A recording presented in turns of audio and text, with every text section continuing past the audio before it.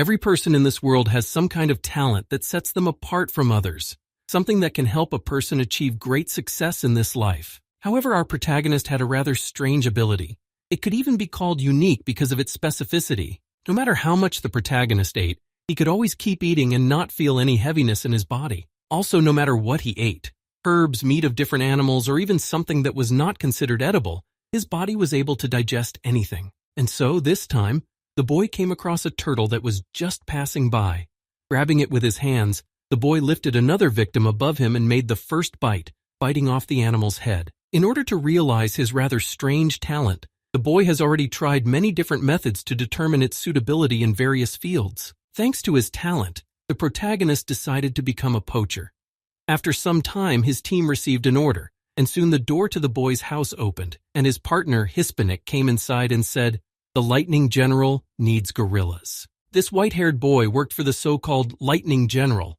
Hearing the request for animals, the protagonist asked menacingly, "Bodies?" To which Hispanic replied, "No, he only wants heads and arms." When the benefit was obvious, the protagonist, loading his gun, said, "How many do you need?"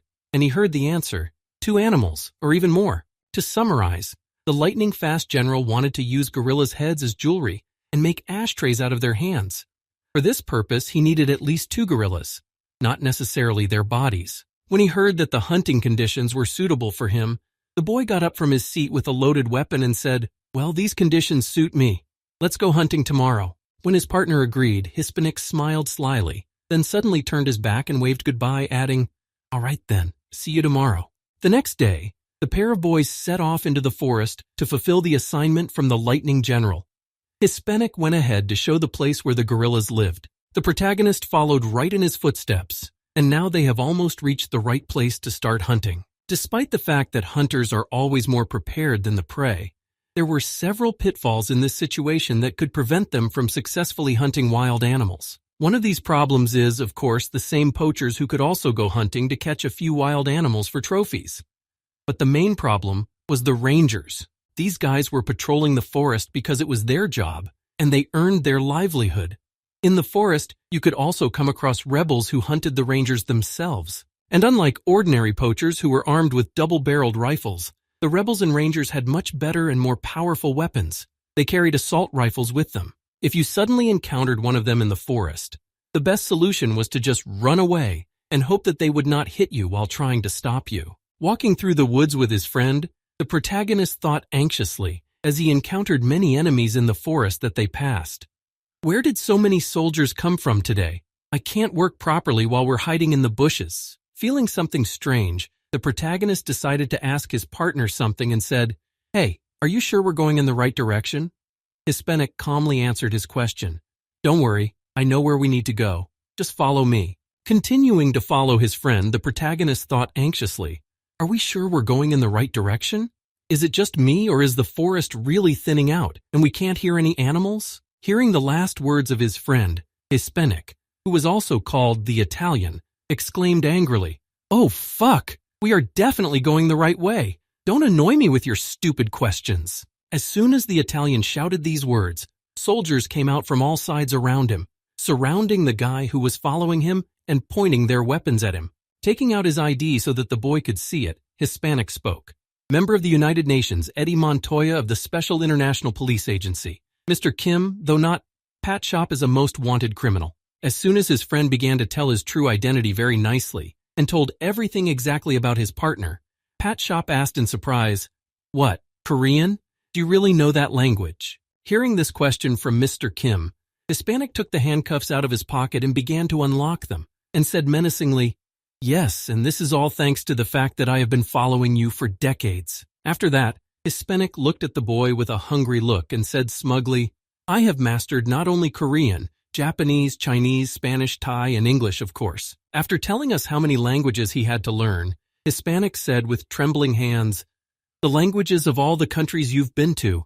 I had to learn them all." Handcuffing the boy, Hispanic added, "You're involved in murder, poaching, smuggling, fraud, organizing a criminal group, drug trafficking. Fuck, that's a lot of stuff, and you will be detained on charges of these and other crimes." After some time of reading him his rights and telling him everything he was accused of, Hispanic and the military led Pet Shop to their car. After loading the criminal, Everyone went to the police station. With his head down in annoyance at being caught in such a stupid trap, Pet Shop remained silent the entire way, lest he suddenly let out his anger at the people around him. It is still early. There was no need to rush. When the boy calmed down, he decided to ask a little about how he had been spotted and asked, "Poaching, General Lightning. It was all set up, wasn't it?" Hearing this question from the detainee, the joyful Hispanic smiled slyly and said, "That's right. It was all planned. What did you think? That you would be able to do all this with impunity for the rest of your life?" Recalling the path he had to go through to achieve the current result, Hispanic said irritably, "It took me 3 months to get closer to you. It took another 3 months to gain your trust." Talking about the long journey of acting, Hispanic added, "I almost died from the whole performance, which lasted 6 months. You can be nominated for an Oscar for Best Actor." Speaking about his long and thorny journey, Hispanic added, "Now you have nowhere to run." Immediately after these words, the Spaniard heard the phone ringing. Taking him away from his triumphant story, the irritated Hispanic picked up the phone and spoke aggressively. "What do you want? What kind of bullshit are you rubbing into me about 2 months?" Suddenly, after these words, the car in which the police officers were traveling with a particularly dangerous criminal shook. When the soldiers felt it, they were frightened and exclaimed, "What's wrong? What's wrong with the car?" The reason?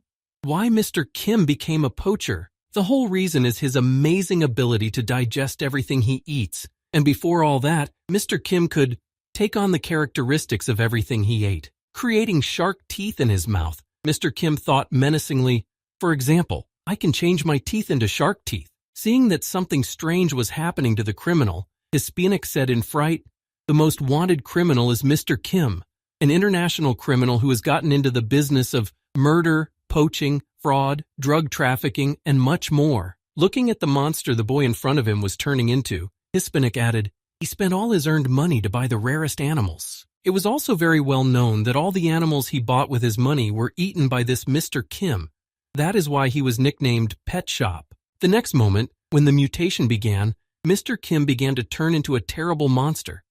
Turning his head to the left, one of the guards who was supposed to protect him was confused and just stared in amazement at the process. At the same moment, the military officer's partner, who noticed the change, nervously shouted to Pat Shop, "What are you doing? Stop! If you don't stop right now, we'll be forced to shoot." Having given the warning and not noticed any reaction to his words, the soldier opened fire after the words, "Stop it immediately, or else fire!" No one could understand Mr. Kim's motives, why he did it, and what his goal was.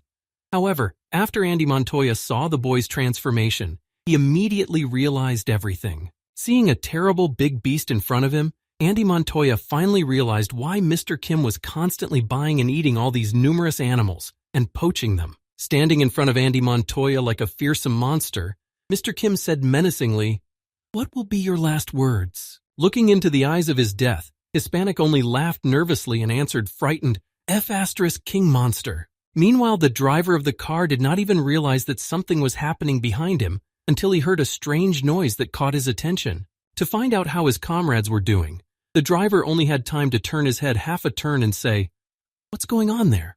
when a huge hairy hand came out of the wall and reached for him. The next moment, the car crashed into a tree and stopped. All the soldiers were killed and their vehicles were completely destroyed. There was no communication with them.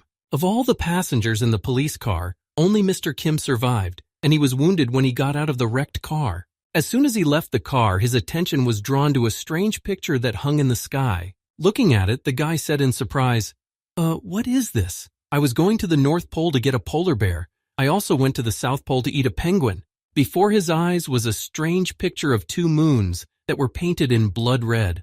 Looking at this strange sight, the boy, whose shadow looked like a monster, said in surprise, "I've been all over the world, but this is the first time I've seen something like this." After this incident, Mr. Kim, standing in front of these 2 months, began to recall how it all happened to him and where he ended up because of it.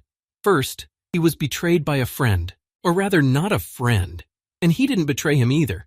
Mr. Kim was simply misled by his partner, who was an undercover officer, and was arrested. After that, he had to use his own force to free himself from captivity. After killing everyone and destroying the police car, he managed to get out, and when he got out of the car and looked up, he saw 2 moons in the night sky.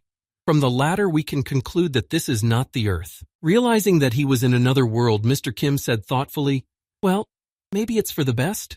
At least I think so for now." Recalling what had happened to him recently, he added thoughtfully, "If you recall what his friend Hispanic said, I have committed many crimes, and all this time I was hiding from justice." Recalling that the police and the UN were always on his tail trying to capture him, the guy added thoughtfully, "Here, I certainly won't have to hide from anyone." As soon as Mr. Kim said this, he heard a growl behind him.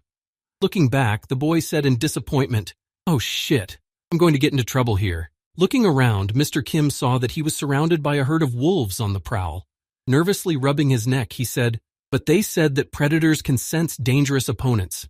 It must have been a complete lie." As he began to analyze the enemies to determine who was in charge, Mr. Kim saw one that stood out and said thoughtfully, "Is it you, the leader of this herd?" While Mr. Kim was analyzing his enemies, they slowly approached him to close his escape routes. When the distance became short enough, the wild animals decided to attack, rushing at Mr. Kim with all their might. Noticing that things were going badly for him, the boy began his transformation. This time he turned into a tiger. His body took on the shape of a gorilla and his head the shape of a tiger.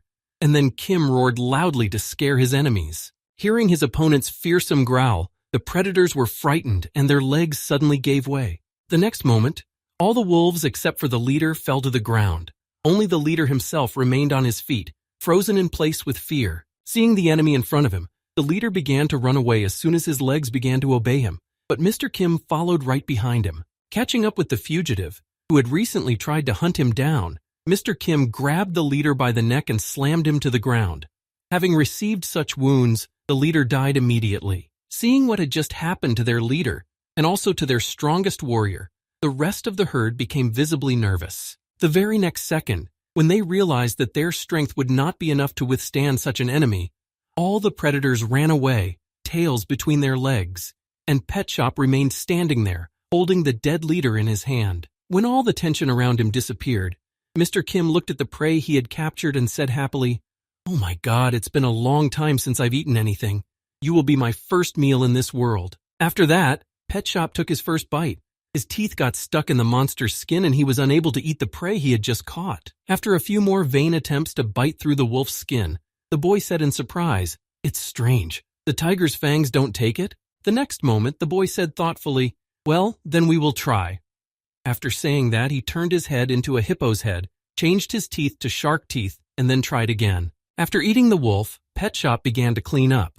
Wiping his lips of food residue, Mr. Kim said thoughtfully, "It's all so strange." Thinking back to the moment when he bit through the wolf skin, the boy said thoughtfully, "It was just the skin of a wolf, but why did I need the mouth of a hippo to eat it?" Then he added, "However, the mouth was not enough. I also needed the teeth of a shark to bite through it. It is strange that not only the skin of this monster was so hard, but also the enemies themselves are strange." Standing in front of these two moons, Mr. Kim thought, "It's strange, according to my logic, things should have gone a little differently here. Logic? Maybe in this world logic doesn't work at all." After a while, the boy was again enjoying the meat of some strange inhabitant of this strange new world. When all the meat was gnawed to the last piece, the boy threw the bone back into the general pile of waste. It had only been a week since he had come to this world, and in that time he had already killed and eaten many different animals, judging by the number of bones that lay in his cave. During this short period of time, the guy managed to hunt different animals. First, he caught a bear with disproportionately large front paws. After that bear, there was also some kind of snake. It was not clear whether it was poisonous or not. In addition to these monsters, there was a deer with horns sharp as spikes and many other things. After finishing his feast, Mr. Kim went hunting again, thinking, all these animals were similar to those on Earth, but with some peculiarities. The logic of this place is different from Earth's. Moving further into the bushes in search of a new victim, the boy added, "There must definitely be some kind of system here. So in order to find out, I have to learn as much as I can about this place. Today I'm also—" Before he could say this, his words were cut off, because he noticed a strange yet familiar image wandering alone in the forest. Turning into a monster to avoid being killed by accident, Mr. Kim thought in amazement, "This is really a human being," and then began to follow him. When he noticed that there were also humans here, Mr. Kim walked toward him thinking, "There are humans here too, unbelievable. Maybe I can even learn something from him." He then put his hand on the man's shoulder and tried to call out to him. The ability to add body parts of eaten animals to your own is far from omnipotent. It is limited by the fact that the body parts must be similar. That is, a hand can be transformed into a bear's paw, but it cannot be transformed into an alligator's mouth. In addition, it is almost impossible to adopt the features of a crayfish or millipede because of the huge difference in the anatomy of these species. And you also can't use inappropriate functions. For example, now that Mr. Kim had an eagle's head, he couldn't speak like a human. His speech was more like a bird's cry. When the man saw such a monster in front of him, he immediately broke free from his hands and ran away, screaming in fear throughout the forest. However, he was out of luck. While running away from one monster, he came across another.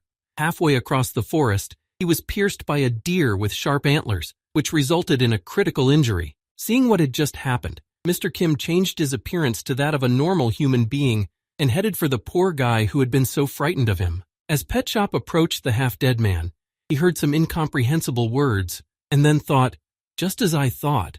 Their language is completely different from the one I know. Then, after standing over the man's bleeding body for a while, Pet Shop said, unfortunately, I can't help you here, and there is no need to. Of course, I need to learn more about this world, but we wouldn't understand each other anyway. After the man eventually died, Mr. Kim ate him because it would be easier to get information. Thanks to his powers, he could read the memories of the man he ate through his brain, and with the help of this, he could learn the language of this world. After the man was eaten, the boy changed into his clothes. However, that was not all. The most important acquisition was the boy's book called The Encyclopedia of Monsters. In it, you could learn a lot of new and interesting things. Thanks to this book, Pet Shop was able to find out what animals were found in this world and what kind of system this world has. On one of the pages, there was a description of wolves. Name, impenetrable wolf. Size, on average M weight, on average kg. Abilities, bite, growl. Thanks to the system that operated in this world, Kim would finally be able to achieve his goal, which he could not achieve on Earth. And so, 2 months later, he accidentally came across a troll, whom he also defeated. But after a while, he recovered. And then Kim said in surprise, so this one has the ability to regenerate? Looking at the head, which was now intact, Pet Shop said in amazement, the brain that was smeared into mush regenerated in a month. The book didn't tell us about it. It's just incredible. After that, the guy began to conduct various experiments on trolls, which would still recover after a while. At first, the experiments were conducted on the insides. The boy carefully examined the entire body of the monsters to find out what features and shortcomings he had.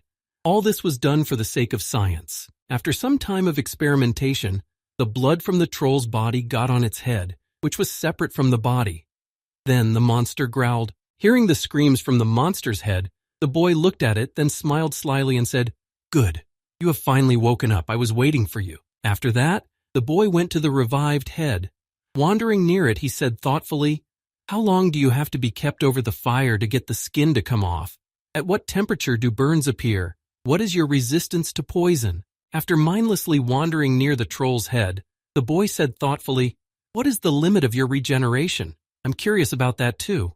My God, there are so many more tests to be done. Turning his whole body to the troll and closing the book in front of him, Pet Shop said menacingly, so you choose what experiments we're going to do on you. Meanwhile, somewhere in the endless forest in the north, in the Onyx Oaks clan, a man met with the troll leader. Seeing that someone had arrived, the leader angrily asked, you say you are Daredevil? Hearing the question from the monster leader, the man answered, it was predicted that a monster would be born here in the endless forest. It will devour everything in its path. After telling a small part of the prediction, the warrior added, he will also be able to use the skills of the victims he devours. He is a real monster. At the same time, somewhere in a large forest in the territory of trolls, several representatives of this species decided to go hunting to find something to chew on in their free time. Walking their way, the trolls came across some strange small footprints that someone had left behind while traveling so carelessly through dangerous lands. Noticing these footprints on the ground, one of the trolls suddenly bent down to examine them in more detail and then spoke menacingly, human footprints! As it turned out later, these trolls had returned to their camp after a foray into the forest. With a menacing smile, the boss of the squad said irritably, damn guards. After that, the squad leader started licking his lips and added thoughtfully, I was wondering where they all disappeared from their observation post. Immediately after these words, there was a loud sound of a blow. The boss banged his hammer on the ground and shouted menacingly, "It turns out they decided to eat the humans themselves." Looking back to his comrades, the boss of the squad said menacingly, "Quickly track them down before we are left with nothing but bones." To which he heard in reply, "Yes, leader." Just as they were about to set off on their search, a frightened cry from one of the trolls came from the cave, trying to call for help, shouting, "Someone! Someone!" At the same time, somewhere in the cave, Mr. Kim was about to eat a troll's head, but was interrupted. Some strange noise came from the street, leaving the troll's head alone, which he wanted to eat. Pet Shop said menacingly, "I was just about to go out and find some new subjects myself. You've made my job a lot easier."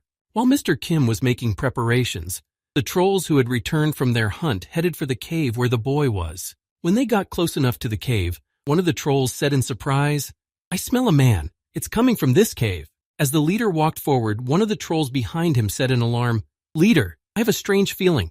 Maybe we should get out of here, or at least be more careful." Hearing that his friend was worried for some reason, the gang leader said irritably, "It looks like they decided to eat everything they could catch. What have they done here? They even sawed something."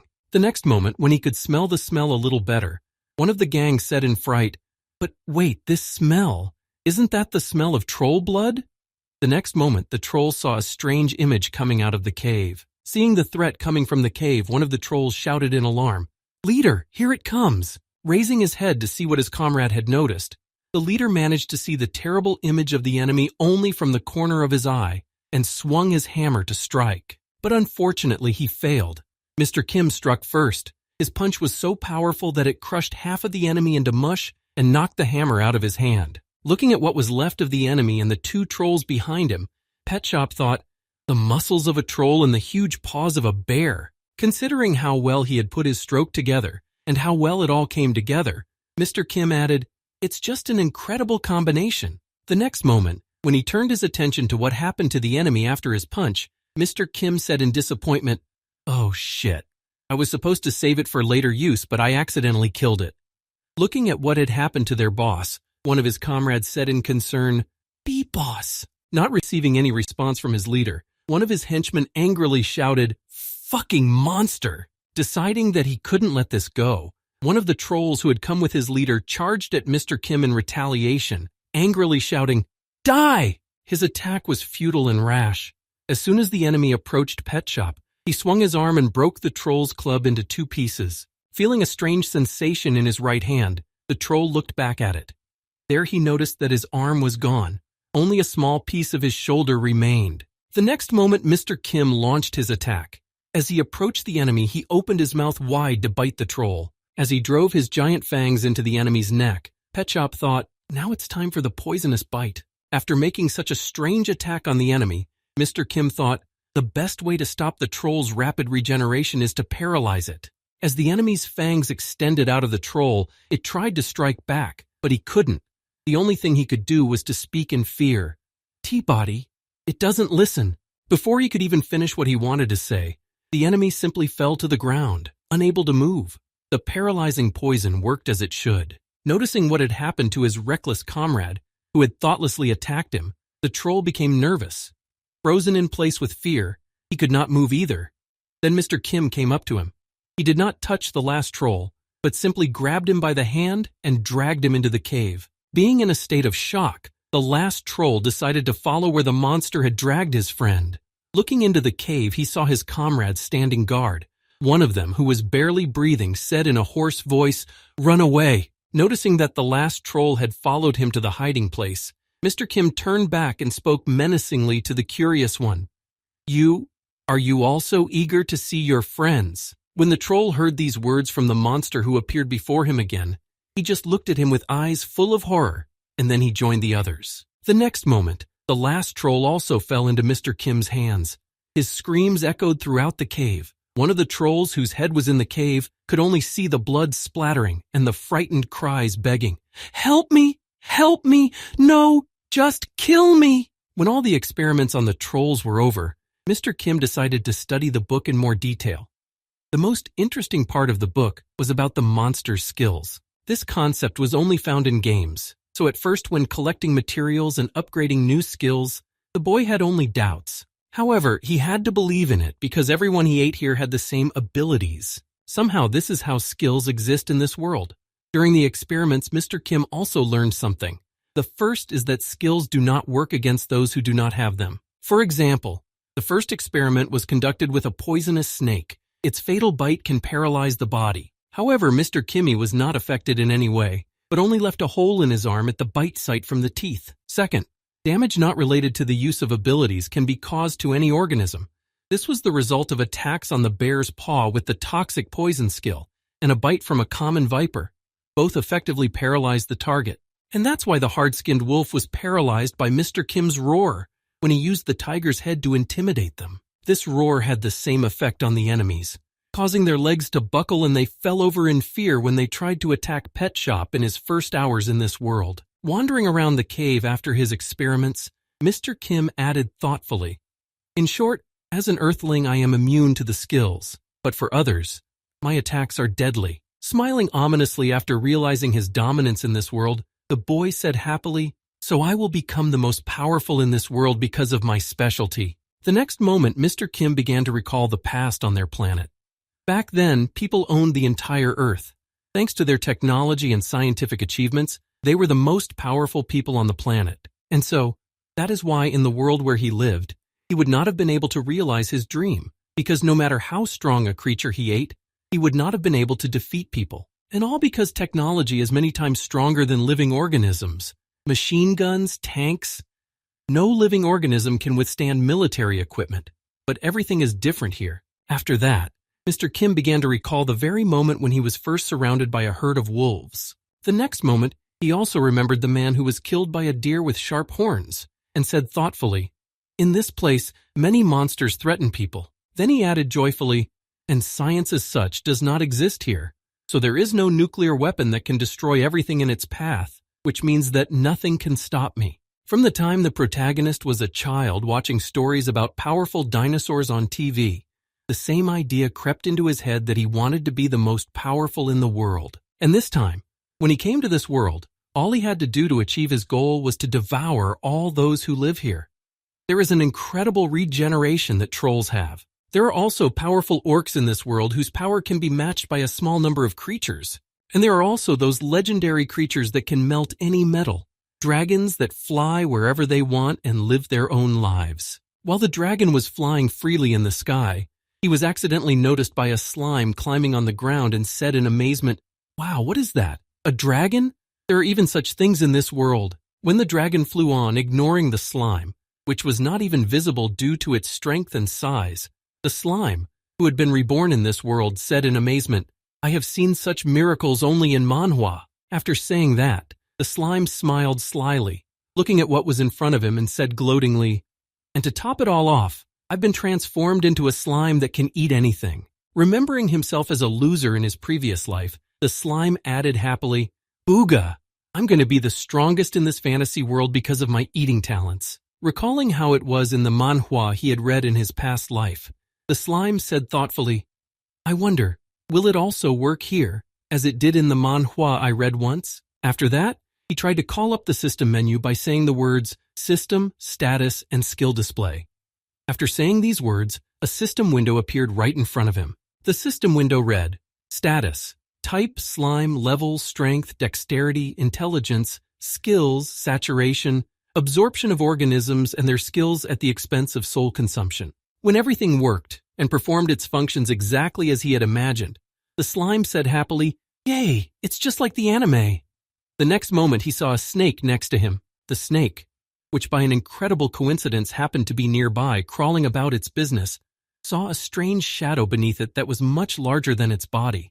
Looking up, she saw something strange. Right above her was a slime that had grown to an unprecedented size and was almost covering her with its body. The next moment, the slime fell on the snake to devour it and shouted, "Saturation!" When the attack was complete, the slime began to digest it right inside itself, breaking the monster's body into small pieces.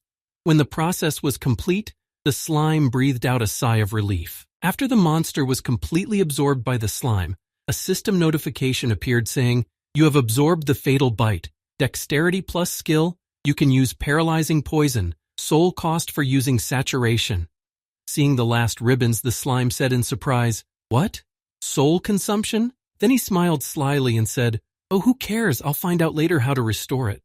After that, the slime went further into the forest to look for prey. As he traveled through the forest to improve his characteristics, the slime consumed everything in his path without being picky. He first spoke when he found his first victim.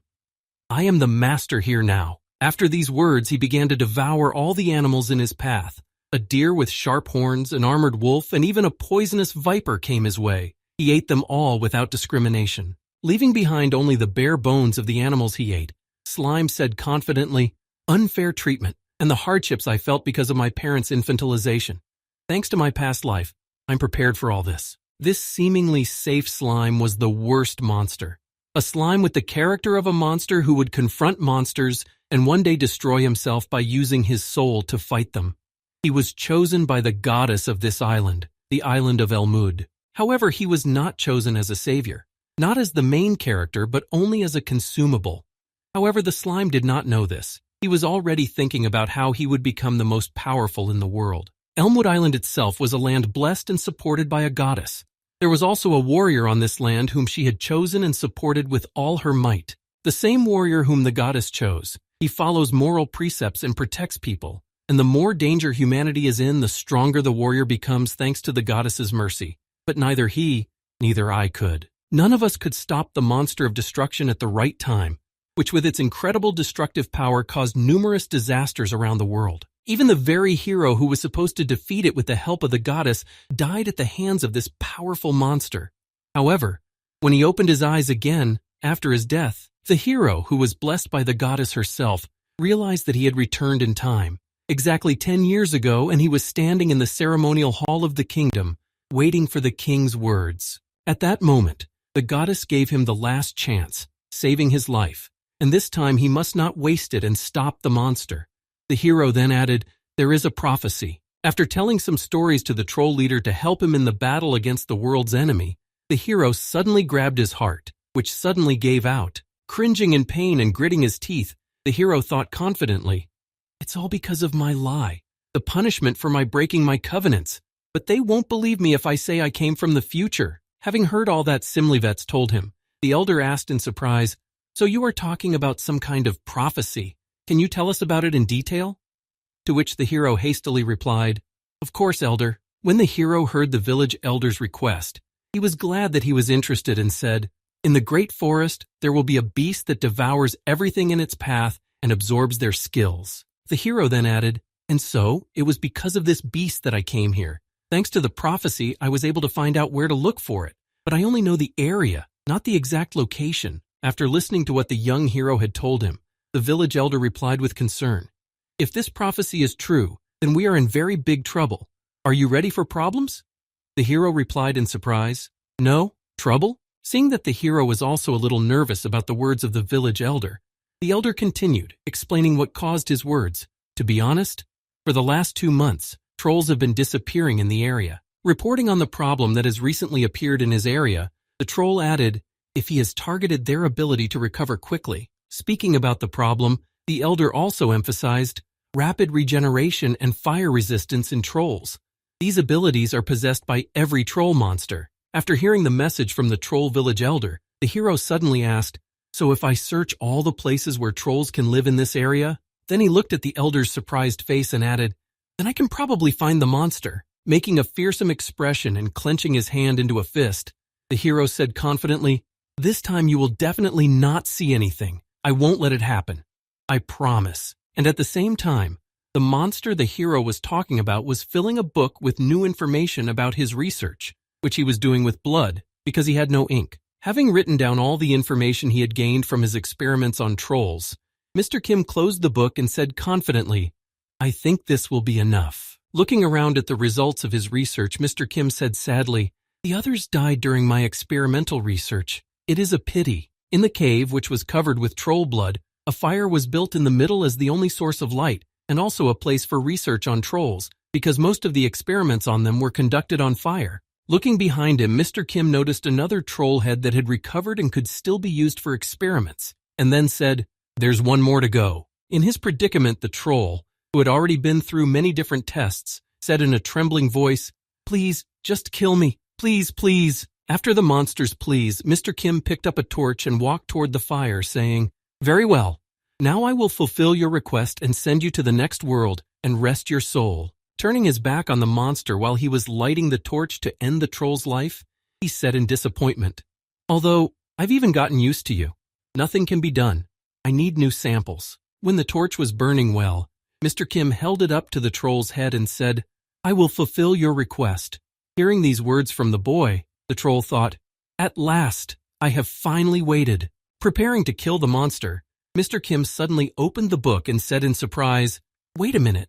Can the blood of a troll be used to make a healing elixir?" Hearing this, the troll, who had thought his suffering would finally be over, cried and heard Mr. Kim say, "You will have to live a little longer." After that, Mr. Kim squeezed all the blood out of the troll's head and began to boil it to test his elixir experiment. Desperate, the troll said wearily, "Fucker, just kill me." While the potion was brewing, Mr. Kim continued to look at the Book of Monsters to see what other monsters there were in the world. Suddenly, he noticed an interesting species that caught his eye. He came across the following in the book.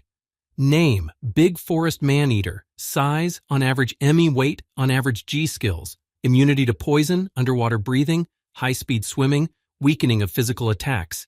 Independent creatures that live in a large forest. They are more like humans than monsters. They are hostile to strangers in their territory and try to kill them if they are detected. That is why they are listed in this guide.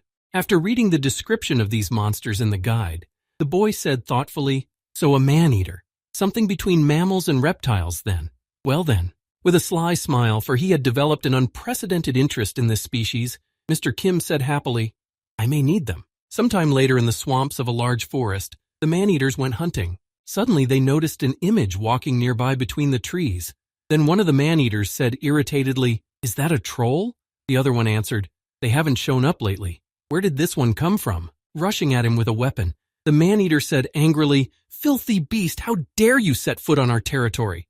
Before he could finish speaking, one of his comrades flew past him. Looking back to see what it was, the ogre said in surprise, "What just happened?" The next moment, a strange monster with the head of a snake and the body of a troll appeared above him, looking directly at him, and grabbed the man-eater by the neck with its hand. The next moment, the enemy reached out to devour the ogre with its mouth wide open, and now the man-eater was already in the throat of this strange monster. Seeing what had happened to his friend, the third man-eater exclaimed in fright, What's going on? Monster!" As the monster swallowed his friend with ease, the third man-eater thought in fright, "This is a nasty feeling of overwhelming fear. I don't know who he is, but I am sure, if we do not kill him, the further existence of our race will be jeopardized." Immediately after these thoughts, the third man-eater rushed into battle to finish off the enemy. He thrust his spear at the enemy and managed to wound him in the shoulder, shouting, "Die!" However, the wound inflicted by the man-eater quickly healed on the monster. Noticing that the wound had healed very quickly on the strange monster, the man-eater shouted in fright, "Regeneration? It can't be!" Then he added in surprise, "But this is a troll skill." Immediately after these words, Mr. Kim released poison from his teeth directly at the man-eater. The venom hit the man-eater right in the eyes, blinding it for a while. Brushing the venom from his eyes with his hands, the man-eater tried to open his eyes. When the effect of the poison wore off, but he did open his eyes, he said in surprise, "What is this?" In front of him, he saw a monster that was already heading straight for him. Confused by the fact that he was blinded, the man-eater said in astonishment, "Is it poison? No!" Wiping his eyes, which still had some poison in them, and watching the enemy get closer and closer every second, the man-eater continued, "The ogres, immunity. How is that? Maybe." After that, the man-eater fell into the swamp, unconscious from the venom that had been ingested. After that, Mr. Kim grabbed it by the leg and dragged it to his cave to eat it later. Meanwhile, a slime that was walking through the forest, devouring everything in its path, caught an orc, which it was also able to easily devour thanks to its skill. Having sucked the bones of his victim, the slime simply spat it back out and went on hungrily, looking for something to satisfy his hunger. With a heavy sigh of disappointment, the slime said, "The orcs have nothing either. I only raised one level. Why is it so difficult?" Walking further along the path, the slime suddenly smelled a strange odor coming from the cave directly ahead of him and said in surprise, "What is that smell of blood?" After that, slime immediately used his skill to get a better look at what it could be and said, "Hard wolf skill, search for creatures." After using his skill to see a lot of food in the cave, Slime headed toward it, saying happily, "It would be a sin to pass by such a gold mine. Boogaga!" After walking a little way, the slime saw a huge number of cannibals lying in the cave, and he said in amazement, "Lord Almighty!" Considering how much food he had accidentally found, the slime added joyfully, "It's amazing. There are so many experience points here. What can you see in front of you? It's a treasure." After saying that, the slime licked his lips greedily and continued, "Honestly, I don't even know who did this, but I am very grateful to you for what you have done for me." When all the monsters were eaten, Slime noticed the system notifications that told him about his new skills. Reading over what he had received, the slime said happily, "Underwater breathing, immunity to poisons, and fast regeneration. It's just a holiday." While Slime was rejoicing at what he had received, he didn't even notice that someone had crept up behind him. It was a hero who had received the goddess's blessing and had come to free the forest from the monster. Noticing a huge shadow above him, the slime looked back and said in surprise, "Who are you?" Hearing that the slime was also talking, the hero thought in surprise, "I was just following the troll's footsteps, and suddenly I felt someone's sinister aura from this side." Then he returned his gaze to the slime blob in front of him and continued, "But this is just a slime?" Looking at the slime, the hero continued, "No, it's not that simple. I have a premonition." Meanwhile, the slime looked at the hero angrily and said, "Hey, what are you looking at? Who are you, I ask?" When the slime didn't hear an answer to his question, he repeated it again in an aggressive tone. "Hey, are you ignoring me? I'm asking you again." At that time, the hero thought, "I feel that this creature is pure evil." After these words and his premonitions, the hero looked at the slime that was treating him so aggressively and said, "Ia, a warrior." After these words, the hero's heart suddenly started to pound again. It was all because of the hero's commandments. One of them said, "One should not hide one's true nature from others." When Slime finally received an answer from the guy standing in front of him, he said indignantly, "What? A warrior? That sounds strange." After saying that, the slime added, "Isn't that a title given to the main character? I guess I need you to level up." Oh shit, the anime started with dragons, and here they send me some insignificant soldier. Looking at the slide, the hero blanched. I don't know what he's talking about, but it's definitely some kind of insult. Meanwhile, the slime continued to carry all sorts of insults. "Wait, if you're a warrior, then you've received the blessing of the goddess?" When the hero understood the slime's speech, he began to understand roughly what it was talking about. The next words of the slime were as follows, "What a lowly person you are, and you are blessed by a lowly person." Continuing to express his insults toward the hero and the goddess, the slime said, "Your patroness is such an empty head. I'll find a place for her in my harem later." Listening to the insults in his direction, the hero was still holding back, but when he heard the insults in the direction of his goddess, he reached for his sword. After that, the hero looked at the slime with a menacing look and said, "Many people have insulted me. They even threw mud at my parents. However, I forgave them all as a warrior should." The next moment, the hero grabbed his sword and spoke menacingly. "However, I have never met anyone who would dare to insult the creator of Elmwood. Moreover, such people should not exist." Hearing these words from the hero standing before him, the slime said sarcastically, "Are you really offended? Are you really offended by the truth I told you?"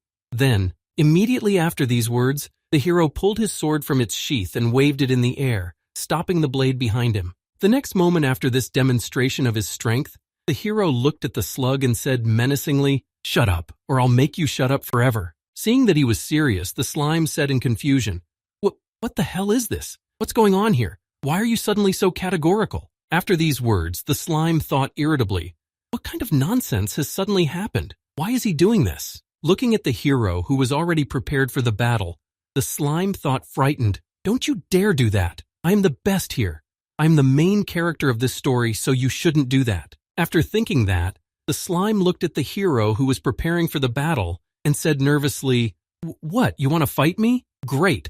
I'm wondering what rank I'll get if I finish off the warrior." And then he added menacingly, preparing to attack first, "But the most important thing of all is that I will gladly absorb all your skills." Hearing what the slime had just said, the hero thought in confusion, "Really?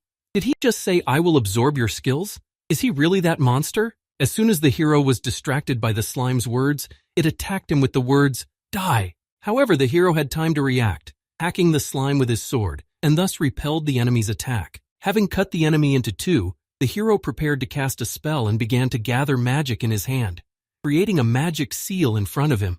The next moment, the hero burned the part of the slime that he had cut off from his main body so that it could not regain its original form. Looking to his left to catch a glimpse of the enemy he was about to face, the hero thought, no matter how much of a slime he is, if I destroy a part of him, he will not be able to recover. Left with a part of his body, the slime angrily exclaimed, "What a bastard! But I don't care how badly you hurt me because I can do this." After saying that, the slime shouted, "Fast regeneration." After he said that, the troll's skill was activated, and it began to restore the lost cells and return the monster to its original form. Having fully recovered from the boy's attack, the slime said happily, "Wow, fast regeneration, troll. This is just some kind of cheat." Seeing that he could regenerate even without the lost parts of his body, the hero said in confusion, "So it turns out that you are indeed the very disaster mentioned in the prophecy." Immediately after saying this, the hero decided to use his most powerful skill to finish off the slime.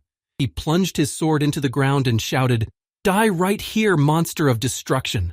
Hearing such strange words from his opponent, the slime looked at him in surprise and said in a confused voice, "What are you talking about? The destruction monster." Before the monster of destruction could finish his speech, the hero shouted, raising his sword above him and using the skill, Judgment Day. The next moment, a pillar of light fell on the slime and began to split it into small pieces, drying out the body parts. Being right in the epicenter of the attack, the slime screamed in fright, feeling pain all over his body from such a sudden attack of light performed by the hero. At the same time, somewhere in the swamps of the endless forest, Mr. Kim continued to conduct his experiments. This time he got something interesting. Before, he could not talk to the animal's head. But now, after he had absorbed a man-eater that he had caught by accident while hunting when it decided to attack him, he discovered a new ability. Now even with the reptilian head, Mr. Kim was able to talk. It was a hybrid of a mammal and a reptile. Making some sounds to test his speech, Pet Shop thought how interesting it was. After he brought the previous cannibals he had killed to his cave, he went back to the swamps for a new batch of enemies. At that time, there were new warriors in the swamp. It was just perfect, because for his experiments he needed new experimental rats on which he could experiment. While the patrol was walking through the swamp, one of the lizard men noticed some movement near him. It was a strange shape, but it looked like his comrades. When the enemy came close, one of the man-eaters asked nervously, raising his head up, "Man, lizard?" Seeing the enemy standing right in front of him, one of the members of the man-eating squad shouted out in alarm, "Idiot! He's not our comrade! Attack him! Don't let him get out of here alive!" The next moment, the two ogres stabbed Mr. Kim with their spears, piercing him through and through, but he still did not stop his actions. He sprayed poison into his hand. After the poison was ready to use, Mr. Kim grabbed one of the cannibals by the head with his hand so that the poison hit him directly in the eyes. Immediately after the venom hit the cannibal's eyes, it fell to the ground, losing consciousness. When his comrades saw that he was affected by the poison, they became very nervous. The next moment, regrouping, the two remaining cannibals decided that this could not be allowed to happen. Gathering their thoughts, one of them shouted, "Come on, let's attack together." As soon as the second of the cannibals attacked the enemy, he also received his portion of the poison, which neutralized him, and he lost consciousness, like his comrade. The last warrior left behind, who had not yet attacked the enemy, spoke in fright when he saw what had happened to his squad leader, Mr. Red Spark. A few seconds later, Mr. Kim took two of the cannibals by the tails and headed for the last one, which was standing still, but he still could not decide what to do next. As he approached the last of the enemies that decided to attack him, Mr. Kim grabbed it by the throat and dragged it into the cave to experiment on it. At the same time, somewhere in the endless forest, the hero was dealing with the slime, whom he considered the main villain of this world. When he saw that there was nothing on the tag, he confidently said, putting down his weapon, "That's it, he's finished." After this battle, with a confident victory, the hero went away without making sure that the enemy was definitely destroyed. A few seconds later, when the hero left the battlefield, the slime fell from the sky. Heavily wounded by the hero's attack, the slime headed for the cave, where it found plenty of food. Crawling inside, the slime spoke heavily. "It's dangerous. I need to restore."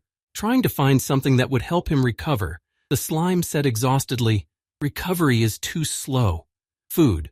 Some food. The vile warrior who did this to me." Cursing the warrior, the slime continued to crawl into the cave and said in an irritated voice, "Someday I am right in front of your eyes, this worthless goddess of yours, so that you realize that you cannot treat me like this." Suddenly a boy entered the cave. When he saw that it was completely empty, he dropped the man-eaters he was carrying in surprise, and then said angrily, "What? Where did everything go from here? What kind of bastard dared to do this?" When the slime heard a human voice, it looked back. Mr. Kim was standing in front of him. Then the slime began to look at him with a greedy look and said happily, "Oh, the food is here." After saying this, it immediately attacked the boy to devour him, and to restore his lost strength after the battle with the hero, and to regenerate the lost part of his body. Immediately afterwards, the reborn slime remembered his past life. He lived an ordinary life as a hermit.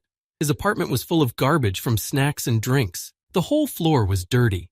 In the room there was a table with dirty dishes that had roaches in it, a TV set, a bedside table with idol statues, and the reborn guy himself watching a show on TV. Recalling the conditions in which he lived, the fat loser began to tell the story of his past life. "When I was still a human being, in the past, people around me called me a piece of shit, and I just lived, relying on my instincts. After that, the fat man reborn in this world continued his story. And my instincts, by whose laws I lived, told me to survive in this world and not to overexert myself." Recalling what he did with most of his free time, namely playing video games while sitting on the couch and eating fast food, the fat man continued, "Not doing hard work, and really, why do something you don't like?" Recalling his relationship with his parents, who were constantly scolding him about his career, the fat man continued, "I didn't listen to my parents either. They turned their backs on me because I got a little fat, and I never found a job until I was 40. After his parents once again scolded him for his laziness and obesity, the fat man threw the joystick on the floor and said angrily, "I didn't really want to have poor parents either." After another fight with his parents, the fat man plopped down on his bed and said tiredly, "But I don't care. Somehow it will all come together. My life will change by itself." And so one day, it all happened by itself. Everything was exactly as he said, but a little different.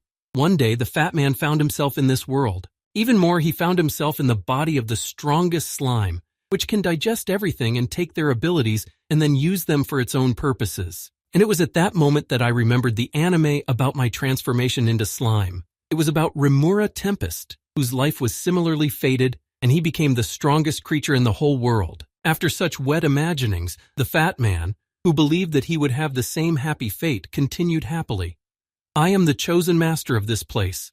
From now on, I will be the strongest." Returning from his memories to reality, where his condition was not the best, the slime said resentfully, "Even though my appearance is beaten up because of this bastard, it's just another test for the main character. I will absorb all the skills of this world and take revenge on him." After that, looking back when he heard someone's voice, the slime said smugly, "I told you I was in charge. Look, the food is coming to me. Now I will restore my strength and gather skills." As soon as the slime began to speak, Mr. Kim spoke in surprise, looking at him with a bewildered look. "What the hell is this? Some kind of disgusting thing has made its way into my house? What exactly does it want to find here?" The next second, the slime jumped right on top of Pet Shop to eat it, and thought happily, "Oh well, bon appetit, it's time to start eating." When Mr. Kim opened his mouth to swallow the slime, he was instead excited to start his feast from the inside, thinking, "Great, I'll eat you from the inside out." The next moment Mr. K swallowed the slug that jumped right into his mouth, but it felt a little strange. Well, with the present out of the way, it's time to find out what happened in the last 2 weeks. Let's start with the bad news. The laboratory in the cave where the experiments were conducted is no longer suitable for further use. While Mr. Kim was hunting cannibals for his experiments, a slug made its way into the cave and contaminated everything around it. When the owner returned, he smelled a terrible odor that cut into his nose. When the bad news is over, it's time to interrupt it with good news. And so, at the moment when the slime attacked Mr. Kim, the boy was able to defeat it. To be more precise, defeated is a bit of a stretch, as if he had to fight him. It would be more accurate to say that he simply absorbed him, but he has already mastered it. By the way, this slime had quite interesting skills. Also, in the handbook that I managed to get from that guy, it was said that slimes can evolve into anything. It can take the form of anything it has absorbed before. The slime's diet is quite wide and varied. From mice and insects to poisonous grass and soil, slimes can also eat minerals, a variety of ore, If slimes eat mostly only ore, then some interesting things happen to them. Here's what happens to a slime when it eats only ore. Name: metal slime. Size varies. Weight varies. Skills: metallization, metal detection. This species usually lives in mines and eats only ore. That is where it can be found. At first, Mr. Kim could not eat the ore he mined in the mines. More precisely, he could, but it was simply digested in the gastrointestinal tract and had no useful properties. After that, the ore was excreted as excrement. It was of no use at all, only as a food product in the absence of anything else. Nevertheless, the slime was not restricted in any way in its food. However, now that Mr. Kim had absorbed the slime, he could even eat metals. In addition to this, he could also take their form to strengthen his body. Meanwhile, somewhere in the land of dragons, in the middle of an endless forest, there was a tall rock with a hole in it. It was the nest of a great and powerful dragon. Although this dragon was great and powerful, and he had his own subjects to protect, he had no name. Why did this dragon not have a name? That is an interesting question. It is because, in his own words, a noble dragon who has lived alone for many days does not need a name. The majestic dragon then added, "However, even though I had no name, my subjects gave me their own name to worship." When the dragon returned home, a baby was waiting for him in the nest. A spark of fire, the one that dances in the sky. That was the name given to this dragon. Upon his return, hearing the voice of his waiting passion, the mother dragon said joyfully, "My child." After that, the mother and her child touched each other with their noses to greet each other. The man-eaters who lived in this vast forest were the same creatures who worshipped the dragon and gave him a name to identify him. Sometimes these man-eaters brought jewelry as an offering to ensure their safety and prosperity. This way they bought themselves protection from invading enemies. However, after the birth of the cub, the mighty dragon began to pay less attention to what was happening in the forest. The only thing that worried her the most was her cub. However, after a while, even though the cub was left alone in the nest, the mother dragon would fly out of her home to check on it. It's unlikely that anything happened, but it doesn't hurt to check. With these words, she would go on patrol. After these words, the dragon would leave her nest and take flight, soaring over the vast lands of her forest to make sure once again that there was no danger to her cub and her subjects. While flying over a part of her domain, the dragon noticed something unusual that caught her attention. Without hesitation, the dragon landed to get a better look at what she saw from above. Someone's blood was spilled on the ground. Noticing it, the dragon said in surprise, "Here I see the marks of a confrontation. Is it possible?" There were also footprints on the ground near the spilled blood, leading in an unknown direction.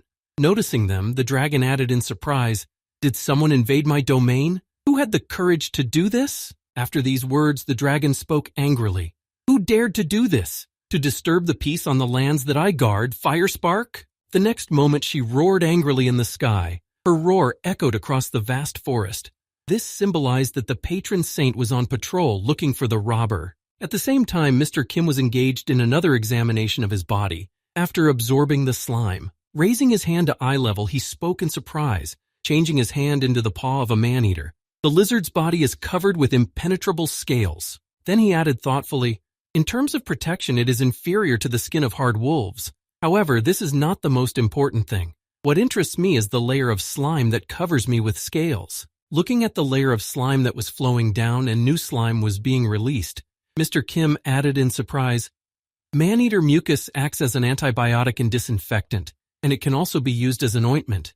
But that's not even the most important thing. A layer of mucus has one direction, while slime mucus is a combination of several. That is, if he absorbed metal and transformed the slime into a metal slime, Mr. Kim could definitely become stronger. There was only one problem left. Where could he find pure iron to absorb it and transform the mucus into metal? After thinking about this, Mr. Kim used his eagle-eye skill to look around him and find the iron. Climbing to the edge of the mountain, he began to look for the material he needed. As he turned his head in different directions, he suddenly noticed something that caught his eye and might have some value. Relatively far away from him, Mr. Kim saw orcs mining ore and said thoughtfully, "Yeah, it's probably going to be relatively difficult." After he spotted a place where there might be iron, Mr. Kim opened his inquiry book and said thoughtfully, "This seems to be orc territory." Orc characteristics from the reference book. Name: Onyx Orc. Size on average cm. Weight on average G. Skills: developed musculature, survivability, fighting skills. Members of the strongest orc tribe on the continent in the Great Forest. These creatures value honor and pride. They are rarely sinister creatures that are classified as monsters. Looking at the monster handbook, Mr. Kim spoke thoughtfully. Approximately 40 individuals? Too hard. After learning the number of enemies, Mr. Kim said in embarrassment, "Even for me, that's quite a lot of opponents." After thinking about how he could get the necessary minerals, Mr. Kim said thoughtfully, "If they would just leave their mines for a Sunday." As soon as he said this, a huge dragon suddenly flew over the boy. Raising his head up to get a better look at who had just flown over him, Mr. Kim said in surprise, "What? Is that really a dragon?" The next moment, Mr. Kim remembered something, the memories he had received from the man-eaters he had eaten. Then he said thoughtfully, "According to the lizard's memories, it is now raising a child." Thanks to his skills, the boy could convert the brains of his prey and read their memories. However, if you convert it completely, you can lose your sanity. That's why he uses only a small part of it. After reading the man-eater's memories, Mr. Kim put down his book and said, "The reference book said that a dragon cares a lot about its cub." After saying this, he smiled slyly and added, "Well, not very interesting." Imagining the baby dragon, he added, "I won't even have to interfere." After a while, the dragon returned to his nest with the prey to feed his child. In order not to keep the captured wolf in its teeth for a long time, the dragon threw it on a pile with other captured animals. After that, the mother dragon said to her child, "Now, my child, listen to me carefully." Putting her nose to her cub, the mother said, "Stay here quietly until your mother returns." After these words, the mother dragon headed for the exit of the cave. Following right behind her, the cub exclaimed nervously, "Mom, what about hunting? What about walking? When can we go outside?" Hearing her cub's request, the mother looked at her cub with a threatening look and said, "Do not even think of going out until I return home." After that, the dragon spread her wings and got ready to leave the nest. But before she left, she remembered something important. Before entering the nest, the mother checked the defense.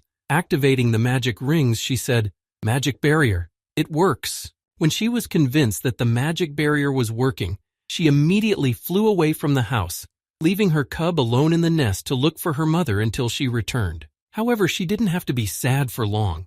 Sometime after the mother's departure, someone's hand appeared on the horizon, followed by the rest of the body. This creature was heading toward the dragon. Now, let's move back in time, half an hour back, so that you can understand what exactly is happening at the moment. So, half an hour ago, Mr. Kim came to a rock with a huge hole in it. To check the traps, he took the monster with him, which he held in his hand. Thanks to the brain of the man-eater he ate, Mr. Kim was able to find out the location of the dragon's nest. While the boy was standing in front of the barrier that surrounded the entire nest, Mr. Kim said in amazement, "Surprisingly, it was much easier to find it than I thought." Once the object was located, Mr. Kim threw it at the barrier that had been placed around the nest of the sharp-horned deer to test its shielding power. The animal was slightly fried by the barrier and then flew back. Looking at the consequences of hitting the barrier, Mr. Kim said in dismay, "I thought so." Then, looking at the extent of the damage and the effect it had on the animal, Mr. Kim continued, "The magic barrier. I also saw it in my memories." After that, he decided to try to pass through this barrier himself. First, he put his hand out in front of him and took a step forward. His hand easily got inside. When the boy realized that this power of the dragon barrier did not work for him either, he was amazed. Yet even this power does not work on an earthling. Leaving the dead deer behind him, which he used to define the boundary of the barrier and its influence on the locals, Mr. Kim went to the nest. And here we are again in the present. When the main problem was overcome, the boy went to the nest. The dragon who was inside it noticed a red hand and became very nervous that he had somehow been visited. The next moment, he saw the entire body of the uninvited person who had come to his home. Confused by this unexpected visit, the dragon took a fighting stance and said menacingly, "Oh shit!" When Mr. Kim finally got to the nest, he stood up to his full height and began to stretch his stiff body parts, speaking heavily, "I'm up high here." To visit the dragon, the boy chose the best look. It was the troll's fangs, the scales of the fatal bite, and various other body parts of different animals. This should have been enough to mislead the dragon cub into thinking that a troll had visited him. Looking at the enemy who had invaded his home, the dragon cub said in confusion, Who are you?" When the boy heard this question from the dragon, he answered in confusion, "Oh, I'm this." Mr. Kim's confusion was understandable. He noticed a huge amount of treasures behind the dragon and added in surprise, "Quite unexpected, isn't it?" The dragon replied, Get out of here. This is our home." Ignoring the dragon's words, Mr. Kim walked toward the jewelry. As he approached the pile, he said in surprise, I wonder what this is." Noticing that he had ignored him, the dragon became very nervous. The next moment, Mr. Kim scooped up some jewelry with his hand and said in amazement, "This is just incredible. The minerals that are mined in the mines don't even come close to this." Angry at being ignored, the dragon decided to strike first and attack the boy, shouting, "Get out of here!" However, his attack failed miserably.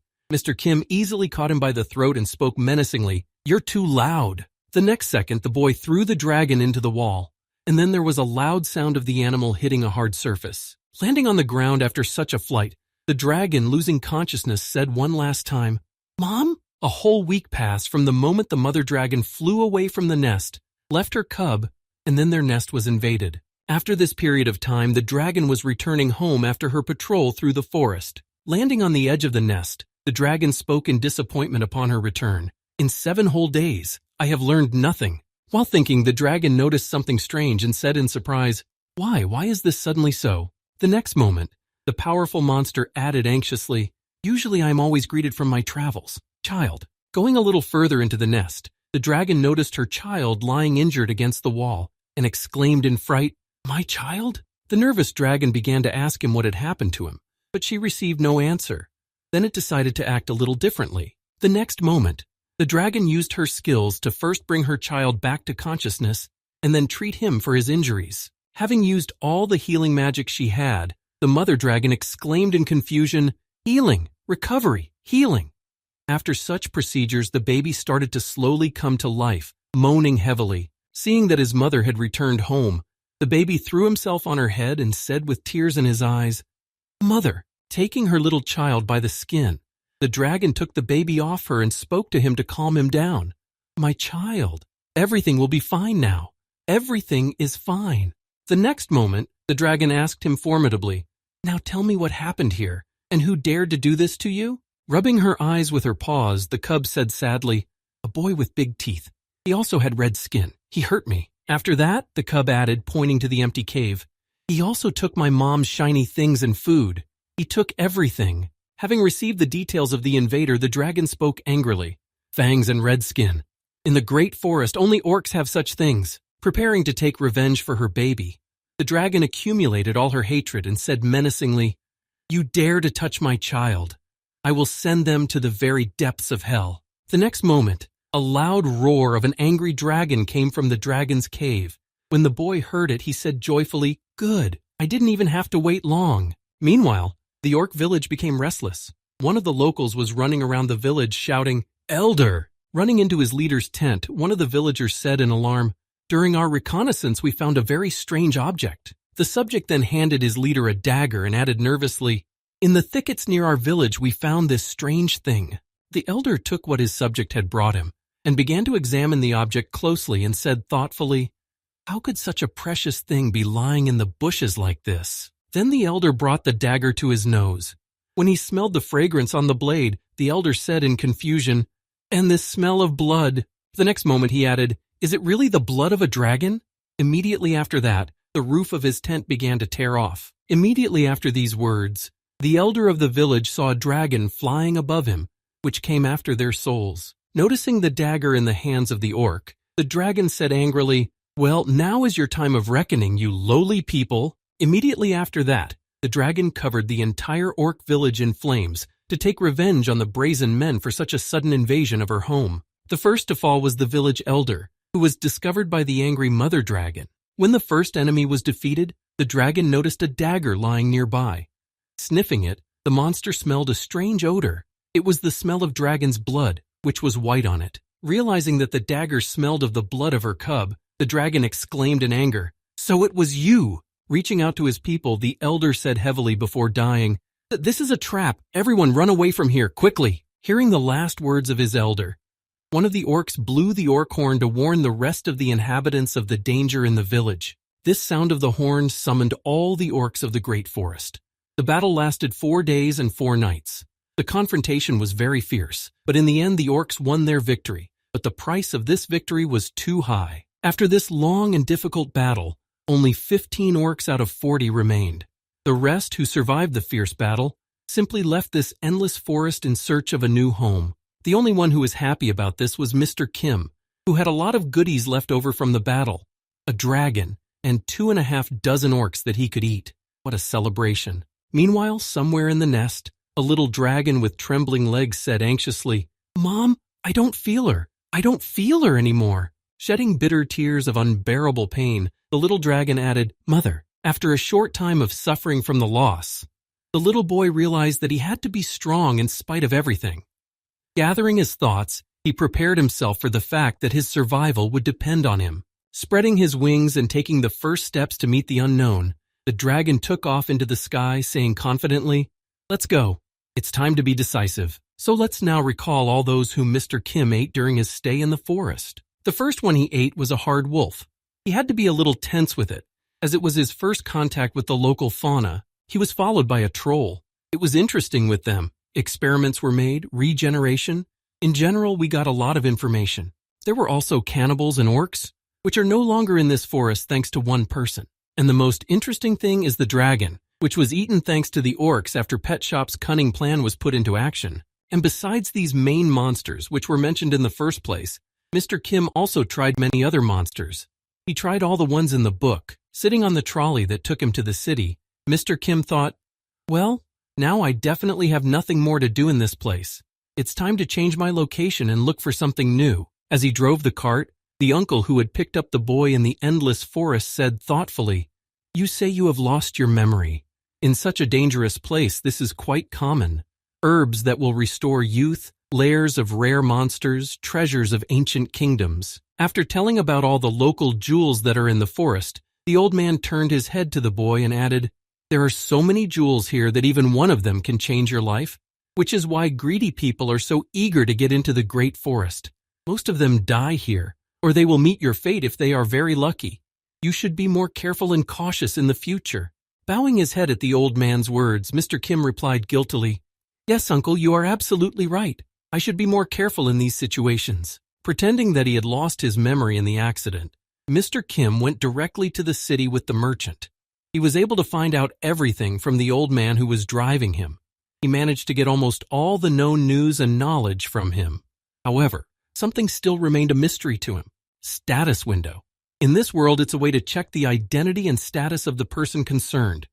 Hearing about this interesting ability, Mr. Kim asked in surprise, "Is it something like that or what?" As soon as the boy learned about it, he became curious about how it works and decided to try it out by speaking, "Open status window." However, for some reason, he could not open it. Perhaps it was not available to him. Most likely, the reason was different.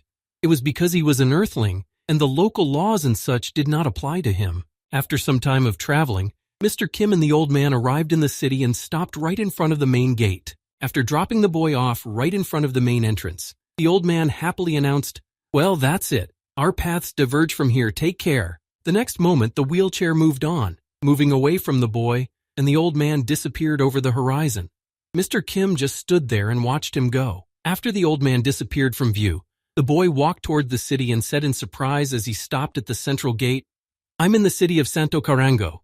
The city of Santo Carango. Wow, it's so big." Walking along the streets, the boy noticed something strange. This was not typical for such cities, especially at such a time. This city was quite clean. All the streets were cleaned, no garbage was lying around, clean and orderly. It was strange. My expectations did not match the reality, but the reality was quite good, although it was alarming because of this strangeness. Walking around the city, the boy accidentally came across a postcard hanging on the walls. It read, "To prevent infectious diseases, follow the rules of personal hand hygiene. Infectious diseases and personal hygiene." After reading the leaflet with the personal hygiene rules, Mr. Kim said in surprise, "How far has civilization developed here?" Suddenly, he heard some local people talking behind him. Then one of them said happily, "This city is surprisingly clean, don't you think so?" Then one of the passers-by replied to the other, "You will not find such cleanliness in the whole kingdom." The other man replied, "And this is the city where the second prince spent his childhood." After that, one of the passers-by remarked, remembering the prince, he was the first to realize that diseases are primarily related to hygiene.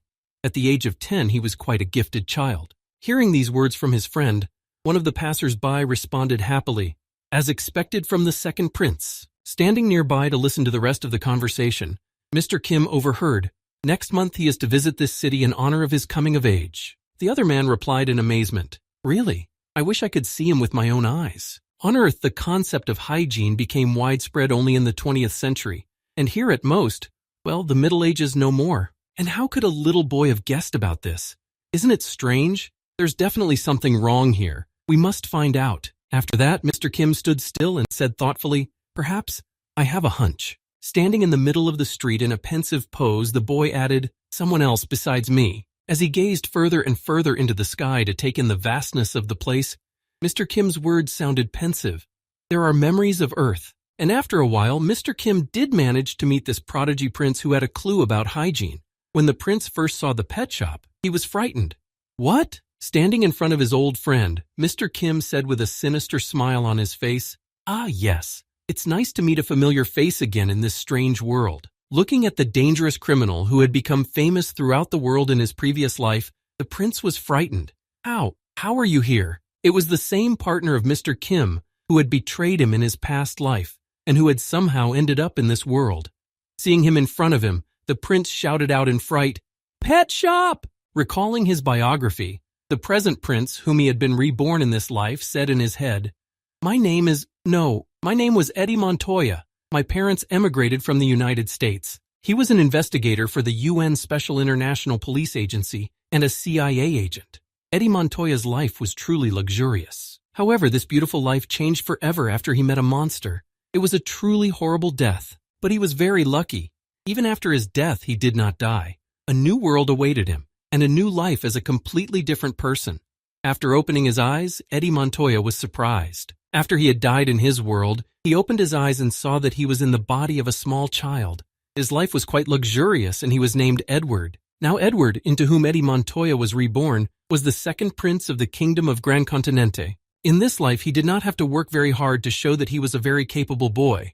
All this is thanks to his memories, which he kept, hygiene, basic knowledge and skills of self-care, science, various knowledge of chemistry, physics, and many other things that in the Middle Ages were something like magic. He also had a fairly broad knowledge of astronomy. All this gave him incredible advantages in the Middle Ages. Given the level of development of people at that time, Edward stood out among others. Thanks to the higher education that Edward had in his past life, he was able to engage in politics and shape public opinion through his ability to speak properly. Even if he had been born an ordinary man, it would have been quite easy for him to reach the top in this world. But he was already one of the royal family, so everything was even easier. The first prince of the royal family did not inherit the throne. More precisely, he simply could not inherit it. So for Edward, the second son of the king, it was only a matter of time before all power would pass into his hands. Prince Edward was also very much loved by all the townspeople. When he rode in his carriage, all the people gathered to greet him, and among the crowd you could always hear joyful shouts, "It's a prince, the second prince!" Walking in his carriage through the city, Edward waved his hand joyfully and he thought, "I will become the king of this world." After the walk, sometime in the evening, the second prince returned to his home in the residence of Santo Canargo. Finally lying down on his bed, the second prince said tiredly, "At last. It's so hard to force a smile for so long." Suddenly, Edward heard a strange noise coming from the courtyard. The next moment, a monster crawled through the window of the prince's room. Abruptly getting up from the bed, Edward grabbed his sword and prepared for battle and shouted in alarm, "Who are you?" Looking at the enemy, who had entered his room, despite his guards and defenses, Edward thought in alarm, how did the man-eater get in here? Did it get through the barrier? The next moment, as soon as the man-eater was in Edward's room, the monster spoke in a human voice. "Well, hello again. It's been a long time." Hearing these words from the monster, the prince was frightened and exclaimed, "What are you talking about? Who are you?" Noticing the confusion of his old friend.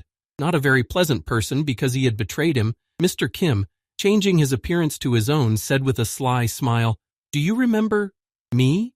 When Edward saw who it was under that monster's face, he was frightened. "How did you—" When Mr. Kim completely changed his appearance, Edward began to speak English.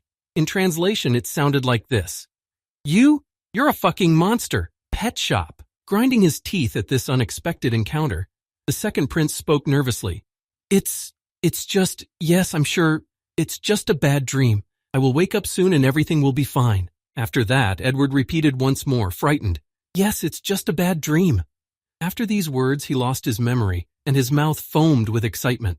The next moment, Edward fell to the ground, causing quite a bit of noise. Contemplating what happened to his friend after the meeting, Mr. Kim said in surprise, "Yes, I certainly did not expect such a violent reaction." Suddenly afterwards, someone knocked on the royal door and exclaimed, "I beg your pardon, Your Highness." Immediately after the knock, the door opened, and a young boy appeared on the threshold and said in anxiety, "Forgive me for coming so late." After going further into the room and closing the door behind him, the boy went to the bed where Edward was lying and asked in surprise, "Your Highness, are you asleep?" After these words, the boy suddenly noticed something strange near him that frightened him. On closer inspection, it was only a bear, at first glance. Then the boy said in surprise, "A stuffed bear?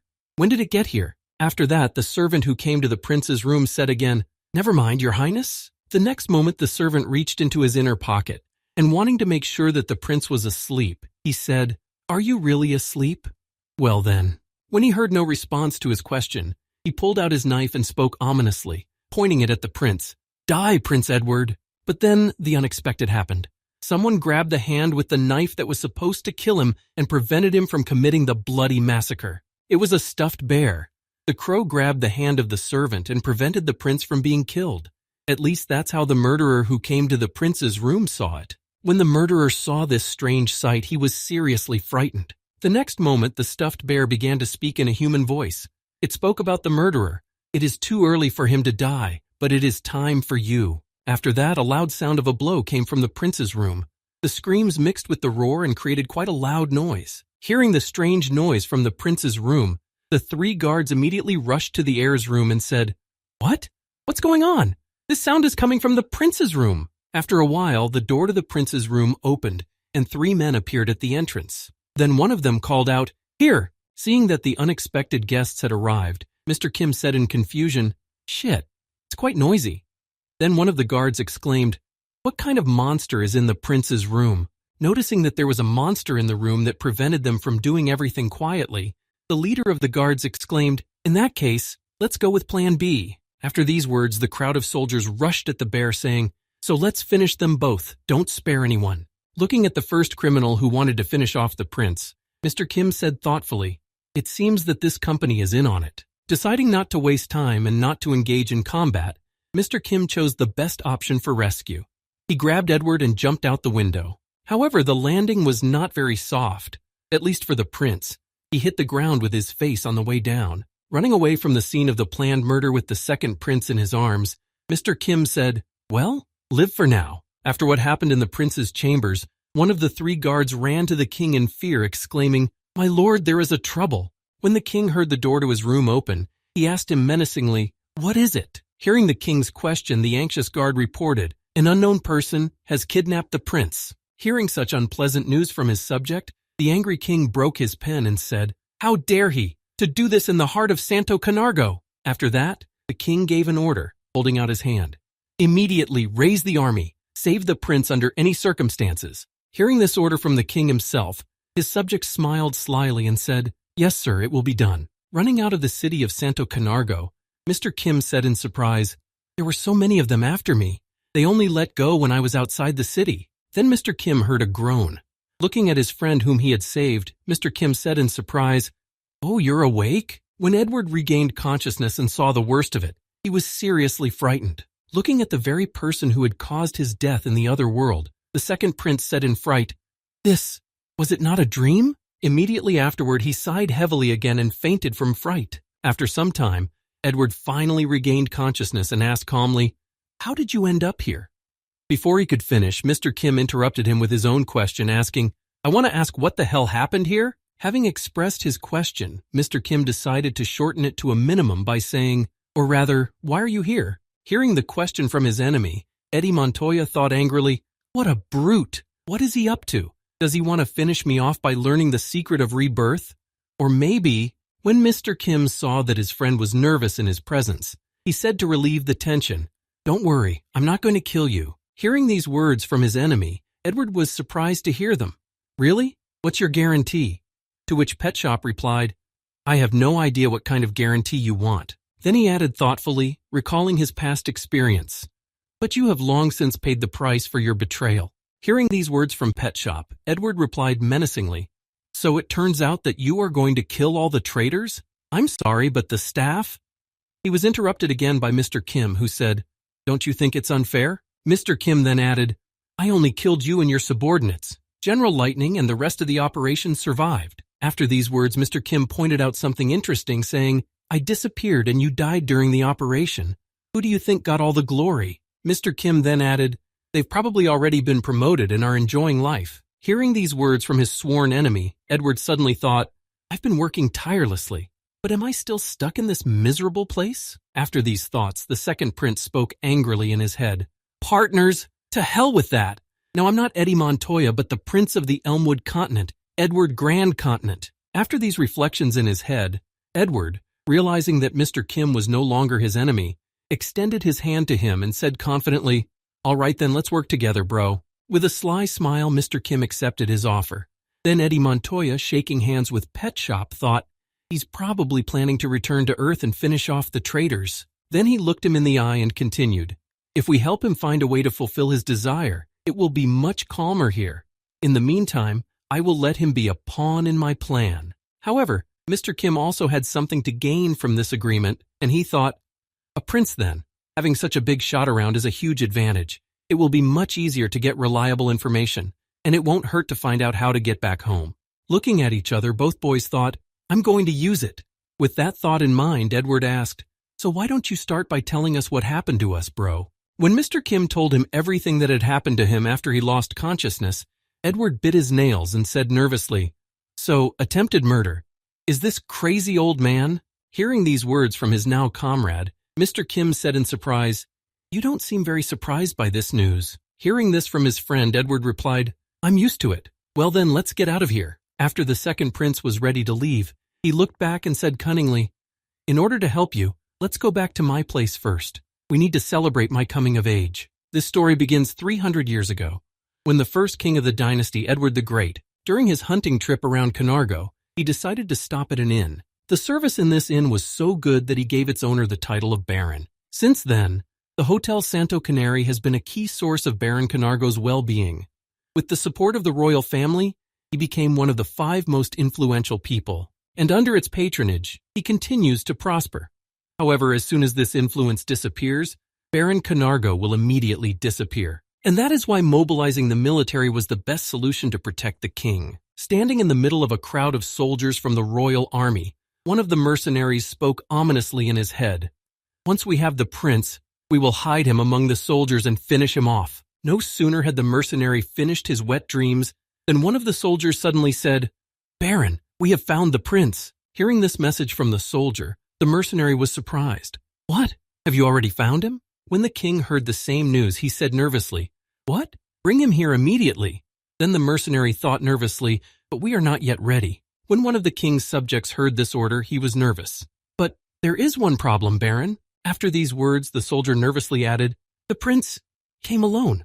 The next moment, the prince appeared in front of the gate with Mr. Kim, who was holding a huge bagpipe. Pushing his way through the crowd of soldiers to see the prince, the Baron pushed everyone aside, repeating over and over again, Your Highness. As he approached the gate and saw Edward standing in front of him, the Baron nervously asked, Are you all right, Your Highness?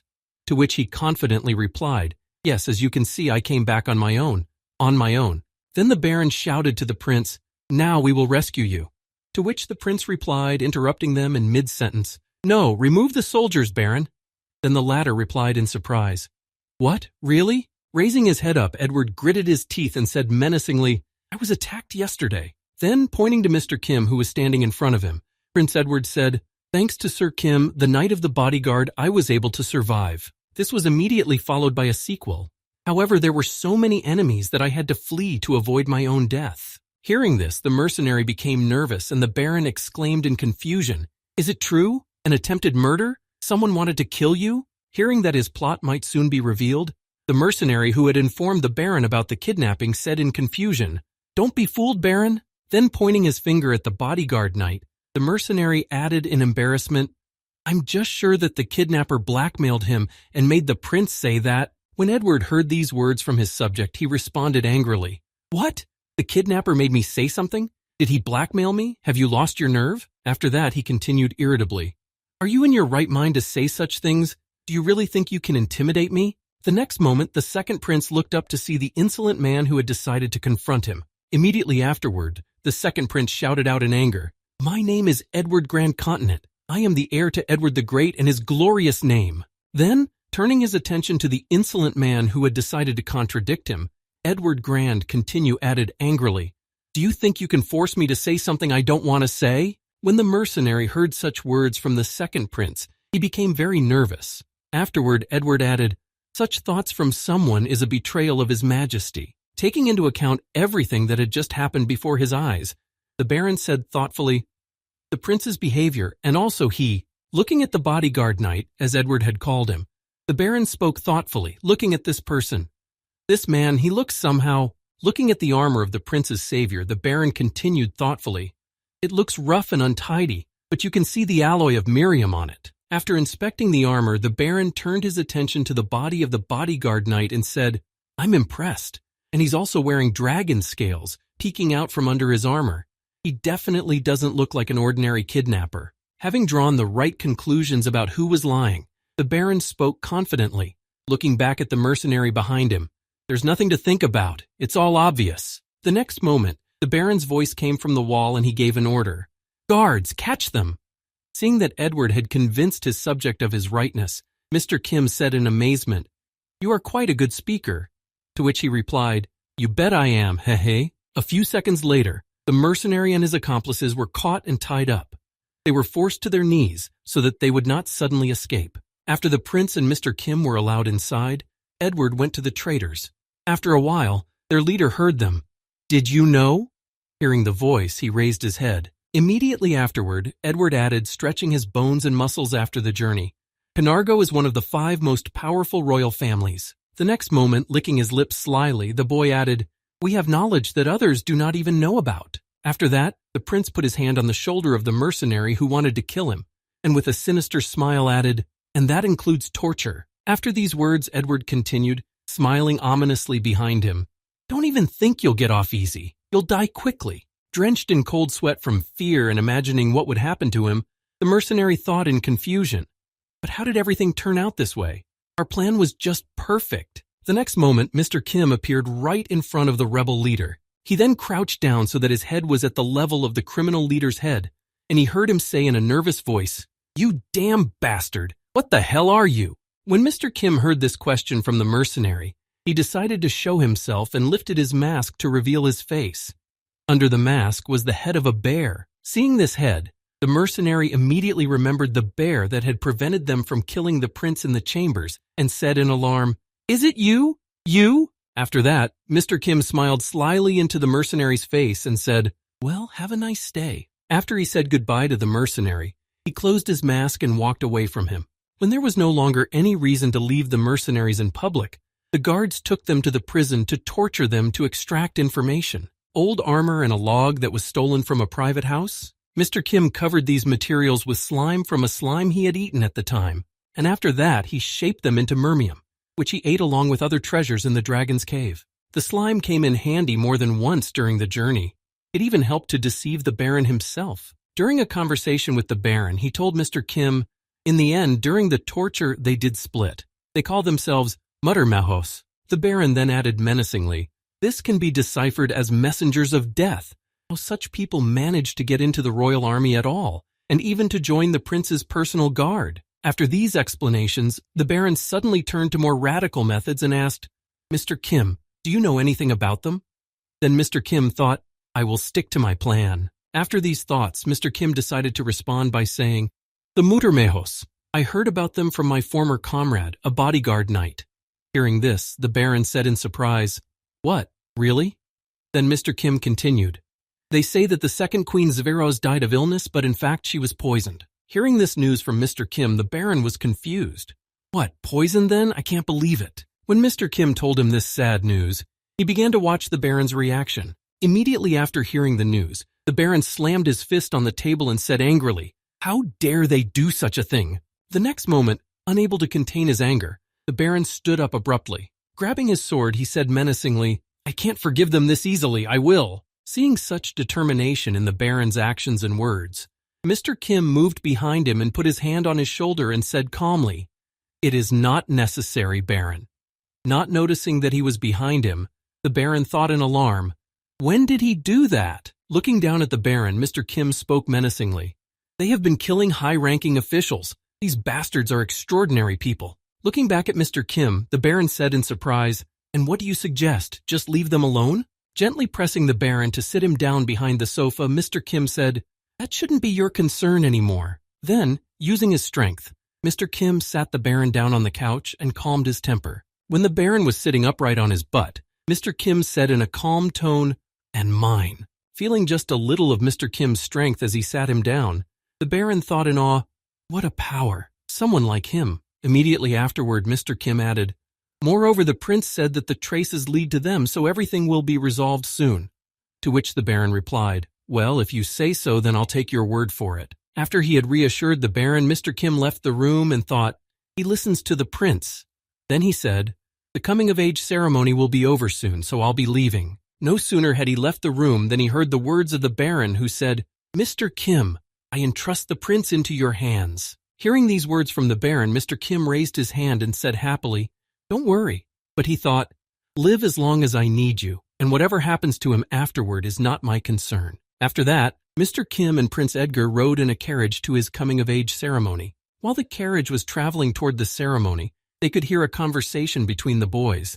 Then Mr. Kim spoke up. "Speaking of the mutual majors who are after you, did you find any information about them?" Hearing this question from his friend, Prince Edward answered happily, "Oh, you mean that? No, I lied to you." And then he added confidently with a shrug, "I already know everything about them, so why look for something else?" Taking his helmet off his head and placing it next to him, Mr. Kim asked thoughtfully, "So, who are they?" Hearing this question from his friend, Prince Edward, with a sly smile said, "When we arrive in the kingdom, you will personally meet their leader. Isn't that much more interesting?" When Mr. Kim heard this proposal from the prince, he was amazed. "What can I say? I am intrigued." Prince Edward then continued, "So, we have already discussed the most important things. Did you want to ask me anything else?" Hearing that he could move on to other topics of a more personal nature, Mr. Kim said, "Yes, I'm talking about the status window." When Prince Edward heard about the status window, he thought about it and said, You say you can't use it." To which he replied, "That's probably because I'm not from here." After applying recognition to the surrounding area, the prince noticed what it said. The name is the continent of Edmund, a blessed continent protected by the goddess, fertile for humans, demons, and monsters. Edward then added, "Not only humans, but all living beings have a status window. And with the recognized skill, you can even read some information from other windows." Then pointing his finger at Mr. Kim, Prince Edward said, "I have this ability, and I'm sure I've seen your status window before." After that, he decided to see for himself and to convince his friend. Using his skill, the prince said, "Now you will see for yourself. Recognize." However, after the skill was used, nothing changed. The status window did not appear. When Prince Edward noticed that his skill did not work, he said in surprise, "What? Really? Really not?" Prince Edward took a thoughtful pose and went into thought to understand what the problem was. After a while, he suddenly realized what the problem might be and exclaimed, "Wait a minute, wait." Looking at his friend, Prince Edward said, "Come on, change your uniform now, brother." Hearing this request from his friend, Mr. Kim thought, "Okay, then I'll change my hand into a grizzly paw." After turning one part of his body into a bear paw, the boy thought, "I ate it in Alaska, but it didn't taste very good." Seeing what he had done, Prince Edward objected and said, "No, do not change your form into some animal not from the earth." Then looking directly into the eyes of his friend, the prince joyfully added, "But from this world." After that, Mr. Kim followed his friend's order and decided to change his arm into an orc's arm. When the transformation was complete, Prince Edward used his skill and said, "Recognize." As soon as the body part changed, the status window appeared along with it. Then the prince happily announced, "Here, look." Noticing that it was indeed working in a strange way, Mr. Kim replied in surprise, "Now I understand." Prince Edward then continued, "The recognition didn't work on you while you were in your earthly form, but once you change your form, it will work. Do you understand?" Hearing these words from his friend, Mr. Kim said with interest, "Then let's try it like this." After saying that, he changed his hand into a man-eater's paw. The next step was to change his skin to that of a troll, and also to the fatal bite arrow. But it didn't end there. Mr. Kim also changed his teeth to hard wolf fangs. After that, the following skills began to appear in the status window: strength level, recovery level, regeneration level, resistance to bad effects level, growl level. Then Mr. Kim decided to add some more red dragon parts to his body. When Prince Edward saw what he was doing, he was alarmed. "Hey, brother, let's slow down a bit." After that, they checked each monster Kim ate, and after they decided to repeat the experiment, the information in the window never changed. When Mr. Kim saw that the status window was no longer changing, he was surprised. "It was my very existence that caused the error in the status window." After several days of traveling, the carriage finally stopped and the driver said, "Here we are, Your Highness." After this message, the two boys left the carriage. A view of the huge royal castle they were about to enter opened up before them. Walking forward, Prince Edward spoke anxiously to his friend. "Well, are you ready, brother? We're about to meet the leader of those guys." Then he added nervously, "Just don't be nervous when you see him." The next moment, both heroes found themselves in front of a tall door that led directly to the boss's room. Standing in front of it, Prince Edward said anxiously, "Right behind this door is the leader of the mercenaries." Hearing this message from his friend, Mr. Kim replied in alarm, "It's just not surprising." When the door opened, they were greeted by a view of the main person in the land. The leader of the robbers was the king. Noticing that the mercenaries had failed in their task, the king spoke in disappointment, holding his head in his hand. "You have returned, my son." Bowing his head and taking a knee with Mr. Kim, Prince Edward replied, "Prince Edward Grand Continent has arrived." Hearing these words from his son, the king looked at him with a haughty look and said, "I have heard about what has happened. I am very glad that you are well." And he thought, what a lucky man. Keeping his anger to himself, Prince Edward replied angrily, "It's all thanks to your retinue." Then he thought, which was actually made up of mercenaries. Immediately afterwards, a spark was sparked between the prince and the king, and competitions and marvels began. Who would win in drilling with their eyes? Watching this from the outside, Mr. Kim thought in confusion, "A mental battle. It is unfolding right before my eyes." After a short mental battle, the king turned his attention to the knight standing next to him and said thoughtfully, "What did you say your friend's name was? Sir Kim, I believe?" Then he added menacingly, "This is the first time I've heard of this, nor that there is even a title for a bodyguard knight." Feeling some strange power coming over him from the king's words, Mr. Kim thought in wonder, "This must be royal pressure." After thinking this, Mr. Kim immediately got used to this pressure from a powerful person and thought, but in general, this is nothing new. Looking at the soldier his son had brought with him, the king said thoughtfully, "Well, he has knightly courage. Won't you give him to me?" Hearing this request from his father, the king, Prince Edward answered him, "I must refuse you for 2 reasons. When the king heard that his request had been denied, he asked in surprise, "And for what reason?" Then Prince Edward said, "First, he is my friend, not a thing. I do not own him, and therefore I cannot give him away."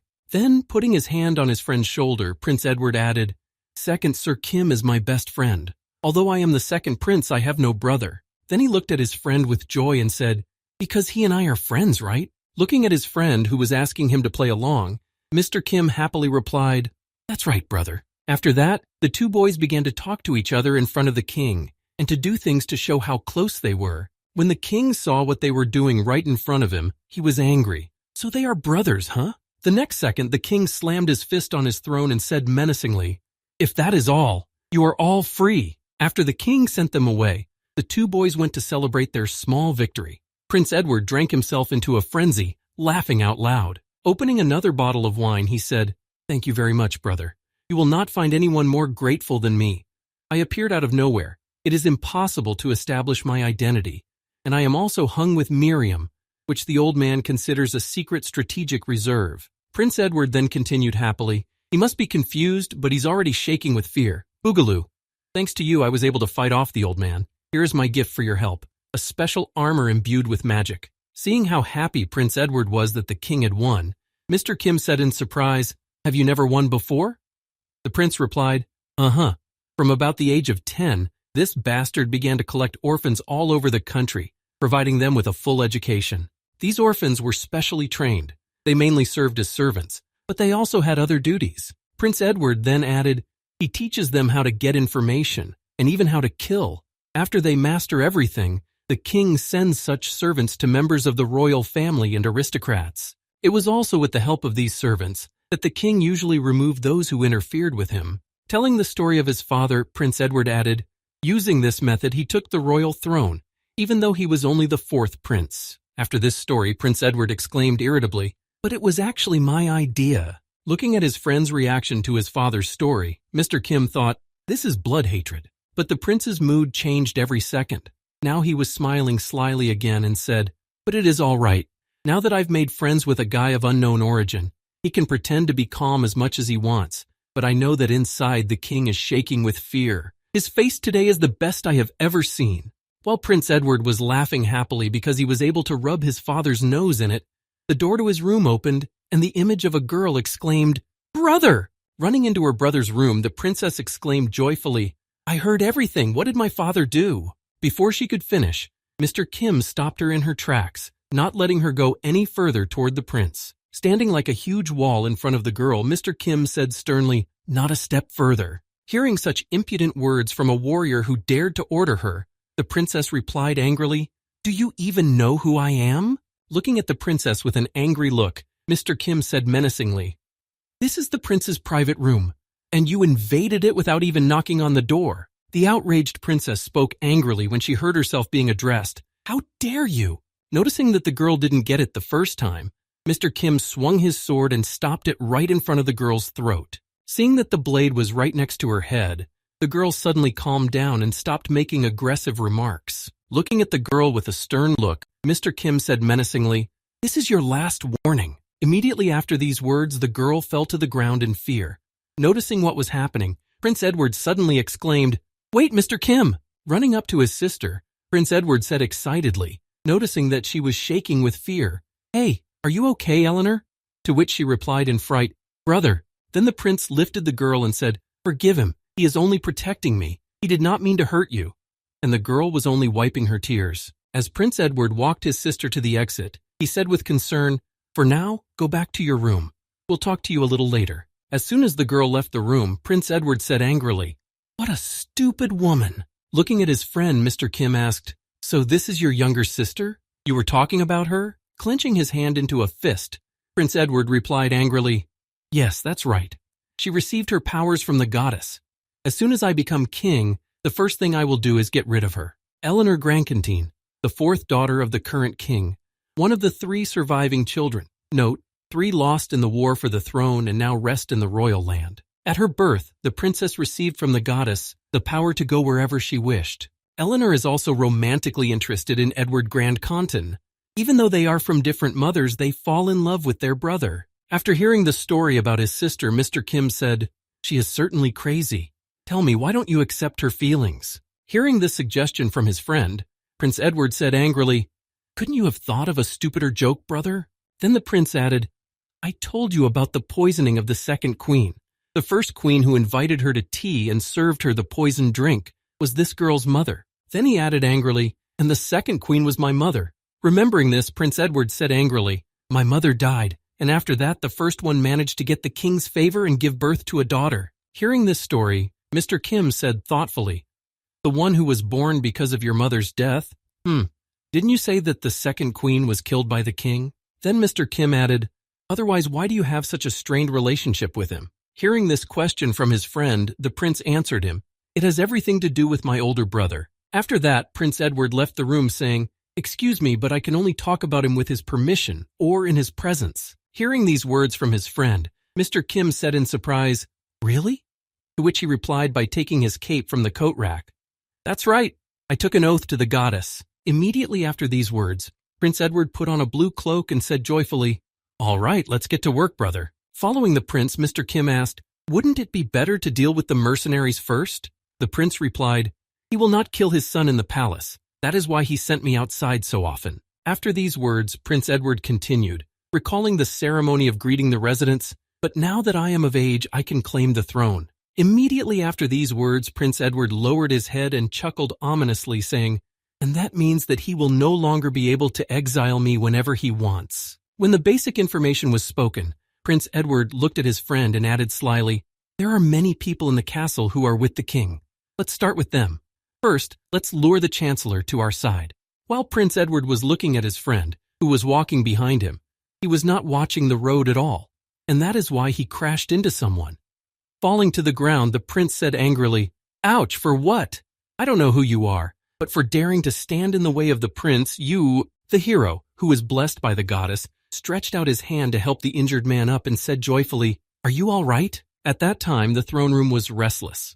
The king was still wondering who his son's new friend was, and he said thoughtfully, Brothers, then. Immediately after these words, the king smiled ominously and thought, even I found his skills quite skillful. Remembering his son and his character, the king thought, he paid attention to the smallest details, set up traps for his brothers in the battle for the throne, and in the end he was able to get rid of them all. And besides, for a prince, for him his brothers were nothing more than rivals who, like him, wanted to take the throne. Surprised by this development, the king added in conclusion, and in the end, did that rotten bastard Edward fraternize with anyone? Furious at his son's behavior, the king spoke angrily. He has definitely decided to mock me in this way. After all these thoughts, the king came to the following conclusion. My plan has come into effect, but it has had unpleasant consequences. It's okay, I'll replace it with another, more successful one. Those who survived the struggle were brought up based on their natural abilities. After that, the king's assessment of his sons and the pretenders to the throne followed. The first prince, the eldest brother, who can rule the kingdom justly. And also the second son, the younger one, who, like the king himself, is able to remove all obstacles from his path to achieve his goal. There is also a daughter who is smart enough and beautiful enough to be used in a political marriage. However, as it turns out, the incredible capabilities of the sons do not match the king's plans. The second son is drunk on blood revenge and is ready to kill for it. And the eldest son, because of his keen sense of justice, thanks to which he almost always makes his choice, was chosen by the goddess as a warrior. And after the goddess blessed him, the eldest son left the kingdom, where only the sinister and treacherous second son and the worthless daughter remained. Then the king thought, I would rather have her as queen than this treacherous serpent. After reflecting on what a terrible person his second son was, the king thought, this bastard, he is not fit to be king. At that time, in the corridor of the palace, Prince Edward looked up and saw the one who had knocked him down, and then said in surprise, Elder brother? Immediately after saying this, Prince Edward stood up on his own and cleaned himself up after the collision. Immediately afterward, he bowed gracefully and said respectfully, Welcome back, warrior. Looking at Prince Edward, the older brother said in awe, It has been a long time, your highness. Let's go to the audience room. I have some very urgent news. Standing behind his friend, Mr. Kim thought in surprise, What? A warrior? Chosen by the goddess? A special one? As he continued to examine the boy they had met by chance in the hallway, Mr. Kim continued in amazement. The one who has been freed from the shackles of his own personality, the purest and the fairest. So, the eldest son of the king is a warrior. Then Pet Shop thought, he must be very strong if he has already received the blessing of the goddess. And that is why the first prince could become an obstacle in the fulfillment of his plan. After a while, the two brothers, together with the night bodyguard, arrived at the audience hall. The older brother came in a little later when everything was ready for the reception. When Prince Edward stood next to his father, the hatred for each other reappeared. You could read it in their faces. Here he is again, the bastard. I'm not happy about this either. Looking at his older brother who had arrived in the audience hall, the king said, Welcome back, warrior. The kingdom welcomes you with all its heart. Then he thought, he was the one who was supposed to be king. Hearing such warm words from his father, whom he had not seen for so long, the older brother said, Thank you very much for your congratulations, your highness. After the greeting, the king asked, I've been informed that you have very important information. I'm listening to you. What exactly did you want to tell me? Hearing these words, the elder brother said, Yes, accept my respect. I will come straight to the point. Yesterday I received the power of holy radiance from the goddess. As soon as the elder brother said this, everyone in the room became visibly excited. Everyone except Mr. Kim. He didn't know what it meant, so he didn't even react. After the award was announced, the king spoke anxiously. The power of holy radiance. The Christian state has already confirmed that they will send me a holy maiden. Within a week, I will leave on an expedition. I would also like to ask the kingdom for military support. Hearing his son's request, the king spoke confidently. You will certainly receive support from the kingdom's military. After a while, when the audience was over, Prince Edward exclaimed in anger, slamming his fist on the table. Damn it! His angry words then echoed throughout the room. It's gone, it's all gone, you bastard, damn you, damn you. Then Prince Edward added angrily, As soon as I wanted to take action, this king of demons appeared. Hearing this, Mr. Kim asked in surprise, A king? What are you talking about? Hearing his friend's surprised tone, Prince Edward calmly replied, Oh, right, you don't know anything about it. And immediately after that, Prince Edward began his story. Since very ancient times, there has been a race of demons hostile to us, and their leader is the king of the demons. Thanks to the balance of the goddess, there is a balance between humans and demons, although they continue to be at odds. If one of the forces begins to prevail, the goddess calls a warrior to the other side. However, if after such a call the forces still do not become equal, the goddess grants her warrior the power of holy radiance. With this power, one can kill the king of an enemy race without incurring divine punishment.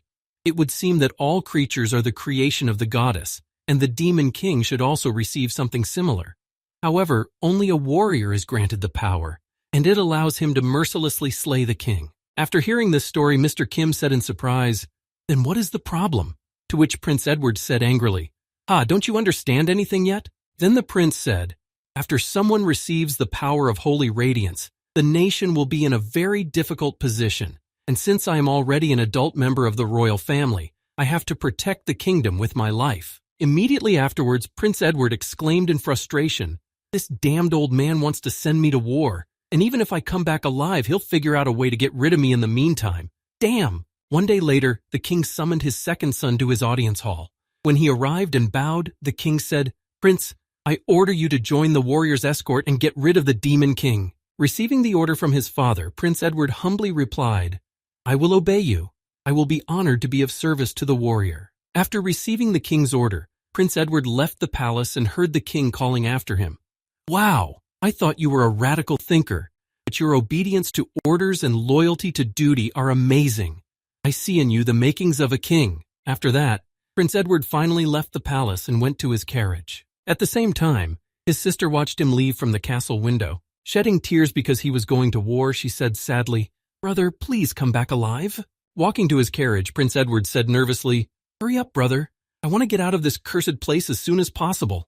When everyone was already in their seats, the carriage and its escort set off for the designated place. While in the carriage with his friend, Mr. Kim said in surprise, "I did not think you would obey him so easily." To which he indignantly replied, "Well, I had no choice, so I will kill this old man as soon as I return." After that, Prince Edward asked, "By the way, how are things outside?" After receiving the question, Mr. Kim replied, "It's quiet for now, but they're definitely up to something." Looking out the window, Mr. Kim added, "They are getting closer and closer to the carriage." Hearing this, the prince said angrily, "The old asshole knows how to give a proper send-off. From which side?" Hearing the question from his friend, Mr. Kim calmly replied, "From the back right approaching the rear wheel." Hearing this, the prince said thoughtfully, "They are trying to get rid of the magic barrier." Hearing these words from his friend, Mr. Kim said slyly, "Should I stop them?" Turning his attention to the carriage driver who was pretending that nothing was happening, the prince said, "No, let it be. If the magic barrier is removed, the protection of the shell will also be weakened." The next moment, one of the soldiers accompanying the carriage approached the carriage and drew his sword and swung. The soldier then stabbed the carriage with his sword, but the sword only broke into pieces. When the goal was achieved, the soldier announced, "The first restriction is lifted, now the second." Immediately afterward, the accompanying soldiers began conjuring fireballs to remove the second restriction from the carriage. When the fireballs hit the carriage, the driver said thoughtfully, "Well, I guess it's time for me to get down." Before he could say this, the monster's hand appeared behind him, right out of the carriage, and grabbed the soldier by the head. After that, a couple of the soldiers who had participated in the process of killing the prince fell victim to the monster and fell to the ground unconscious. Noticing that their comrades had gone down, one of the wizards who had been casting the spell exclaimed in surprise, "What's going on?" The horses then broke away from the carriage and the front wheel collapsed, bringing the carriage to a halt. This was visible only to one of the sorcerers, while the other did not notice anything due to the large amount of dust and continued to create the fireball. Having moved a little further, one of the sorcerers exclaimed in fright, "Stop, no!" The fireball spell flew straight at one of the soldiers. Seeing what he had done, the sorcerer cried out in fright, "Shit, sorry!" When the carriage stopped, Mr. Kim got out in the form of a dragon. Watching his friend change again right before his eyes, Prince Edward said in alarm, "I'm amazed at this sight every time. A real monster." Hearing this, Mr. Kim, who was leaving the destroyed carriage, said confidently, "Whoever is on your side, get used to it." The next moment, Mr. Kim and the prince left the carriage and faced the soldiers who wanted to kill them. When one of the soldiers noticed the enemy charging at them, he exclaimed in fright, "What kind of monster is that?" When the enemies got close enough, Mr. Kim suddenly roared to scare the enemies who were heading toward them. Hearing the terrifying sound coming from the monster, The horses on which the soldiers were riding became seriously frightened and began to flee the battlefield. As soon as the animals turned around and headed in the opposite direction, the soldiers who were riding them used their mind control skills to stop the animals from escaping. When one of the soldiers saw that the animals had stopped, he spoke in alarm. "Commander, it's a spell." The commander replied, "The main thing now is to fulfill the order. We will repair their brains later." Immediately after these words, the commander of the squad exposed his sword and confidently said, "I'm going first." Setting an example for his men, the soldier's commander rushed toward Mr. Kim on a zombie horse, shouting, "Attack!" Noticing that the enemy was coming at him, Mr. Kim decided not to exert himself too much and used his breath of fire. After this breath, the commander, who was moving confidently forward, was left with only ashes, which were scattered across the sky with the first gust of wind. When Mr. Kim saw what happened to the enemy after his attack, he was amazed. So this is what it is, a dragon flame. It's just terrifying power. Besides, you can use it repeatedly at the expense of mana. After that, Mr. Kim thought happily as he looked at the battlefield, "It's a good thing I killed the dragon with the hands of orcs." Meanwhile, the other soldiers were coming toward him, shouting out, "How dare you kill our commander, you beast!" As he approached the monster, who had just breathed flames, one of the soldiers shouted, swinging his sword, "Die!" The next moment, the soldier, riding his horse past Mr. Kim, struck out, hitting him squarely in the neck. But there was a problem. Not only did the sword fail to pierce the monster's scales, but it simply deteriorated. After the unsuccessful attack, the soldier was not able to harm the monster. He fell into the trap himself. Mr. Kim grabbed the horse's tail as it ran past, carrying the soldier. The next second, Mr. Kim threw one horse at the other, which was approaching him, and thus neutralized two enemies at once. After losing two more of their soldiers, the remaining soldiers began to flee the battlefield with their tails between their legs. As they fled, they shouted in fear, "Let's run! We need to make a detachment!" Running away from danger, one of the soldiers looked back and said in disappointment, "Commander, we will definitely come back for you." Before they could get far, they were caught up in an enemy attack. It was Prince Edward who shouted, "Quantum beam!" Seeing that the fugitives were killed, Mr. Kim looked back and said in amazement, "Magic or something?" Prince Edward replied, "Magic beam attack." After demonstrating his skills, which few people knew about, Prince Edward happily announced, creating a small sphere of light, "I have been good at light-related magic since birth." Hearing this, Mr. Kim replied in surprise, "The magic of light in a person as dark as you, who wanders in darkness, it does not suit you at all." Laughing at his words, the prince happily said, "I completely agree with you, brother." After these adventures, Mr. Kim and the prince returned to the hotel to wait for a meeting with certain people. In order not to waste time, Prince Edward ordered some food to recharge his batteries and spend the time with benefit. Looking at his friend, Mr. Kim said thoughtfully, "Something tells me that if we had gone with the warrior, we would not have gotten into such problems." When the prince heard this, he wiped his mouth with a napkin after eating and replied, "You are right. They would not have tried to kill me with him. That is why the old man gave me this route." Then, looking at his watch, Prince Edward said, "We are scheduled to join their unit in the afternoon. So, brother, do you want to go somewhere or talk about something?" Hearing his friend's question, Mr. Kim said thoughtfully, Maybe about the Holy Radiance Force. Doesn't its very existence put the Demon King at a disadvantage in advance?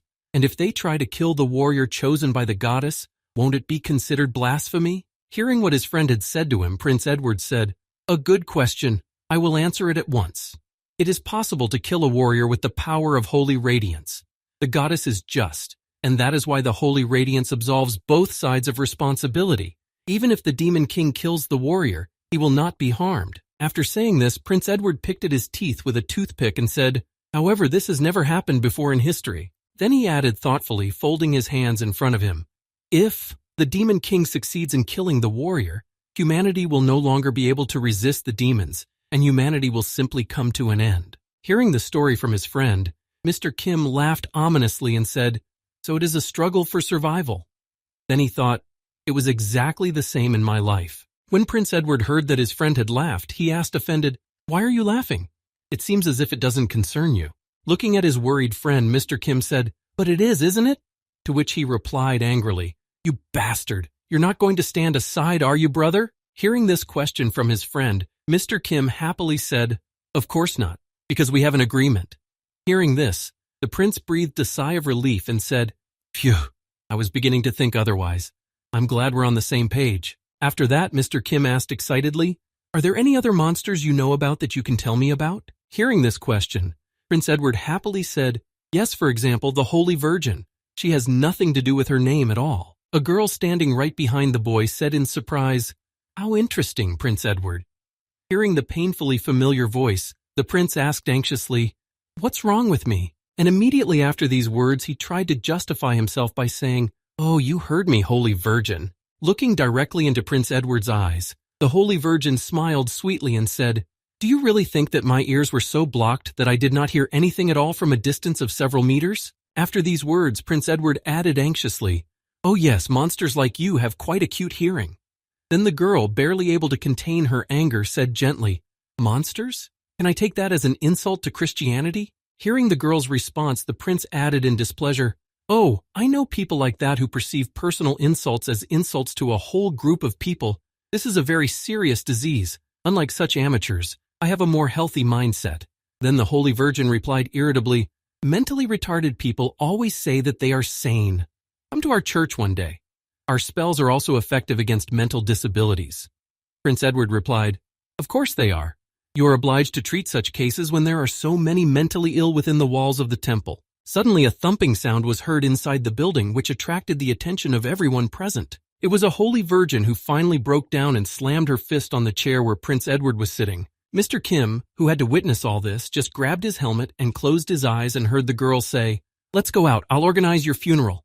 To which he heard the prince reply, you mean for yourself? After these words, Mr. Edward slammed the table himself to interrupt the whispering of the people and shouted menacingly, all of you! The next moment, the boy gathered a handful of gold coins and told everyone present, you have not seen or heard anything. Immediately after he said this, he threw the gold coins behind him so that they would be distracted by something else. Seeing the coins flying to the floor, one of those present exclaimed, gold! And rushed to collect them quickly. After that, Prince Edward and the Holy Maiden headed for the exit, pulling each other. Meanwhile, the sounds of a battle for gold could be heard in the building. Get back, I got it first. After that, Mr. Kim said indignantly, that bastard, we didn't agree on this. Holy moly. It was an artificial warrior created by humans. Just as there is a goddess who gave strength to a warrior, so people created a Holy Virgin with the help of blessings and magic. But the goddess needs only a moment to create a warrior, and the church takes about 10 years to do so. And since it is quite expensive, there is only one Holy Virgin. She has tremendous power and is capable of many things. She has a metal skeleton, an incredible muscular exoskeleton, and superhuman abilities. Clenching his fist before the fight with the Holy Virgin, Prince Edward said angrily, damn it, I should have been the first. Afterward, Edward thought, at that time when I was only 6 years old, I was the one who saw the talent in her and wanted to make her my friend. Thinking about this, Edward continued, but then the priest beat me to it and took the girl to himself. Then he said anxiously, looking at his rival, I wonder if I can. Seeing that the girl radiated a terrifying aura, Prince Edward was frightened and thought anxiously, will I be able to defeat her with my strength? At the same time, Mr. Kim, who had taken care of business in the building where the scene took place in front of ordinary people, left the hotel and went to look for the two opponents. When he found the same place where they were, Mr. Kim noticed that they looked tired after fighting for a while. Seeing that they were just standing there, breathing heavily, Mr. Kim said in frustration, are you guys done fighting? When the two soldiers heard Mr. Kim's question, Prince Edward was the first to respond, no. Then the Holy Virgin added, not yet. Looking at what they were doing, Mr. Kim said in displeasure, then let's get it over with. The warrior should arrive soon. Hearing the words of the bodyguard knight, the Holy Virgin turned her back and walked away in anger, saying one last time, I have things to do, so I will go. As the girl left the battlefield, Prince Edward shouted after her, well, next time for sure. When the saintly maiden had already disappeared behind the houses, Prince Edward heard Mr. Kim addressing him and answered angrily, what do you want? Immediately after that, he felt pain. Mr. Kim grabbed him by the neck and lifted him above him. Immediately afterward, looking at his friend with a menacing look, Mr. Kim said, I'm doing my duty as a bodyguard knight, but I didn't sign up to babysit you. Then he added menacingly, looking at the prince with a stern look, so I'm warning you in future. Don't make my job harder with your stupid behavior. After that, Mr. Kim let the prince go and headed to the meeting place. After coughing up a bit of a stranglehold, the prince replied to him, you don't even know what you're talking about. When everyone gathered in the square and waited for the warrior to arrive, they were a little surprised. He came only on his own 2 feet. He didn't come down on wings from the sky or even ride a white unicorn. The first prince looked like the most ordinary knight. Arriving at the meeting place, he said to his companions, "I see that everyone is here." When he noticed the girl, the warrior said happily, "It has been a long time, holy maiden." She replied, "I hope you have been in good health, warrior." Bowing before the girl, the warrior added joyfully, "Yes, by the grace of God." Then the prince broke into the conversation and said, The soldier then looked at Edward and continued, "Greetings, your highness. I am glad that you were able to join us safely." Hearing these words from his older brother, the younger one bowed, remembering all that they had to go through, and said, "We got here easily, except for some obstacles." Hearing this, the warrior laughed and added, "Well, that's good." After that, it was the turn of the bodyguard knight. Extending his hand to him, the warrior said, "This is the first time I have seen you, or rather, I have seen you in the kingdom, but I have never had a chance to meet you in person. I am a warrior." Accepting the offer of the prince's older brother, the bodyguard knight shook hands with him and said, "Kim." Watching Kim become friends with his brother, Prince Edward looked away from him in offense. Noticing this strange behavior of his friend, Mr. Kim thought indignantly, "What childish behavior? Is he still offended?" After greeting everyone and getting acquainted, the soldier said, "Our schedule is the same as before. The goddess has not withdrawn the holy light. The current demon king is the strongest of those who came before him." Then the warrior looked at his comrades and said anxiously, "On the journey we are about to embark on, I cannot guarantee your safety. Will you still come with me?" Hearing these words from the warrior, Prince Edward and the Virgin nodded in agreement, accepting his terms. The warrior then turned his attention to the bodyguard knight, who spoke anxiously.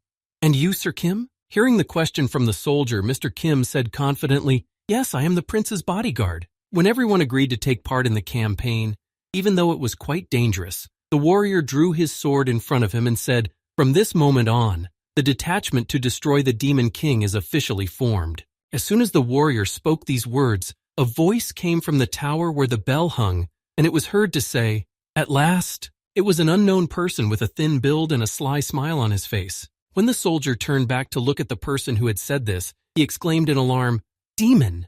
The demon in the bell tower was the general of the 7th Demon Army, nicknamed Pride Francis de Flylord. He then said, "My God, a representative of humanity reports a war on our territory." After that, the commander of the Demon King's 7th Army shouted to the whole city, "So be it!"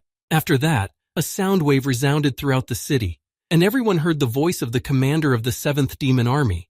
The residents tried to cover their ears to avoid going deaf from the noise. Trying to stand on his feet, the warrior said angrily, "What are you doing? How dare you harm the innocent civilians of this city?" Hearing these words from the soldier, the commander of the demon army said, "Innocent? You must have misunderstood. I have already told you." After that, the people began to turn into monsters. Then the general repeated himself, "This is the territory of demons." After the Demon King's killing squad was surrounded by monsters, the general of the 7th Army added, "There are no more humans here, only the Demon King's subjects." Once the commander had said all he wanted to say, he told his subjects, "Now kill them." When the warrior heard this order from the commander of the 7th Division of the Demon Army, he exclaimed in dismay, "What a bastard! Caught me by surprise!" Werewolves, the lowest demons, they replenish their ranks by infecting people. Those who have been completely transformed can no longer take on a human form, and after that he remains an obedient dog of the higher demons. Watching what was happening on the battlefield, Francis de Flylord thought happily, "Booga, the werewolves are unlikely to be able to resist them. Let's consider this a gesture of welcome." After these thoughts, the commander of the Demon King's 7th Army thought, "Very well, let us now begin our work." Focusing his attention on Edward, Francis de Flylord spoke, "Let us begin with the prince." At the time, Prince Edward was being attacked by one of the werewolves. It was the best opportunity to gather information. When the prince saw that the enemy was running at him from behind, he easily dodged it by jumping up. Immediately afterwards, while still in the air, he used his light skill and slaughtered the monster. Watching Prince Edward, the 7th commander of the Demon King's army said, "The sword and the shield of light. The shield can also be used in an attack." Taking out his notebook and pen, Francis de Flylord began to write down all the information he saw, dictating aloud, "Deftly dodges during combat." Having gathered enough information about the boy, Francis de Flylord turned his gaze to the Holy Virgin and said thoughtfully, "Yes, and now, what about the Holy Virgin?" Noticing that she was able to perform magic and how she used it, Francis de Flylord said, "Her whole body is covered with magic." The next moment was also a great moment when a werewolf attacked her from behind. Then the commander said, "And the fighting style." The next moment, the girl used brute force to finish off the werewolf, striking it in the head. As a result of her blow, a crater formed in the ground and a column of dust rose. Noticing this, Francis de Flylord tensed up. Immediately afterward, he wrote down all the information about her in a notebook and said, "Her fighting style is simply terrifying." After that, he turned his gaze to the warrior and said thoughtfully, "We have a warrior following her." At that time, the warrior was slashing werewolves left and right with his sword. Observing his skill, the 7th commander of the Demon King's army said in awe, "He is truly an orthodox fighter." Then another werewolf who was very young attacked the soldier. When the warrior noticed him, he thought, "He was just a child. Forgive me." Having written down the information about the skills of each of the soldiers, Franz de Flylord joyfully announced, "Well, that's it. Now it's time to go back to the name." As he was about to say this, he suddenly remembered something and said thoughtfully, "Wait a minute, weren't there 4 of them at first?" The 4th member of the Demon King's assassination team, Mr. Kim, was standing behind him preparing to strike. Frozen in place with fear, Francis de Flylord thought in alarm, What is it? When did he get behind me? It can't be. Did I not follow him? How?" Feeling that his death had already come, Francis de Flylord thought, "This is simply impossible. I am the great general of the 7th Demon Army." The next moment, Mr. Kim struck out and took off the head of the observer, who had turned all the residents into werewolves without even batting an eye. Sensing the loss of his fellow demon, one of the higher demons spoke, "He is dead. Now one of the generals is gone." Hearing these words from his fellow demon, another demon answered him, "He was so confident in himself that his nickname is not arrogance, but self-confidence." After 2 of the Demon King's army generals had spoken, a third joined in and said, "Well, the army general tested whether they were capable of killing one of us, even at the cost of his own life." Hearing these words from his comrade, one of the generals spoke to him, "Hey, wait a minute, you're joking, right?" When one of the Demon King's generals was asked about this, he replied joyfully, "Booga, of course I'm joking. He was the weakest among us all." When the Demon King heard his subjects talking, he said, "The general was only a disguise to hide the identity of the heavenly king of the 4 sides. In the end, even the warrior is destined to exist in the shackles of the goddess. The end of humanity has already been decided. They cannot defeat us because we are—" Immediately after this, the Demon King rose from his throne.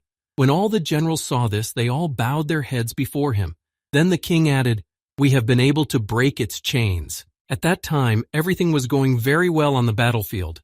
The enemies were easily eliminated and did not pose a particular threat. After going downstairs with the demon general, Mr. Kim threw his dead body on the ground and said, "He is finished. He is dead." The warrior, who was sheathing his sword, heard these words from the night and came to meet him and then said, "So are the werewolves." Seeing what had happened to the body of the demon general, Prince Edward looked at the body with disgust and said, "Oh my God, what a horror! Recovery!" When half of Francis de Flylord's head was restored, the warrior said in surprise, a rather familiar face." Coming closer to this army general, the soldier said confidently, "This is the general of the 7th Army, Francis de Flylord, who was responsible for gathering information, nicknamed Pride. This is the first time I've seen him in person." Hearing these words from his elder brother about the defeated enemy, Prince Edward was surprised to think, "General, this is a very high rank, and he was given only werewolves? Wasn't that a bit presumptuous?" When someone heard about who this enemy was, he said happily, "He is just a source of information. We are very lucky." Then Prince Edward thought anxiously, maybe he has become useless to them? Then he added in his thoughts, his real enemies were not there at all. Our true enemies are on a completely different level. At that time, Mr. Kim went to look at the corpses of the destroyed monsters. As he walked through the city, Mr. Kim noticed that one of the enemies was in an obscure place and stopped right above him. Assessing the strength of this enemy, Mr. Kim said sadly, "Just lower demons.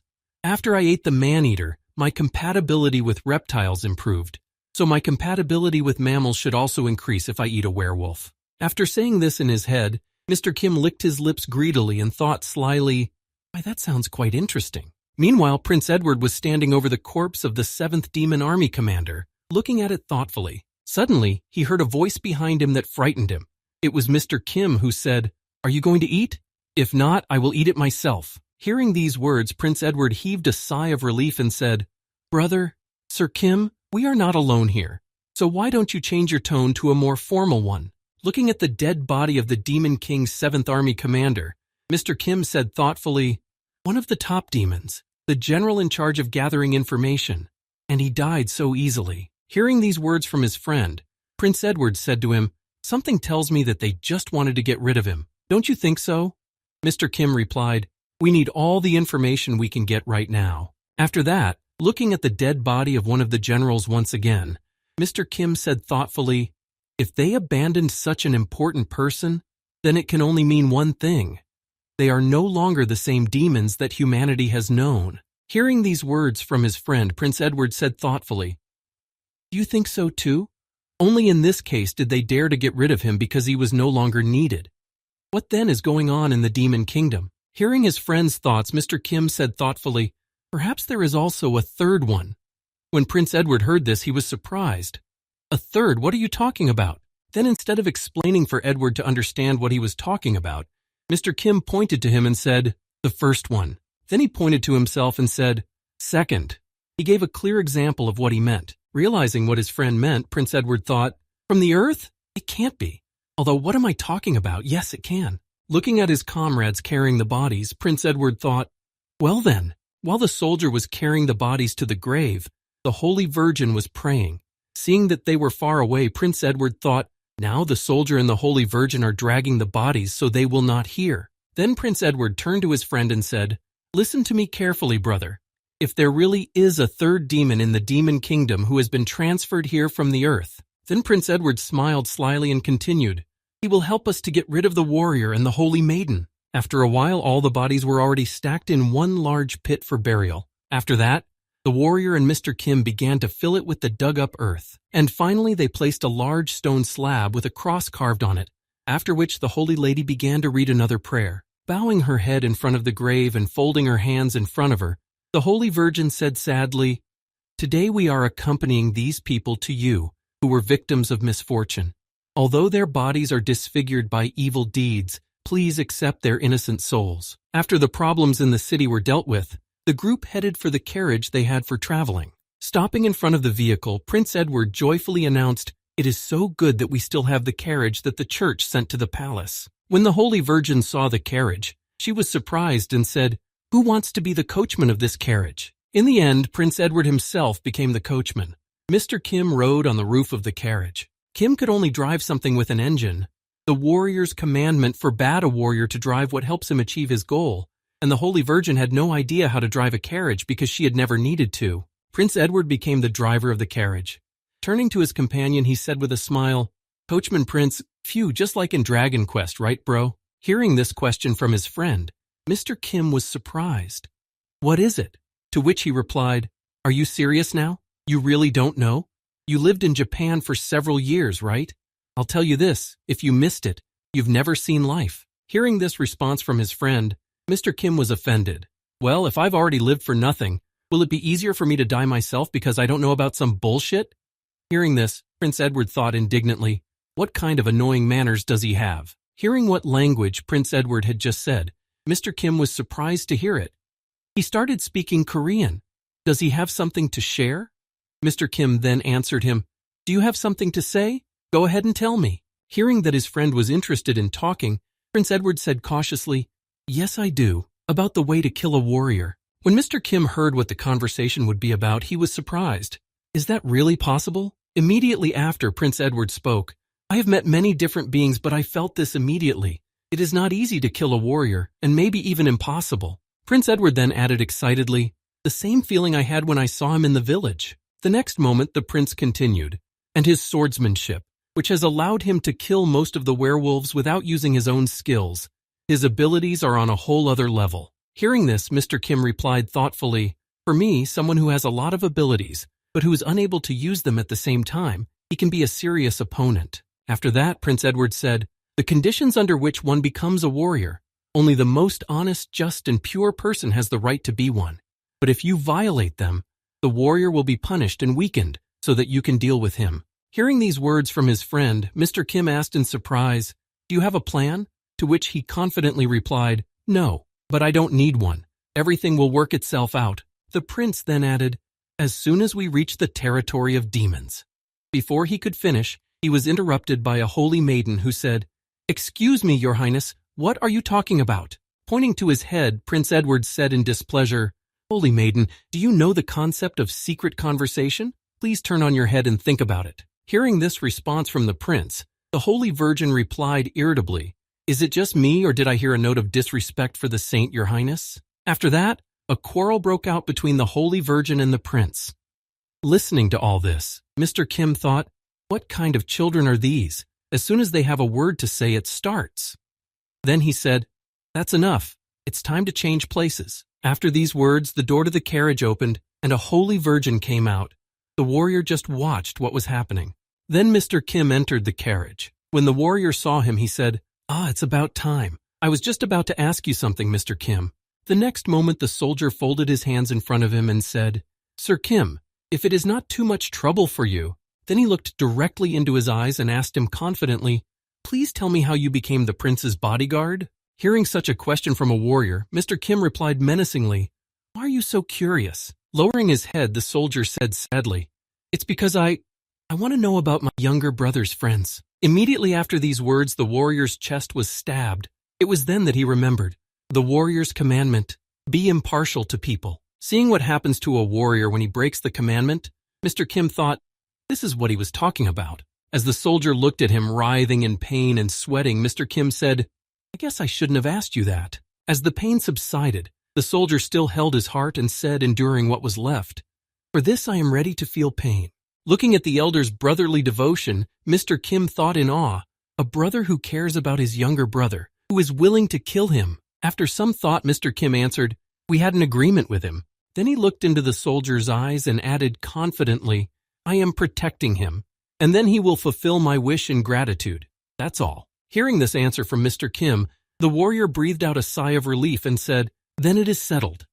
Your goal is the reward of killing the Demon King. It won't be easy." Hearing that there was a reward for killing the Demon King, Mr. Kim asked in surprise, "A reward for killing? Could you tell me more about it?" At that time, the Demon King's extermination team was already on their way to the Citadel City. After a while, they arrived at the outermost city of the Grand Continent Kingdom. A fortified point, the Demon Kingdom was relatively close to this place, about 20 kilometers away. Upon arriving in the city, the Demon King's fighter squad visited a bar hotel. When everyone was sitting at the table, the warrior announced, "Today we will stay here." After this announcement, the warrior bowed and said, "I'm going to go and check for any suspicious persons." When the warrior left them, the Holy Virgin also prepared to go about her business. But before she did so, she said, "I will inform the order that we have arrived unharmed. Sir Kim, make sure that His Highness does not do anything stupid." Hearing this, Prince Edward shouted out insulted, "Leave me alone." The two team members then left the prince and Mr. Kim and went about their business. When everyone left the bar, Mr. Kim said to his friend, "I have some new information. The warrior told me about the reward for killing the Demon King." When the prince heard what Mr. Kim had just told him, he was surprised. "A reward? This is the first time I have heard of such a thing." Then Mr. Kim spoke. "Goddess's holy radiance can be considered a revelation. She gives it to the warrior to destroy the Demon King. If he succeeds, the goddess will fulfill the wishes of everyone who has done something useful for this." After listening carefully to his friend, Prince Edward said in surprise, "Is this really true?" Hearing some doubts in Prince Edward's words, Mr. Kim answered him, "Yes, he told me that himself." Having received confirmation of his words from Mr. Kim, Prince Edward said joyfully, "If this is true, that's great. Just incredible." After that, Prince Edward drank a whole mug of beer with a gulp of joy. After emptying the mug, the prince put the empty vessel on the table, sighed joyfully, and then said, "Excellent, brother, today I'm buying you a drink. Drink as much as you like. Hey, bring me another glass." After drinking several glasses of beer, the prince suddenly felt something strange and stopped drinking. Immediately afterward, he grabbed his heart and, gritting his teeth, said, "Yeah, I think I'm going to vomit." After these words, he grabbed his mouth with his hand to hold back. However, the urge to vomit was stronger, and Mr. Kim threw up everything he had recently drunk. As he watched, Mr. Kim exclaimed, "Ew, that's disgusting!" However, it wasn't just the prince who got sick. Everyone in the bar felt sick, and they began to faint or vomit their drinks. After that, Mr. Kim felt something strange in himself. However, that strange feeling quickly subsided, but the prince began to behave a little strangely. Some strange muscles and veins began to appear on Edward's face. His condition was deteriorating with every passing second, and his mouth was drooling nonstop. At the same time, the warrior was helping some locals to drag a barrel of booze to the bar where they were staying. When he and the owner arrived, the owner bowed and said happily, "Thank you. I don't even know how to thank you." To which the warrior replied awkwardly, "Oh, it's okay." After these words, the soldier added, "I just did what I had to do. Everything is fine, don't worry." Hearing these words, the man smiled ominously and said, "Bugaga, there he is, the warrior, just like they said before." Raising his face with bulging eyes and strange features that were not typical of ordinary people, the man said, "True royalty." Realizing that something was definitely wrong, the warrior suddenly reached for his sword so that he could defend himself in case of danger. Grabbing his sword, the warrior broke the distance and spoke in alarm, "Who are you?" Looking at the warrior, who was frightened by surprise, the man said, "Don't be afraid. We know everything about you." Hearing these words from the man, the warrior asked excitedly, "We? Who are you talking about?" After this question, the prince heard voices behind him from people with the same signs on their faces. Then one of them said, "Allow me to introduce myself." Hearing this voice, the warrior thought excitedly, looking behind him. Behind me! Standing perpendicular to the man to see all the enemies, the warrior realized that he was already surrounded. After that, the same phrase was heard from different people, each saying it at a different time. "General of the 7th Army, Pharaoh's de Gluttony Lord." Memorize that name. Realizing that all the people were now thinking as one, the warrior said in alarm, "What? He is in charge of all of them?" Then the man he was helping to carry the barrel spoke again. "You guessed right. The water in this city is teeming with the eggs of my vermin." Then the new commander of the 7th Army of the Demon King added through the mouth of a resident, "They begin to develop inside the body and take over the mind of the host." After that, the man standing behind the warrior continued, "The infected are unable to resist my orders." After that, the same bar owner spoke again.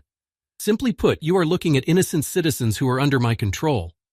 The man standing next to the owner finished his sentence, "You can't get to me without killing them." The next moment, Pharaoh's de Gluttony Lord himself, who was standing somewhere on the far side of the battlefield, spoke. "Can you break the commandments and get to me? Bugaga, I am waiting for your decision." Hearing these words from the enemy, the warrior thought anxiously, "The warrior's commandment, to prevent innocent victims. He knows about commandments." Then the warrior drew his sword and thought, "There is one way, if I go up to the roof of the building and assess the situation."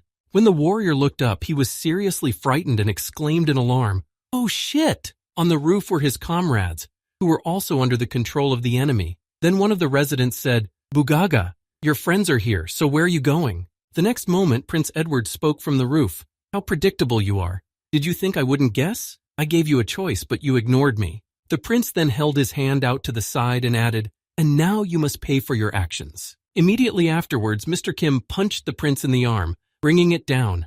The force was close to breaking the arm. When the warrior saw what had just happened on the roof, he exclaimed in amazement, "The knight hit the one he was supposed to protect. What cruelty!" When the prince was silent in pain and his mind was blurred, Mr. Kim said, "First the hand, now the time." After that, he hit his prince in all his limbs to immobilize him. Seeing what was happening, the frightened Pharaoh's de Gluttony Lord exclaimed in alarm, "No, stop! I didn't order you to." After that, Mr. Kim grabbed the Holy Virgin by the neck and made her faint. When the girl also fainted, the knight heard from the soldier, "Mr. Kim, is it true?" After that, the bodyguard took both of his comrades on his shoulders and carried them off the roof so as not to interfere. As he approached the edge, he jumped down to hand his comrades over to the soldier's protection. The next moment, when Mr. Kim approached the soldier, he laid his comrades on the ground. Finally, looking at his unconscious comrades, he said, "In this state, he will definitely not finish them." After that, Mr. Kim walked away from the soldier, saying, "You protect them and I'll get rid of him." When a new fighter appeared on the battlefield, Pharaoh's de Gluttony Lord spoke through the bar owner, "You must have miraculously prevented my vermin, but even so, a knight cannot." Before he could finish, Mr. Kim pulled his head off his shoulders. Seeing such radical measures of struggle, everyone was surprised. Seeing that he had killed one of the villagers, the warrior shouted in anger, "Mr. Kim, what are you doing? They are innocent." Hearing what the warrior had said, Pharaoh's de Gluttony Lord added, "Yes, they are under my control. You are killing innocent people." Before Pharaoh's de Gluttony Lord could finish, Mr. Kim said with joy, "Well, that's great. Then they won't remember my brutal murders." He then used his troll muscles. The next moment, Mr. Kim attacked the crowd of zombies controlled by Pharaoh's de Gluttony Lord. Sparing no one, Mr. Kim broke through the crowd, killing everyone who stood in his way. Seeing that he was killing everyone, Pharos the Gluttonlord shouted in fright, "Stop, stop, you madman! Aren't you a knight? How can you kill innocents?" Hearing these words from the demon, Mr. Kim replied menacingly, "Are you going to lecture me? Then you shouldn't have led them. You started this whole thing." Realizing that he would stop at nothing, Pharos the Gluttonlord spoke frightenedly through the boy he was leading, putting his hands in front of him. "I've got it! I'll let them go! I'll return to the kingdom right away, just stop!" After killing another person in his path, Mr. Kim said, "Good." After punching him in the face, causing blood to fly in all directions, the man behind him said, "Crazy, I told you so." After that, Mr. Kim smiled slyly and said, "I see. There are more and more people on this path, which means that I'm getting closer to you. I know where you are." The next moment, the boy looked up and noticed an image on the wall that was hiding behind the crowd. Realizing that he had been spotted, Pharos the Gluttonlord exclaimed in fright, "What kind of a lunatic is he?" Realizing that he had nothing more to catch here, Pharos the Gluttonlord decided to run away and jumped off the wall, exclaiming, "To hell with the warrior, it's time to run." Before he could get far, Mr. Kim caught up with him on the wall and caught him by the cape. The next moment, the guy threw him against the wall, pulling him up to prevent him from running away again. Looking at the opponent who had caught him, Pharos the Gluttonlord said in fright, "Monster, don't come near me, do not come near me." Hearing these words from the demon, Mr. Kim said joyfully, "Not anymore. I'm going to need you. What an unusual life form. I don't have your abilities yet." Immediately after that, the boy licked his lips ominously and said, "That's why you should stay quiet." Pharos the Gluttonlord froze in his tracks, sweating coldly. Nothing like this had ever happened before. There are no creatures in the world that can live without water. That is why, by launching parasite eggs into the water, Pharos the Gluttonlord would rule over everyone. After that, the 7th commander of the Demon King's army thought, and even if someone is immune, capturing his comrades would immediately decide the outcome of the battle.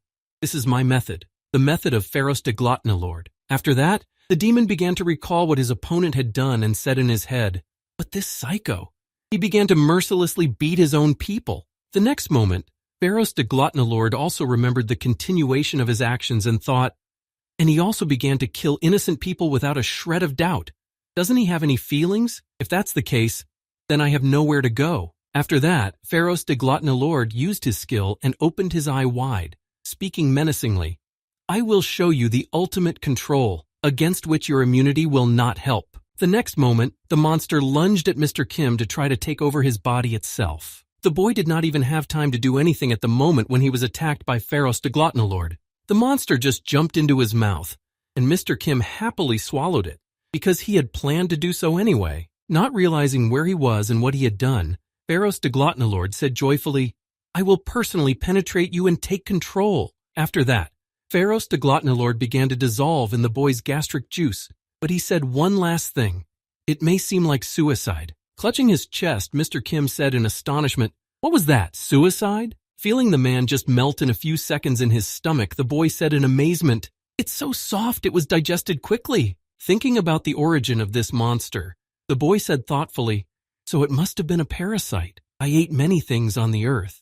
Then he continued, "However, I could not use the abilities of organisms that parasitize insects or fish." The next moment, the boy added thoughtfully, "And this one could control a human. I can definitely use at least a part of his skills." Determined to test the abilities he was to receive after absorbing this parasite, the boy prepared to bite off his finger and said, "Shall we try it?" The next moment, Mr. Kim bit off his entire left thumb and spat it out. Immediately afterward, a new finger began to grow in place of the lost one.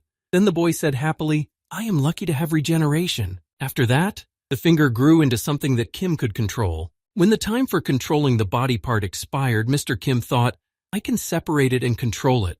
However, the size and time are limited. After that, the boy looked at the city, which came back to life after the parasites died. Then he added, "I think by eating other hybrids I can improve this.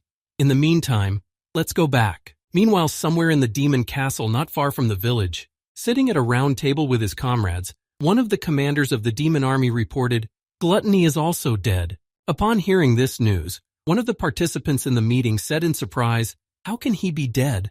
Then someone added, "Is there any chance that he is alive?" They were answered, "No, all the parasites in his laboratory have also died."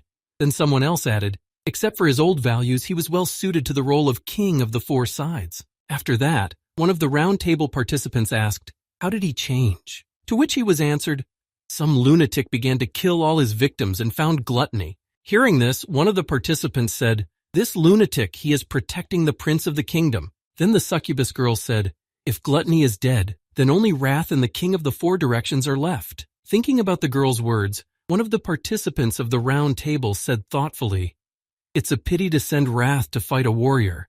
It is suitable for war with a large number of enemies, so let's use it against an army of people." After saying this, the great monster in red said, "Oh, what should we do?" When everyone paid attention to him, the monster said, "When he heard of the death of the worm, he immediately left the castle." After that, everyone began to look for the person he was talking about. Not seeing the same character, someone suddenly exclaimed, "What?" And after this adventure, Mr. Kim and his friends went on another adventure in another city. However, this time the situation was more tense than usual.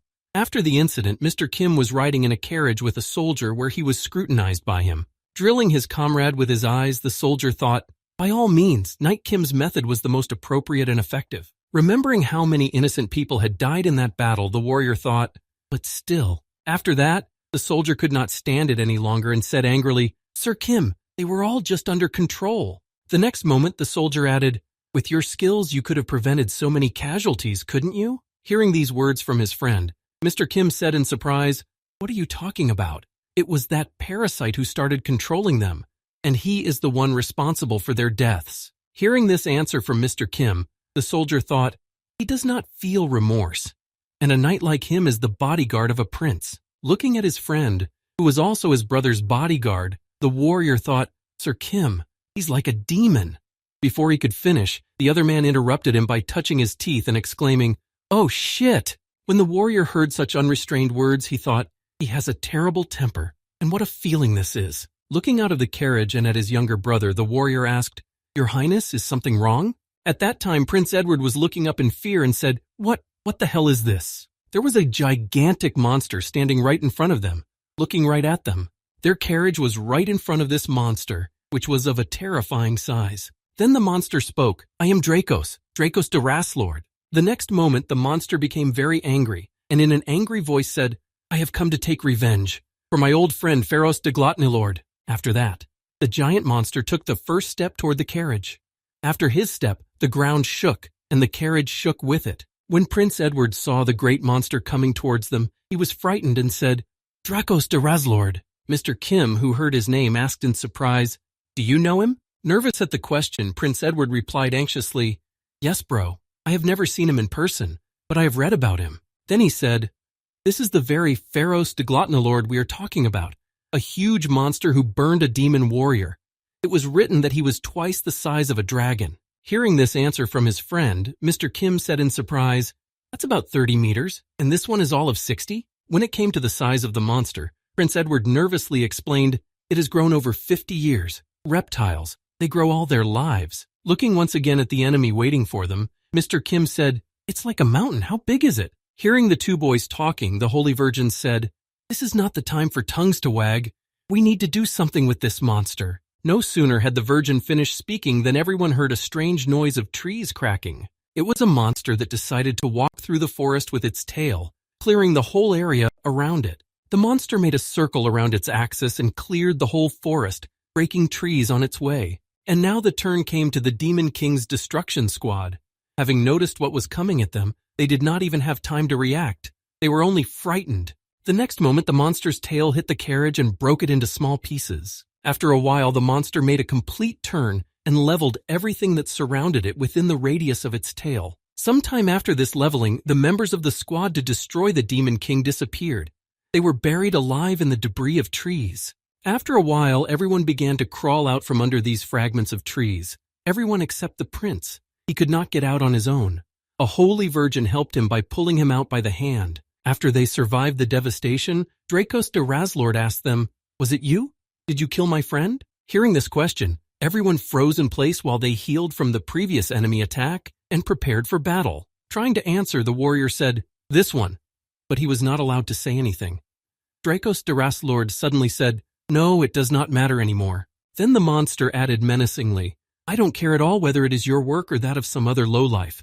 If I kill all the worms like you that come my way." Preparing to attack, the monster added, "Then I can avenge him." After that, Dracos de Raslord swung his tail again to crush his enemies. Noticing that danger was approaching again, They began to run away from him, shouting, "Run away!" Having dodged this attack, the Holy Virgin spoke to Prince Edward. "Prince, Absolute Shield is your special technique, right? It is your turn to come forward." Hearing this, the prince was frightened.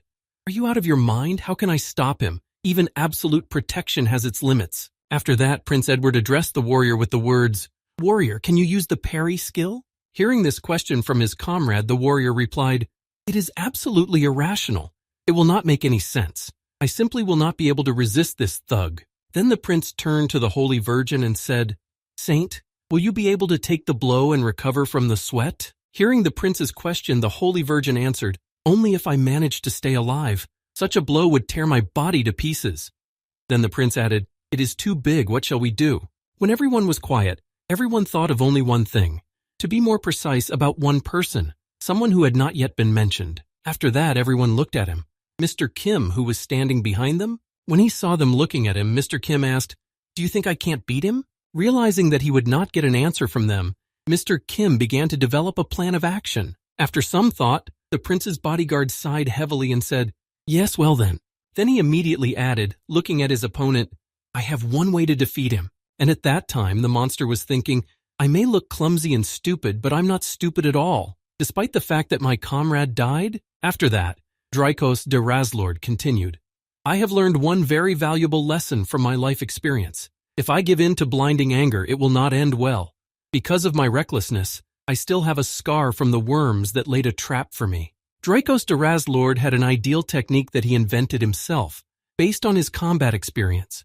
The first point of the strategy is to check the presence of the enemy using the skill of perception. The second point of the strategy is to sweep everything around so that the enemy has nowhere to hide. And the third point is to attack the enemy from the ambush after he approaches. Ranged attacks should not work on him. His tough skin is more than enough to protect him. And if he follows the rules that he has made for himself, he should definitely not lose, even if his enemy is the warrior himself. After discussing the plan of action, the warrior went to fulfill his part of the duties. Then the Holy Virgin said to him, "Isn't this too reckless?" When Mr. Kim heard the girls say this, he was surprised and asked, "Why? Do you have any better ways to defeat him?" When the warrior heard his comrades talking, he spoke before leaving, taking his sword from behind his back.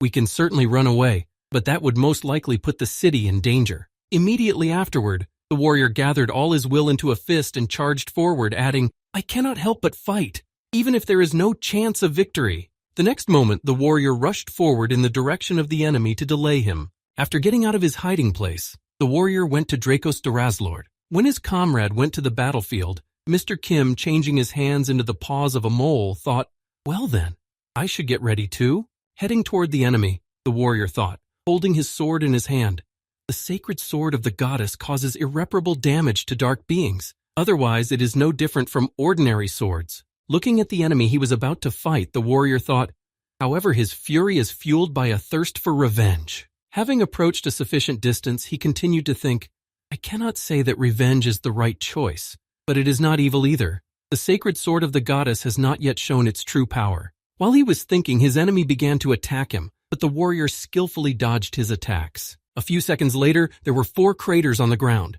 4 attempts to kill the flexible warrior. Having studied the enemy's movements, the guy broke the distance and stopped right in front of the monster, knowing he was safe. Coming closer again, the warrior thought, "It will be difficult for him to attack me with his tail since I am here." However, his calculations were wrong.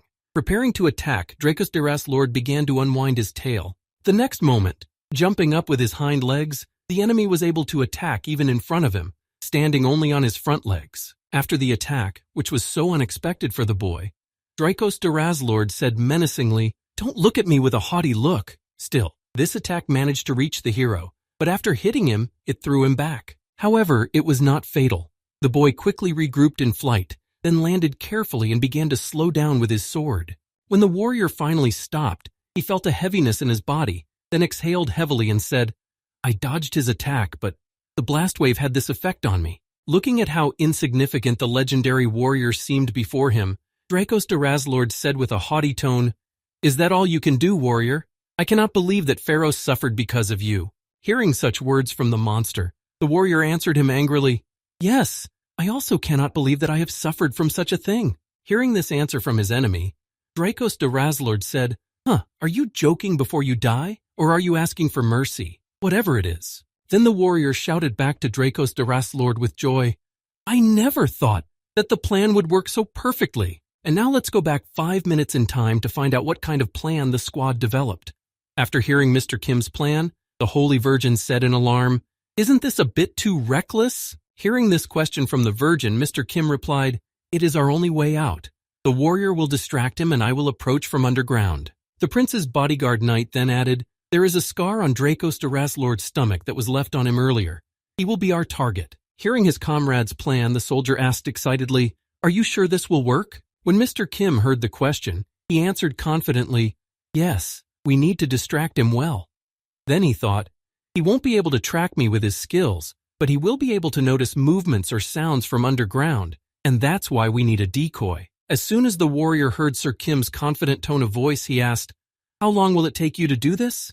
He replied, 3 minutes, and if it takes longer, 5 minutes. When the warrior heard the time he would need to defend himself against the formidable enemy, he replied, Very well then, let's act according to this plan. As soon as the enemy charged into battle, Mr. Kim asked in surprise, Why do you believe me? I could be bluffing or lying to you. Looking back at his comrade, the warrior replied happily, That is impossible. One of the abilities of warriors is lie detection. Hearing his friend say this, Mr. Kim thought, Well, it wasn't really a lie, but then it turns out that I can lie to a warrior because the ability doesn't work on me here. I don't even know if I'll need it in the future. After that, the warrior rushed into battle with Dracos Daraslord and exclaimed loudly, Then I am counting on you. And just as the warrior spoke to Dracos Daraslord in response, I had no idea that the plan would work so perfectly. Mr. Kim was already directly under the enemy in the place where the scar was located. Once the goal was achieved, Mr. Kim began his transformation by saying, Muscles of a troll, the body of a mole, claws of a dragon. With all this, he was able to easily dig through the ground and get right under the monster. When Dracos Daraslord heard these words from the warrior, he looked down and saw Mr. Kim beneath him and said in alarm, I was continuously using the animal detection skill. How did you do that? Approaching the scar on the enemy's body, Mr. Kim asked the monster, Do I have to answer that? Then he thought, I will completely transform my arm into a dragon's arm. As he approached his goal, Mr. Kim continued his thoughts. I don't care how strong his skin is. I can easily tear it off with my dragon claws. Realizing his situation, Dracos Daraslord exclaimed in alarm, No, I can't lose like that. And Mr. Kim was already at arm's length from the enemy. The next moment he flew straight into the monster's skin and pierced it. And eventually the boy got inside the monster. Opening his eyes inside the body, Mr. Kim said, Yes, this is a success. Looking at the monster from the inside, he realized that its size was indeed gigantic, and he put his hand to its body thinking, It's too big to take with me. I will use the parasite ability on him. A few seconds after these thoughts, Mr. Kim attached a large number of parasites to the enemy's body to control the enemy. A few seconds after installing the parasites, the guy said in astonishment, The information obtained through parasitization goes straight to the head, the heart, lungs, vessels, brain. After these feelings, the guy looked at his hand and said thoughtfully, And the skills of that parasite are certainly useful. So it turns out that it was his friend? After saying that, Mr. Kim smiled ominously and thought, He died because of his friend's abilities. What an unpleasant story it turned out to be. After gloating a bit about how things would happen in the near future, Mr. Kim felt something strange and said in surprise, There is something there. Following his senses, Mr. Kim got to the right place and began to tear the body apart from the inside to get to what he was so interested in, saying, Just bear with me a little longer. I'm almost there. After tearing at the monster's body from the inside, Mr. Kim finally tore out the last layer of muscle and finally broke through to what he was interested in. After that, looking inside, the boy saw what he was so drawn to. Seeing what he had been trying to get to for so long, Mr. Kim licked his lips greedily and said, Good, very good. While the rest of the team stood below, the monster writhed in pain from the pain Mr. Kim was inflicting on it from the inside. When the enemy lost its vigilance and did not react to anyone, the warrior spoke, And now, our best chance to strike at him. And at the same time, Dracos Daraslord was breaking out in a cold sweat. Tears were streaming from his eyes, and he was saying with a heavy groan, my stomach is on fire. Then he added in embarrassment, Yeah, I was very wrong, like this boy. Save me. Gritting her teeth, the Holy Virgin said, How terrible this is, it's just crazy. Then the prince added in surprise, "Wow, I'm just amazed." After that, losing consciousness, Drykos de Razlord said with difficulty in the end, I lost to some vile people." He did not even have time to finish his sentence before he fell to the ground dead. It was the end. The giant enemy was defeated thanks to Mr. Kim and his plan. A few seconds later, an explosion came from his eye. Someone was coming out of it. When the eye fell out, someone's hand appeared. The next second, Mr. Kim came out, but he looked like this. He was smeared with the blood of the monster. Seeing how he looked, his whole team was shocked. After the battle, the whole team went on to the Dark Kingdom. All the way, the atmosphere was quite tense. The warrior and the maiden kept their eyes on Mr. Kim the whole time. Feeling the tension, Mr. Kim said awkwardly, "The atmosphere is different than usual. Is something wrong?" Hearing this question from his knighted bodyguard, Prince Edward replied, "Oh well, your current appearance is a bit of a shock, but of course it doesn't bother me in the least." Hearing this response from his friend, Mr. Kim said in surprise, "I don't understand what the problem is." Then he thought, "Never mind. All that matters is what I ate." The value of the huge dinosaur he had to fight did not correspond to its size. If you take the same amount of muscle, the muscle strength of the trolls would be much stronger. Also, the skin and scales that Mr. Kim received from the dragon are also stronger. However, not everything about it disappointed the boy. No, to be more precise, he got a lot out of it. First of all, it was the dinosaur's lungs. Its lungs are a huge bundle of strong muscles. This was because the monster needed a lot of air to support its giant body. If it can absorb a lot, it can exhale a lot. With the help of these lungs, Mr. Kim will now be able to release even more powerful dragon flames. The second thing that was useful in this monster's body was the circulatory system. Since its body is huge, the heart alone is not enough to disperse blood throughout the body. There are mechanisms on the arteries and veins at a certain distance that look like auxiliary little hearts. Now the blood circulation will not stop even if the heart stops. And the biggest catch was what he found then. After that, Mr. Kim thought cunningly, "Now that I have absorbed it now, I can fly." Meanwhile, the demons continued to sit at the round table, talking about their own business. Having lost contact with another of his comrades, one of them said, "Even anger. I was defeated, and in the end only the heavenly king of the four sides remained." Hearing these words, the fat demon in the red jacket added, "In the end, it ended up like this." He replied, "Exactly." The demon then smiled ominously and said, "Everything is going exactly according to the plan of the Demon King." One of those present added to the conversation of his comrades, "Now the warrior is certainly going to attack the Demon King's castle." Hearing these words, the demon with the big roses said thoughtfully, "Since we have destroyed the village, the warrior will want to eliminate the source of the threat to prevent more casualties." Then the demon added happily, "We were able to remove that ancient object without much effort. And we also made him think that he had dealt with the Demon King's key figures. Not a bad deal." Immediately after saying that, the demon slammed his hand on the table and said, "Since it is now complete."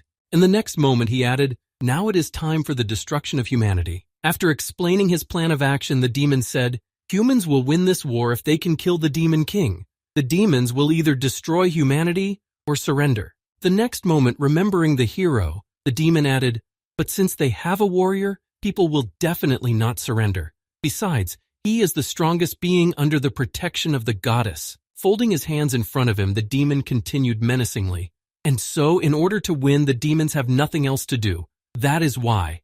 By the time the warrior finishes off the Demon King, we need to destroy all of humanity." Such great words from the new Demon King, devotion to our king. After that, everyone at the round table folded their hands in front of them to salute the new Demon King. The next moment, everyone turned their attention to the throne where the king was seated and exclaimed, "Devotion to our king from another world." After some time on foot, the group to destroy the Demon King came to some ruins. Remembering the giant monster they had fought, Mr. Kim thought, "He's really gone off the deep end. Surely this is his work as well." Just as they were beginning to climb up the ruins, they heard someone's voice say, "Stop right there, people." Looking around, the warrior said excitedly, "What? These are demon soldiers." Immediately after that, the goblins and other evil spirits attacked Mr. Kim, saying, "Die!" The enemies were not barehanded. They had weapons. They attacked Mr. Kim with a mace and hit him right in the head. However, it seemed so only at first glance. He was able to catch the enemy's weapon by changing his right hand, and with his left hand he drew his sword and cut the monsters. As he lay defeated on the ground, one of the demon army said heavily, "If only the fortress wall had remained intact." and on his body was a map that immediately attracted Mr. Kim's attention. Picking up this tied paper, Mr. Kim untied it and unfolded it, and then began to look at it. The next moment he said in surprise, "What is this?" When the Battle of the Whites was over, all the team members gathered in one place to look at the map that Mr. Kim had found on the battlefield. Putting the map on a tree stump for all to see, Mr. Kim said, "This is a map of the Demon Kingdom. One of the soldiers who attacked us had it." Looking at the skillful way everything was marked on the paper, the soldier said in amazement, "The topographical skills of demons are amazing." Picking up a stick, Prince Edward pointed to some markings on the map and said, "We have something more important. Look here." Pointing to the center of the map where all the roads converged, Prince Edward said, "All the roads lead to one main road, and they meet here. And all the paths to the battlefields also point here." Given this, after listening to Prince Edward's stories, the Holy Virgin said, "It seems that the directions for supplying the army with weapons are marked here." When the warrior heard this, he said, "Excellent. Since we now have a map, let us immediately defeat the Demon King." When Prince Edward heard his older brother's suggestion to go on the assault, he said, "Wait, warrior. There is something that does not give me peace." Prince Edward then pointed to a spot on the map and said, "There, this is the place." Pointing to a certain village that was highlighted on the map and located among the mountains, the prince added, "For some reason this one arouses my suspicions. A village located in a rocky area." He then continued thoughtfully, "Even though it has no strategic value, it is connected to the main road. It looks like the village is its final destination." Hearing Prince Edward's reflections on the topic of the village, the Holy Virgin said in surprise, "Do you mean to say that this is an important object for the Demon King?" After hearing the question from the Holy Virgin, Prince Edward replied thoughtfully, "Of course I am not sure of the truth of what I am saying, but I think it is worth a visit." Looking at the village on the map, the warrior thought, "The intuition of a warrior tells me that there must be something important there." After thinking about it, he said, "Very well. If this is indeed a valuable point, then we can delay the Demon King's attack." After obtaining the map, the Demon King's killing squad set out on their journey. The journey took them a whole week. 7 days after they started their journey, they finally arrived at the place. Looking at the map, Prince Edward said, "This is it." They saw a view of a village with a huge building with chimneys on the roof and dark, dark smoke coming out of it. In this building there was a whole factory for making weapons. The women were engaged in assembling and manning the weapons. The little demons heated the furnace, and if necessary threw in coals to make the heat sufficient to melt the metal. Looking down at the road where the demons were carrying carts with various materials, Prince Edward said, "As we thought, weapons are being made here." When the warrior heard this, he was confused. What are we to do then? How should we deal with this?" After hearing his old brother's words, Prince Edward confidently said, "We should not worry. We just have to realize what we came here to do." Hearing these words from his younger brother, the warrior grabbed him by the shoulder and said indignantly, "Wait, are you going to kill innocent people?" Prince Edward looked back and said menacingly, "What makes you think they are innocent?" Then the warrior said in surprise, "What are you talking about?"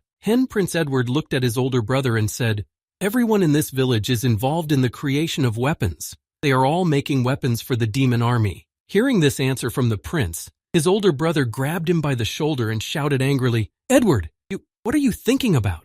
As soon as he said this, he felt unbearable pain. The warrior's commandment began to work on him, the one he had broken. Seeing what happened to his older brother, Prince Edward calmly replied, "Calm down. You are breaking the commandments of a warrior. I will ask you only 2 questions. The prince then looked at his brother and asked, "First, is it considered an evil deed to kill the people who live in this village?" When the warrior heard the first question, he raised his head in pain and groaned, "Of course not. Animal murder cannot be considered a good deed." Prince Edward then asked his second question. "In this case, would it be right to penetrate the enemy's rear and destroy their strategic supplies, also killing the blacksmiths in the raid?" The warrior answered, "Of course it is. You have to cut off the enemy's support to prevent unnecessary killing that is of no use." After saying this, the warrior thought, "A warrior's precept. A warrior should always do what is right and just." After listening to his brother's quarrel, Mr. Kim said, "We will not achieve anything by arguing. We only lose time because of them. I will go first." As the warrior watched Mr. Kim walk toward the village, he thought, "Get rid of them, or let them all live. What is an atrocity and what is a right action?" After killing all the demons involved in making the weapon, Mr. Kim said thoughtfully, "It seems like this one was the last one." Taking off his helmet, Mr. Kim began to stretch his neck and said with a sigh, "Work? It seems to me that I am the only one who does it all. After saying this, Mr. Kim looked disappointed. The warrior said he would only fight those who attacked him first. The Holy Virgin was panicked because of the killing of the demon children. The Spaniard was comforting her. After that, Mr. Kim reached for the weapons that were made in the village and said angrily, "What a bunch of useless comrades." Picking up a pistol that was made at this factory, Prince Edward said in amazement, "So this is the kind of weapon you produce?" Looking closely at the weapon he picked up from the ground, Prince Edward said thoughtfully, a caliber Mauser? What? And the asshole seems to be a fan of the Germans. Raising the weapon in his hand to show it to his friend, Prince Edward said, "Brother, do you know what this means?" Hearing the prince's question, Mr. Kim wiped the blood of the demons from his cheek and said, "The third one is on the side of the Demon King." Smiling happily, Prince Edward said, "That's right." Coming up behind Prince Edward, who was talking to his bodyguard, the elder brother asked uncertainly, "Did you find out anything? Did you find out anything?" Looking back to his brother, Prince Edward told him, "Yes, we found out. The Demon King wants to engage his subjects in a war with humanity."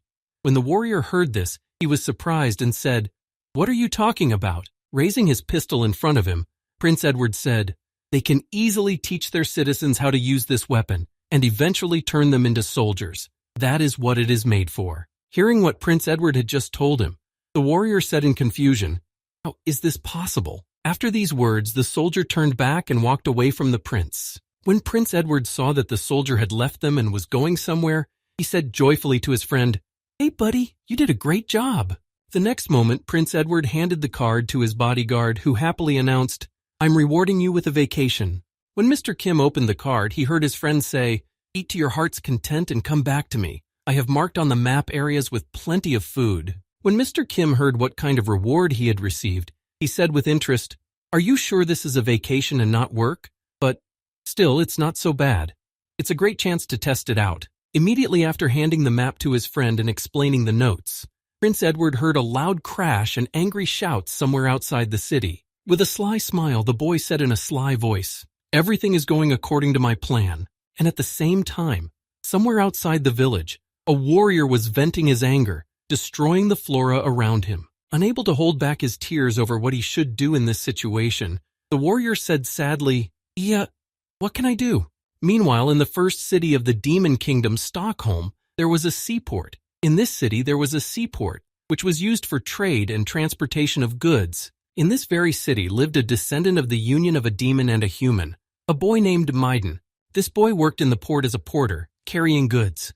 Suddenly, someone's voice was heard in the port. "What are you doing there, Midden? You're dragging your feet like a turtle. Come on, move faster." At the end of the day, the boy went to collect his paycheck. When he arrived, he was given a bag of money and told, "You have carried 20 bags of gunpowder and 10 boxes of coal. Here is your share." Bowing to his employer, the boy thanked him and took the bag of money. Hearing the words of the podka, the employer replied, "Yes, and now the next one." After receiving his money, Midden went home happy and reflecting, "Now Mirren and I will be able to eat and even pay for our accommodation, and we'll have some left over." After spending the money on basic necessities and paying for the rent, Midden sat down at the table and poured out all the money he had left from the bag. Only one coin fell out of the bag.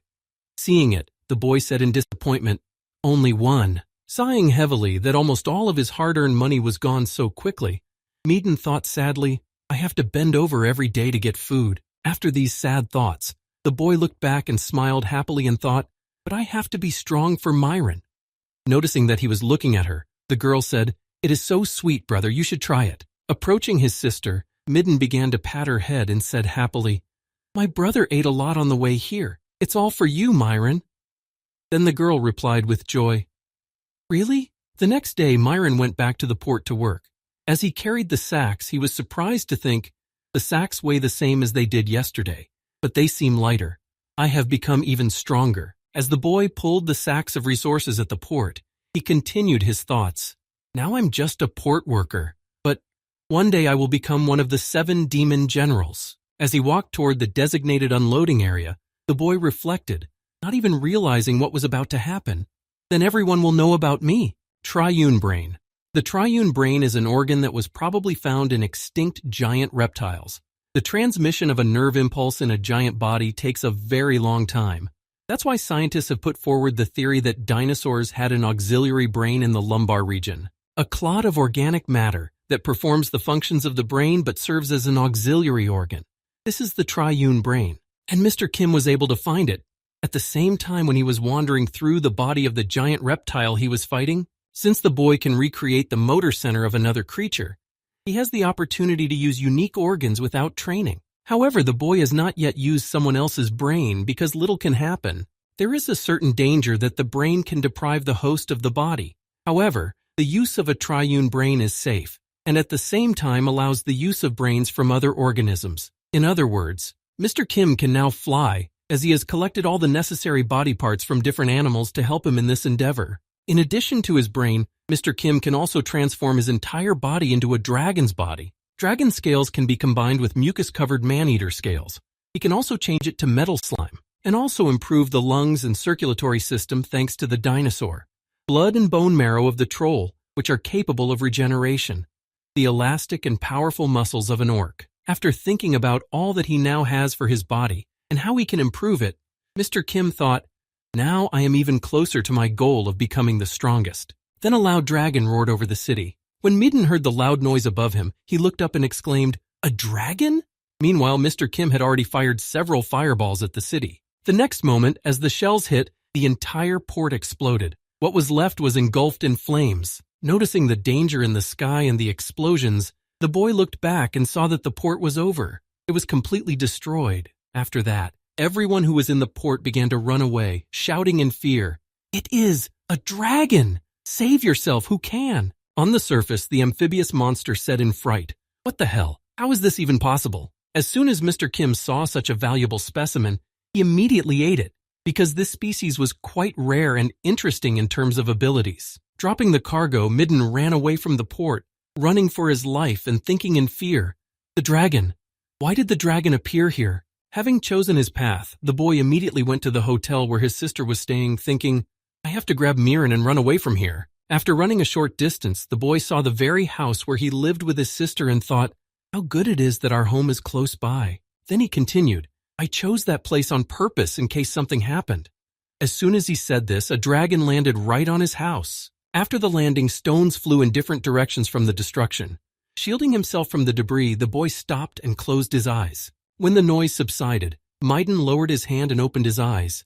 Before him, he saw the dragon that had destroyed his house, where his sister was. Looking through the rubble of the building, the boy saw his sister's hand under the rubble and traces of blood. Realizing that his sister was in a very difficult situation, Maiden grabbed a sword from a man who was carrying a whole box of them and ran to the dragon to take revenge for the loss of his sister. As he approached the giant monster, shedding tears for the loss of his sister, Maiden angrily exclaimed, Damn dragon! He then tried to stab his sword into the dragon's body, shouting, Die! But unfortunately, the sword simply broke on the dragon's scales, and the boy failed. Remembering what his friend had told him, Mr. Kim thought, the map that the Spaniard showed me marked the places where the weapons were made and stored. Then, looking at the destruction he had caused around him, Mr. Kim thought, this was probably all done to weaken the Demon King's army. I don't really care about that, but recalling who he was able to find and eat, the boy said, Thanks to that, I ate a lot of different creatures. The main thing that interested Mr. Kim was the fish-like monster that he ate in the demon seaport. It was indeed an incredible find. After completing his thoughts, Mr. Kim in the form of a dragon said, Well, now let's continue what we have begun. After that, he set about destroying the city again. Only 10 hours after the destruction in the port city of Stockholm, the round table participants began their meeting.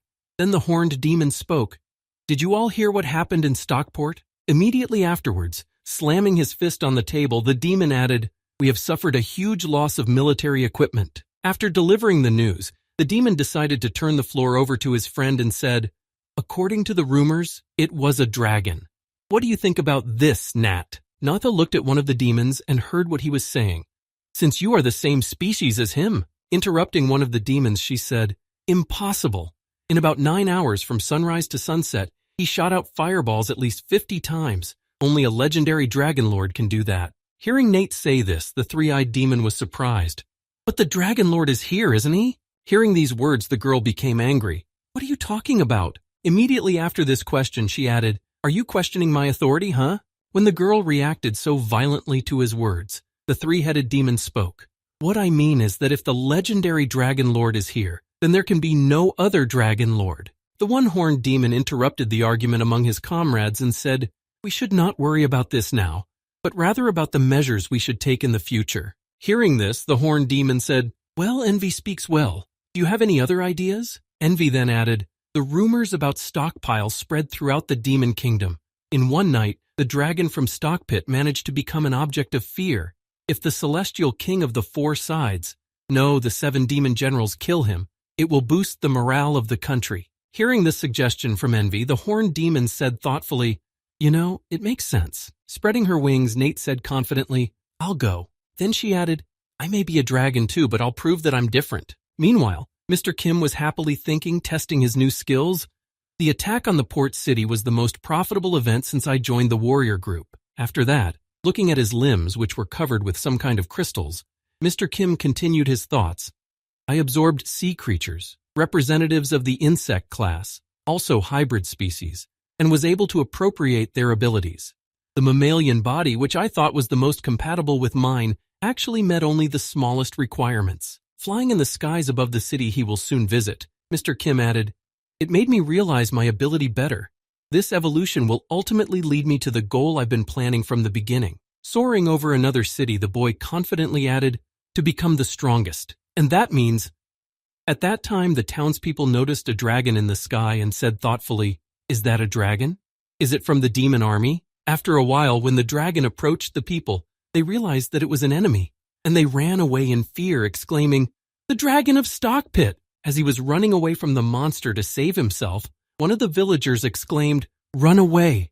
Before he could finish speaking, the dragon grabbed him with its paw. After landing on the ground and crushing one of the villagers, Mr. Kim added in the face of the dragon, I will crush the rest of the living beings. Upon landing, the dragon took in air and then used its fiery breath to burn everything in its path. At the same time, Nate was wandering in the sky, trying to find the very dragon that was destroying the demon continent. As she looked up in the clouds to see if there was an enemy anywhere, she thought, According to the report, he was seen in the 6th garrison. I don't know who he is, but I will teach him an unforgettable lesson. When the Dragon Lord arrived, she saw something that surprised her greatly. In the place where the city was supposed to be, there were only ruins. Feeling embarrassed and surprised, the girl said, Who could have done this in just 1 hour? At that time, Mr. Kim was feasting on the dead people who had died because of the destruction of the city. Grabbing them with his claws, the dragon lifted them to his mouth and then simply swallowed them without even chewing. At that very moment, the Lord of Dragons arrived.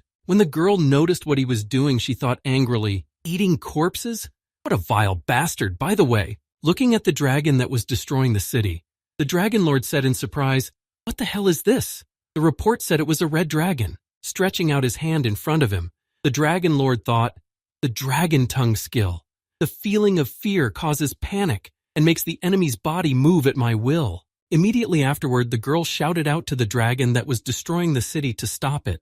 Stop! Hearing someone shouting in the middle of the ruins, Mr. Kim stopped for a moment to see who else was shouting. Seeing that he was able to move freely and that she didn't feel controlled by the enemy, the Demon Lord exclaimed in confusion, The dragon's tongue doesn't work on him?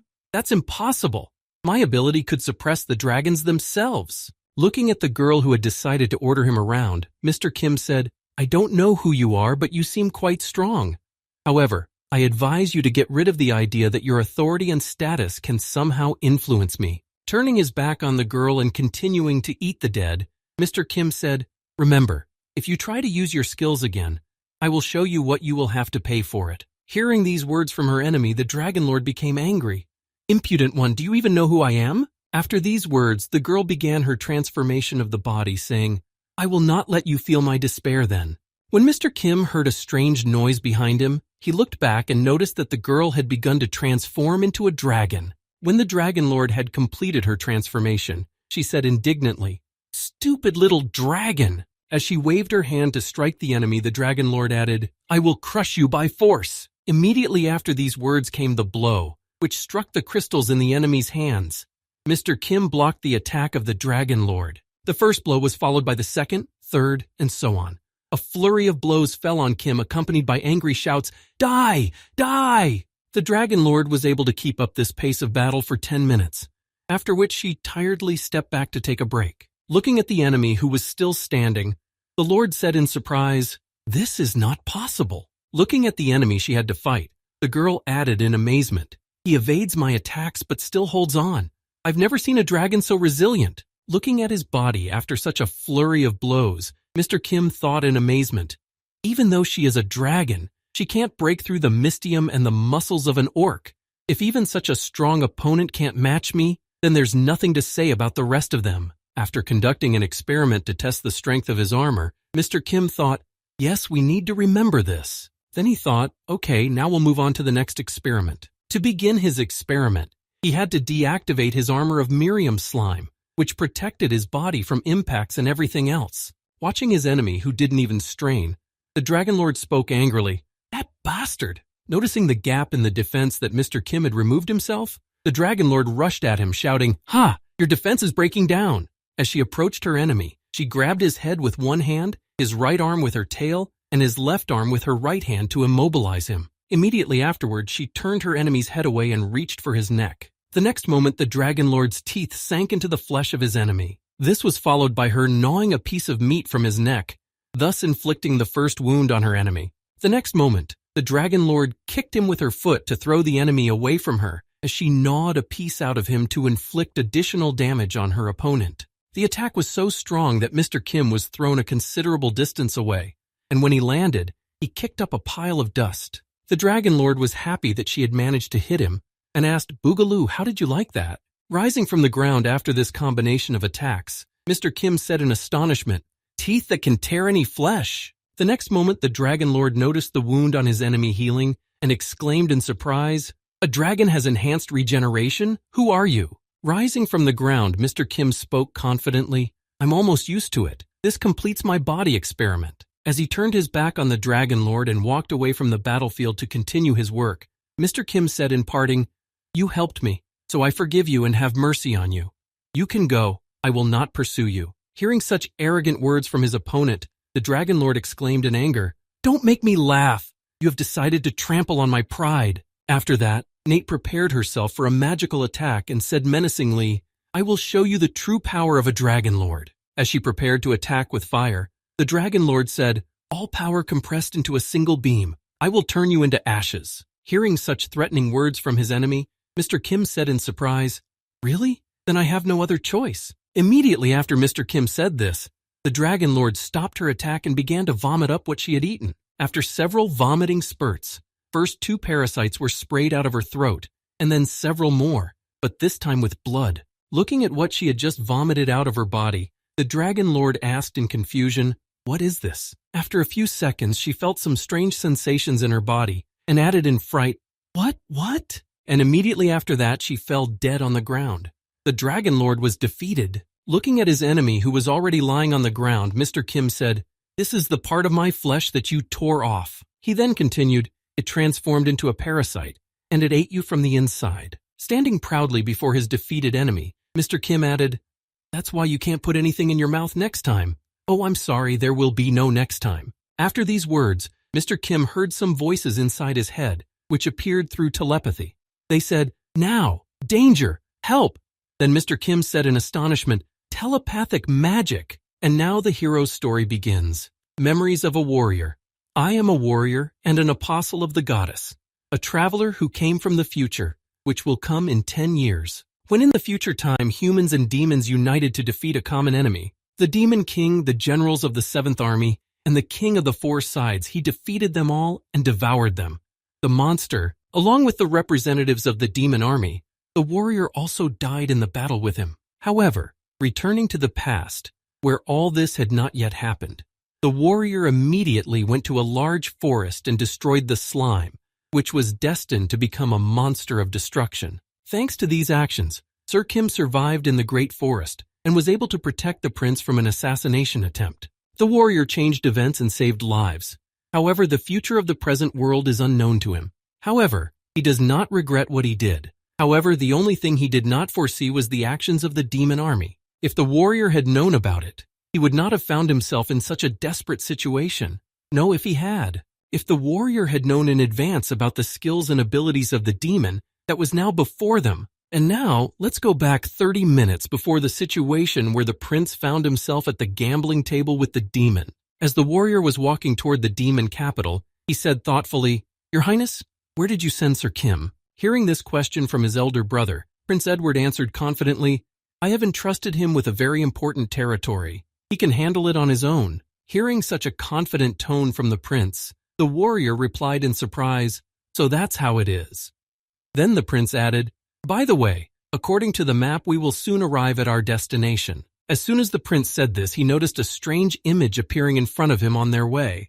The next moment, the image took its final form, and now everyone could see it. A demon was standing in front of them, which alarmed the travelers. When everyone turned their attention to the demon who had blocked their path, he spoke joyfully, "I am glad to welcome you, brave warriors." Bowing down before the guests, the monster said, "I am the general of the 7th Army, Venancio de Gridlord, nicknamed Greed, and behind me you can see my city, Grand Vagos." After the demon introduced himself to the soldiers, he added, "How about we stop this brutal killing and try to solve the problem peacefully?"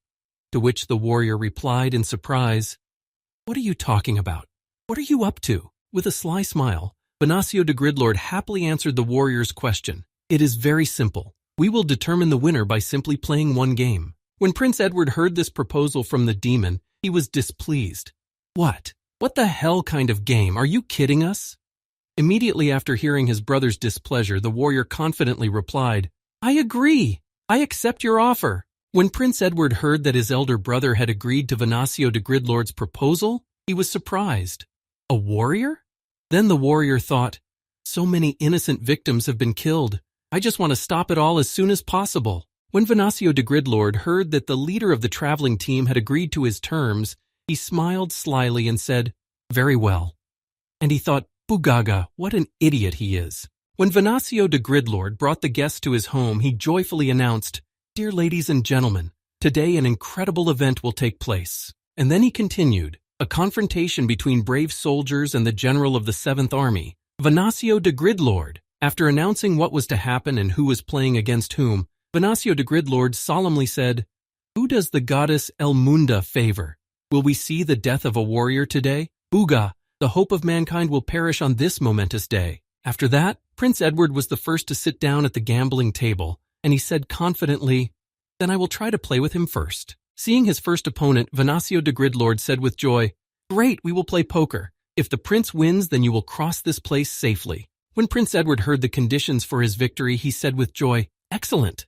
Then he thought, "I was a master at poker even before I joined the group of poachers. Even this monster is no match for me." After Venancio de Gridlord saw that they were ready to play, and the first player had already sat down, he added in an ominous voice, "However, if you lose, then I will take your souls." At the end of the game, Prince Edward slammed his fist on the table and said angrily, "It can't be, it's all a fraud." Seeing that his opponent was angry, Venancio de Gridlord asked joyfully, "What, cheating?" Putting the cards in front of him, which included a flush piano, Venancio de Gridlord added happily, "If no one noticed anything, then nothing happened." "Didn't you say that?" Prince Edward replied angrily, "No, this game doesn't count. I'm sure you didn't play fair." Hearing such a statement from his opponent, Venancio de Gridlord calmly said, "Well, as we agreed beforehand." Looking at Prince Edward, who had lost his game, the demon continued, "I will take your soul." Immediately after these words, Prince Edward felt a strange sensation in his body and exclaimed in surprise, "What is happening to me?" At the last moment before he lost consciousness, Prince Edward telepathically contacted Mr. Kim and said, "Now, danger, help, quickly." Immediately afterward, Prince Edward collapsed on the table, showing no signs of life. Seeing what had happened to his younger brother, the warrior said in confusion, "Your Highness!" Seeing the soul move into the playing piece, Venancio de Gridlord said, "My unique skill that makes you keep your promise. Strict adherence. Buga." Immediately after these words of the demon, the Holy Virgin became seriously angry and exclaimed, "You creature! How dare you!" After that, the girl attacked Venancio de Gridlord with her fists and began beating him to punish him for his actions. After throwing several punches but seeing no result, the girl began to slow down. When the barrage of blows stopped, Venancio de Gridlord said, "Brute force will not work here. For now, my second skill, absolute peace, will work." After the demon told about his two skills that were in effect in this gambling hall, he said in his head, "Buga, as long as I have these two skills, I am invincible in gambling. After these thoughts, Venancio de Gridlord suddenly spoke, making the Holy Virgin blush. It seems to me that His Highness was very important to you. To which the girl replied embarrassedly, Why would you say that? Seeing the girl's reaction to his words, Venancio de Gridlord smiled slyly and thought, She showed her feelings so easily. This is what they call simple-minded boogeyman. Then the demon looked at the girl and said, Then you can play with me if you want him back. Having put his offer to the game, Venancio de Gridlord said, The stakes will be as follows. I bet his soul, and you bet yours. Slamming her hand on the table, the girl confidently exclaimed, I agree. Seeing that the Holy Virgin so easily succumbed to the provocation, the warrior said excitedly, Holy Virgin? That's crazy. The girl replied confidently, Don't worry, warrior. Recalling her past experience, which she had behind her, the Holy Virgin said confidently, It is not for nothing that they call me the card lady of the monastery. Hearing this from the nun, the warrior exclaimed in surprise, What? A Holy Virgin is fond of gambling? She replied, What do you think nuns do on long winter evenings? Putting the deck on the table, Venancio de Gridlord said, Well, what would you choose, poker, blackjack, one card? After this proposal, the girl suddenly threw all the cards off the table. Then looking at her opponent, she said, Get the cards off the table, let's play dice. Taking dice out of his pocket, Venancio de Gridlord threw them on the table and said slyly, Very well. After a while, a sweaty Venancio de Gridlord looked at the girl who had also lost her soul and was also lying unconscious on the table. Wiping his sweat with a handkerchief, the demon breathed a sigh of relief and spoke excitedly. It's been a long time since I've met such an opponent. Seeing that the second of his comrades was also unconscious, the warrior said in alarm, The Holy Virgin too. Then Venancio de Gridlord looked at the soldier and said in a sly voice, Well, what are you going to do, warrior? If you want your comrades back, you can bet your soul, boogeyman. Hearing such words from his opponent, the warrior thought nervously, I have never even gambled. What can I think of? What to do? I cannot leave my comrades in danger. It is contrary to the commandments of a warrior. And even if I reject the precepts, I should leave these two. Then the warrior suddenly shone with happiness, turning his head to the left. When he noticed who had entered the room, he exclaimed joyfully, Sir Kim. Worried about what was going to happen to him and what fate would befall him, the warrior thought nervously, I have never even gambled. The result is obvious. Reflecting on what he should do, the warrior thought, But I will violate the commandments of a warrior if I leave my comrades in trouble. It is not even a matter of commandments. I just cannot leave them here. As soon as he thought about it, he heard someone's voice from behind the door saying nervously, Stop, do you even know what kind of place this is? Immediately after these words, there was a loud bang on the door, after which the door broke open, and the demon who was in the casino flew through it. After flying a considerable distance, he stopped right at the feet of the warrior. When Venancio de Gridlord noticed who had just barbarously entered his casino, he said in surprise, Ha, our new guest has quite a temper. Once inside the gambling hall, Mr. Kim looked up to survey the room and heard Venancio de Gridlord say, Who is this ill-mannered, rude man? Then someone answered him, Mr. Venancio, it seems you can add to your collection, Boogaloo. He decided to dig his own grave, Boogaga. After that, Mr. Kim looked down and saw his comrades who had already lost their souls, and he thought with displeasure, Already lost? What helpless people. The next moment, Mr. Kim looked at his opponent and thought, I'll finish this as soon as possible and get back to my business. Noticing that the new guest was flexing his fists, Venancio de Gridlord said happily, Gee, how are you going to solve everything by force? I'm telling you right now, violence against me does not work here. This is my unique ability, absolute peace, Booga. Hearing these words from the enemy, Mr. Kim turned his gaze to the soldier and asked irritably, Is it true? Hearing the question from his new comrade, the soldier nervously replied, Yes, his skill blocks all attacks. As soon as Mr. Kim heard about his enemy's skill, he smiled slyly and then said, Oh, a skill then. As Mr. Kim approached the gambling table, Venancio de Gridlord spoke to him. As you may have noticed, though it is unlikely that they would have realized even if they had, the Holy Maiden and the Prince lost, and now their souls belong to me. Hearing this, Mr. Kim said in surprise, So that's it. How can I get them back? Putting a gambling chip on the table, Venancio de Gridlord said joyfully, All you have to do is beat me, but the bet must be worthy. Looking at his opponent, the demon saw a soul in him, and happily said, That is why if you want to get their souls back, you will have to put yours on the line. Hearing this, Mr. Kim asked in surprise, You mean I have to put my soul on the line to make you admit defeat?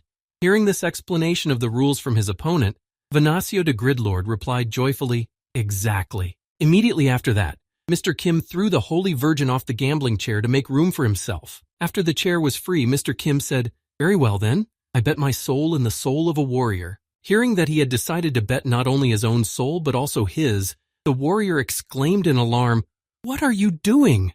But the enemy only smiled sinisterly. After the bets were placed, the audience applauded the man for his courage. To bet on 2 souls at once. It was quite brave. The next moment the soldier approached Mr. Kim with indignation and said, Mr. Kim, what are you saying? To which he replied, he has 2 souls. That's why you will have to put in 2 to get them back. Hearing what Mr. Kim had just said, Venancio the Gridlord laughed out loud and then said, that's right, you are quick on the uptake. Listening to the soldier's complaints, Mr. Kim said in displeasure, don't worry, I will beat him. But the soldier said, but Eddie, that's what Prince Edward said. Looking at his friend with a stern look, Mr. Kim said menacingly, in any case, it's better for me to play, not you. Realizing that Mr. Kim was serious, the warrior replied excitedly, okay, then I'll leave it to you, Mr. Kim. After the warrior agreed to the bet, Mr. Kim put his hands in front of him and said menacingly, you heard me, right? I bet 2 souls. Venancio the Gridlord replied, excellent, what shall we play? As soon as the demon asked what they were going to play, Mr. Kim stretched out his fist in front of him. Then Venancio the Gridlord said in surprise, rock, scissors, paper? The next moment, a punch landed right in the demon's face and Mr. Kim said angrily, rock. With a single blow, the boy knocked the demon to the ground, causing considerable damage. After that, we plunge into the memories and thoughts of Mr. Kim. The result he came to based on his experiments is as follows. Skills are meaningless against it. But to be more precise, we are talking about those skills that have a direct effect. For example, if we consider the fireball skill, he can still take damage from the fireball itself. Similarly, he can take damage from an arrow that has been accelerated by the quick arrow skill. However, if the homing arrow skill guiding shot is used against him, or burn, which burns the enemy, the effect will not follow. And what about the unique ability Absolute Peace? As it turned out a little later, it has no effect against Mr. Kim because it targets those who are close to the owner. After Venancio the Gridlord was lying on the ground, Mr. Kim raised his leg over him and prepared to continue. After that, he continued to beat the enemy to surrender and no longer dared to fool his comrades. Venancio could not understand the feeling he was experiencing for the first time. Having felt physical pain, he thought that absolute peace had ceased to work. After he felt what real pain was like, he began to admit defeat, which is why his second unique skill, strict compliance, worked as it should. The moment Venancio the Gridlord admitted defeat, the souls of Prince Edward and the Holy Maiden returned to their bodies. Upon returning to their bodies, the first thing the prince said when he came to his senses was, "This doesn't count." Then the Holy Virgin added, "Fraud." Lying beaten on the floor of his gambling hall, Venancio the Gridlord said in a hoarse voice, "It doesn't count. Fraud." Hearing these words from his opponent, Mr. Kim smiled ominously and said, "Huh? What, you didn't like the fight? Then let's have another one. This time I'll bet your life and you bet everything you have left." Then, with a sinister smile, Mr. Kim said, "Indicate whether I will strike you next with my left or right hand. As soon as you answer, the bet will be paid." Hearing the question from his opponent, Venancio the Gridlord answered in a hoarse voice, "Right, no, left." Changing his leg to the monster's leg, Mr. Kim happily announced, "The answer is wrong." Immediately afterwards, the boy crushed the enemy with his foot, punishing him for the wrong answer. Seeing what happened to Venancio the Gridlord, everyone on the top floor was talking in a frenzy. "What? How is this possible? Mr. Venancio lost? The general? No, the king of the four sides, Mr. Venancio?"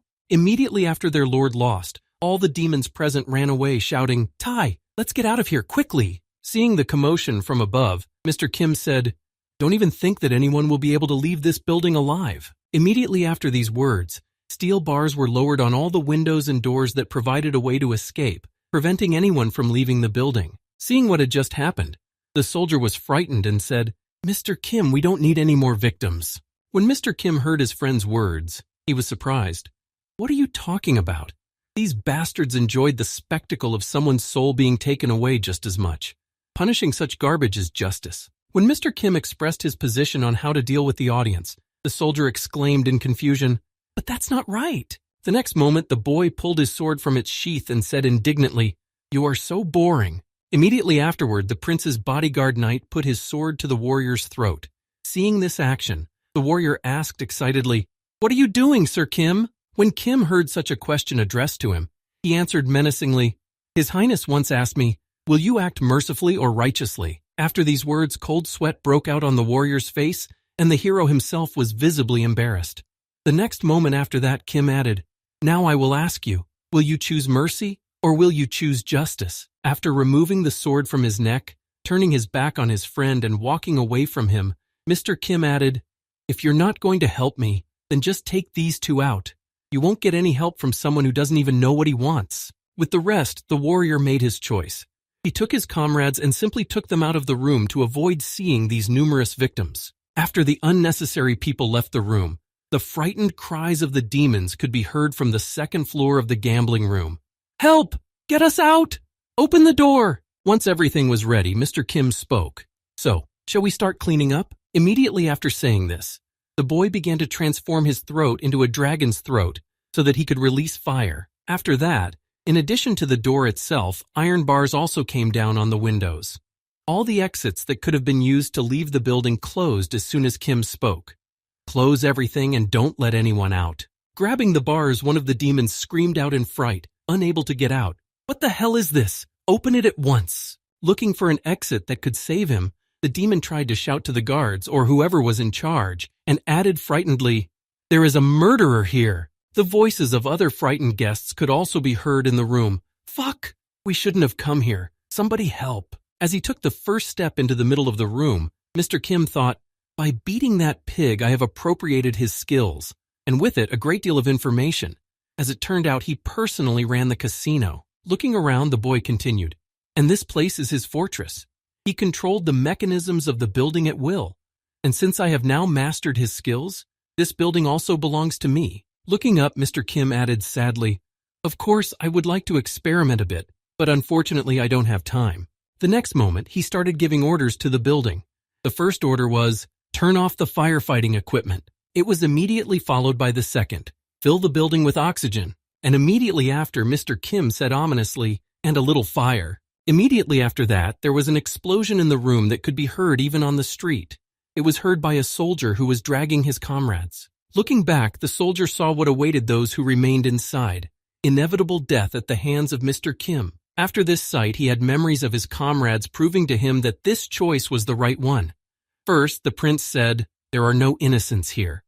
Then he remembered Mr. Kim's words, "Will you choose mercy or justice?" At that time, there were fewer and fewer people at the round table. Looking at his only friend who remained at the table, the horned demon spoke menacingly, "So there are only two of us left." Approaching his subjects, a dark figure behind the demon said, "How am I to understand this?" Looking back, two of the generals of the 7th Army saw their ruler approaching and exclaimed in surprise, "The Demon King!" Upon his arrival, the subjects immediately paid their respects to the Lord. After greeting him, one of his subjects bowed his head and said in anxiety, "The connection with laziness has been lost." Immediately afterward, the demon added, "Grand Vagos, who was under the patronage of greed, has been destroyed and his whereabouts are now unknown." When the Demon King heard the report from his subject, he was surprised and asked, "So it is unknown?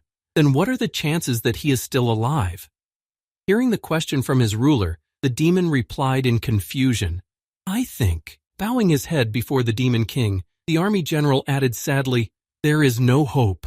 When the Demon King heard this report from his subject, he was disappointed.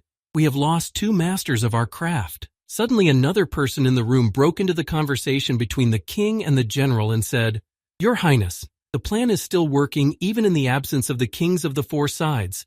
You should not be so upset." Noticing the jealousy, the Demon King, who was being tried to calm down, asked in frustration, "You want me to just turn a blind eye to the deaths of our comrades?" To which he replied in alarm, "No, of course not, of course not. But they voluntarily stood in the way of a warrior. This is all quite sad.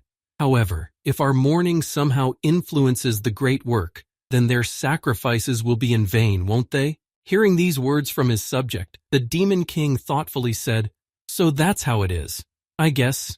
Thanks to them, the warrior was delayed, and the plan is coming to an end. A sacrifice for the greater good."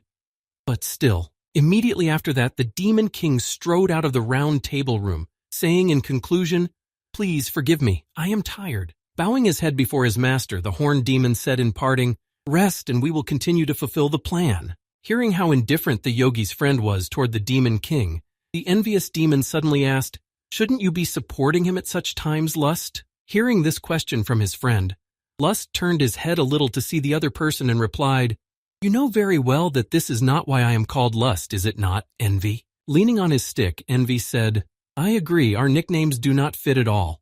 However, what does it matter? The main thing is that the Demon King's plan is almost complete. Hearing these words from his friend, Lust added, So much so that now even our deaths will not be able to change anything. Then Envy got up from his chair and added, And now we still have to buy some time. You or me. Who will die first? After these words, Envy said sadly, Of course I will be the first. Hearing these words from his friend, who had decided to be the next victim, Lust was alarmed and said, Envy. To which he confidently replied, No way, stop making that expression. Heading out of the room, the envious man said one last thing. He who is born first dies first. At the same time, Mr. Kim was getting out from under the rubble of the casino, and he said in alarm, It turned out to be a rather risky idea to set the fire, and this is because the troll's regeneration is weakened by fire. Inspecting his wounds after the attack, the boy added, Even though I hit it with demon scales and ogre slime, if you set fire to a regenerating body part, you can get quite a bit of damage. The boy then added thoughtfully, Thinking about it, I realize how recklessly I fought that dragon. If it had attacked me with flames while I was recovering my shoulder, I would have had a very hard time. Suddenly his thoughts were interrupted by a noise that came from the rubble of the building. An orange lizard came out from under the ashes and rubble. Looking at it, the boy said in surprise, What is this, a demonic pet? When the animal crawled out from under the rubble, it stood on its hind legs to intimidate the boy with its size, but the latter only added in amazement, Wow! To withstand the fire of a dragon. You are an interesting lizard. Looking at the size of the animal, Mr. Kim continued, It's about 3 meters tall. Pulling back his cheek, Mr. Kim said, Well, let's give it a try. Changing his teeth to dragon teeth so he could bite through her skin, the boy added ominously, What do you taste like? Seeing that the boy was not the predator, the lizard tried to run away in a hurry. However, it did not succeed. Grabbing the lizard by the tail, Mr. Kim said, Where are you going? Pulling the animal toward him, Kim sank his teeth into the animal's flesh. After Kim had eaten the lizard, he returned to his friends who were waiting for him relatively close by. Holding his head, Prince Edward said in frustration, Ouch, it's still ringing in my head. After that, he accidentally noticed a happy Kim next to him and asked, Why are you so cheerful, bro? Why are you walking around smiling? Then he thought, He scares me. Looking at his injured friend, Mr. Kim replied, Well, you see, here's the thing. Stretching out his hand in front of him, Mr. Kim added, I was able to beat the flames. Salamander, an amazing creature with immunity even to dragon flames. The lizard the boy ate turned out to be a salamander. It secretes persistent mucus not from the epidermis but from every cell of its body. Now this mucus can cover the troll's skin, which he could not do before. He covered his Achilles heel. When the prince heard what he had told him, he replied in displeasure, Oh shit. Kim replied in surprise, What kind of reaction is that? After that, the prince said, Imagine someone is attacked by a bear.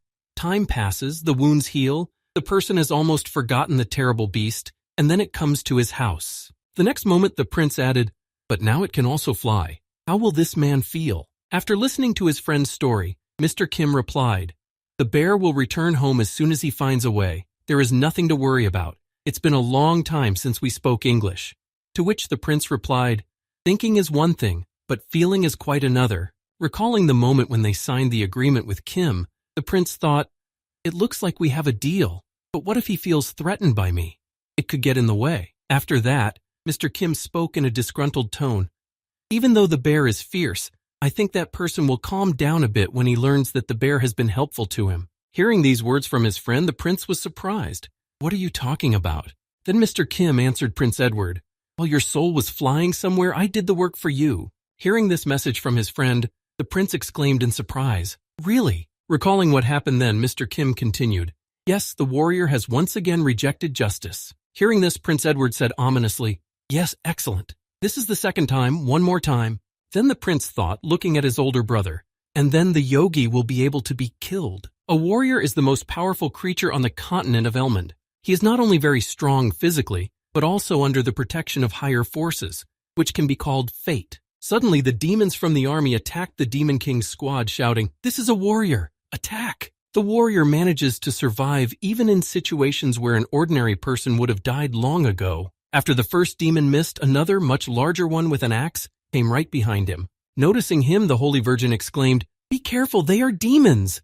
In a desperate and hopeless situation from which there is no escape, someone will certainly come to his aid. If he meets a strong opponent whom he cannot defeat, luck is on his side. And if he decides to rely on a miracle, he can be sure that it will happen. And that is why to kill a warrior you need to beat fate itself, which is not so easy. However, I have never met anyone who has such power.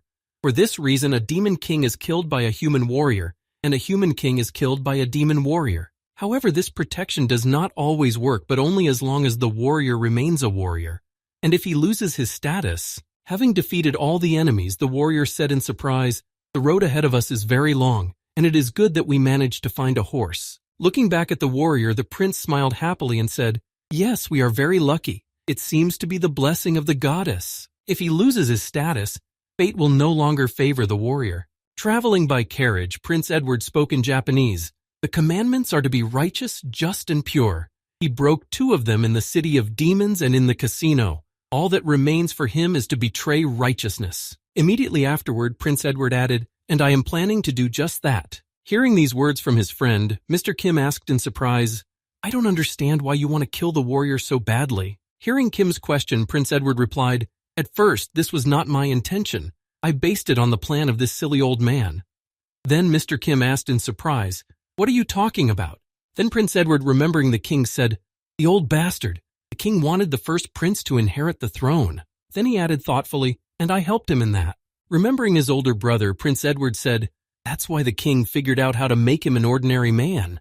With a sly smile, the prince added, "He decided to create inevitable circumstances under which he would definitely lose his status." Recalling what they were supposed to do, Edward added, "However, the plan remained a plan because he was afraid of incurring the wrath of the goddess, and I saw him, although I had to suffer a little bit with the seals." Prince Edward then looked at his friend and added, "I have finalized the plan a little, and now we are going to carry it out." When Mr. Kim heard this story, he was surprised.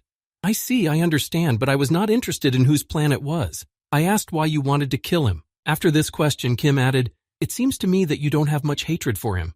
Hearing this, the prince gritted his teeth and said, "Because..." As he was blowing out his brother, whom he loved so much, Prince Edward said, "If my brother, no, if the warrior dies." Clutching the ropes tightly in his hands, the prince added angrily, "The king will feel much more pain than I will." After some time of traveling, the Demon King's assassination squad arrived in the vastness of Flatfield. Looking ahead of him, Mr. Kim, who was sitting on the roof of the carriage, said thoughtfully, It looks like..." Raising his head a little higher to see the building, Mr. Kim added, "It's a demon citadel." Looking at the building in front of them, Prince Edward said in alarm, "This is strange." Hearing this from the prince, Mr. Kim asked, "Isn't there a defense force in front of the fortress?" The prince replied, "No, not that." After that, recalling the games he used to play, Prince Edward said thoughtfully, "Usually in games, demonic fortresses are located in the middle of lava ponds or poisonous swamps. But this one is right in the middle of a field, which is a bit disturbing." Hearing the prince's words, Mr. Kim added, "What kind of idiot would build a fortress in a place like this? If there is such an idiot, I would like to see him." Mr. Kim then turned his gaze to the castle and said thoughtfully, "I agree with you that it is indeed very strange." Hearing his friend's words, the prince asked in surprise, "What exactly do you mean?" The friend replied, "There is not a soul around." The next moment, Mr. Kim added, "Not an ant, not even a bug. I noticed a rabbit hole while we were driving, but it was empty." Looking back at his friend, the prince asked in alarm, "What happened here?" Folding his hands in front of him, Mr. Kim answered, "I don't know." Then he added, "But I'm sure there's something up ahead." Immediately after these words, the horse pulling the carriage suddenly became frightened. Seeing the strange behavior of the animal, the prince exclaimed in surprise, What is it?" After that, the animal froze in place. When the carriage came to a stop, the prince said in astonishment, "What's wrong with the horse?" Then he decided to get down from the carriage and check the animal's condition. As he approached the horse and examined it, Prince Edward thought, "Is it scared? But why? There is nothing here." Getting out of the carriage to find out the reason for the stop, the soldier asked, "What happened, Your Highness?" Hearing his friend's voice, the prince answered in confusion, "Ah, warrior, our horse is not moving forward." When the warrior heard this, he said thoughtfully, "Really? Maybe it is because she is tired." No sooner had he said this than he saw the castle of the Demon King in front of him and thought, could it be because of the castle? Could it be? Noticing that the warrior was behaving strangely, Prince Edward asked, "What is wrong? Have you noticed anything?" The warrior replied, "No, I just felt something unusual, but I can't put my finger on it." The soldier then continued on foot, saying, "Perhaps I will understand if we get closer to the castle." The prince replied, "But the horse." When the horse stopped, he did not take another step forward. The prince tried to calm it down and feed it, but it would not even open its mouth. The holy maiden thought it was sick and tried to treat it, but it was also in vain. Even Mr. Kim's attempts to frighten her proved futile, and she just kept shaking. And in the end, the warrior began to tell his speech about how important it was to get to the castle. But of course, the horse didn't even move. When all attempts to get the horse to move failed, the warrior said, "We have no choice but to spend the night here." Stroking the horse's head, the prince said to him, "You have done well. Have a good rest." The next moment, the horse suddenly came to life and gave a frightened laugh. After that, he kicked Prince Edward with his hoof and ran away. Looking after the animal, which suddenly began to move, the prince, who was sitting on the ground, said in surprise, What just happened?" Drawing his sword from its sheath and preparing to fight, the warrior shouted, "Attention, everyone!" The prince looked at his older brother and said in surprise, "Warrior?" The latter replied, "We are surrounded." Immediately after these words, someone's hoarse voice came out of the thick darkness. "And these are the warrior's comrades? I am disappointed." Accompanying the words with a thud, someone's figure emerged from the darkness and spoke. Too slow and inattentive. A second later, a wooden paw appeared out of the darkness and a voice said, "And your ability to detect intruders is worse than that of ancient predators." The next moment, Envy appeared in front of the Demon King's extermination squad and said, "I don't know how you all made it here alive." Preparing for battle, all the travelers gathered around the prince to protect him in case of emergency. When Prince Edward saw the enemy in front of him, he asked anxiously, "Who are you? Answer me quickly." Hearing these words from the prince, Envy struck the ground with his stick and said, "Do you need to introduce yourself?" "Well, I have nothing to hide, so I will tell you." Immediately after Envy struck the ground with his stick, something strange happened. The ground around him, in a considerable radius, began to tremble for some reason. Feeling that something strange was happening around them, Prince Edward said excitedly, "What is happening? Is it an earthquake?" And at that time, the earthquake was only spreading over a larger area, and with each passing second it was getting stronger and stronger. A few seconds later, the hands of the dead began to come out of the ground. It was the spell of Envy to summon the undead, which caused such a strange seismic phenomenon. After the hands, the dead themselves began to climb out of the ground. All the warriors of people, various monsters, and other dead people who had fallen on these lands began to crawl out. When the living dead were on the surface, they began to look for a target to attack, because they would not have been called out for nothing. Noticing the enemies coming out of the ground around her, the Holy Virgin exclaimed in fright, the living dead are attacking us." After his army rose from the dead, Envy finally introduced himself, saying, "My name is Richmond." After that, one of the generals of the 7th Demon Army lowered his head and said ominously, "I am an ally of the King of the Four Directions, and I am also the one who will stop you. Richmond d'Envalord, nicknamed Envy. He is one of the highest officials of the Demon Kingdom. He has served in the Demon Army for 200 years. Richmond d'Envalord himself has accompanied 3 Demon Kings in all his years of service, and has fought a warrior twice. He also spent half of his service managing the internal and external affairs of the state, serving the king himself. Even a demon whose lifespan is twice that of a human is not capable of such a feat. He, Richmond d'Envalord, is a living dead man, not some small creature like a zombie or a skeleton, nor does he have anything to do with a vampire, who constantly needs to consume someone's blood to sustain his life. He is an immortal lich, the highest living dead whose power and life are sealed in a vessel. Only by breaking it can he be killed. With each death, he becomes only stronger, and his high-pitched screams pierce the heavens. The officers of the demon citadel, and even the demon king himself, could not simply ignore him, until this happened. The former warrior was heading to the demon stronghold. Then Richmond d'Envalord tried to stop him with his own forces, raising a large army of his subjects, the dead from the earth, against the warrior. However, the warrior's light shattered the enemies into small pieces. It was not difficult for him to defeat the army of the undead with his abilities, after which he destroyed Richmond d'Envalord himself. And so, after Richmond died in battle, his vital energy began to collect in the vessel again. When it was full, after the vessel was filled to the brim, Richmond d'Envalord was reborn in this world, but it was too late. The warrior had already killed the demon king. After the living dead rose from the ground, one of them said in surprise, "What? Who are you?" The other one replied thoughtfully, "Isn't this Mr. Envy?" Hearing this answer from his friend, the first living dead man added thoughtfully, "That arrogant, selfish fellow. The demon king is dead and he is still standing? Did he run away from the battlefield?" And no matter how high Richmond d'Envalord stood, his honor was simply trampled on after that incident. A man would have simply used brute force to shut them up and satisfy his pride, but Envy was not like that. He did not blame someone else for his failure. He, like a true researcher, began to analyze the cause of his defeat, and the main reason for his defeat was that their opponent used the magic of light. The army of the living dead was simply powerless against it. From that very moment, Richmond d'Envalord began to develop immunity in his subjects to holy magic, and as a result, he, surrounded in the middle of the field and cut off from the outside world, 3 of the demon king's assassins formed a circular formation to cover each other's rear. Looking at the dead who kept climbing, the Holy Virgin said in confusion, "How can this be possible? Why did we not feel them?" Looking at the enemies who surrounded them, the warrior replied excitedly, "I myself do not understand. After all, the living dead should radiate hatred and anger toward the living. Yet I did not feel anything of the kind from them." Looking at her friend, the girl added excitedly, "These living dead, even with my own holy magic, I can't feel their sinister aura at all." Hearing this from the holy maiden, the warrior exclaimed in confusion, "They are still the living dead. Use the sacred magic." When the Holy Virgin received the order from her team leader, she confidently exclaimed, "I understand you, saints." Then she began to use her holy spell. Immediately afterward, she fired a volley of holy magic at the undead to destroy them with the power that worked most effectively on them. However, the enemy was not defeated after the attack with holy magic. In fact, he was not defeated. He even recovered and healed from his previous injuries. Noticing that the enemy remained unharmed, Prince Edward exclaimed in surprise, "What the hell, is he healed?" After which the Holy Virgin added in amazement, "What the hell, doesn't it work on the living dead?" When Richmond d'Envalord saw the reaction of his rivals, he said joyfully, "Boogaloo, are you confused?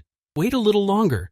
The most interesting part is yet to come." After saying this, Richmond d'Envalord slammed his staff on the ground again, and a magic seal appeared under it, which looked like holy magic. After a while, the mark grew larger and covered the entire battlefield where his men were fighting. Noticing something strange beneath them, the undead looked down to see what was going on beneath them. Seeing what the enemy had done, Prince Edward exclaimed in amazement, "It can't be! Sacred magic?" Immediately afterwards, the girl expressed her opinion, adding nervously, "Sacred magic? From the living dead? How can this be possible?" Looking at his enemies, who were confused by what they had seen, Richmond d'Envalord said cunningly, "If you are still curious, then I will share with you the method." Immediately after these words, a very familiar book began to appear in the air, which the Holy Virgin immediately recognized. Noticing the book in the hands of the enemy, the Holy Virgin added in alarm, "This is the Bible of a nunnery?" Then she asked Richmond d'Envalord, "Where did you get this?" Raising the book to his eye level, the enemy said, "It is because I am an adept." Pointing to his entire army around them, Richmond d'Envalord confidently said, "All these living dead, including me, are believers. That is why we have no hatred and anger toward the living." Hearing such words from her enemy, the Holy Virgin answered cautiously, "This cannot be, for the living dead to be supporters of the monastery." Hearing such words from the girl, Richmond d'Envalord laughed and then added in surprise, "So you say she can't? You are quite funny. How long have you belonged to the convent? 10 years? Looking at the embarrassed girl, Richmond d'Envalord added angrily, "I became a believer long before you were born. To become immune to the light, I read the Bible for 50 years. I studied the biographies of the saints and their deeds, and I put it all into practice." Right after Richmond d'Envalord confidently made his presentation, "My faith is much stronger than yours." After that, the living dead man looked at the book with the Bible and added thoughtfully, "Your 10-year experience is the shortest of us all." Although, the next moment, pointing to one of his army members, Richmond d'Envalord added, "You're about his level." Looking back to see who he was referring to, the girl saw a horrible-looking zombie. After seeing it with her own eyes, the girl added in fright, "What? I'm about his level?" After that, Richmond d'Envalord added, holding the nunnery's Bible in his hands, "The anger and hatred that radiates from the living dead, these are all consequences of envy." And then he added confidently, "However, I mastered it by filling myself with faith. I was able to overcome it." As soon as the master of the undead said this, he immediately added in an ominous voice, I am the true master of envy. And then he concluded, Richmond the Overlord. Hearing what the enemy had just said, the girl objected in confusion. It cannot be. The very existence of the undead violates the natural order established by the church. A living dead person cannot receive any kind of faith. Hearing this, Richmond the Overlord replied, There is nothing in this world that the goddess cannot touch. Faith can be born in a worm and even in a sandstone. The body of a living dead man was created by a goddess and set in motion by her own magic. That's why even a living dead man can have faith. Didn't you know that? After all that Richmond the Overlord had said to the girl, he added, These ribbons, the Epistle to the Holy Elan, chapter 6, page 11, line 22? Hearing this, the girl replied angrily, But even if they are capable of believing, the goddess would never give powers to the dead. Hearing the girl's words, Richmond the Overlord said, Those who have been able to do the impossible will be honored more than those who have achieved what anyone can. Memoirs of St. Alexis, chapter 3, page 21, line 7. Pulling out the Bible in front of him, Richmond the Overlord said, Is it any wonder that power was given to the one who could master pure faith, even if he is an unholy being? Clenching her hand into a fist, the Holy Virgin spoke angrily, Filthy undead using necromancy, which is forbidden in the temple of the goddess. After that, the girl gritted her teeth and thought resentfully, But everything he says is true. He really is a believer. The next moment, trying to get around the enemy by another way, she spoke to Richmond the Overlord. Then why don't you give us a little way? After all, we are carrying the will of God. When Richmond the Overlord heard the girl's proposal, he replied, As there are heavenly laws in heaven, so there are earthly laws on earth. Do not use heavenly laws as a reason to violate earthly laws. Noticing that the girl was offended by his words, the living dead man added, Your truth ends on earth, and as soon as your days are numbered, you will be held accountable according to heavenly laws. After that, Richmond the Overlord said confidently, Whomever the goddess favors, I submit to my king. I follow his will. To which the girl replied in confusion, Confessions of a Goddess, first page, 15th line. Having said the last words from the Bible, Richmond the Overlord put the Bible away and said, Well then, let us conclude with this. Immediately after these words, the commander of the 7th army of the demon king gave his order to his subjects, My living dead, they have been waiting. Kill them. Immediately after the general's order was given, all the undead immediately attacked the travelers. Seeing that the horde of enemies was too large, the Holy Virgin prepared a protective spell. Immediately afterward, she put her hands to the ground and said, Holy barrier! After these words, a holy dome appeared over the carriage and the travelers, which was supposed to protect them from enemies. However, it turned out to be worse than expected. The living dead could easily overcome it and move on, despite the holy protection. Noticing that the enemy had easily passed through her defense, the girl said nervously, Just as I thought. When the enemy approached the girl and grabbed her arm, she continued frightened. He cannot stop them. As soon as the enemy got hold of the girl, he tried to bite her to cause irreparable damage. However, he failed. The Holy Maiden was saved by Prince Edward, who used a shield of light on the living dead man and crushed him with a physical attack. When one of the enemies was defeated, the prince said irritably, Angela, keep an eye on the battlefield and be more careful. When the girl heard the voice, she looked back and said in surprise, Eddie. Stepping in front of the girl to protect her while she was still in shock, Prince Edward added, Pull yourself together. This is no time for confusion. Immediately after saying this, the prince began to cut down his enemies with his sword, using only pure physical strength to defeat his foes. Watching Prince Edward fight bravely against the living dead, the Holy Virgin spoke in tears. Eddie. After that, the girl suddenly remembered the very moment when she and the prince were walking in the woods as children and were attacked by a wolf. That time, Edward also stood up for her. Remembering this, the girl thought, just like that time. Catching herself thinking the wrong thing, she nervously thought, No, I can't. As a holy virgin, I cannot allow myself these feelings. Meanwhile, the prince was slaughtering enemies right and left, but he did not follow one who was approaching him from behind and could have caused irreparable harm. When he suddenly heard the sound of a blow and the crunching of bones coming from right behind him, he was seriously surprised by the unexpected. Having saved her friend, the Holy Maiden spoke nervously. Forgive me, Your Highness, I was a little distracted. Then the prince answered her, Oh, that's all right. If you have collected your thoughts, then good. At the same time, Mr. Kim was resting quietly on the roof of the carriage, listening to what was happening on the battlefield. However, suddenly his peace was interrupted. One of the living dead decided to climb up on his roof to deal with the reckless traveler. As soon as the enemy wanted to climb up on the roof, he was hit in the head with a rather powerful blow, which immediately neutralized the dead man. After finishing off one of the enemies, Mr. Kim, who was resting on the roof, said insultingly, "My God, everyone is making a lot of noise here." Seeing the undead crawl up to the boy, the soldier said to Kim, "Mr. Kim, are you all right?" Immediately after these words, Mr. Kim jumped off the roof of the carriage and prepared to fight. Noticing that his comrade had jumped from the carriage, the soldier looked back and said nervously, "You look great, these living dead." As Mr. Kim headed for the battlefield, the soldier nervously shouted after him, "They are not affected by the sacred magic." Noticing that he continued on his way to meet his enemies, the warrior added nervously, "Mr. Kim, wait." Immediately afterward, he repeated his words again, "Sacred magic is useless against them, take your time." Without letting the warrior finish his words, Mr. Kim said in surprise, "So what do I care if it is ineffective?" Hearing these words from his friend, the soldier was surprised to hear them. "What are you talking about?" But at the same time, the soldier did not receive an answer to his question. The enemy was coming toward Mr. Kim. As soon as he approached, Mr. Kim blocked his attack with his sword to avoid being injured. Immediately afterward, the boy grabbed the living dead man's hand with his other hand and squeezed it tightly. After that, Mr. Kim began to twist the monster's arm. With a little effort, the monster's arm came off with very little effort. Looking back at his friend, Mr. Kim said, "All we have to do is tear it into small pieces." Hearing these words from his comrade, the warrior drew his sword and said thoughtfully, "So that's how it is? I was too much focused on the use of sacred magic against the undead." After that, the warrior added confidently, heading straight for the enemies, "The fact that magic is powerless against them does not mean that it is impossible to resist them.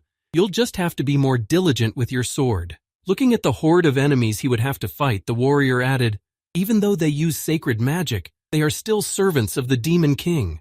After attacking the enemies first, the warrior finally decided to fight and shouted, "The sacred sword can hurt them." Immediately after saying this, he changed his grip on the sword and grasped it with both hands and then thought, "If I cannot cut down my enemies, then I must simply break them." Swinging his sword with a new tactic, the warrior continued, "As long as they are not affected by the magic of light, they will rise again and again. An ordinary sword would break, but a sacred sword should not." Hearing Mr. Kim's words, the Holy Virgin also changed her tactics and began to fight with physical attacks, crushing the heads of the living dead with a single blow. Having changed her mood and tactics, the girl thought, "If we pick up iron to defend ourselves, what will an ordinary peasant take? Sometimes even an ordinary pair of fists is enough to defend oneself." These are the words of a holy father who lived 1,000 years ago. Prince Edward also changed his battle plan, thinking, "It's a pity that magic doesn't work on them, but there is still a way out." Looking at his comrades, who began to rely on brute force, and as a result crushed enemies left and right, he exclaimed, "Try my sword. Strong fist." Mr. Kim said thoughtfully, "I wonder, well, that's a different matter.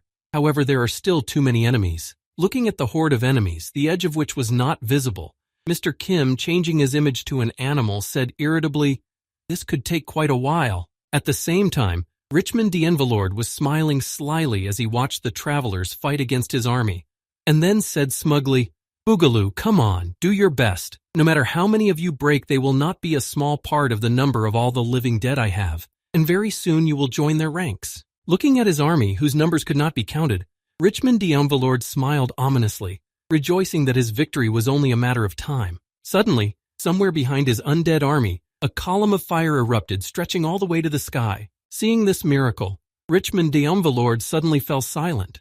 He was not laughing anymore. He saw the cauldrons and what happened next. Immediately after the appearance of the pillar of fire, a dragon rose into the sky and emerged from the flames. Looking up, Richmond d'Envalord noticed that there were travelers on the back of that huge dragon. The Demon Queen was also quite surprised that this had happened. The most frightened was the Holy Virgin.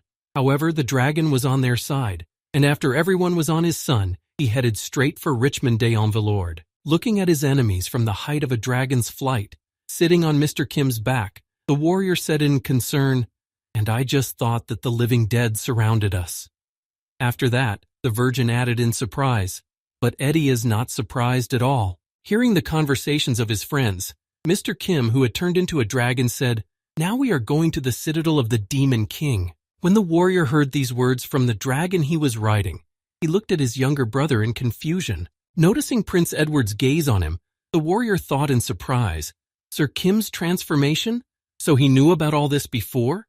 Then he added thoughtfully, Your Highness. After that, the warrior immediately added to find out the true origin of one of his comrades. Mr. Kim, he is... When the holy maiden's attention was also on him, the warrior added, a dragon? Prince Edward first looked at the warrior with offense, and then added, well, not exactly. Having received a vague answer to his question, which was not useful, the warrior continued, then what is it? Gritting his teeth, Prince Edward said nervously, forgive me. He and I agreed that I would not disclose any personal information concerning his identity. After these words, Prince Edward nervously added, he has a very unusual background. He is so dangerous that the whole world could become his enemy. That's all I can say. Hearing these words from Prince Edward, the warrior said thoughtfully, he turns into a dragon but has a very unusual origin. In that case, after thinking about who his friend might be, the warrior exclaimed in confusion, he is a werewolf. Sir Kim is a werewolf. Hearing this, Prince Edward gritted his teeth and replied with a grudging smile, well, I don't know. After receiving some information from Prince Edward, the warrior thought, werewolf transformation is a skill possessed by demon doppelgangers. Sir Kim has either betrayed the demons, or there is still the possibility that he is half-demon. This would also explain his so-called unusual origin. After thinking about this, the warrior suddenly remembered his participation in his past life and thought anxiously, otherwise I have no other guesses but that he is. After that, the warrior pushed away negative thoughts that might offend Mr. Kim and continued excitedly, no, it just can't be. I can't even imagine it. Putting his hand on the dragon's body, the warrior thought, thanks to him, we were able to defeat an extremely large number of demons. And besides, it was he who had just saved us from the living dead in whose midst we were. After these thoughts, the warrior plunged back into his memories and thought, I personally got rid of the very monster that threatened this world. Traveling on the back of the dragon and thinking about who his companion might be, the warrior sighed with relief and said in his head, how dare I ever suspect Sir Kim? Continuing their journey to the citadel, where they were spotted by the goblins in the tower, who were frightened by the dragon's approach, the warrior continued, is he a monster of destruction? It simply cannot be. When Richmond de Envalord's enemies ignored him, simply flying over his horde of the living dead, the general of the 7th Demon Army himself growled in anger and said, what the hell? After a while, the dragon arrived at the citadel where the Demon King was staying and headed for the roof to drop his comrades off his back. Seeing that they had arrived so quickly at the Demon King's citadel, the warrior said in amazement, we have traveled such a long distance in just half an hour, and it was all thanks to you. Noticing a gigantic building in his field again, which was surrounded by a wall, the warrior added in amazement, this is the citadel of the Demon King. It looks rather ordinary somehow. Hearing his friend's words, Mr. Kim said in alarm, this is not the time to judge the architecture of the building you see in front of you. You should look back and see what is going on. Looking back at Mr. Kim's advice, the soldier exclaimed in amazement, what, the living dead? Don't they get tired to chase us for so long? Looking at the enemies who were chasing them, the Holy Virgin, estimating the distance between her comrades and the enemies, as well as the speed of their movement, said thoughtfully, it will take them about 2 hours to catch up with us. Looking back at the living dead behind them, the warrior said thoughtfully, 2 hours. We have 2 hours. Looking down, the warrior thought, kill the Demon King and leave this place. We will fly away from here on the back of Sir Kim. But will we be able to do it in these 2 hours? Gritting his teeth as he thought about the right thing to do, the warrior continued his thoughts. We have too little time. If we don't deal with the Demon King before the living dead arrive, we'll be in the same situation again. After thinking about the fact that someone would have to hold back the enemies, the warrior thought, someone has to win some free time for us. He then spoke to Mr. Kim. Mr. Kim, I have a request for you. After these words, the soldier and his comrades arrived at the right place and landed to storm the citadel. Immediately after everyone got down from the dragon, they headed for the building. As the warrior was moving away from Mr. Kim, he shouted one last time, I am counting on you. To which Mr. Kim replied, I hear you. Everything will be done. After these words, the comrades moved further and further away from the dragon, and it was at that time that they were noticed by the guards who were standing guard at the citadel. When one of the demons noticed the invaders who had gotten behind the defensive wall, he immediately shouted out to warn his comrades, there are outsiders here. It's a warrior and his comrades. Rushing after them, the commander of the guard shouted to his subordinates, they are heading for the castle. Stop them immediately. Catching up with the travelers who had come to kill the Demon King, the commander of the building's defense shouted angrily, Wretched human beings! How dare you!" Before he could finish, his sentence was interrupted. Some strange purple liquid fell on them and completely covered their bodies. Not realizing what had just happened, all the demons suddenly stopped.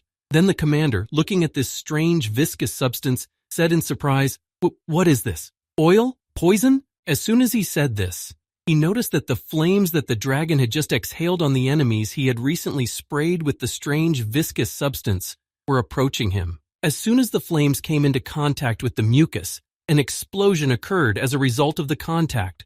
All the demons who were attacked were immediately engulfed in flames and began to run like crazy to extinguish the fire on themselves. But it was all in vain. Looking at the scurrying enemies, Mr. Kim said thoughtfully, "The combustible from my body, which explodes at the slightest contact with the flame. Now there will be no one to open the gate. As long as everything here is on fire, they will not be able to enter the citadel." And at the same time, Richmond d'Envalord was on his way to the citadel with his band of the living dead, who had been flown around on a dragon, making fools of themselves. As he approached the citadel, Richmond d'Envalord noticed that a full-fledged battle was already taking place within the walls of the citadel, and the entire wall was engulfed in flames.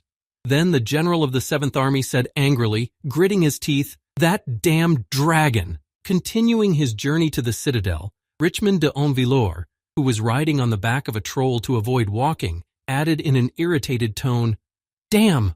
Who would have thought that they would be able to avoid us by flying through the sky? Why do they even know how to fly?" Watching what was happening in the citadel, Richmond d'Envalord said thoughtfully, "Is this really the same dragon from Stockpit? It can spew fire several dozen times." Lin also died at its hands. Richmond d'Envalord clutched his paw-shaped stick tightly and began to squeeze it tightly, which dug into the body of his subordinate on whom he was using it, causing the living dead man to be frightened. Envy also made indignant remarks during the trip. "No, it doesn't matter who he really is. What matters is what this dragon is." As soon as he mentioned the powerful monster that was on the warrior's side, Richmond d'Envalord exclaimed in confusion, "Damn, that's right, they have a dragon on their side." The living dead have only 3 weaknesses. The first is the holy magic that is used against them. The second is the sun's rays. And the third is that bodies decompose over a period of time. Mentioning the weaknesses, Richmond d'Envalord said thoughtfully, "We have eliminated the first weakness with the help of faith. The second weakness can be eliminated by fighting battles after sunset." After reflecting on how he got rid of the first 2 weaknesses of the living dead, Richmond d'Envalord continued his thoughts. "By removing moisture from the body, I prevented the bodies of my army from decomposing, but now they are like dry firewood, which can easily catch fire." After that, reflecting on how strong the dragon is, Richmond d'Envalord continued in alarm. "A weak fire can be extinguished by magic, but a dragon's flame is too powerful." Looking at how bad the fire was on the walls of the building, Richmond d'Envalord added, "Even if we rush to the Demon King's aid, we will be of very little use.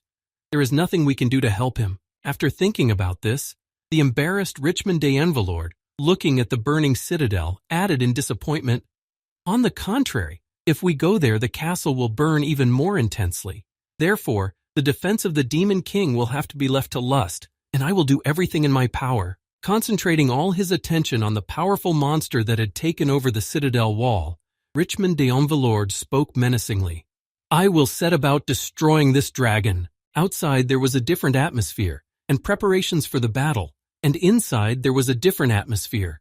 The 3 travelers who went to the building encountered another guard post of demons on their way. In his haste to fulfill his main goal, the warrior tried his best to ignore the enemies, but he simply skipped past them, sliding across the floor and between their legs. Even though the warrior ignored them, his comrades could not do the same, and catching up with their leader, they destroyed small groups of demons along the way. Being in the lead, the warrior pointed the way to his comrades and shouted loudly, "This way! Follow me! Keep up!" As soon as the warrior shouted this, he noticed a huge stone flying straight at him. Everything happened too fast. The collision was unavoidable. When the warrior was hit directly, a large pile of dust rose around the area. Wondering what had happened to their comrade, the Holy Virgin and Prince Edward exclaimed in alarm, "Warrior!" Immediately after the arrival, someone's foot appeared nearby. Most likely it was the same person who threw a stone at the warrior. A lustful man appeared in front of the travelers, holding a piece of a concrete column and said menacingly, "You can go no further." Julius de Lostlord is the last of the generals of the 7th Army of the Demon King, nicknamed Lust, the last enemy to stand before them and prevent them from fulfilling their original task. This Julius de Lostlord is the last of the generals, a man-demon covered with steel muscles, who can become a rather serious rival on the path of travelers. This sturdy man is a demon from the genus Incubi. 10 years ago, he was not so muscular. He had just a trim physique. Incubi are medium-powered demons wizards who seduce people and absorb their life energy. Incubi cannot improve their bodies, as their specialty is witchcraft. Most of them look like attractive young men and women, but they do not consider it necessary to develop muscles, as they do not find it attractive. Julius also fits this description, but why then does he look so strong and athletically built? Why didn't he just use his magic, which he had developed to a sufficient level? The reason was that he had been pushed to do so by events 10 years ago, starting with the moment he got divorced and suffered a loss. At that time, Julius was extremely self-confident and constantly admired his reflection, but even this appearance was not perfect enough for him. While the enemy was losing his guard, the warrior decided to attack him as suddenly as he had thrown a stone at him. Noticing that the warrior was moving again and was already heading for him, Julius de Lostlord raised a huge boulder above him and shouted angrily, "You bastard!" The next moment, Lust threw this giant stone at the warrior, adding angrily, "You decided to attack me while I was indulging in my memories of the past." Even after the column flew toward the warrior, he did not even think to change his trajectory, but simply moved forward, realizing that he could easily deal with the obstacle in his path. As soon as the warrior broke the column that was launched at him, Julius de Lostlord prepared to strike him with his most powerful blow to try to defeat his enemy, or at least delay him for a while. Noticing this, the warrior also did not just mindlessly attack head-on, but regrouped to take a more favorable position to receive and block the blow from General Lust. The next moment, there was a blow. A pile of dust appeared in the very spot where the warrior and Julius de Lostlord, who was trying his best to hold him off, had met. But it all happened too fast. A few seconds later, an image was seen flying out of the smoke and heading towards the wall. It was definitely not the image of our warrior. It was a demon. Having failed in the duel, Julius de Lostlord flew backwards and crashed into the wall from a powerful blow of the hero. Lying in the wreckage of the wall he had pierced with his body, Julius de Lostlord thought in disappointment, a heartbreaking end for the King of the Four Sides. However, even if one thought about the consequences that befell him, one could understand their cause. Everything was too obvious. He did not take hostages, as did pride and gluttony, nor did he transform into powerful monsters, as his friends' anger and laziness did, to gain an advantage in battle. He also could not fight from a comfortable position, as Venancio de Gridlord did, nor did he have a large army like his comrade Greed. He had only physical strength, which was equal to that of a warrior. After the enemy was knocked out, the warrior looked back and reported, "Your Highness, Holy Virgin, we need to hurry forward." Lying in the rubble, the defeated Julius de Lostlord thought sadly, "So that's how it turns out. So, I can't win this warrior by his power alone. I understand, but that's all my powers are." Bleeding to death, Julius de Lostlord had no choice but to lie there and watch his enemies break into the chambers of the Demon King, and then thought guiltily, "Forgive me, King. I guess this is the end of my journey. It ends." Having defeated the last of the generals of the 7th Demon Army, the warrior and his comrades hurried to the room of the Demon King. When he touched the door and pushed it open, he thought, "The Demon King is here." As the door opened, a young man could be seen waiting for his friend to return after he decided to leave and fight against the legendary warrior. When the door opened and rays of light entered, the Demon King suddenly looked back and said thoughtfully, "Julius?" He hoped that his friend had returned, but it was not so. At the same time, Mr. Kim was circling the army of the living dead and accumulating enough explosives in his mouth to cover the enemy army. Looking at his enemies, lest they suddenly move on, Mr. Kim accumulated more and more, preparing to realize his grand plan. Looking at the enemy circling overhead, Richmond D'Enwillard thought in confusion, "Why is he still just circling over us and not releasing his flames on the army? Is he up to something?" Looking at Mr. Kim, Richmond D'Enwillard continued thoughtfully, "Or maybe he just can't do it and is just stalling while his comrades over there are dealing with the Demon King." Pressing his staff even harder, so that it dug into his subject's body to the point of excruciating pain, Richmond D'Envillard thought, "Perhaps we should send some of our troops to the citadel." When Mr. Kim's cheeks were full of explosives, the boy flying over the army once again thought, "It seems to me that this should be enough." I have already accumulated a considerable amount. Immediately after that, the dragon swooped down to throw his explosive on the enemies and blow them up. Noticing that the enemy still decided to attack them and came closer, Richmond d'Envalord shouted in fright, "He is coming down to us!" As soon as Richmond d'Envalord noticed the enemy approaching, he began to cast a fire resistance spell and a fire resistance enhancement spell on all of his subjects to help them withstand the onslaught. When the defense was established on his entire army, Richmond d'Envalord slyly exclaimed, "Well, now come here, dragon.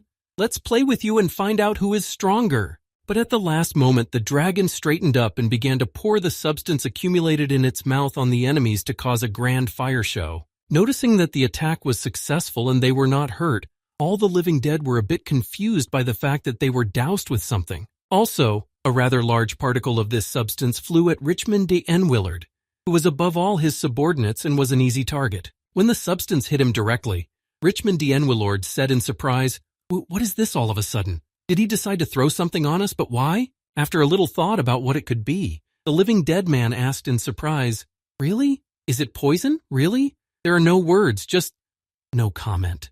When the dragon moved on to pour explosives on the army, Richmond d'Envalord shouted after him in an irritated voice, "Do you really think that poison will work on the dead? You are even more stupid than I imagined. I shouldn't have worried about you." When Mr. Kim had finished dousing his enemies with the explosive, he stopped, hovering in midair, and responded to Richmond d'Envalord's words, "Yes, the poison will probably not work on you." After these words, Richmond d'Envalord noticed some strange behavior in the dragon, and nervously exclaimed, "He is going to exhale fire now." The next moment, Mr. Kim gathered a small amount of fire and exhaled it at the enemies. Noticing the amount of fire the enemy had just exhaled on his army, Richmond d'Envalord could not help but laugh loudly at him, saying in between, "Boogeyman, what kind of weak exhalation is that? No matter how resistant to fire my living dead are." However, Richmond d'Envalord's laughter was abruptly interrupted when he heard an explosion and saw a cloud of fire spreading over a certain area. It was then that Richmond d'Envalord began to worry, as a strange thing began to happen among his army. Looking at the cloud of fire that had risen, Breed said in astonishment, "What is this?" At the same time, some of the particles from the enemies that had already exploded flew to another part of the troops, who were also covered in explosives. As soon as the fire on the remaining arm of the torn skeleton reached the other part of the army, the substance exploded again due to the reaction with the fire. Watching the explosions from the air, Mr. Kim said thoughtfully, "Even though this substance is quite poisonous, it is actually a fuel that can increase the fire breath 30 times. A chain reaction ensued with more and more explosions, all of which were headed directly toward Richmond d'Envalord, who was behind his troops. As he watched his army visibly thinning, Richmond d'Envalord said in disbelief, "This simply cannot be true. I just don't believe it." After that, the explosions covered the entire army of the living dead and tore them into small pieces. As a result, the vessel of life of Richmond d'Envalord was not indifferent and suffered from the damage to its owner. It just broke at some point. It split into 2 parts in the middle and lost all the life energy it had gathered to restore the life of the Lich. Richmond d'Envalord, the vessel of life was broken. Now it is the complete destruction of the general. There are no living generals left in the Demon King's subjugation. 0. All the strong enemies were destroyed. After the death of the leader, the entire army of the living dead began to scatter in different directions to escape the inevitable death that was approaching them at a rapid pace. However, no one could escape. The explosions and the punishment caught up with everyone and shattered their bodies into small pieces. Paying attention to the enemies, who for some reason froze in place, Mr. Kim, who was flying by, said thoughtfully, "Strange. Did the living dead stop? Their general is dead, or how else can I explain it?" Realizing that this was the end of the story, Mr. Kim said in disappointment, "How sad. It can't even be called a full-fledged battle. It was over too quickly and easily, so..." Looking at the dead on the battlefield, Mr. Kim said thoughtfully, Maybe I should eat those who are still on the battlefield and didn't have time to burn? Thanks to the salamander's ability, I can eat even in the middle of a fire." After thinking about his next steps, Mr. Kim said thoughtfully, "But on the other hand, they are useless. They are just corpses without any special skills." Flying above the battlefield, where explosions were heard every second, Mr. Kim walked toward the Demon King's citadel thinking, "I'd better eat those who are left in the castle." After a while, Mr. Kim reached the castle and wandered through its corridors to find his friends. On the way, he came across the defeated demons, who were saying in a hoarse voice, "Damn warrior! Demon King!" After licking and eating those enemies, Mr. Kim continued on. When he reached the locked room where the Demon King was supposed to be, Mr. Kim noticed Lust lying defeated by the door and thought, the warrior did a good job. After the boy had eaten one of the defeated generals of the Demon King's 7th Army, Mr. Kim headed for the door to get inside. Behind the door, he heard some indignant shouts that grew louder as he approached. So Mr. Kim opened the door to see what was going on. He saw his friends arguing with each other and heard one of them say something insulting, which sounded like this. "What did you just say?" When Mr. Kim entered the room of the Demon King, he saw the following picture. On one side stood the Virgin and Prince Edward, and on the other side stood the Demon King and the warrior who was covering him with his body to protect him from a sudden attack. Immediately afterward, angry words were heard from Prince Edward, who said, "What did you just say, warrior? No, not like that, big brother." When the warrior heard this question from his younger brother, he spoke confidently. "I just said, not to kill, but to coexist. That's it. Do you need any more explanations?" Watching all this happening before her eyes, the Holy Virgin said in confusion to her comrades, who were ready to start a massacre among themselves at any moment, "See, calm down and put down your swords." When Mr. Kim saw this strange scene of his brothers quarreling with his own eyes, he said in amazement, "What is going on here? Please explain to me." Hearing the words of his friend who had just arrived, the soldier said in embarrassment, "Sir Kim." Then Prince Edward added angrily, "You are late." Immediately after not hearing a clear answer to his question, Mr. Kim added, "Can you finally explain to me what is wrong with the Demon King?" After that, Mr. Kim turned his attention to the child behind the soldier and added, "And who is that girl behind you? And who is that little girl behind him?" Covering the child with his hand, the soldier said nervously, "She's—" Before he could tell Mr. Kim all the information, he suddenly thought, remembering how he had ruthlessly killed for the zombified residents. It's dangerous for him to tell the truth, if possible. However, the truth came out very quickly. Prince Edward looked at his older brother, who decided to defend the enemy, and said angrily, "Behind him is the Demon King." Hearing this, the warrior nervously exclaimed, "Eddie!" As Prince Edward prepared his sword for battle, he said angrily, "You were the one who said that we had to kill the Demon King."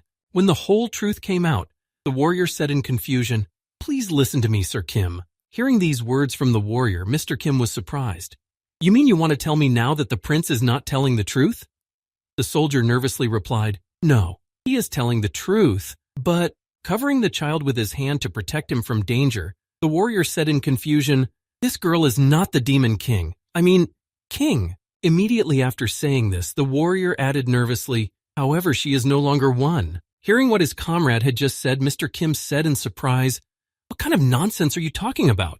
Then the soldier added anxiously, trying to convince Mr. Kim, "Her soul is not of this world, even if it is imprisoned in the body of a demon." Then Mr. Kim repeated his words again. "What kind of nonsense are you talking about?" Putting his hand to his chest, the warrior said anxiously, "I am telling the truth. My ability to recognize lies has confirmed it." As soon as Mr. Kim heard these words from his comrade, he immediately thought about it, because his skill might simply not work, as it did with him, who is not affected by most direct action skills. He then looked at the frightened Demon King and continued his thoughts. If she is the third person to be transported from the earth, then the warrior's words are true, without exception. Prince Edward was reborn in this world after his death in the past. Then he is considered resurrected, or reborn. Mr. Kim himself was transported to the continent of Elmond in his own body in a miraculous way. But that's not the point here. From his method of transfer, he can be called simply a former person. But then, who is the current Demon King? The human soul moved to this world and suddenly became a king. He is a transmigrated soul. In his past life, he lived a very sad and monotonous life, working as an ordinary office employee, spending most of his day at the computer. Instead of spending her free time talking to her coworkers, she chose a slightly different type of occupation. She read novels about history and wars. However, as strange as it may sound, the girl's rebirth as a Demon King did not come as a shock to her. She accepted it quite normally, even without any confusion. Why did this happen? Everything is too simple. So simple that even explaining it may be superfluous. The girl read a lot of books, and such adventures and events often happened in the novels she liked to read. And so thanks to this, the girl was easily able to adapt and apply all the knowledge she had gained on Earth, and easily began to apply it in this world. and as a result, the military power of the demon army increased. It also upset the balance between the forces of people and darkness. And that's when the goddess sent a warrior to the continent. The girl didn't even do anything to organize the meeting, because she knew that the demon king would definitely meet the warrior anyway, just as it happened to the main characters in the novels. But unfortunately, she was not the protagonist of the novel. Her subjects, in whom she believed so strongly, died before she could even use her powers. And so, at the very moment when Julius, her last protector, died, the girl really felt a real fear of death, and that is why she can only beg for mercy now, shedding tears. Also, as a result of the events, the girl told the soldier everything. Hearing these words from his comrade, Mr. Kim asked in displeasure, "So you were giving orders to your subordinates to cause chaos, and now you are scared for your own life and surrender?" Rushing to Mr. Kim, who was clearly unhappy with this development, the soldier shouted in alarm, "Mr. Kim, please listen to me." Looking at the hero, who was coming to him to convince him of his position, Mr. Kim said in displeasure, "Do you really believe in this nonsense about other worlds?" To which the warrior replied, "It's really too hard to believe." After saying that, Mr. Kim also thought, looking at the warrior with a fearsome look, "I personally believe it, of course, because I am one. But that doesn't change the situation here." After a few attempts to convince his last comrade, the warrior spoke again in alarm. "But she's really not lying." Trying to convince himself of the correctness of his words, the warrior gritted his teeth and added, "And also," after long stories and attempts to convince, the warrior shed tears and added sadly, "So many lives have already been spent.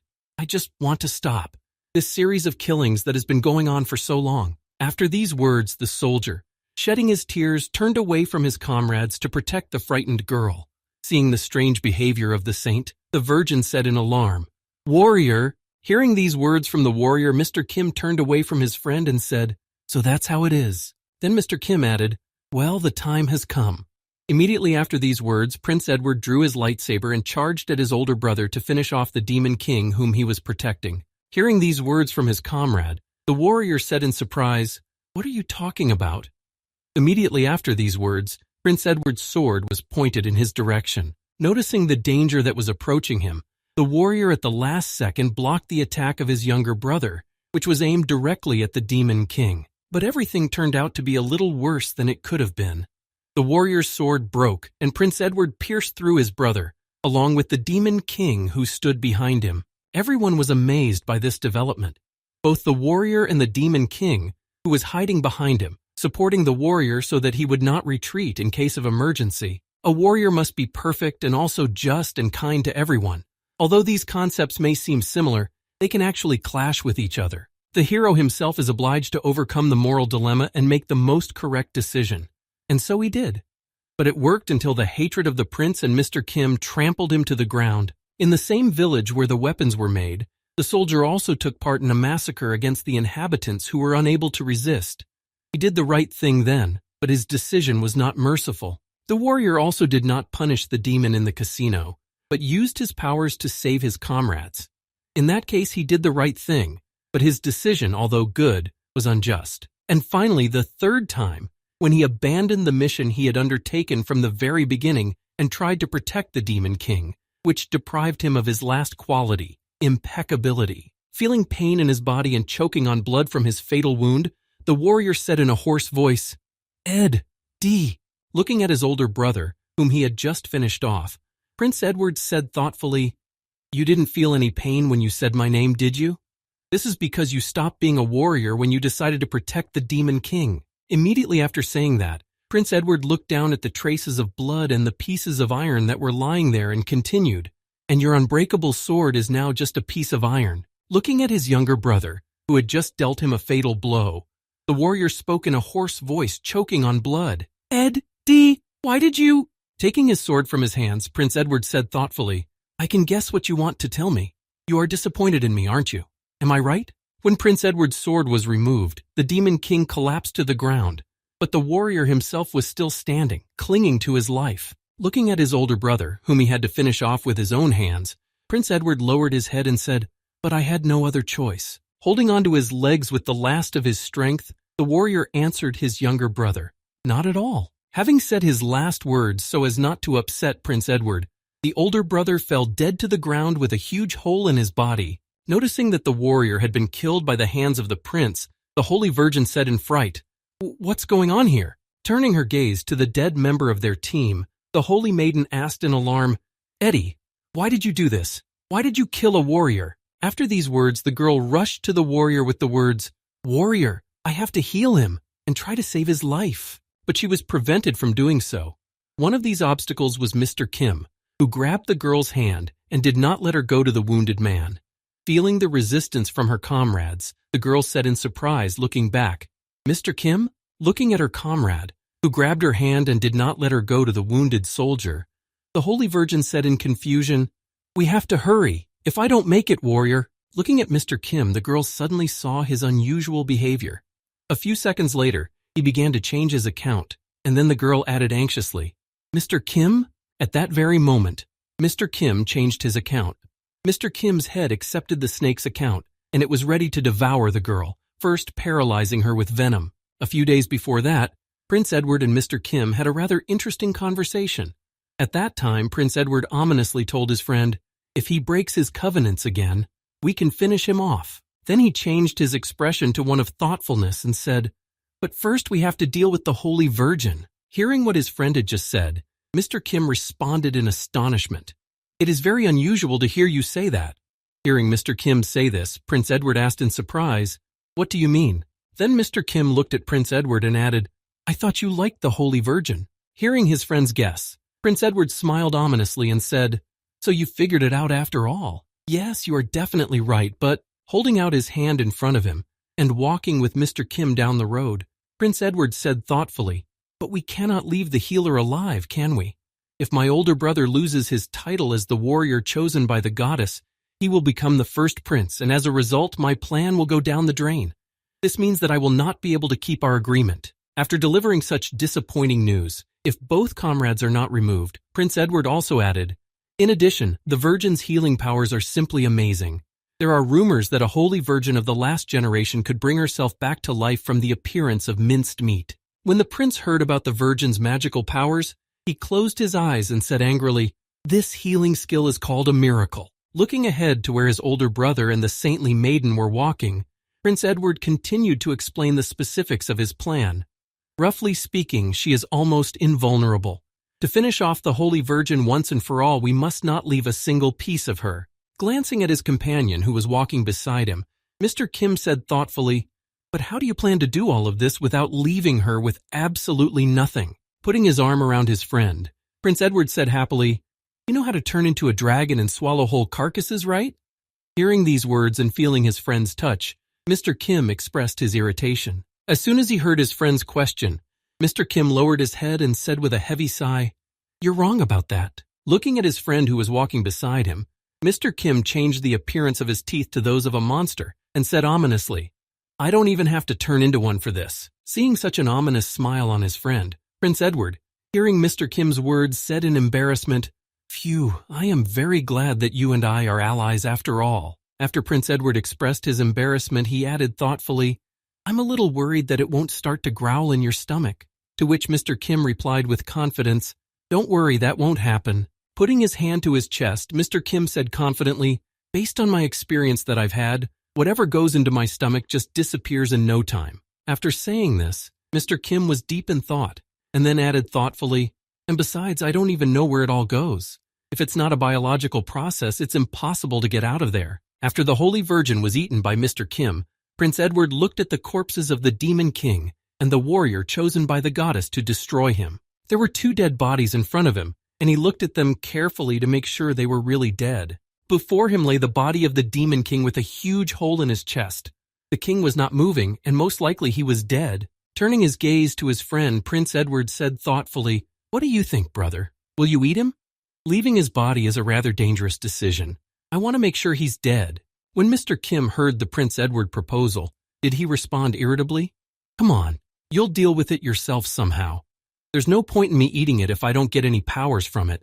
We were told that the goddess fulfills the wishes of those who made efforts in the slaughter in the land of demons. If she appears, it will definitely mean that the Demon King is dead." Hearing these words from Mr. Kim, Prince Edward assumed a pensive posture and said thoughtfully, "But how will she fulfill?" No sooner had he said this than a bright light appeared in front of him. It was so bright that it blinded both boys. Mr. Kim put his hand over his eyes, and Prince Edward looked at him confidently, as if he were not blinded. Immediately afterward, Mr. Kim felt something strange beneath him.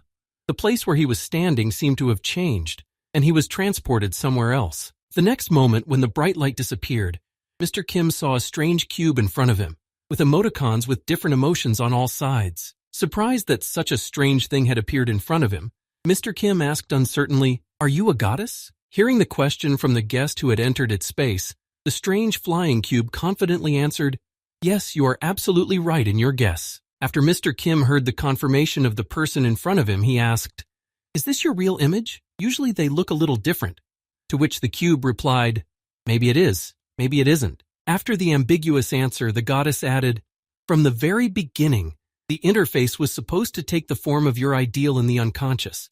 But there were problems, and we could not recreate the avatar because you are outside the system." After hearing this answer from the flying cube, which was a goddess, Mr. Kim asked, "What is the goddess herself?" Having received the question from the user of this world, the goddess answered, "It will be a heavy system that is responsible for consciousness and maintaining the world. Its duties include managing skills and status." After that, a screen appeared in front of Mr. Kim with cannibals standing on their swamplands. Then the goddess continued, "Also the creation of monsters and the reincarnation of souls." Hearing the explanation from the cube in which he found himself, Mr. Kim smiled slyly and thought, "Then you are not a goddess, but a deity who gives life. So that's your true essence." When Mr. Kim understood some of the basics, he spoke to the goddess of this world.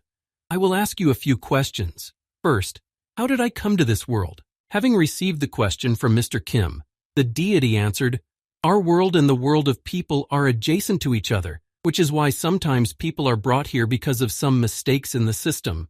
The prince and the demon king are a direct example of this." After that, Mr. Kim mentioned the beasts of this world and continued, "Why do the monsters here look so much like the beasts from fairy tales and biological objects from our world?" Creating holograms in his hands for a more visual explanation, the deity said, "Biological objects and fairy tale monsters from your universe were taken into account when creating them." And finally, Mr. Kim asked anxiously, "And then one more thing. The fact that we killed your chosen warrior, is there anything wrong with that?"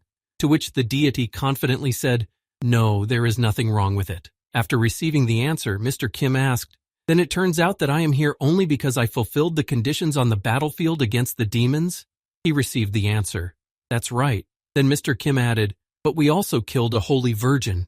Then the deity added in a calm tone, "I know about that as well." Hearing the indifference in the deity's words, Mr. Kim said in surprise, "You don't seem to be angry at all?" To which the goddess replied, "I'm just a system, and therefore I can't have any feelings. It's the same as if you had no feelings about downloading or saving a game." After some explanations for its indifference, the deity added, "However, if I had my own opinion, I would most likely say you did well." Then Mr. Kim asked in surprise, "But why?" The deity then said, "From the beginning, the hero system was intended to allow humans and demons to compete and develop society without unilaterally destroying each other. But the result was quite the opposite.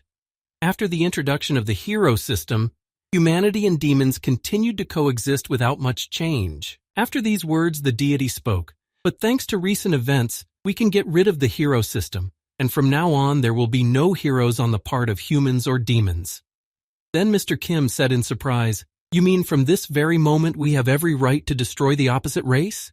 What about competition?" Changing the shape of his cube, the deity said, "Not only humans alone are called humanity, but also elves, dwarves, werewolves, and cannibals." After describing all the different kinds of beings that are considered humanity, the deity added, "Although they have been united under one concept, now that the demons are gone, they will begin to compete with each other." Hearing such an extensive answer, Mr. Kim said in surprise, So that's it. Well, that's the end of my personal questions." After that, Mr. Kim also added what he was most interested in. "Now let's get to the most important thing.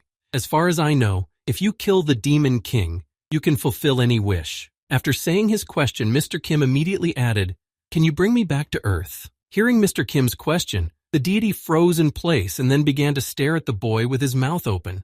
The next moment, the deity turned to the boy with the part of the cube that showed the emotion of confusion and said, "This is impossible. We can't bring you back because your existence has already had a great impact on this world. This is against the rules. Hearing these words from the system, Mr. Kim thought in his head, I'm affecting this world by my mere existence, and that is why I cannot be returned. After reflecting on these words, Mr. Kim said thoughtfully, in other words, the system is simply unable to send me back directly? To which the deity replied, absolutely. After that, Mr. Kim asked, what if there is some way to return on my own? Will the system tell me about it? Having received a new request from Mr. Kim, the deity said, this information is currently being studied by Edward Grand. Continue. You will have to wait. Hearing this, Mr. Kim said in disappointment, then it's not necessary. When he heard who was currently studying this question, Mr. Kim thought happily, then I'll just ask him about it. He is unlikely to break our agreement. Then Mr. Kim thought, okay, we have solved the issue of returning to Earth. Now the next step is to get to the top of all living things. I may have eaten a dragon, but it is only one of countless others. Thinking about this, an image of a red dragon appeared in Mr. Kim's mind. Then he thought, no matter how strong it is, if monsters or humans unite, they will be able to kill me, even though I can feed on its kind. Recalling how that dragon was killed by a mob of ogres, Mr. Kim continued his thoughts. I need pain to be powerful. Mr. Kim then asked the deity, do you have any living beings that can transcend the laws of physics just because of their physical structure and cannot be approached by ordinary methods? Hearing this question from Mr. Kim, the deity remembered the strange monsters that exist in this world and spoke confidently, yes, we do have such monsters. Immediately after saying this, the deity passed on all the knowledge about these monsters to the boy who had asked about them. Clutching his head, Mr. Kim smiled ominously and thought, huge streams of information suddenly began to pierce my head. Then the deity asked, you saw the creatures from the stories about Cthulhu.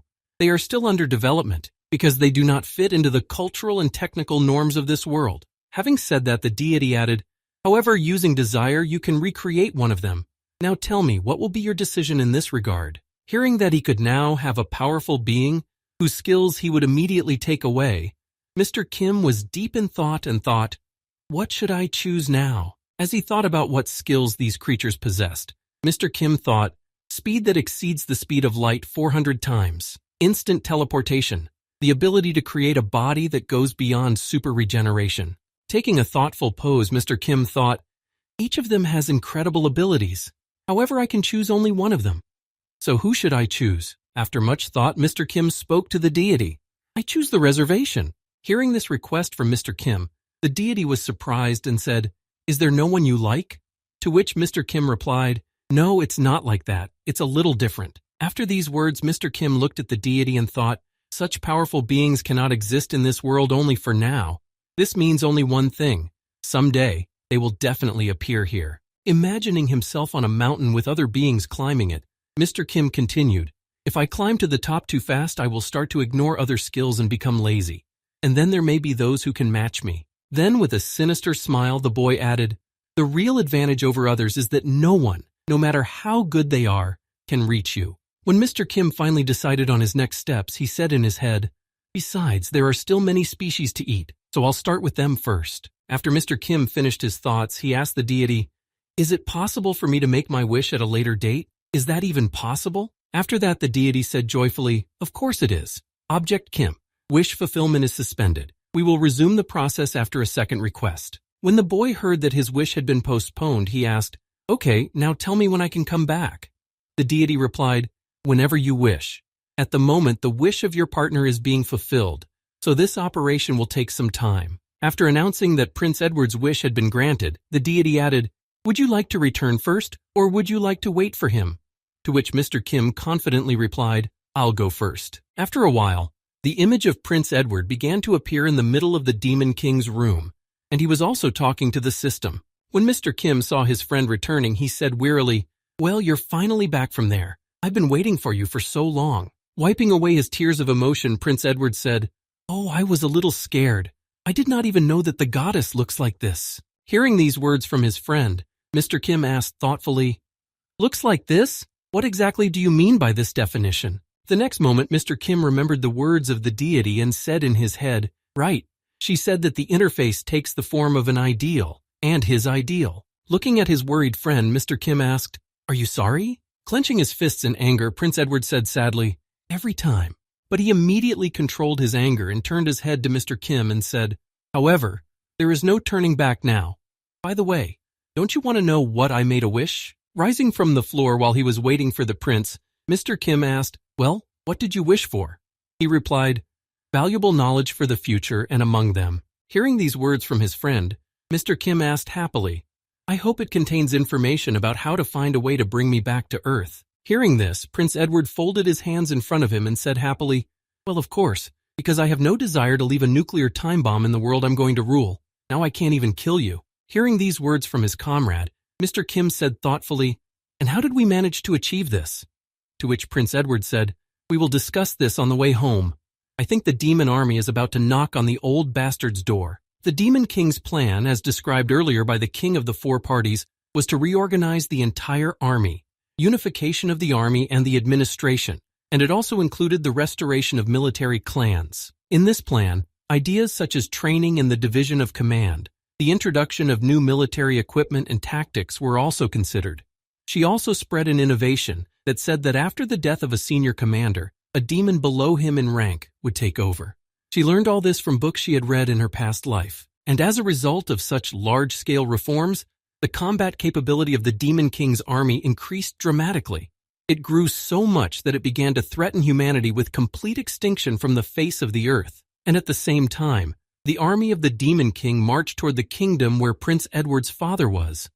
Standing on the wall, one of the guards, pulling his aunt's bow, exclaimed in confusion, "Commander, there are too many of them." The next moment, a bullet from a pistol, which the demon army possessed after the reign of the new Demon King, hit the head of this soldier. The soldier fell to the ground dead, bleeding to death.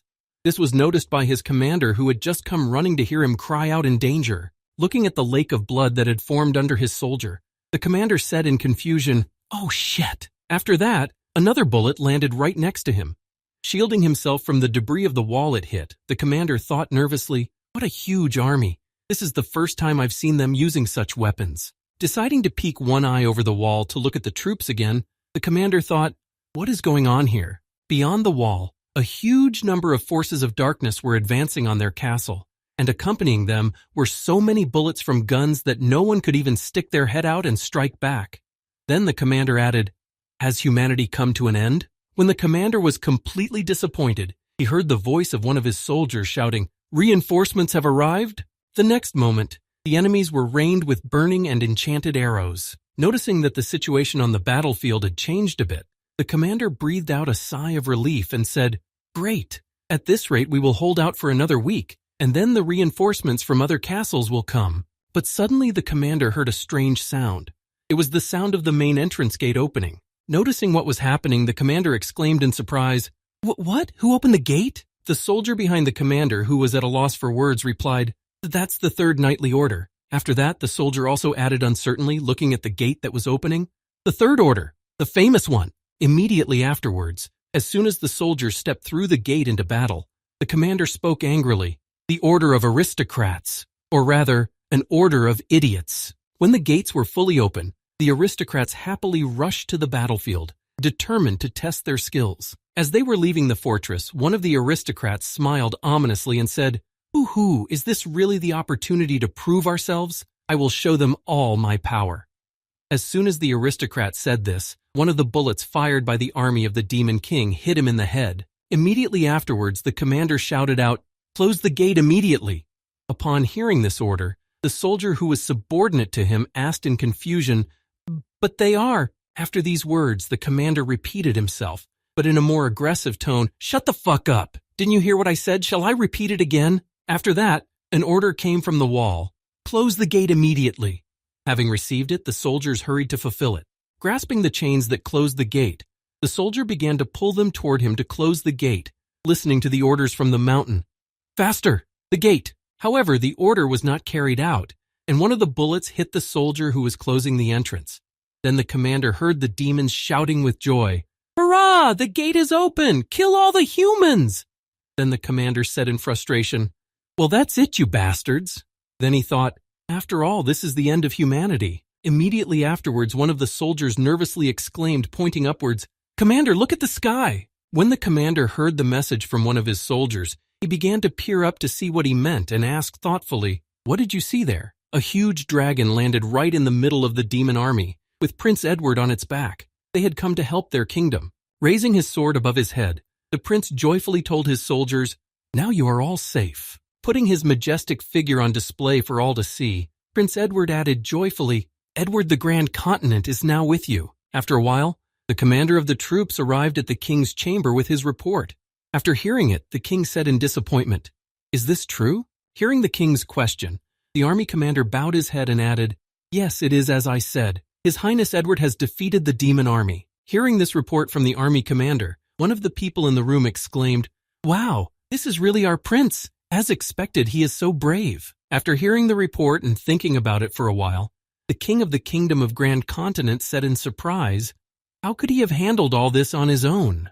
Then the commander of the troops, bowing his head, humbly answered the king, recalling the very moment the dragon that Prince Edward rode in on burned everyone to ashes. When the king heard this report from his subject, he was confused. "What? A dragon? Prince Edward controlled a dragon? This is impossible. What nonsense are you talking about?" When the army commander heard the king's surprise, he spoke joyfully, recalling the very moment of his despair when the prince came to their rescue. "I'm not lying to you. What happened on the battlefield was simply incredible." After listening to his subject, the king said irritably, "Do you really want me to believe what you say?" Hearing such irritated words from his king, the army commander added, "Your Highness, I am telling you the sincere truth. I saw it all with my own eyes." Hearing such confidence in the words of his subject, the king was confused. "Yet I see that he is not deceiving me. If he really saw it with his own eyes, then I will have to take his word for it." But that was not all. He turned his head to the left where his guests were. The aristocrats in the hall, the king thought excitedly as he listened to their whispers. Besides, there were aristocrats near the king who were saying in astonishment, "Controlling a dragon. He is really the prince of our kingdom, and he is an outstanding personality, a true hero of mankind." Hearing these words from the people in the room, the king thought excitedly, "If I continue to treat him badly, it may undermine my authority." Immediately after these thoughts, the king spoke, "He has done a great thing. Well, now you can go back." Hearing the order, the commander humbly said, "Yes, Your Highness." After that, the king simply watched in silence as his subject, the commander, left the room after telling his story to the dignitary. The next moment, as soon as the door closed behind the commander, the king spoke angrily, "A hero of humanity, huh? This is nonsense. He's just like me." After that, the king continued his thoughts. Did I strike a decisive blow in the fight against the demon king? Perhaps it was so. I cannot reject this development of events. He is quite capable and intelligent. But that was not all. The king had another problem that worried him. Looking at the door, he remembered the Holy Virgin and his eldest son, and then thought, "But how could the warrior and the Holy Virgin have died?" After some thought, the king came to the following conclusion. "It cannot be otherwise. I think that they died not at the hands of the demon king, but at the hands of the prince." Slamming his fist on his throne in anger, the king thought, "If I were in his place, I would have done exactly the same thing." Immediately afterward, the king thought of a plan he had once made, but had not been able to carry out.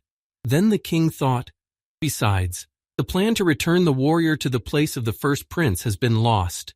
If this is all the work of the prince," as the king thought about where the plan could have gone, he thought, "It is not surprising that Edward did away with his older brother. This was to be expected." Realizing that it was most likely Prince Edward who killed the hero, the king suddenly thought, "However, something is definitely wrong here.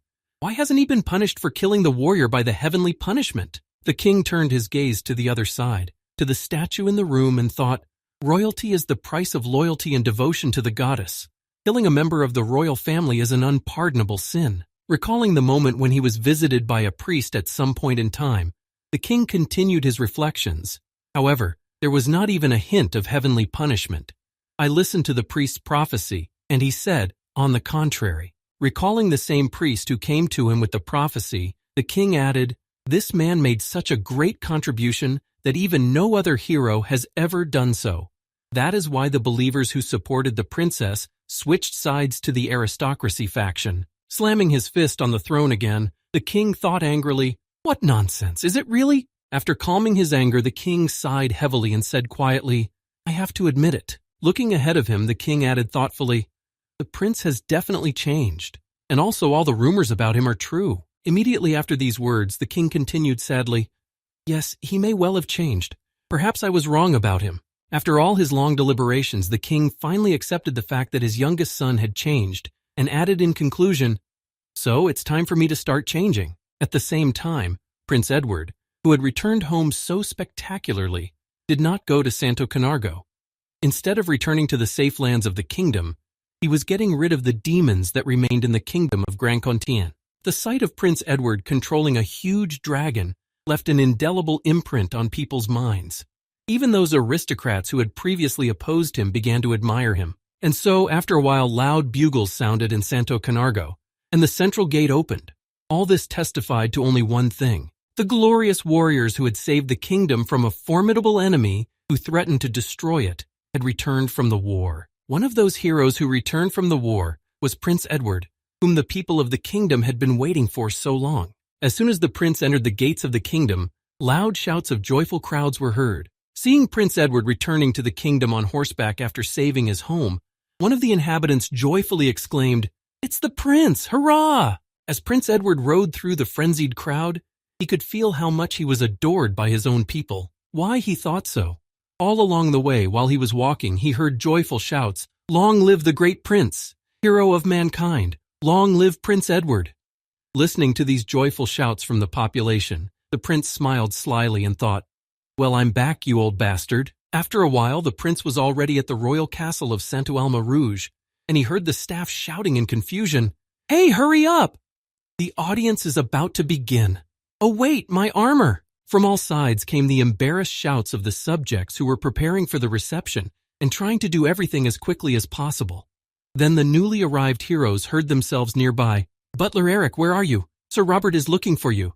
"Sir Caviar, where?" Leaning on the fountain in the palace courtyard, Prince Edward said to his friend, "Everyone is so preoccupied with these preparations for the audience. It seems to me that you and I are the only ones who are relaxed here." Looking back at Mr. Kim, Prince Edward said happily, "The old man is very wary of you. Last time he at least let you in. That was your chance to win the title, don't you think?" Hearing these words from his friend, Mr. Kim said indifferently, "I am not interested in such things. What is more important now is whether this planning is accurate." When Prince Edward heard this question from his friend, he said confidently, "Of course it is accurate. This plan was given to me by the goddess herself." Immediately after these words, Prince Edward spoke to Mr. Kim. "Well, it seems that it is time for us to leave, doesn't it?" And he heard his friend reply, "I know." As Mr. Kim walked away from him to his position, Prince Edward said to him in closing, "I'm counting on you, brother." After a while, the bells began to ring, and then the doors to the palace opened. The next moment, Prince Edward appeared at the gate, walking confidently inside. As he walked, one of those present read out, "Archduke Jalconazula, Duke of Escudo Blanco and Rojo Espada, Regent of Ferreta Alta, and Guardian of Santo Camargo." After reading out all the titles that Prince Edward had as he walked down the red carpet, the man added, "The first warrior of the Order of the Holy Sword, the owner of the Staff of Light, and the heir to the 7 crowns." After these words, when Prince Edward was already standing in front of the king himself, his full name was called to introduce him to the supreme ruler, Prince Edward Grand Continent. Looking at his son, who was standing right in front of him, the king said in confusion, "Am I doing the right thing? Has he really changed?" As he approached Prince Edward, one of the guards held out a pillow to him and said, "Your Highness, let me take your sword." Asking for the sword from the prince, the subject recalled a direct order from his king, who had reminded him more than once, "If he draws his sword, kill him immediately." After the request to hand over his sword was made, Prince Edward humbly reached into his scabbard where his sword was hidden. He then pulled the weapon from his belt and humbly handed it over, happily telling the servant, "Here, please take it." When Prince Edward handed his weapon to the servant, he bowed his head before the king, kneeling down to greet his ruler. Taking this posture, Prince Edward of Grand Contien said, "I am glad to see you in good health, father." The king replied, "I am also very happy that you have returned safe and sound." As soon as the prince heard this from the king, he bowed his head even lower to hide his sinister smile and then added, "This is all thanks to you." When the prince heard his son say this, he decided to ask him right away, "Have you learned any life lessons from your long journey?" Hearing his father's question, Prince Edward said, "Yes, I now realize the sacrifice you made for the sake of ordinary people, and I also realized how difficult the royal niche can be." After saying this, Prince Edward of Grand Contin added, "And also." After the prince said this, He got up from his knees in front of the king, causing him to be confused. When the king saw that he had acted in such a disrespectful manner, he shouted angrily to his son, "Who gave you permission to get up from your knees, Edward?" Ignoring his father's words, Prince Edward added confidently, creating a sword in his hands, "Now I know exactly what I have to do next." As soon as the prince said this and began to create the sword in his hands, the weapon he had given to the servant began to disintegrate and disappear from the pillow. As the pieces of the weapon disappeared from the pillow, they gathered in Prince Edward's hands, creating a weapon for him. Looking at his father with an angry look, Prince Edward said menacingly, "You will no longer have to suffer for the sake of your people, nor will you have to bear the burden of this crown. I will take care of it all myself." When the king heard these words from the prince who had decided to rebel, he was terrified and exclaimed, "What is this? My son, what are you doing? Have you really decided?" After these words, Prince Edward began to draw his sword, and smiling ominously said, "What's not clear here? I plan to become a king from now on, father." When the king heard the words of the prince, the room immediately fell silent. No one dared to say a word. But the king was the first to break the silence, shouting angrily at the prince who wanted to kill him, "You bastard! How dare you even think of such a thing?" The next moment, the prince was surrounded by 4 soldiers with spears who were to stop him from harming the king. Looking around, the prince assessed the situation, the enemies around him, their length of weaponry and their number. Having gathered all the necessary information, the prince began to call upon his skills in turn to help him in the battle with his enemies.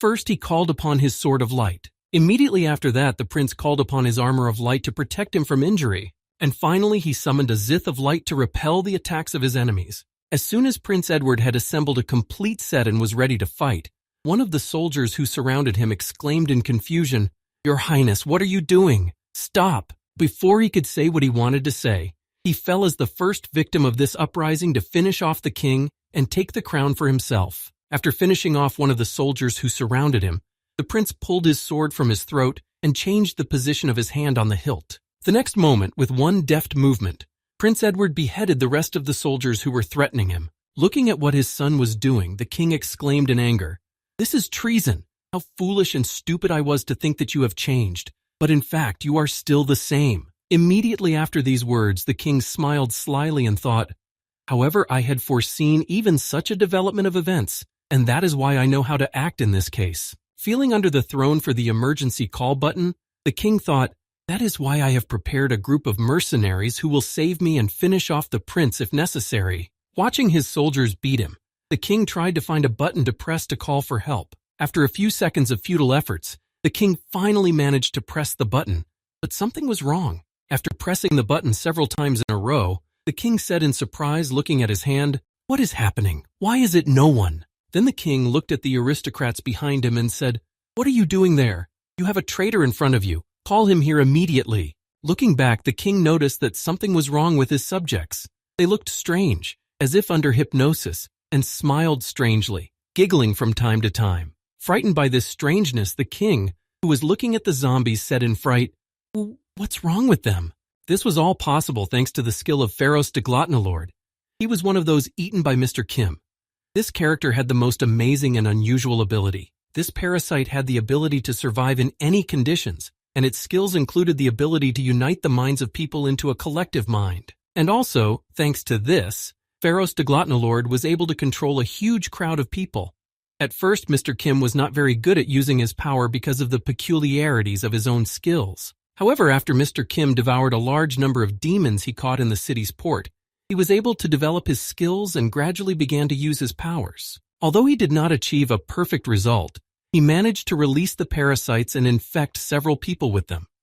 Mr. Kim's skills were not enough to control a person, but they were enough to erase his memory or deprive him of his emotions. When Prince Edward Grandcontine learned of his friend's skill, he immediately suggested a use for it with a flourish: wash their brains out. When Mr. Kim heard this request from the prince, he was unhappy.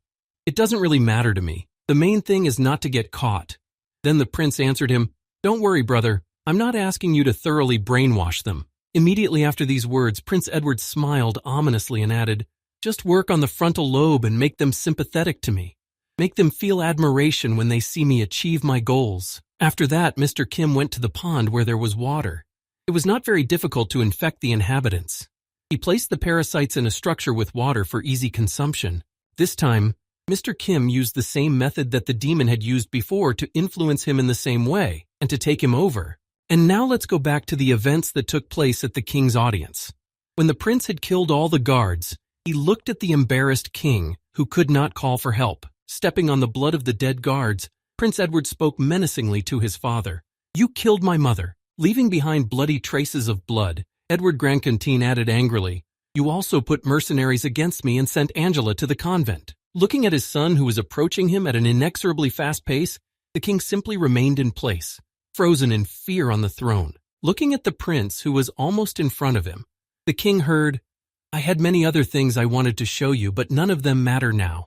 It is not worth it, I have decided." Grabbing his father by the shoulder to prevent him from dodging the punishment he deserved, Prince Edward drove his sword straight into his heart and said menacingly, "Now, die." At the last second, before the prince pierced his cloak and drove the sword into his flesh, the king cried out in fright, "You bastard! How dare you do such a thing to a king?" As soon as he said this, blood immediately poured out of his mouth and he began to choke on it. Then, gritting his teeth, the king tried to pull out his youngest son's sword. Realizing that this attempt would be unsuccessful, the king reached out to it with his hand and said in a cursing tone, "I hope so. Hell has prepared a separate cauldron for you, son." Immediately after these words, Prince Edward drew his sword from the king's hand and said in parting, "Well then, we will meet there next time. And now, farewell, old man." As soon as Prince Edward said this to his father, he fell to the ground dead, showing no signs of life. Together with his falling body, the crown fell from the king's head. After that, Prince Edward stood before the dead king, leaning on his sword after the execution was completed. Standing in the middle of the room, Edward Grandcontine felt some strange movements behind him, as if they wanted to finish him off even after the death of his client. But the enemy did not succeed. Immediately after the prince noticed him, the enemy in the dark suit fell awkwardly to the ground, revealing himself in disguise. Groaning from the pain of the fall, the ninja assassin said, "Who are you anyway?" Before he could finish, Mr. Kim, who landed right behind the mercenary, finished him off and said, "That's it, I'm done." When Prince Edward heard his friend's words, he reached for his crown which was lying on the ground and joyfully announced, "Great, we have gotten rid of the obstacles on our way." After these words, Prince Edward put his father's crown on his own head to proclaim himself the new king of this continent. Sitting on the royal throne, the boy continued, "And now no one will stand in my way." As soon as the new king took the throne, all the aristocrats who had been brainwashed by Mr. Kim began to applaud, happy that Prince Edward had finally reached the highest position in the kingdom. However, this applause did not last long. After a while, the applause disappeared when the new king began to talk to himself for some reason. First, he brought the king to his throne, which was rightfully his after the death of the previous king. Edward was knee-deep in blood, and the throne was covered with blood spatter. As he entered the throne, the boy slammed his sword on the ground to silence the aristocrats. After that, the new King Edward lowered his head and said guiltily, "I know all this, brother." The ghost of his brother appeared before King Edward with a huge hole in his chest. Noticing this, Edward said angrily, "Brother, I know what you want to tell me." King Edward made a wish to the goddess that she would reward him with true wisdom. Using this wisdom, King Edward could easily point out to Kim the location of the goals that he had to eliminate in order to achieve the main goal. But that's not all.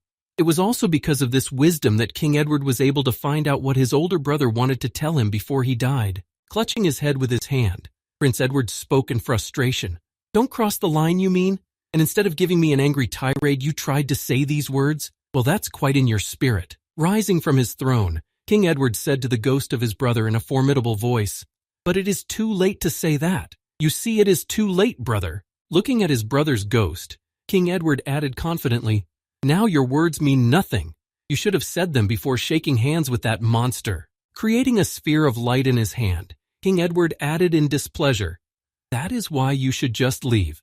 From now on, I will become someone you do not want to see." Immediately after these words, King Edward shot a beam of light at his brother's ghost to destroy it. Having gotten rid of his older brother's ghost, King Edward Grandcontine confidently said, "The idiot who clung to humanity to the last is gone. The demons are gone, and now it's the turn of my enemies among men." After these words, King Edward lowered his head and said thoughtfully, "Since I have come so far only because of this monster and its incredible power, I have to do something to thank it and also to bring it back to the earth. As soon as the subject of Earth and the return of his monster back to his world came up, King Edward spoke. The king of the elves, the king of the dwarves, the king of the beasts, and the king of the man-eaters. The heads of the 4 kings must be placed on the sealed altar in the cathedral. After telling what is needed to bring Mr. Kim home, King Edward added, "Let there be an era of war for one purpose, which must be achieved." Sometime later, Mr. Kim was just finishing something in his book. His last lines were as follows. The noble prince finally overthrew the terrible king, and his reign was long and just. A journey into a gourmet fantasy world. End of chapter 1. When Mr. Kim finished writing the novel in his book, he immediately closed it, out of sight and out of mind, so that no one could read it. Noticing that he had finished what he had been doing for so long, King Edward suddenly spoke. "Listen, brother, I've been meaning to ask you something." To which Mr. Kim replied, "What is it?" When King Edward heard the title of Mr. Kim's novel, he asked in surprise, "What is this, a gourmet fantasy journey?" Hearing the question from his friend, Mr. Kim said irritably, "Didn't I tell you? I'm going to return to Earth, kill your friends, and live under a different name." Putting the book on the table, Mr. Kim added, "Based on this, it will be quite difficult for me to get money, and that's why I decided to take up writing and selling books. And since I live in a fantasy world and eat everything, the book is called Gourmet." Hearing his friend's explanation, King Edward said with a smile on his face, "The title just sucks. Your book won't sell that way. Maybe we can come up with something more interesting. If you are the main character, how about—" Recalling how his friend gained his skills, King Edward said, "Eating makes me stronger?" Hearing his friend's position, Mr. Kim said, "The title doesn't make any sense. I'm going to hire a screenwriter anyway. I can eat anything that moves, but writing is not my thing." King Edward replied, "And if the book doesn't sell?" Hearing King Edward's suggestions about sales, Mr. Kim said joyfully, "This is simply impossible, because it is an autobiography. Besides, it is set in another world, so millions of copies are guaranteed. And if you make a fantasy trilogy—" Hearing this, King Edward suddenly gritted his teeth and winced in pain. After his longing and acceptance passed, the king said, "I understand, brother, so you will do this when you return to Earth. Then let's decide how you will do it." The goddess said. Hearing what the king wanted to tell him, Mr. Kim said thoughtfully, "We have to sacrifice kings? Is it possible to bring back such a thing?" Hearing the question from his friend, King Edward said sadly, "Not yet." Taking out a large amount of paper from a drawer, King Edward added, "This is different from killing the demon king. We can certainly assemble an elite force and hunt the king." After speaking of this option for obtaining the heads of kings, Edward added angrily, "But when his descendant comes to the throne, he will decide to show the human king for his insolence, and will come here, united with the other races." After that, King Edward spoke thoughtfully. "The elf race uses magic and arrows." The next moment, the king began to talk about all the races whose heads they would have to get, and added, "Dwarves work with iron, which can also be called magic in a way." After that, King Edward also mentioned other races in combination with animals and said, "And the man-eaters and the beasts are many times greater than men in their destructive power." After speaking about all the races, King Edward added, "We cannot win, even if our army outnumbers them. That would make my head fall off my shoulders." Rising from his chair, King Edward stood in front of the table, placing his hand on it, and spoke confidently, "That is why we are going to do things differently." The new king then left his desk and walked toward Mr. Kim and said, "Only by centralizing power and uniting with other countries will my frontal attack be possible." King Edward then placed all the letters he had taken out of his drawer on the table and handed them to Mr. Kim, saying, "Here are some for you to begin with." Mr. Kim picked up the sheets of paper and said, "This is astonishing. This is—" On the sheets was written all the information about everyone who was to be killed or who could interfere with the plan. Then Mr. Kim added, "A list of targets?" Feeling some strange pressure from King Edward, Mr. Kim looked back and said in a menacing tone, "I don't understand. Are you telling me what to do now?" Sitting down opposite his friend at the table, King Edward said joyfully, "No, I am not ordering you. I'm just making suggestions. Take this, turn the page." Following King Edward's advice, Mr. Kim turned a few pages, and what he saw was very shocking. The letters contained a map with notes and information on it. The first note was about the habitat of griffins. There was also information that a port had been destroyed by a kraken, and finally, information about the manticore. As he turned the pages further to see what else was interesting, Mr. Kim spoke thoughtfully. "The place of laying eggs of wyverns, Lake Sophant, Green Dragon Mountain, And here we have. After turning a few more pages, Mr. Kim exclaimed, "Is this a treasure map?" Looking up to see the king who had provided him with this information, Mr. Kim heard Edward Grandcontine say, "Glad you liked it, bro." After King Edward gave Mr. Kim the treasure map, there was one more thing he needed to do to make his stay in the kingdom easier. So the king reached into his pocket and said, "Very well, Mr. Kim." Pulling out a royal order, King Edward joyfully announced, "As a descendant, I am appointing you as the Royal Auditor General." Looking at his friend who had just spoken some nonsense, Mr. Kim asked in surprise, "Do they even have such titles here?" When King Edward heard his friend's question, he sat down on the couch across from Mr. Kim and said, "I just thought of it. But the title of knight-errant didn't exist either, did it? The most important difference between an auditor and a knight-errant is the ability to move freely and remain on the king's side, while a knight-errant would have to give up his title to be free." Hearing this explanation from King Edward, Mr. Kim replied in surprise, "I see."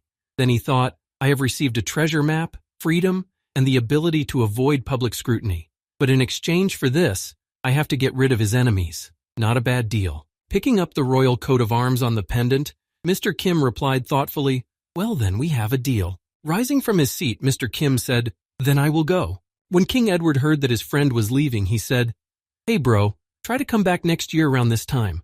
I have a coronation ceremony to perform. If you don't come, rumors might spread that the heroes who killed the Demon King have a bad relationship."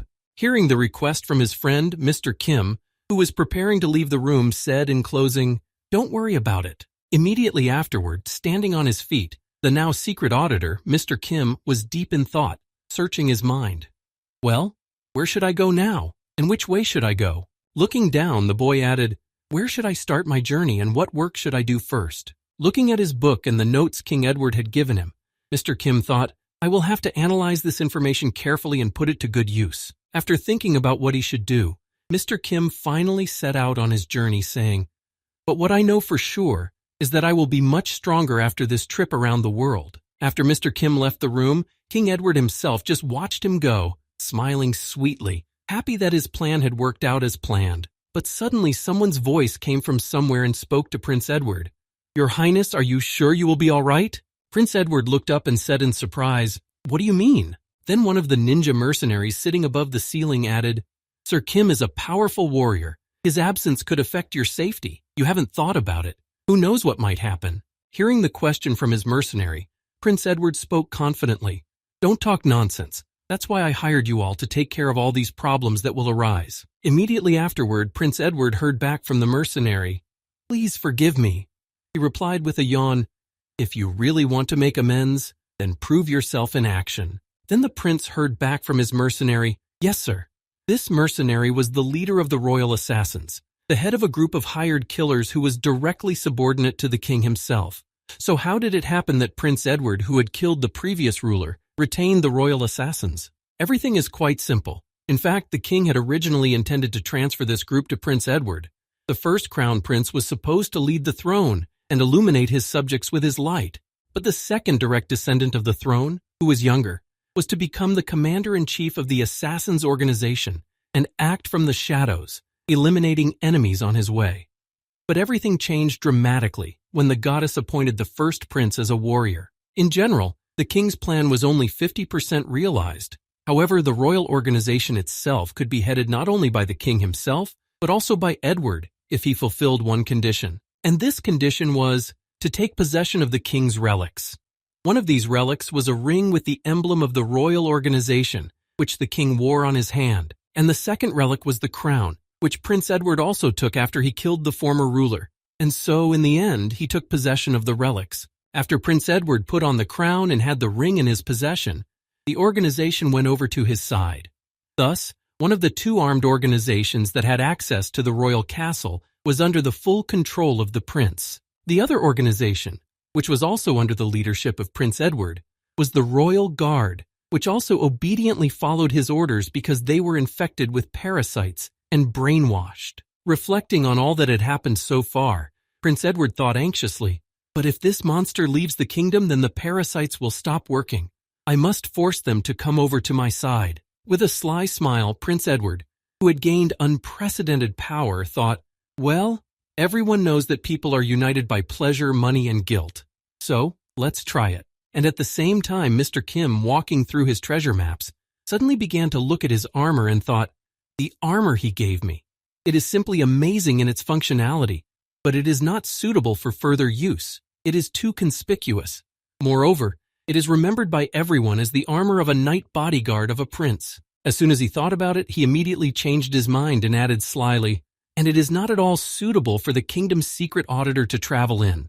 With these thoughts in mind, Mr. Kim went to the store and ordered a new suit of armor for himself. It was leather, but not as recognizable. Looking at the new armor, Mr. Kim thought, "It doesn't look that impressive, but like the old armor, it has magic. And the most important thing is that it's suitable for traveling." Looking at his new outfit, Mr. Kim said in amazement, "I can't believe it was made in just 2 days. This is what political influence means. This must be the best thing in the world." After placing the sword behind his back and setting off on his journey as a completely different person, Mr. Kim said, "But politics, I am not interested in it anymore." When Mr. Kim reached the main gate leading to the outside of the kingdom, he said, "Well, it is time to travel. In this kingdom, Mr. Kim is called a hero by everyone, and a blessing from the prince for his military services in the battle against the demons. However, back on Earth, he was still a common criminal, and he was also on the international wanted list. Not only the police, but also the intelligence service, as well as various criminal groups and organizations are looking for him in that world for various reasons. Because of the constant persecution, Mr. Kim had to have lonely hobbies. He simply could not afford many different ones. Sports were forbidden for him because he could accidentally reveal his identity when he was in contact with people. In addition to sports, computer games were also forbidden. One day, Mr. Kim, because of his love for video games, could not restrain himself, and several times he was almost on the verge of death. And it was because of such events in Mr. Kim's life that reading became his main favorite pastime. Most of all, he liked to read novels that were only 1 book long. He had to read them because he had no other choice, but that was only in the beginning. Over time, Mr. Kim did not realize how he got involved in this field. It's a pity, but the culture of writing and reading in this world is not so well developed. That's why books are mostly only available to aristocrats. Thanks to the prince, Mr. Kim was also able to get a few, but compared to the books on Earth, they don't compare at all because they are so bad. However, this is not a reason to be disappointed in everything. Perhaps Mr. Kim was not destined to find a good book, but there's always a chance to hear an interesting story. Standing in the square in front of the kingdom, where the common people were gathered, Mr. Kim said, "Before people learned to write, they composed songs and legends, thus passing on their wisdom of life in ancient tales." Meanwhile, on the square, among the crowd, there was an old woman on a stage somewhere who gathered the crowd with her stories. This time her story began as follows. In ancient tales and songs sung to children by old people, smiling sweetly at the people gathered around her, the woman said, "The history of our land should not be forgotten. That is why we need people who preserve this knowledge." The woman then added, "If any of you want to preserve this knowledge and the wisdom of all the times of our ancestors, then enter the school of bards and become a hero." Among this crowd of people, there was one girl who really wanted to enter this academy. Her name was Felina Grinsmus. However, at the moment, this Felina Grinsmus was a traveling bard who traveled the world to earn some quality money. Wandering through yet another city, the girl said with a sigh, "What a fool I was to believe her words." Walking through the streets of the city, Felina Grinsmus thought in disappointment. People like provocative and vivid stories most of all. They are not interested in ordinary stories about traveling to different places. Returning back after a hard day, the girl continued her indignant reflection. So it turns out that the bard is just a clown who sings provocative tales to cheer up the sad people. When she reached one house and opened the front door to the bar where she wanted to perform, she added, "This is not why I became a bard." This girl, Felina Grinsmas, who decided to become a traveling bard, lived in the county of Febro, in the city of Santo Febro, and came to him with her stories. As soon as the girl came inside, she immediately closed the door behind her. When the patrons heard that someone had entered the bar, they immediately paid attention, but then continued to go about their business. Slowly walking with small steps, the girl was looking for a place to sit down and make a scene. At the same time, she was looking around at all the people present and analyzing their skills and abilities. The first thing she noticed was a small group of mercenaries sitting near the entrance, enjoying a drink. The next person she noticed was Mr. Kim, who was looking at a map at a table in a cape. As she passed him, she wondered, is he a traveler? And finally, Felina Grinsmus noticed another man sitting in the very corner of the building, drinking alcohol alone. Then the girl thought in her head, and there, looking a little closer at the man sitting alone at the table, she added thoughtfully, a man who is deliberately pretending to be drunk. Then she noticed his outfit and added in surprise, his armor is pretty good, he's not as simple as he looks. It's better not to mess with him. Sitting down on a free chair and taking out her musical instrument, the girl thought, mercenaries and a traveler. Mercenaries fight people, and travelers fight monsters, and they don't like each other anymore. You can't sing about one without mentioning the other. Preparing for her adventure, the girl smiled slyly and thought, this could lead to a fight and then I won't get a tip, but I have a trick up my sleeve. As soon as the girl remembered the trick up her sleeve, she spoke happily. Dear guests, please pay attention. This ballad is about the prince who killed the demon king and the dragon-slaying knight. Hearing what the traveling bard had just announced, all the guests turned, and then one of them said in surprise, a prince and a knight? Immediately afterwards, a young man exclaimed, this story. The next moment, everyone turned their attention to Felina Grinsmus to hear what she was going to sing and how she could entertain the audience. A few seconds later, the music started playing and the accompaniment and the girl began to sing. After listening to the performance for a while, one of the people in the bar joyfully exclaimed, oh, that girl knows a lot about music.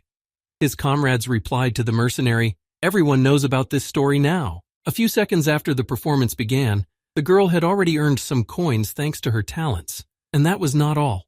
The coins kept flying in her direction.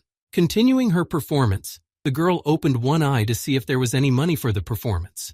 Noticing that there was already quite a good amount of money there, she thought, as expected, the effect is just wonderful. After these thoughts, she added indignantly in her head, it certainly has an effect, but I'm so sick of this ballad, honestly. Preparing for the crucial moment in the performance, she thought, and now the best part. My profit depends on her performance. Immediately afterwards, she continued her performance, humming, when the prince saw his brother's death, it was not despair that gripped him. It was deep sorrow and heartbreaking hatred for the demon king. Seeing everything from the heavens, the goddess decided to give the prince the power of a warrior for a short time. And then, having told the main part of the story, Felina Grinsmus was about to finish, saying, the prince's sword pierced the king's chest. Before she could finish her ballad, she heard one of the visitors suddenly shouting. Interrupted by this, the girl noticed that one of the mercenaries had picked on the traveler and shouted menacingly, you brute! Grabbing the traveler by the collar, one of the mercenaries added menacingly, being intoxicated, are you laughing? Are you laughing at the prince's story now? What a bastard! The only response was laughter. Noticing that their friend was picking on someone again, one of his comrades said happily, well, when he gets drunk, he gets violent, although that guy is not bad either, if he decided to laugh at the prince himself. To which the other replied, he shouldn't have done that, boogeyman. Looking at this tense scene, Felina Grinsmus thought in confusion, oh no, they interrupted me. Now the whole mood is ruined. However, the situation was not the worst. After assessing her strength, the girl thoughtfully spoke in her head, 4 mercenaries against 1 traveler. Preparing for the next ballad, she thought calmly, well, it seems that the mercenaries will win, and then I will sing a ballad about their exploits. Closing her eyes from her dreams, the girl thought happily, they will open their wallets with joy, and what? Was that a crunch? Before she could dream, she heard a strange sound and opened one eye. What she saw before her plunged her into confusion. The same traveler to whom the mercenary had picked on was Mr. Kim. To teach the insolent man a lesson, the pet shop simply broke his arm, squeezing it and shattering the bone inside. Feeling the pain after a crunching sound echoed throughout the bar, the burly man suddenly screamed in pain as he realized what had happened. As he screamed and shouted throughout the room, Mr. Kim grabbed his head to calm him down. Immediately after that, the boy slammed the mercenary's head on the floor to neutralize the drunken insolent who dared to make a complaint to him. Hearing some strange noise behind them, where their comrade was heading towards the traveler, the other mercenaries turned around and noticed that he was knocked out and said in surprise, what? How come? Immediately afterwards, the other mercenaries attacked Mr. Kim to avenge their comrade, who had just been publicly humiliated, and won. Mr. Kim took out the first attacker with a single swing of his arm, interrupting his furious shout, how dare you do this to my comrade? As a result of a wave of his hand, it was not even a punch.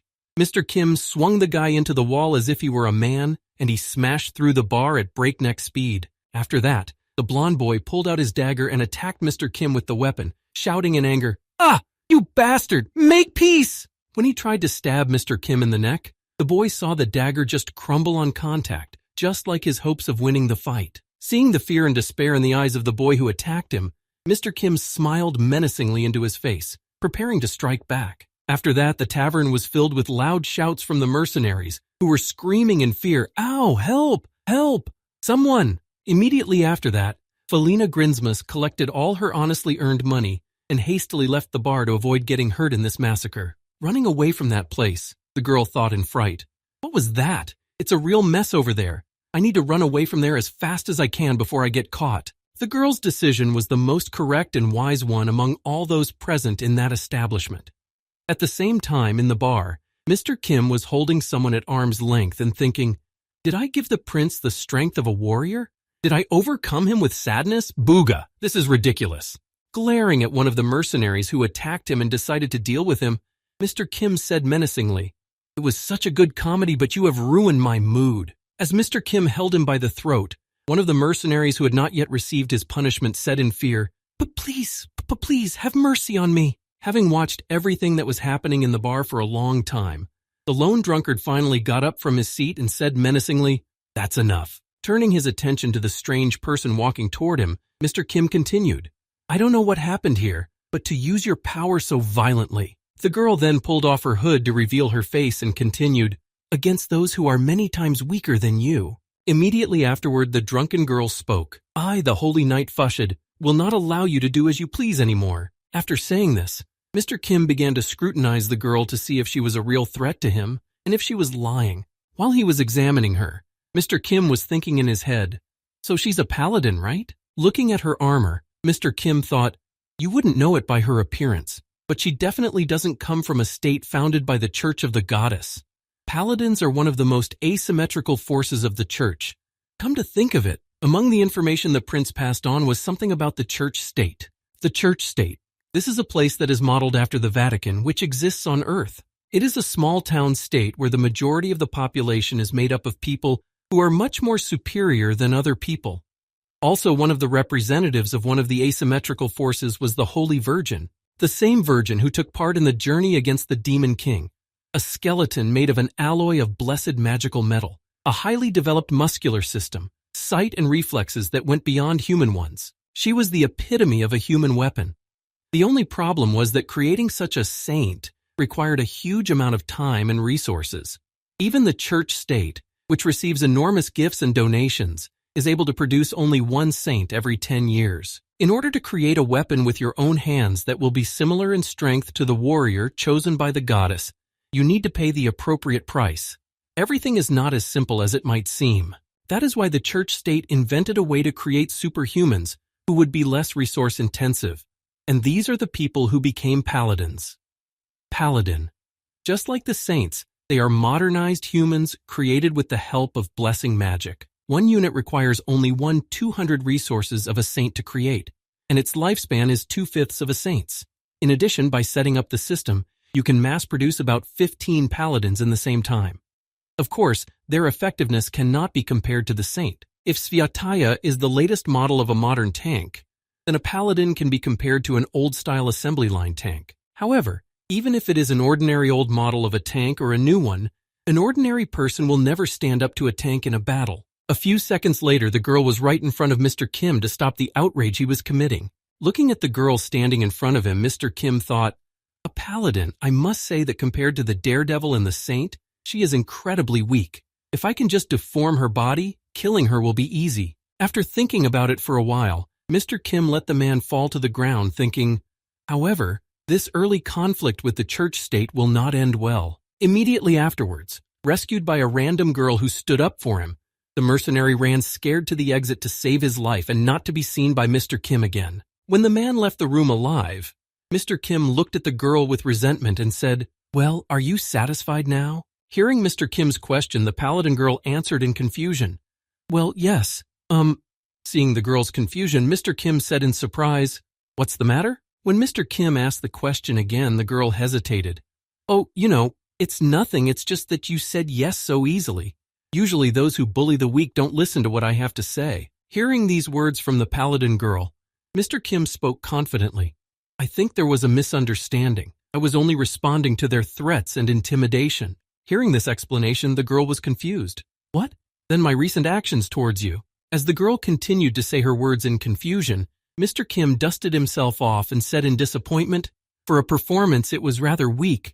I'm not going to pay money to see it. Hearing Mr. Kim's words, the girl became very nervous and embarrassed, exclaiming in embarrassment, this one. Immediately afterward, she ran behind the bar and said in embarrassment, I'll have another beer. Trying to avert Mr. Kim's eyes, the girl hid her gaze in every possible way and pretended to be disinterested. Noticing these actions, Mr. Kim turned to the exit and started walking toward the door and thought, perhaps I have already had enough rest. As he left the tavern, he said in his head as he set out on his journey, it's time to go to the meeting. Fevro County was one of the few domains that suffered little or no damage from the demon army's invasion because it was not a strategically important location. At that time, the strategy of the demon army was to concentrate on important strongholds for humanity and paralyze their activities. Having lagged behind in terms of technology and development, Fevro with its small population did not pose any threat to the demon army, and so they simply bypassed it. However, after the war ended, these lands changed quite a bit.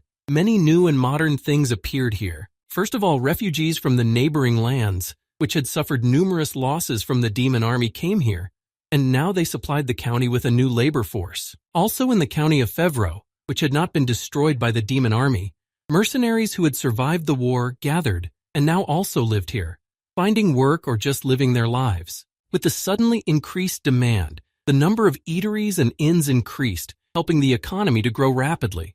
Fevro County was bathed in luxury like it had never known. However, this also had the opposite effect.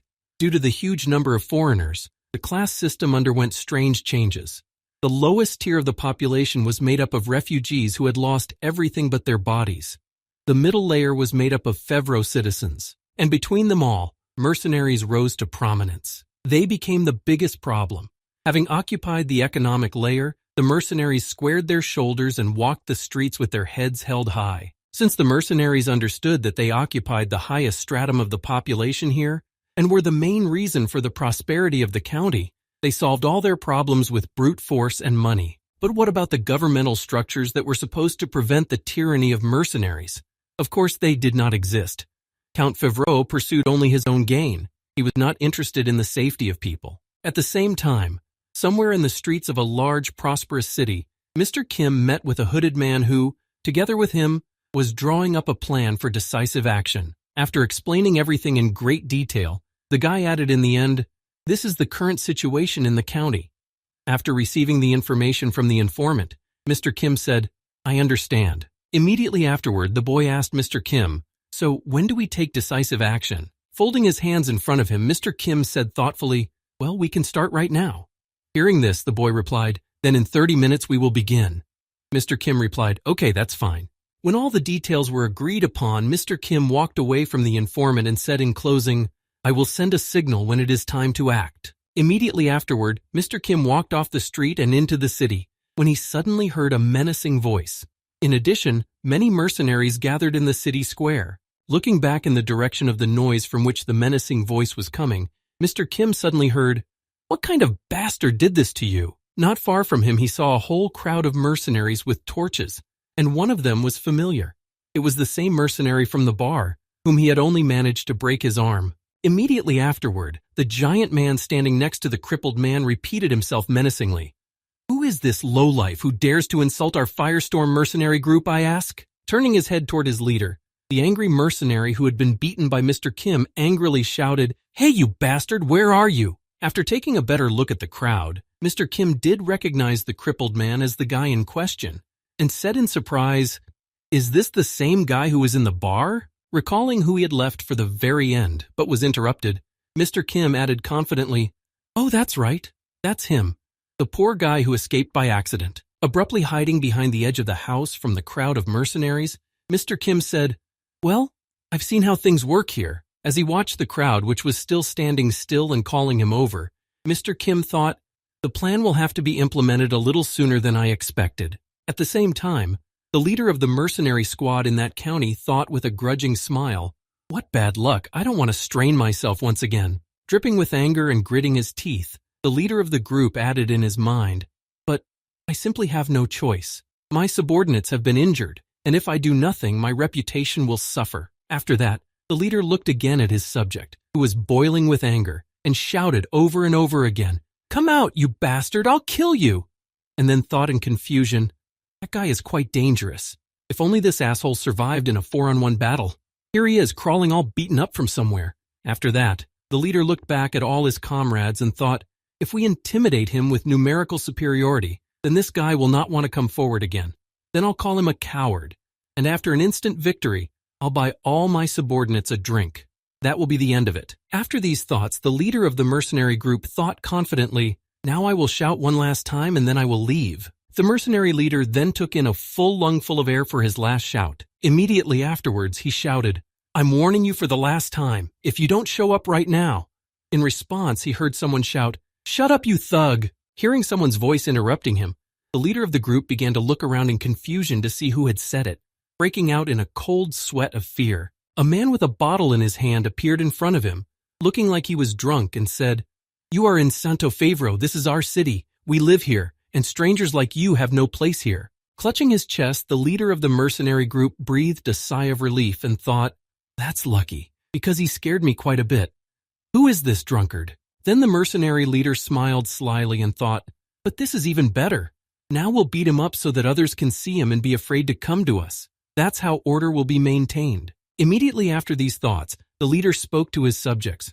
"Okay, guys, quickly, teach him a lesson." One of the mercenaries replied, "Yes, leader, we will." Having received the order from their leader, the mercenaries went to the drunkard, brazenly saying, "Hey, asshole, you won't dare open your mouth again."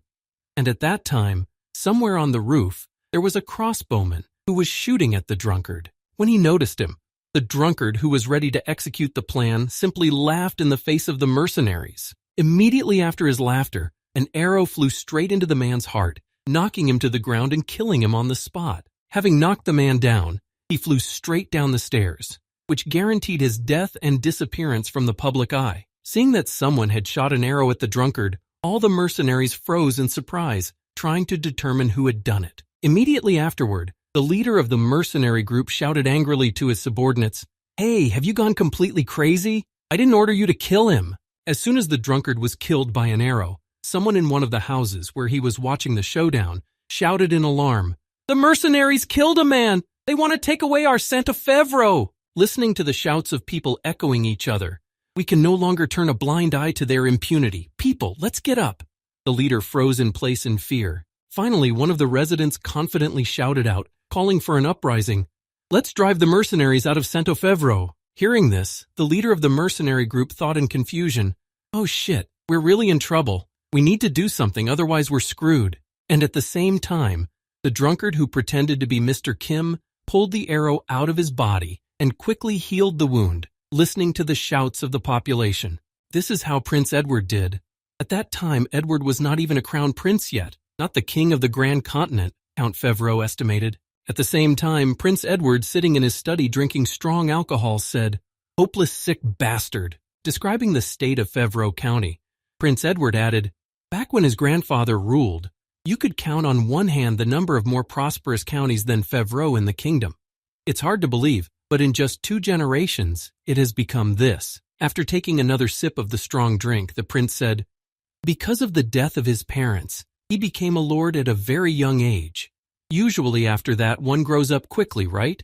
However, this jerk is already 50 years old and has the abilities and intelligence of a 12-year-old. Looking at Count Fevro's personal information, Prince Edward continued, "Over the decades of his reign, he has only grown older. He is sick. There is no other way to say it. He should be removed first." As he made his way to Fevro County through the jungle, Mr. Kim said thoughtfully, "It was a drunken thing to say, and I thought the prince was just exaggerating. But I should have visited the land once to make sure the assessment was correct." A view of the abandoned city opened before him, where there was almost nothing: old houses, buildings, dried-up trees, and wells. A terrible place. Seeing a part of the property in front of him, Mr. Kim said thoughtfully, "Only the center of the county, Santo Fevro, developed rapidly, and the territories located nearby were still poor villages. Without protection in the form of an army and a fortress wall, they were more like settlements of hunters of wild animals and monsters. People there roasted everything they could catch on fires, even mice. Suddenly, a boy who was preparing his dinner noticed a goblin looking at him somewhere in the bushes with a terrible grimace. Frightened by what he saw, the boy suddenly got to his feet and screamed. Immediately after that, he ran to the village, shouting in fear, "It's a goblin! Save yourselves!"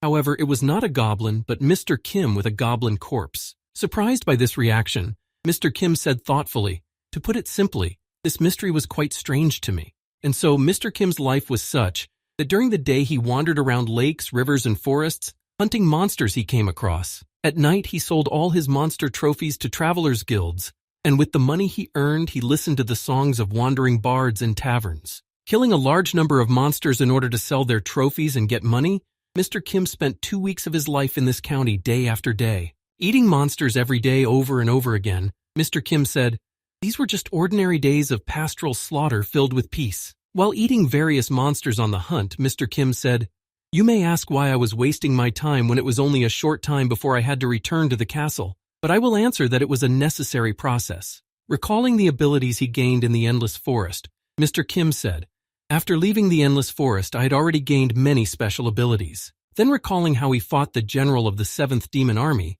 Mr. Kim added, "Later, after obtaining beautiful specimens, I still think of those 2 guys from time to time with gratitude in my heart." Remembering his anger and his friend who decided to take revenge for it, Mr. Kim thought, "Thanks to them, my abilities have become much greater, but at the same time, a problem has arisen that cannot be solved by eating a troll or a dragon." Recalling his research on the trolls and writing everything down in a reference book, Mr. Kim said thoughtfully, "I had gained too many powers in a short period of time, and I couldn't know for sure what I was capable of doing and what I wasn't." After that, Mr. Kim said thoughtfully, "And it was because those 2 generals gave me their abilities for almost nothing that I felt a certain amount of guilt. And that's why. For 2 weeks I wandered around the mountains testing my abilities." In order to test his abilities, Mr. Kim spent 2 whole years of his life killing various monsters and wandering in the wilderness. Afterwards, recalling the meeting with the boy, Mr. Kim said, "But finally today, after an altercation in an inn, I came to the place I had booked in advance. The same guy was the prince's deputy, the royal assassin. After reporting on the situation in the city, the guy said, 'That's all. End of report.'" Hearing the news, Mr. Kim said thoughtfully, I see, so I can take out the Lord as I please." Then he thought, "With the change of the Lord, there will be chaos in the land and the threat of monsters will increase. But in my case, these are wonderful consequences." Immediately after thinking, the royal assassin asked Mr. Kim, "So when do we take decisive action?" Hearing the deputy king's question, Mr. Kim answered slyly, "Well, it's not that hard to start a riot in the city. We can do it right now." And so 30 minutes later, the assassin played his part and shot Mr. Kim, who had changed his appearance and was hit by an arrow. Having accomplished his mission, the assassin showed a gesture of successful completion of his task and walked away from the scene of the shooting. Meanwhile, Mr. Kim fell to the ground dead to play his role as a victim of mercenaries to the fullest and to raise a rebellion in the city. While lying on the ground as a victim, Mr. Kim thought, "To fulfill my plan, we need the support of the majority." Then, as he altered his vocal cords to mimic the frightened voice of a witness with another voice, Mr. Kim thought, "And I already have quite a few allies. Just change my vocal cords a little bit." Changing his voice, Mr. Kim suddenly shouted, "The mercenaries killed a man." By imitating the voice of a saintly virgin, Mr. Kim set off a chain reaction by shouting this phrase in the voice of a young girl, namely the voice of a saint. After that, Mr. Kim shouted again in a different voice, "They want to take away Santo Favro." He immediately thought, recalling a moment from his past life, in the voice of a grown man from my world who saw something he shouldn't have. After that, Mr. Kim changed his voice again and exclaimed, "We can no longer turn a blind eye to their impunity." This time, the voice belonged to a young police officer from Los Angeles who was constantly on his heels. After that, Mr. Kim changed his voice to that of the dragon girl he had fought and thought, and finally, with a dragon's roar. And the next moment, a very loud voice was heard saying, "People, get up! Let's drive the mercenaries out of Santo Favro." Hearing this, the leader of the mercenary group was seriously frightened, realizing that soon they might have a very hard time. And then all the mercenaries ran away from the Duchy of Santo Favro, listening to the mercenaries' souls making loud noises, gradually fading away. Mr. Kim thought in amazement, "I have no idea who came up with this, but the staging is just amazing." After that, The doors of the residents' houses suddenly opened after loud shouts. Then Mr. Kim thought, and on top of that, all of the residents who appeared on the street late at night as a result of the shouts and calls from various people looked very aggressive. Then Mr. Kim continued, if the residents infected through the drinking water increased their tendency to violence, immediately after that, all the residents rushed to the mercenaries to do what the other people were calling them to do. At the same time, Mr. Kim was watching everything from the roof of the building and heard the angry voices of the mercenaries and the residents. Let's drive the mercenaries away. You've all gone crazy here. Get out of here. Enjoying this painting, Mr. Kim spoke with satisfaction. This is a masterpiece. After a while, the news reached Prince Edward himself with the scandalous headline Madness in Santo Fevro. Upon learning about it, the prince gathered his subjects and said, the madness of the inhabitants who rose up against the mercenaries has spread throughout the city. The people rose up against the newcomers and began to drive out not only the mercenaries, but also the refugees. Reading further, Prince Edward said, in the end, the inhabitants, the mercenaries, the refugees, all mixed together, and utter madness ensued. Count Fevreau was killed in the confusion. After that, the prince thought, perfectly worked. The prince then spoke angrily, crumpling the paper with the report in his hands. How could this be allowed to happen? Crumpling the paper with the report in his hands, Prince Edward continued angrily, we need to add additional clauses to the law. Rising from his throne, Prince Edward said, even in the case of direct inheritance of the title of Lord, if the Archbishop of the Church and the King decide that the Lord does not meet the requirements, he may lose the right to inherit the lands. Also, the number of mercenaries allowed to stay in the lands for more than a month must be half the number of the army on the ground. Hearing the prince's orders, everyone present was clearly nervous. Noticing the tension in the throne room, Prince Edward thought happily, everything is going exactly according to plan. And at the same time, a city was engulfed in flames. A huge fire was raging in the city, and Mr. Kim was standing on a mountain watching it and said, it's burning well. As he watched the massive fire, Mr. Kim thought, the more deaths, the fewer people will remember me. It was the same on Earth. Feeling the presence of the assassin behind him, Mr. Kim asked without even looking back, well, have you completed your work? Hearing Mr. Kim's question, the royal assassin replied, yes, but I still have not fulfilled my order to find out where you are going next. Hearing that the latter needed to know the next point where he would appear, Mr. Kim turned to the assassin and said, Caballeros. Recalling the maps with different information, Mr. Kim said, the area where the griffin has been spotted recently. This information was marked on the treasure map. Recalling the figure of the strange animal, Mr. Kim said thoughtfully, a combination of an eagle and a lion. Creatures that combine the characteristics of several creatures are my favorite. Hearing where Mr. Kim was going next, the royal assassin, having completed his 2 assignments, began to disappear and said goodbye. Very well, then I will find you again when the time comes. I wish you a pleasant journey, Knight Kim. Hearing these words from the assassin, and feeling that he had already disappeared, Mr. Kim said, then it is time for me to leave as well. Feeling someone's figure behind him again, Mr. Kim looked back and asked in surprise, what?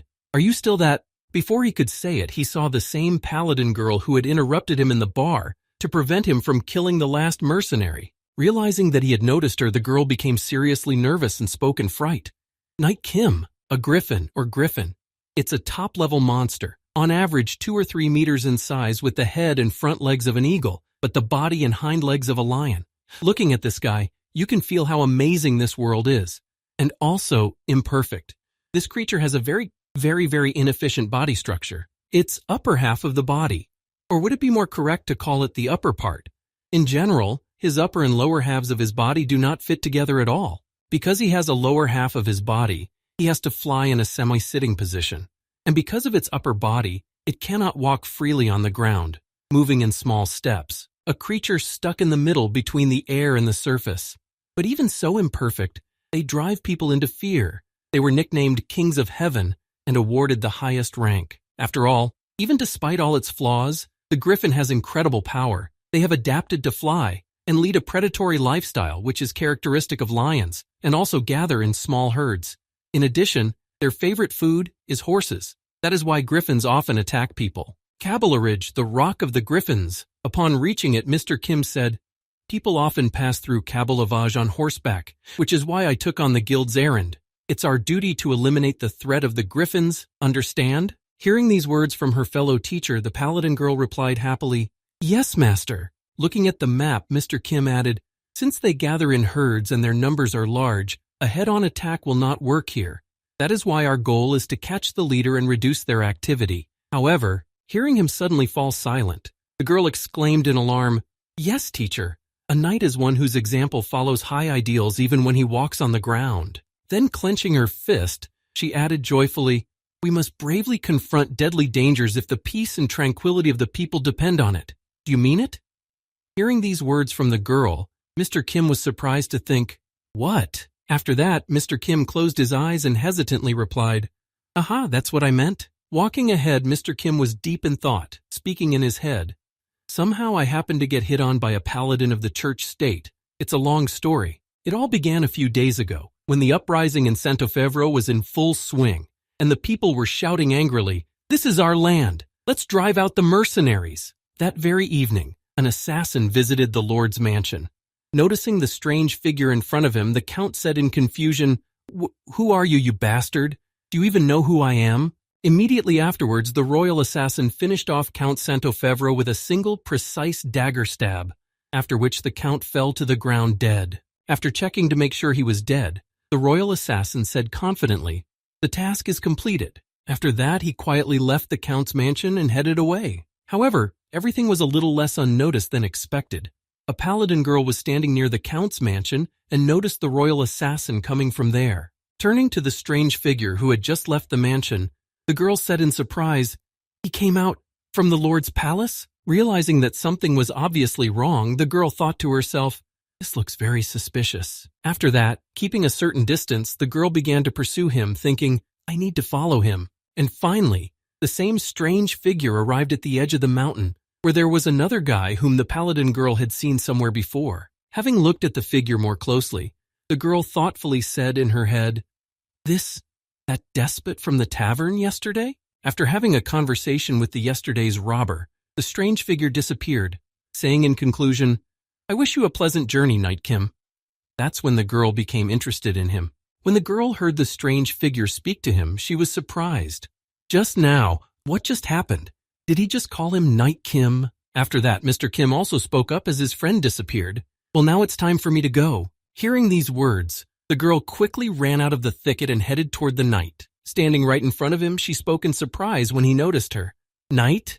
Kim?" Noticing the girl in front of him, Mr. Kim began to transform his hand and thought in confusion, "I need to destroy all the witnesses." Immediately afterward, the paladin girl exclaimed with joy, "It can't be the Knight Kim who traveled with the daredevil? The best of knights, the living legend, are you really the one?" Then Mr. Kim took out his coat of arms that the prince had given him and thought, "It will be better if we can solve everything quietly." Immediately after that, Mr. Kim said, "That's right. I'm on a secret mission right now. In any case, keep what you saw a secret." Hearing these words from the legendary knight, the girl said happily, "Then take me as your student in return." When Mr. Kim heard the girl's offer, he did not have time to understand the words, but he immediately agreed, and then added confusedly, "Okay, wait, what?" And so, after this incident, Mr. Kim had nowhere else to go, and had to take the girl with him. Recalling the assassin's words, Mr. Kim heard his voice in his head saying, "Paladins are an asymmetrical force of the church state, and unlike the saint, who could not be wounded, each paladin was tracked by magic to minimize losses in the army. Moreover, in the event of a murder, the tracking magic automatically marks the murderer."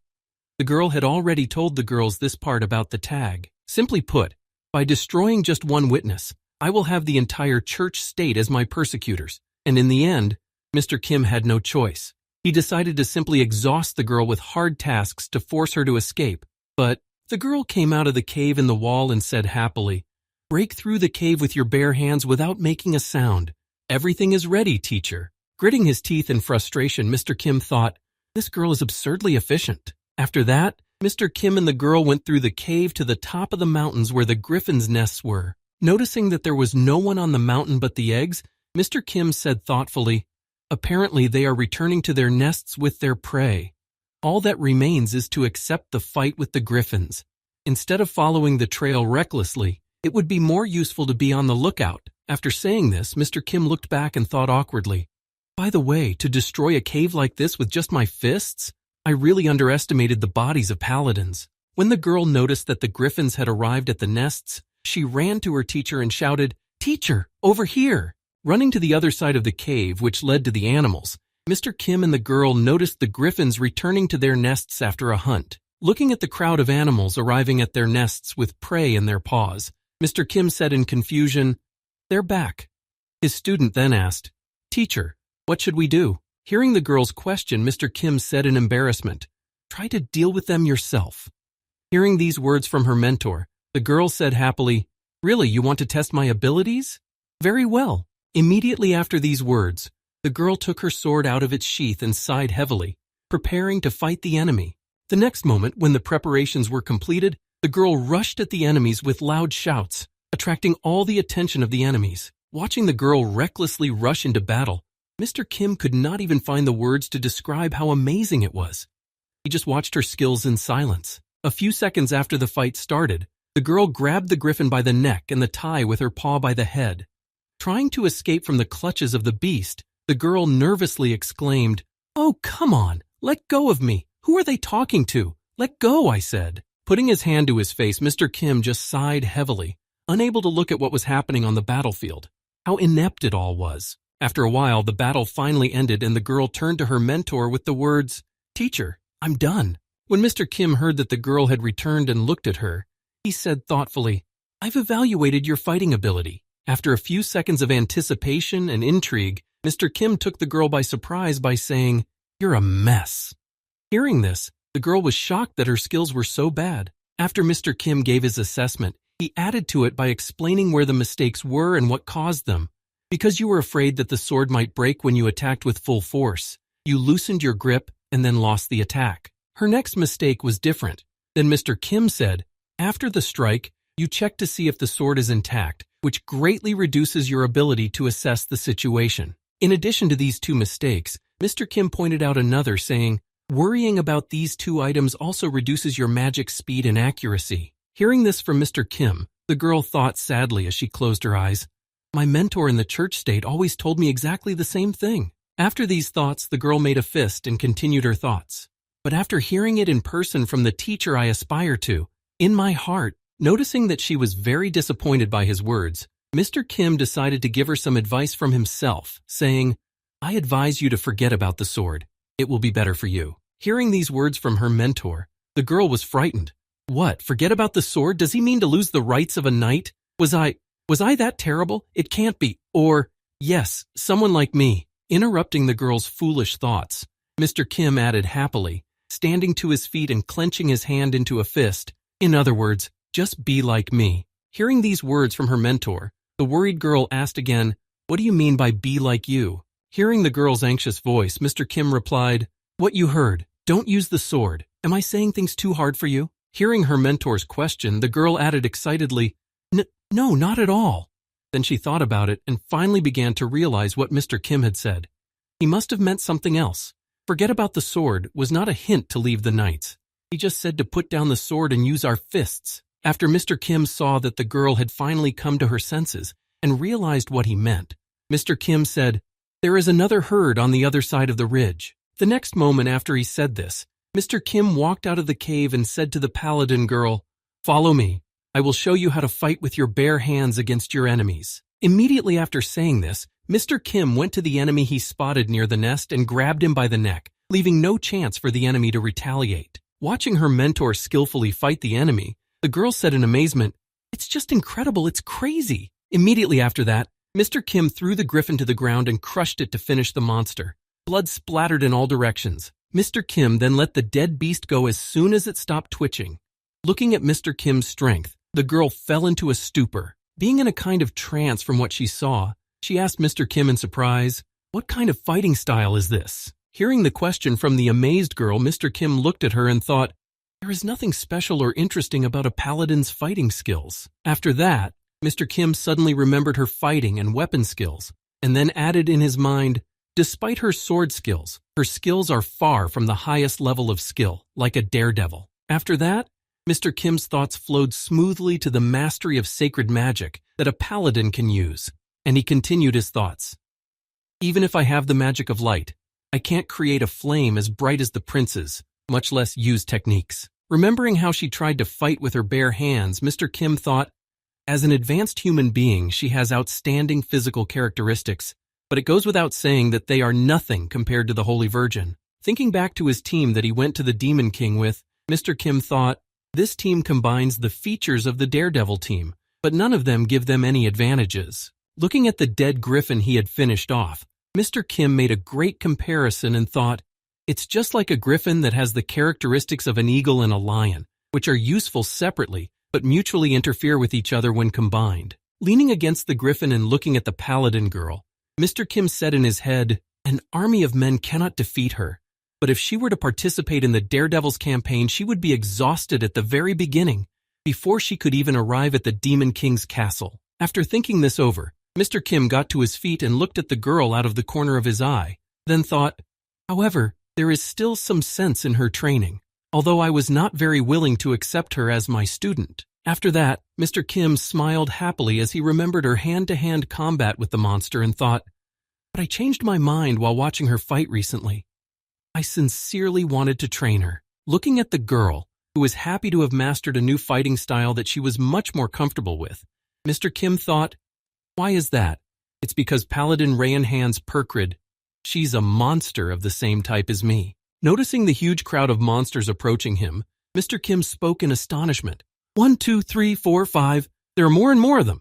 When the boy looked closely at the number of monsters heading toward him, he said thoughtfully, there must be about 100 of them, right? After that, Mr. Kim reached into his inside pocket and said thoughtfully, it would be easier to kill them all at once. Maybe we should tease them a little. It seems like there was... Pulling a bag out of his pocket, Mr. Kim said happily, oh, I found it. He pulled out a magic pouch, which was created with the sweat and blood of a great spatial wizard of the Grand Continent Kingdom.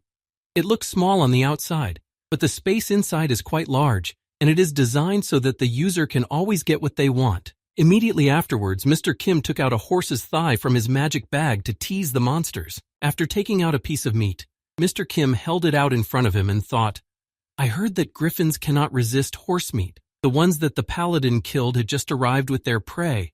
It's a good thing I took it. Noticing the piece of delicious meat held by Mr. Kim, the griffins began to lick their lips deliciously, looking at the food. Watching the animals' reactions, which were ready to taste the meat at any moment, if only they had the opportunity, Mr. Kim said slyly, do you want to try it? Immediately afterward, Mr. Kim threw the horse's hip to the ground, and then stood on top of it with his foot to push it to the ground and tease the animals. Confidently standing with one foot on the piece of meat lying on the ground, Mr. Kim said confidently, if you want to eat the meat, then first try to take it away from me, you fools. When the griffins heard Mr. Kim's provocation, they were a little confused at first, not understanding what he meant. Immediately after that, all the monsters rushed at Mr. Kim, realizing that they just needed to take away the tasty morsel to eat. Noticing that his enemies were eager to take advantage of him, Mr. Kim watched their movements and behavior closely. After that, the boy thought, there is such a thing as the imitation fist.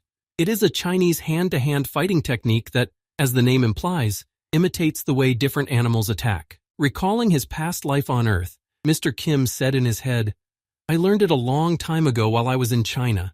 At the time, I thought that, with my ability to use animal bodies, this technique would make me much stronger. But I gave it up pretty quickly. While learning this technique, Mr. Kim recalled a mentor coming up to him and saying, do it right. After that, Mr. Kim grabbed him by the neck, and then the mentor said in fright, my fault, my fault. Recalling this moment, Mr. Kim thought, after all, in the end, even when imitating animals, you are still using a human body. For me, someone who really uses animal bodies for real, she was not a nice addition. It was the most wasted time of my life. Martial arts were originally created to increase the effectiveness of strength, which is limited by the limits of the familiar. However, for Mr. Kim, who has unlimited strength, it became something like a shackle. That's why he simply trampled his opponents into the ground by force, without any techniques or martial arts.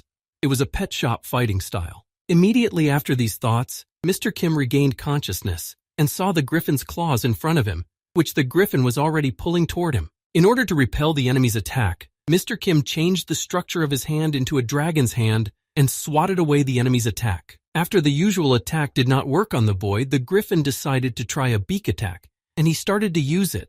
But something unexpected happened. Who would have thought Mr. Kim stopped the enemy's attack with his hand, using it as a shield, but his hand was wounded and pierced through by the monster's beak. Immediately afterwards, Mr. Kim grabbed the monster by the beak and said with joy, "I got it." After that, he changed his other hand and said menacingly, "Rejoice, this is the first large animal I'm going to test this technique on." Immediately after these words, Mr. Kim threw an uppercut to the vulture and easily took its head off its shoulders. Looking at the finished monster, Mr. Kim thought, because of the demonic monsters that were eaten in the stockade, there was not only one merman, but also creatures that were very close to arthropods. Recalling the monster that looked like a large shrimp, Mr. Kim thought, by absorbing it, I was able to synchronize with these forelimbs of the mantis. That arthropod had a powerful punch that was capable of delivering a blow 250 times its own weight. A killing force that can put down even large monsters. That's a lot of luck. Seeing what had just happened to their comrade, the other griffins froze in place, not wanting to approach the monster. After finishing off the first monster, Mr. Kim spoke ominously to the rest of the griffins. "Come on, who's ready to be the next one for my experiments?" Then Mr. Kim remembered a strange ability of the lizard species and thought, if I think about it, horned lizards had the ability to shoot blood from their eyes. After bleeding from his eyes, Mr. Kim suddenly thought of an interesting idea and said in his head, what would happen if we replaced it with fugu blood? At the same time, Mr. Kim's student was in shock at what she was seeing with her own eyes. This battle was just incredibly horrifying.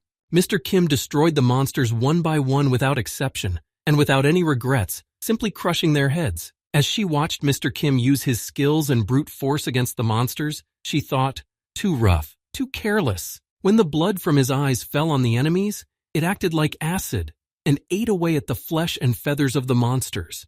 Looking at this, the girl added, there is no skill, no technique, no strategy, only one unbridled violence. Feeling the oppressive atmosphere, the paladin girl thought, a battle that is fundamentally different from the paladin's fighting style. But where did this feeling come from? My heart is beating like crazy. Clutching the sword tightly in her palms with both hands, the girl thought in surprise, everything I learned in the church state was wrong. Looking at how ruthlessly and efficiently Mr. Kim was destroying his enemies, she thought, why do you need a martial art when you can tear steel with your bare hands? After that, she saw Mr. Kim receive a wound on half his face, but it quickly healed. And then she continued her thoughts, why dodge if you have a supernatural ability to regenerate? After that, she noticed Mr. Kim tearing off the head of another monster and thought, what if your enemy is very good at defense? Then flatten him from all sides along with his defense, and that's all the trouble. After these thoughts, it seemed to dawn on her, and she thought, if I fight like this, I will throw away my fragile sword, and I will obey the inner impulse using strength. Interrupting herself from her bad thoughts, she thought, shaking her head, no, I am a paladin, a humble servant of the great goddess and the face of the church state. As a knight, I must not give in to this impulse. After finishing the battle against the monsters, Mr. Kim turned to the girl and said thoughtfully, did you follow my battle closely? Hearing that she was being spoken to, the girl opened her eyes and said in confusion, oh, what? Yes, teacher. Then Mr. Kim asked thoughtfully, well then, how did you like the fight?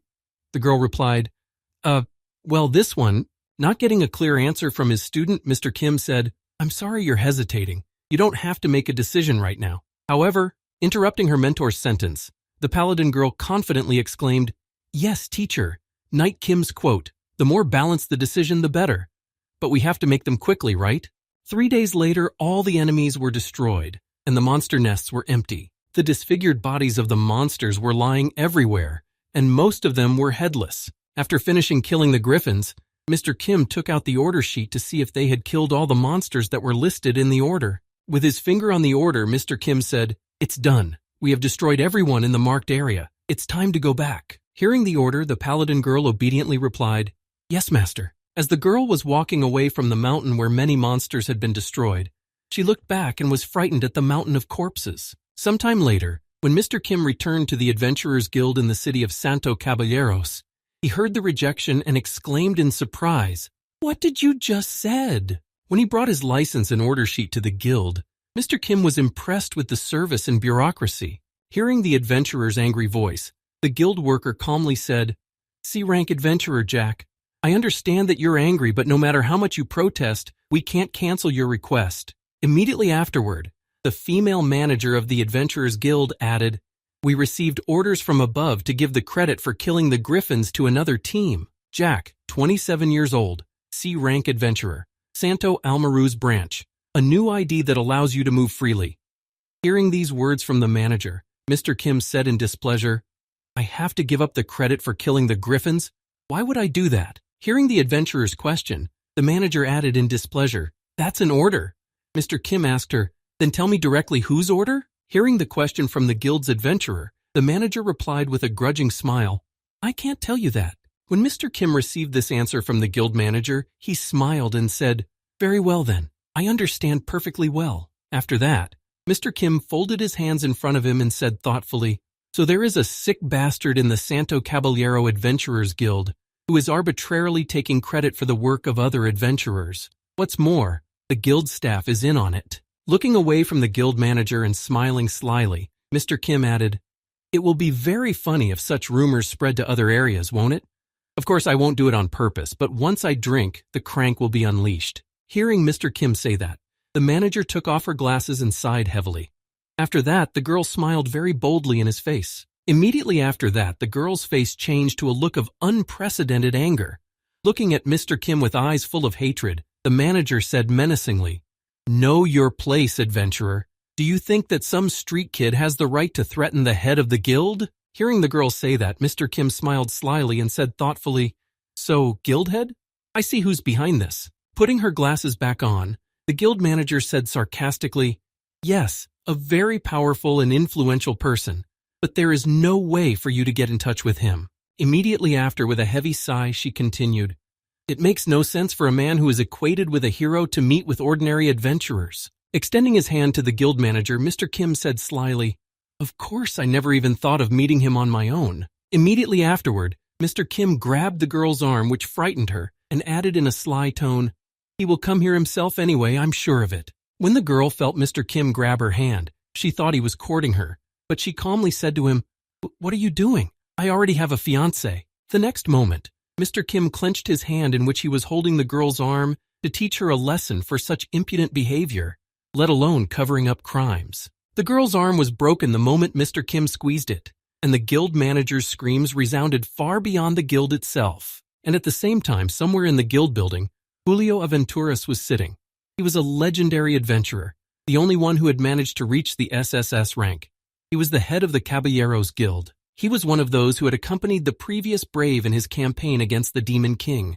His figure was completely unnoticeable against the general background of the others, but he was there. The Daredevil squad of 25 years ago left behind an unlimited number of heroic stories.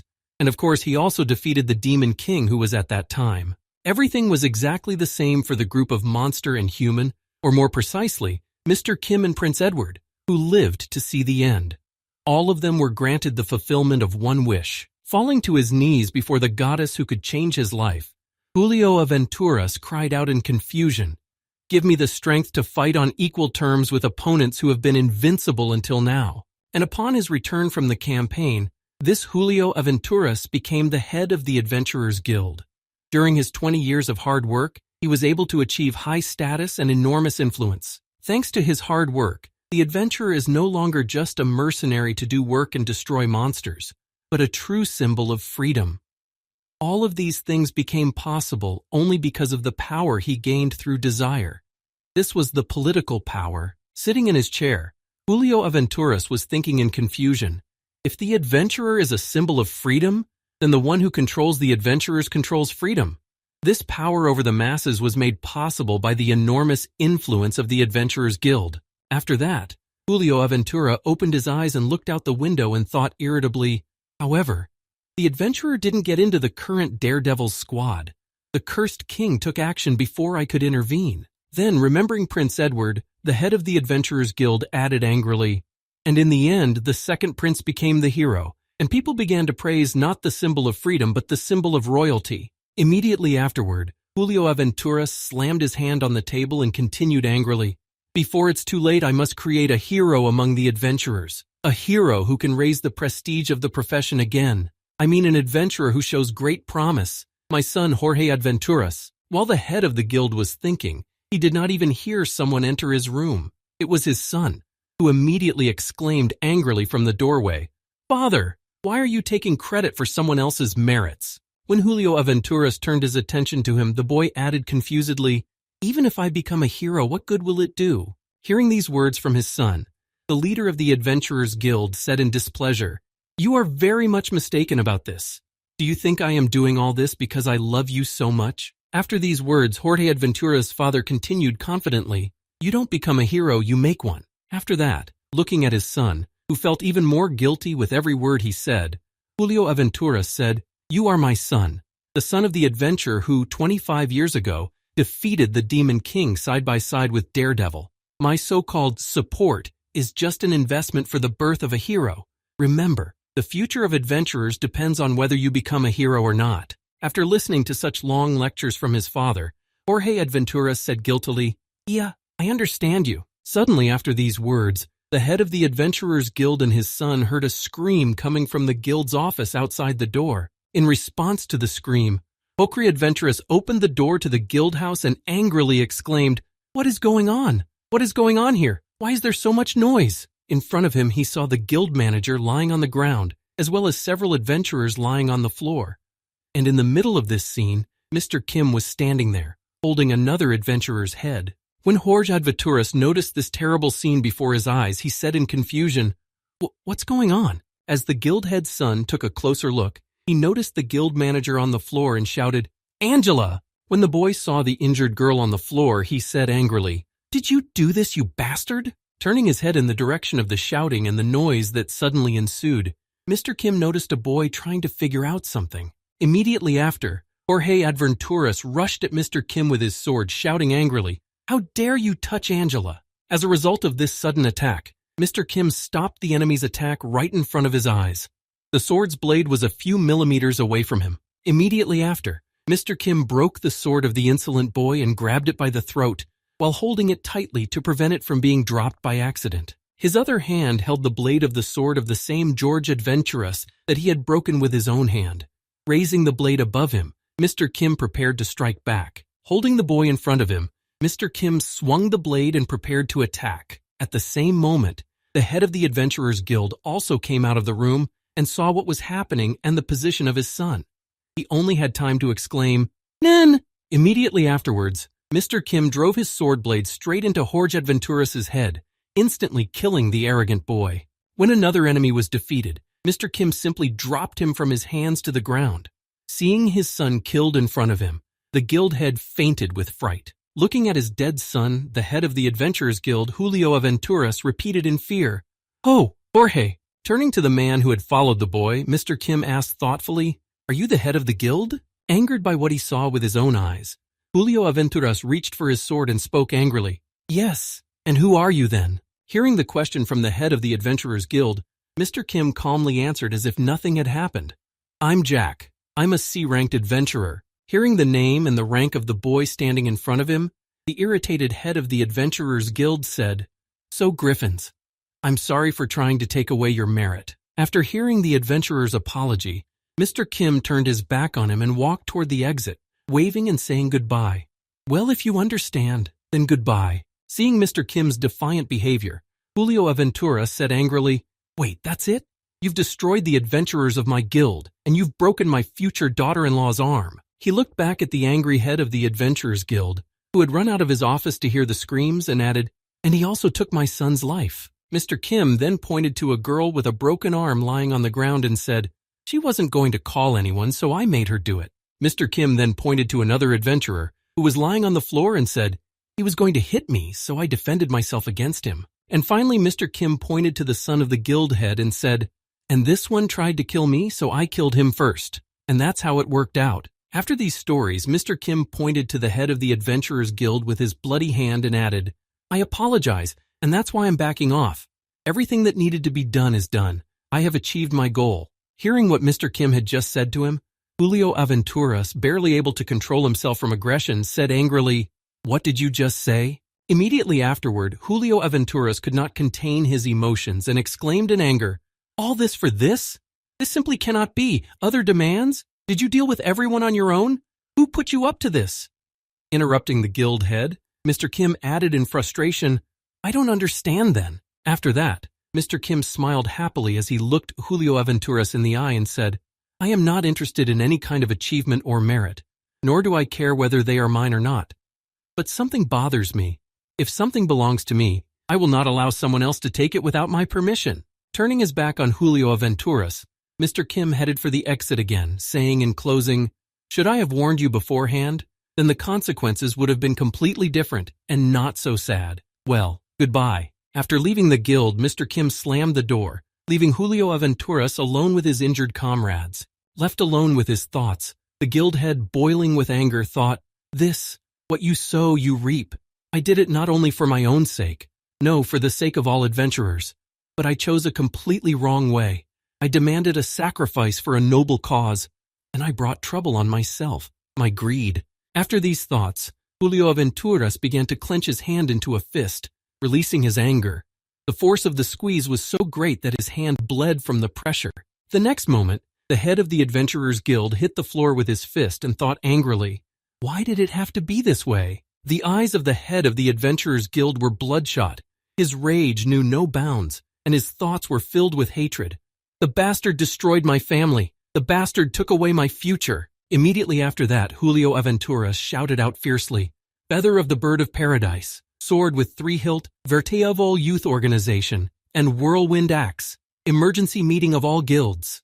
Then he thought, in return, I will also take your future. After a while, the paladin girl who was waiting for Mr. Kim in the hotel room thought, when I was training in the church state before I became a paladin, the mentor in charge of me was always accusing me of something.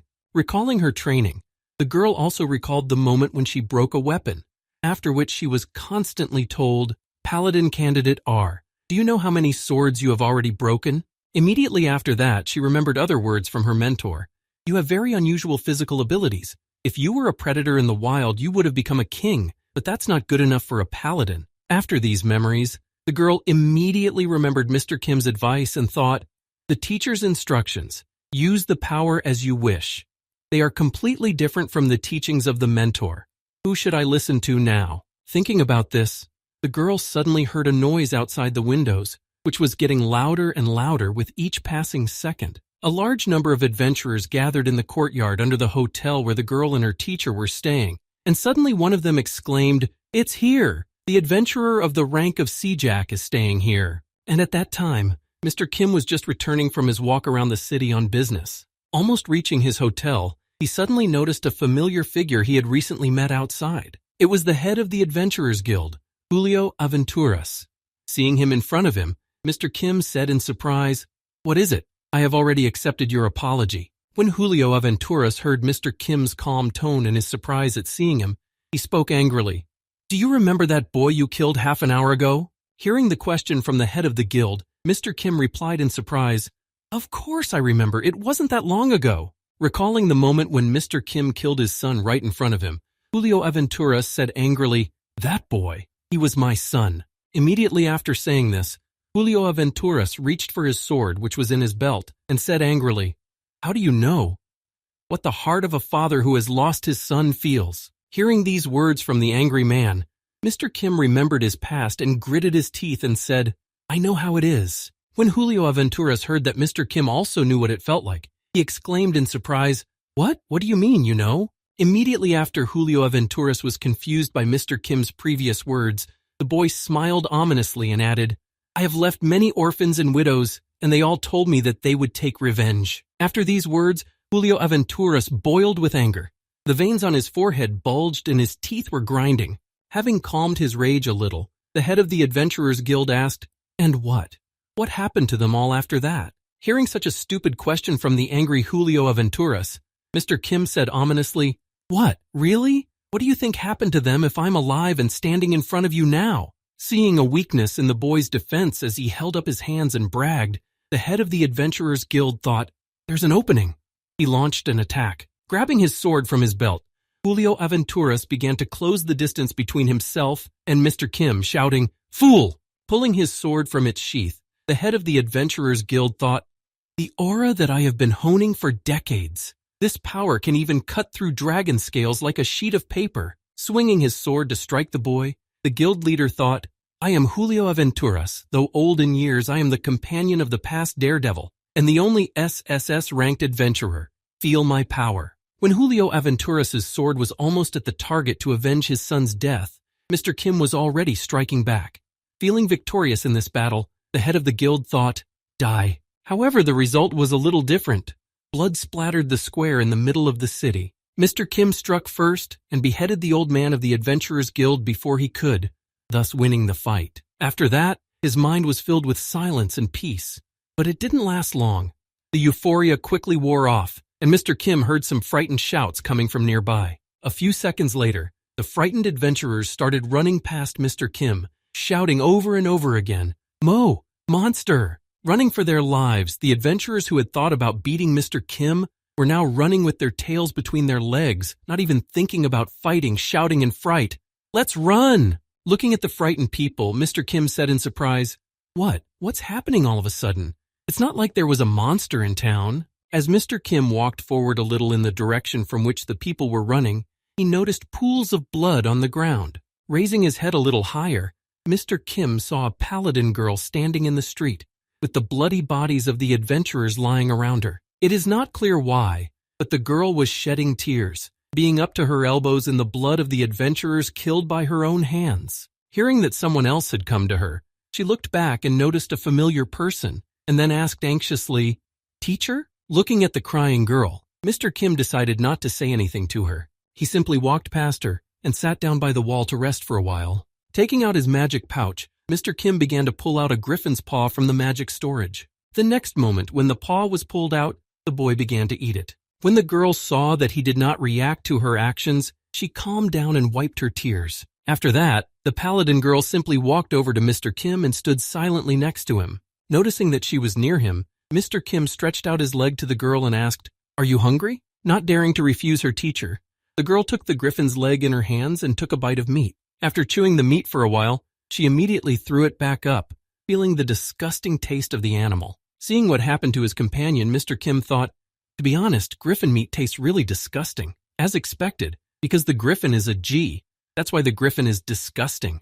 Disgusting taste. After that, the girl sat down next to Mr. Kim and said, "To be honest, it's a secret." Recalling her past, the girl said, "Although everyone knows that paladins were blessed by a goddess who gave them superhuman abilities and strength, but in reality, they are just modernized humans created using a simplified technology for making saints." Hearing what the girl had just said, Mr. Kim thought, "There is no mystery in this. It has long been known in the highest circles. I've also heard it from the prince." The girl then changed her hand into a monster hand and added, "And also, we are being tested to test the features that are going to be added to the next saint." When Mr. Kim heard this, he asked in surprise, "What, experiments?" As soon as the girl heard her teacher's surprise, she showed him her hand and added, "Most likely, this is the result of an experiment." Immediately after that, the girl clenched her hand into a fist and said, "I'm sorry. I had a strange impulse, and After this incident, Mr. Kim looked at the girl thoughtfully and thought, "For the first time, when I first met this girl, I felt an unknown sense of kinship. So that was the reason." Remembering his past family, Mr. Kim thought, "I never once thought that even my parents were living beings like me.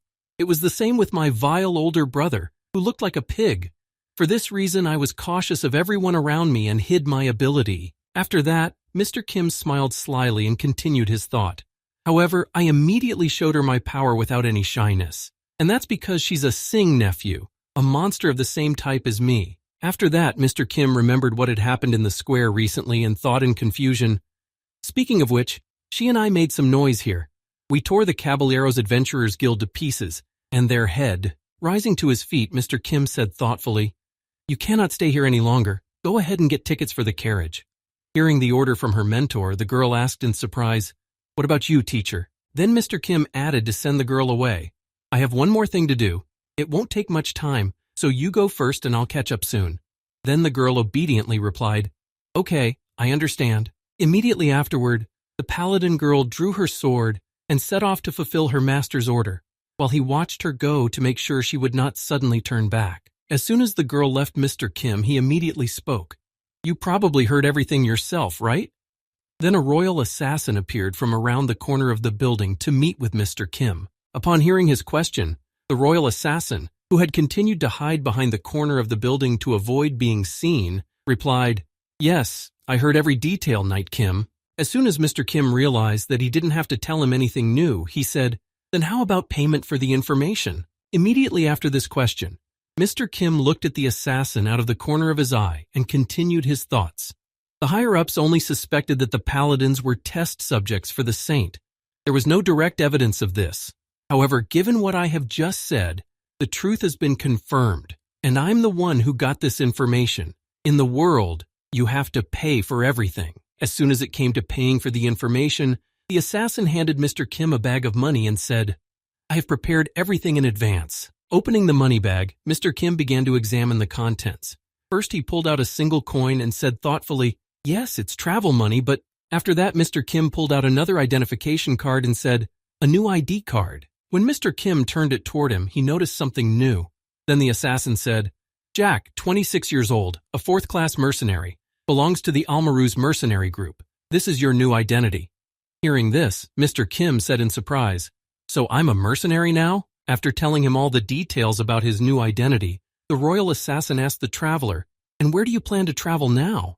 Turning his back and walking away from the assassin so as not to attract unnecessary attention, Mr. Kim said finally, "Santo Canargo." As he walked toward the place where he could get into the card he had sent his student to fetch, Mr. Kim thought about the prince.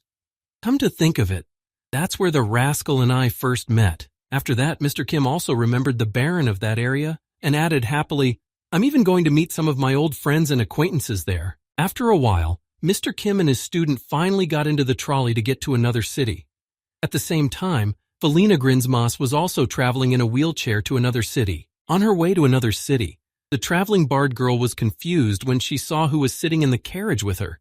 How did this happen? Felina Grinsmas tried her best to avoid eye contact and ignore her fellow travelers, but sitting with her eyes closed all the time was not an option. Her fellow travelers were Mr. Kim and his student, who were traveling with her.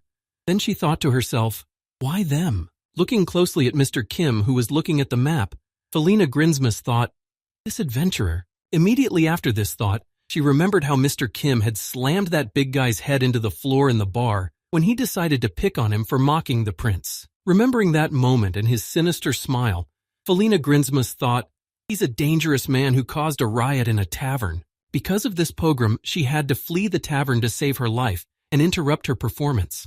Remembering this, she thought, and on top of that, there was the Favreau madness, which later spread to half the city. Asked about the madness, she suggested, it seems to me that he had a hand in that too. After that, the girl nervously looked at his companion. While the paladin girl was sleeping, Felina Grinsmas could examine her without worrying that she would suspect something. Looking at the sleeping girl, the wandering bard thought, and the girl next to him. Seeing this girl, Felina Grinsmas suddenly remembered the moment when she was about to leave the city. While packing her things, the bard heard a strange noise outside the windows. Deciding to see what was going on and what caused it, Felina Grinsmas went to the windows, saying in confusion, What are those sounds? When the wandering bard looked out the window, she saw the same girl on the street, tearing people apart left and right with her modified monster hands. When Felina Grinsmas saw the girl in the window, who was killing adventurers with ease, she was confused. Oh shit, I need to get out of here immediately, as soon as possible. Sitting in her wheelchair, Felina Grinsmas was frightened. It's the same one who started the massacre in the guest house. Because of these two, I canceled all my plans and immediately fled the city. To end up in the same carriage with them, looking down at her companions traveling with her in the same carriage, she thought, as soon as we arrive in Santo Canargo, I will immediately change carriages. It's better not to mess with these guys, or you won't be able to pick up the bones. Closing her eyes, the girl thought in anticipation. Besides, we are almost there. Just a little more, and... No sooner had she enjoyed that feeling of triumph than she heard the carriage driver say, Hey, there's a dungeon. The dungeon has opened. Right on the road in front of Mr. Kim's carriage, a dungeon appeared in the cave they had to cross, blocking the safe way to the city. At the same time, the Baron of Santo Canargo had also received a message that a dungeon had appeared near his city, threatening him with danger. Holding his head in disappointment at the news, the Baron said, A dungeon, then? Is it for sure? To which the subordinate replied, Yes, Your Excellency. From the dungeon to the reservoir to the south, everything within a radius of 500 meters has been eroded. Having received additional testimony from his subordinate, Baron Santo Canargo said in confusion, "Oh shit, a dungeon! Why did the dungeon appear and why now?" Slamming his fist on the table, the Baron said angrily, "Only damned adventurers will be happy about this.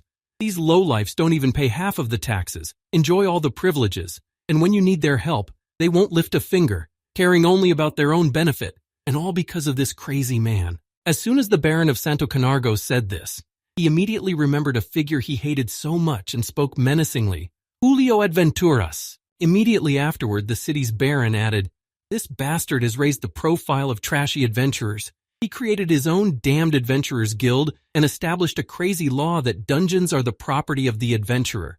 A bunch of freeloaders who claim to be free and do whatever they want. This whole guild of adventurers does nothing but defend the rights of lazy people."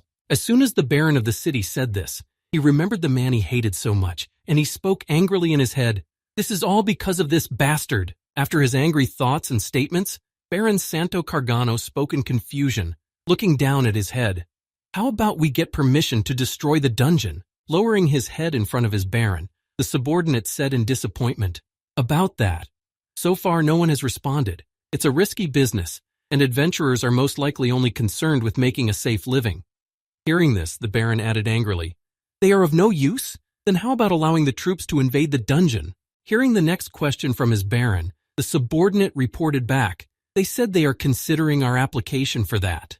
Hearing the answer, the Baron said angrily, "Damn it!" Suddenly the door to the Baron's office swung open, and one of the city's soldiers entered, hastily exclaiming, "Your Excellency!" Hearing that his office had been broken into without knocking and without any tact, Baron Santo Canargo spoke menacingly, rising from his seat. "What is the matter? I'm having an important conversation here." Then the soldier, holding the coat of arms of Prince Edward which Mr. Kim had for unimpeded movement around the kingdom, exclaimed, "But pardon me, but I was told to convey this to you under any circumstances." Noticing what the soldier who had just broken into his office was holding, the Baron of Santo Canargo suddenly fell into a stupor, recognizing the coat of arms that was depicted. Realizing what was happening, the Baron said to his soldier in confusion, "This is it." After a while, the Baron of the town was sitting in the reception room, smiling happily as he learned the latest news from the neighboring town. After laughing a lot, the Baron said, "Julio Adventuras, that lunatic, is dead. We can breathe a sigh of relief. Finally.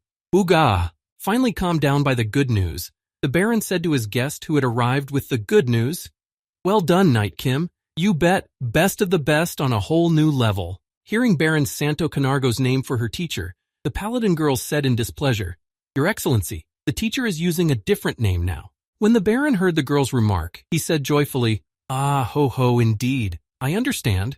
Pretend you didn't just hear me say that. Knight Jack, then." To which Mr. Kim replied, "You don't add knight to an ordinary mercenary." Hearing how to call his friend, Baron Santo Canargo said, "Very well then, Mercenary Jack. I suppose there is no need to tell you what is happening in our Santo Canario? Dungeons, an unknown phenomenon that sometimes appears.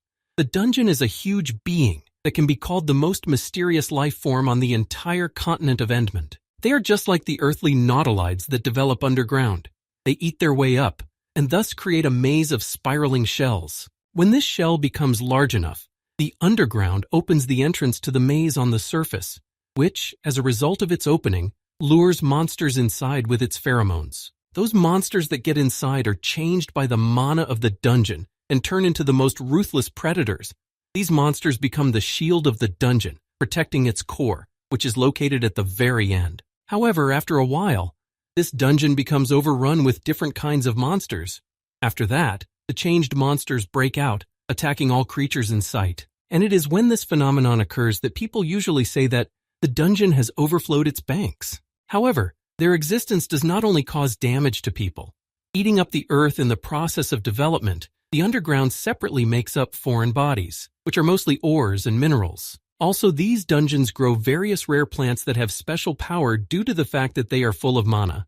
That's why many adventurers seek out the dungeons that have opened up, and it rarely happens that they are overcrowded. The Lord and the people of the land, not knowing the exact time when the dungeon will overflow, want to end it as soon as possible. However, the adventurers themselves delay the destruction of the dungeon as long as possible, so that it can collect as many different benefits as possible. In this regard, the Lord and the adventurers can only confront each other. After telling everything about the dungeons themselves, what monsters they contain, what minerals and plants they have, the Baron added, "This is the situation we have at the moment in Santo Camargo."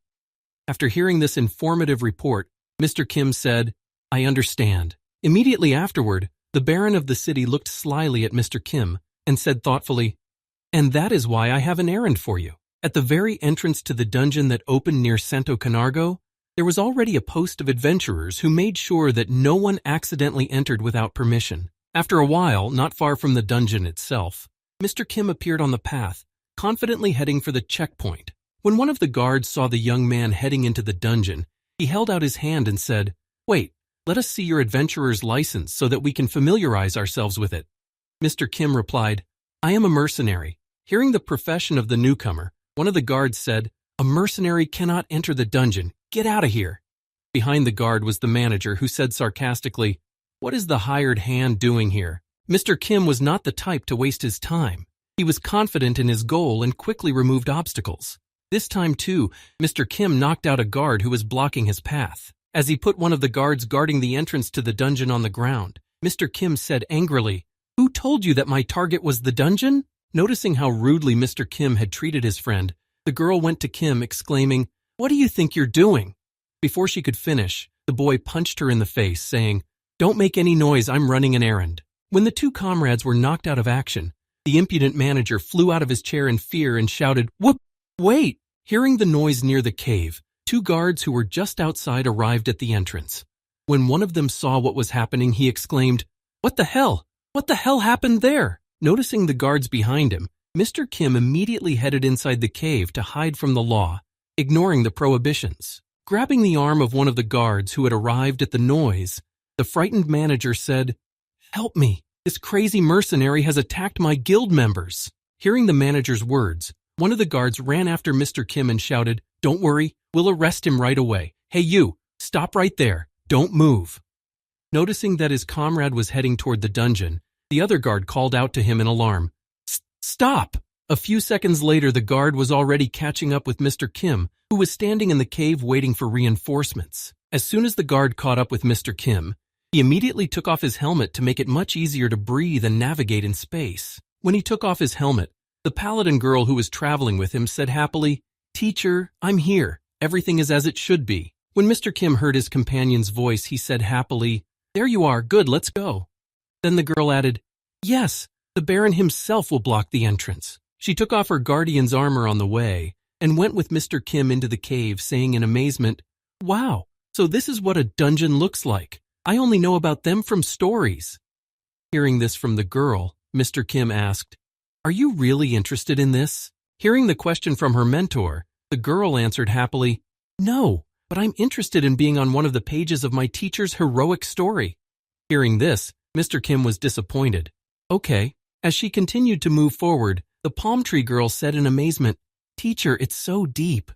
To which Mr. Kim replied to his student, "Yes, and it gets darker with every step." After telling his student this, Mr. Kim thought confidently, "However, with the dragon's eyes, I can still see clearly using mana." After that, Mr. Kim looked at his student, who had also changed her eyes to those of an animal that could see in the dark, and thought in surprise, "Well, of course, her eyes have also changed." Suddenly, after a few steps forward, the girl rushed to her teacher in alarm and exclaimed, "Teacher!" Right in front of the travelers were some strange monsters that looked like nothing else. Their mouths opened on four sides. They were some kind of aliens in the form of dogs. When the enemies appeared on the way of Mr. Kim and his companion, Mr. Kim said joyfully, "It begins." And so began the fulfillment of the Baron of Santo Camargo's order to eliminate the dungeon. And now let's move back a few hours to find out what was happening in the Baron's office and what kind of plan they came up with. After telling the plan of action, the Baron said in conclusion, "Please take care of this." Hearing the request and the idea of destroying the dungeon, the girl Aladdin said in surprise, "But such actions are illegal. According to the territorial law, the Lord is forbidden to use mercenaries for violence." Hearing the girl's remark, Baron Santo Camargo said, "You are very well aware of the Lady Paladins. However, adventurers are not citizens. They are only outsiders who take privileges from the locals." After explaining to the girl that there was nothing illegal here, the Baron added, "So I'll ask you to proceed as planned. Oh, and one more thing, Lady Paladin. I will temporarily assign you to the garrison. Having said that, Baron Santo Canargo added anxiously, the expansion of the dungeon may affect the reservoirs, which will leave the population without water. Please hurry up. And so we return back to the very moment where Mr. Kim and the Paladin girl are facing a pack of dog-like aliens. Recalling the words of the Baron of Santo Canargo, Mr. Kim thought happily, eliminating the dungeon. I will only benefit from this, as I will be able to devour the creatures I find in the dungeon. Stopping in his tracks, Mr. Kim spoke to his student. Yes, go ahead and try to deal with them by yourself first, and then I will join in if necessary. Having received the order from her mentor, the girl confidently headed for the enemies, rolling up her sleeves. When she reached the monsters, she added, I understand you, teacher. Having warmed up before the battle, the girl transformed into a monster with horns and wings, and in addition a tail with thorns on it. Noticing that she could also change her whole body, Mr. Kim thought, she has the same transformation, but the method is different from mine. Recalling how he ate griffin meat and the girl didn't tolerate it, Mr. Kim thought, unlike me, she's not changing because of eating. If this is the result of the experience she mentioned, then there is a high probability of surgical transplantation. At that time, the girl had already changed completely and was ready to fight. But first she growled to intimidate the enemies in front of her. Immediately after that, she rushed in her battle form into the crowd of strange mutant monsters. She impaled the first enemy on her horns, hitting it in the neck. At the same time, a second monster was flying at her to tear her apart while she was busy with the first. Noticing that another one was approaching her, the girl strengthened her leg muscles and jumped up, impaling the second enemy on her horns as well, and pinning them to the ceiling. The first two were ready. After removing them from her horns, she looked around ominously, looking at the enemies behind her. Immediately after, she attacked another one, breaking its jaw and nailing it to the ground with her horns to keep it safe while she destroyed it. After finishing off several monsters, she prepared for the next round of battle with the remaining ones, as she already had the skills and knowledge to do so. A few seconds later, the girl headed toward the pack of monsters that were still in front of her and quickly closed the distance. However, the girl did not take into account one thing. Having burst into the ranks of the monsters, they surrounded her from all sides, and so now she had to be more careful than usual. But even this did not stop her. The girl used her brute strength to defeat the herd of monsters, and one of them she simply grabbed with her paws and tore into two parts. Watching how skillfully his student coped with the monsters, Mr. Kim was simply shocked. The girl really seemed very capable. After the battle, Mr. Kim slowly began to approach the girl to see if she was really okay after such a confrontation and transformation. However, the girl was even more than fine. After the fight, the girl began to transform back, smiling happily and exhaling with relief. When Mr. Kim got close enough to the girl paladin, he asked in surprise, "Are the other paladins like this, and can they do the same?" Hearing this, the girl asked in surprise, "What?" Immediately afterwards, she turned her gaze to her hand and added wearily, "Oh, you mean this? No, I'm the only one who has this. My brothers and sisters had only some muscles and bone tissue transplanted." Hearing these words from a girl who was the only paladin of her kind with such skills, Mr. Kim asked in surprise, "It must have cost a lot of money." Shaking her head at what her teacher had just said, she said sadly, "Yes, it was especially hard to get a whole mimic. Thanks to him, I was able to keep my human form, but there was a lot of noise because of budgetary issues." Hearing about the mimic, Mr. Kim suddenly became lost in thought, saying to himself, "Mimic, he was definitely pouting in that book." Recalling the characteristics of this monster and what was written about it, Mr. Kim added, "Its characteristic feature is its transformation into other living beings or objects. Most often they take the form of a treasure chest and attack adventurers." When he heard that the girl had even been implanted with facial expressions, Mr. Kim said thoughtfully, "I'm pretty sure it must have been quite difficult to endure all the pain that came with the surgeries back then." Hearing Mr. Kim's attempts to sympathize with her, the girl replied nervously, "Not at all. They erased my memory, so it's nothing more than just dry facts for me." When he heard that she had no memory of the pain she had experienced during the surgeries, Mr. Kim moved on, speaking with a nonchalant expression. "Very well then." After saying that, Mr. Kim headed toward the dead monsters to taste them. As he approached the first enemy, the boy stopped right in front of its carcass. Then he took its body in his hands and raised it to the level of his eyes and said thoughtfully, "Quite unusual. I haven't seen anything like this in the reference book. Did the dungeon mana change it?" Pulling the monster's body to his mouth, the boy said with anticipation, "Well, now it's time to eat. Let's taste it." Immediately after saying this, Mr. Kim sank his teeth into the monster's body to take a bite out of it. With a little effort, the boy was able to tear off a piece of the monster's body, which was unlike anything else. After that, he took a piece of the monster's meat into his mouth and began to chew it thoroughly. But everything seemed very bad and unusual. Mr. Kim vomited, and he threw up what he had just swallowed. After that, the boy began to smile hysterically. Drenched in cold sweat, Mr. Kim felt a strange sensation in his body, and saliva kept flowing from his mouth, all in order to remove the remnants of the abomination. Turning his attention to the monster's body, Mr. Kim thought in surprise, "What is this? This is not just monster meat, it's the dungeon. It's all because of his mana." Mr. Kim fell to his knees and leaned on his hands, and thought in amazement, "They're not alive? They're just bioweapons that are powered by an energy called mana." Realizing how it all worked, Mr. Kim said in his head, "Because they move solely through mana, and not by sending an impulse to the muscles, I can neither copy them nor absorb them." Exhaling heavily after such a strange treat, Mr. Kim thought, "It feels like I've chewed on a metal brush." As he stood on the ground from the unpleasant sensation and scraped the ground with his fingers, Mr. Kim thought, "Such foreign objects are not compatible with my ability. This is the second time in my life that I threw up." It was at this point that Mr. Kim recalled how he had devoured the Holy Virgin, and added, "I had a similar feeling when I devoured a saint who had mana flowing through her veins instead of blood." However, at least the saint was a human being before the transformation, and the transplanted muscles and bone tissue belonged to a living being, and the mana in her veins acted as blood, which is why there was no such strong rejection. Finally getting up from his knees after such a strange effect of eating the enemy, Mr. Kim thought, "But these guys?"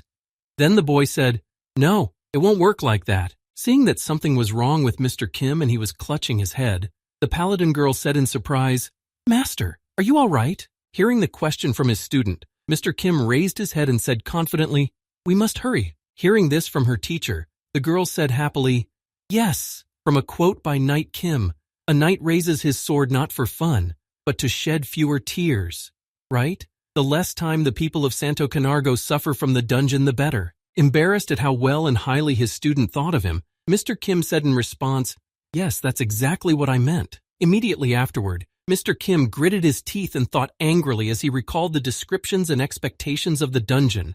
Compared to the monsters on the surface, the dungeon monsters have more different abilities? Clenching his fists in anger, Mr. Kim continued his frustrated thoughts. Maybe there is a monster here that is stronger than a dragon then? After these thoughts, Mr. Kim became even more eager to clear the dungeon as soon as possible, and he strode forward confidently, stopping at nothing and trampling on several monster bodies along the way. As he destroyed the dead monsters, Mr. Kim thought angrily, disappointed in his premonitions about the dungeon.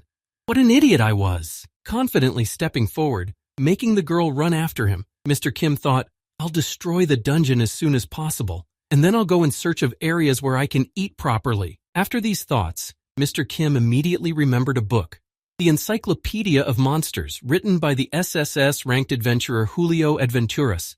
This is how the famous adventurer Julio Adventuras described dungeons. The first thing that catches your eye is the bizarre landscape, which you won't see anywhere else. A dense flow of mana circulates throughout the space. There are also monsters in the dungeons that evolve in an unusual environment. And that's not the end of the dungeon's features. There are also treasures hidden everywhere.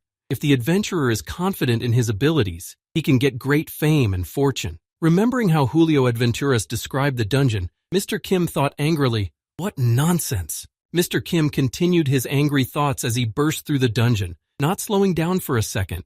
"This is ridiculous. This isn't evolution, it's a posthumous mutation." Clenching his hand tightly into a fist, Mr. Kim thought irritably, "All I want to do now is beat the author of that book to death again.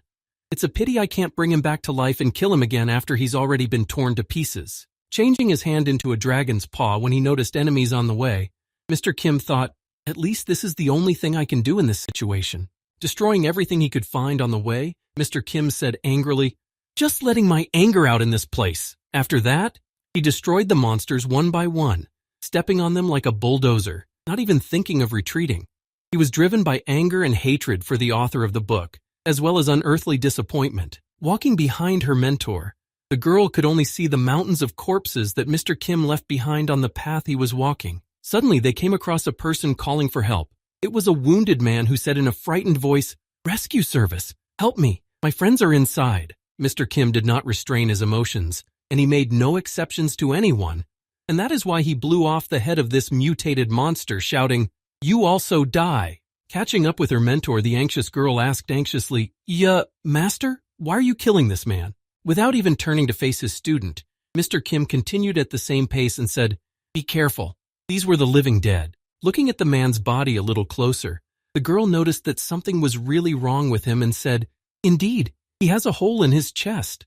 Mr. Kim replied, "It's still fresh, so you were wrong." Moving on, Mr. Kim not only destroyed enemies but also explored the dungeon, and so he touched the walls of this dungeon with his hand and felt that they were soft in some places, and his parasites could move along them. Having sent his parasites along the body of the cave, Mr. Kim thought in surprise, "It looks like a cave, but in the end the cave is a living thing." After that, Mr. Kim thought of one of the commanders of the Demon King's 7th Army and thought, "In that case, I will use his abilities to find the centerpiece." Sometime later, after traveling through the dungeon, destroying all the enemies along the way, Mr. Kim told his student, "We are almost at the right place." Hearing that they were almost there, the girl was surprised. "We got there pretty fast, teacher. I have heard that no matter how quickly a dungeon is conquered, it usually takes at least 12 hours to travel 500 meters. Hearing what the girl had just said, Mr. Kim said in displeasure, "Wasting half a day on such a trifle? Adventurers are just inept losers." Hearing how angry Mr. Kim was at being compared to some adventurers, the girl added, "Teacher, it's more like you're just incredible. You went straight down without getting lost."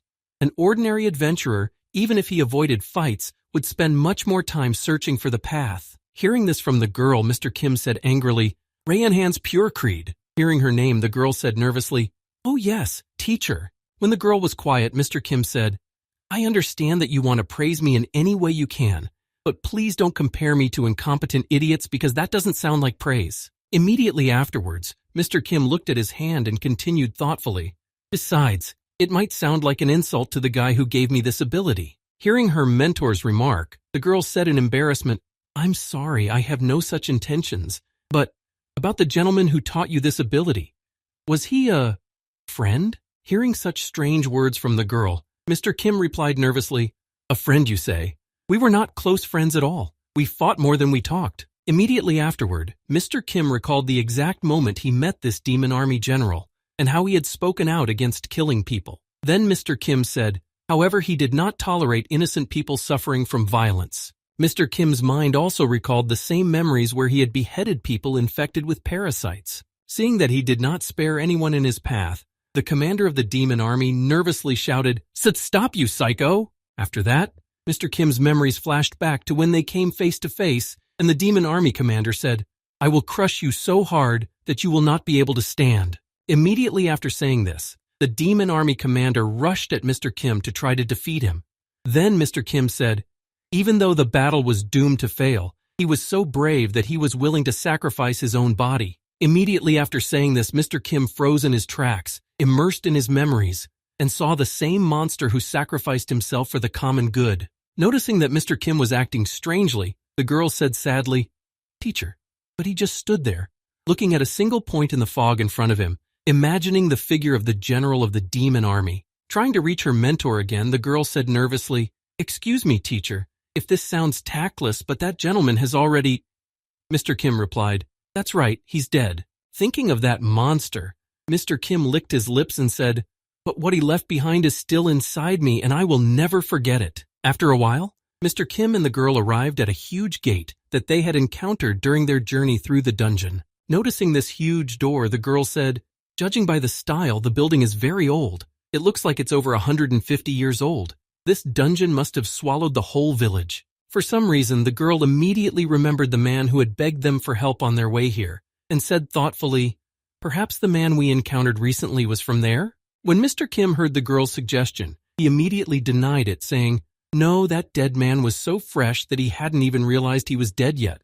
Most likely he was a member of the Adventurers Guild who had entered from the outside, and the hole in his chest." Hearing these words from her mentor, the girl added thoughtfully, "This means that we are facing an enemy who inflicts piercing wounds."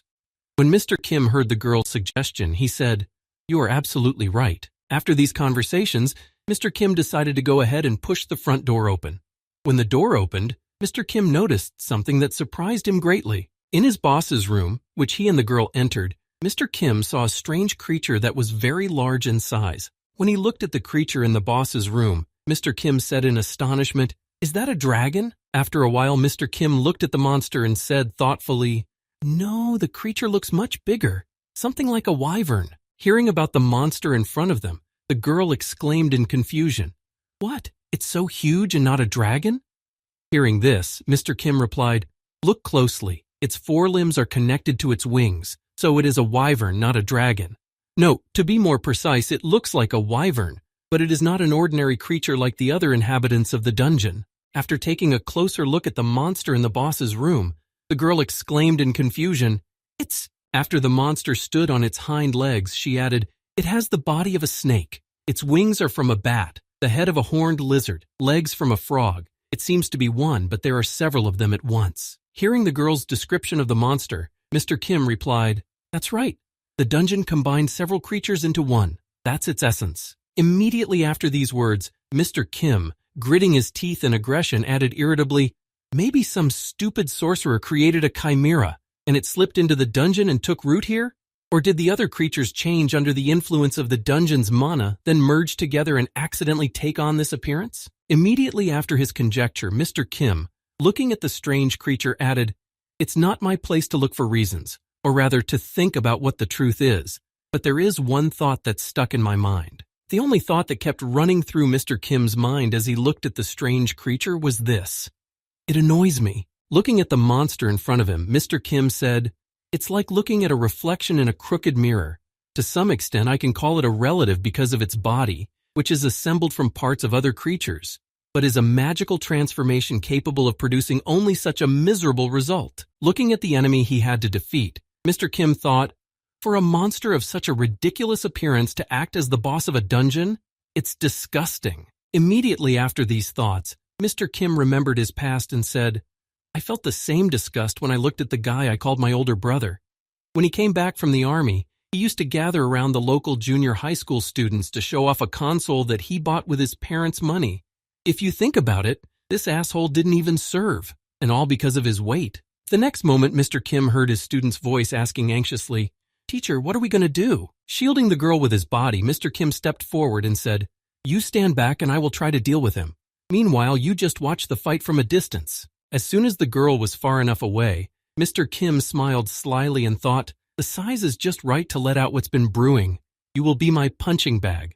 I will provide you with an opponent of the same size." Immediately afterwards, Mr. Kim, who had the lungs and circulatory system of a giant dragon, as well as the bone marrow of a troll, which helped him regenerate quickly. He also had the muscles of an ogre, the strongest monster of its size, and the epidermis of a salamander, which protected him from any heat exposure. As well as the slime of the mystium slime, Mr. Kim could easily turn into a very strong monster, almost impossible to defeat due to its high degree of protection and rapid regeneration. And so, Mr. Kim took on the form of the most powerful creature available to him at the time, a dragon, a red fire dragon that could shoot countless fireballs. As soon as the body change was complete, and Mr. Kim was in the form of a dragon, he immediately growled to intimidate the enemy and put him into a state of shock for easier defeat. Meanwhile, somewhere in front of the entrance to the dungeon stood the manager of the Adventurers Guild and the same sentry who had stayed behind to wait for his friend to return.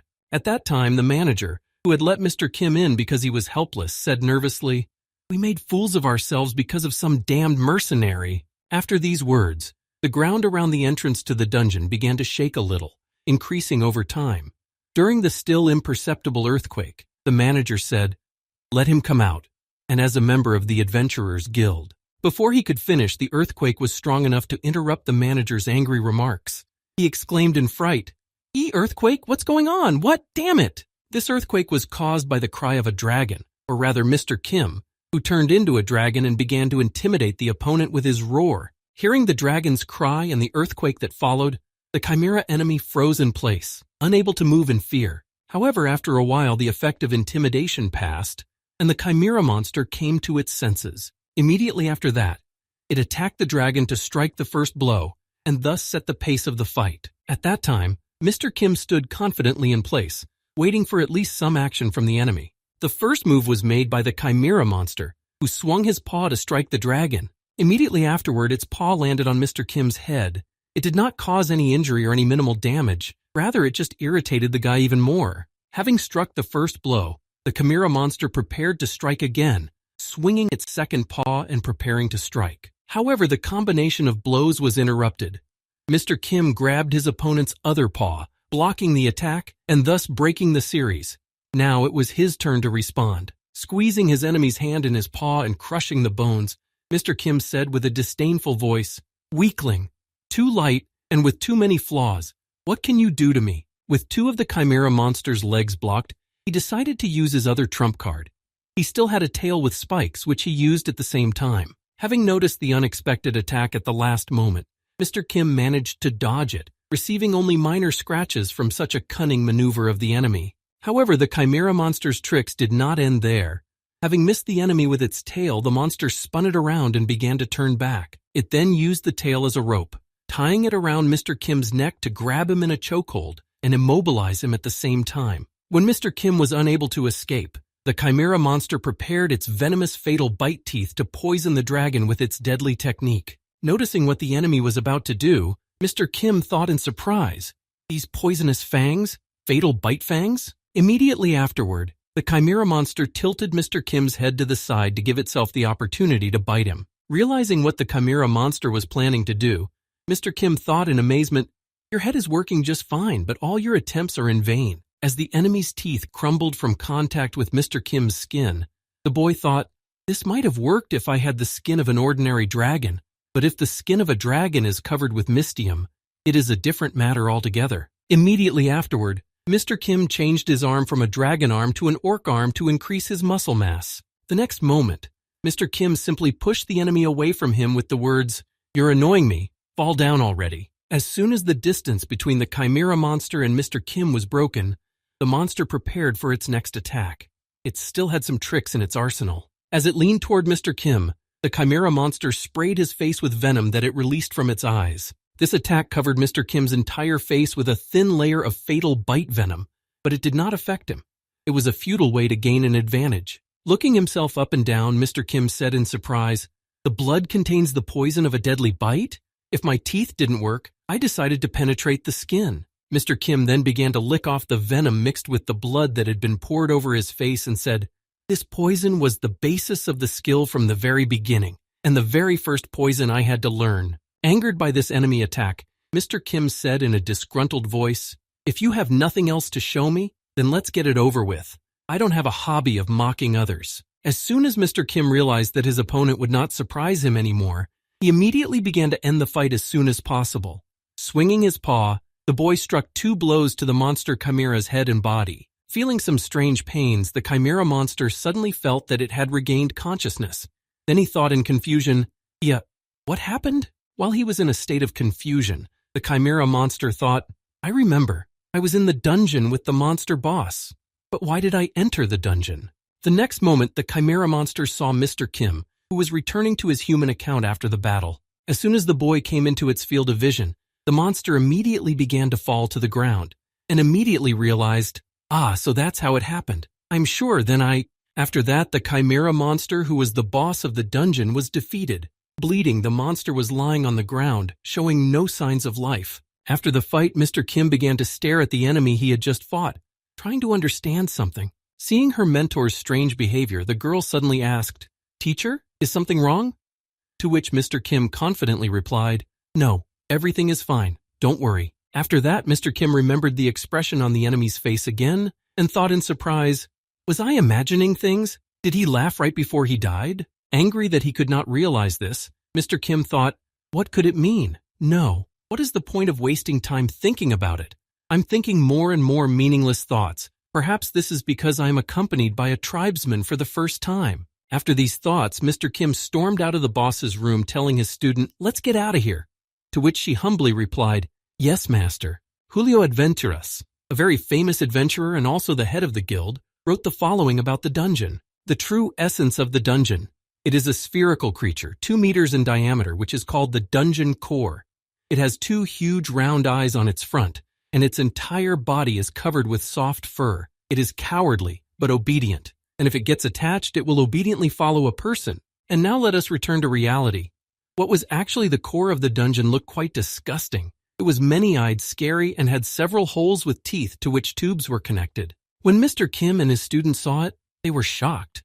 The expectations described in the book were very different from reality. The girl said in confusion, "This is very different from what I expected to see and what I heard about him. Teacher?" Meanwhile, Mr. Kim walked over to this strange subject and kicked him and said, "I fully support you in these words. Perhaps." When the colonel was hit by physical force, it began to groan. Then, moving a few meters away from the colonel, Mr. Kim said, "It attracts creatures with pheromones. We can't say that what we saw is a true account of it." Then, looking at the creature from a distance, the boy added, "I think that if there is no immunity to chemical and mental influences, then its true image cannot be seen because of the effect of pheromones." What the adventurers saw was the last way the dungeon core could defend itself, an image that was altered to create the appearance of innocence. Hearing these words from her mentor, the girl said happily, "Oh, I know. Knight Kim's quote, 'Evil is like poison. It always takes on a luxurious appearance to seduce people.' Right?" As soon as the girl said the quote from Knight Kim from the book she had read, she added, "You said that during the battle with Francis de Prideaux?" Not wanting to spoil the girl's joy, Mr. Kim replied awkwardly, "Yes, you are absolutely right about that." The next moment, Mr. Kim reached into his magic pouch to pull out a knife to cut through the dungeon core and thought, "I wish I could ask who the hell wrote these damned quotations in the first place, but it's too late to ask." More importantly, immediately after that, Mr. Kim took out a butcher's knife from his magic pouch, the blade of which was just right for the job. After that, Mr. Kim went to the core of the dungeon. Noticing the butcher's knife in her teacher's hands, the girl asked in surprise, "You know how to use such a weapon?" To which he confidently replied, "Of course." Immediately afterward, Mr. Kim added, "There's just one thing.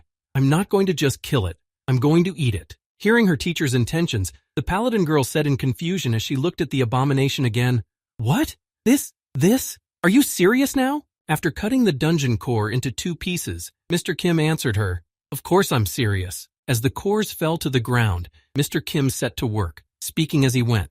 "First, I'll design it to be more comfortable." Then he thought, "I don't need the mana of the dungeon core," but as he chopped the dungeon core into small pieces in front of his student, Mr. Kim thought, "I'm interested in his skill that turns the earth into a strong shell and controls the mind with pheromones." And at that time, the strange paladin was just silently watching her teacher, not daring to say a word, because it was very difficult to find the right ones in this situation.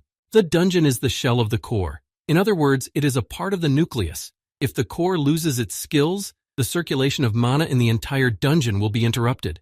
Then it and its monsters will no longer be able to function, and then everything will start to collapse. The average duration of destruction, according to the encyclopedia, is 48 hours. Those who cannot get out of the dungeon during this time will be buried alive. However, in Mr. Kim's case, it was out of the question to spend 48 hours to leave the dungeon, which does not even have monsters. After a short period of time, Mr. Kim and the girl were approaching the exit. At the end of the tunnel, they could see sunlight, which signaled the right way. When the girl noticed the vegetation and sunlight at the end of the path, she exclaimed happily, "Teacher, we have found the way out. This is it." After getting out of the cave, the girl happily reported, "It took us no more than 3 hours. It took us even less time than going down to the boss and the colonels." Before she could finish, she saw the guards waiting for them at the exit. It was the guards of the Adventurers Guild that Mr. Kim had scattered at the entrance. As soon as the couple left the dungeon, the guards were waiting for them. Noticing the intruders, one of the guards said, "Stand still and do not make any unnecessary movements. Are you the mercenary Jack?" Immediately after, one of the guards continued, "You are under arrest for violent acts against a member of the Adventurers Guild."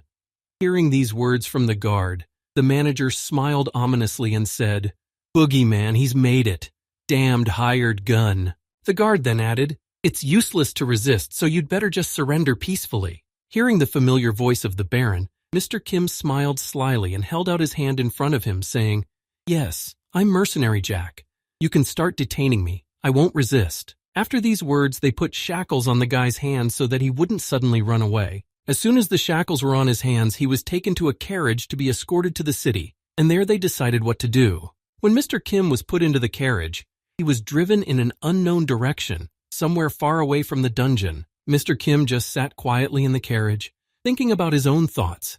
and did not even try to escape or break the shackles to gain freedom. Smiling happily, Mr. Kim said as he traveled along, "That's right, this has happened to me before." After a while in the middle of the sea, one of the sea cargo ships carrying various goods and more cut through the waves. On this ship was the same traveling girl Bard, Felina Greensmas, who decided to travel by ship this time in order not to run into Mr. Kim and his companion again. And somewhere a little higher up on the deck were two sailors discussing their life's topics.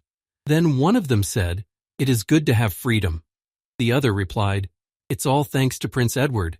It was he who put an end to the war with the damned demons." After these words, one of the sailors added joyfully, "Now only peace and prosperity await this country, and all thanks to Prince Edward." Immediately after these words, one of the sailors said, "By the way, won't sea pirates be our main threat now? Although wait, it's a river. Shouldn't they be called river pirates?" To which the other replied, "Ah, what a joke you are. We don't even have anything to rob. What kind of fool would attack a passenger ship?" No sooner had the second sailor said this than everyone felt a blow to the ship, accompanied by a jerk and shaking. Very early on, the sailors started talking about it, and now they jinxed it. Noticing that another ship with black sails had crashed into theirs, one of the crew exclaimed in confusion, "Pirates! All crew, prepare for battle!" Hearing the message from one of his comrades, the sailor said in surprise, "Are you kidding? Is this really happening even on the river?" Immediately after these words, cats hooked themselves to the ship's harpoons to press one ship against the other and make it easier to move during the boarding. And then the captain of the pirates, who imagined himself as Monkey D. Luffy, said, "Attack! Don't let anyone in. We are the pirates of the Straw Hat. We will tear your vessel to pieces." A few seconds later, the ship was boarded. The pirates from the pirate ship went to the vessel to take away everything valuable that they could use to make money. In addition to valuables, the pirates also captured the crew to sell them as cargo, and that is why the fight was mostly fought with fists, or if with a sword, they tried not to hurt them too much. Noticing that some of his comrades were swinging their weapons too much and confidently, the pirate captain said, "Hey, no serious injuries. They are worthless if they can't do the job." Hearing these words from the captain of the pirate ship, someone on the deck said in alarm, "Do the work?" Rising from the floor, one of the sailors said, "You mean slavery, right?" Immediately afterward, the ship's sailor added, "Bastards! In the Grand Continent, slavery is banned by law." Hearing this, the pirate commander smiled slyly and replied, "You're right. That's the law here." Immediately after saying that, the pirate commander looked ominously at one of his hostages and said ominously, "But what about other countries that exist?" When the sailor heard such a strange request from this pirate, he immediately remembered another well-known pirate and asked, "Rascal, this costume and methods, how are you related to Captain Felipe?" When the pirate captain heard the familiar name of one of his friends, he was surprised to hear it. "What I didn't expect was that there would be someone among the freshwater people who knew my father. Have you ever sailed the seas in the past?" The sailor replied, "You're a punk. Felipe was a pirate, but he had moral principles." Having said this, the sailor added, "But for his son to sell slaves?"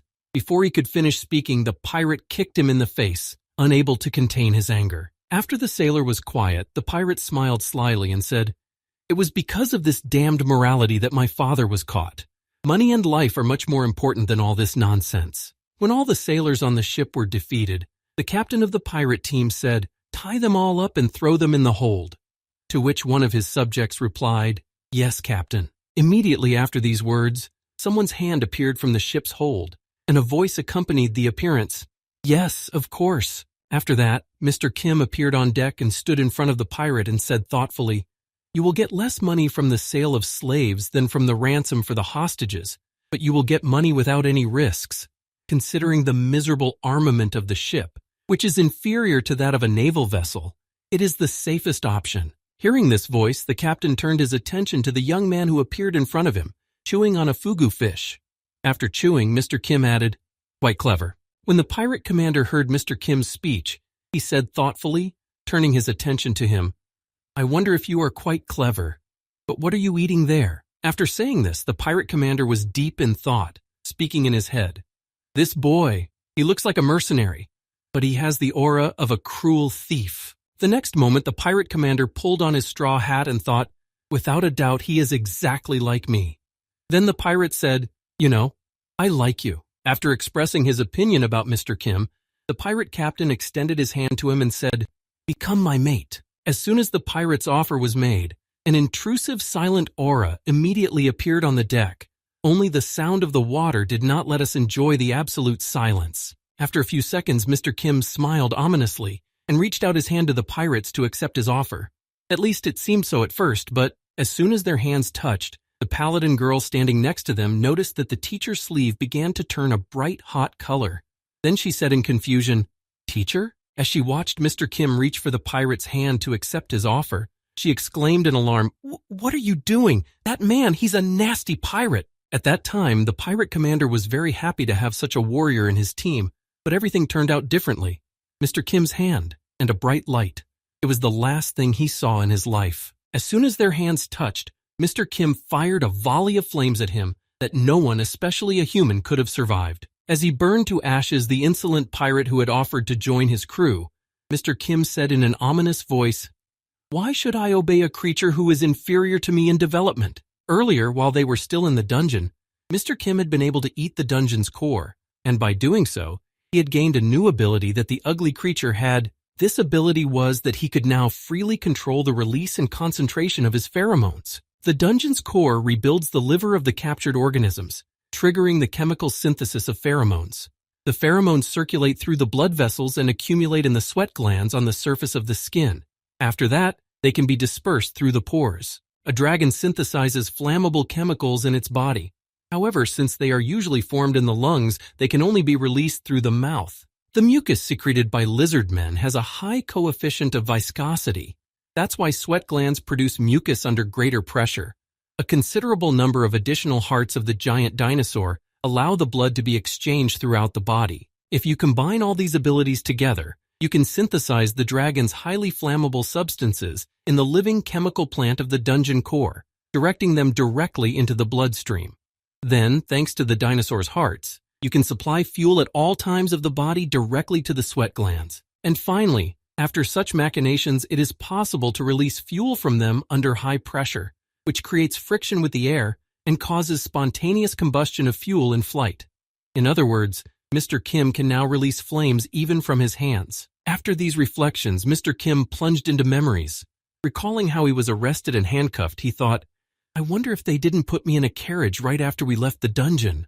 Then he remembered being led to the carriage and continued, "Unfortunately, the soldiers who captured me then were in the service of the Baron of Santo Canargo. The arrest of the mercenary Jack was just a little number intended for those adventurers, and a distraction to prevent further problems. Otherwise, one might wonder if Mr. Kim had given himself up so easily that he was shackled and led to a carriage." After testing his new skill, Mr. Kim saw that the enemy was reduced to ashes and thoughtfully pronounced his verdict. Surprisingly, it was very practical. Watching what had just happened from a distance, one of his subordinates exclaimed in fright, "Boss, shit, that was fire magic, more like a fire barrier." Before the pirate could set up the barrier to protect himself from Mr. Kim's attacks, his back was already wounded. He saw only Mr. Kim as his opponent and completely forgot about the others. Taking advantage of this moment, the girl simply cut the pirate in two with her sword and went on to deal with the enemies on the deck. After one swing of her sword, the girl felt something very strange, something she had never experienced before. Just as she wanted to figure it out, she was interrupted. Noticing that the girl had just finished off one of their comrades, the pirates headed for her to take revenge, shouting angrily, "Damn, girl!" However, this was not a problem for the girl. Even though there were a lot of enemies, she dealt with them all in a matter of seconds. After that, she felt the same strange sensation again and said in surprise, "What is this? Where did these strange sensations come from?" Looking at her hands and the weapons in them, she continued, "The sword in my hand, it feels completely different than before." After the battle against the pirates on the deck was over, the paladin girl sheathed her sword and added thoughtfully, "How did this happen? It feels so strange and unfamiliar." Meanwhile, Mr. Kim was preparing to destroy the pirate ship that was preventing them from traveling further down the river in peace and arriving at the appointed place. Pointing his hands at the pirate ship, Mr. Kim released a poisonous fog to finish off enemies who might interfere with them in the future. As one of the sailors on the pirate ship covered himself and tried to disperse the poison, he shouted in confusion, "Poison! It's poison! The vile coward sprayed poison!" In an attempt to save his miserable life, one of the pirates jumped to the deck of the captured ship, shouting to his comrades, Get to the next ship. Once on board, he said, "There is certainly no poison here." When the same pirate opened his eyes on the next ship, he noticed a white fog around him, which threw him into confusion. Looking around, the pirate said in surprise, "What? Fog? But where did it come from?" While the pirate was trying to figure out what exactly was going on, the image of Mr. Kim appeared somewhere in the fog and was heading straight for him. Immediately afterwards, the boy grabbed the pirate by the face and pushed him out of the fog overboard. Holding the enemy by the face, raised in front of him so that he could hear him, Mr. Kim approached the edge of the ship's deck. After that, he simply dropped the enemy into the water, and he flew down rapidly. However, pirates should be able to swim, and it shouldn't have been a big problem for him. However, everything was a little more interesting. The enemy, falling into the water, quickly sank to the bottom, saying in confusion, my body does not move." After the enemy was removed from the deck, Mr. Kim looked at his hand and said thoughtfully, "And from other chemicals we get paralyzing gas. We can also spray poison or create a smoke screen." While Mr. Kim was thinking about the skill, a huge pirate appeared behind him and almost hit the boy with his sword as he was open to attack. However, at the last second, Mr. Kim flew into the air, dodging the powerful attack of the burly pirate who had caught him almost by surprise. The next moment, as he came down, Mr. Kim crushed the enemy with just one punch. He used his legs like jet thrusters to fly and accelerate. After finishing off another enemy, Mr. Kim said thoughtfully, "And you can also fly upwards, spraying flames from your feet. I didn't even have to change the muscles in my legs to do that." Looking back at the remaining pirates, Mr. Kim said menacingly, "So who wants to be next? Anyone I can experiment on?" Seeing the fuss on the deck, the traveling bard Felina Grinsmus thought in confusion, "Why? He's here too. Why is it that every time After a while, the boarding was repelled and all the invaders had already said goodbye to their lives. Then Mr. Kim and the girl freed the sailors, and they began to clean up. Meanwhile, Mr. Kim and his student were listening to the gratitude of the ship's commander, who said, Thank you so much for saving us." To which Mr. Kim replied, "Yeah, clean up this mess, and let's get going." As soon as they were alone, the girl looked down at her hands again and said thoughtfully, "Teacher." She had the same feeling in her mind as when she had recently picked up the sword and felt something strange. Something new but too unusual. As she recalled, she felt the same sensations she had then, and her thoughts were filled with those memories. This is a new feeling, very different from the virgins of the past. Recalling what she felt when she held her weapon in her hands, the girl continued, "It was as if the sword, it was an extension of my body." Recalling that very moment when she stood on her feet and looked back at her defeated enemies, she thought in surprise, "This is the first time this has happened to me." Looking closely at the enemy, the girl added in surprise, analyzing her attack, "And the cut on the corpse is clean. Previously my cuts were not so precise." After telling Mr. Kim everything she felt at the time, she added, "It wasn't a dream, but I don't understand anything, no matter how much I think about it. Perhaps you know this feeling?" As he ate the pieces of the dungeon core, Mr. Kim said thoughtfully, "You have probably realized the way to go." Hearing these words from her mentor, the girl was surprised. "What? But I have been trained to systematize my body movements." Chewing on another bite of food, Mr. Kim said with a grudging smile, "These trainings are for people. What are you?" Hearing these words from her mentor, the girl nervously remembered that she was a monster with the ability to completely transform her body. After that, Mr. Kim added, "In the dungeon you were 1% of a saint. In this battle you rose to 3%. Your approach to fighting is changing, and your abilities are developing." Hearing these words from her mentor, the girl said happily, "Really? Yay." After hearing such good news, the paladin girl added, "By the way, teacher, how did you release the flames from your hand? Can I also learn how to do that?" Hearing the girl's question, Mr. Kim recalled what he had to do in the battle with the pirates. "First, I burned a man alive. After that, he also had to cover people's eyes with poison and make them panic." Also recalling how he threw a paralyzed pirate into the water, Mr. Kim thought, "I paralyzed their limbs and threw them into the water. And now you say you want to learn how to do that?" Looking at his student, Mr. Kim thought in surprise, "The stronger she becomes, the more she loses her humanity. And at the limit of her development, maybe she can become like me." After a while, the ship arrived at the largest trading harbor and fishing port of the Grand Continent. The genius of Desielto. Getting off the ship, the girl exclaimed joyfully, "Wow, this is my first time in a place like this. Teacher, have you ever visited a port city?" Before she could finish speaking, she saw a monster that looked like a fish. Immediately grabbing her sword to finish off the enemy, The girl exclaimed in confusion, "A merman? What is a demon doing here?" Mr. Kim gave the girl a stern look and said, "Take a closer look at him. This is not a demon, but a beast man." Hearing the teacher's remark, the girl said in surprise, "What?" Mr. Kim drew the girl's attention to the peculiarities of the body structure and said, "Its skin is not scales but cuticles, and its tail fin grows horizontally." Mr. Kim then added, as the girl looked around the city at the locals, "This is a characteristic of dolphins. Look around you. This is a city of marine mammal beastmen." After a while, Mr. Kim arrived at the hotel with his student. The girl walked forward and said tiredly, I'm a little tired. Maybe it's because I've seen all kinds of strange things." As she walked toward the hotel, she said, "Teacher, our reserved room is here." Mr. Kim felt something strange that was bothering him, and he said to his student, "You go first," and he went off. When the girl heard this, she replied, "Okay." Immediately afterward, Mr. Kim went to the school and entered the door that said staff only. Upon entering, Mr. Kim saw the royal assassin who spoke to him. "Welcome, what is the purpose of your visit?"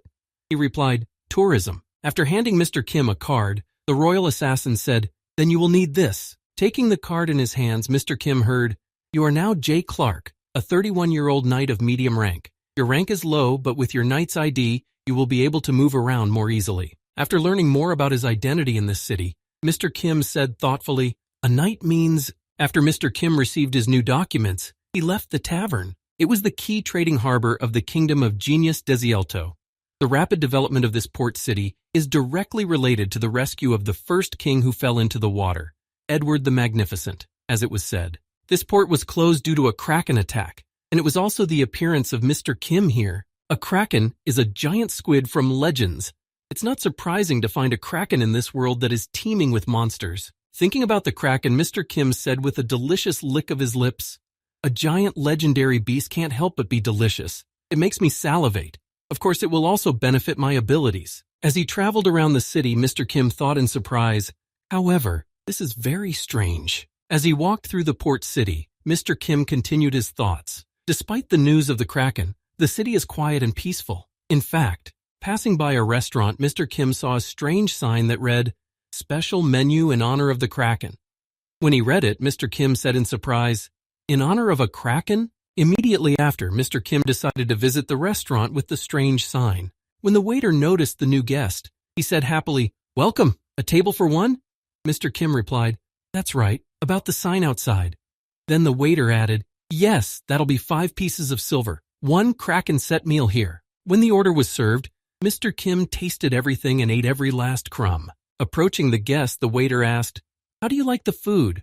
We are very interested in your opinion about the new menu. If you take part in the survey, you will receive a glass of fruit juice or a cup of coffee for free." Getting a little angry with these questions, Mr. Kim said, "Just put very good everywhere. That's more important." The waiter then added, "Whatever you say, dear guest, our restaurant has signed a franchise agreement." After that, Mr. Kim said awkwardly, "No, I'm more interested in the kraken." However, the waiter continued to talk. "With the famous restaurants of Santo Canargo, that's why we provide top-class service. When you come back, you get points." Immediately after, Mr. Kim just decided to listen to what the waiter was telling him.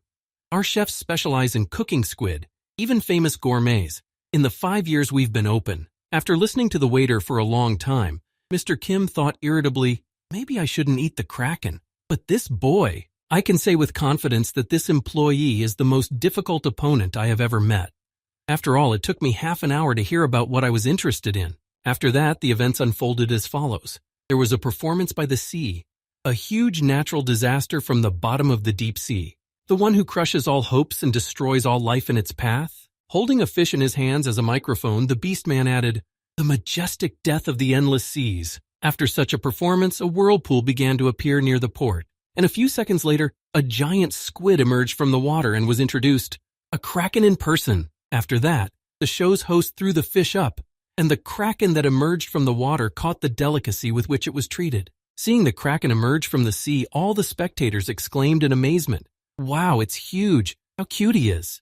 The only one who was not happy to see it was Mr. Kim, who was among the frenzied audience. Looking at this legendary monster, Mr. Kim said in disappointment, "The kraken is a local tourist attraction. Besides, it's not as big as I thought it would be." As he petted the kraken, the host said happily, "There you go, good boy. Watching all this, Mr. Kim thought in disappointment, "And I was dragged here for this thing? If I had known this would happen, I would have slept longer." Suddenly, not far from the port, Mr. Kim noticed a ship rapidly approaching the port. The strange thing was that it didn't even slow down, given that the port was already quite close. After sailing a little further, the ship stopped, moored perfectly near the port, a few meters from the Kraken. After that, dark images of passengers and crew began to appear on board the ship. Immediately after, a beastman in shining armor jumped off the ship with his crew. Immediately after landing, this beastman shouted menacingly, "I come from the Guild of Adventurers, but I hope to hear an answer this time. Cursed water beasts." Hearing the shouts of the newly arrived beastman demanding some kind of answer, the killer whale that was feeding the Kraken just stood there silently, looking at them in confusion. Not having received an answer to his question, the lion beastman who had arrived in the port city shouted again to the whole port, "I have come here on behalf of the Guild of Adventurers, and I hope this time to get an answer to my question." After that, the orca was silent again, trying to ignore the shouter, but behind him the embarrassed spectators began to whisper nervously, "What? What business could the Adventurers Guild have here?" Immediately after the spectators were plunged into confusion, the killer whispered in displeasure, clearing his ear canals where his ears should have been, "My ears are stuck together. Can you turn up the volume a little?" When the orca finally responded to the lion man's words, he spoke more quietly. "We came here for an answer. Stop talking and answer our question." After that, the newly arrived beastman turned his gaze to the Kraken, who was nearby, and continued menacingly, "Well, what are you going to do?" After the intruder's words, Mr. Orca, who was hosting the show with the Kraken, replied in displeasure, "But I have already told you many times that I refuse. Why do you keep coming back and bothering us?" Hearing such a response from the interlocutor, the newly arrived beastman said angrily, "Talking doesn't work. This is not the answer we wanted." Hearing these words from the uninvited adventurer, the killer whale replied, "That's because you only hear what you want to hear.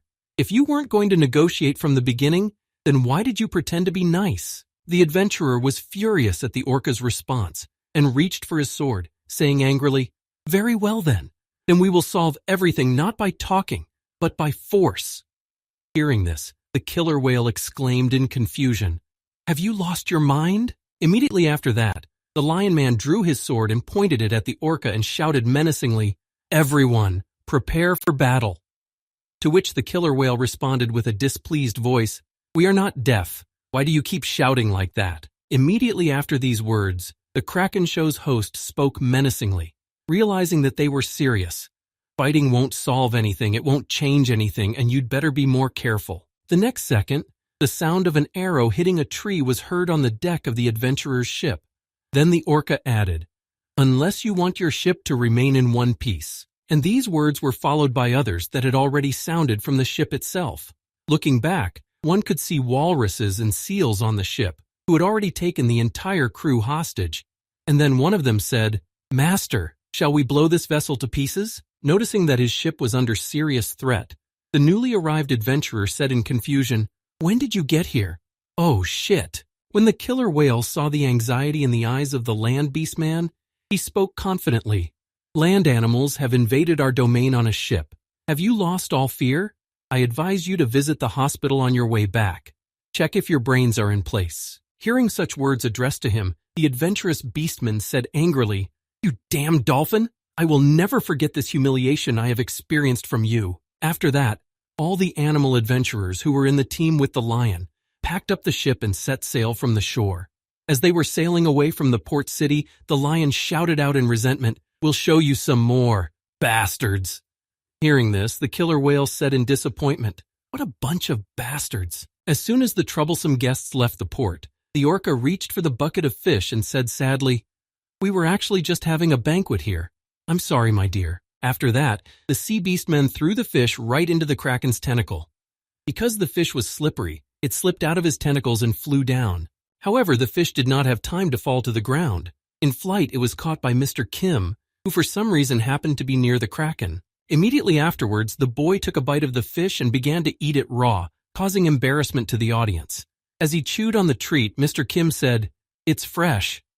Watching the young man eating the raw fish, the host asked in confusion, "Who are you?" In response to the sea beastman's question, Mr. Kim asked a question and said, "Can I ask you a question that I'm very interested in?" After all these unplanned events, the Kraken tourist show quickly came to an end, and Mr. Kim followed the sea beastman. After walking for some distance, the sea beastman led Mr. Kim to a table on one of the piers, and then sat down at it and said, "We are here." Looking around at the strangeness, Mr. Kim said, "Is this an office? This is quite unusual. I've never seen anything like it."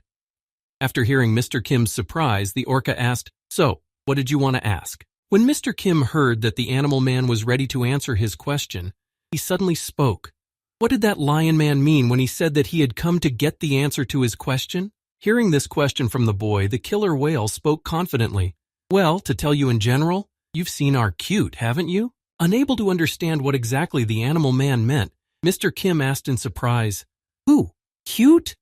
Hearing the confusion in the boy's words, the orca added, "The baby kraken." Explaining who exactly he was talking about, the sea beastman added, "Well, these rascals from the Adventurers Guild are going to kill this cute little kraken baby." After saying what exactly the adventurers who had come to the island were curious about and demanded an answer, the Kraken show host added, "A few months ago, when a race of demons attacked the kingdom," recalling the events that took place during the Demon King's reign, the killer whale continued his story. The naval forces of the Demon Kingdom invaded the genius of Desielto, releasing a kraken ahead of them. Fortunately, they immediately retreated after being informed that the Demon King was defeated and our city was saved. After the events when the Demon King's army retreated, the Beastman added, recalling his journey across the seabed.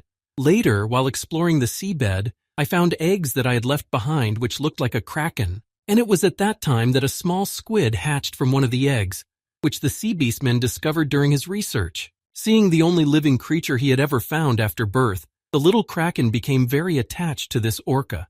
Recalling this moment, the beastman said, "He took me for his parents, and that is why we are still together." After telling the story of meeting the baby, the beastman slammed his fist on the table in anger and said, "These guild dogs are pestering us, pretending that this cute little guy is a very dangerous monster, but that's just to cover up their vile intentions." Hearing this from the sea beastman, Mr. Kim said in surprise, "But didn't the Beastmen's Union state speak of a cohesive society where everyone lives in peace? It said that you do not discriminate between humans and elves, and that you recognize the rights and freedoms of everyone."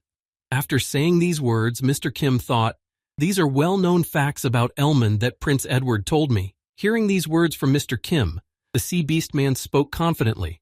"I can only say one thing. Land animals are not our friends." After announcing this verdict, the sea beastman said angrily, "The history of the Union State of Beastmen is only 50 years old. Before it was created, the land people mocked us and humiliated the mammals of the sea. To get rid of their terror, we established ourselves in genial Desielto and joined the Grand Continent." After that, the sea beastman began to tear off the top layer of the table in anger, saying, "And within a short amount of time, thanks to our work, Genius Desielto became the best trading harbor in the kingdom. And only then did they start saying this nonsense about all beastmen are brothers. And after that, they sent the land forces to my grandfather, 50 years ago. How it all happened. When the messenger arrived in the port city, he asked menacingly, 'Why don't you return to the kingdom?' To which the orca's grandfather said, 'We have worked so hard to get here, and you tell us to go back? You think I don't realize that you have your eyes on the trading harbor? You have no sense?' Hearing such a response from the sea beastman, the messenger added angrily, rolling up his sleeves, 'Then we can only take you back by force. Boys, teach them a lesson.' As soon as the killer whale's grandfather heard the threats against him in his harbor, he immediately grabbed the rascal by the skin of his teeth. Immediately after that, he swung him, lifting the impudent messenger of the land beastman above him. Then he threw the insolent man to the ground so that he would abandon his idea of invading by force and added, 'Leave us alone, get out of here.' Feeling the worthy resistance, the insolent messenger's teeth were shattered by the blow. Having received a good thrashing, he finally gave up his idea to return the marine mammals by force. After telling this interesting story, the orca added, "And since then they have been acting within the law, using the status of the Adventurers Guild. They even took the place of the head of the guild in the branch of the city of Santo Almaruz. Just now the grandson of the same lion from the Union State was here. They have been pestering us for half a century. How are they still not tired of it?" Hearing this story from the head of the port city, Mr. Kim thought happily, "I wonder if that beastman is the grandson of a messenger from 50 years ago. Do they always send lions as messengers? After telling the whole story of the city and the kraken, the orca said, "That's how it all happened. I hope I have satisfied your curiosity." Having asked his question, the mayor of the port city added menacingly, "Sir Clark, a knight of medium rank." Hearing the way he had just been addressed, Mr. Kim suddenly froze in his tracks, both from the oppressive atmosphere and the tone of his interlocutor. As soon as his surprise wore off, Mr. Kim raised his head and spoke joyfully. "And I was wondering why you told me all this without a single word of hesitation. Well then, tell me what you need." Hearing that he was ready to cooperate and start a business conversation, the beast man replied happily, "It is good when the conversation goes well. Then let's get right down to business." Hearing these words from the orca, Mr. Kim smiled ominously and said, "What exactly do you want from me? And what exactly are you willing to sacrifice to give me as a reward?" After discussing everything, from the intricacies of the plan to the method of its execution to the reward he would receive, Mr. Kim turned his back and walked away from the beast man to begin his errand. Meanwhile, the beastman himself, with whom they had discussed all the details of the plan, was very nervous about the conversation with Mr. Kim, so much so that cold sweat kept pouring out of him. After a few seconds of agitation, the beastman fell off his chair because he was shaking so badly after talking to Mr. Kim, who had taken on the errand. When the guards heard the noise from where their leader was, they immediately ran to him, shouting in alarm, "Boss, are you okay?" Noticing that he was lying on the ground, the guards threw down their weapons and helped him up. Rising to his feet, the orca said, "Just now, the knight who left." When one of the guards heard his leader's frightened voice, he spoke menacingly, "I understand, we will hurry and catch up with the yogi." Before he could finish, his supervisor shouted in fright, interrupting him, "No!" Grabbing his friend by the arm, the frightened leader continued, "No way, don't even think about it. You'd better not get involved with him. I've already regretted it myself." After that, looking frightened at his subject, the leader added, "If someone suggests something stupid like murder, then kill him first. This is not a middle-ranking knight. He is..." Recalling the same image of Mr. Kim walking confidently away from him when he received the instructions for the mission, the leader added, "A monster." At the same time, the paladin girl who had been traveling with Mr. Kim, who had left her alone, was wandering around the city moaning heavily. Holding her stomach, which grumbled incessantly, she said exhaustedly, "I really want to eat something." Walking on in search of food, she added in frustration, "My teacher and I do not have the same tastes. It is quite difficult to get food." Well, where did he go this time? Noticing the girl who was walking around the city looking tired, an unknown person said, "Excuse me for disturbing you. Are you a paladin by any chance?" Looking back to see where the voice had come from and who it was, the paladin girl noticed a nun in front of her and said in confusion, "That's right. Is something wrong?" Upon hearing that the girl was indeed a paladin, the nun grabbed her and exclaimed nervously, "You really are a paladin. To meet you in a place like this is definitely a blessing from the goddess." As soon as the nun lost control of her emotions, the cloak fell from her head and cat ears began to appear. At the same time, the girl exclaimed, "There's a trouble, Lady Paladin. There's a..." Shaking the paladin girl, the nervous girl added, "A terrifying demon race weapon is hidden." Without letting go of the paladin girl for a moment, the nun repeated anxiously, "I saw it with my own eyes. A terrifying demon race martial weapon is hidden here." Grabbing the alarmed girl's arm and pulling her away, the paladin girl calmly spoke, "Wait, sister, come on, we'd better talk somewhere else." After a while, the girls found themselves in the Kraken's establishment, where they were served a specialty dish from a set lunch. After bringing the food and putting it at the table, the waiter said, "Here is your order for the Kraken set meal. I wish you a delicious meal." Hearing the strange name of the dish and seeing the form in which it was prepared, the paladin girl thought in surprise, "What, a kraken?" Looking at the dish she was served, she added, "Could this have something to do with the demon army's war weapon that is so threatening to the people of this city?" Greedily devouring her meal, the nun girl replied, "That's right. That thieving kraken left it here somewhere. Everyone has already decided that we will live peacefully here, but there will be great trouble." Hearing these words from the nun, the paladin was deep in thought, pondering. The teacher said that the purpose of his visit here was the kraken, and it is definitely here, but looking down at her lunch again, Rayanhan's Perkrid continued her thoughts. However, the atmosphere in this town is somehow too calm. They even named a dish on the menu after a kraken. Then, turning her attention to the nun who was eating her lunch, Rayanhan's Perkrid said, "Have you tried to report this to the church? I'm sure there's a church of the goddess here too." She replied, "Yes, but no matter how much I talk, they don't take my words seriously." Hearing this, Rayan Hans Perkreed thought angrily, "What? How is this even possible? The church is ignoring a request for help from a missionary?" Noticing that something was wrong with the paladin, the nun asked in confusion between meals, "What? Lady Knight, is something wrong?" "Oh, this is really quite tasty," she replied. "No, there's nothing wrong." Suddenly, Rayan Hans Perkreed pointed to a spot behind the girl and exclaimed, "Oh, sister, behind you." Hearing the paladin's exclamation, the nun looked back to see what she was talking about and said thoughtfully, "What?" Immediately afterward, Rayan Hans Perkreed knocked the nun out with a single blow, so that she would not resist or ask any more questions. After that, the paladin girl took the nun on her shoulder and headed for the exit. Noticing that they had already left, the waiter nervously exclaimed, "Dear guests, your drinks are—" "Guests? What about the survey?" Meanwhile, Mr. Kim had already left the port city and was on his way to run an errand, thinking, "The Grand Continent Kingdom is located in the neighborhood of the Demon Lands. It is for this reason that the royal knights enjoy considerable influence as the embodiment of power recognized by the state itself." Mr. Kim then recalled the very moment they spoke to the Beastman and added, "After falling for it, Orca gave me an assignment." Looking ahead of him and estimating the distance he would have to travel, Mr. Kim thought, "It goes without saying that it's not on a voluntary basis. Besides, I received the award in advance, but I'll tell you about it later." After that, Mr. Kim began to try out his new skill and said, "Now let's talk about the cheetah. The cheetah is the fastest animal on Earth, but it was completely useless to me." Recalling the shortcomings of this fastest animal, Mr. Kim said with a sigh, "Because it had zero endurance and overheated from overwork. But now everything is completely different." After changing his body into that of a cheetah, Mr. Kim continued his thoughts. "Based on the cheetah skeleton, I increased my endurance with the help of the dinosaur's lungs and circulatory system. However, these were not all the improvements of this animal. There were more, which Mr. Kim told us about right after.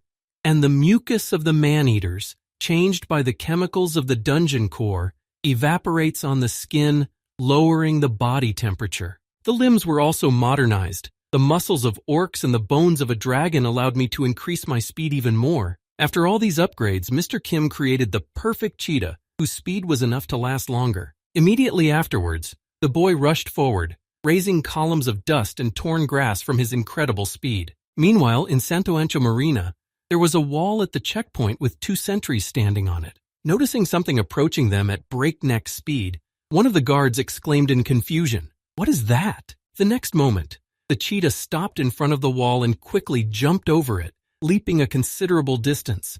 The wall did not even seem like a difficult obstacle for him. Immediately after crossing the wall, Mr. Kim changed his account and mingled with the crowd of people walking around the city. Looking back, the guard said in confusion, "What just happened?" Hearing the words of his comrade, with whom he stood at the post, another guard added in amazement, "Even a demon would be amazed." As Mr. Kim walked around the city, he suddenly began to recall what Orca had told him during their conversation.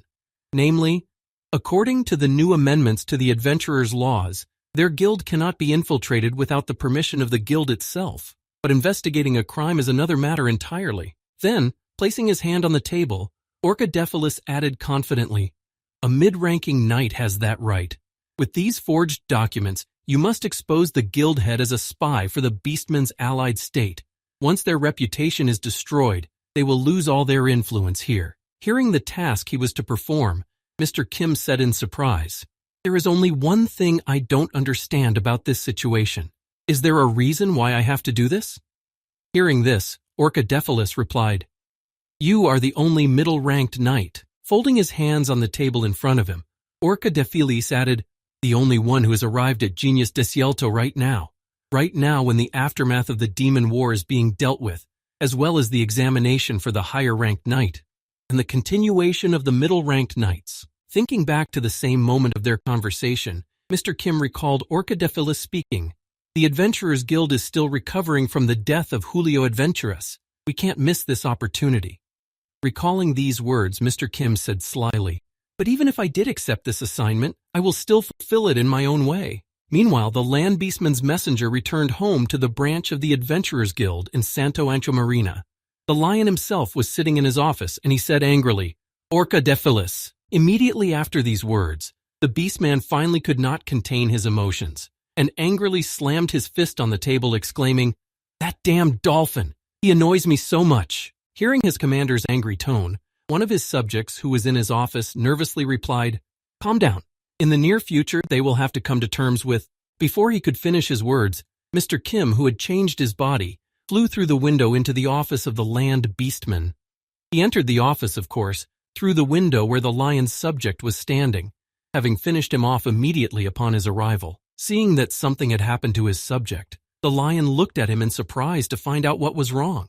It took only a second after Mr. Kim flew into the room for him to kill the subject and grab the lion by the throat. Feeling that the oxygen supply was cut off, the lion, hanging on the invader's outstretched arm, moaned heavily and tried to call for help, speaking with difficulty. "Help!"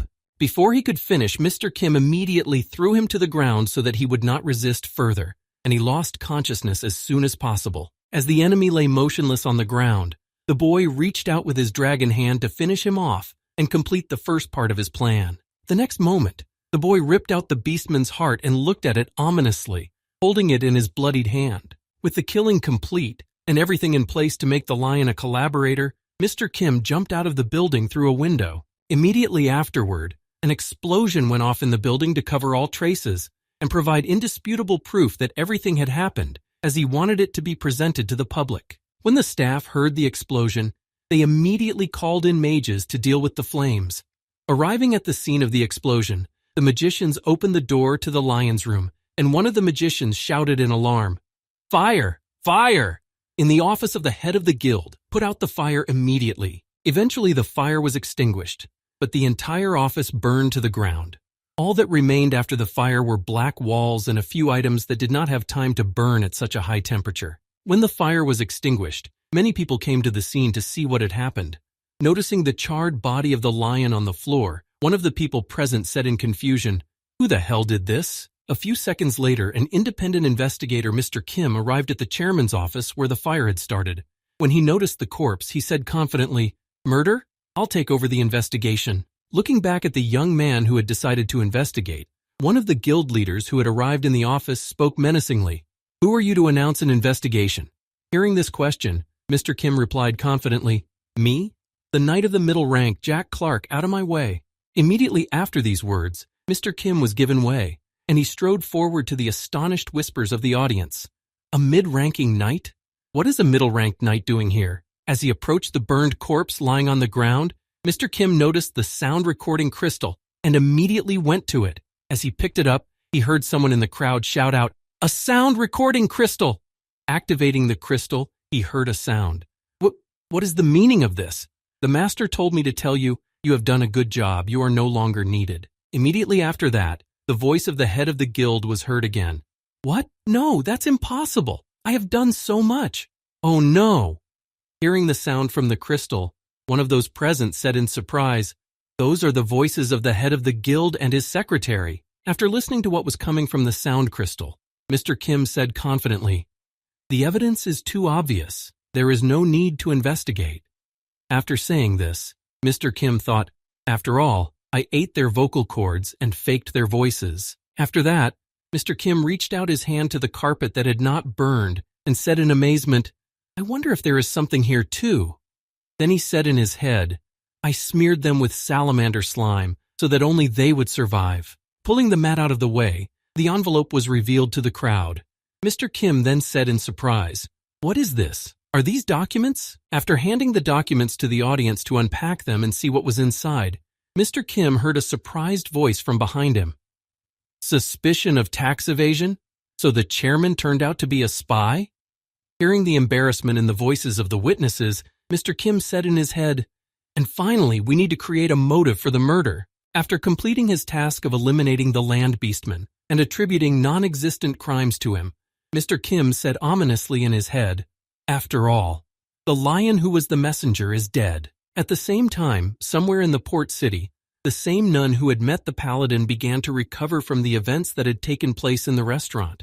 Opening her eyes, the girl said in confusion, What happened to me?" Finally regaining consciousness, she looked around and said, "Where are we now?" Hearing the girl's voice, Rayan Hans Perkreed said happily, "Putting on her gloves? Oh, you're awake." Looking at the girl with an excited gaze, the nun added in a frightened tone, Miss Paladin? What does this mean? Hearing the girl's question, Ray Hans Percreed reached for the ice bucket and said, I was in church, and they told me that no one like you had ever come to them. That's why I went through your personal things, and this came out. After these words, Ray Hans Percreed threw the girl an adventurer's card. Noticing it, the disguised nun said excitedly, This is my adventurer's card. Picking up a sharp spade, Ray Hans Percreed said menacingly, Love your neighbor, and love your enemy as your neighbor. If they hit you on the left cheek, turn up the right. If someone makes a mistake, forgive them again and again. But do not forgive the one who presumptuously pretends to be someone else. This is a secret order of the first bishop. After these words, preparing to be tortured, Ray Hans Percreed added menacingly, I have no idea what you were thinking at the time, or what your goals were when you approached me, but soon you will tell me everything in the smallest detail. Realizing that things were getting pretty bad, the girl exclaimed in confusion, Wait, Miss Paladin, please listen to me first. Ignoring the girl's pleas, angry that someone had broken God's law and the first bishop's secret order, Ray Hans Percreed attacked the girl with her weapon. Blood was splattered everywhere, and screams could be heard for a considerable distance. Meanwhile, in the Weekly Elmwood, a newspaper that was very popular in the area, Matteo Frenza, the chief reporter of the Ancho Marin branch, was writing down the details, his thoughts on the murder and the strange investigation that had recently taken place. After scattering pictures and other information about the case on his notes, Matteo Frenza said thoughtfully, This is what a middle-ranking knight, Jack Clark, who was investigating the case of the murder of the head of the Adventurers Guild, said. Dipping his quill in ink to continue writing his article in the galleys, Matteo Frenza said thoughtfully, It's a case of chopping off tails. The head of the guild was a spy for the allied beastman powers, but there was a threat of information leakage, and to prevent the truth from being exposed, the head was killed. The criminal was the secretary who disappeared after the incident. Matteo Frenza spoke thoughtfully as he wrote down a note in the newspaper. This all sounds quite convincing, but there are some inconsistencies. To cover his tracks, the perpetrator set a fire, but I can't help but wonder if the very strong evidence somehow survived. While writing his article, Matteo Frenza did not even notice what was happening around him, and continued to mutter his conjectures under his breath. And also that part of the body of the dead guildhead disappeared without a trace, and that the window was broken from the outside. There are too many suspicious things about this case. A few seconds later, a royal assassin appeared behind the reporter to remove him, but Matteo Frenza did not notice him, and continued to go about his business, speaking at the same time. Even though the security forces have closed their investigation on this report, I will get to the bottom of this no matter what it takes. I will put the reputation of the press on the line. The next moment there was a crunch. The reporter was killed quietly and without a trace. A true professional was at work. After that, the royal assassin met with Mr. Kim. At the meeting, he said thoughtfully, I can't figure it out. Having said this, the royal assassin added in Mr. Kim's presence, even knowing that a foreign spy had infiltrated the organization he created, Julio Advernuras still concealed it? Mr. Kim replied, Maybe he was more concerned about the guild than the country. Hearing these words from Mr. Kim, the royal assassin said thoughtfully, You sound quite convincing. Maybe you know something about this. Hearing this question from his friend, Mr. Kim replied thoughtfully, No, I just agreed with what you said. Immediately after saying this, Mr. Kim thought of Julio Adventuras and thought, Just as I am pursuing the goal of reaching the top of the world of the living, ignoring the norms of morality, so he did not put the development of a country above all else, but the development of the guild. After his thoughts, Mr. Kim lowered his head and said in an indifferent voice, But I don't care. Then he thought, Why am I wasting my energy on such nonsense? Will someone tell me? After hearing Mr. Kim's answer, the royal assassin reported, Very well then. In any case, I have also conveyed this point of view to His Highness. Also, there was a journalist who was spreading unacceptable rumors, so I quietly dealt with him. Hearing the report from his friend, Mr. Kim said in surprise, Is that so? You saved me a lot of work and trouble. The assassin replied, Yes, I will see you next time. With that, the royal assassin vanished into thin air, leaving Mr. Kim alone on the street to think about what to do next. After reflecting on his conversation with the royal assassin for a while, Mr. Kim said thoughtfully, Well, it seems that I have also completed all my business here, so it is time for me to go back. After saying that, Mr. Kim immediately left the city, transformed into a cheetah, and headed for the port city where his student, Rayan Hans Perkreed, was staying and with whom he was traveling. As he drove at breakneck speed toward the port city, Mr. Kim thought, "After eating a tiger man, I have a much better understanding of the cat family.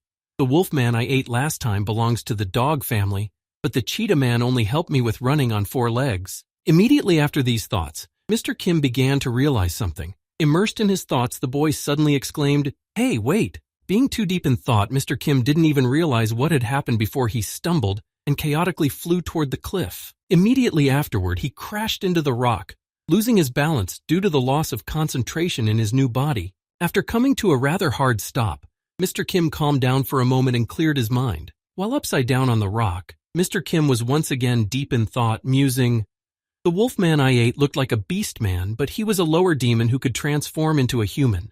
Beastmen belong to the same genus as humans, and the wolf man belongs to the race of demons." He then recalled the general appearance of both of them and said thoughtfully, "They are different, but the effect they have on my skills is the same.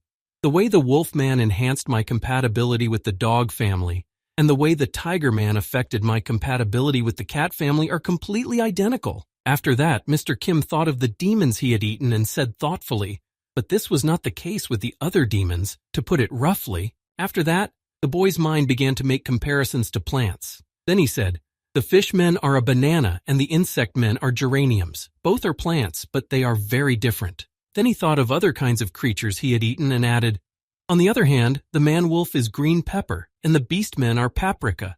You could even say that there is virtually no difference in their races. It turns out that beastmen and demons are somehow connected." After he finished thinking, Mr. Kim finally got to his feet and said thoughtfully, "Well, I guess now I just have to eat them myself and see for myself." Immediately afterward, Mr. Kim rushed back to the port city. A few minutes later, he found himself back in front of the hotel in Genial Desielto. Upon arriving at his room, Mr. Kim heard some screaming and cautiously opened the door to his room. What he saw in front of him plunged him into shock. Before him was Rayan Hans Perkreed, covered in blood. When she saw Mr. Kim returning, she said happily, "Oh, teacher, you've come back?" Seeing the joyful girl who looked terrified, Mr. Kim said in displeasure, "Yes, I am back." And he thought in surprise, "Blood? But where did it come from? Whose is it?" When the girl felt Mr. Kim's displeased gaze on her, she immediately tried to hide her victim from him, but she failed. When the boy asked to open the door from behind which the moaning was heard, he noticed a wounded nun with a sharp object sticking out of her shoulder, and the girl herself said pitifully, "Save me." When the girl saw Mr. Kim's surprised face, she said joyfully, "An adventurer who pretended to be a missionary.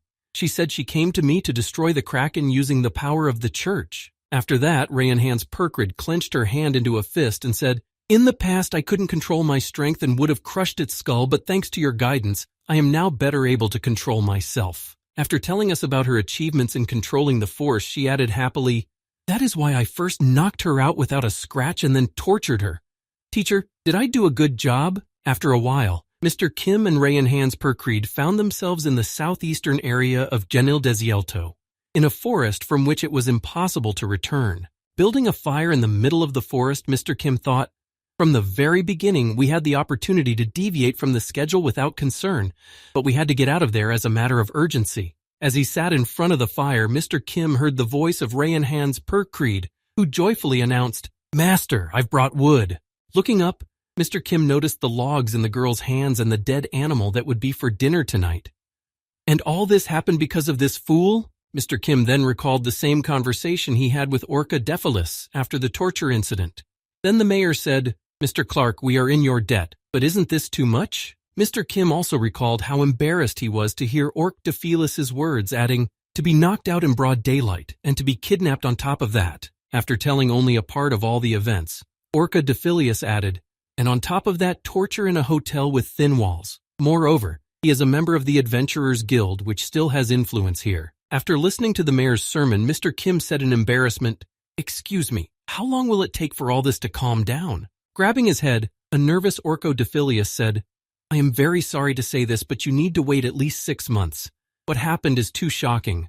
First of all, I will try to delay the investigation, and you should get out of here as soon as possible." Recalling that conversation, Mr. Kim, who was now sitting in front of the fire, thought sadly, Who would have thought that we would have to flee from persecution? As he came to terms with what had happened to them, Mr. Kim looked at his magic bag with all his materials and thought, "At least I can check my reward for the errand." Immediately, he began to pull out the reward he had received for completing the lion-killing errand from his magic pouch. After pulling the reward out of the pouch, Mr. Kim said in his head, "A huge snake that lives in the sea serpent." Looking at the dead animal, the boy added happily, "I thought I'd have to play around for weeks to get it out of the depths of the sea floor, but thanks to the assignment, I didn't have to work too hard." Immediately after, Mr. Kim began to eat, taking a bite of the snake's flesh. As he chewed on the meat of the animal he had been looking forward to eating for so long, Mr. Kim said thoughtfully, "It is quite tough, and it looks like it's poisonous too."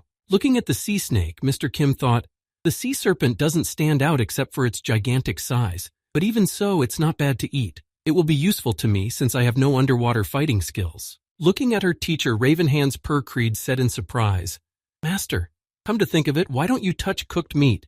You always eat only raw meat." Hearing this, the boy replied, "Cooking takes a lot of time, and the smoke from the fire can make us an easy target. Besides, I can eat anything, so there is no need for cooking." Hearing these words from her mentor, Ravenhand's Percreed replied awkwardly, "You're not very picky about your taste." Hearing these words from the girl, Mr. Kim continued to chew on the sea snake meat and thought, "Actually, if the meat is cooked, the percentage of ability absorption will decrease." 5 minutes after eating the delicious dinner, Ravenhand's Percreed was already knocked out from fatigue and was sleeping like a log. Meanwhile, Mr. Kim, who had just added the sea monster, thought, "She snored as soon as she finished eating. She's such a simpleton." After saying that, the boy finally swallowed the last piece of the monster, which he had been chewing for so long because of the tough meat. After finishing his meal, Mr. Kim suddenly heard a strange noise coming from near him and immediately turned his attention in that direction. As soon as Mr. Kim's attention was turned to that direction, he noticed an image in the darkness that was slowly approaching him. Then he nervously exclaimed, "Who is it?" Immediately after these words, the dark figure stepped out of the darkness and into the light. This secret person was the royal assassin. Standing before Knight Kim, he said, "It is I, Sir Kim." Seeing a familiar person, Mr. Kim asked in surprise, "What are you doing here? Weren't we supposed to meet you only when I leave the forest?" To which the royal assassin replied, "The situation has changed." Having said that the original circumstances had changed, the royal assassin then reported the latest news he had learned, saying in a worried voice, "And the forest has been infiltrated by an elven race." Meanwhile, somewhere in the midst of the dense thickets of the forest where Mr. Kim had arrived, something strange was happening to the vegetation. All of it became somehow eerie and ominous. And right out of those thickets came the elf who had entered the forest. The elf's eyes shone with emotions that overwhelmed him from within, and the representative of another race continued his long journey to achieve his goal. The race of elves. Even here on the continent of Elmunda, elves have the usual characteristic features. However, because of their long life expectancy, which they possess and which makes them superior to other races, and their innate ability to perform magic, they are too ambitious and have a high self-esteem. Hearing these reports from the royal assassin, Mr. Kim said thoughtfully, "A good elf is a dead elf." When the royal assassin said this out loud, the royal assassin immediately replied, "Exactly. However, the problem is the status of the elf, which does not allow it to become a good elf." Hearing these words, Mr. Kim asked in surprise, "Status?" The royal assassin then spoke. "He is one of the contenders for the throne, one of the possible ones who may become the king of this race in the future." When Mr. Kim received an explanation of what the problem was, in order to simply finish off the elf, he said thoughtfully, "In a word, a prince or an important person on the level of a princess." Immediately after saying this, Mr. Kim recalled the same words of the system about what he would need to return to his world and thought, "If the lives of the kings of the 4 races are sacrificed on the altar in the dungeon of the church-state's cathedral, the door to another world will open." Putting his hand to his face, Mr. Kim continued his thoughts. And of course, elves also count as one of the 4 races. Who knows? Maybe this guy will become a useful life in the future. Immediately after his thoughts, Mr. Kim turned his gaze to the royal assassin and said thoughtfully, "Well, why did the precious pretender to the throne come to this forest?" Hearing Mr. Kim's question, the royal assassin said thoughtfully, "Well, there are several possibilities, and one of them is that he is targeting Hydra in one way or another." And at the same time, while Mr. Kim and his companion were talking, the pretender to the throne continued to move on with his subject, who accompanied him on this campaign. As the pretender to the throne looked at the situation around them, he thought, "The deeper we go into the forest, the more powerful this poisonous energy becomes." Catching up with his master, who was moving rapidly into the depths of the forest, the guide called out to him in confusion, "Prince Lucian, I beg you, think again. It is too dangerous to go to the Hydra alone." Having warned his prince about the danger of going to the monster alone, the old elf added in confusion, "All the animals have become much more aggressive under the influence of the Hydra's venom and are just waiting for the right moment to attack you. And besides, the Hydra itself has tremendous fighting power. In the last 100 years, there's been only one example of a successful campaign against it." Having said that, the old elf added, "Only the Guild of Adventurers led by Julio Adventura succeeded. But even their team did not live except for their leader." Then the elf prince spoke to his attendant, Chamberlain. Immediately after these words, Prince Lucian looked at his subject with a fearsome glance and replied irritably, "How many times can you repeat what I already know? It's like trying to explain it to a small child." Hearing these words from his prince, the elf chamberlain who accompanied him nervously exclaimed to his master, "Your Highness, please realize how dangerous this idea of yours is." Hearing these words from the chamberlain, Prince Lucian looked at his subject again and replied insultingly, "It seems that you do not yet realize the seriousness of the situation around me." To which the subject nervously exclaimed, "Not at all. I'm aware, that's why I'm telling you." Immediately after these words, Prince Lucian said to his subject, "Very well then. Now imagine what will happen if I give up now and go back. What will happen then?" Hearing these words from his prince, the chamberlain was alarmed. "But you are as much a contender for the throne as His Highness Rhesus and Her Highness Alemia." When Prince Lucian heard these words from his subject, who was following him and trying to dissuade him from his plan, he shouted indignantly, "Don't talk nonsense!" Immediately after his words, Prince Lucian nervously exclaimed, "The same pretender to the throne, right? Rhesus is the owner of the rare time magic, and Alemia is not even 200 years old, but she has already achieved great success in the field of diplomacy. Now what about me?" After that, the prince clenched his teeth tightly and his hand into a fist and added nervously, "Besides, those two have the same blood.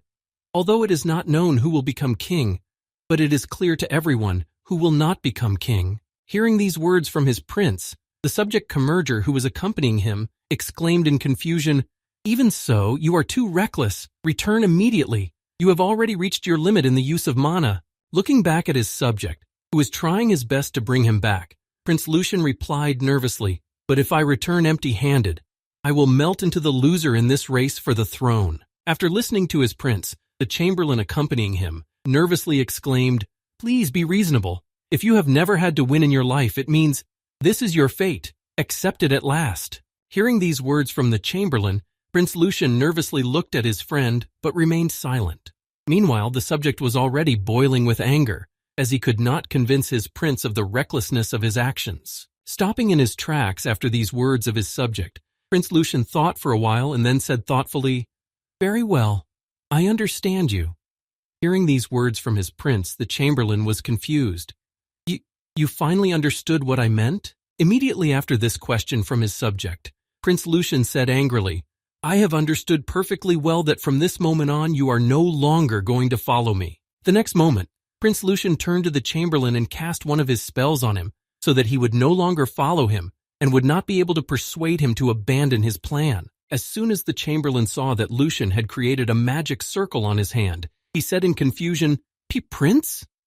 The next moment, the thorny plant's vines reached out and grabbed his limbs, blocking his ability to move. When the chamberlain's subject, who was constantly trying to dissuade him from his plan, was captured, the prince continued on his way. Noticing this behavior of Lucian, the chamberlain exclaimed in confusion, "Well, wait, Prince, you can't just write off such behavior as a joke." Immediately afterward, the prince responded to his subject with offense. "I also remember when you said something to me that can no longer be regarded as a joke." After these words, the chamberlain simply looked at the prince, who was moving further and further away from him, and exclaimed in alarm, "The prince!" Even in this situation, the chamberlain tried to talk the prince out of it, adding, "Wait, please listen to me. Wah!" Before he could finish, one of the vines crawled right into his mouth, making it impossible for him to even speak. At the same time, Mr. Kim was rereading his handbook of monsters and their characteristics. When he got to the page with the Hydra, he read aloud, "Not only animals become aggressive after being poisoned by Hydra venom, even plants wield their branches like clubs when they start hunting for prey." Then, turning the page to the next, Mr. Kim added, reading aloud from the book, "However, without water, such plants lose their ability to move after a certain period of time. If a person who knows the magic of water takes control of all the water from the surface of the earth, he will create a safe zone." After reading the information from the book about the area and the Hydra, Mr. Kim angrily closed the book and said in frustration, "And because of this problem, I was going to fly through the air." As Mr. Kim was walking toward the Hydra, he heard the palm tree girl say, "But the plants, it is very strange, aren't they attacking us?" Mr. Kim replied, "That's right. On the contrary, they seem to be giving way to us." After walking some of the way, Mr. Kim grabbed hold of one of the plants and said thoughtfully, "Well, let's see what's there." Holding on to one of the stems of the plants that filled the area, Mr. Kim said, "He says there is an invader from the outside on the other side of the forest." Looking at her mentor, who was holding on to a plant, Rayanhans Perkreed said in surprise, "What? Did you just talk to a plant or something?" To which Mr. Kim replied, "Not exactly talking. It was more like expressing thoughts." Hearing this answer from Mr. Kim, the girl said thoughtfully, "Isn't that the same thing?" Deep in thought, Mr. Kim ignored the girl and thought while looking at his hand, "The trees infected with the poison acquire the ability to move, and they also form a collective mind. I can use the skills of a creature with a collective mind." Looking at his hand, which was crawling with parasites, Mr. Kim thought with gratitude, "Ferris de Clattenlord, this fellow who looked like an octopus is always helping me out." Then Mr. Kim looked up and added thoughtfully, "These trees emit waves that are like magnetic field fluctuations which I use to control my parasites. Perhaps that is why I was mistaken for my brother here." Immediately after these thoughts, Mr. Kim heard the voice of the plants in the forest speaking in a pitiful way. "Long ears, danger, magic, our roots, drought, there." As he thought about the words of the plants he had just heard in his head, Mr. Kim said thoughtfully, "There's an invader with long ears over there who's using magic to dry up our roots. Help me." Long ears means it's an elf, magic, roots, drought. He's a water magic user. Mr. Kim added thoughtfully, "Everything is exactly as the information said. Prince Lucian from the kingdom of Elphiris." Deep in thought, Mr. Kim added thoughtfully, "So how can I get closer to him? I need to think about it." Meanwhile, Rayanhans Perkreed was happily writing something in her notebook. The notes she kept read, "From Hero, the biography of Knight Kim. Even the trees poisoned by the cursed Hydra venom felt the beneficial effects of Knight Kim's heroic spirit and gladly showed us the way." Meanwhile, the Prince of the Elves, Lucian, continued his journey through the lands of plants that were infected with Hydra venom to reach the monster and then defeat it to prove to everyone that he was truly worthy of the throne. As the elf prince walked along this thorny path, he suddenly decided to remember his past and said sadly, "My life has been an endless series of losses." Recalling his young age, Prince Lucian said, "I was born a high elf, but my family was above all other elves. And after a short period of time, I awakened to the outstanding ability of water magic. However, this did not last as long as it might seem.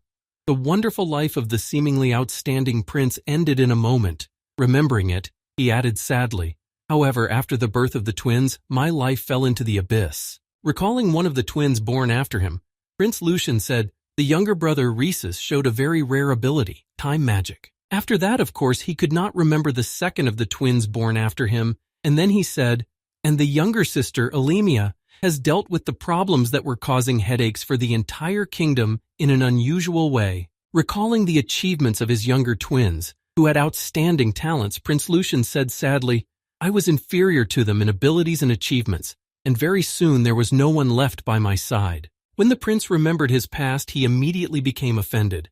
"And the only one who stayed by my side after all this was that incompetent sycophant Cameron." After a while, the rather wide, waterless area surrounding the prince and around his feet became very narrow.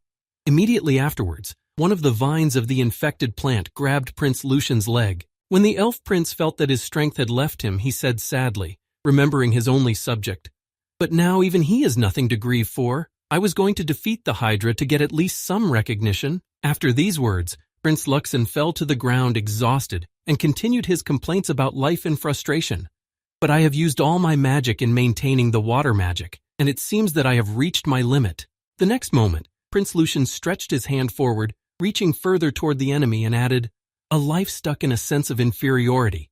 I've come this far to change that." Turning his gaze to the vines that had been infected with hydra venom, Prince Lucian continued in a saddened voice, "And this is all I have achieved in my life?" Immediately afterward, the prince again recalled the words of his subject Chamberlain, who had warned him and begged, "Please be reasonable, Prince." Propping up his head with one hand, the prince, who was lying on the wet ground without a drop of mana, said in frustration, "Isn't it time to get used to all these defeats? If I have never won in my life, then this is my fate." As the prince felt the vines that started at his limbs and completely covered his body, he thought, "Instead of fighting for the rest of my life, wouldn't it be better for me to just accept my inevitable death?" Shedding tears over this scenario and his unfortunate life story, the prince continued his thoughts.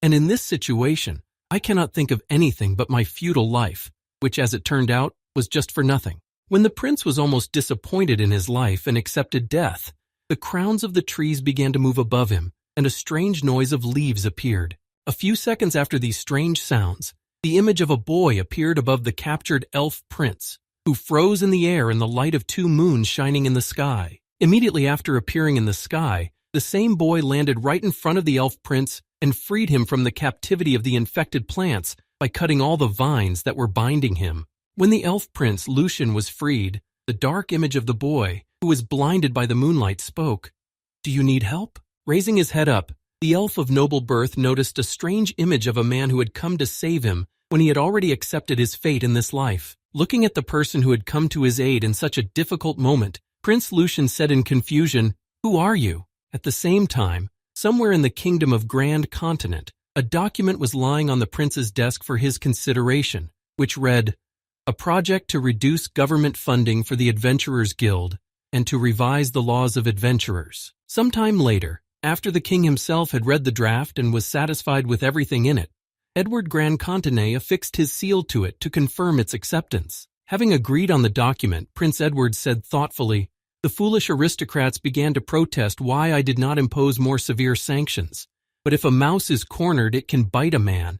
It would be quite unpleasant if adventurers experienced in combat rose up in rebellion." Exhaling a heavy breath from this paperwork of making or rejecting decisions, Prince Edward said tiredly, "The stranglehold must be tightened slowly, and then you can put me in chains." What idiots. A few seconds after these words, there was a knock at the prince's office, after which his assassin entered and said, "Your Highness, I have brought you your tea." The next moment, the subject placed the tea on his master's table for him to drink and take a break from his work, which had taken quite a while because of the amount of work he had to do. Taking a cup of hot tea brought to him by the royal assassin, Prince Edward suddenly said, "Yes, good work. How are things going in other cities?" Hearing Prince Edward's question, the royal assassin humbly spoke without losing his working appearance. "Sir Kim has met safely with the prince of the elven race, Lucian." Then the royal assassin added, "Also, as you requested, he has donned his royal knight's armor so that he can see who is assisting him." Hearing these words from his subordinate, Prince Edward said thoughtfully, "That's pretty good news." Immediately afterward, the royal assassin added, "Do you think Prince Lucian can defeat the Hydras and become the next king of Elphiris?" Hearing this question from his subject, Prince Edward, enjoying the smell of the fresh tea he had just been served, said, "Of course not. This is definitely not going to happen, under any circumstances." After saying this, Prince Edward took one sip and put the cup of tea on the table, adding, "Whatever the outcome, he will never take the throne. It is simply impossible, even if he catches a dragon instead of a hydra." Immediately after these words, Prince Edward slyly added, "However, in some cases it will be quite useful for us to be curious about their power over the kingdom." Hearing this, the royal assassin said in surprise, "In some respects, what exactly do you mean by that?" Imagining a giant dragon in his head, Prince Edward answered the assassin's question. "You could call it a political preparation for the future. However, the main thing is for our survival." After telling this news to his subject, Prince Edward closed his eyes and thought very anxiously, "After all, if the plan I have developed fails, this monster will tear me into small pieces." At the same time, somewhere in the swamps where the elf prince was, Lucian was trying to accept his fate and find out who had saved him, and was just getting to his feet after being rescued by an unknown person. After Mr. Kim had taken care of the bulk of his work of suddenly appearing and rescuing the prince, the boy reached out his hand and ordered the vines to retreat, after which they meekly stepped back, releasing Lucian. When Prince Lucian felt that his limbs were no longer under pressure, he looked back and noticed that the vines were retreating from his feet, and then thought in amazement, he controls plants that are infected with hydra poison. When the elf prince was rescued, the boy decided it was the best time to introduce himself and said, "My name is Kim, and I am also the commander of the Knights of the Grand Continent Kingdom. Are you not hurt?" The elf prince, Lucian, nervously replied, "6. Thanks to you, I am safe and sound. Please accept my gratitude for your rescue." Looking closely at the appearance of the individual he had rescued from the infected vines, Mr. Kim suddenly asked, "Are you really an elf or what?" Hearing this question from Mr. Kim, Prince Lucian asked in surprise, "Is there something wrong with me?" Hearing this question from the elf standing in front of him, Mr. Kim said in surprise, "Nothing. I was just surprised that you look different from my friends. I mean, from the elves I've heard about. I was told that elves despise other races." Recalling the information the royal assassin had told him, Mr. Kim thought, "The life expectancy of an elf is 1,000 years. This is unusually long compared to all other races. For elves, they are like kindergartners. Moreover, only a dead elf could not be proud of his innate talent for magic. Such creatures would never show their gratitude to other races." After these thoughts, Mr. Kim heard the elf in front of him laugh in alarm, and then Prince Lucian said, "Yes, that's right," standing before Mr. Kim, who had just saved him. The elf prince thought, "I am also no different from the elves he mentioned. However, 200 years of endless comparisons have undermined my self-confidence, and because of this, I have inevitably changed." After his thoughts, Prince Lucian spoke nervously. "I'm well aware of what you've been told about my race, but I'm something special. The rest of my tribesmen are exactly as you have heard about them. But no, there are quite a few exceptions like me." Hearing this, Mr. Kim replied in surprise, "Is that so?"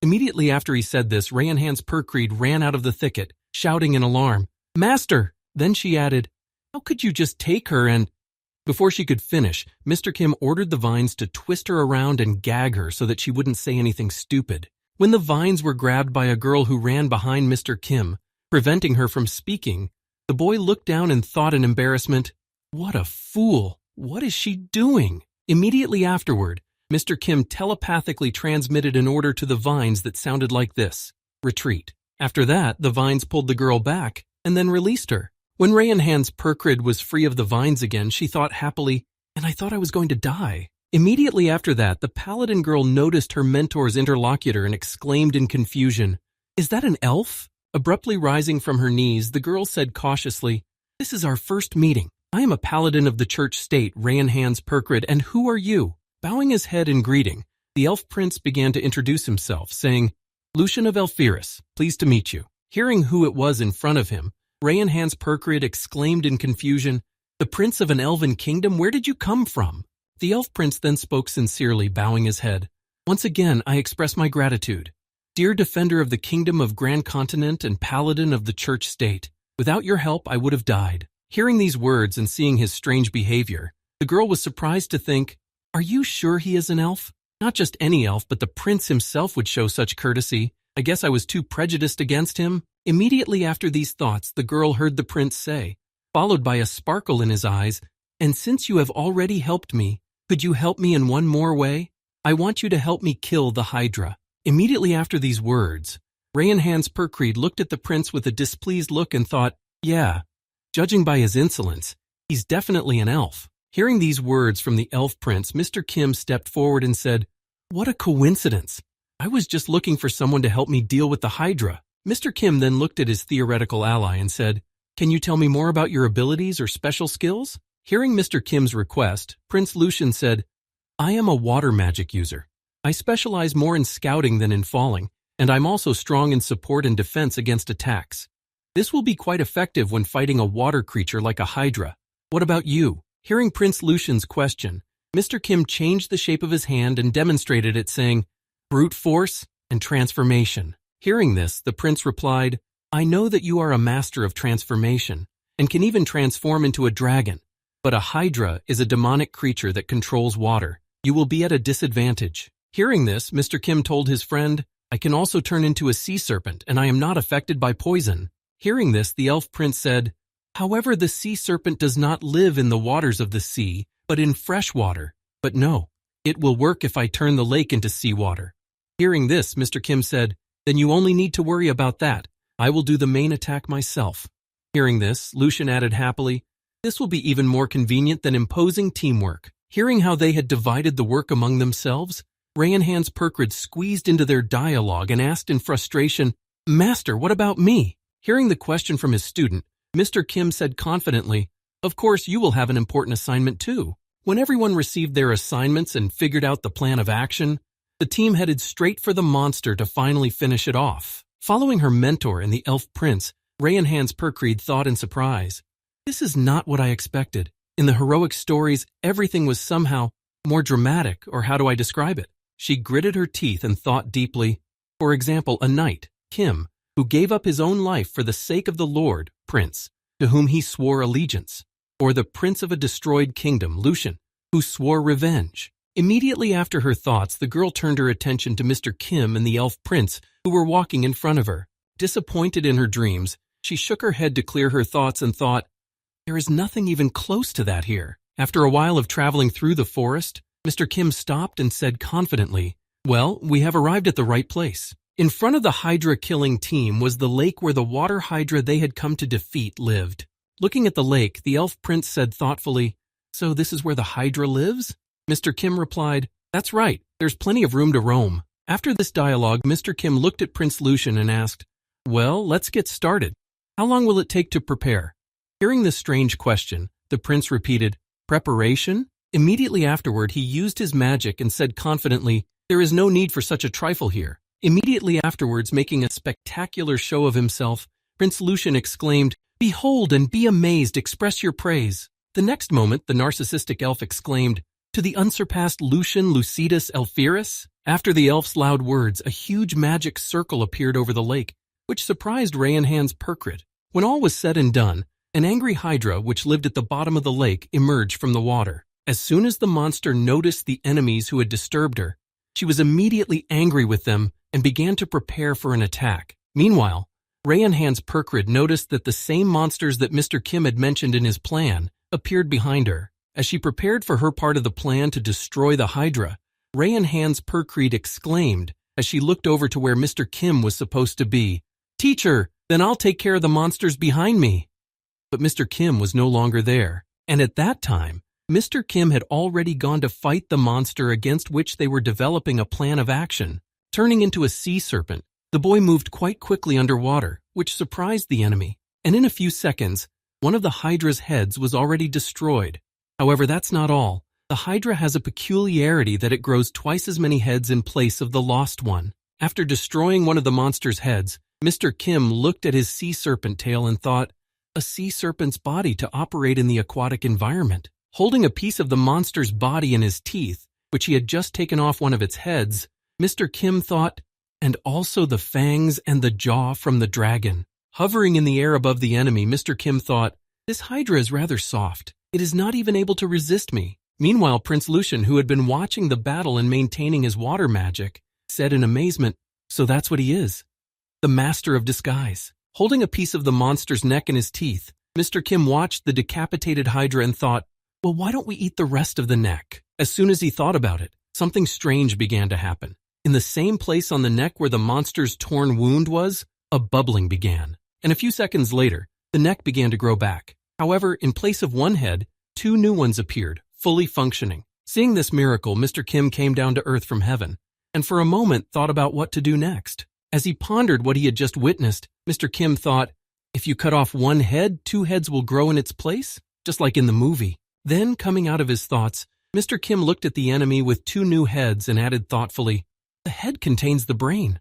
How is it possible to regenerate such a complex organ so quickly? Its regeneration abilities surpass even trolls. Does this apply to the whole body, or does it only work on the head? After the interesting question about the monster's regeneration, Mr. Kim desperately rushed to the Hydra and thought, well, now we're going to test it and find out the truth. As soon as Mr. Kim got close to the enemy, it pounced on him to strike back. Skillfully gliding on the surface of the water, Mr. Kim easily dodged all 4 heads of the monster that were aimed at him. Immediately afterward, the boy tore off all 4 heads, which plunged into the water in an attempt to hit the rapidly moving target. As soon as the monster lost its heads, it began to regenerate to restore the lost heads. But it was not as easy as it might seem. During regeneration, the Hydra's body shrank, and as the body shrank, tissues from the body moved to the head, making it possible to regenerate the lost heads so quickly. Upon completion of the regeneration, the Hydra already had 6 heads, which it regenerated after losing the 3 main ones. Noticing the changes in the monster's body, Mr. Kim said thoughtfully, "At first glance, its ability to regenerate seems to be limitless, but as always there are some conditions." Recalling the same moment with the change in body shape when regenerating heads, Mr. Kim thought, it seems to be limited in the materials for this. Every time new heads grow, the body weight decreases in direct proportion. Noticing one of the Hydra's heads above him, which was about to bite him, the boy said thoughtfully, "Well, let's see how much longer you can grow your heads." Dodging the monster's attack, Mr. Kim deftly tied himself around the monster's neck and headed up to begin his plan. After reaching a certain height, Mr. Kim jumped off the monster's neck to get to another one. However, in the air, he was already met by the enemy's jaws, which were confidently closing in on him at breakneck speed. As soon as the boy noticed the danger, he turned into a human and jumped to the side, leaning on one of the heads. Thanks to this maneuver, he dodged the attack and ended up in the right place. However, the power of physics has no exceptions. After this maneuver, the boy flew down right into the mouth of one of the Hydra's heads. When he got close enough, the boy spread his arms wide and grabbed the monster's head. As soon as the boy found a foothold, he was able to do a trick with lifting and turning over, and then found himself on the back of one of the Hydra's heads. As he stabbed the enemy in the back, Mr. Kim changed his hand into a claw and shouted in his head, "The forelimbs of a mantis!" With his weapon in hand, Mr. Kim began to chop off all the heads that came at him from the right and left. After a few seconds, the task was completed, and all the enemy heads were chopped clean off and rained down. As soon as the Hydra lost its heads, the same process of rapid regeneration and changes in body structure began. Immediately after that, 2 new heads appeared from the severed and torn off heads, and it was necessary to start all over again. Repeating his actions over and over again, and cutting off the heads of the Hydra, Mr. Kim achieved the result that now a whole bunch of heads were sticking at him. There were about 30 of them. Preparing for the slaughter that was about to begin, Mr. Kim turned his hands into dragon paws to fight the enemy more effectively. Having done this, the boy began to cut off the heads of the enemy, which approached him into small pieces. This battle lasted for quite some time. Each time, more and more heads appeared and regenerated at a frantic pace. However, Mr. Kim was not going to stop either, and continued to tear the enemy's heads. Grabbing one of the ones that came close to him, he began to stretch it, causing it to crack under the tension and the muscles around its spine to tear. Tearing the monster into small pieces, Mr. Kim's expression showed that he was enjoying it. Smiling slyly as he tore the Hydra apart, Mr. Kim said ominously, "Come on, how much longer can you keep this up?" The battle lasted only a few more minutes, after which one of the newly grown heads tried to attack again, but fell to the ground exhausted. Looking at the monster lying beside him, showing no signs of life, Mr. Kim thought, starting with the 30th head, the body lost too much weight and could no longer stand upright. And after the 42nd head grew back, the Hydra was no longer able to regenerate. When Mr. Kim finished his battle with the powerful monster, he heard shouts from his comrades behind him, and then looked back to see what was going on. Holding one of the wolves that lived in the forest by the scruff of the neck, Rayan Hans Perkrid joyfully announced, "Teacher, it's all over here too. I've dealt with the monsters that were near us." After the girl finished her report, Prince Lucian's voice was heard, and he bowed his head and said, "I am indebted to you, and I will certainly repay your favor." As expected, the royal knight is on a completely different level. Hearing these words from the elf prince himself, Mr. Kim looked back at him and said, "No need to worry. We were just pursuing the same goal. I am here for personal reasons as well." Hearing that Mr. Kim was dismissing the fact that he had made a very important contribution to the prince's plan, Lucian nervously exclaimed, "Then don't worry about my intentions to repay you. I will personally pay the debt." After placing a few pieces of the Hydra's body in his water magic, the elf prince Lucian said, "Then I will take only these few pieces so that I have proof of my victory over the Hydra." Taking the 3 heads of the Hydra with him, the elf prince walked away from the battlefield and into the bushes, saying, "Farewell, and we will meet again someday, Sir Kim." When Lucian was far enough away, Rayan Hans Perkrid approached her mentor and said in surprise, "I have never seen an elf bow his head so often." Mr. Kim replied, "It was only the 2nd time." Hearing such words from her mentor, the paladin girl was alarmed. Elves never bow their heads unless it is a baptism in the church of the goddess. It would be very good if half of the elves were like this one. After these words, the girl looked in Prince Lucian's wake and said thoughtfully, "First of all, he's a comrade who fought alongside us, and his character seems to be quite good. It would be good if he became a king." Hearing these words from his student, Mr. Kim replied, "Prince Edward said the same thing, although he also said that it would not happen." Immediately after saying this, Mr. Kim looked at the corpses of animals floating on the surface of the water near him. These were the very monsters that had surrounded them during the battle against the Hydra.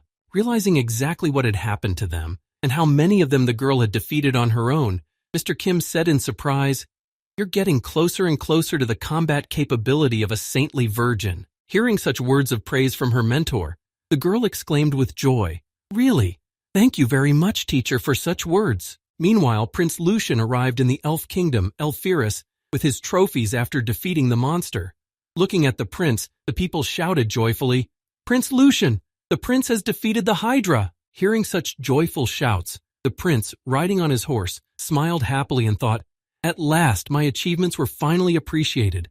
Now I will definitely regain my place as a contender for the throne." Just as he was beginning to gloat over his achievement, a gust of wind blew right in front of him, followed by a loud sound. It was the second prince, who had brought a dragon with him. Looking around, one of Prince Lucian's younger twins said in surprise, "I don't understand. Why is everyone here all of a sudden?" The next moment, the people, confused by the sudden sound, turned their attention to Prince Rhesus and said, Prince Rhesus, he is..." Immediately afterward, the people erupted in joy, shouting, "He has defeated the dragon! This is something incredible!"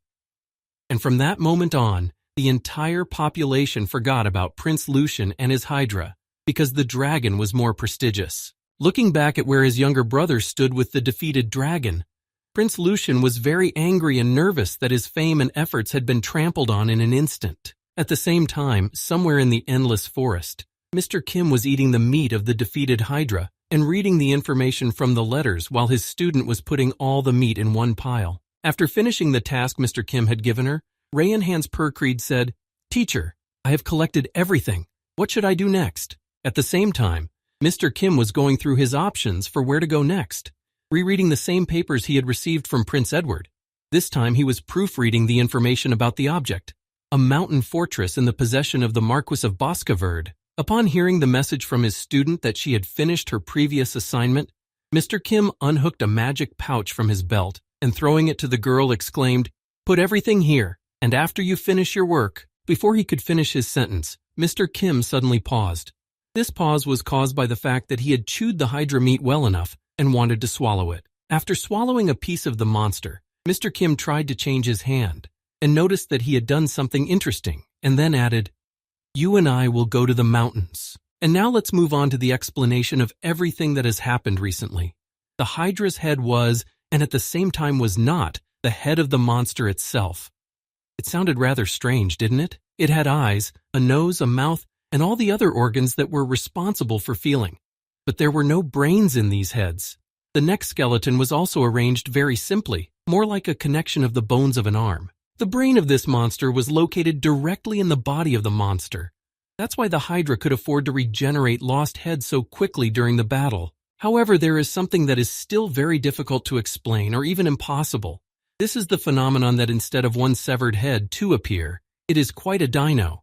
This requires deeper research. However, in any case, this battle brought quite good results. And even more so after eating the Hydra itself. The abilities I managed to acquire were quite useful and entertaining. Sometime later, after Mr. Kim and his student had finished all their business in the endless forest, they went to the mountain fortress in the Marquis of Boscoverde's domain. When one of the guards noticed something strange approaching them from a distance and then attacking them with fireballs, he exclaimed in confusion, "What is this? What's going on?" Immediately after these words, explosions were heard outside the walls of the fortress as fireballs hit the fortification in the mountains. When the guard heard the explosions behind him, he immediately turned his attention to the site of the explosions, forgetting to watch what was happening ahead. And there was another shell flying right at him. Immediately after that, the shell hit a defensive fortification and destroyed it, killing the sentries who were patrolling the area. This whole mess was created by one very well-known person. When he got inside without any obstacles, he heard alarmed shouts from the soldiers who had arrived at the fortification. "Who are you?" At the time, Mr. Kim looked very terrifying.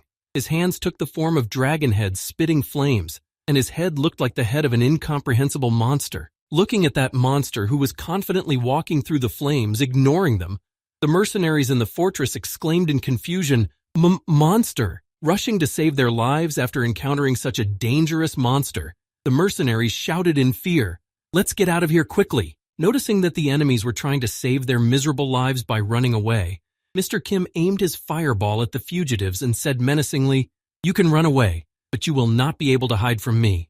Running behind his comrades, the third survivor of the first garrison ran with all his might to escape the fireball that was chasing them, but it was moving fast enough that it had to stop when it hit something. Hearing the screams of his comrade who was burning alive, one of the surviving mercenaries said in fear, "This is punishment, heavenly punishment. I'm just sure of it. For our crimes." Gaining momentum in his escape from the monstrous monster that had broken into their defensive post, the same mercenary added frightenedly, "This is retribution, a herald of heavenly punishment sent for us by the goddess." Running alongside his companion, who spoke of the goddess and the messenger of retribution, another mercenary replied, "Don't talk nonsense. If this was the goddess's punishment, she would not have sent such a monster." Continuing to run as fast as they had started, one of the mercenaries said, "Just a little bit more, and very soon we will be at the second mountain fortress. Let's join the guys from there." After a few minutes of running around, the mercenaries finally arrived at the second mountain fortress. However, there was something that surprised them about this defense structure, a huge hole in the wall. As they approached the fortress walls, one of the mercenaries said in surprise, "I don't understand, how did such a huge hole in the wall appear here?" When both mercenaries were near the hole in the wall, they could see the terrible picture that was on the other side of the fortification. There was blood splattered everywhere, and pieces of bodies and heads of guards were lying around. Also, in the midst of all these pieces, their comrades could see one who was still alive. But it was not for long. He was suffocating, being held by the monster's powerful hand, which was holding his neck. Immediately afterwards, a crunching sound was heard, and immediately after that the head was separated from the body. Seeing the spectacle with his own eyes, one of the mercenaries accidentally screamed, which attracted the attention of Rayanhan's Perkery, who was engaged in genocide. Noticing two more mercenaries, she said in surprise, "Oh look, more guests have arrived." Immediately after that, the paladin girl dropped the dead mercenary from her hands and went to the guests on the other side of the wall. When one of the mercenaries noticed that she was coming to them, he exclaimed in fright, "Wow, she's coming here!" At the same time, another mercenary took his dagger out of its sheath. It was all for a reason. While one of them was pointing at the girl who was heading towards them, he shouted in fear, "Hey, let's run away!" Another took decisive action, interrupting his friend's words. At that very moment, what was expected happened. One of the mercenaries plunged his dagger into the other's leg, thus interrupting his words and taking away his ability to escape. As soon as his companion fell to the ground, the mercenary immediately began to flee the scene to save his own miserable life, which he had snatched from the clutches of death at the cost of his partner's life. Looking back at his comrade, who had to be left behind as a distraction, the frightened mercenary thought, "I'm sorry, but try not to die.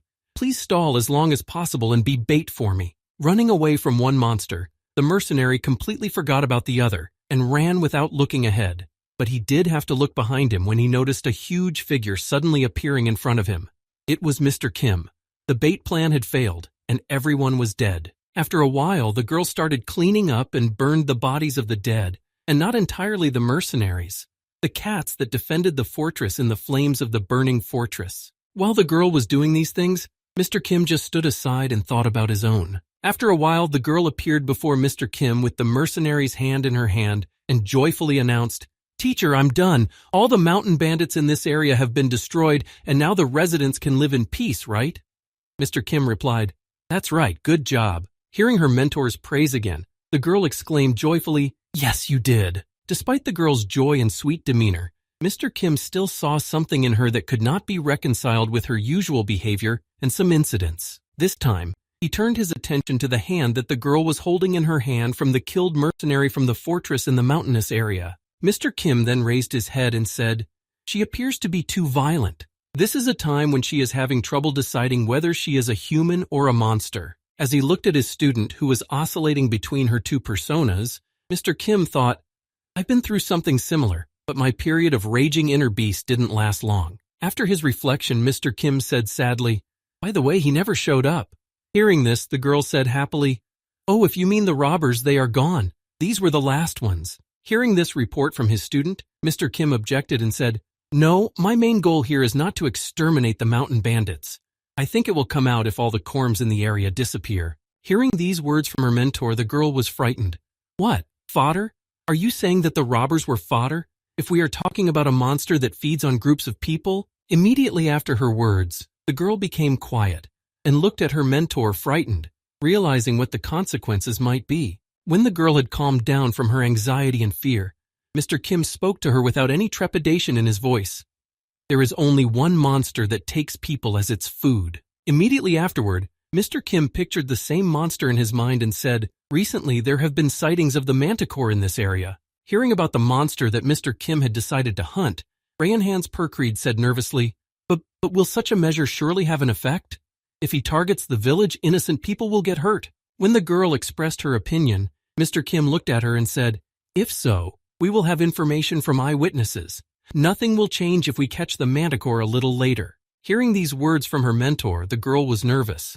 But still, what will happen if it eats all the witnesses? Or if he doesn't return to the village he has already attacked once? Immediately responding to his student, Mr. Kim said, "Well, if it comes to that, then..." No sooner had he said this than someone's terrible head appeared from the darkness behind him and said in a hoarse voice, "In that case, are you going to burn everything in this area to the ground?" Hearing someone's voice coming from the darkness, Mr. Kim and the girl froze in their tracks in surprise. Their bodies were filled with fear, and they felt goosebumps running all over their bodies. When the two travelers looked back to the place where the voice had come from, they saw a large monster with bright glowing eyes. Then he said, "Isn't it time for you to stop?" Looking at the travelers, who were planning to burn everything to the ground in case of extreme measures, the manticore, who suddenly appeared behind them, said, "Haven't you burned enough already?" There was only one page of information about the manticore in Julio Adventuras's encyclopedia. There wasn't much information about the peculiarities or anything like that, just advice. This advice from Julio Adventuras's encyclopedia was as follows: "If you encounter a manticore, you should run away from it immediately." And this advice continued, "If you follow this advice, it is almost the only way to survive in this case. Trying to fight him is too risky. The manticore is a very strange and dangerous monster. Its appearance terrifies many people.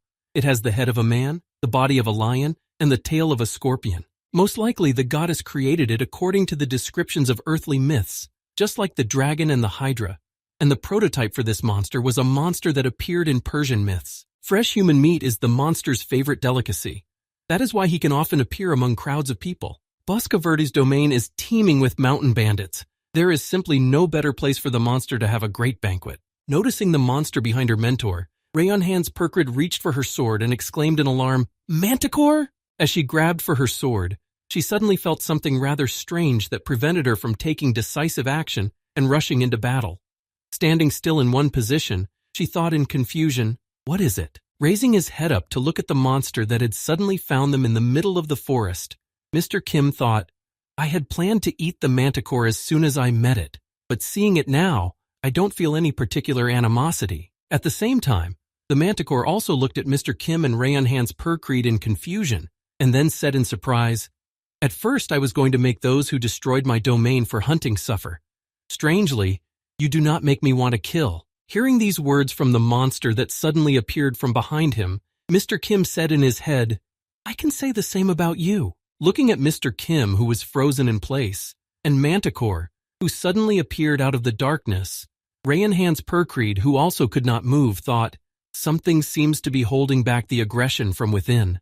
Holding her sword in front of her, and feeling the sweat already dripping down her arm, she said thoughtfully, "What could it be? Is this..." Immediately after that, the same thought came to all three of them, which sounded like this: "Is this a feeling of kinship?" After such exchanges between all the monsters present, Manticore finally began to retreat back into the thicket and said in a calm tone of voice in conclusion, "Whatever it is, you have more important things to do." As Manticore retreated into the thicket, hiding his form in the darkness, he said, "Finish whatever business you have and then come. Tomorrow, the same time, the same place." When the neon lights from the monster's eyes remained in the forest, Manticore said one last time as he left the travelers, I will be waiting for you. After these events, Mr. Kim headed for a town in the mountainous area. There he met his friend, a royal assassin.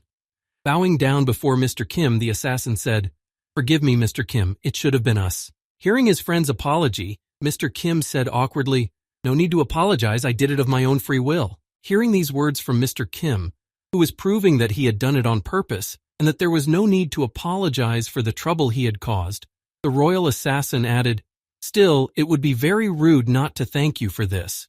You did a great job in the operation to destroy the 72 fortresses of Boscarade." After finishing his conversation with the royal assassin, Mr. Kim headed to the meeting point where he was supposed to meet his student, who he had left alone. When she saw her mentor walking toward her, she exclaimed with joy, "Teacher, you're back." Keeping up his pace, Mr. Kim nervously spoke to Ray and Hans Perkreed.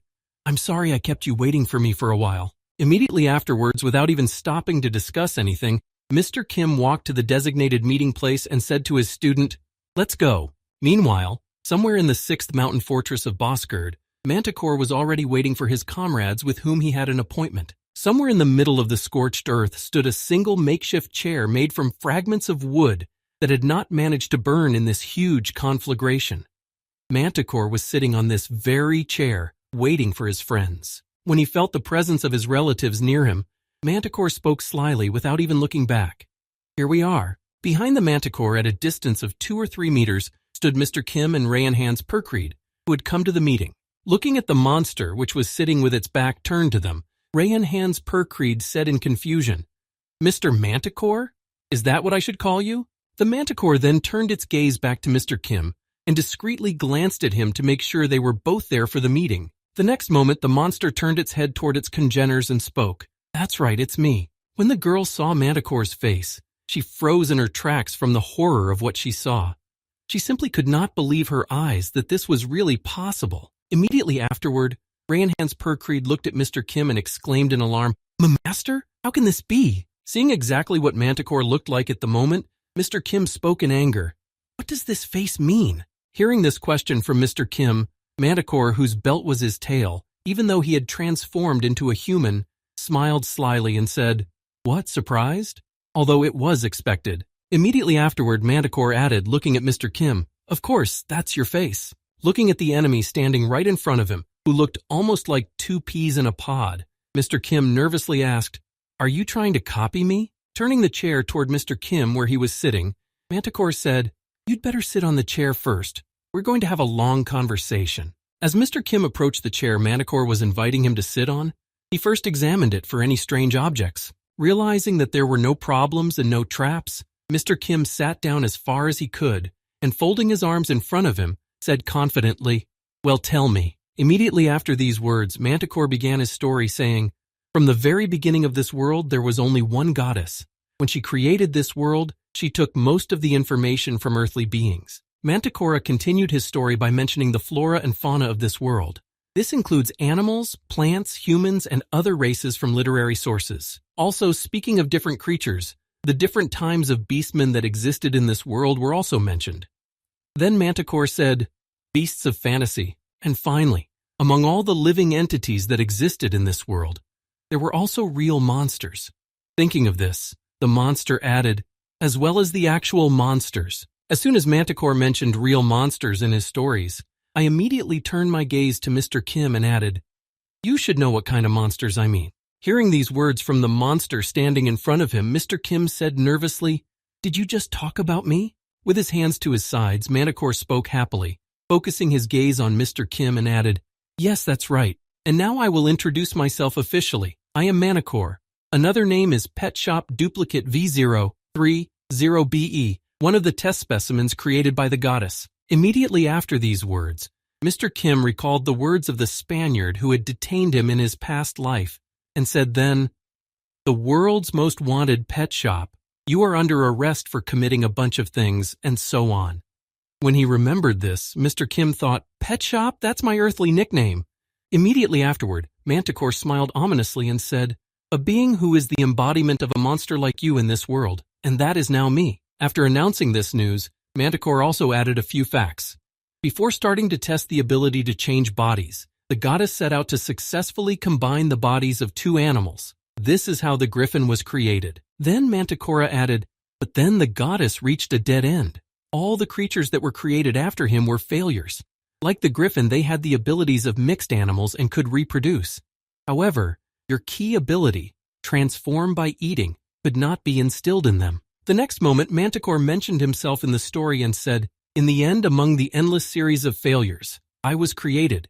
I can change my body from human to cat. After that, he described another feature of his body, saying, and the head itself, only from a human to a humanoid primate. The next moment, mentioning another part of his body, Manticore added, it is impossible for me to get rid of my tail or to modify it to look like another animal. Despite these limitations, I can successfully use my body to create what I have eaten. Interrupting the Manticore's story, Rayan Hans Percreed exclaimed nervously, wait a minute. When Manticore turned his attention to her, the paladin girl asked in confusion, it goes without saying that a Manticore is a very strong monster, but this is the first time I've heard of it having such an ability. Hearing the girl's words, Manticore looked at her and said awkwardly, I'm just a little bit special. After these words about his difference from the representatives of his species, Manticore added, the Manticores you know are my descendants, but they have not been able to inherit my abilities. As he said this, Manticore suddenly turned his attention to Mr. Kim, who was sitting in front of him, and asked him happily, wasn't it the same for you, the original pet shop? Hearing this question from Manticore, Mr. Kim answered confidently, that's right, I had a son, but he didn't inherit only human genes. He didn't get this ability. Hearing these words, Rayan Hans Percreed was stunned to learn such details of her mentor's life. Immediately afterward, the girl said in surprise, wait, teacher, a son? Were you married? To which he replied with a grudging smile, that's ancient history. Hearing that this was true, the girl was surprised to think, this is a must. Just imagine the teacher is married, and on top of that, he has a child. Having told everything he could, Manticore added, that's my whole story. Is there anything else you want to know? Mr. Kim replied, the timelines don't add up. Folding his hands in front of him, Mr. Kim said in frustration, I was born 30 years ago. I spent only 2 years in this world, but you… Hearing Mr. Kim's question, Manticora slyly answered, that's right.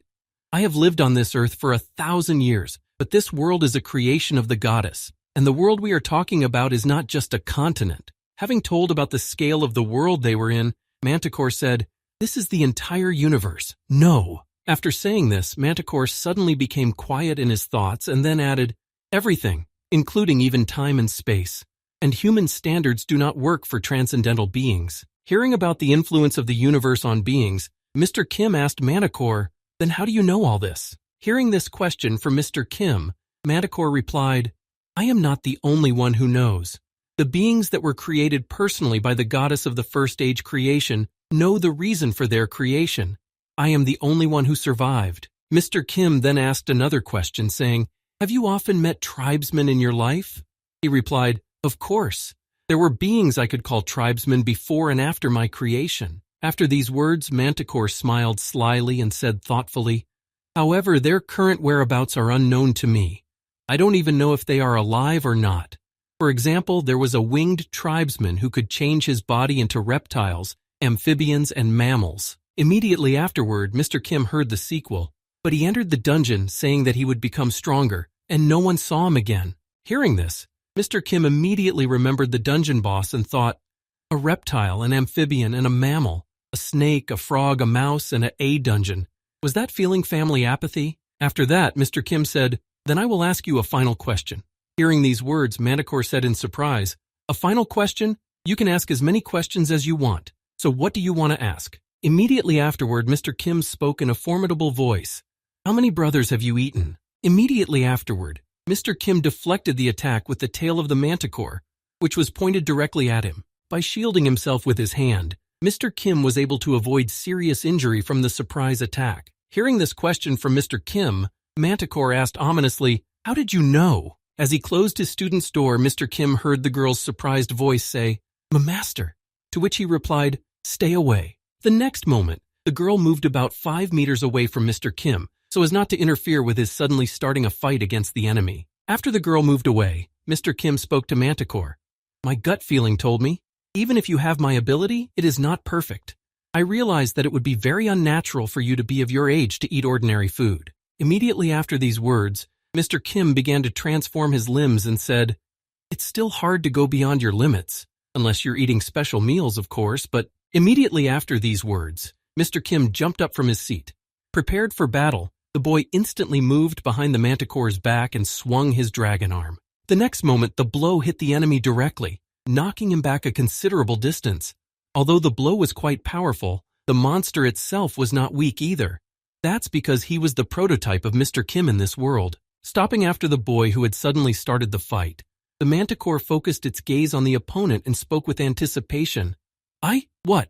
What happened? Hearing the question from the manticore, Mr. Kim smiled ominously into his opponent's eyes and said, "And when I first saw you, I also thought you would be quite tasty." Hearing Mr. Kim's words, Manticore smiled slyly and said happily, "The original pet store, I want to achieve completeness, and this strange feeling has not faded for a second in all the thousands of years I have lived." Immediately after these words, Manticore also got serious about the matter and began his transformation while speaking at the same time.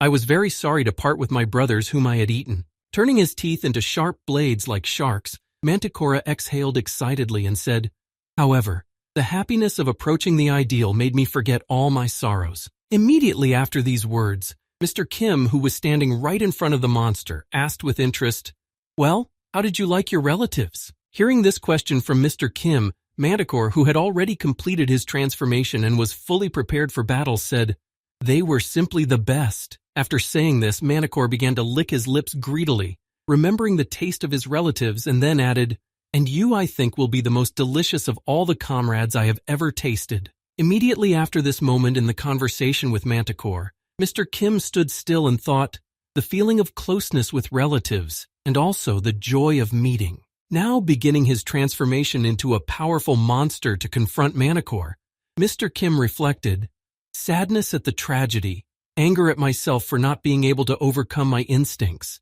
At the same time, I had such heavy feelings. After a while, Mr. Kim finally completed his transformation. This time he looked like some kind of incomprehensible monster. It was as if he were a dragon, but his body was shaped like a human. Facing the powerful enemy he would have to fight, the boy thought. However, all these feelings have no meaning. Immediately after that, a fierce battle broke out. But a minute before that, both enemies exchanged a couple of blows and bit off a piece of their opponent to get a taste of each other. Having tasted Manticore, Mr. Kim looked back and said happily, "So this is what it tastes like? Now I understand why you couldn't resist." Manticora was not far behind, and after tasting a piece of Mr. Kim's body, he looked back and said happily, "Oh, even if I put together all my comrades whom I have eaten, they cannot even compare to one piece of your flesh." After these words, the monster moved its head forward and said with satisfaction, "As expected from the original Bugaga, I am filling up. I feel complete pleasure. I'm developing. It's just the best feeling." After telling his impressions after tasting Mr. Kim's flesh, Manticore restored his lost limb, replacing it with a bird's leg, and said ominously, "Thanks to you, I have once again broken through the limit of my ability." Seeing what happened to his opponent after a long struggle, Mr. Kim said angrily, "From a cat to a chicken, I can see that you are already exhausted. Just accept your fate and let me eat you." Hearing such provocative words from Mr. Kim, Manticore responded angrily, "It's just that you are already full. Don't you think you'll soon be overcome by sleep?" Pouncing on the boy the second he relaxed, Manticore ominously exclaimed, "Well, go to sleep for all eternity. Sleep without interruption, and I will help you with this." Immediately after that, a brutal slaughter began again, where the original and its copy fought for their survival. And all this was being watched by Rayanhan's Percreed. Watching that brutal slaughter between her mentor and the monster, the paladin girl thought nervously, "Why do they have to fight? They are brothers." After calming down a bit, she added thoughtfully, "Surely their main goal in this battle is not dueling or survival, but simply food?" Focusing her gaze on the Manticore, she thought, "After all, the Manticore is a cruel monster that devours people, and destroying it would be the right thing to do." Immediately afterwards, the girl nervously clenched her hand into a fist and continued, "But he is the ancestor of the monsters of this world, and the teacher is his ancestor?" Having understood this information, the girl also added, "Besides, the teacher is not from this world. What should I contribute to the church state?" After a while, the paladin's minor thoughts soon disappeared at the sight of the battle between the two. An infinitely cruel and vile battle. A barbarity that the paladins could not restrain themselves from engaging in. But for Rayanhan's Purecreed, who watched the battle with her own eyes, It was the limit she never wanted to reach under any circumstances. A battle that seemed to have come from the pages of an ancient legend. Under the influence of this spectacle, her inner monster consciousness began to grow. And also because of this influence, the girl's mind and patience, which restrained these impulses and impulses of excitement, were also directly proportionally strengthened to balance the feelings. The sight that Rayan Hans Perkrid saw before her was quite attractive, but she still had an unfinished mission as a paladin. She was no longer a human, but she was still a priest. Meanwhile, the fierce battle between Mr. Kim and Manticore continued. At that moment, the monster took another bite out of the boy. After chewing on the piece of Mr. Kim's body and swallowing it, Manticore said in surprise, "Interesting. This taste, it doesn't taste like the same taste of my fellow humans that I've eaten before." Immediately after these words, the enemy rushed at Mr. Kim, licking greedily, and exclaimed, You ate a very delicious delicacy once before." The next moment, a wall of dust appeared in front of Mr. Kim, with nothing to see behind it. This made him very worried. His fears were not unfounded. Several vermin flew out of the wall of dust and into the air, heading straight for Mr. Kim. Reacting at the last moment, Mr. Kim closed his tail against them to prevent the parasites from entering his body and further parasitizing it. When Mr. Kim saw the new abilities of the enemy, which he began to use after tasting the boy's flesh, Mr. Kim remembered the heart of the dungeon and thought in confusion, "My ability? Not really." Immediately afterward, Mr. Kim remembered Ferris de Clatnalord and his parasite powers that Manticore had used against him, and continued, "The abilities of these guys?" As he shook off the parasites that had been fired at him, Mr. Kim thought nervously, "After tasting my flesh, it began to evolve rapidly. It's dangerous to prolong the fight." As soon as the first wave of parasites was repelled, the second one immediately followed. Noticing a dozen more parasites flying directly at him, Mr. Kim prepared to use his fire breath skill to incinerate the parasites. Once his lungs were filled with air, and the right proportion of air and combustible mixture was mixed, Mr. Kim exhaled the flames that the parasites released at him.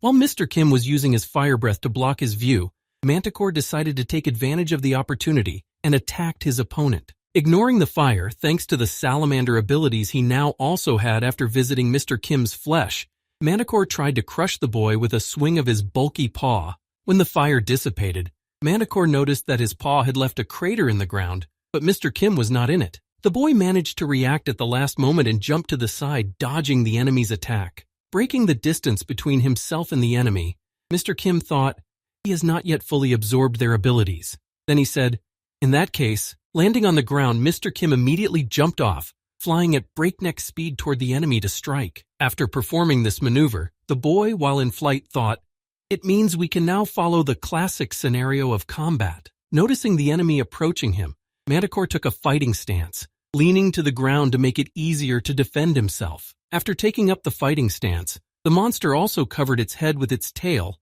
so that the enemy could not deal a critical blow to it. Noticing the enemy's actions, Mr. Kim, swinging his arm to strike, thought, "First, I need to get rid of that pesky tail." Immediately after these thoughts, Mr. Kim first cut his opponent's tail to deprive him of his basic defense. After that, the boy landed right in front of Manticore, leaving the severed piece of tail behind him. Not paying attention to the severed limb, Mr. Kim immediately rushed at his enemy, thinking that now he should not be hindered by anything to deliver the fatal blow. When the boy was right in front of the enemy's face, he noticed that he was smiling ominously. At first it was not clear what caused it, but very soon everything fell into place. A second later, Mr. Kim became confused when he noticed the sinister smile, and then felt a sharp pain in his body. When he looked back to see what was causing it, Mr. Kim noticed a tail in his body that had pierced him through and through. The severed limb turned into a parasite. Immediately after that, Mr. Kim retreated. Thanks to this maneuver, he was also able to dodge the enemy's attack, which was carried out by his chicken leg. After breaking the distance between himself and Manticore, Mr. Kim tried to reach the scorpion's tail, which was stuck in him, and grabbed it with his hand. Pulling the limb with all his strength, the boy pulled it out of his body, after which the wound began to heal, tightening the wound. Looking at the enemy who had used such a trick in battle, Mr. Kim said in amazement, "He used the ability he received from me against me? That's quite a trick." Looking at his opponent, Manticore happily announced, "The ability to control a detached part of your body. Isn't this ability quite interesting?" Hearing these words from Manticore, Mr. Kim thought, quite expected from a being with a couple thousand years of experience behind him. In the practical use of his abilities, he is simply unrivaled. Thinking about it, Mr. Kim also decided to seize the moment, and sinking his teeth into the tail of the enemy he was holding, he thought, "However, I have." When Manticore noticed what Mr. Kim was about to do, he immediately attacked him, exclaiming, "I will not allow you to do this, but I will take it back." After saying this, Manticore struck out with his chicken foot toward Mr. Kim's head, but the boy managed to dodge this unexpected attack by moving his head to the side. Immediately after the enemy closed the distance, Mr. Kim grabbed Manticore by the neck and began to squeeze his hand to crush his neck. Feeling the pressure on his neck and Mr. Kim's claws digging into his neck, Manticore was a little nervous about losing his head by accident. While his focus was on his neck, Manticore tried to reattach his lost limb to the rest of his tail while he had the chance. By stretching its tail downward toward its severed limb, the monster managed to accomplish its goal and reattach its tail to its body. As soon as his body was reattached, Manticore struck the boy with its tail, knocking his arms off his neck. When Mr. Kim finally let go of him, Manticore decided to test his breath with the flames he had also received after absorbing a piece of Mr. Kim's body. Seeing the enemy's plan, the boy was not confused either, and prepared to deliver the same blow, filling his chest with air. The next moment, the trajectories of your soldiers' fire converged, and their shells flew into each other along the shortest path. Immediately after the two fireballs collided, there was an explosion that covered a large area with a shockwave. When the smoke from the explosion cleared, two monsters could be seen at a distance of 10 meters, with a huge crater between them.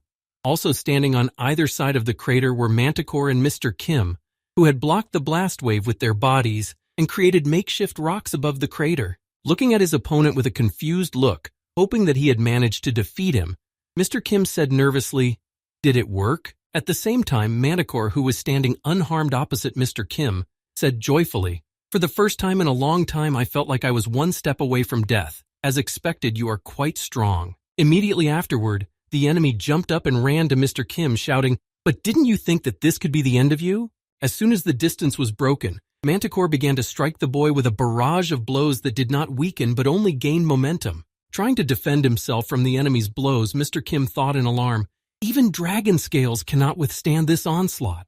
Realizing that he would not be able to withstand this pace for long, Mr. Kim took one of his legs and prepared to regroup, thinking, "I'd better retreat for a while."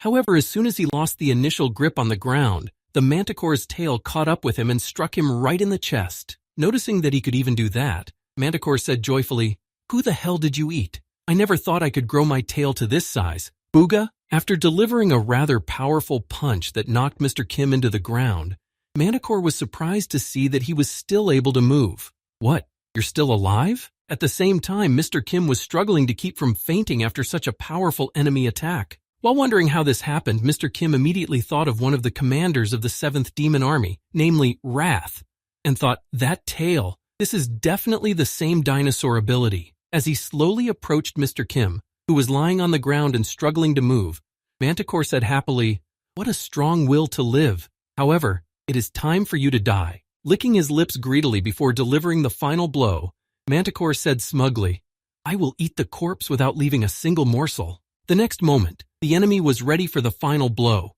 and with a flick of his tail, he aimed his strike directly at the boy's chest. But at the last moment, Manticore felt something strange in his body that made him freeze. Noticing that he still hadn't completed his attack, Mr. Kim looked at the enemy and said happily, "Already wasted your power? The poison effect has slowly begun to take effect." After that, Manticore began to breathe very heavily, and all this was due to the poison that was in his body, which spread and then began to work with the rest of us. Breathing heavily from the effects of the poison in his body, Manticore said angrily, "Cowardly bastard, using poison! Besides, poison is not from this world." Seeing that everything was going exactly according to plan, Mr. Kim recalled the very moment when he bit the tail of the enemy that he had pulled out of his chest and thought, "At that moment, I poured fugu fish poison into him from the bottom of my heart."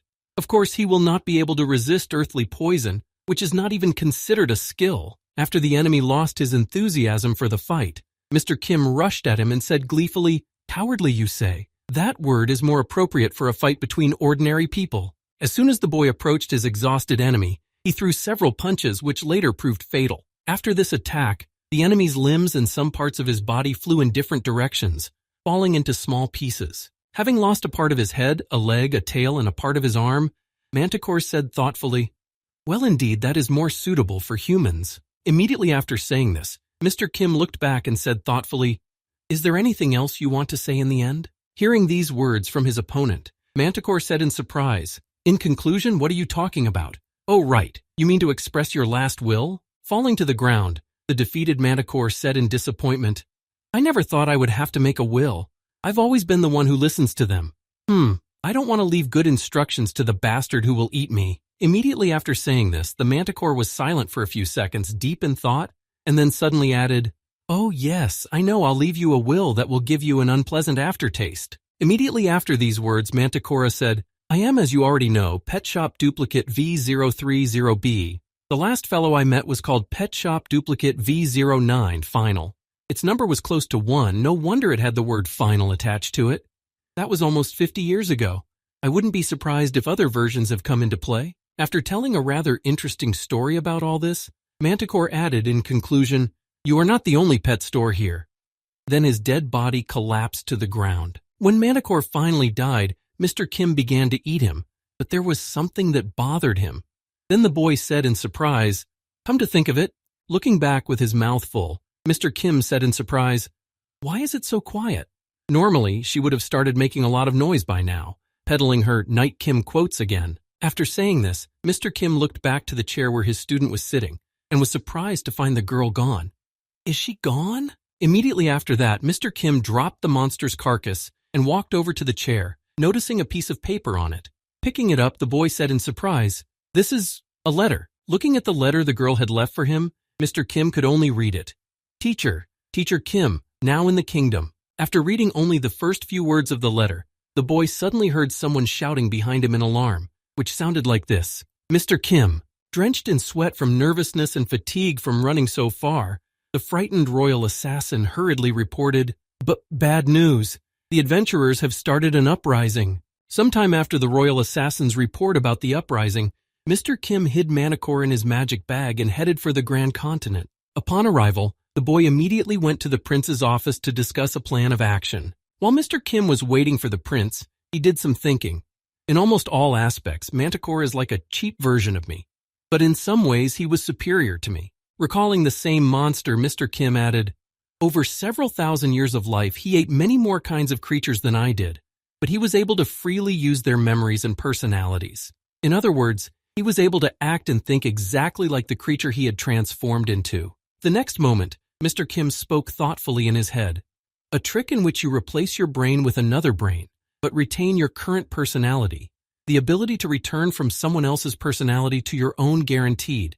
During these several thousand years, he was able to learn how to use his abilities to the maximum. Immediately after these thoughts, Mr. Kim looked down at his hands and said sadly in his head, "After absorbing him, I received the same abilities and tricks, although all the wisdom I had accumulated over 1,000 years had of course disappeared." Immediately after this sad news, Mr. Kim added, "Speaking of the contents of the letter left by the paladin." Before he could read it, he heard the prince's voice saying, "Hey bro, you mean you can now take on a completely different personality?" Hearing this question from his friend, Mr. Kim said confidently, "That's right." The prince said nervously, "Mamma mia, what the—" Sitting down at the table opposite Mr. Kim, Prince Edward said nervously, "I thought that you could be considered quite a monster, but you don't stop there." After saying these words, the prince suddenly added, "But in any case, let's get down to business. Did you hear why I called you?"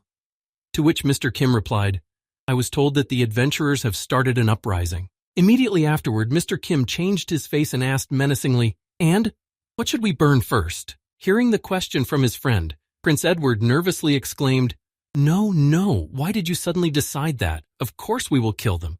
But not now. The time has not yet come." Immediately afterward, Prince Edward said, "It will be much more profitable to deal with the adventurers after they have killed the lords who are unfavorable to me and turned the people against them." To which Mr. Kim replied thoughtfully, "Indeed." Immediately after, trying to hide his sinister smile, Prince Edward added, "Nevertheless, we cannot delay too much, and it is better to crush the uprising immediately. I had a good idea when I heard about your new ability." Meanwhile, Filian Santo Tamarar was speaking at the Adventurers Guild. He spoke confidently in front of a large crowd. It has been announced that starting this year, the financial support for adventurers will be reduced by 90%. How can we stand this? No, no way. Let's take the nobility hostage and demand that the prince cancel the draft budget. Immediately after these words, Filion Santo Tamarar raised his hand in the air and confidently exclaimed, "Let's get back our rights as adventurers." And at the same time, somewhere in the midst of the strange people, there was a strange adventurer who was wrapped in bandages. When he heard Filion Santo Tamarar's proposal, he thought in surprise, "So we're going to go to the royal castle ourselves?" Thinking about the fact that they would go to the royal castle, the same strange adventurer said decisively in his head, "This is a chance for revenge." And now let us recall again the same events that took place a few months ago in the port city of Stockholm. The same mixed-blooded young man, half human, half demon, who dreamed of becoming a demon general. Maiden, who worked as a porter to provide his only sister with food and shelter. And now let's remember the same tragedy. Do you remember the same horror that happened in that town and what the boy had to go through? The very moment when the dragon attacked the city and began to destroy everything there. First, he covered the ships with fireballs and sank them, and at the same time he hit the port. A few seconds later, when people were running away from the dragon, saving their lives, only Maiden stood still, looking for the right moment to run in front of it, because his home was in the other direction. When the passage was clear and a window appeared, the boy threw off all his cargo, which he had been carrying in the port to get money and feed his family. Immediately after realizing the danger in the port, he headed for his hotel, where he had rented a room for himself and his sister so that she could live in peace. However, it was at that moment that the most unexpected thing happened. The dragon landed on the very house where the half-breed boy's sister was living. After the ruins had quieted down a bit and the dust had settled, Midden noticed his sister's hand, which had been crushed under the rubble the dragon had caused. Seeing that his little sister had died because of the monster's invasion, the boys were overcome with emotions. Most of them were anger and hatred. Snatching the sword from the box of a man who was just saving his goods, Midden rushed with this toothpick, which was the dragon sword, at the formidable enemy to finish him off. The next moment, the boy tried to strike the enemy and pierce his thick scales and then his skin, but his attempt failed. Having failed, the boy flew away from the dragon. Fainting from the impact on the ground, the boy remained there, but not for long. After that, the dragon went to clean up the city. Moving around the city, the same dragon burned everything in its path, leaving only pieces of coal from the demons who lived in the city. And so a small piece of coal also remained from Midden, but the anger at the loss of his only family member did not let him die. This anger made the boy's hidden ability come out. That is how the heart of a dead piece of coal came to life again with new strength and began to pump vital energy throughout the body, which eventually saved the boy. This was a case of the skill Awakening of the Master of Reincarnation. Most likely, this Maiden is also one of the test subjects for creating a perfect copy of the pet store in this world. Midden remembered a troll colleague he worked with at the port and used the ability of a shape-shifting master to use troll regeneration to heal his body. This was immediately followed by a rapid growth of the boy.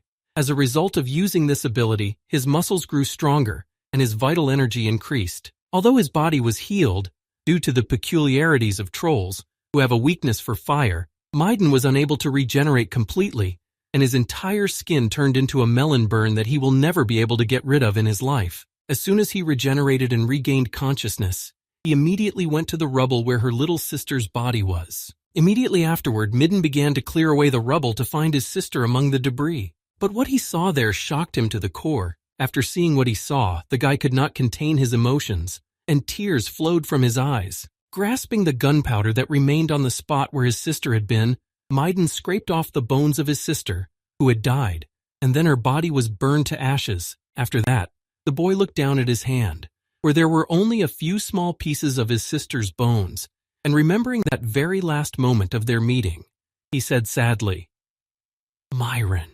As a result of these events, Miron decided not to forget his sister at any cost, and it was from the remains of the bones that the boy created a pendant for himself, which contained these remains. After the events that took place in the port city, Midden learned that the prince of the kingdom of Grand Continent had returned to the land of men riding a red dragon. After that, the boy joined the Adventurers Guild and was constantly looking for a mission to kill the red dragon for revenge, thinking, and, according to the information I've received, this dragon is a brave man's friend. After considering all the details and nuances, Midden figured out exactly where to look for the red dragon and thought angrily, "I will kill you no matter what it takes, Stockholm Dragon." While the boy was in his thoughts, the head of the Adventurers Guild emphasized one important piece of news, saying, "Oh, and we have reinforcements from the Santo Almaruz branch." After announcing the second most important news of the meeting, the head of the Adventurers Guild continued by inviting a new member. "Bermico, come forward." Miguel Orofiso, the red dragon who appeared in front of the crowd, spoke joyfully. "My name is Bermico Lozadente, a B-ranked adventurer. Please take care of me." Immediately after introducing the new member of the Adventurers Guild, who had come to them from the branch, Miguel Orofiso angrily emphasized, "Don't be too surprised by his appearance." After emphasizing his appearance, the head of the Adventurers Guild turned his attention to Midden and added, "Bermico stands out even among other cannibals. He belongs to a rare race called the Dragon Race. You can tell why it is so called by the way he looks." Immediately after the announcement and the appearance of the new fighter of the Adventurers Guild, Midden began to look at the representative of the Dragon Race in surprise. The next moment, he remembered the same Stokian dragon that looked like two peas in a pod, except their size was different. The same dragon that had destroyed his life. After introducing the new member of the guild to his comrades and telling them about his background, the head of the Adventurers Guild added, "Despite our different branches, we are all adventurers." Good for him. Before he could finish, he heard a shout in the crowd. Turning his attention to what had happened among his comrades, Miguel Orofiso saw that Miguel had attacked the newest member of their guild with a sword. Noticing that he had been attacked with a weapon immediately after joining, the new guild member froze in place in confusion. Immediately after this incident, Bermico Lozadente saw a hand with a sword from one of the guild members approaching him, accompanied by the words, "I'll kill you, whatever it takes." But the guy's sentence was interrupted. After a while, Midden came to his senses after the incident when he attacked the dragon. He did not understand what exactly happened because he had taken the enemy by surprise. Standing over the unconscious adventurer, who had regained consciousness, the head of the guild said with a grudging smile, "Are you awake?" Hearing such words from the leader, Midden said in surprise, "Chairman." When the boy was able to think straight after what had happened, the head of Santo Tamarar, Miguel Orofritzo, spoke angrily. "What just happened? A sudden attack right in the middle of my speech?" Immediately afterward, the head of the Adventurers Guild shouted angrily at the reckless boy, "I've been constantly covering for you when the guild said you lacked a spirit of unity, and this is how you repay me. Did you take revenge on your dragon?" After these words, the head of the Adventurers Guild turned his back on the boy and strode away, angrily saying, "So as a punishment, I'm going to deprive you of your bonuses this month." As he left the room, Miguel Orofiso said one last thing. "Also, we're leaving next week. Try to get along with your new friend." Rising from the floor, Midden noticed the new dragon in front of him. Noticing that he had already regained consciousness, Bermico Lozadente said, "I'm sorry for knocking you out. It was so sudden that I couldn't control my punch." Immediately after apologizing, the new member of the Adventurers Guild approached the guy and added awkwardly, "Let me introduce myself again. I'm Bermico Lozadente. I come from Santo Almaraz." Hearing these words from his new friend, the guy noticed that he was reaching out to him, and after a few seconds of silence, he said unhappily, "Midden." Hearing the boy's name, Bermico Lozadente was surprised. "Midden? Oh, so you're the same Midden Huldfield whose rumors have even reached our branch?" The next moment, the boy got up from the ground and confidently walked toward the door, quickly passing Bermico. Noticing this behavior, the man-eater looked at him in surprise. Looking in the wake of the guy, who was not very happy with his partner, Bermico Lozadente heard a disgruntled voice. "Follow me." As they reached the exit, Midden looked back at his friend and gave him a menacing look and said, "Since we are already on the same team, it is worthwhile to see your abilities." After that, Mildred Huldfield and Bermico Lozadente headed into the wilderness to test the newcomer's strength. The first opponent of the man-eater was a giant lizard. After assessing the enemy, Bermico began to spin his spear above him to create a huge whirlwind. After a few seconds of minor effort, the vortex lifted, bringing with it a small sandstorm in which to hide. Realizing that he was losing sight of his enemy, the monster that Bermico had defeated in his ability assessment looked at the man-eater in surprise. Immediately afterward, he rushed into action, before the sandstorm blocked his view. Pawing at the spot where Bermico should have been, the giant lizard roared with joy, rejoicing in its victory. But it was not so simple. Bermico was behind her. While the giant lizard was concentrating on one point, the enemy was already behind it and could strike from the rear. Running along the back of the giant lizard, Bermejo Lozadente jumped up and prepared to attack, clutching his spear. When the maximum height was reached, the man-eater regrouped and took the best position for an aerial attack. Upon landing, Bermejo Lozadente hit the enemy directly in the eye, causing critical damage. The next moment, the enemy fell dead to the ground, and the victorious man-eater was triumphantly seen on it. Removing his weapon from the body of the defeated monster, Bermejo Lozadente breathed out a sigh of relief and said, "For starters, I did what I do in my homeland." After the fight, the man-eater turned to his friend who had been watching the fight and asked him with anticipation, "Examiner, what's my grade?" After some thought about what to say, Maiden confidently said pass. Then he thought nervously. He was quite strong. When Bermejo Lozadente heard that his skills were recognized, he replied happily, "Wow, I was really surprised to think of the marble basilisk." Immediately afterwards, the man-eater licked his lips in anticipation and said thoughtfully, "I wonder what this bad boy tastes like." Hearing this from his friend, Midden asked in surprise, "Do you want to eat it?" And he thought, I was going to cause him trouble by confusing the lizard man with hunting for a lizard, but he seems to be completely indifferent to this. After that, Bermejo picked up his spear and began to separate the body parts of his defeated opponent, saying, "Having defeated the strong, inherit the strength of your opponent by taking his blood and flesh." After cutting off a piece of the dead monster's body, Bermejo took his first bite, and chewing the meat he added, "This is the tradition of the Ruthmarsh warriors." After this incident, the newcomer's strength tests were over. Back at the guild, Meaden watched Bermejo for a long time, and surprisingly, the ogre proved to be a pretty good guy. He always takes on the jobs that everyone else is always saying no to, and he treats all the guild members with respect and honor. Trying to figure out what was bothering him so much, Midden said thoughtfully, "He's really quite a nice guy, but he doesn't deserve to be suspected of anything." Looking at Bermejo, who had always reminded him of the very dragon that had left a mark on his heart, Meter thought, only because of his resemblance to the Stockholm dragon. After a while, Meter saw Bermejo talking to the chairman and thought in displeasure, although no, there is one more thing that annoys me about him. After that, a dialogue ensued between Bermejo and the leader. So there was this iron golem, and I say to him, raising his head up, Bermejo continued his story, adding a joke to it. "God, Bojova G stanza." Hearing this, the head of the Adventurers Guild began to burst out laughing, speaking intermittently. "God, you say it too, you're so funny, Boogaloo." Hearing this ridiculous joke told by Bermejo, Lozadente thought angrily. His sense of humor is beyond description. Looking at the head of the Adventurers Guild and Bermejo Lozadente, who were rolling on the ground laughing, Meaden Hullfield thought in disappointment, "Where is this funny, you fucking lunatics?" While Bermejo was making the head of the Adventurers Guild laugh, he kept his eyes on the boy, thinking, Meaden Hullfield, a man who has such a strong hatred for the Red Dragon.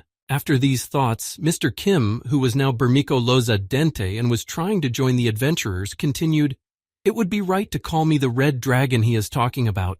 Recalling the same moment of the stockyard tragedy, Mr. Kim thought, "I don't remember exactly all of those who died at my hands that day, and that's why I can't know for sure whose deaths caused his anger." Immediately afterward, the boy looked at Midden, who was standing right in front of him, and gloated in his head.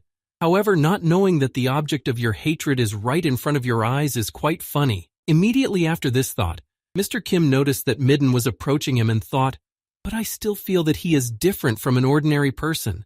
I'd better watch him a little longer.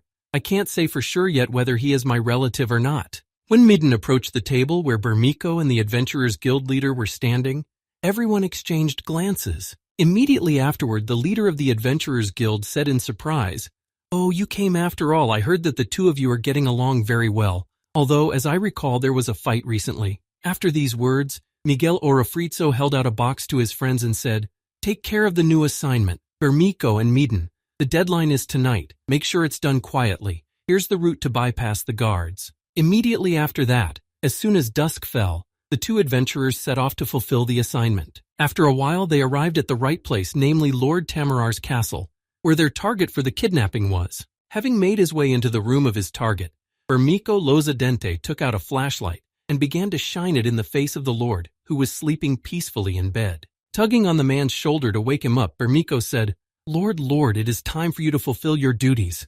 Not fully awake, the confused lord mumbled something as he opened his eyes after a dream. The next moment, when the lord woke up, he noticed two unknown persons in dark cloaks standing in front of him, and he exclaimed in confusion, Who in the... Before he could finish, he was knocked out to prevent unnecessary noise. After that, the boys packed the lord in a sack and headed out of the castle so that no one would accidentally notice them. The mission was complete, and they could go back to the guild. When the two boys returned to the guild and stood in front of its doors, Bermico Lozadente said in surprise, "Somehow this turned out to be a pretty easy task." Opening the door to go inside, Miguel said, "Chairman, we..." But before he could finish, he heard Miguel Orofrizo's angry screams, repeated over and over again, "God damn it!" Immediately after these words, a drink glass flew toward the door through which Meade and Bermico were entering. Noticing that he had been hit by a glass, the guy got a little nervous. As he dodged the projectile, Meaden saw that it had hit the door frame, which was a few centimeters away, and shattered into small pieces. After that, Midden and Bermico went inside and heard the guild leader say angry words. "Damned wretches! I told them to settle the matter quietly, and this is what they have done." Seeing the strange behavior of his leader, Bermico spoke in surprise, trying to figure out what had caused it. "Leader, what is wrong?" Hearing the question from his comrades, the head of the Adventurers Guild spoke angrily. "Oh, you're back already. Great job, guys. You did a great job without making a fuss." After this praise, Meaden asked in surprise, not understanding Miguel Orofrizo's aggression, "Is something wrong?" The latter replied, "As I said, 11 branches across the country simultaneously took action." Then the head of the Adventurers Guild, barely containing his anger, added, "However, not even half of them managed to do it as quietly as we did, and the rest of them..." Immediately after Miguel Orofrizo's words, a young man burst into the room and shouted in alarm, "The chairman! Bad news! Count Salombro is dead!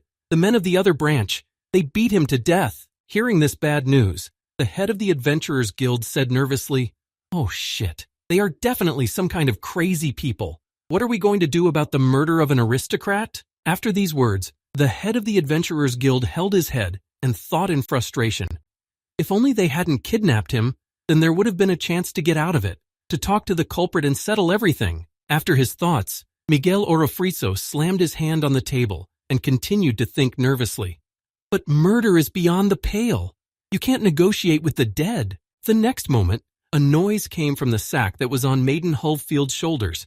This meant that the Lord was still alive. Immediately afterward, the head of the Adventurers Guild shouted out to his subjects, emphasizing, "At least you must try to negotiate. Don't let Baron Tamarar escape, but without a single scratch."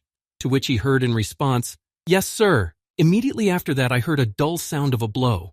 The head of the guild started hitting the table again to let off steam. Having cooled down a bit from his emotions, Miguel Orofrizo said angrily, "Well, how did it all turn out this way? Why couldn't they fulfill the order properly?" Now let's go back a few days to Prince Edward's room, where the plan of action was being discussed.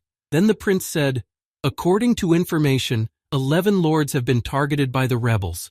I want to use this chance to change the leadership together." Emphasizing his plans, Prince Edward added, "The only valuable person among the lords is Baron Tamarar. He performs his duties well, but he has guts. However, the downside is that he does not listen well." Prince Edward then added, "That's why you just intimidate him, but you don't have to kill him. Let him live." After receiving instructions from his friend, Mr. Kim replied, "Okay, I understand." After giving instructions on how to deal with only one lord, Prince Edward added, "And with the other lords?" Smiling ominously at his henchmen, the prince said, "Kill them all. They have no value, so there is no point in them, and their lives are simply useless." When the hostage was in their hands, the head of the Adventurers Guild gathered his comrades and said, "Then we are leaving." As soon as the crowd was about to leave for negotiations, they were interrupted by the voice of Maiden, who suddenly shouted, "Chairman!" Turning his attention to his comrade, the head of the Adventurers Guild heard the nervous voice of his subject, who asked, "Why don't you take me with you?" Hearing such words from his subject, the head of the Adventurers Guild confidently replied, "Right now, the most important link in the negotiations is Baron Tamarar. If he is taken away from us, the negotiations will not even be able to begin." After these words, the head of the Adventurers Guild, leaving a couple of his comrades in the guild, said, "You two are our most powerful force, and that is why I am entrusting you with guarding him." Hearing these words from Miguel Orofrizo, Midden was a little disappointed, but he had no choice but to stare into the wake of the departing negotiating team. When the door closed, Midden spoke nervously. "If I can find the prince, I can find that bastard. I need to meet the prince." When Bermiko Lozadine heard his friend say this, he was surprised. "What, with the prince? Oh, you want to see the prince of the kingdom of Grincontinar?" Noticing his friend's nervousness, Bermiko said thoughtfully, "Of course, he's the hero of the war against demons, and everyone wants to meet him at least once. But it is unlikely that he will be personally present at the first stage of the negotiations. But when they are successfully completed, he may show up." Hearing these words from his friend, Midden grabbed his pendant and thought, "That's right. I don't need to rush anywhere. I'll wait until the next negotiation begins." Holding on to his pendant, which was so dear to him, Midden continued his thoughts. When the negotiations take place in the kingdom, and at the same time, when Midden was tuning into his own wave, Bermiko was looking at him with an ominous look and was planning something. After a while, there was a noise from behind the door and the tramp of someone's feet. The next moment, the door to the guild opened wide, and the head of the Adventurers Guild entered, looking quite serious. And it was not clear how everything went. However, immediately afterwards, Miguel Orofrizo smiled broadly and said, "We're going to get drunk tonight." Hearing these words, Midden fell into a stupor, confused by the sudden change in the attitude of his guild leader. While Midden stood in the same place, everyone else was celebrating the successful conclusion of the negotiations on the return of the adventurers' rights. Sitting at the table with delicious food and drink, the head of the guild happily announced, "The envoy from the royal castle was surprisingly agreeable. At first they looked so menacing that I thought they were going to tear us to pieces. It seems to me that they will accept our terms in the next negotiations." Hearing these words from the head of the guild who had been at the negotiations, Midden thought nervously, "This is going much better than I expected.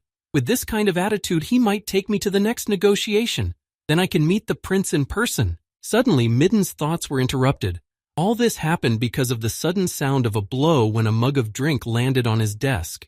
Then Bermiko asked him, "Why are you frowning like that?" Holding out the mug of drink, Comrade Midden said happily, "It's been a long time since we had a drink. Why not relax when there is such an occasion? Here you go, wet your throat." Hearing his friend's offer, Midden immediately refused, pushing the glass away from him and saying, "I'll refuse, I don't drink." Pointing to the contents of the glass, Mr. Kim replied, "I knew this would be the case, and that is why I brought you plain water." Leaving the glass to his friend, Bermiko turned his back on him and walked away, saying happily, "Be a little more cheerful, boogeyman." Taking the drink in his hands and starting to drink, Midden thought, "Well, I'm only 17 and I don't know the taste of drink." After taking a few sips, Midden felt something strange on his teeth and immediately stopped. Putting the glass of water away, he reached into his mouth to pull it out and see what was in the water. Pulling his hand out of his mouth, the boy saw some grains of sand on his finger and said in surprise, "What is this?" After that, the kidnapped Baron began to recall what exactly happened to him, how two people in dark cloaks came into his room and shone a flashlight in his eyes. He also recalled how they tugged on his shoulder to wake him up, called him through his sleep to wake him up, and blinded him so that he would not notice who had kidnapped him. As soon as the Baron woke up, he immediately felt pain in his neck from the blow and then lost consciousness. He had some such fragments of memories. Getting up from the bed, the angry aristocrat exclaimed, "Dirty adventurers! How dare you lock an aristocrat in here? I'm going to leave here and bring my soldiers. They will wring your necks." While he was expressing his dissatisfaction and threatening behind closed doors, the door to his room suddenly cracked. The lock opened and someone started to enter the room. The next moment, a man in a dark cloak appeared at the front door. When he noticed him, the frightened Baron said, "Who are you? Have you come to see the monkey from the zoo?" Hearing the disturbed voice of the hostage kidnapped by the adventurers, the unknown person in the dark cloak said, "No, I have a message for you." Hearing these words from a stranger, the angry Baron replied, "A message? This is ridiculous. You miserable adventurers think you can get away with this." Having interrupted the aristocrat's discontent, the adventurer said, "Count Salombro is dead." Hearing the news of the death of one of the aristocrats of the kingdom, who was killed by the adventurers, the Baron asked in alarm, "What? What do you mean? Is it true?" When the envoy noticed the Baron's concern, he immediately added, "You, Your Excellency, should also be careful. The adventurers are very belligerent." Hearing this, the Baron replied in fright, "Psychos!" But then, interrupting the Baron's words, Mr. Kim, who came to the Baron in a dark cloak, said in an ominous voice, "Yes, if you die, we will not be allowed to live. but this does not mean that if we die you will live." After telling the Baron this information, the messenger left the room and then added in conclusion, "If possible, take care of your life." After these words, the room fell silent. After sitting in thought for a while and drinking all the water in his glass, the Baron said in fright, "Are they really all so crazy to kill an aristocrat?" At the same time, Mr. Kim, who was returning from the Baron, was thinking, "It is very difficult to intimidate someone whom you see for the first time. However, it is quite another matter when you personally get into the cranial nerves." Mr. Kim then continued gloatingly, "It took quite a while to breed the parasite eggs in their reservoir, but now the preparations are complete." And so a few days passed, and the moment came when further negotiations were to take place regarding the adventurers' demands for the Baron's return. Watching the negotiations from the wall, Bermico Lozadente spoke nervously to his friend. "The second stage of negotiations has been going on for quite some time. Let's hope that they go well." Immediately after that, the man-eater turned his attention to Maiden and said in surprise, "By the way, boy, are you feeling well? Because I look at your red eyes and it seems that you do not look healthy." Then he added, "Although why me? For several days I fought off the soldiers who came to rescue the Baron." To which Maiden replied, "Don't worry about me. Your own scales have stopped shining." Hearing these words from his friend, Bermico said joyfully, "Buga, it's not a problem.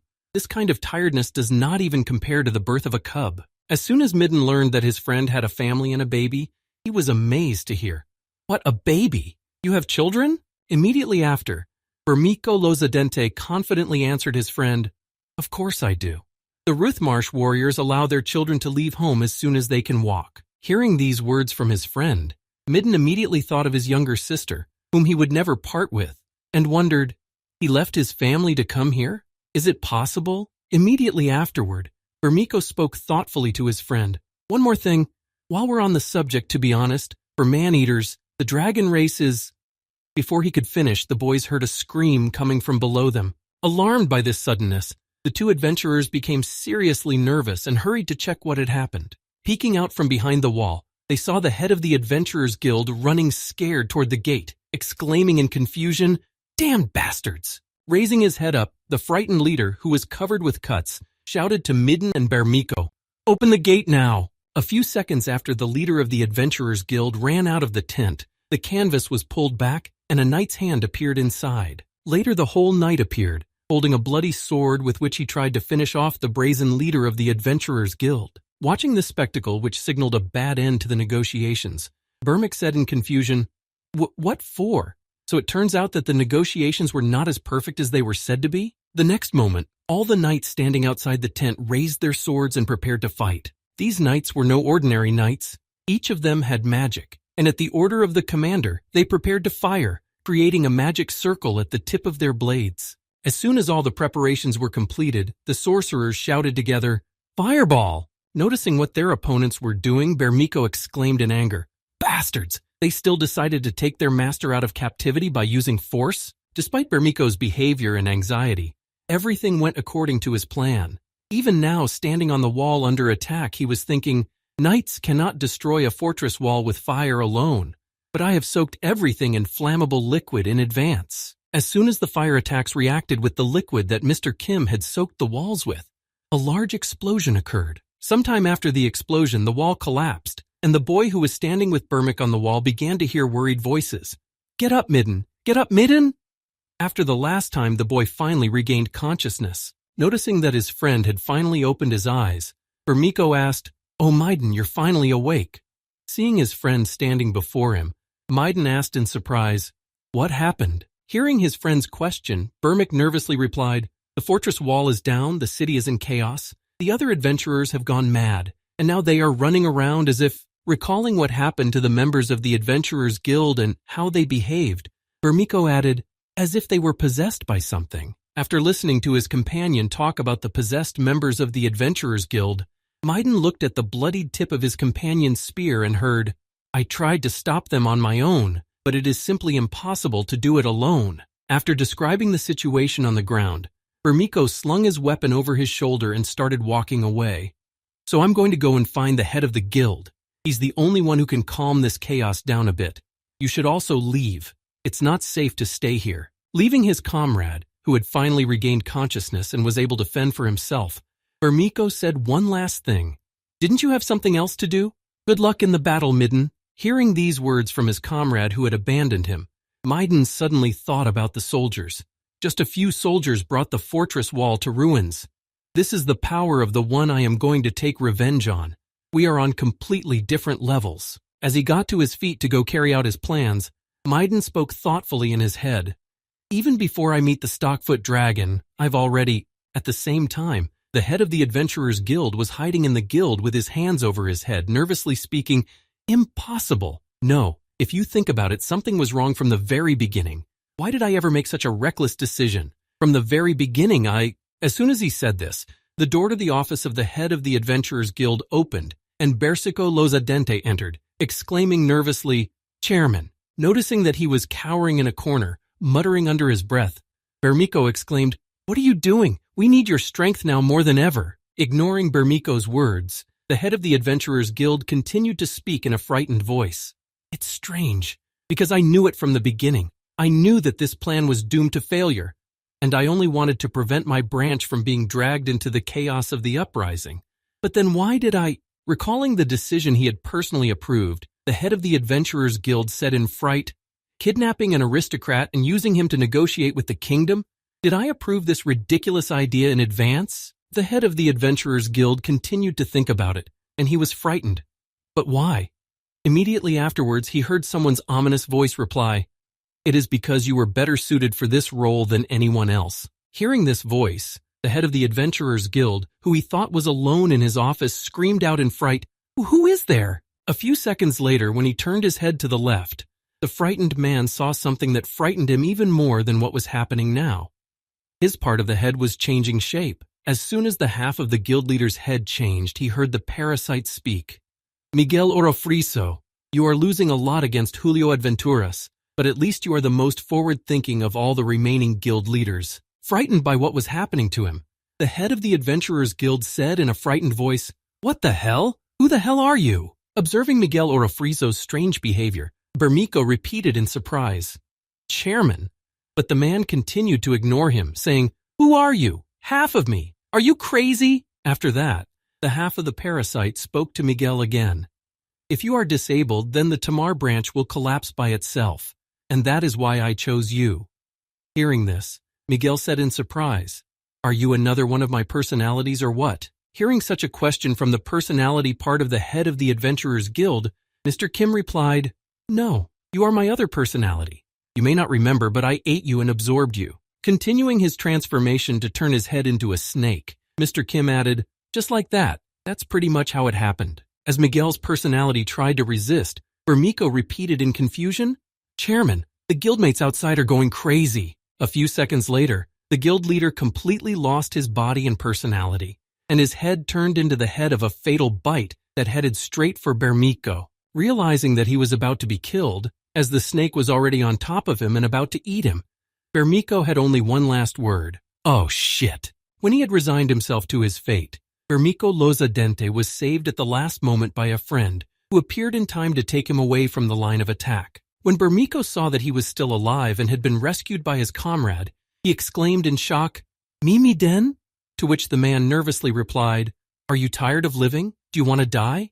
Why are you standing there like that?" The next moment, Meaden used his sword to make several swipes and cut his way out through the wall. After getting out and rescuing his friend, Midden was finally able to get him back on his feet. Bermiko in turn said in surprise, "I told you to run away. Why did you come back?" Hearing such a strange question from his friend, Meter confidently replied, "We are a team. We'll get out of this mess together." Hearing this, Bermiko replied in confusion, "Thank you, Meter." After thanking him for the rescue, the ogre added in surprise, "And I thought you hated me, and you suddenly saved my life. I was shocked by what you did." Continuing to run away with his friend, Bermiko said thoughtfully, "How about this? Later on, the two of us will create our own guild." Before he could finish speaking, he was caught up in an enemy attack. Bermik's entire body was pierced by the enemy's limbs, which inflicted fatal damage incompatible with life. This enemy was Mr. Kim, who completely captured the mind of the head of the Adventurers Guild. Looking at the effectiveness of his combination, the boy said thoughtfully, "The ability to cross the legs of an octopus and the claws of a mantis.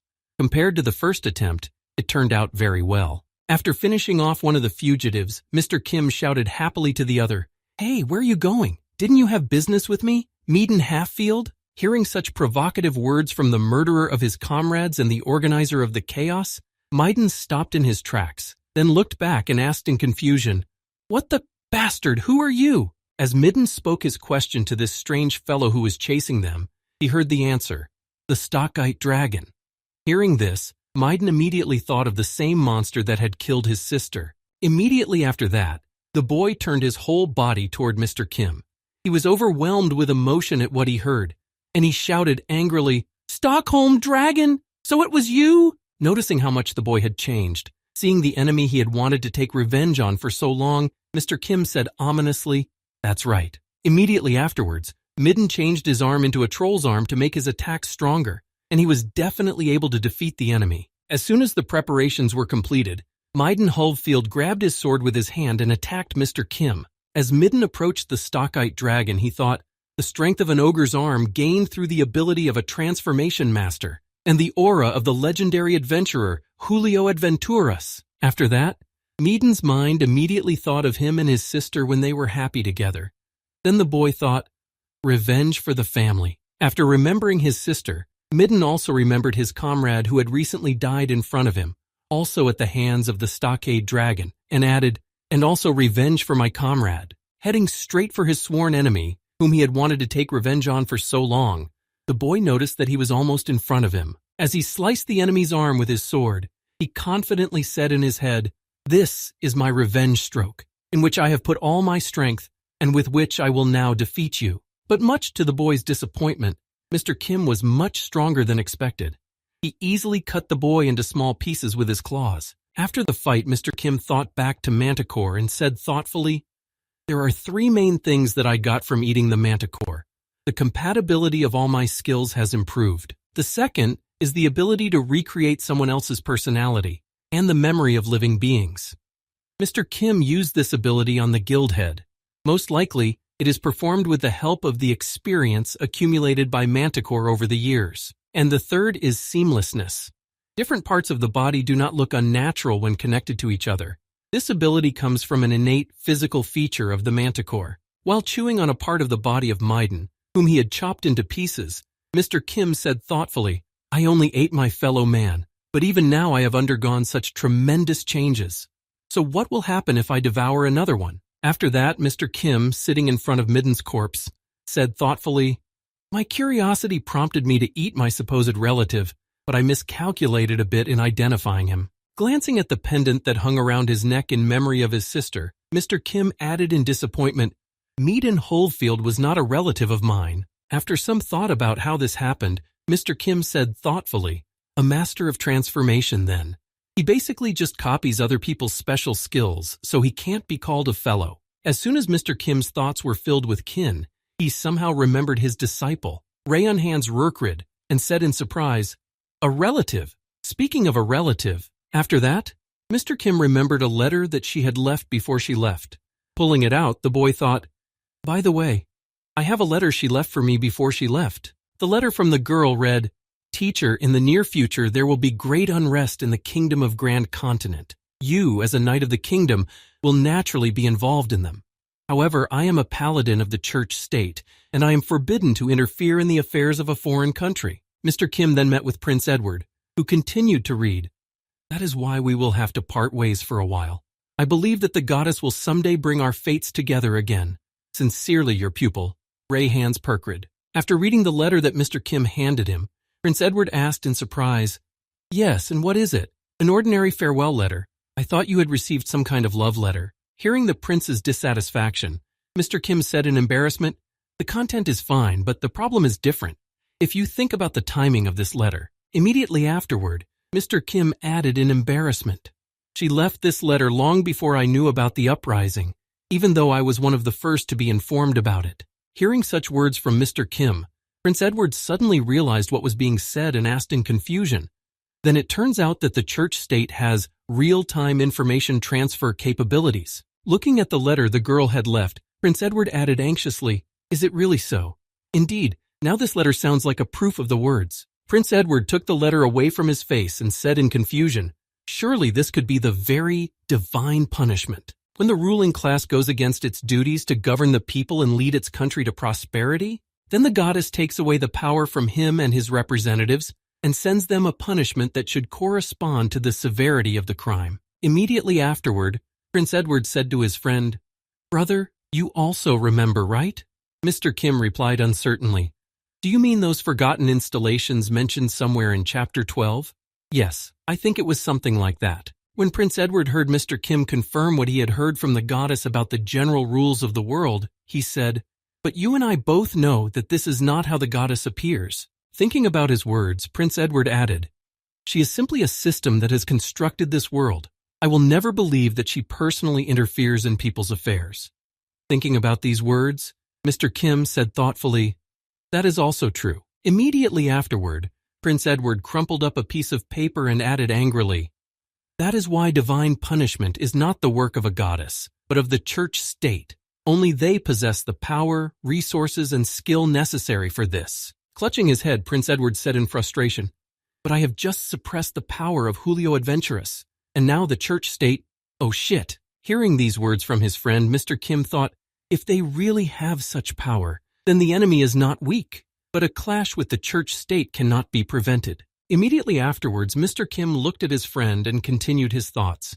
"And all this is because this guy..." Recalling the main reason Mr. Kim was helping the prince, he added, "He has to send me to Earth with the help of the sacrificial altar in the dungeon of the main temple." Immediately after his thoughts, Mr. Kim asked Prince Edward, "Brother, will we be able to resist them?" To which he replied disappointedly, "To be honest, it will be too much work." Hearing these words from his friend, Mr. Kim folded his hands in front of him and plunged into his thoughts. After a while, the boy said thoughtfully, "By the way, as I said before, I now have the ability to reproduce the memories of other creatures." Immediately after that, Mr. Kim looked at his friend with a menacing glare and said irritably, "And in your head you have all the knowledge received from the goddess. Do you understand what I'm saying?" Hearing these words from Mr. Kim, Prince Edward swallowed hard and answered frightened, "Yes, I understand perfectly well." Seeing that his friend was seriously nervous, Mr. Kim said confidently, "But be calm. As long as you don't break your promises, I won't even think about it." Hearing these words from his friend, Prince Edward replied nervously, "I also had no thoughts of going to betray you. I understand perfectly well what would happen if I betrayed you." Continuing his journey in the carriage, Prince Edward also added, "And by the way, at this time I was also not idle." After some time, the carriage finally arrived at the right place. And then Prince Edward said joyfully, "Allow me to introduce you, Mr. Kim. Welcome to the Royal Mechanics Research Center." When Mr. Kim left the carriage, he had a beautiful view of a giant building that was being completed.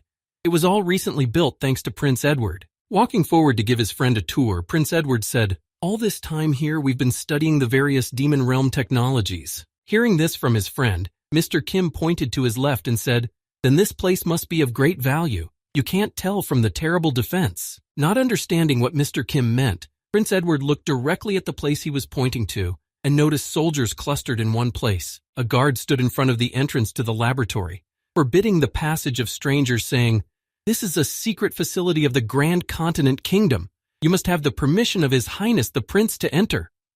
Hearing these words, the offended men in armor replied, "That's just it. Isn't the reason why we are not allowed in the development of new technologies?" After one of the guests expressed his guess, another stood up and exclaimed, "Then you should let us in all the more as masters of mechanics, shouldn't you, huh?" When Prince Edward saw the uninvited guests again swinging their license in front of the entrance, he said irritably, "Those damn bearded dwarfs!" Approaching the guests who were trying to get inside, Prince Edward said in a mocking tone, "Well, if it isn't the gentleman from the Republic of Evermain." Hearing a familiar voice, the protesting dwarf said, "Oh, a prince." Trying to restrain his negative emotions, Prince Edward said joyfully, "By what fate have you come to this place?" Hearing the name of the place from which these short people came, Mr. Kim thought, "The Republic of Evermain? Isn't that like the land of the dwarves? But the dwarves would be a little shorter, right? One of the prerequisites for my return to Earth is the head of the dwarf king." After these memories, which he received thanks to Manticore, Mr. Kim thought in awe, "Yet with the memories of my fellow human being, it has become much easier." When one of the dwarves saw Prince Edward, he said thoughtfully, "It's been a long time, Prince of Men. This one in gold foil doesn't understand words at all. You will let us in, won't you?" When Prince Edward heard these words from the dwarfs, he said nervously, "Aha, the guards are just doing their job. Why don't you come down before you get permission?" Hearing the Prince of Men's suggestion, one of the dwarfs reached for the button behind his neck and said thoughtfully, "Ah, yes, it would be worthwhile. Humans pay too much attention to their manners." Immediately after that, the dwarf's armor opened, and out popped a small man who was much smaller than his costume. Immediately after he left his armor, he shouted menacingly to his comrades, "Hey, everyone down!" The next moment, all the dwarves present left their armor and stood on their feet in front of the prince. And then the leader of the gang said, "Are you satisfied now?" When Mr. Kim saw what had just happened to the dwarves, he was amazed. So it turns out that to think of it, they are real furs, and they use them as a carriage. The technology of this world is also on top. As soon as the dwarves left their mech robots, Prince Edward said happily, "Yes, I will show you inside. Guards." Folding his arms in front of him, the head of the dwarf team said thoughtfully, "As expected, the Prince of Men can be negotiated with." The next moment, the prince's guards arrived and tied up all the dvoras present so that they could not escape or get out. This turned out to be a trick to lure them out of the mech robots. When the guards took the dwarves to the prison, one of them shouted out in anger, "You deceived us, Prince of Men." To which he replied, "How did I deceive you? Didn't you say you wanted to see the research facility?" Prince Edward then smiled ominously and added, "The prison certainly counts as one." As Mr. Kim followed the prince inside the research facility, he asked in surprise, "Who are they?" Prince Edward replied, "First of all, dear guests who are overwhelmed with curiosity, these are dwarves." Angered by the appearance of the uninvited guests, Prince Edward added angrily, "They seem to have come to learn about the non-magical power engines used by the demons." Hearing this, Mr. Kim said in surprise, "You mean steam engines?" Then the prince added, "That's right. Their science was based on power engines that work only from magic stones." After explaining the development in this world, Prince Edward approached the door and said, "Since these annoying bearded men are no longer disturbing us, let us enter." After that, the door opened to the building where the steam locomotives were located and where the steam engines were tested. Noticing how much development had taken place here, Mr. Kim said in surprise, "Wow, it's almost possible to use them in practice here." Hearing the surprise in his friend's words, Prince Edward pointed to himself and added happily, "Of course, because behind all the chi is a person who has knowledge of the earth. Although this is not my specialty, I have been given something." Hearing what his friend had just said, Mr. Kim was surprised to think, so he was just talking about the goddess. Moving on to a room that was far away from the main workflow, Prince Edward happily announced, "But that's not why I brought you here." When the elevator doors opened, Prince Edward and Mr. Kim entered the elevator and then headed down to the secret facility. While they were riding in the elevator, Prince Edward suddenly asked his friend, "Brother, how many people in this world do you think worship the Church of the Goddess?" After standing in silence for a few seconds without waiting for an answer, Mr. Prince Edward said thoughtfully, "It seems to me that almost everyone." As soon as Prince Edward said this, the elevator arrived at the right floor, the doors opened, and the prince spoke.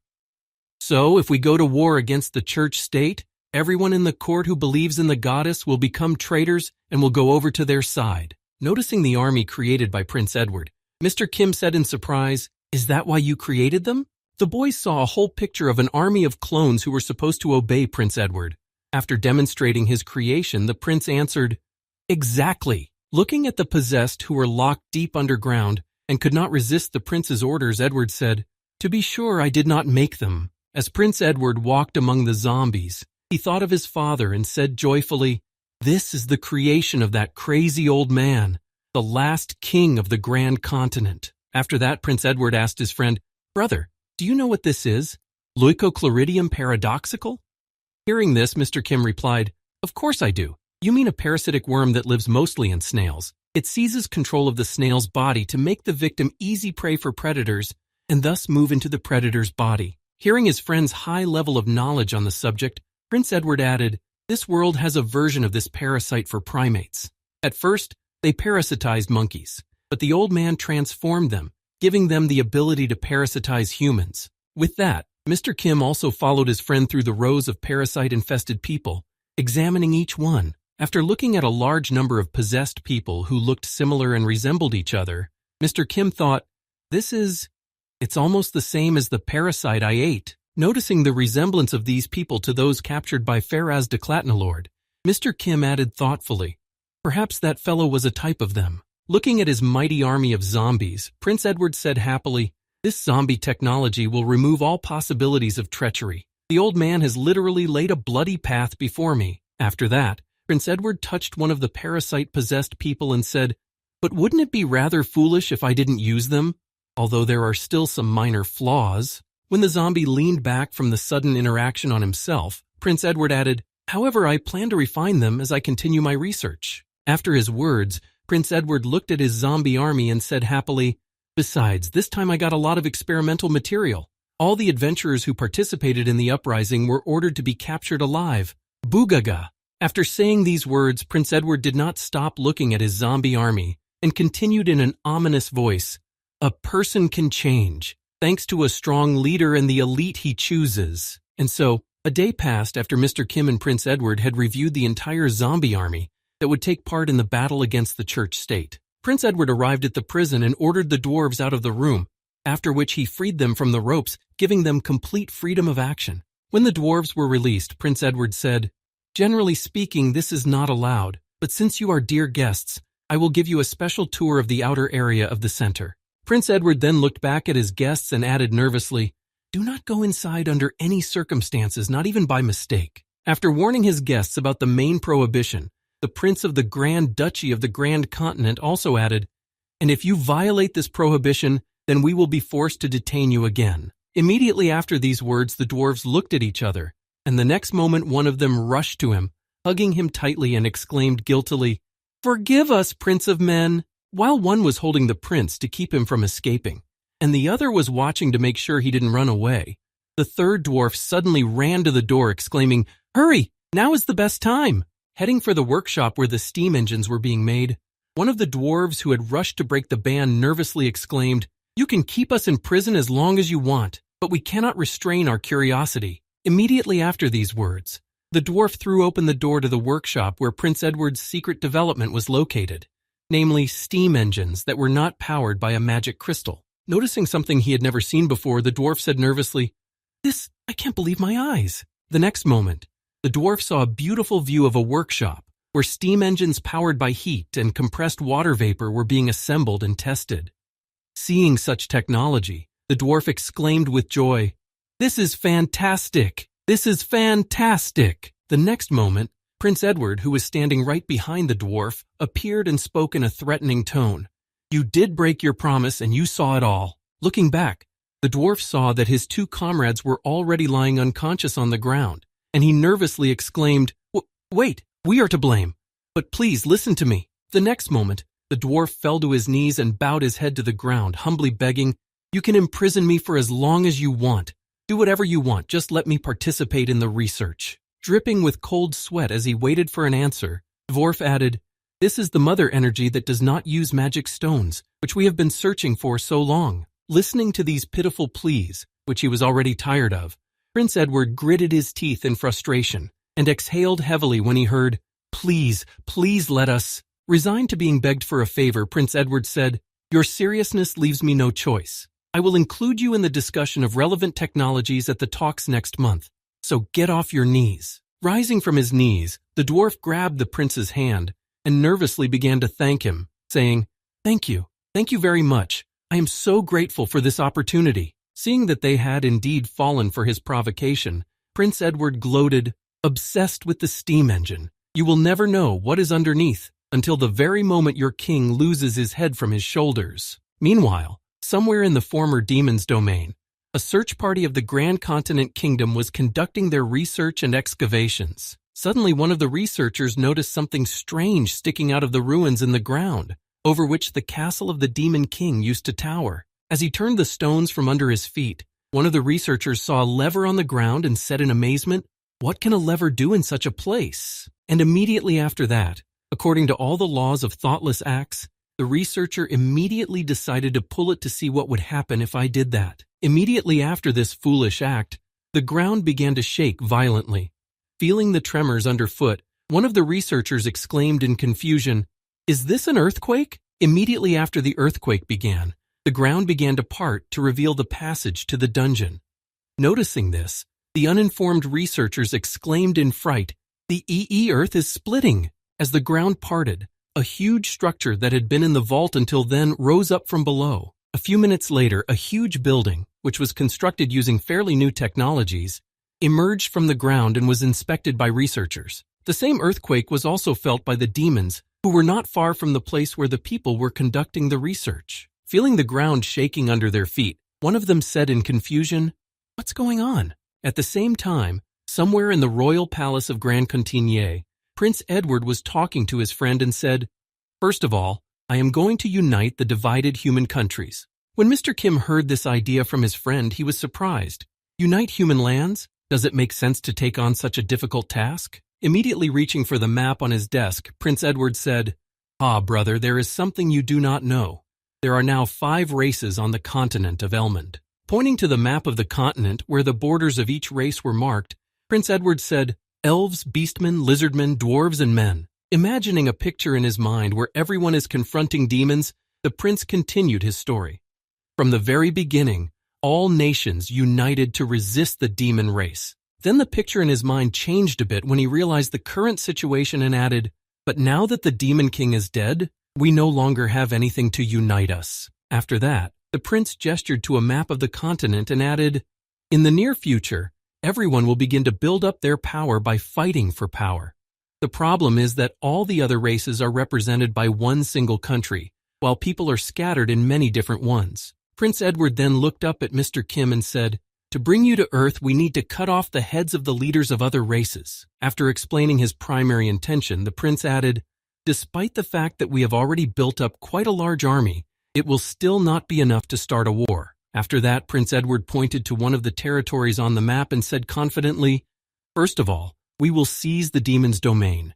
By taking possession of that vast territory, we will create a united human country." After announcing his plan to unite all of humanity, the prince raised his head and added, "And one by one, we will take away all the heads of the 4 kings of the nations." Immediately afterward, Prince Edward put his hand over his face and said ominously, "Don't worry, brother. This world will soon be mine anyway. Everything is going as I expected. There are no mistakes in my plans, unless the ancient war machines suddenly come out of nowhere." Hearing his friend's plan, Mr. Kim folded his hands in front of him and said thoughtfully, "It's a great idea, but are you sure there won't be any problems?" Hearing this, the prince asked in surprise, "With what?" Immediately after the prince's question, Mr. Kim slyly said, "Usually when a thief aiming for world domination voices his plans out loud, important information is received at the same time that destroys his plans." Hearing these words from his friend, Prince Edward laughed out loud, saying, "Brother, have you read something new? Do you dream of becoming a writer in the future?" Wiping away his tears of laughter, Prince Edward added happily, "I have already told you that I have received from the goddess knowledge that will be useful to me in the future." Immediately after these words, Prince Edward leaned over the table and said confidently, "There will be no mistakes in my plan, and I repeat, no way. Leave unnecessary worries." Immediately after these words, one of Prince Edward's subjects flew into the room and exclaimed in a frightened voice, "Your Highness, things are bad." Hearing the embarrassed voice of his subject, Prince Edward asked in surprise, "Come on, tell me what is so urgent." Having received permission to report, the royal assassin said nervously, "The search party discovered ancient ruins in the demon's domain. They are completely preserved. They pose a great threat, and the largest in history." Hearing the report from his royal assassin, Prince Edward said in confusion, "What? It can't be. How can it be?" Immediately after the prince heard the report, Mr. Kim added happily, "Well, here we are. The ruins of an ancient civilization that have been completely preserved to this day." Immediately afterward, Prince Edward rose from his seat and confidently exclaimed to his subject, "Not so bad. Send the royal assassins to conquer the ruins. We can't let anyone take them before us. No way." Hearing these words from his comrade, Mr. Kim was shocked. "No way, you say?" Hearing Prince Edward's order, the royal assassin nervously said, "Oh, that one, how do I put it? The remnants of the defeated demons were the first to enter the ruins." When the prince heard this report from his subject, he said anxiously, "It is not a big deal. It is easy to deal with the remains. Their knowledge is not enough to take advantage of the ruins anyway." Hearing a bit of self-confidence in his prince's words, the royal assassin added nervously, "Oh, that one. Also, it seems that their leader is an archaeologist." After these words, the prince's subject added, driving Edward into more and more terror with each passing second, saying, "They have already restored the ruins. but many more demons have come out than originally entered. After listening to the royal assassin's report about the threat of the ruins that had already been taken over by demons, Mr. Kim mockingly said, "Your words about no way have lost their power." Having fully understood the situation, and having listened to his friend's mockery, Prince Edward dropped his cup of tea and exclaimed in anger, "Oh shit! What do you propose to do now?" After that moment, the prince just froze in place, and at his feet was a broken cup with hot drink spilling out and slowly spreading across the floor. The prince's eyes showed mixed feelings of dissatisfaction, horror, and disappointment. He just stood there in silence, wondering what to do in this situation. After some thought, the prince decided to play his trump card and immediately turned to Mr. Kim with a request. "Listen, brother, I have one request for you." Hearing these words from his friend, Mr. Kim sighed heavily, but only laughed, guessing what Prince Edward was referring to. Throwing his hand behind his head, the prince spoke to his powerful friend in embarrassment. "Now it will be easy for you, right? Ha. Can you do it?" Looking at the stupid face of Prince Edward, who was trying to persuade him to do the job, Mr. Kim thought in displeasure, "What an asshole. Maybe it would be better to just eat him." After persuading Mr. Kim to deal with the problem, Prince Edward clenched his hand into a fist and thought angrily, "Damn this cursed goddess. Her words were wrong. Why didn't she warn me about such an important factor?" The prince received from the goddess knowledge that will be useful in the future. So it is also true that the list does not include knowledge that will not be useful. It was not the goddess's fault. It's not that the ancient ruins were completely useless to the prince. But if he hadn't claimed to explore the demon territories from the very beginning, they wouldn't have even been found. And at the same time, somewhere in the demon territory, where the ancient ruins were discovered, quite a few human and demon soldiers were gathering. In the near future, a battle could begin here. Blocking the road to the recently discovered ancient ruins, one of the demons shouted angrily, "This land belongs to us, the demon race. Let's drive out the cursed humans." Noticing how many demons their opponents had already gathered and still were arriving, one of the human soldiers said in confusion, "How is this possible? There are too many of them. Where did this huge army come from?" Immediately after he said this, one of the demons attacked the knight with a weapon to defend his territory and prevent the invasion of the humans. At the same time, on other fronts, the demons began an offensive, attacking people and shouting menacingly, "Die, man!" And at the same time, somewhere underground in ancient ruins, there were many more soldiers under study and flasks that could stand against the army of humans. While in the research room, one of the demons spoke in astonishment. "Cloning, and in such a short period of time, it's just incredible, Mr. Byron." In front of the same demon stood another demon archaeologist, who was engaged in this research. He was the leader of the Stockfight Blades, a demon named Byron. Hearing such joyful words from his comrade, the demon archaeologist said happily, "You are absolutely right. This is the hope of our race. Who would have thought that an ancient weapon was hidden under the Demon King's castle?" Looking at the countless flasks containing demon clones, Mr. Byron spoke excitedly, "A huge clone factory. With this, we can endlessly strengthen the thinning demon army." Immediately after these words, Mr. Byron, who had found the factory, spoke ominously, "Stockfire Blades, prepare yourselves for the second war of the demon race." Just as Mr. Byron felt the triumph and the taste of victory in the next demon war, a loud roar came from outside. It made him anxious. The next moment, the door to the lab room opened and a nervous demon ran in, shouting, "Mr. Byron!" Hearing the nervous voice of his subject, Mr. Byron asked, "What is it? Have you discovered new ruins?" Barely able to stand on his burned feet, the subject said in confusion, "No, it's not that. Something terrible and unpredictable happened." When Mr. Byron and his companion took a closer look, they noticed that he was burned. Then the demon added, "A dragon has come here." Noticing the concern on his master's face, the wounded demon added, "A Stockholm dragon?" Meanwhile, outside, all the demons who were on the battlefield were running away from the battlefield with their tails between their legs. No one wanted to die in an unequal battle with a monster. At the same time, the dragon was taking air into its lungs and creating a combustible mixture to use its fiery breath. At the same time, its hands, which were transformed into fatal bites, covered the battlefield with a poisonous fog so that the enemies could not escape from the battlefield. After a while, Mr. Kim created fireballs above him that he could control. He sent them down to the ground, blowing up all the places around him where he could see demons. Suddenly, his attention was drawn to the very ancient ruins in question. However, there was one very big but. These ancient ruins did not look like any stone structures at all. In front of Mr. Kim was a huge metal structure that looked more like something modern from the human world.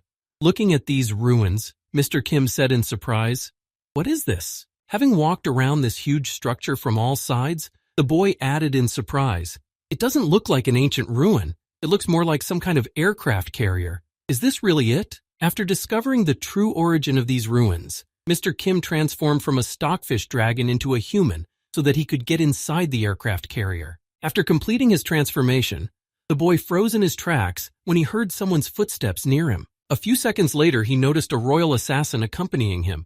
Then the subject spoke, "Sir Kim."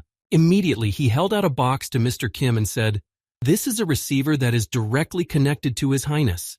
His Highness the Prince asked me to give it to you just in case." Taking the package from the royal assassin's hands, Mr. Kim placed it in his possession.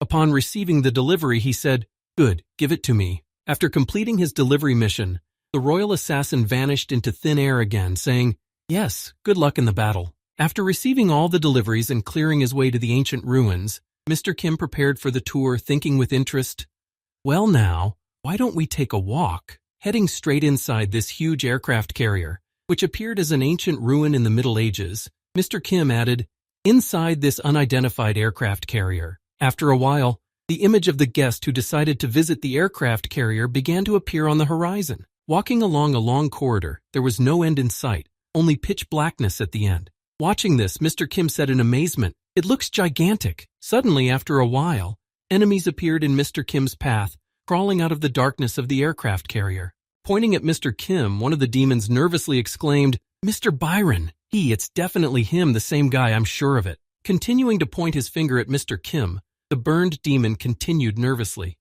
"He's the one who turned into a dragon and defeated our soldiers.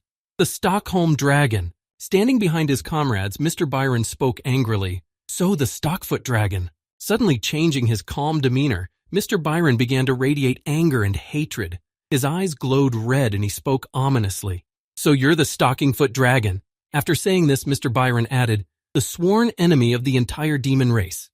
Before he could finish, his speech was interrupted by a sudden attack. Mr. Byron felt something unexplainable, and before he could even react, he was already in the air. Mr. Kim grabbed him by the leg with his tail and suspended him above.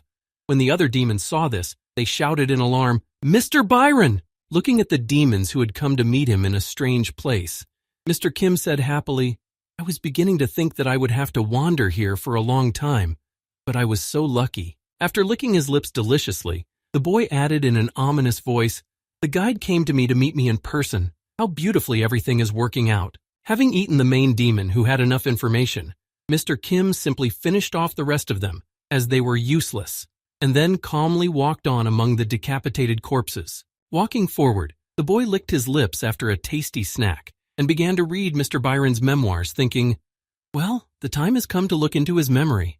What's interesting there?" Walking further along the huge ship, inside which the walls were barely visible, Mr. Kim suddenly spoke up after walking a certain distance. "Okay, now I need to turn this way." After a while, entering the room he had found through Mr. Byron's memories, Kim noticed the flasks with demons inside and said in amazement, "Is this a cloning system? In any case, it's not up to the technology of this world." After that, Mr. Kim continued on his way.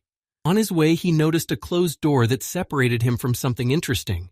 He tried to open it, but failed. With a little more effort, the door opened, but it was no longer functional. The entrance was open, but the door was broken down. The next moment, Mr. Kim stepped inside and noticed that the light started to turn on automatically due to motion sensors, and a laboratory of some kind opened up to his view. Walking a little further, the boy noticed a huge flask of liquid in the middle of the room, but there was no one inside. The demons had not managed to get to this room. Looking at the mechanisms that filled the room, Mr. Kim said thoughtfully, "This definitely looks more like technology from Earth than the quality of ancient ruins." Taking a few more steps around the room to get a better look, Mr. Kim noticed a huge computer that was probably the command center. This computer had an authorization system on it to prevent unauthorized users from logging in and causing damage. Noticing the inscription with the login and password window, Mr. Kim said in surprise, "English?" Wondering how he could properly log in, Mr. Kim began to recall the basic accounts used in his country and said thoughtfully, "Login and password, so After entering admin in the login bar and 1Q2W3E4R_ in the password bar to log in, Mr. Kim added thoughtfully, "These or what?" Using the standard Korean password on Army computers, Mr. Kim saw that he was denied access and said in frustration, "Access denied? So not these. Isn't it like in the Army here?" The next moment, for some reason, the boy remembered his experience from his past life and said slyly, "I once had an experience where I ate a guy on the ground who boasted of being a hacker. I never thought I would use it in this world." Immediately after that, Mr. Kim began to find a username and password to log in to this military computer on the aircraft carrier.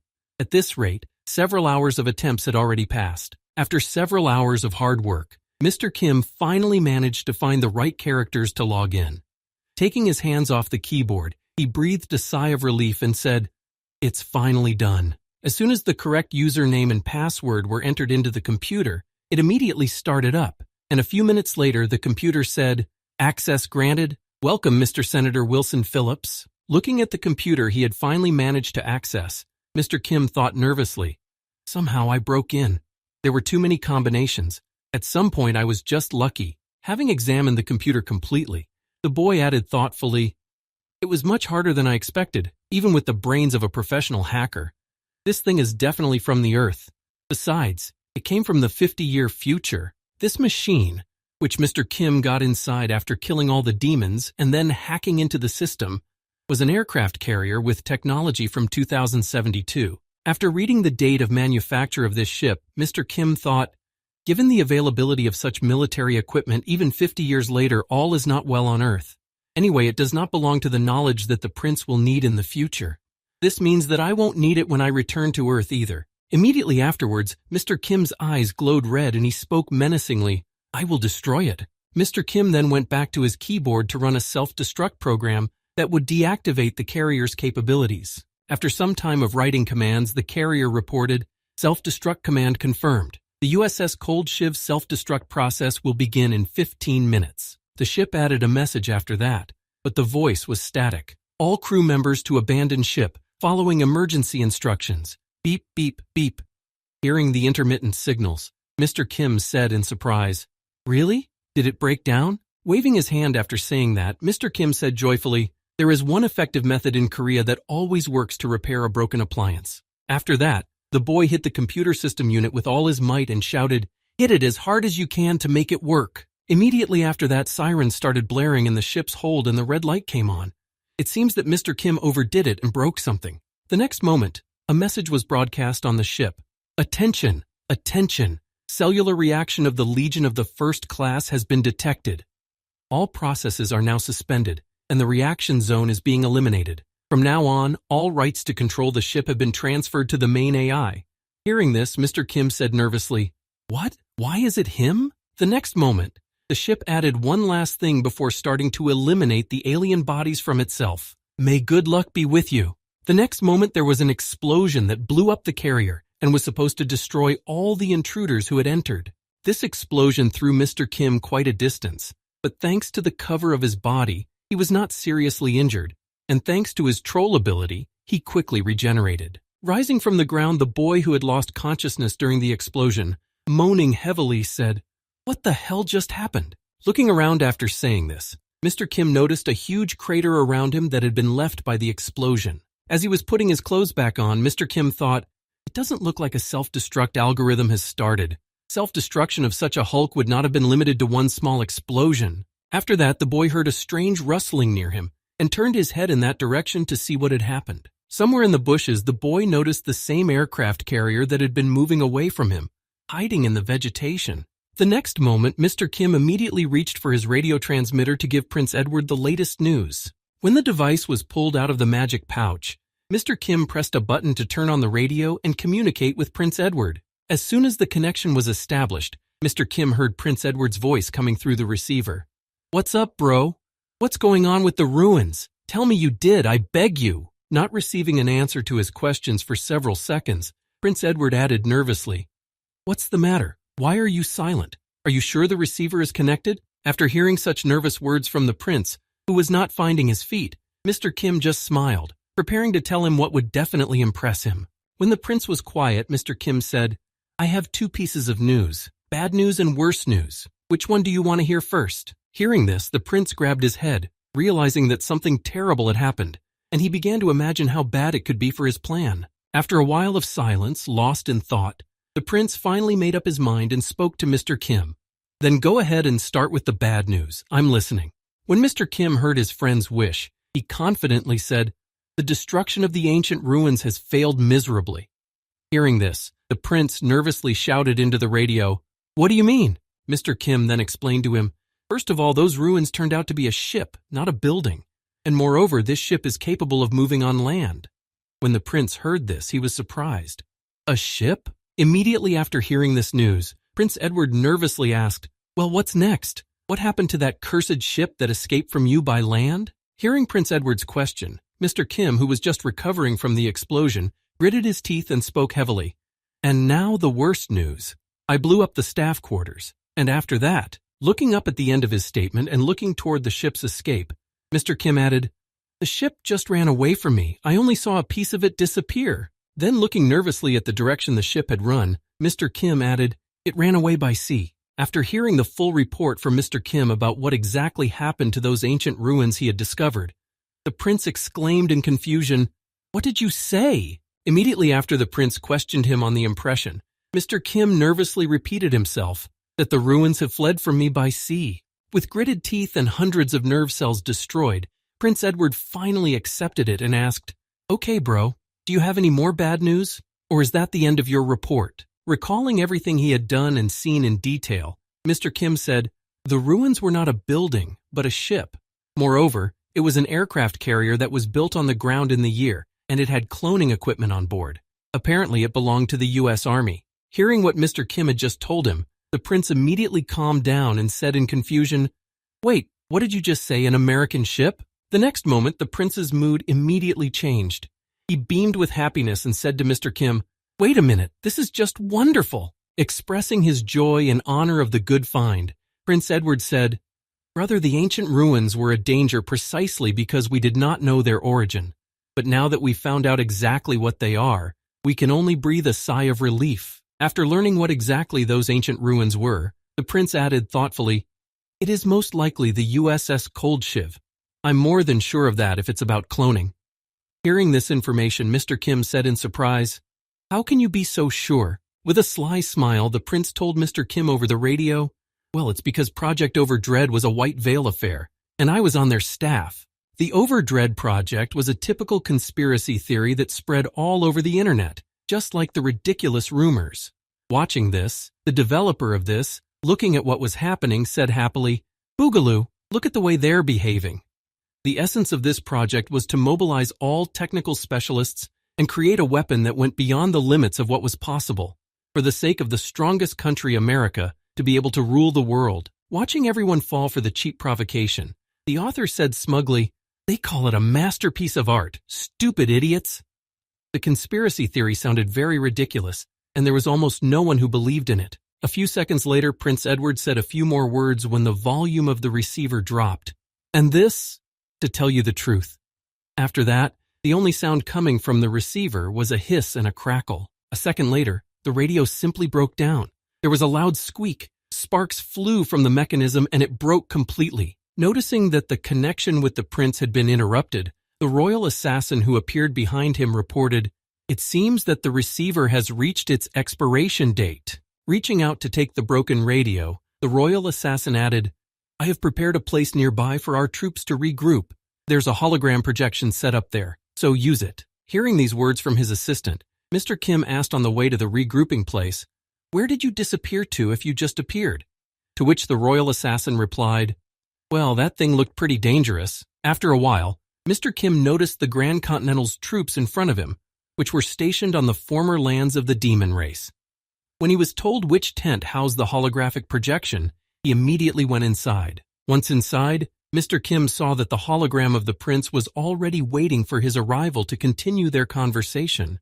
Closing the entrance to the tent behind him, Mr. Kim folded his hands in front of him and said, "Tell me about the Overdread project."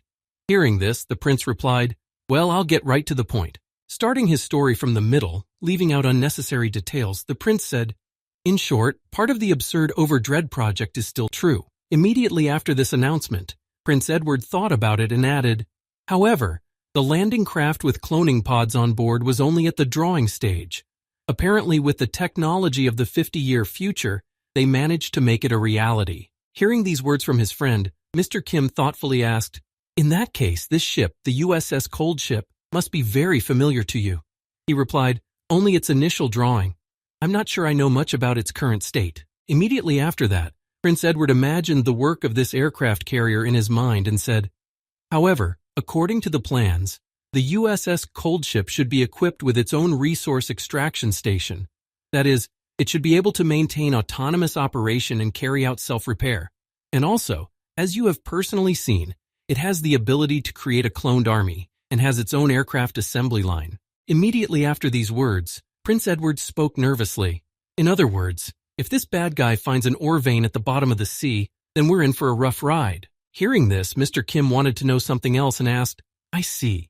Oh, and one more thing. What does the phrase cellular reaction is legion mean to you? Hearing his friend's question, Prince Edward said nervously, Legion. Immediately afterwards, he began his long story to tell in detail what the Legion was. March of 18. A police officer in Georgia learns of a man's double life. He seemed to be just an ordinary, slightly cold but exemplary family man. But behind that mask was the boss of a notorious criminal organization. It is not known for certain how it happened, but one day he was spotted in the middle of the city, entering a dark, lonely street. At that very moment, it became clear that he was capable of a high-class artificial transformation that completely changed the contours of his face and even the structure of his skeleton. And that's why no one could have guessed that two such different personalities could be one and the same person, if not for this incident. How did it happen? It's very simple. In the same alley where the man was changing his appearance, a passerby filmed it all on camera and posted it on the internet. He was the first, and before him, there were no people who could accidentally film him using this ability on their phones. And after that, the White Veil gave him the name Doppelganger. A little later, a large-scale operation was organized to catch him. The day after the decision was made on the methods of catching this doppelganger, armed military personnel arrived at his house where his family lived. The White Veil managed to capture Doppelganger's second son.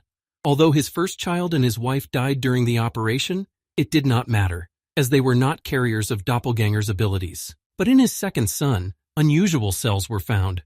Since they allowed the owner to have many faces, they were called Legion, miracle cells that could change into anything with certain stimulation. And at the same time, the White Veil was developing the plan to create a super soldier, and the Legion cells helped to advance this research to a great extent. After that, the White Veil's next goal was to capture the original Legion host. And at the very moment when the military thought that they had cornered Doppelganger into a dead end, that they had him captured, their plan turned into a living hell for them. Then Doppelganger turned into a huge monster and simply tore apart all those present who had come to capture him. After telling this story to his friend, Prince Edward added, and that is why the cells of the Legion are your own cells? Hearing this, Mr. Kim asked in surprise, wait, but the White Veil didn't manage to capture me. You must be talking about your second son's cells. Hearing such a guess from his friend, Prince Edward added, absolutely right. By the way, for the record, your son is fine. He was adopted by an army commander, and apart from monthly medical checkups, he lives a free life. Hearing about his son's fate and the source of the Legion cells, Mr. Kim said thoughtfully, so that's how it is. Hearing this, the prince nervously asked, are you okay? Immediately afterward, Mr. Kim replied, I killed everyone who participated in that operation, and besides, didn't you say he was living a free life? Repeating all the words of the prince that he had heard, Mr. Kim also added, and then he inherited the genes, but not the ability. He is my son, but not my tribesman. Hearing these words from Mr. Kim, Prince Edward thought, not the reaction I expected. Nevertheless, even for this monster, family played an important role. For him, it was the last link that allowed him to remain human. Recalling how callous Mr. Kim can sometimes be, Prince Edward thought it was after the incident when he lost his family that all the human in him disappeared. Realizing where exactly the limit of Kim's humanity ended, Prince Edward added, in general, now we need to pacify this ship from the future. The question is how to find it in the seas of a huge continent. To which Mr. Kim replied, do you have a way? Hearing the question from his friend, Prince Edward replied disappointedly, honestly, no. There are no satellites or radars in this world. Immediately afterwards, the prince decided to ask Mr. Kim if he had any target tracking capabilities and nervously asked, "Brother, maybe you have one." After these words, Mr. Kim sighed heavily because he already realized where the conversation was headed. He just had to accept that it would be his burden now. The next moment, the boy turned around and headed out of the tent, saying, "Okay, I wanted to try something anyway. When I find it, I'll be sure to contact you." As Prince Edward watched Mr. Kim go off in search of the runaway ship, he said anxiously, "I must prove my worth as soon as possible." And then Mr. Kim's red eyes appeared in his mind, giving him a chilling, goosebump-inducing vision. In a frightened state, the prince added, "Otherwise, this monster could eat me at any moment." Leaving the tent, Mr. Kim turned into a dragon to get to the sea as quickly as possible and begin his search. He arrived in the port city of Stockholm. He flew up to one of the walls from which he could conduct surveillance and hovered in the air. After that, he began his transformation back into a human. After completing it, Mr. Kim flew down and landed right on the observation wall. The next moment, he walked to the edge of the wall and stretched one of his hands over the water to begin the experiment. Immediately afterward, his arm began to separate from his main body. As soon as the limb separated from the main body, Mr. Kim threw it into the sea. Once in the water, the limb made a small splash and sank to the bottom. However, everything was planned. Once in the water, the arm began to dissolve, turning into parasitic fish that Mr. Kim could control. Looking at his arm, which was rapidly growing back, the boy said, "Tuna with the muscles of an ogre, the bone marrow of a troll, and the scales of a dragon? It would be more accurate to call it a chimera than a fish." After that, Mr. Kim stood over the sea again and began to separate his arms so that there would be more parasites in the sea. Having completed the separation, this time 2 of his arms flew into the pond, and when they collided with the water, they created splashes and went to the bottom, simultaneously being destroyed by it. When all his chimeras scattered across the water, Mr. Kim said in an ominous voice, "Grow, devouring everything in your path, and report back immediately if you find any metal clusters." After receiving the instructions from their master, the chimera fish got red glowing eyes and swam in different directions to find the ship that had escaped from the boy. 2 days passed after Mr. Kim released his chimera fish into the sea. At some point, he became very bored and decided to go fishing. And at that moment, while fishing, the boy said, "A few days after I released the scout fish, I could not cope with my sadness. And it was in order to somehow dispel his sadness that Mr. Kim decided to go fishing. Still, he had to wait for the signal from the scouts, and this way he would be able to benefit from it. Catching a new fish and eating it, Mr. Kim was very happy to do so.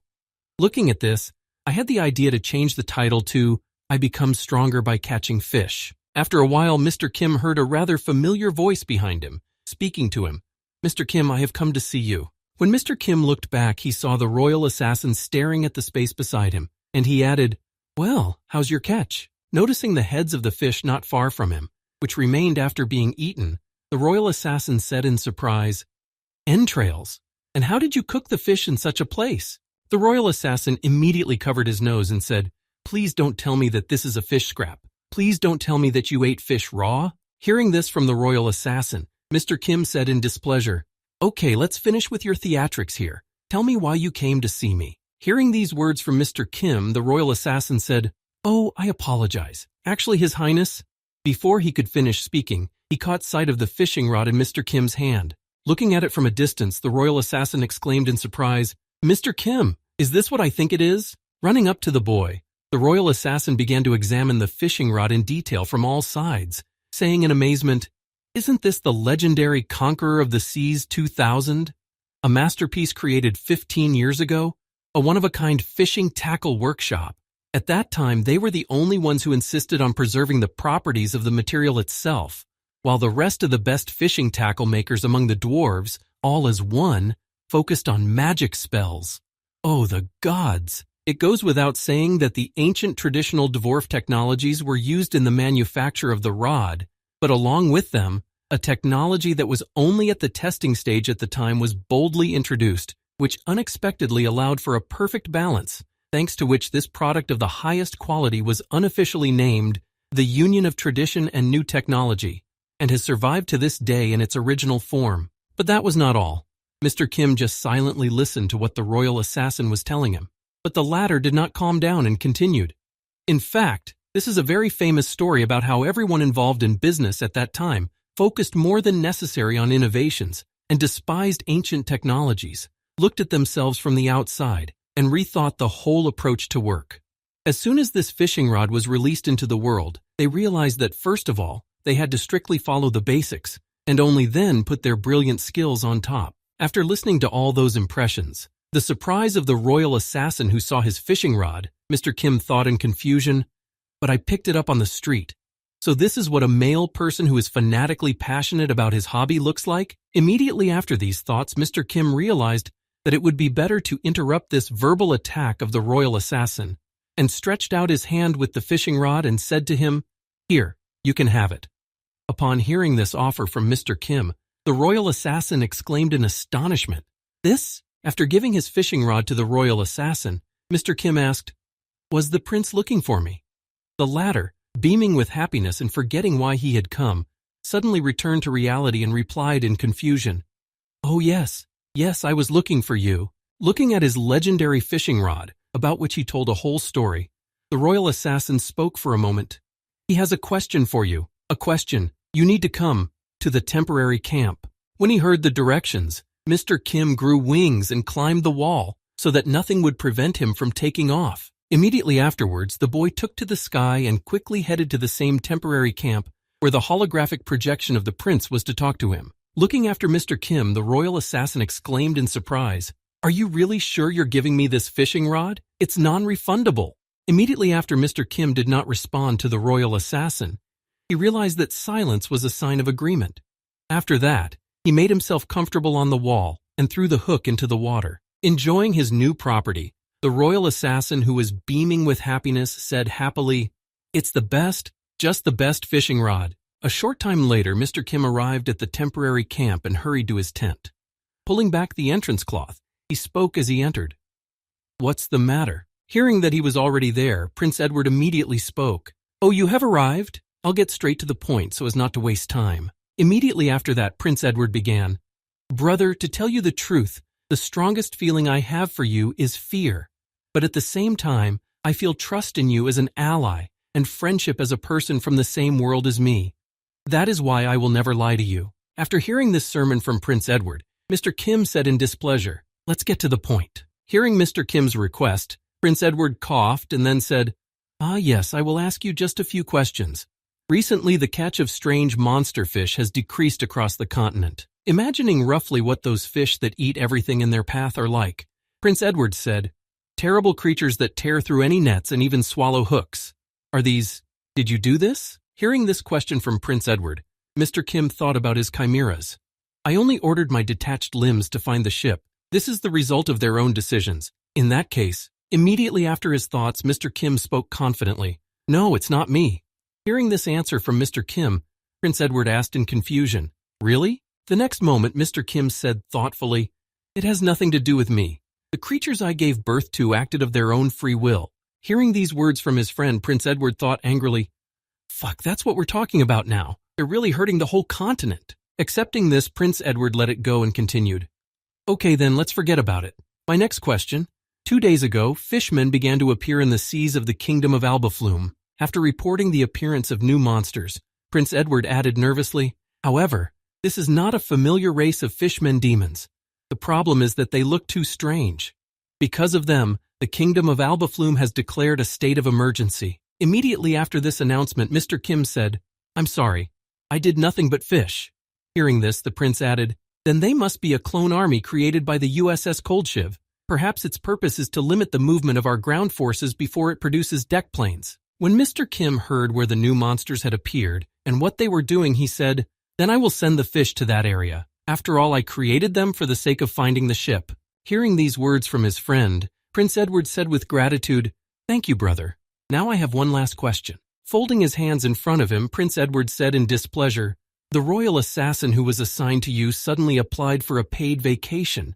He said that he had gotten his hands on the Conqueror of the Seas 2000. Prince Edward glared at Mr. Kim and said angrily, Did you give him that fishing rod? Come clean." Feeling the pressure on himself because of a piece of fishing line and a float that he had found on the street, Mr. Kim thought nervously, "That one and this one, a pair of boots." The next moment, Mr. Kim turned on the spot and walked out of the tent, saying, "I don't know anything."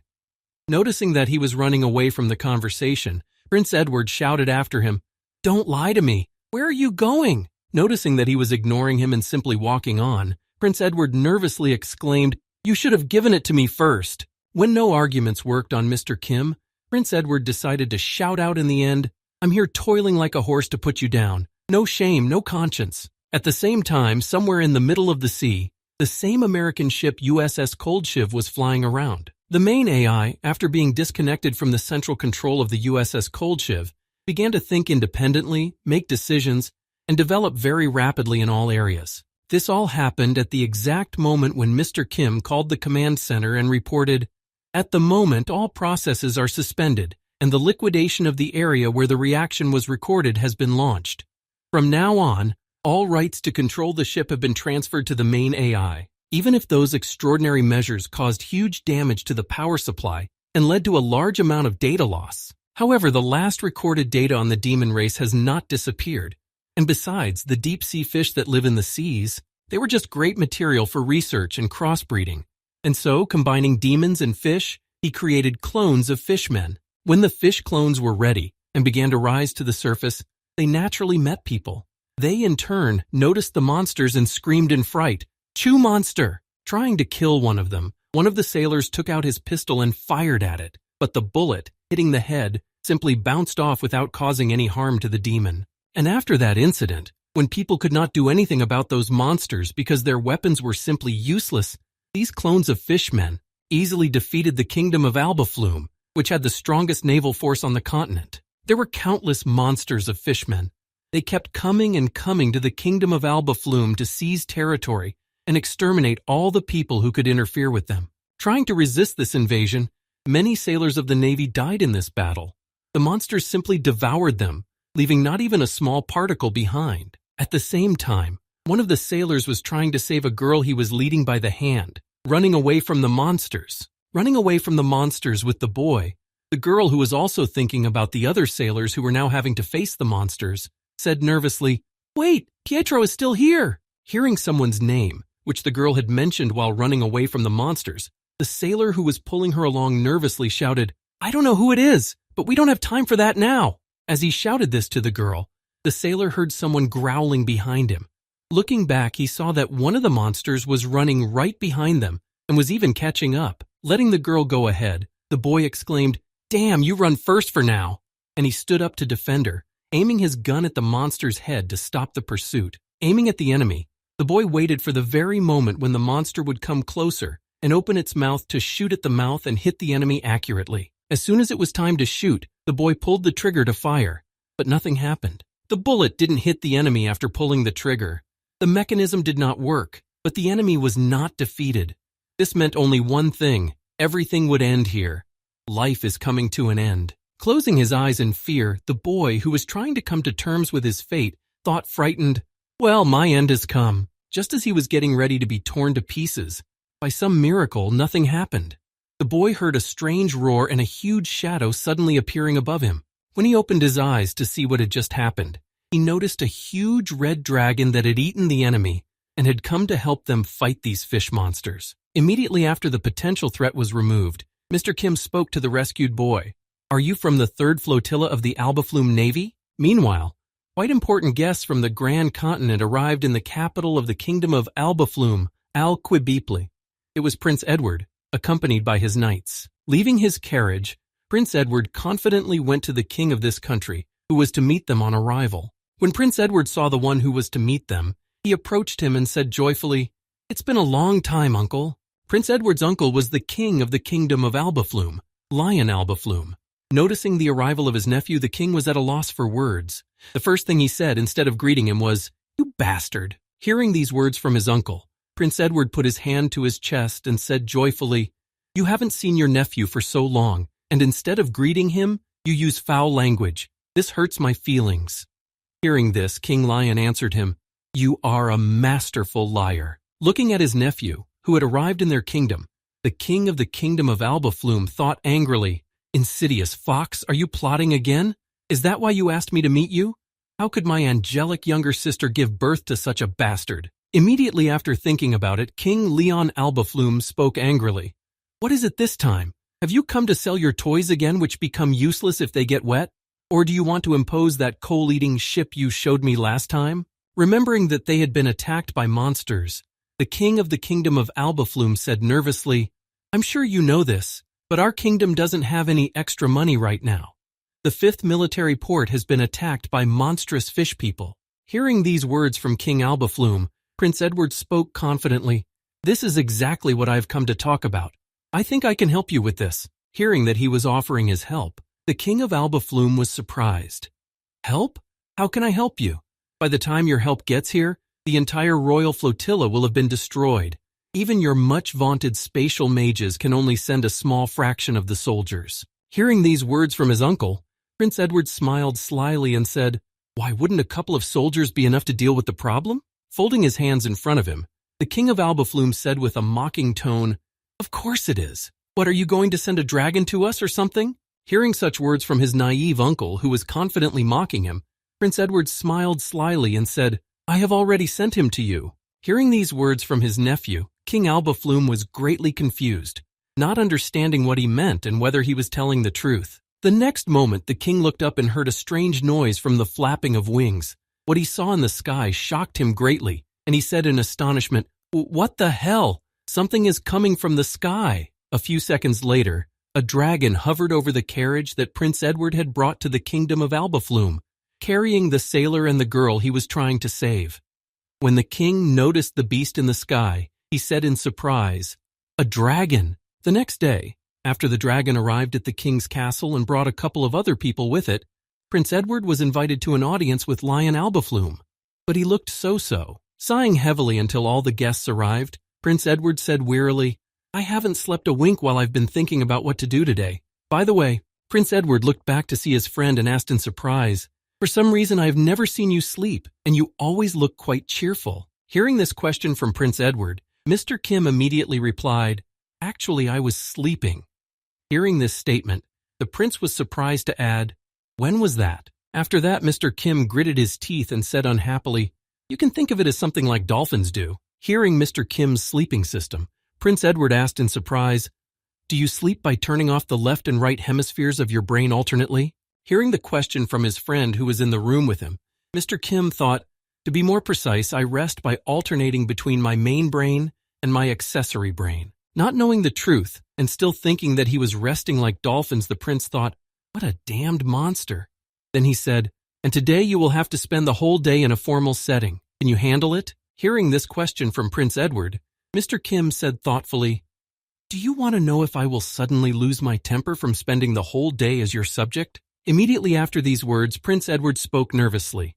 To stand on top of all living things, isn't that your ultimate goal? And returning to Earth is only one of the stages? After that, putting his hand on his knee to wipe his hand from sweating with excitement, the prince added, But if it seems like you're working for me, then the purpose of the farm? Before he could say this, Mr. Kim interrupted him saying, Stupid, no, that was a stupid question. The next moment, Mr. Kim began to transform his hand into a dragon's paw and spoke as he did so.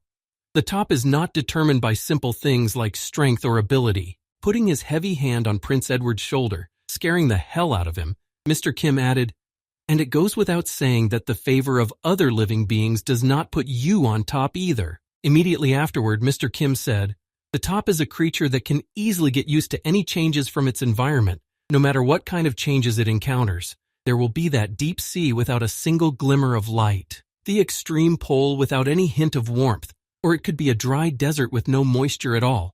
It must be able to survive even in outer space. And as soon as a creature reaches the level of such survival to be able to survive in any of the above, only then can it be called a top. After these words, Mr. Kim removed his hand from the prince's shoulder and changed it back to his normal one, saying, Adjusting to the environment of the human society is nothing more than the foundation of the basics. A second after Mr. Kim finished speaking, the door to the room opened and King Lion walked in. Seeing him, Prince Edward happily announced, Uncle, I was planning to hold an international meeting this afternoon. Hearing this proposal from his nephew, the king was surprised. What did you just say? Immediately afterward, the prince added, Most of the influential people of the country have agreed to participate, so you should also prepare. Hearing this, the king nervously exclaimed, You bastard! Why are you telling me this only now? Hearing these words from his uncle, Prince Edward spoke confidently, If I had told you beforehand, you would have thought of asking for help at the meeting, right? He replied, Of course. Hearing these words from his uncle, Prince Edward joyfully said, Then it would make things very difficult. That's why we should ask other countries for union rather than help. The caution and desire of every inhabitant of the Elman continent to protect themselves is much stronger than on Earth. And all this is because local technologies do not allow to achieve the same level of security as there. Given the risks, rulers of states almost never gather in one place. That is why the continental gatherings are organized by the Church of the Goddess. And the meetings themselves are made possible only by a holographic projector, which is equipped in the temples located in each country. And so, in the kingdom of Albaflum, there was also a temple with this holographic projector, which was located in Al-Capela. When the king of the kingdom of Albaflum came to this temple, where the meeting was held, he said to his companions, Since everyone is here, let us begin to discuss. Hearing that the discussion was about to begin, one of those present spoke, drawing attention to himself by coughing. Then I will speak first. At the moment, the Grand Continent Kingdom has monopolized all the profits from the demon lands. Before he could finish speaking, Prince Edward interrupted him, saying, I beg your pardon, but there is a much more urgent matter on the agenda. Hearing that he had been interrupted, one of the participants in the meeting spoke up. And what is so urgent? Hearing this question, Prince Edward said, Starting last week, the volume of catch has dropped dramatically. This has affected not certain areas, but all the seas of the continent as a whole. Prince Edward continued, and almost at the same time, half-fish of a mysterious species began to appear in the kingdom of Albaflum. You should all know this by now, as you have received a request for support from the kingdom. Then Prince Edward added irritably, although none of you have responded to it. After listening to Prince Edward, another participant in the meeting asked, We know about that, but isn't the decline in the catch a temporary phenomenon? Immediately afterwards, the speaker smiled slyly and said, Besides, if the strongest fleet in the world has been defeated, if we sent help, the number of dead would increase. Hearing this, King Lion Albaflum said thoughtfully, But is it not your duty to provide your neighbors with help to the best of your ability? Hearing this question from Lion Albaflum, the first speaker asked in surprise, Duty? Wasn't the so-called duty limited to matters related to the Demon King? Remembering the Demon King, Prince Edward said, Yes, it was. And what is happening now has a deep connection to the Demon King. Hearing what the prince had just said, the second speaker suddenly exclaimed in mockery, Prince Edward, what are you talking about? What Demon King? The next moment, the second speaker became very angry and added, Do you have any evidence for such a statement? Or at least witnesses? Hearing this question from his uncle, Prince Edward smiled slyly and said confidently, Of course I have evidence to support my words. Immediately afterward, Prince Edward said, Sir Kim.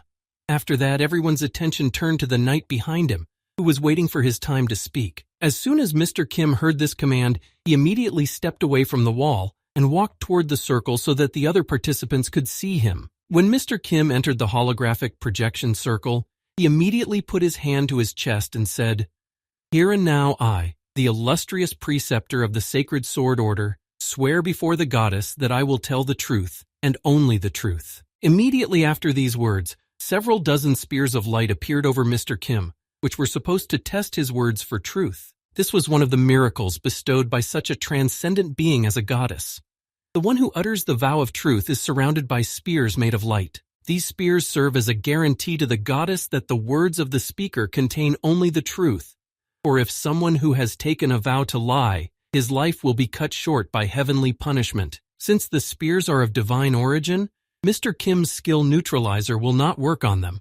Nevertheless, the main requirement for the boy was simply not to give them a reason to attack. Immediately after he was surrounded by spears, Mr. Kim spoke. I can't tell you all the details, but what Prince Edward said is the truth. Bending his head slightly down, Mr. Kim began to speak steadfastly about the situation. The reason for the decline in the catch is the strange fish. I have seen them up close. I can tell you that they are definitely related to the Demon King. To speak, Mr. Kim carefully chose each word so that he would not be pierced by the divine spear and said, As well as the fishmen of a mysterious species who attacked the kingdom, it is obvious that the very existence of these creatures is contrary to the divine will. He looked at Mr. Kim with a worried look as he continued to speak. I was also able to infiltrate the fishmen's base, where I saw with my own eyes what they are like. Prince Edward could only hope and worry. And finally, Mr. Kim added, There is a possibility that they have the same origin as the Demon King. After that, the spears of light began to disappear. The next moment, the spears of light that were created by the goddess's promise began to disappear as soon as Mr. Kim finished his speech. At the same time, Mr. Kim said, "The reason for the decline in the catch is the strange fish. I have seen them up close. I can say that they are definitely related to the Demon King." He pondered. Of course they would, because they were created by me, the one who participated in the destruction of the Demon King. The next point was to discuss the monsters that had come to the kingdom. He said, "And also the fishmen of a mysterious species who attacked the kingdom. It is obvious that the very existence of these creatures is against the divine will." Mr. Kim thought, the prototype of the fishmen was the deep-sea fish from the Cthulhu myths. The goddess said that the time has not yet come for them, so there is no mistake here either. And finally, Mr. Kim added, "I was also able to infiltrate the fish people's base, where I saw with my own eyes what they are like. There is a possibility that they have the same origin as the Demon King." After saying this, Mr. Kim thought, the source of the fish people is the USS Cold Shiv, and the ship, like the Demon King, came from Earth. In short, they share the same origin. After finishing his speech, the spears began to disappear a little bit. Then Mr. Kim thought, looking at the king's present, all in all, it sounds like the Demon King created monsters before he died to attack humanity. After reflecting on Mr. Kim's words, who had said this under the vow of the goddess, one of the attendees said thoughtfully, "It seems that the union cannot be avoided. In that case, the head of the union." Hearing this, Prince Edward broke into the conversation, saying, "In my opinion, the kingdom of Albaflume is best suited for this role. They have taken the brunt of the attack, but even so, their fleet is still in good shape. It would not be wrong to say that they play a key role in this whole situation." Immediately after these words of Prince Edward, someone in the audience added, "Yes, that certainly makes sense."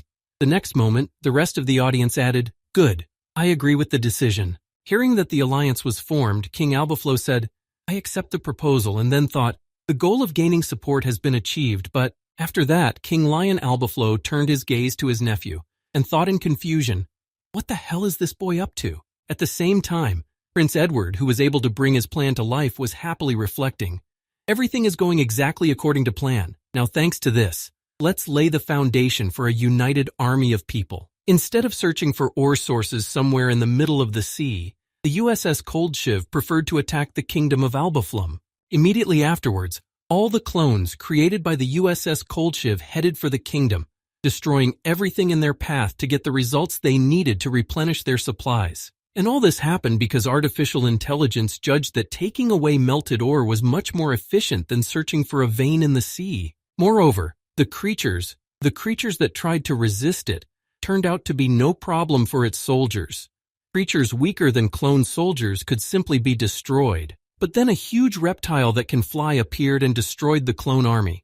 And now, in order to contain this giant creature, the USS Cold Shiv has decided to launch mass production of combat aircraft. And so, 6 months have passed since the USS Cold Shiv invaded the kingdom of Albaflo, and the attack was repelled. Back then, Mr. Kim sat on the wall and continued to track that ship. Listening to his fish wandering around in the sea, Mr. Kim could not find the carrier that had done so much damage to them. Suddenly, somewhere in the middle of the sea, he heard a signal from his fish, who had noticed a strange cluster of metal, and he said confidently, "I found it." Immediately afterwards, Mr. Kim and Prince Edward boarded the ship and headed to the territorial waters of the kingdom of Albaflume to find the USS Cold Shiv in person. When the Albaflo ship approached the desired location of the USS Cold Shiv, Prince Edward informed the captain, "Grand Admiral, the time has come." Hearing these words from Prince Edward, Grand Admiral Azadmed, Commander-in-Chief of the Combined Naval Forces of the Elmond Continent, said, "I understand." Immediately afterward, the Grand Admiral thought nervously, "Well, we are finally attacking the main military camp of the fishmen and fish monsters." The next moment, the Commander-in-Chief of the Combined Naval Forces of the continent, Elmond, confidently shouted to his subjects, "Send the steamers out for reconnaissance." When the steamers were sent to reconnoiter the situation, the Grand Admiral thought, "The United Army has received all kinds of support from the Grand Continent." Recalling all that the kingdom had provided them, the Admiral added, "Starting with coal-fueled steamers and powdered firearms." Clutching the ship's steering wheel tightly in his hands, the Grand Admiral continued nervously, "And ending this laundry list with a monster." Immediately after these thoughts, the Grand Admiral thought nervously, Without the new technology and Sir Kim's support, the Albaflume Kingdom would have been defeated by now. Immediately after saying this, the Grand Admiral looked back and added excitedly, "But if you think about it, is it possible to realize such news in just 6 months? Prince Edward, he is a very suspicious person." After a while, a shout was heard on the deck of the ship, announcing, "Grand Admiral, urgent! Our steamers have returned." Hearing this, the Grand Admiral hurried to the bow of the ship to see what news they were carrying. And noticing the sign, he exclaimed in confusion, "This cannot be!" Steamboats returning from reconnaissance if they carried a red flag, which meant something very bad. Seeing it, the Grand Admiral added in fright, "A red flag?" This red flag meant only one thing, that an emergency situation had arisen during the reconnaissance, and they simply had no choice but to return. And this emergency was due to the fact that one of Mr. Kim's particles turned into a giant monster and began its battle with the fighters created by the USS Coldshiv. At the same time, the entire fleet was watching this situation through a crystal ball that recorded the latest events that took place at sea during reconnaissance on the steamers. After demonstrating what was happening there, one of the sailors said nervously, "This is the last recording we received. You can see for yourself what was happening there." Noticing what was happening somewhere in the middle of the sea, the deck was dead silent, when suddenly someone spoke up. "How is this possible?" Immediately afterward, a sailor, frightened by the events, exclaimed, "We should definitely retreat." Hearing this suggestion from his subject, the Grand Admiral nervously said, "Don't talk nonsense." Trying to calm his subject down, the Grand Admiral added nervously, "On the contrary, it may even be our only chance of victory." Before he could finish, he suddenly noticed the dragon that Mr. Kim had transformed into on the bow of the ship and nervously asked, "Sir Kim, why did you suddenly change into a dragon?" Ignoring the words of the Grand Admiral, Mr. Kim jumped off the ship and went to the very place where the same events had taken place. Unable to understand what had just happened and why Mr. Kim had not reported to him, the Grand Admiral exclaimed in alarm, "What is this supposed to mean?" Immediately afterward, the Grand Admiral looked back at Prince Edward and said angrily, "Prince Edward, do you realize the current situation? Are you going to let Sir Kim do as he pleases when it is so important for us not to make any mistakes?" Hearing the remarks from the commander of the Unified Army's Navy, Prince Edward spoke confidently, "I know both the true origin of the octopus monster and the current situation." Immediately afterward, Prince Edward smiled and said, "That is exactly why I sent Sir Kim." And I nervously thought, "Damn it, I'm going to have to trust this damn monster." Now let's go back a little bit to find out what really happened, and why Mr. Kim flew off the ship so suddenly. Upon learning about the giant octopus monster fighting the fighter jets, Prince Edward nervously asked, "Bro, is that really part of you?" Hearing this question from his friend, Mr. Kim confidently replied, "Yes, it's definitely a part of me, but I have some problems." Hearing this, Prince Edward said in surprise, "What kind of problem? Did the separated parts suddenly decide to return?" To which he replied, "No, just the opposite." Referring to the same huge monster that is now battling the fighters created by the USS Coldshiv, Mr. Kim said, "It's mad and it's not going to obey me." After delivering the sad news, Mr. Kim said, "At this rate, our plan will fail. If the USS Coldshiv goes to the bottom, that thing will choose our fleet as a new target." Hearing this, Prince Edward spoke in displeasure, turning his back on Mr. Kim. "And you were planning to weaken it so much that the combined army could deal with it." As soon as Mr. Kim heard these words from Prince Edward, he immediately went to the bow of the ship with the words, "No problem, I'll go right away, take care of it, and come back." As he walked to the very spot where the octopus monster was, Mr. Kim was thinking, "I've lost my connection since I put my separate body parts together in one place.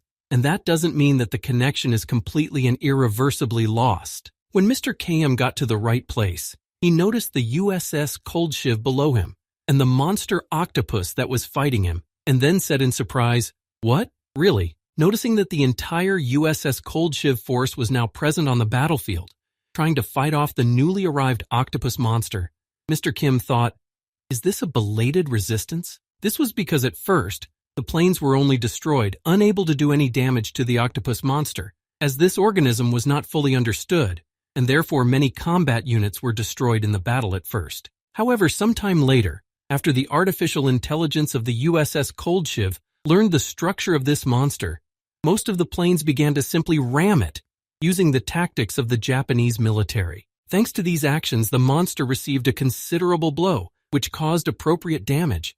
Of course, the price is quite high to hit the enemy, but the planes were stampeded to the base quite quickly. Using kamikaze tactics, the USS Kolchev managed to harm the monster octopus, damaging its tentacle and almost tearing it off its main body. Looking at the progress of the battle between the two monsters, Mr. Kim said in amazement, "Are they fighting on equal footing? The ship is not going to blow itself up again, is it? We have to hurry." Immediately afterwards, Mr. Kim rushed down to investigate the situation and helped destroy the USS Kolchev, which had caused so much damage in this world. At the same time, the USS Kolchev, having noticed a new enemy approaching on its radar, reported, "Peekaboo, new Legion cell carrier detected." Immediately afterward, one of the fighter jets headed toward it to use a suicide bombing to hit the target as it approached the ship. However, the plane hit the tentacle of the octopus monster again, which protected it and prevented it from bringing down its original body, from which it had separated. The next moment, Mr. Kim flew out of the pile of smoke from behind a cloud of fire, leaving only his wings to reduce his body area so that he would be harder to hit. The next moment, the boy landed on the deck of the USS Kolchev to finally try to disable it, or destroy it as the operation would have it. As soon as Mr. Kim was on the deck of the aircraft carrier, the ship reported, "Confirmed unidentified entity has made an unauthorized landing. Insufficient aircraft to respond." Immediately after these words, Mr. Kim spoke in displeasure. "Calm down. I came here to make a deal with you." Hearing Mr. Kim's offer, the 3 drones holding guns to neutralize the enemy said, "I refuse. Please leave the ship immediately." Hearing that he would not give in so easily, Mr. Kim added, "I'm here on behalf of Andy Montoya, who used to be a member of the White Veil organization." Hearing the representative's name, the artificial intelligence began to go through all the data associated with this name and spoke. Andy Montoya, a White Veil agent who disappeared during the pursuit of the original Pet Shop Legion. Immediately after these words, the artificial intelligence continued. "Following the special charter laid down in the program, I am starting to communicate. The available time for use is 180 seconds. When he heard that the artificial intelligence was ready to talk, Mr. Kim decided to make a suggestion, pointing back at himself and saying, "Let's team up first and deal with this thing, and then we'll talk." Upon hearing Mr. Kim's proposal, the USS Kolchev's artificial intelligence reported, "Approved. The original Legion is registered as a temporary ally. I'm directing the ship's resources to destroy the conditional sea monster." Hearing this, Mr. Kim said in surprise, "You are quite understanding, and take away the airplanes, they are in the way." Immediately after the artificial intelligence of the USS Kolchev removed its planes from the air, Mr. Kim took to the skies to deal with the enemy that dominated the sea. When he spotted a new enemy in the sky, the octopus monster sent its tentacles at him, but Mr. Kim was able to dodge them all while dealing counter damage. After breaking through the enemy's defense, Mr. Kim was also able to get close enough to it to destroy some of its limbs during the breakthrough. Immediately afterwards, the boy decided to use his fire breath to destroy the giant monster, which had decided to separate from him. At the end of the attack, the monster was left with a huge hole from the flames, which did not heal for a long time due to burns. Immediately afterwards, Mr. Kim went to the giant eye to try to have a conversation and find out why it had betrayed him and decided to become independent. However, as soon as Mr. Kim reached the bottom, the octopus monster immediately began to change its shape and prepare to attack while the target was open. The next moment, 2 small tentacles and dozens of parasitic fish began to attack from the back, where the man was least protected. A second later, one of the tentacles hit Mr. Kim directly, but it did not hurt him. It was more like a formality that at least some resistance was still present. Feeling a light blow to his back, Mr. Kim, who had approached the enemy, said in surprise, "Is that all the resistance you can put up or what?" Rising back into the air above the octopus monster, Mr. Kim said, "You must have used all your strength on the aircraft carrier.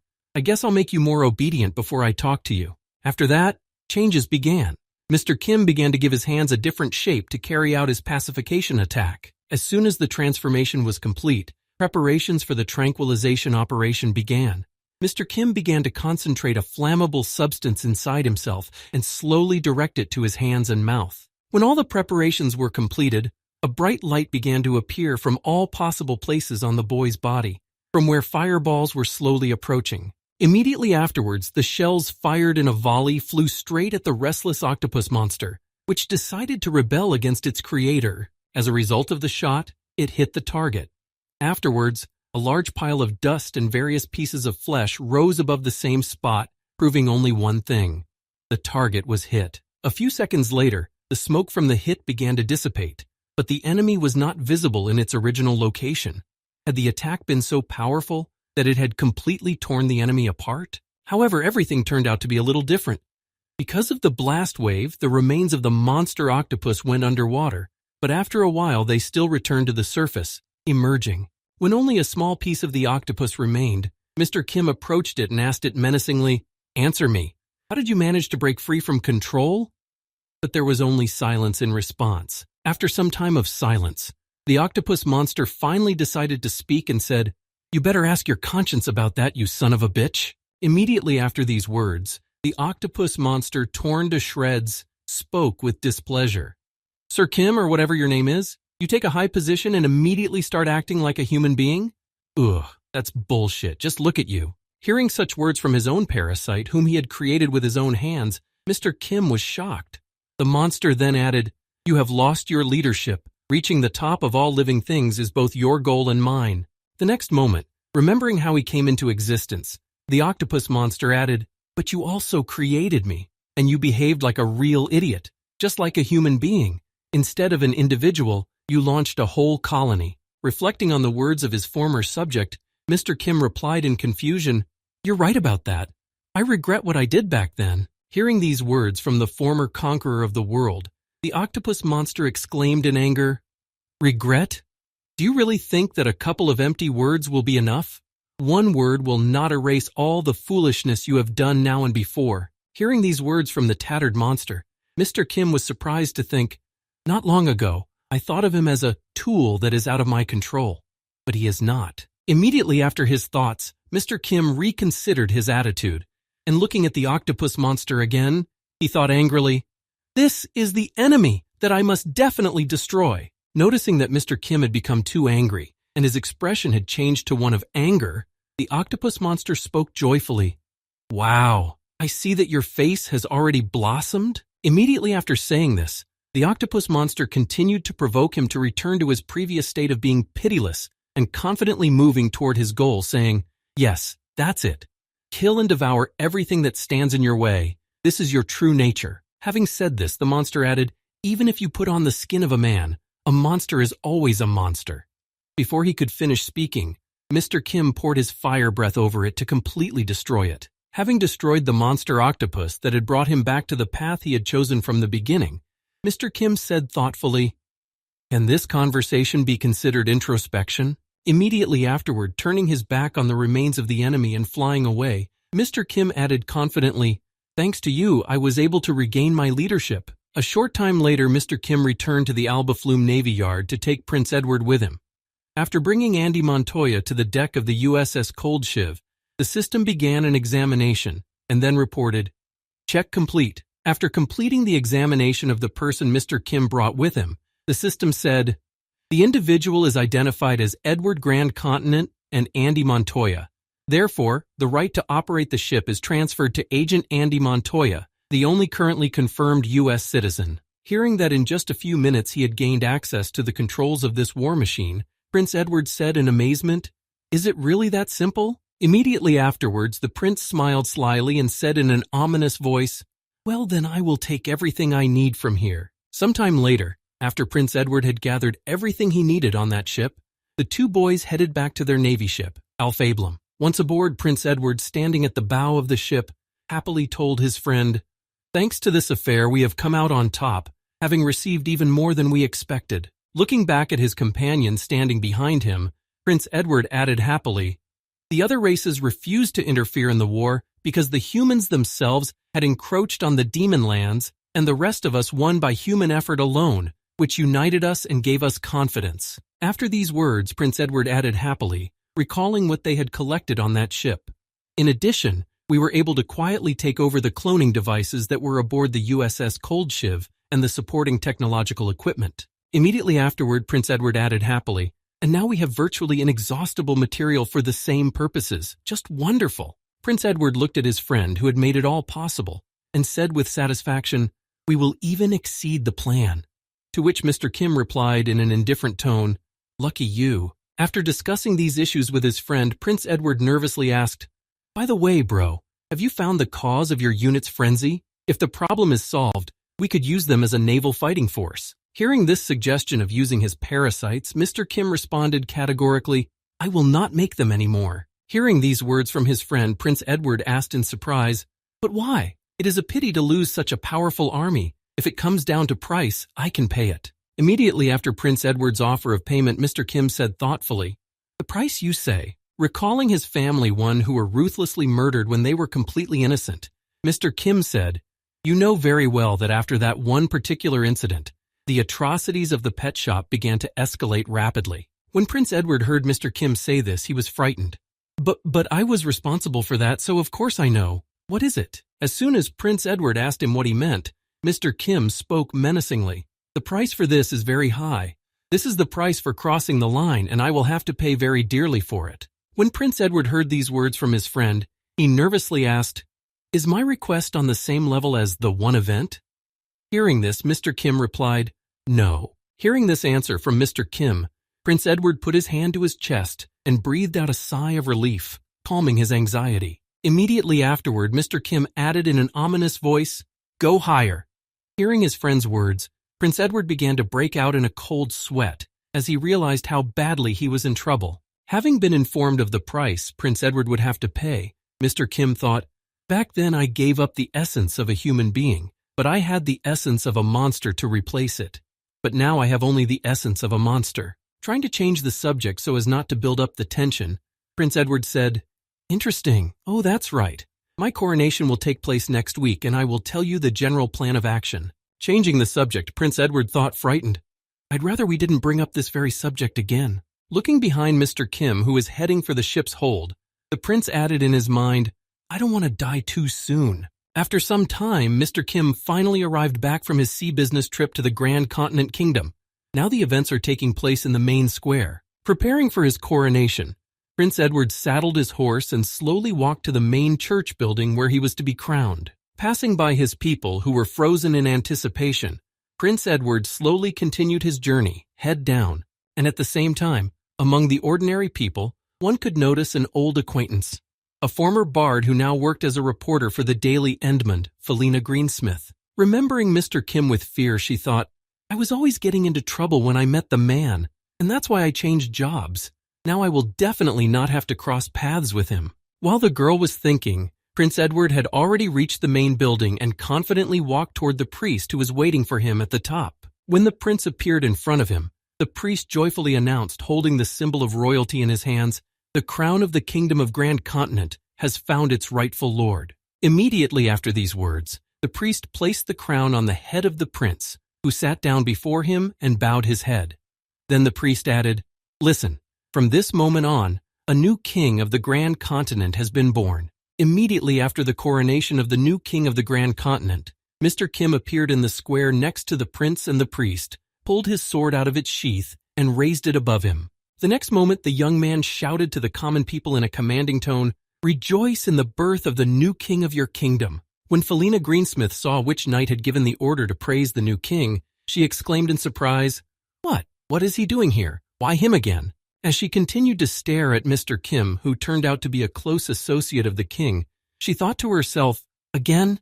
It's the same person again. She ran out of the crowd to prevent some kind of disaster that happens every time they meet, and she thought in confusion, I need to get out of here as soon as possible. I'm sure something will happen. As soon as she thought of an incident, a loud explosion sounded behind her. The coronation of the new prince of the Grand Continent Kingdom was disrupted. Some kind of trouble had happened again. Immediately after the loud sound, the girl looked back in confusion to see what had happened. This time, the same trouble that always happens when Felina Greensmith meets Mr. Kim was a mysterious explosion that occurred right during the coronation. This tragedy claimed the lives of a large number of aristocrats and high-ranking officials. King Edward was also injured and fell into an unconscious state. Due to this unusual situation which occurred during the coronation of the new king of the Grand Continent, the conduct of state affairs was entrusted to Lord Protector Sir Kim. This boy got up on his own and got out of the rubble even after that powerful explosion. His armor was just incredible. He miraculously managed to survive that disaster, and he became a hero who reunited the kingdom that had been shaken by such a tragedy. This article was written by the reporter of the Daily Endmund, Felina Greensmith, who was personally present at the coronation and who had to see it all with her own eyes. And now, 3 months have passed since that moment of tragedy. At the moment, a strange figure in a red cloak has arrived at one of the kingdom's embassies. Noticing that someone was approaching them, one of the guards huffed in surprise and prepared for a sudden defense, if necessary. Stretching out his hand in front of him to cast a spell, one of the guards shouted menacingly at the strange figure, "Stop right there!" After illuminating the strange, cloaked figure from all sides, the guard added menacingly, "A diplomat of the Kingdom of Elfire lives here, Miss Amelia. On what business have you come here?" Immediately after that, the strange figure reached for her hood and pulled it off. Under the red cloak was none other than Mr. Kim himself. Seeing that the interim commander-in-chief of the Grand Continent Kingdom had arrived, one of the guards said in surprise, "Mr. Kim, what are you doing here at this hour?" Immediately afterward, the guard added, "What could bring you to us at this late hour?" Before he could finish, his head flew off his shoulders. Seeing that his comrade had been killed, the other guard exclaimed in fright, "Sir Kim, what does this mean?"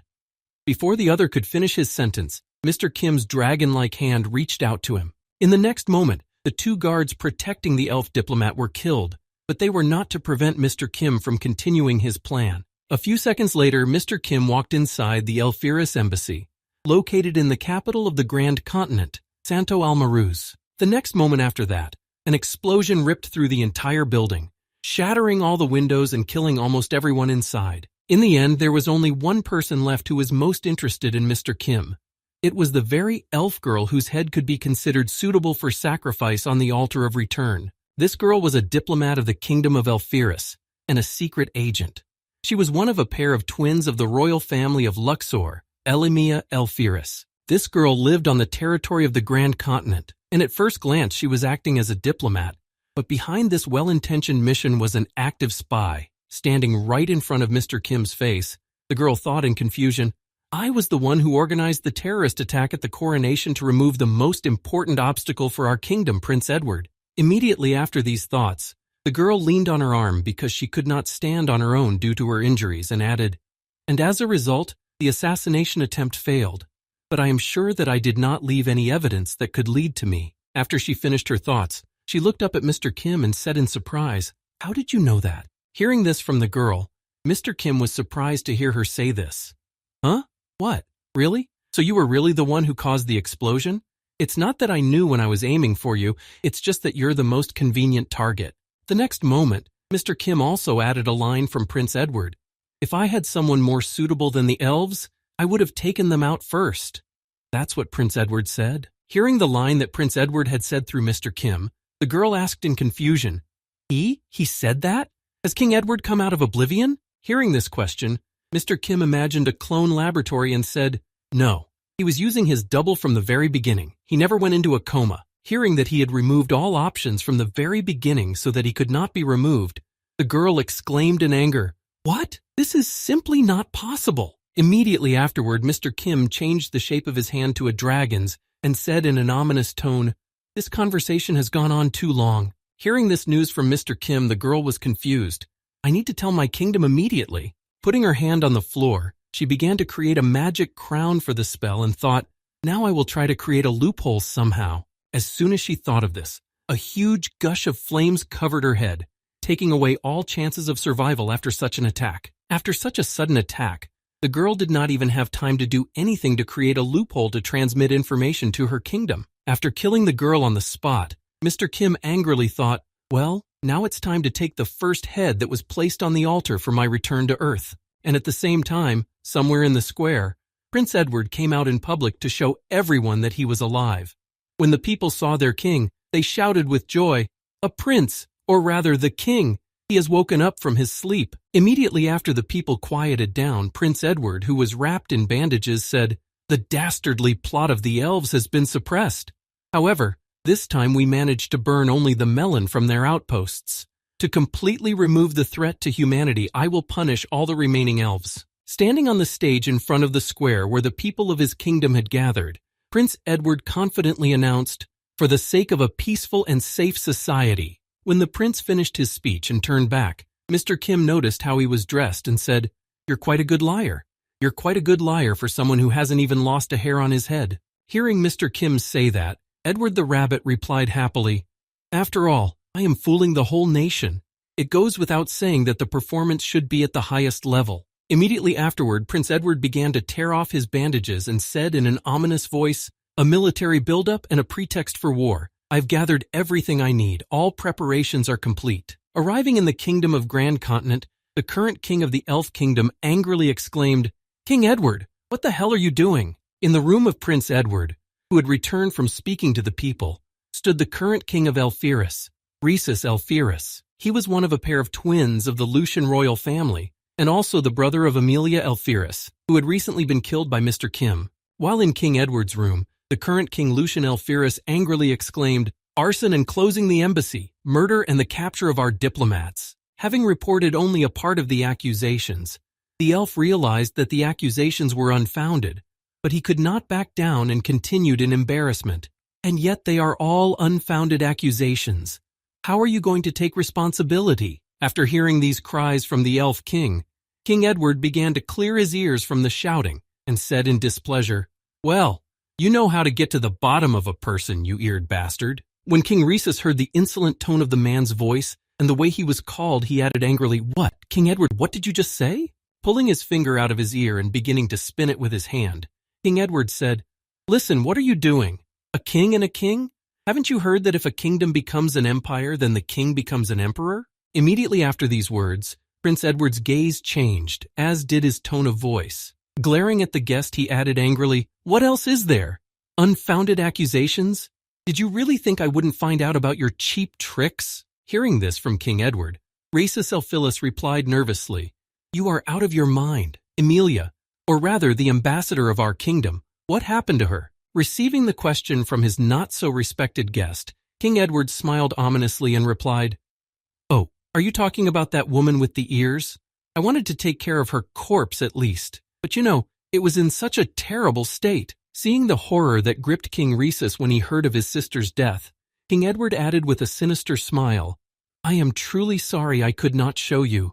Clutching the Elf King's staff in his hands, Rhesus Elphiris, barely able to contain his emotions, said angrily, "Shameful servant, how dare you? You will be paid in full." Hearing what King Rhesus had said to him, King Edward added joyfully, "Oh, you are going to pay for all the time you have been taking full advantage of the kingdoms of men? It is good that you have volunteered to pay the tax, but even I would be ashamed to take the lives of my brother and sister together." Immediately after these words, the king of the elves shouted in anger, "Then this is war." The next moment, King Rhesus Elphiris gripped his staff so tightly that it cracked and added, "I declare war on you, you insignificant insects." King Rhesus Elphiris had two completely opposite feelings in his head, irresistible rage and absolute composure, and even so he could control himself to a certain extent. Immediately afterward, the king of the kingdom of the lions returned to his home and immediately gathered his army. Looking at the soldiers, King Rhesus thought, "I did not think that the day would ever come when these feelings would merge together." Immediately after these thoughts, King Elphiris of the kingdom of Elphiris told his soldiers, "Worthless people dared to dishonor our brothers." After announcing the main reason for the gathering and the declaration of war, the king added angrily, "Nothing will stop us until I have the head of the emperor of a filthy, worthless race in my hands." After announcing the condition when this war would end, King Rhesus Elphiris raised his rod above him to use his special skill. Immediately afterward, creating a magic circle around him, the king of the elf kingdom said, "Time magic of Rhesus." His magic allowed him to see into the future, and his skill was called foresight of the future. In the future, the king of the elves saw a kingdom of people burning in flames and a crowd of people standing on a wall. The future, which was manifested by absolute magic, suggested that his army was storming the kingdom that was engulfed in flames. It seemed like it was bound to be a success. The king of the Grand Continent himself, who stood on the wall, was not very happy about what was happening under the walls of his kingdom. And at the same time, the king of the elf kingdom was smiling ominously, rejoicing that his plan was being implemented in the best possible way. This future was not to change in any way, shape, or form. Seeing the very satisfying results, King Rhesus Elphiris happily told his soldiers, "The future is decided. Victory in this war is already in our hands." Hearing the prediction of their mighty ruler, the army of elves who had gathered to wage war on the kingdom of Grand Continent shouted with joy, "Hurrah for His Highness Rhesus!" At the same time, somewhere in the Grand Continent, King Edward was sitting quietly in his office talking to Mr. Kim, saying, "In the near future, The head we need will come here. Hearing these words from his friend, Mr. Kim asked in surprise, "How can you be so sure? For the king of an entire country to personally go to the front line?" When King Edward heard the surprise in his friend's words, he added confidently, "Well, we killed his younger sister. For the highest elf of the royal family, a sister is a special creature." Recalling the terrible traditions of the elves, King Edward added with disgust, "To preserve the purity of their bloodline, they resort to blood mixing. The Amelia Elpheris we killed was not only the king's sister, but also his wife." As soon as Mr. Kim learned that the elves resorted to brother-sister love to preserve the purity of blood, he said in displeasure, "How disgusting." Hearing this from Mr. Kim, King Edward said thoughtfully, "So let's take his head off as soon as possible. And how about killing all the eared ones, and at the same time testing the new ability, before the real battle starts?" After saying this, King Edward imagined what would happen to the enemies, because in his army there is Mr. Kim, who is the most terrible monster, and confidently added, "These bastards will face not war but a natural disaster." And at that time, the king of the kingdom of Elpheris was already on his way to the kingdom of Grand Continent to avenge the murder of his sister, as well as Edward's head. As King Rhesus was traveling along the road to the kingdom of his sworn enemy, he thought, "It will only take half an hour before we arrive at the main headquarters of Santo Almaruz." As he watched the soldiers on the road fleeing, the prince of the kingdom of Elpheris thought in surprise, "But they don't seem to be very eager to defend their own capital. On the contrary, they just run away, nodding their heads." Feeling something strange about the fact that they were not being opposed at all on their way to the capital of the Grand Continent, King Rhesus continued his thoughts. "It seems to me that they are planning to concentrate all their fighting power in the capital itself and fight back there." Looking back after another escape of the soldiers who had come across him, King Elpheris shouted to his soldiers, "Everyone be on your guard. Perhaps this is one of the evil plans of humans." Hearing such words from their prince, who was leading them to victory, the soldiers of the kingdom of Elpheris confidently exclaimed, "Yes, your highness." At that very moment, when King Rhesus saw all the soldiers of the Grand Continent scattering in different directions, it could be said that Rhesus's assumptions were half right and half wrong. After a while, the elf army finally reached the capital of the Grand Continent kingdom, Santo Almaruz. Their journey seemed quite easy, because there were no traps along the way. Stopping right in front of the wall of the kingdom, the king of the elf kingdom, Rhesus Elpheris, shouted out, "Ruler of the miserable race of humans, come out here immediately and pay the price for your actions." After shouting these words and receiving no response for some time, the king repeated himself, "If you do not show yourself right now, I will turn this place into a burning mow." Before he could finish, a huge shadow appeared over him. Then he added in surprise, "Re?" What appeared before them plunged the king into chaos. He and his army had not expected to see such a thing. At the same time, somewhere in the castle, King Edward was tasting the cookies that were brought to him and talking to his friend, saying thoughtfully, "By the way, brother, I have been wanting to ask you something for a long time." After he had cut into the biscuits with his light magic, using it instead of a fork, the king continued, "Can you use something like magic?" Hearing such a question from his friend, Mr. Kim answered confidently, "Of course I can." Looking at his friend who was eating a cookie, Mr. Kim added confidently, "I have accumulated the magical knowledge of those I have eaten." Hearing this, King Edward was surprised to hear this. "But I have never been told that you have ever used it." Turning his hand into a dragon's hand, Mr. Kim answered his friend menacingly, "That's only because I've never had a reason to use it before." As he stabbed a cookie with his guest fingernail, Mr. Kim said, "There is a time for magic to work, and there is also a danger that things will get messed up in the process." Picking up the cookies from the plate, it was obvious that there was a crack in the plate where Mr. Kim's fingernail had left a mark. He continued, "At the same time, the abilities of absorbed beings do not have these limitations, and they are much easier to use." Bringing the cookie to his lips, Mr. Kim finally added, "What's the point of using magic spells when there are abilities with high compatibility?" Hearing this, King Edward, chewing on a cookie, replied thoughtfully, "But there is a romance in this. It's not every day that you find yourself in a world that looks like a fantasy game." Hearing these words from his friend, Mr. Kim, remembering the fantasy games, said menacingly, "But even in games, magic is only the initial stage. The strongest ones are one-handed warriors and stealth archers who have an advantage over any sorcerer. And now let's move directly to the combat zone. That thing that created such a huge shadow over the elven army, it was just one creature. Flying out of the castle walls, Mr. Kim headed for the landing. Noticing that the monster was falling on them, King Rhesus rushed to escape from the landing site. The next moment, a huge red dragon with 3 heads and a huge tail that resembled a mace appeared in front of the army of elves. As soon as Mr. Kim landed, he stood on his 2 hind legs to make himself look even bigger and to be able to wield his arms. Immediately after landing, one elf warrior was already finished, the one who had relaxed a bit but did not have time to escape from the fall zone. Being in the body of a huge freakish monster, Mr. Kim thought, I turned my hands into the heads of a hydra, and then I turned them into the heads of a dragon. Then, looking at his replaced arms and tail, he continued to think, I replaced the functions of the missing arms with wings, which I recently learned from a wyvern.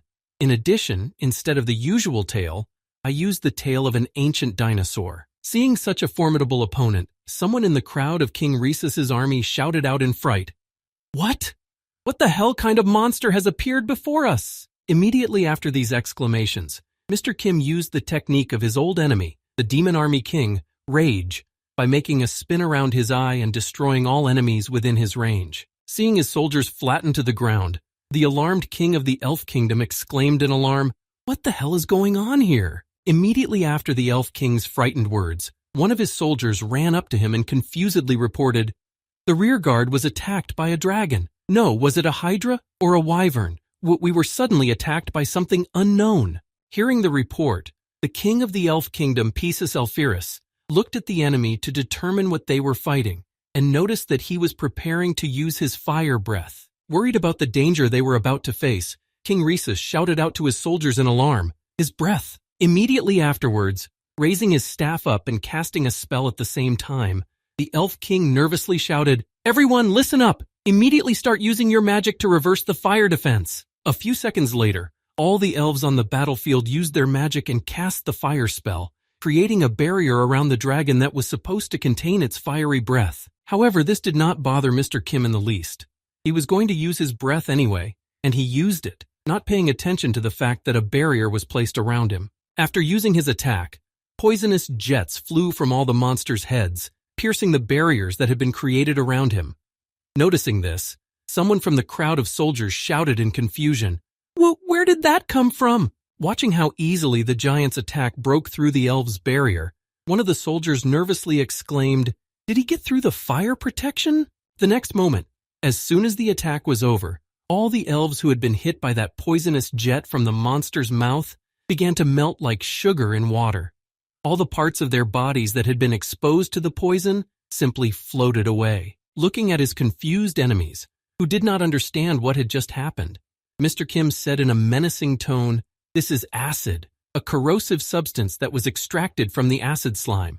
It has nothing to do with fire, which is why your shields are useless. Immediately after these words, preparing for the next volley of dragon's breath, Mr. Kim told his enemies, But now there will definitely be flames, so you better defend yourselves against the next attack as follows. Immediately after that, Mr. Kim covered the elf warriors who came to avenge the death of their princess with a powerful dragon's flame, which burned to ashes all who got into its jet. Seeing how quickly his army was shrinking exponentially, the embarrassed king of the Elf Kingdom said in fright, This is simply impossible. It can't be. Looking back at his comrades burning in the flames of hell, the king of the kingdom, Rhesus Alphyrus, said in amazement, noticing the same picture from the prophesied future, This is exactly what my skill showed me. Immediately afterwards, the Elf King looked for King Edward, who was standing on the wall to check if everything was exactly the same, and thought, Then his expression is from the future. At the same time, King Edward of the Kingdom of Grand Continent exclaimed in dismay,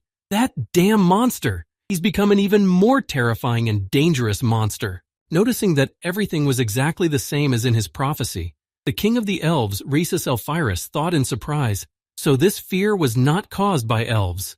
Then his head began to fog up with insanity and madness, and Rhesus said, Ugaga, even with the ability to see the future, to turn into this. Immediately after these words, the Elf King's face showed the same crazy smile that was in the prophecy.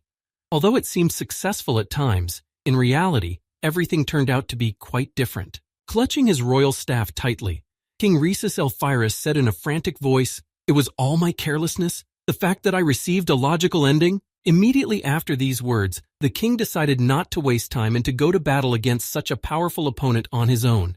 Immediately after making this decision, Rhesus jumped off his horse. Jumping high up from his steed, the Elf King headed straight for the giant monster that was mercilessly destroying his army. Immediately upon approaching the enemy, the Elf King began to cast one of his spells to strike the enemy. As soon as Mr. Kim heard the strange noise, he immediately looked up and saw Rhesus Elphyrus, who was rapidly approaching him. As soon as the enemy was spotted on the horizon, Mr. Kim immediately ducked down and, taking a fairly stable position, prepared to strike with his tail. As he continued to approach the enemy, the king of the Elf Kingdom, Rhesus Elphyrus, did not even think to dodge or defend himself, as he was too confident in his skills. Immediately after the enemy launched a counterattack, swinging his giant tail, the king pulled his staff in front of him and shouted, using his most powerful spell, "Slow down time." Immediately afterward, Mr. Kim's tail froze for a second in place after he used his magic. Everything was done to play along with the enemy and allow him to get a little closer. Noticing that he suddenly froze in place, King Rhesus Elphyrus confidently exclaimed, "This is time dilation magic, which was cast on you 7 times. As King Rhesus came closer, he continued, "With this level of time suspension, she won't even be able to move." Before he could finish speaking, the monster's tail reached him and knocked him down. The next moment, the elf prince was pushed into the ground with the fierce force that Mr. Kim had put into his punch. Groaning from the battle after such a hard landing, the Elf King Rhesus said in confusion, "How is this possible? Why didn't my magic work on you?" Hearing this from his opponent, Mr. Kim said in a menacing voice, "Your skills will not work on me. How sad is that?" At the same time, one of the guards standing on the wall watching the fight shouted out to Edward in astonishment, "Your Highness, look at this! Victory for the Empire!" Watching the triumphant victory in this fight, the soldier said joyfully, "This is simply incredible. With Sir Kim, the Empire will be able to rule the world." Before he could finish, King Edward interrupted him, saying, "No, that is impossible." Immediately after his words, the king looked at the monster that was ruthlessly destroying the army of elves and added, "It does not obey me. All of his actions are dictated by the agreement, and if it is suddenly violated..." After telling that he and Mr. Kim have an agreement, King Edward, imagining what could happen if it is violated, added nervously, "The claws of this monster will be pointed at us." Immediately after these words of King Edward, a powerful explosion followed, which destroyed the remnants of the elf army, as they remained after such a cruel one-gate game. And now let's move to the kingdom of Elphyrus, where the elder brother and also a candidate for the throne, Lucian Lucidus Elphyrus, was located.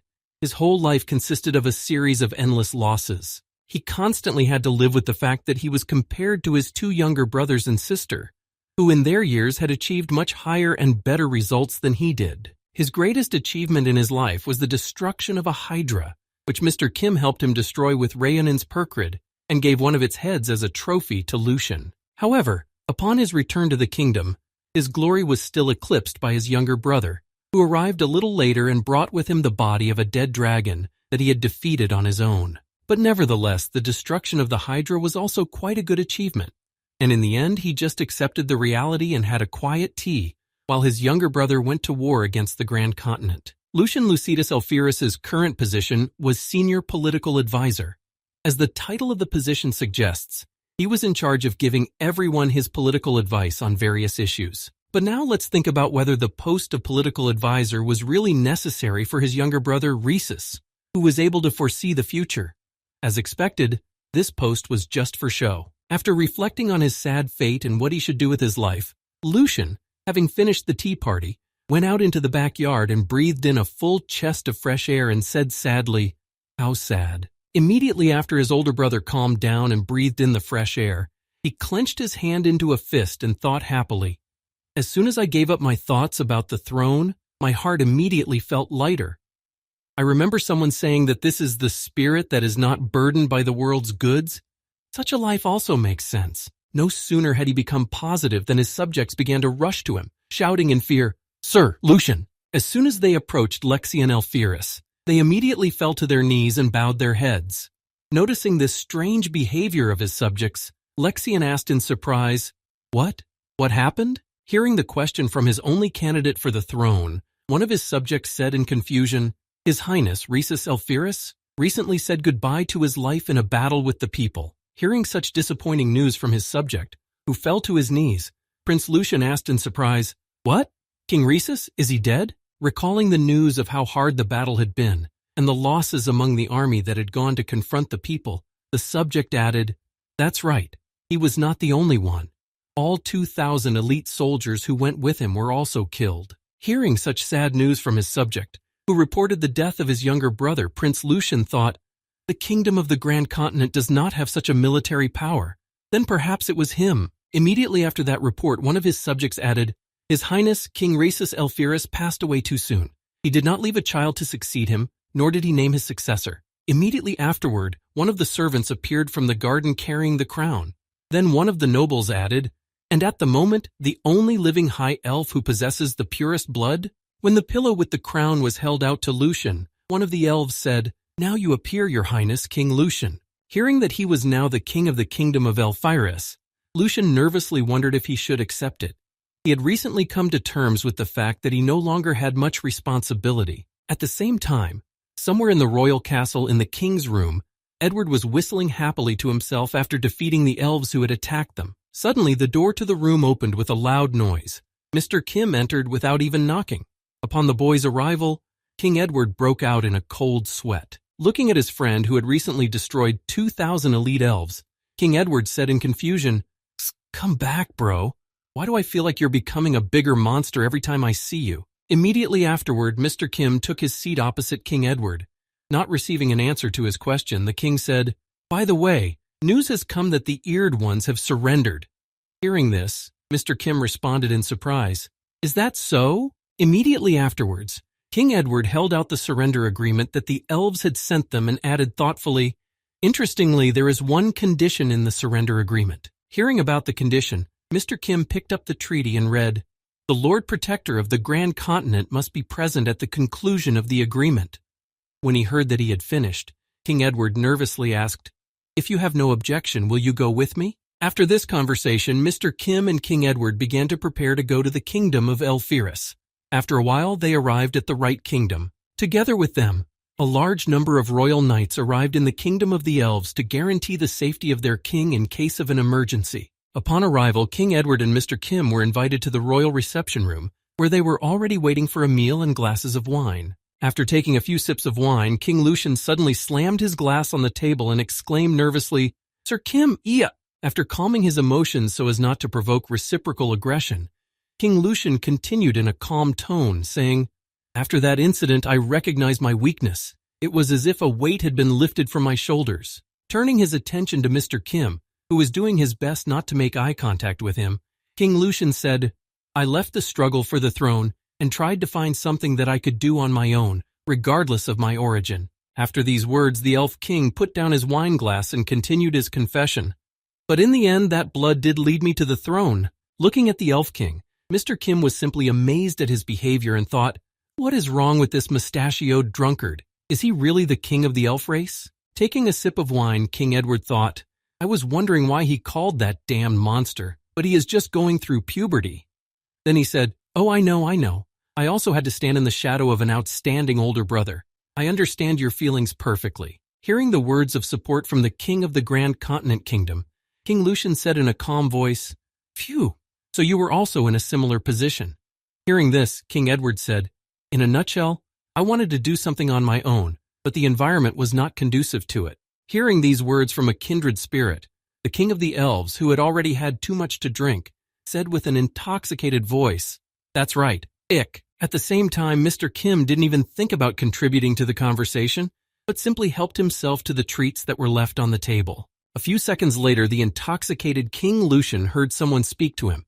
"But didn't this blood ultimately give you the power to change the country?" Immediately after these words, King Edward smiled slyly and added, "It means that you can reform the system that has long been stagnant, from the right of blood to the true merit." Hearing this proposal from King Edward, Lucian objected, saying nervously, "I don't know if this is a good idea because such sudden changes in the system can cause unrest." Hearing these words from his colleague, King Edward slyly added, "But now that there is no Rhesus Elpirus, who is the most prominent sorcerer in the kingdom of the elves?" After emphasizing that King Lucian had quite outstanding abilities, King Edward added, "Rebellion, but resistance can be suppressed by force, by our own strength." Hearing these words from his colleague, King Lucian immediately clenched his hand into a fist. Immediately afterward, His fist caught fire from the mana that radiated from it. Then King Lucian spoke thoughtfully, "By my own power." Watching King Lucian succumb to the provocation, King Edward thought with satisfaction, "The king of the country will not buy such sweet words." But by the time he has drunk the wine, everything has been decided. After his thoughts, King Edward remembered what he had done recently and continued his reflections. "I added a little bit of the neuro-control substance Ultra White." After that, he looked at the king of the elf race and continued his thoughts. The key word is own strength. Then he spoke again, "By my own power." When the substance finally conquered King Lucian's mind, he exclaimed with a crazy smile on his face, "By my own strength, I can do it on my own." And so the next day came. Then King Lucian gathered his high-ranking subjects and said, "Ministers, listen to me carefully. Yesterday we had negotiations with the Kingdom of Grand Continent. As a result, immediately after that, King Lucian continued confidently, I have come to the conclusion that if we continue the war, we will inevitably lose, and the very existence of the elven race may be threatened." Reporting this development, which is disappointing for their kingdom, King Lucian added, "The kingdom of Elphyrus has surrendered to the Grand Continent Empire." Hearing this, everyone present was very surprised and concerned about the king's decision. Immediately after the announcement of the surrender, the audience began to respond with displeasure. "What surrender? This is unthinkable. Why should we admit defeat to these lower monkeys?" Listening to his subjects express their discontent, he said, "On the contrary, it is they who should be punished for the murder of His Highness Rhesus and of Mrs. Elimia." King Lucian thought, "As expected, there is great discontent." Immediately after his thoughts, King Lucian stretched out his hand to the people and said nervously, "Calm down, I will explain everything." Then he heard from one of those present, "What, surrender? If it were King Rhesus, he wouldn't even mention it." This phrase was immediately followed by the next one with a disgruntled tick. What else could you expect from a reserve member of the royal family? A nobody who is not even capable of... Hearing the trigger word, which worked on him like the color red on a bull, King Lucian exclaimed in anger, "And who could that be? Who just threw out a vile taunt at me?" Unable to contain his anger, King Lucian prepared his spell to punish the insolent man and shouted in anger, "Who just made a filthy mockery of me?" Immediately afterwards, all his subjects scattered in fear, leaving only one elf in the middle who had thrown out the taunt. Feeling the manner of King Lucian, who was very serious, the subject said in confusion, "No, you have misunderstood." The next moment, the insolent subject became an example of what happens to those who decide to go against King Lucian's orders. His whole body dried up, and his hair fell out. Seeing what happened to the impudent man, frightened exclamations were heard from the audience. "No, this simply cannot be. All the moisture just evaporated from him." After the first murder of the one who decided to go against him, King Lucian, looking at the corpse, thought ominously, "By my own strength, I will change the kingdom with my own strength." And it was at this moment that the future tyrant was born, who was created in the kingdom of Elphyrus. He was called the Walking Natural Disaster Lucian. At the same time, something interesting happened in the office of King Edward, who had already returned to his kingdom. Mr. Kim brought him the head of Rhesus, which he had captured in the war. When King Edward saw this booty on his table, he said excitedly, "Well, with this we have fulfilled 1/4 of the total plan." Hearing these words from his friend, Mr. Kim said thoughtfully, "Well then, if we've made a start, then who should we target next?" After receiving Mr. Kim's question, King Edward said thoughtfully, "I am thinking of the Dwarf King as the next target, but..." When Mr. Kim heard the hesitation in Edward's voice, he asked in surprise, "Is something wrong?" Immediately King Edward replied, "We should not get the head of just anyone, but a representative of the country. And besides, the Republic of Evermain is considered a friendly country for us. It's not advisable to rush into things. It's better to be prepared." After King Edward explained that it would take a lot of preparation, Mr. Kim asked, "How long can it take?" He replied, "About 6 months, I think." Having received the information he needed, Mr. Kim said in amazement, "Much faster than I thought. Will you need me in 6 months?" King Edward replied thoughtfully, "No, I don't think so, unless there is an emergency." Hearing that his help would not be needed, Mr. Kim turned around and headed for the exit, saying, "Then I'm taking a vacation." Hearing this, Edward responded excitedly, "Furlough? But where are you going?" Then he thought, "He's up to no good again." When Mr. Kim heard his friend's question, he imagined mountains with forests in his head and then answered, "To the place where I first appeared in this world, to the endless forest." After these words, Mr. Kim set off on a journey to the endless forest. As the name suggests, it is a huge forest located on the continent of Endmund. There are 3 parts of the animal habitat in this very area: outer, middle, and inner. Accordingly, you can imagine how strong the monsters are where they live. And so the deeper you go into the forest, the more dangerous monsters you can find in its thickets, from trolls and ogres to dragons and other strong monsters. As he traveled through the endless forest, Mr. Kim said thoughtfully, "I decided to go back to the springs, and I interrupted the memory of the dragon that had stored the memories of living in the forest. The abilities that Mr. Kim had used so far would be useless in the depths of this forest. The monsters from the outside that he had consumed at the beginning of his journey would be like a snack for the inhabitants of the thicket." After thinking about this, Mr. Kim added thoughtfully, "Even the red dragon was in the middle of the food chain of the thicket. That's why the one I ate made a nest in the outer part of the forest." After a while, Mr. Kim came to the same place where the dragon used to live and noticed a strange animal whose ears could be seen from afar. It was a rabbit with bulging eyes chewing on grass, and Mr. Kim was hunting it, hiding in the grass and preparing to attack. Waiting for the perfect moment for the animal to be distracted by something and lose its vigilance, Mr. Kim left his trap and rushed at it. However, his attack was unsuccessful. Hearing the slightest noise from the rustling of the leaves, the rabbit managed to react, and at the last moment escaped right from under Mr. Kim's hands. Looking at the trail of the animal that had just escaped, Mr. Kim said, "It's pretty fast." In this place, survival requires not destructive physical abilities, but stealth, disguise, evasion, and running speed. And so a whole week passed after Mr. Kim's unsuccessful rabbit hunt, and again he met the same monster in the same place, hiding in the bushes. This time, however, Mr. Kim worked more smoothly and deliberately.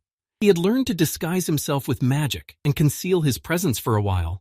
After grabbing a fast rabbit with gaping eyes and killing it immediately, Mr. Kim said thoughtfully, "After practicing for 7 days, I have finally perfected the skills I need." Magical power is an integral part of the living beings of the continent of Elmond.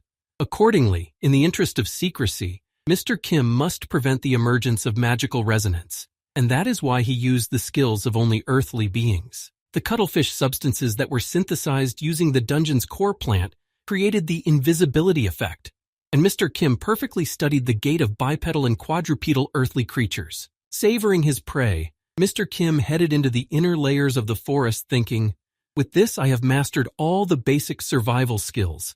Now I can go deeper into the forest." The next second, Mr. Kim headed into the thick of the endless forest, where the middle level was supposed to be, and where stronger monsters lived. After walking a considerable distance from the beginning of the forest, Mr. Kim looked around him and said thoughtfully, "Is this where the deep zone begins?" Looking around, the boy did not even feel the danger approaching him, and added, "Not much different from the average polo field."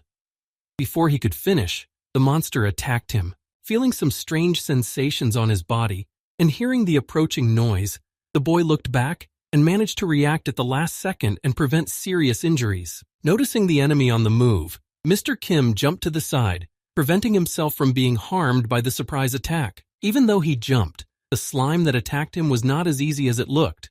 Immediately after landing, he continued his combination and cut Mr. Kim in two. After falling to the ground, Mr. Kim was able to dodge the enemy's next attack, which was made on the off chance that he would be hit by the force of gravity and his weight, and passed him by. Lifting his head up to see what it was, Mr. Kim was shocked to see what he was dealing with. He was looking at a mere blob of mucus, a simple slime that had changed the way Mr. Kim was caught off guard and harmed him. Looking at his other body part and at the slime, Mr. Kim waited to see what would happen next and how it would behave. The next second, the boy tried to lift his lower body, trying to get to his feet to connect, or in case of failure, to check how the slime would react to some actions. As soon as his body started to move, the slime struck with lightning speed and cut his lower body into 3 pieces, separating the groin from his legs, cutting them off just above the knees. After a while, after sticking his groin to the rest of his body, Mr. Kim finally figured out the enemy's behavior and thought, does it determine the enemy's location by the vibrations of the ground? Finding similarities to Japanese sword techniques in the slime's behavior, Mr. Kim thought in surprise, just like a master of Batojutsu. Looking at his enemy, who had managed to separate him from his limbs, Mr. Kim continued his thoughts. So it turns out that you are the slashing slice. Recalling the time he had cut off his legs as soon as they tried to stand up, Mr. Kim thought, it becomes flat like a blade and lunges at high speed.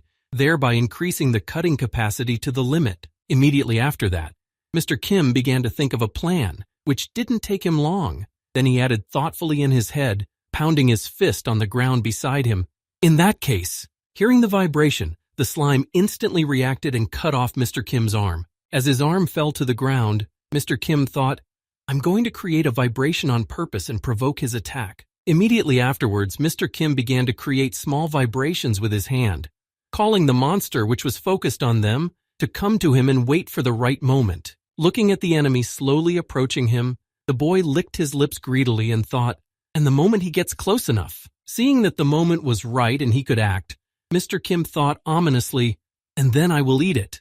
Then he attacked the monster and swallowed it in a second. After healing from the battle with the slime and defeating it, Mr. Kim walked on thinking, "The slice slime was definitely a pretty strong opponent, so much so that I can call it the best in stabbing and slashing." Immediately afterward, Mr. Kim added torturedly, testing the slice's abilities, "But I can't use it." Changing one of his hands to the slashing slime, Mr. Kim said in his head, "The forms it takes are not genetically fixed. I cannot reproduce them based on what I have seen.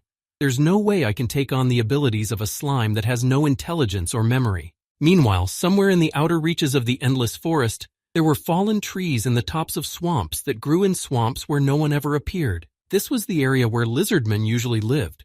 In the past, they worshipped the dragon, but after its death, they had to defend themselves against enemies on their own. Looking around the area, the girl who arrived in this outer layer of the forest said in surprise, "It's a complete chaos here." Walking through these swamps with her inexperienced student at her side, the paladin girl said thoughtfully, "What has happened here?" This girl was the paladin of the goddess, Rayonhan's Perkrid.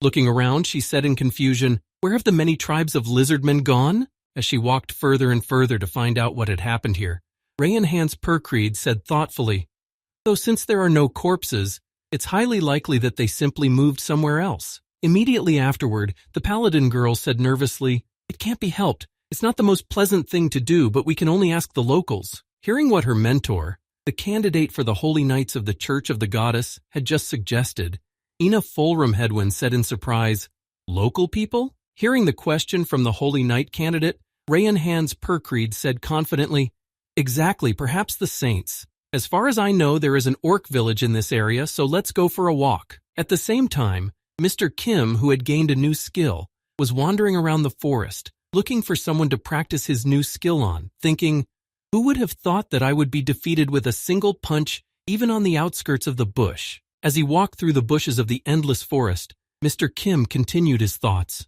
"Perhaps I was too careless and inattentive. I need to test the skills of the creatures in the middle part of the forest." After walking a short distance, Mr. Kim found an enemy on which he could test the skill and released several blades from the slime for testing. The victim was a man-eater, which was hit by a barrage of blows, and he was supposed to cut it into pieces depending on how many blades flew at it. Nevertheless, the enemy fell to the ground without losing a single piece of himself. Of course, it was seriously wounded, but the power was not enough for the original effect. Groaning in pain, the monster from the middle layer of the forest spoke angrily before dying. "Fucker, what are you?" After examining the enemy's body, which was quite badly cut in all places, Mr. Kim turned his gaze to his arm and said with a grudging smile, "As expected, it is quite difficult to control." Finding a place where he could sit down, Mr. Kim turned his other arm into a slime and then tried to control them. After playing around for a while, Mr. Kim thought, "After turning my arm into a slime, I tried to copy this technique, but its shape is unstable." Looking at the depth of the cuts on the monster he had finished, Mr. Kim continued his thoughts in frustration, and the power is far inferior to the original. Looking at the wounded green dragon lying on the ground, Mr. Kim thought, if there was a slicing slice here, it would have perfectly severed these parts. The next moment, remembering his first days of survival in this world, Mr. Kim thought, come to think of it, in the beginning, when I couldn't catch the dragon, I had to use a rather tedious method of hunting. After that, Mr. Kim decided to go with the old-fashioned approach and headed toward his prey. When the dragon noticed that he was approaching him, he shouted in confusion, "What kind of monster are you? Don't come near me! Don't come!" Determined to finish the monster off himself, Mr. Kim stood on the wounded enemy and gave it an evil look, shocking it into submission. Immediately after that, a brilliant idea came to him. Looking at the wounded monster, he thought, I have definitely become much stronger. Meanwhile, Hans Perkrid and Ina Fulramhedwin, who was traveling with him, finally reached the former lands of the Orc clan Onyx to find out what had happened there. When she noticed the ruins of the Orc camp, Hans Perkrid said in surprise, "Here too, the situation hasn't changed much even when we came here." Walking a little further, she saw mounds of earth and said in surprise, "What? I thought all orcs were barbarians, but it seems that this is not quite true." Noticing the fresh flowers near the mounds, she realized that these were the graves of her fallen comrades. Then the girl added in surprise, "I see that they have a culture of grieving for the dead." As she approached one of the coffins, Hans Perkrid noticed a bouquet and said in surprise, "These flowers are fresh, so..." Before she could finish, her words were interrupted by the shout of an orc standing nearby, who exclaimed, "Who are you?" Hearing the voice of the enemy, the paladin girl immediately reached for her sword to fight the enemy if necessary. Before the girl stood the traveler Brat, who used to be one of the orcs of the Onyx camp.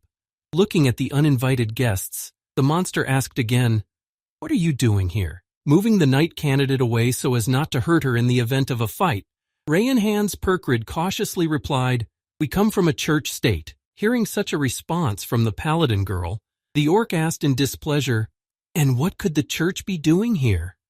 The girl replied, "Perhaps you know what happened here?" Hearing the question from the girl, the orc named Brat immediately bared his teeth, recalling the details of what he had to go through because of one person who appeared here. Recalling Mr. Kim, who had recently arrived in their village, the orc Brat said nervously, "A monster has appeared in this place." Immediately afterward, the ogre recalled the trap that Mr. Kim had set up for them with the dagger with dragon blood and added, "That monster trapped us and forced us to fight the dragon." Recalling the same red dragon that came to take revenge on the orcs for insulting his child, the brother added, "In that battle almost all my brothers died, and the village was turned to ashes." Hearing the story from the orc who survived the battle with the dragon, the girl asked excitedly, "Then the village of the lizard men, which was nearby, was also destroyed." When the orc heard the question about the village of lizard men, he answered, "Everyone was eaten by this monster.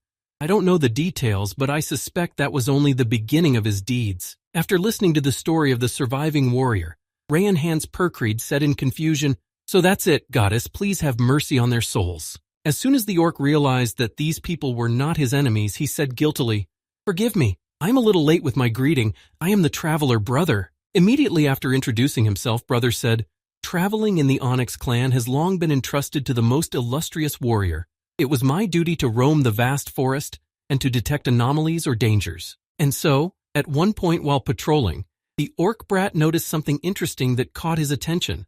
He had to check what exactly happened there, because it was his job. Noticing the black smoke near him, which did not dissipate, Brat said, "It all started when I discovered it while patrolling." Hearing the strange description of the discovery, the girl said in surprise, "This? What do you mean by that?" Immediately after the girl's question, the orc recalled how he immediately rushed to the place where the smoke was coming from and saw a broken car, and then said, "A wrecked iron carriage."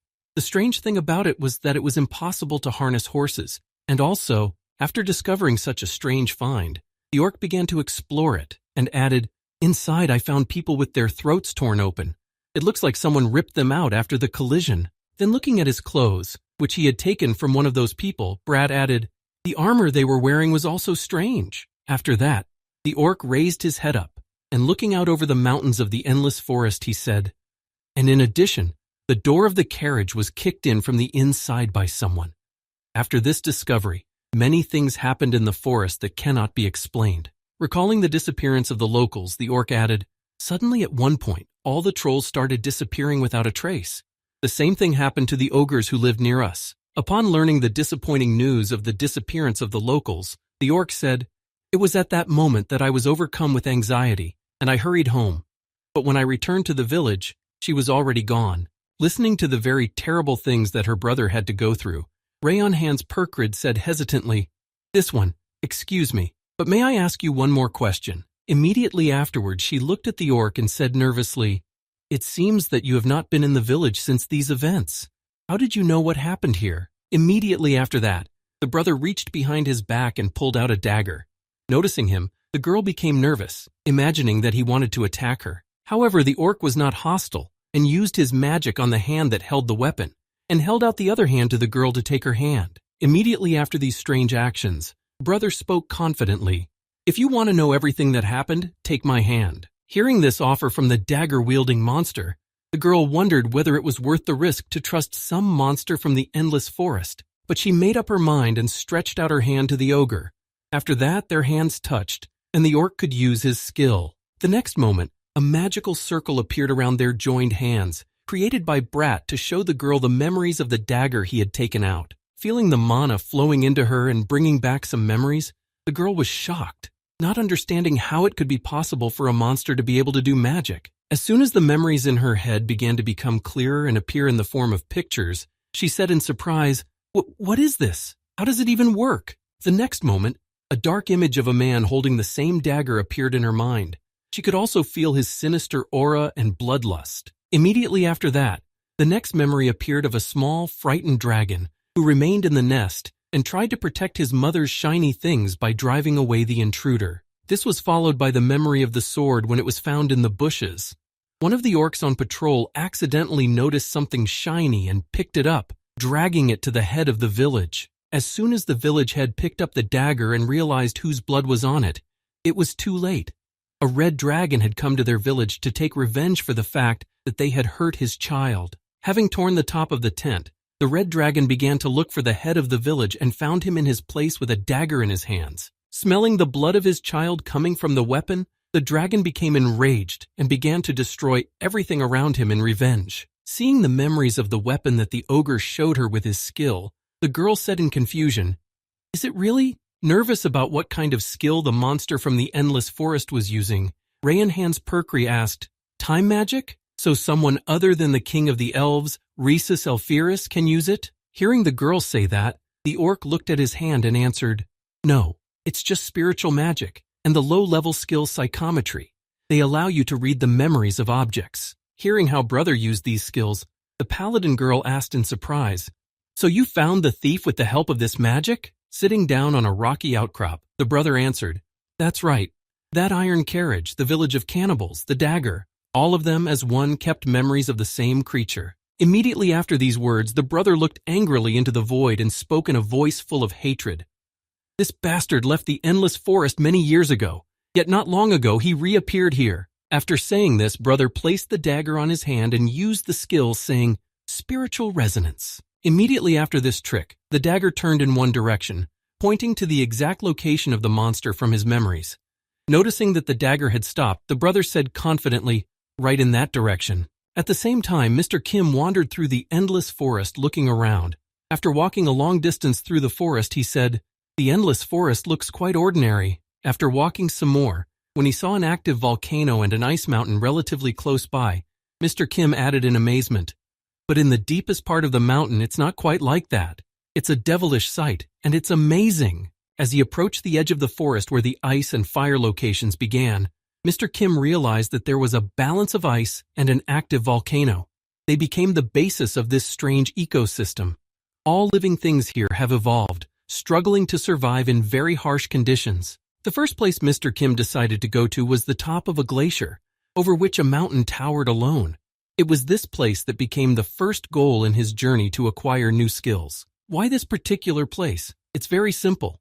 According to a rumor that Mr. Kim had heard somewhere, it was said that a rather powerful monster lived on this snow-covered peak. This powerful monster was the only kind of dragon in the world, and it lived on the middle level of that very endless forest. It was he who was able to adapt to life in the depths of the endless forest in such harsh, icy conditions.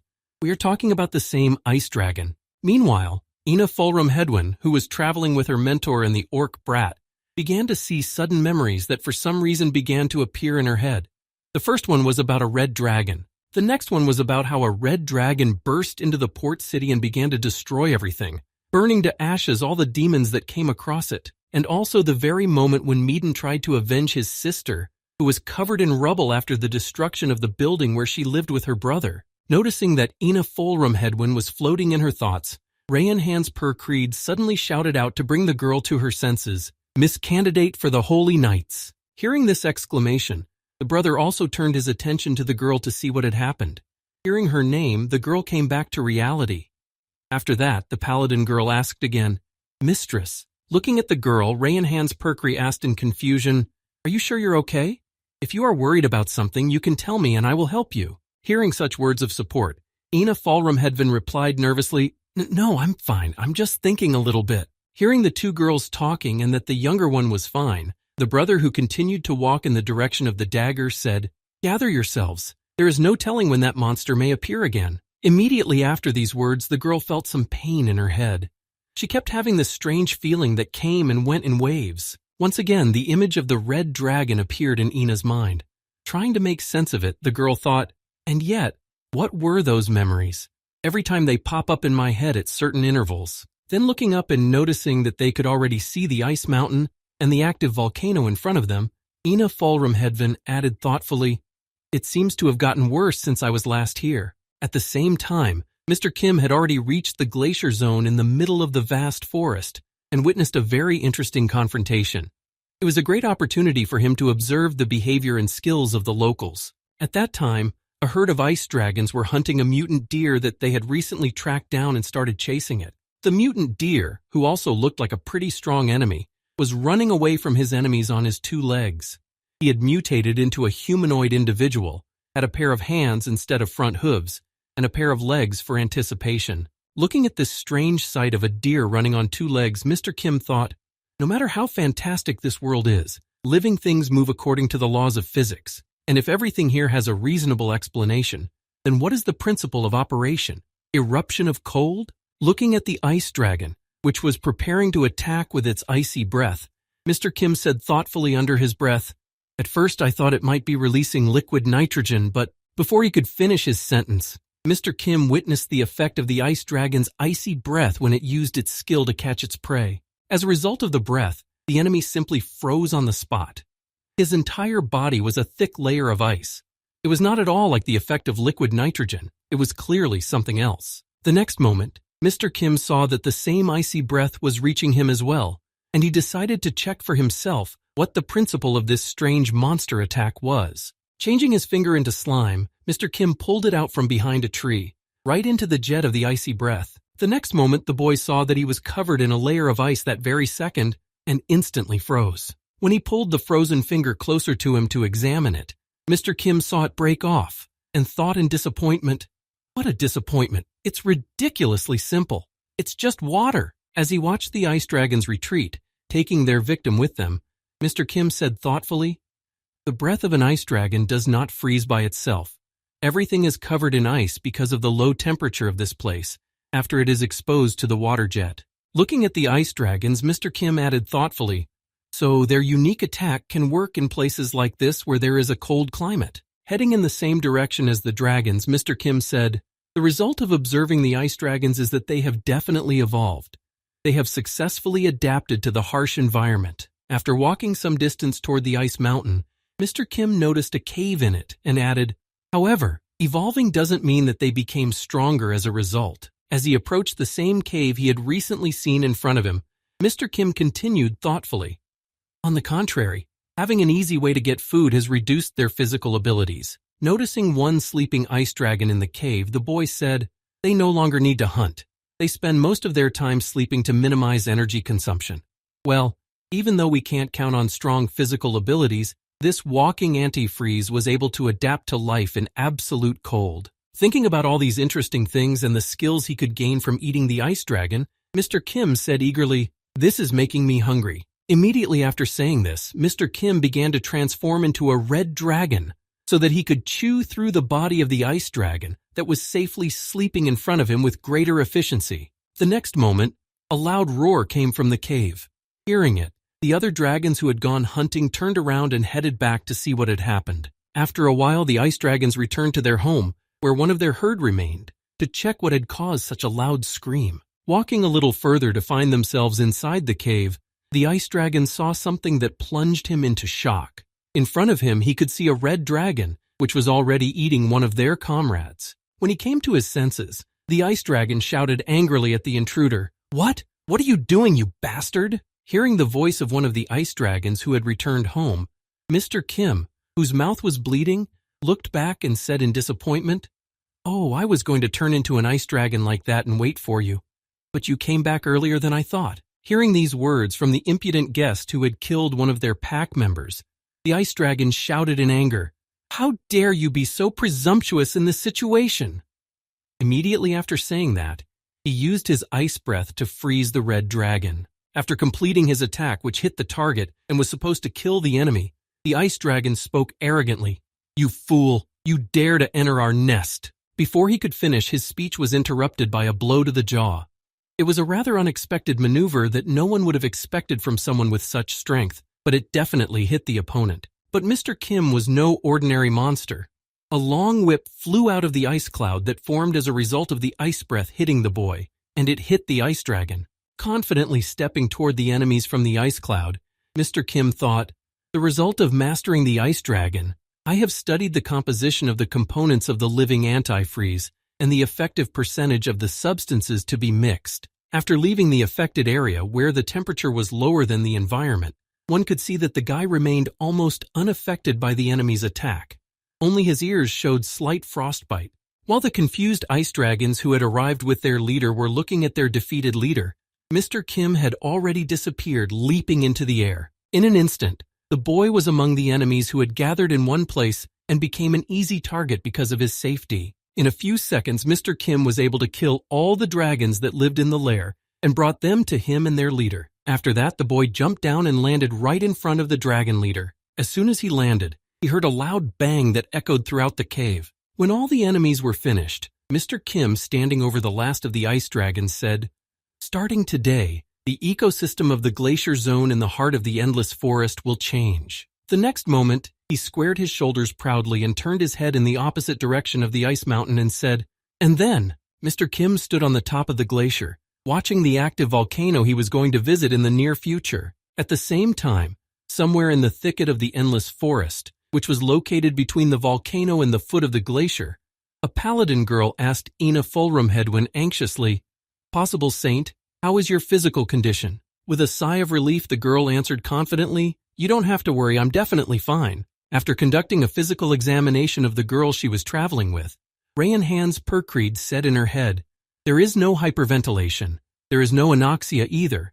There are no symptoms of powerlessness. Conclusion, she is telling the truth." Immediately afterward, the paladin girl leaned over to Ina Fulrumhedwin, who said in a worried tone, "I understand, but if you ever feel uneasy, tell me at once." Trying to take care of her ward, the girl turned her gaze to the guide and saw that he was somehow unhappy that there were such delays. Immediately after the girl turned her attention to the brother, he spoke, "If you are finished, then let's go." Immediately after these words, the full company of the paladin girl, a possible future saint, and the orc monster set off in the direction the dagger was pointing. After some time of traveling, the brother noticed that his dagger, which pointed the way, began to behave in a very strange way. As soon as the orc noticed this, he raised his hand above him, signaling that they needed to stop and figure out what was wrong. Taking the blade in his hands, the brother saw someone's footprints burning on the ground.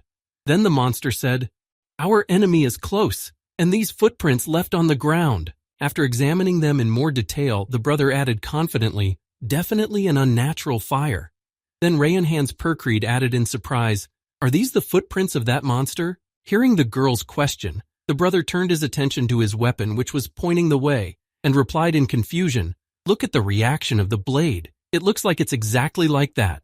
Immediately after that, the entire team followed the trail that led them to the active volcano. After a while, the two girls felt the intense heat radiating from the volcano, forcing them to stop at this point in their journey. Trying to shield herself from the infernal temperature with her hand, Rayanhan's Perkreed said in confusion, "Is it that hot?" At the same time, a brother who was able to walk a little further began to break out in a cold sweat, not because of the heat radiating from the volcano, but because of what he saw in front of him. Not far from him, literally 100 meters away, stood a monster that was burning from the heat. Noticing this monster, brother confidently said, "That's him. It is definitely him." The next moment, a man appeared before the girls, his hair on fire, but he could not burn. Most of his body was also engulfed in flames.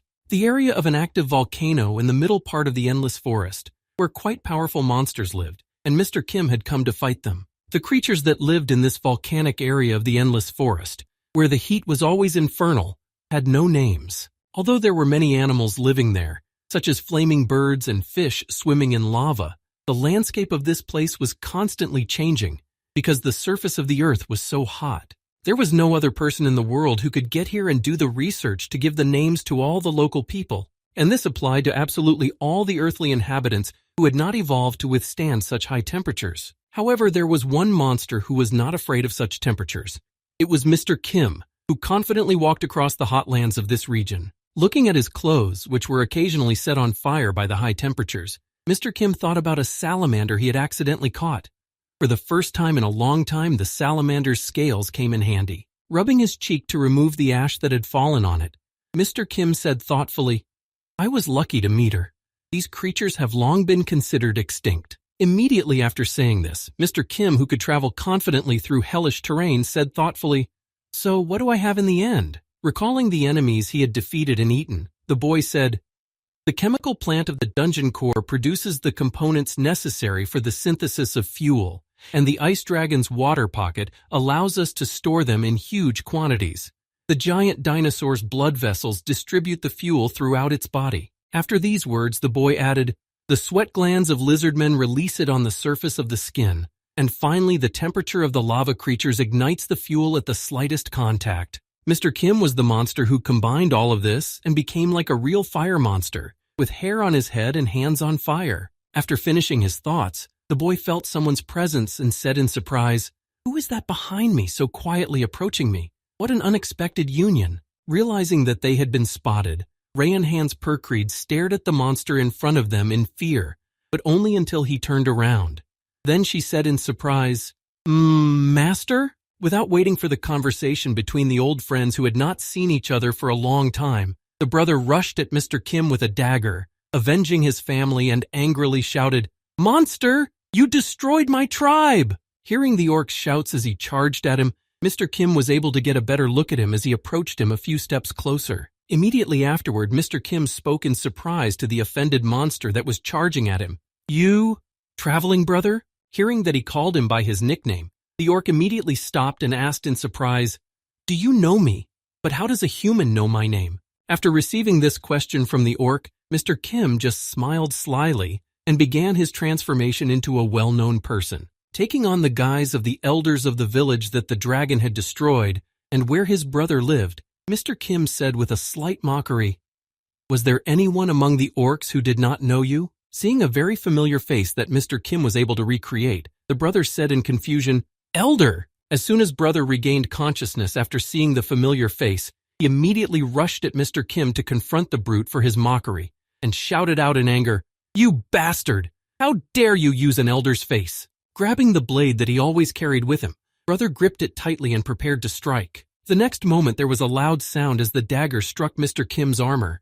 My brother had struck his first blow at the enemy he had been trying to take revenge on for so long. As a result of the hit, a rather powerful airwave appeared behind Mr. Kim, which even managed to extinguish the flames on his hands for a few seconds. Although the attack was quite strong, it did not manage to hit the boy's flesh.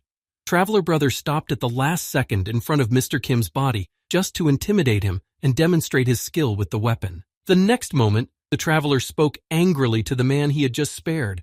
"I have been training for years and waiting for this moment, and now it's time to take revenge on you." Clutching his dagger in his hand, the orc prepared to fight. The next moment, he swung his weapon, prepared to deliver a fatal blow that would strike the enemy, and shouted in anger, "Die!" These words were immediately followed by a flurry of blows, which the brother delivered with frantic speed to finish off the very monster that had destroyed his village. While the orc was delivering his barrage of blows, Mr. Kim released a poison from his hand that was supposed to neutralize the enemy when it spread around him. But while he was trying to win somehow, the brother continued to deliver a lightning series of blows, and this time the final blow was to the head. Although it might seem so, at the last moment the trajectory of the dagger changed, and it flew straight through the boy's body. Immediately after the series of stabs ended, a cloud of dust appeared at the site of the massacre. A bewildered Rayan Hans Perkreed watched from a distance, not knowing how to react. Watching the fight between two fighters, one fighting for his comrades and the other just to gain skills, she thought in confusion, "What the hell is going on here?" After a few seconds, the dust cloud dissipated a bit, and the outlines of the two figures fighting each other became visible. Seeing them, the girl thought, "They are fighting. In that case, I need to help. Immediately after thinking about helping, the girl plunged into a stupor because she had to choose one of her two friends to support in this fight. The first candidate was the orc traveler Brat.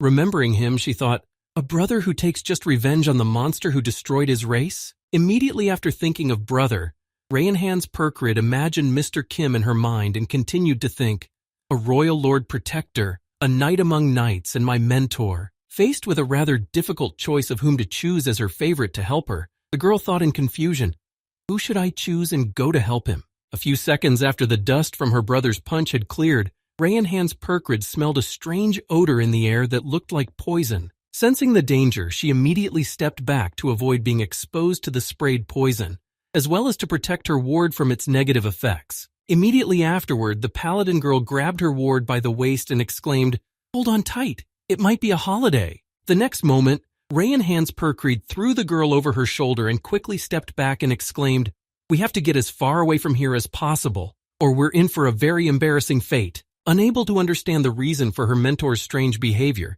Ina Fulrumhedvin asked in surprise, but why do you say that? Continuing to pick up her pace to escape from the poisonous cloud sprayed by Mr. Kim, the paladin girl said, this, a deadly poison. It is sprayed in the air on the battlefield. Meanwhile, the entire area around Mr. Kim had already been filled with a thick cloud of hydra venom that could have killed anyone. Feeling that he was getting worse and worse with every breath, the orc traveler brother said in surprise, you bastard! Did you really spray poison? Coward! Realizing that he would not last long, Brat grabbed the dagger with both hands and preparing for his last stroke, he said angrily, I cannot do this. At least I will make one last stroke. The next moment, the orc gathered all his remaining strength and struck his enemy with a dying blow to defeat him, or at least to inflict critical damage. But unfortunately, the orc's attack was in vain.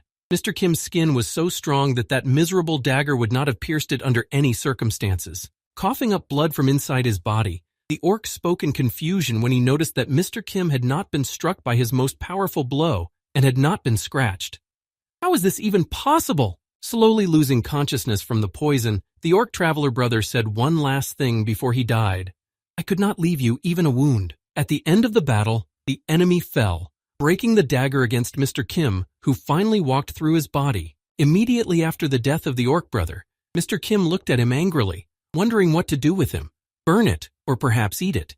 But it was of little use. And then Mr. Kim still preferred the first option, namely to simply burn the enemy's dead body by blowing it up.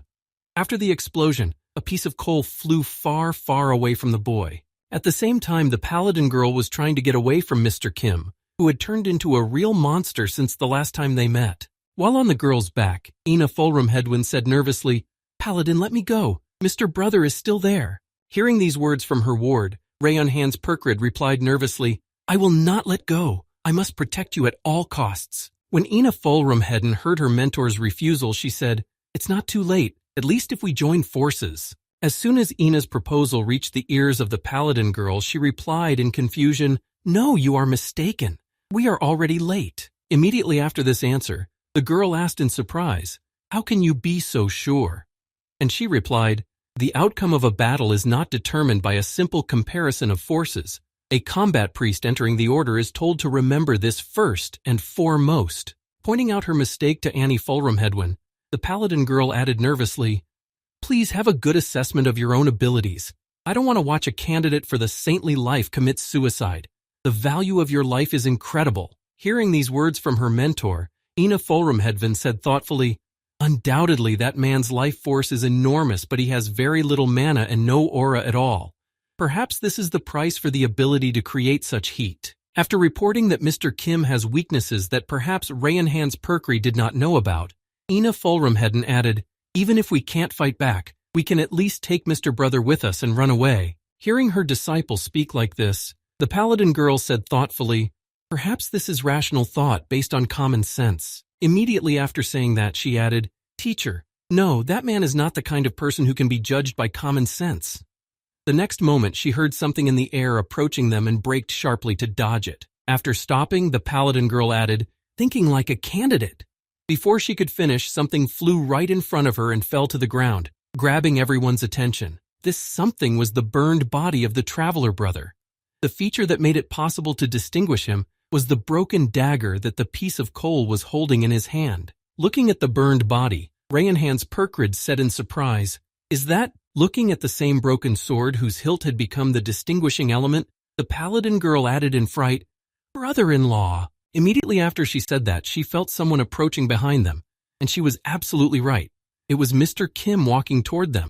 Slowly turning her head back, the paladin girl spoke in confusion, "Master!" And in her mind she thought frightenedly, "I can't even imagine how a teacher would behave." Immediately after these thoughts, cold sweat broke out on the girl's body, and she thought, "If he thinks that we are Mr. Brother's henchmen, then we are definitely in trouble." But surprisingly, everything started well. Mr. Kim said in a calm voice, "It's been a long time, my student." Immediately after these words, the dangerous burning monster added in an ominous voice, "Now we can take our time to talk to you." And then thought, "Rejoice, disciple." Looking at Rayanhan's Purecreed with an ominous gaze, Mr. Kim thought, "Until now, you have been the only one who has chased after the image of a teacher and a student.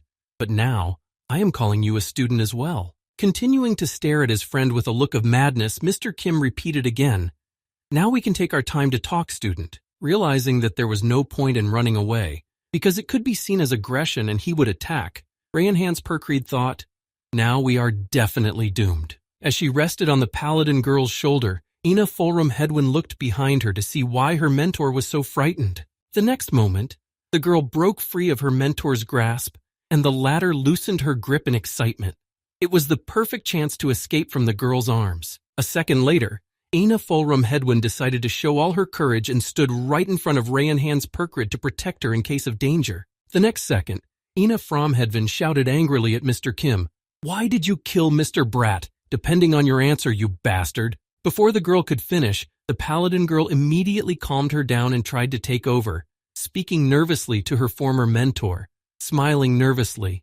"Aha, it's been a long time, teacher." Hearing her address the enemy standing in front of them, Ina Fulram Hedwyn asked her mentor in surprise, "Teacher, do you really know this monster?" Hearing such a question from her mentee, Rayanhan's Perkrid was confused. "I will explain later, but for now, please be quiet so that you cannot be heard." Immediately afterward, Mr. Kim spoke in surprise to his student, with whom fate had brought them together again.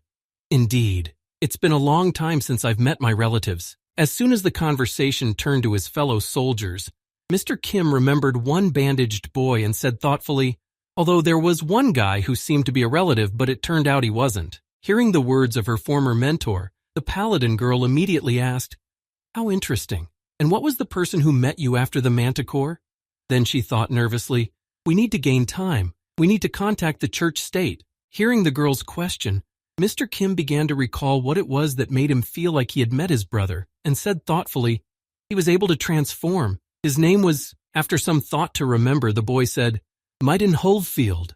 Hearing this, Ina Fulram Hedwyn immediately plunged into shock. Then everything began to fall into place in her head. Grabbing her head, which began to buzz, and everything in it began to stir, she groaned and spoke with difficulty. "Maiden? Halffield?" Seeing what was happening to the girl, the paladin said nervously, "Could it be a holiday?" Ina Fulram Hedwyn ignored all the words that were said to her at that time. She simply did not hear them. The noises in her head interrupted them. After a while, she repeated the boy's name again, Midden, and so at last, the possible Saint Ina Fulram Hedwyn remembered her forgotten memories from the beginning of her unconscious life.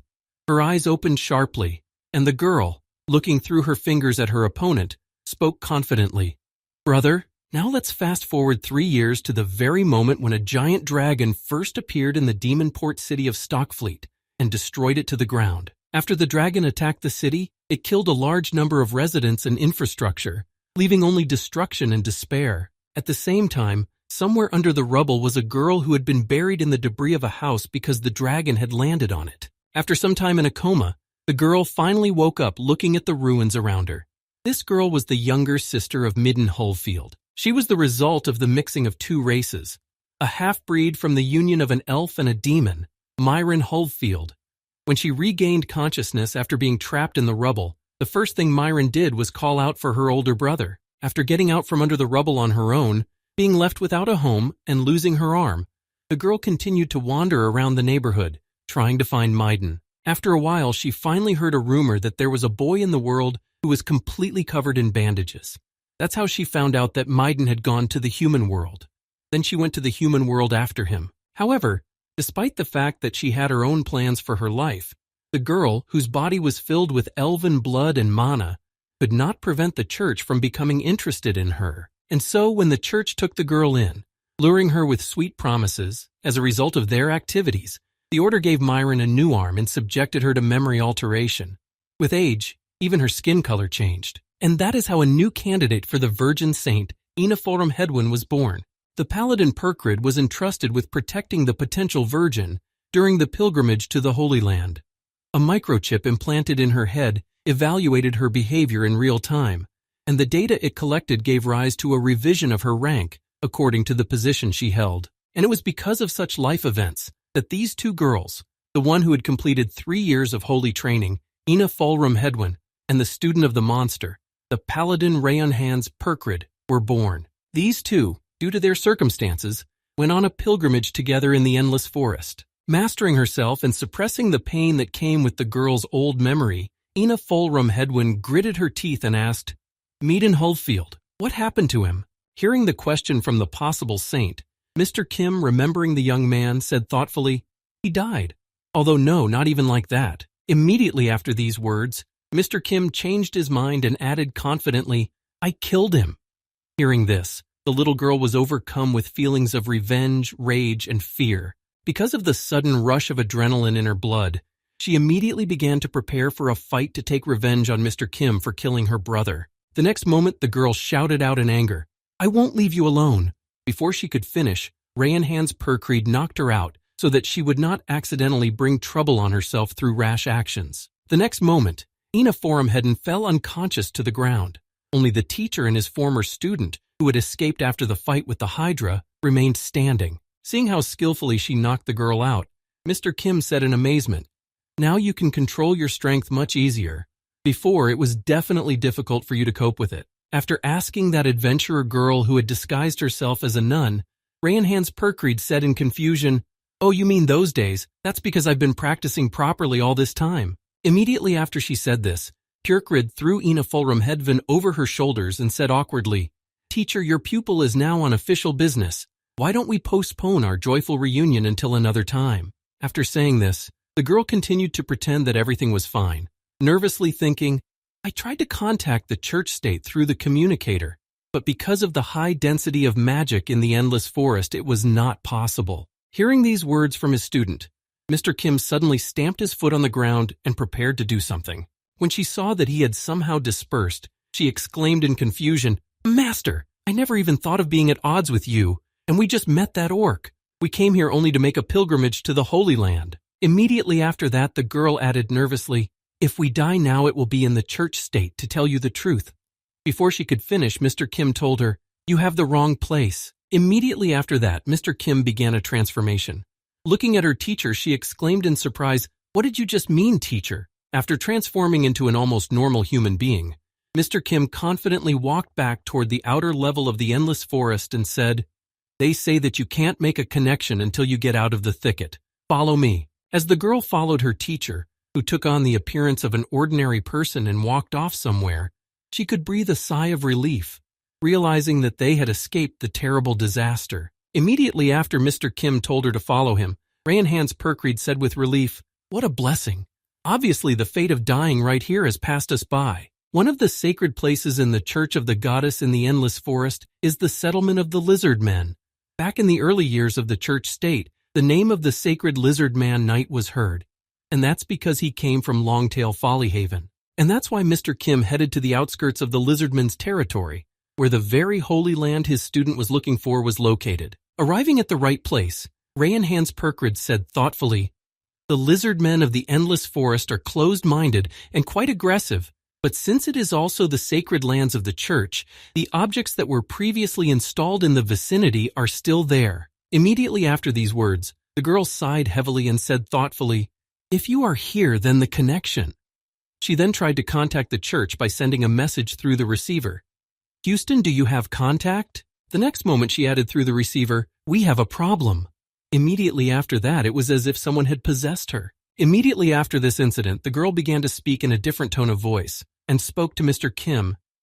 This is our first meeting. My identification number is RR St. Knight's Management, and I am observing a sector and one person, Supervisor Houston. After these words, the supervisor added, "It is a great honor for me to meet the knight among knights." When he heard that another personality had entered the girl's body, Mr. Kim spoke menacingly. "Stop insincere speeches and get to the point."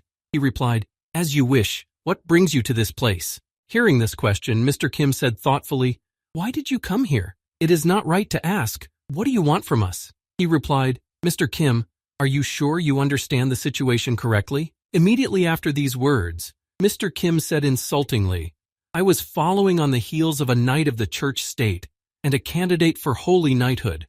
But what a disappointment. In the course of destroying the Holy Land, I also committed genocide." Hearing these words from Mr. Kim, Houston said in surprise, "Tell me, what makes you think you can demand anything from us?" Hearing these words from Houston, Mr. Kim said in surprise, "What would happen if I, say, let these two return safely from the endless forest?" As soon as Mr. Kim put his question in this way, Leader Houston thought, "The loss of a saintly candidate and a paladin is quite a loss. Besides, Perkrit is an extremely valuable individual." Immediately after thinking about it, Houston realized that his authority did not apply here, but it was better not to start a conflict and said, "I understand your point. Then I surrender. What do you want?" Hearing that the conversation would now go as he wished, Mr. Kim smiled slyly, having been given the opportunity to set the pace of the conversation. Thinking about what exactly he wanted to say to make an impression, Mr. Kim said, "Well, there's nothing that's really impossible. You just need to pretend that nothing happened in this forest." To which Houston replied uncertainly, "Okay, I hope you'll keep your word." As soon as their conversation came to an end, Mr. Kim immediately turned his back on Warden Houston and walked on, saying goodbye to him. "All right then, I need to go that way." A few seconds later, Mr. Kim walked quite far away from the maiden saint and the palm tree girl, disappearing over the horizon with each passing second. After finishing his conversation with the representative of the church state and going on his way, Mr. Kim said with satisfaction, "I have removed all the obstacles, and now I can concentrate on my main goal." As he transformed back into the same burning monster to move through the hellish lands of the active volcano, Mr. Kim thought of Edward and continued his thought. As long as the emperor is laying the groundwork to get the next king's head. A few seconds later, Mr. Kim finally took his monster form. His head grew horns. His tail was from an ancient dinosaur. His scales were from a salamander. His arms were shaped like a dragon. And all of this was reinforced by orcish muscles. And it was in this form that Mr. Kim traveled around the area until he accidentally came across two monsters, a giant lion and a cyclops fighting each other. As a spectator of such a wonderful opportunity, Mr. Kim spoke joyfully, realizing that it did not matter who won. He would eat the loser, and then, transforming into a giant, he would finish off the other participant in the fight. And so it went, day after day and week after week. Mr. Kim wandered through the endless forest, destroying all the enemies he met and gaining new talents. And now, 6 months after the feast in the endless forest, in the land of the dwarves, the kingdom of Evermain, elections began, conducted by one of the same dwarves who had come to the kingdom of Grand Continent with his comrades to learn the secret of the secret engine they had invented. Standing in front of his people, the dwarf, dressed in a formal suit, confidently said, "My dear citizens, thank you for electing me. From now on, the kingdom of Evermain will follow in the footsteps of the People's Republic." While the newly elected president was speaking in the square, the king, whose castle was located a few meters away, watched the action and said, "What a terrible fate has befallen the kingdom of the Dvoraks with its rich heritage." The king of the Dvoras, Pitkol Granait, was watching and did not like this idea at all. Then he exclaimed angrily, "And not even a king? What kind of a president is elected by vote?" Expressing dissatisfaction with the choice of the head of state, the king added angrily, "For a nobody who does not even have the slightest bit of legitimacy to rule the kingdom? Obviously someone was using dirty tricks behind his back." Immediately after these words, King Boomabol turned his attention to his people who were present at the president's speech and added, "Otherwise the people would not have behaved like madmen." Throwing his royal cloak aside, the dwarf king spoke confidently, "I will personally intervene and save the kingdom from this threat." The king of the dwarf kingdom then called out to the guards on the other side of the door, "Hey, is there anyone outside? Get ready. I'm going to pay a visit to a friendly country, the Grand Continent Kingdom." However, no one even responded to his words. Everyone who was in the kingdom went to the square to listen to the speech of the new president who was to lead the kingdom. Realizing that everyone had long since forgotten about him, the king of the dwarf kingdom spoke angrily. The power that has been passed down for hundreds of years, from generation to generation, it was destroyed in just 6 months. As soon as these words came out of the king's mouth, he heard the door to his reception hall open. Then a glimmer of hope immediately appeared in the king's heart that there was still someone who was still loyal to him. Raising his head to see who it was that had come to see him, King Pitcall exclaimed joyfully, "I knew it! I was sure that there were still those who obeyed the king." But the guest who came to the king did not seem to obey him. It was Mr. Kim who came for the soul of the king of the dwarf kingdom, or to be more precise, for his head. As soon as Mr. Kim entered King Pickle's room and saw him standing right at the door, he said happily, "Booga, I found it. Now we have a second head. Half the job is done." Looking at the monster who had come to visit him, the king of the dwarf kingdom was frightened. Who are you? And how did you even get into the royal castle?" As Mr. Kim prepared to attack, King Pickle tried to intimidate him by saying, "Do you even know where you are and who you are talking to?" But the boy did not even listen to him. The next moment there was a sound of a hand swinging and flesh being cut. Immediately after that there was a splash of blood, and the king's head flew off his shoulders. When all was said and done, Mr. Kim took the head and went back to his kingdom with it. Meanwhile, King Edward was sitting in his office as Emperor of the Grand Continent, waiting for the result. After a while, the door to the room opened abruptly, and Mr. Kim was seen standing on the threshold, slowly starting to walk in to report on the successful completion of the mission. His report was not eloquent. Mr. Kim first lifted the bloody sack to his chest and then spoke confidently. "Do you think this play on words will really work?" Seeing that the head was finally in their hands, Emperor Edward spoke joyfully.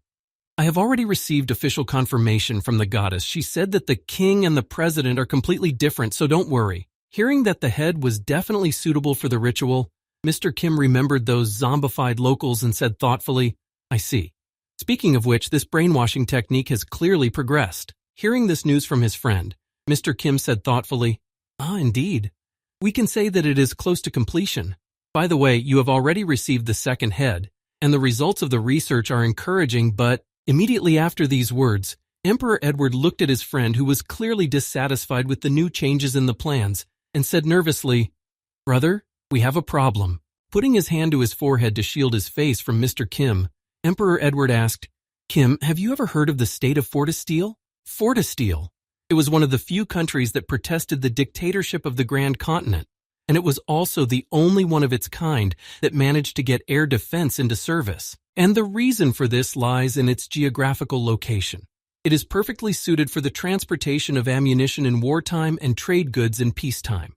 Nevertheless, there was a shameful moment in the history of Fortestille when it became a conquered kingdom. And that is why when the kingdom found itself in a difficult situation and weakened after the invasion of sea monsters, a huge rebel army began to rage in Fortestille. Thinking about this problem, Emperor Edward said in frustration, "The kingdom is already in an unstable state, and if Fortestille rebels, then the number of problems will grow to heaven." Immediately after these thoughts about what the future might hold, Emperor Edward spoke nervously to Mr. Kim.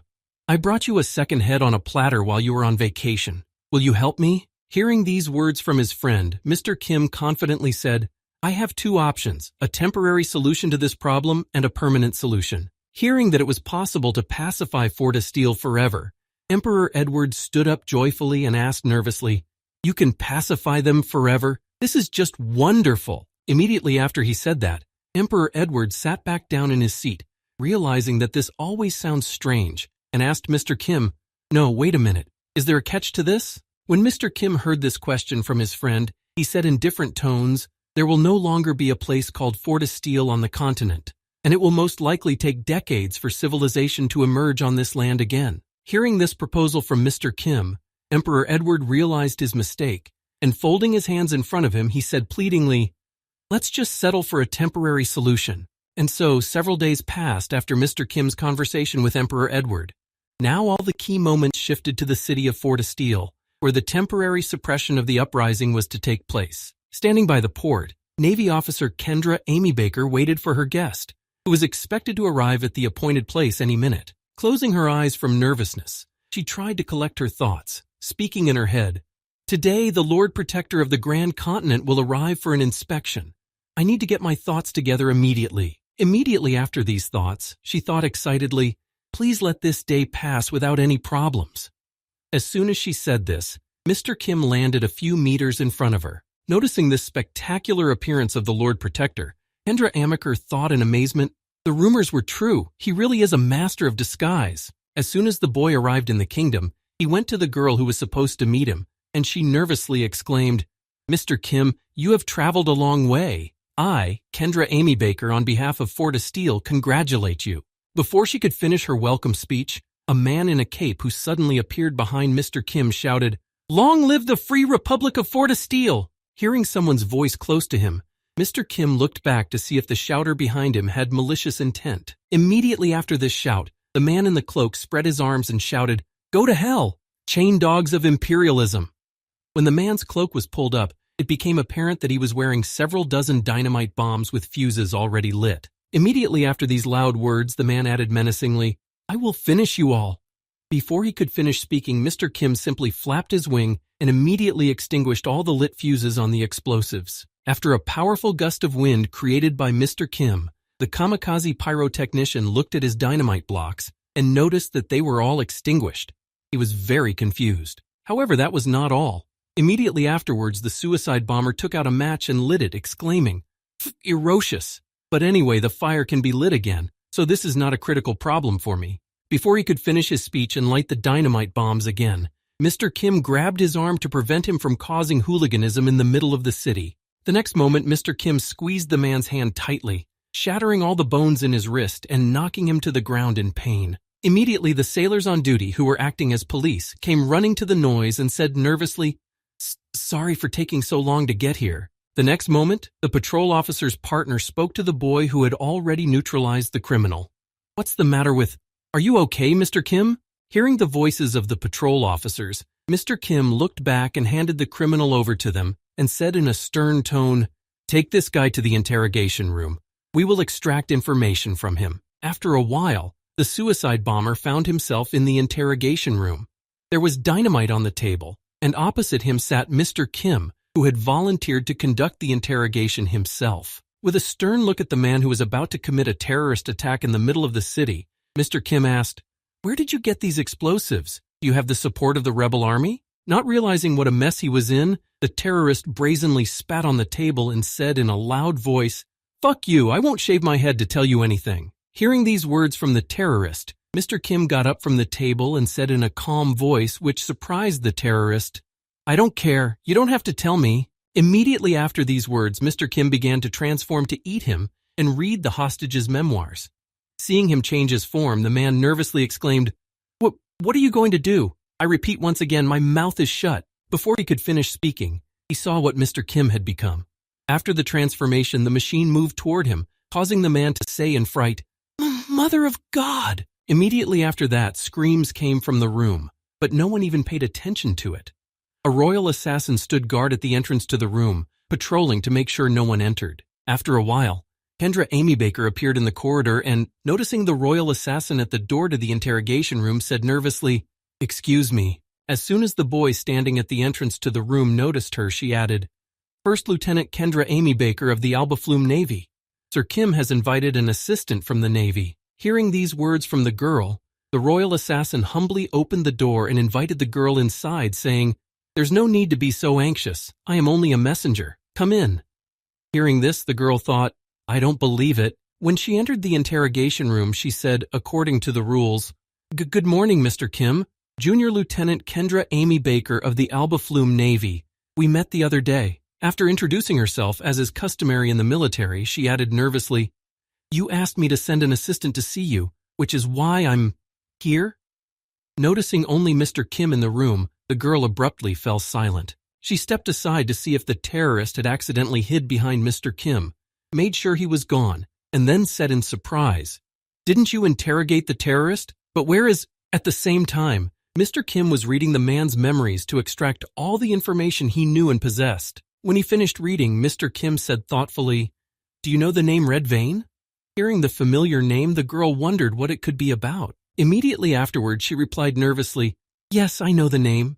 Immediately after answering, Kendra Amy Baker thought, It's a diner on a shopping street. Abruptly turning back to where the girl was standing, Mr. Kim gave his order, saying, "Take me there immediately."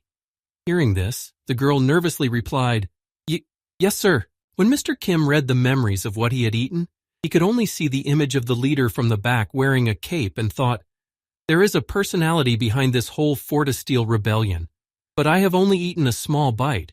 His memories are not enough to find out exactly everything." Immediately after these reminiscences, Mr. Kim sighed heavily, realizing that it would take time to solve this case, and thought sadly, "I'm always running behind schedule, and I still have 2 heads to get." As she walked forward to show him the way to the same eatery, she thought nervously, "Scary." Walking right behind her, Mr. Kim was also thinking, "When I finish my business, I'll have to stress the Spaniard out. He surely knows the value of his life." Meanwhile, that strange person was walking freely around the city, heading to an inn on the market square.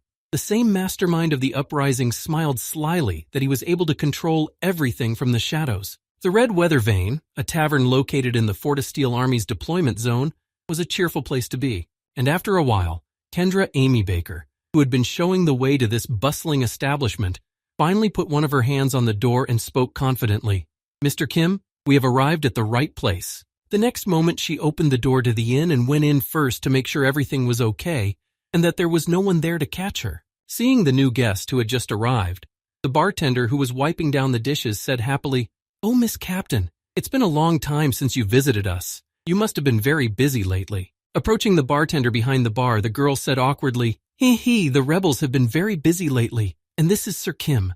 As soon as she said this, she heard the sound of a blow and flesh being torn. When she opened her eyes, she saw blood splattered in front of her, which was the result of the murder of one of the customers sitting at the bar. Turning her attention to the Lord Protector, who had just killed one of the customers, Kendra Amaker asked in confusion, "Mr. Kim? Why did you do this to him?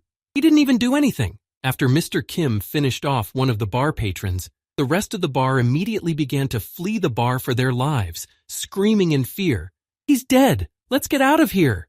The bartender, who had just witnessed the murder of his customer, had the same reaction.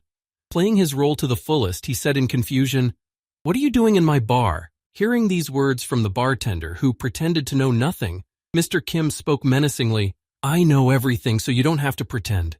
Tell me, where are you hiding the ammunition?" Hearing such words from the Lord Protector, the bartender realized that there was no point in breaking the drama, and he had to take decisive action immediately. The next moment, the bartender pulled out his pistol from under the bar and pointed it directly at Mr. Kim's head to let him know that he had no business coming here with his interrogations. Immediately afterward, without further ado or delay, a shot was fired, almost at point-blank range. As she watched the events unfold before her eyes, a confused Kendra Amabaker screamed out in fright, "Mr. Kim!" Having fired a shot at the Night Protector, who decided to play detective, the bartender smiled ominously and said, "Try to crack my skull.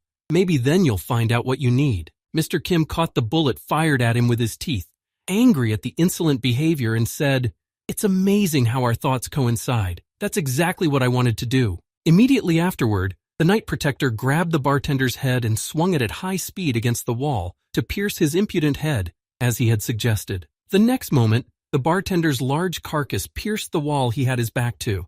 It was all thanks to Mr. Kim's sufficient effort. A few seconds after Mr. Kim completed his attack, he noticed that the wall began to crumble inward. This was quite surprising, as the inn was small and no secret passage was expected. A few seconds later, the wall completely collapsed, and behind it, a staircase leading downward began to appear.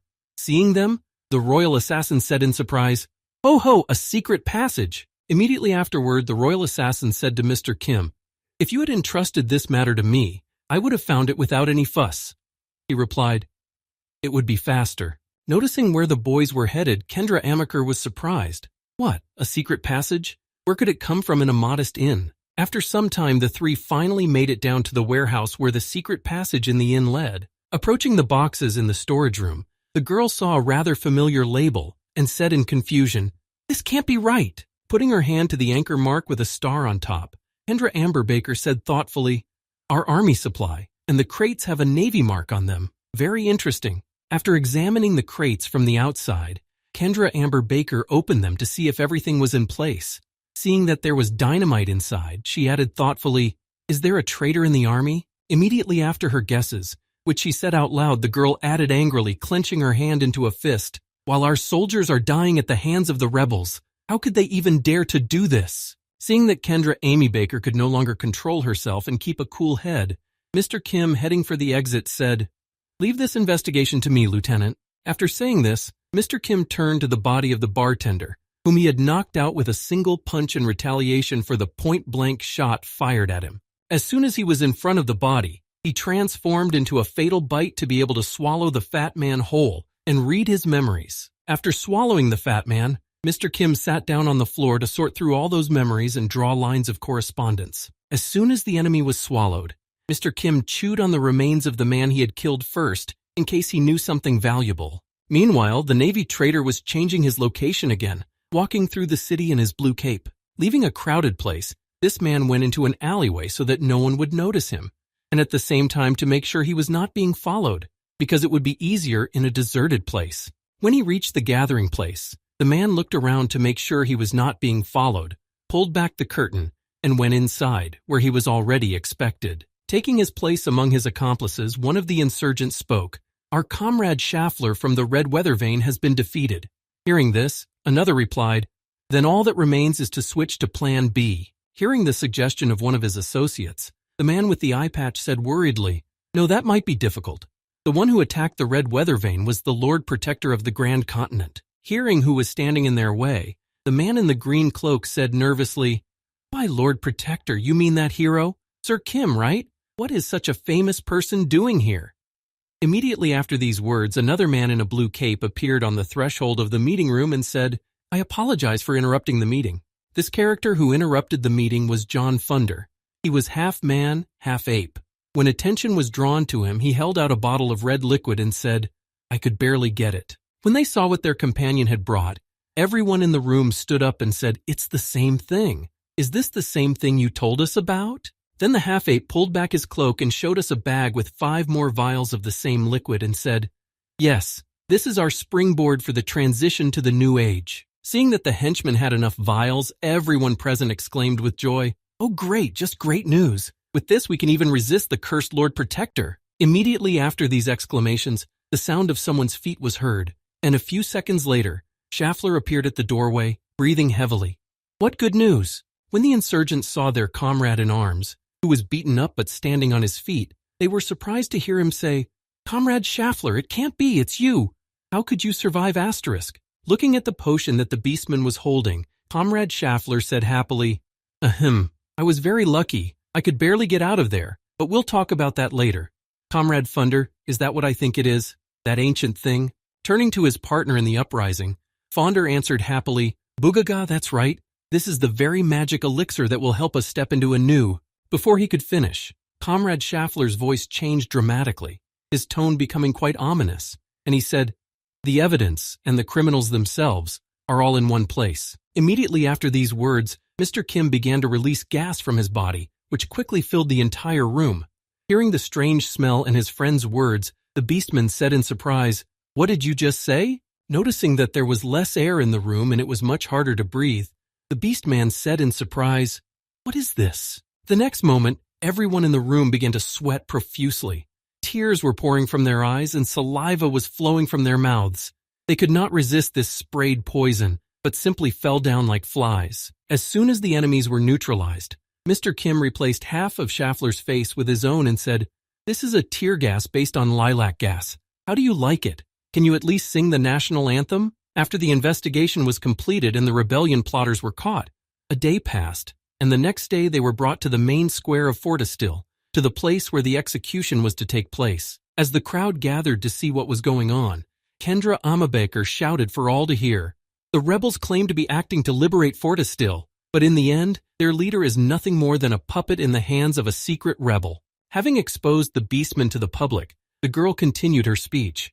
"And this Grey Cardinal is nothing more than the Fairland Universal Association, working in the interests of the Beastmen's Union State." Immediately after these words, Kendra Amy Baker poked the beastman in the face with her stick and added, "And their representative here was this ape man who was hiding in the ranks of the rebels." Immediately afterwards, she did not forget about her own heroes and added, "Along with him, High-ranking officials from the Navy who colluded with the rebels were also arrested. As they were being executed, the same high-ranking officials who had been caught in the insurgency cried out in fear, "Please forgive us, Captain Amy Baker. We were in the wrong.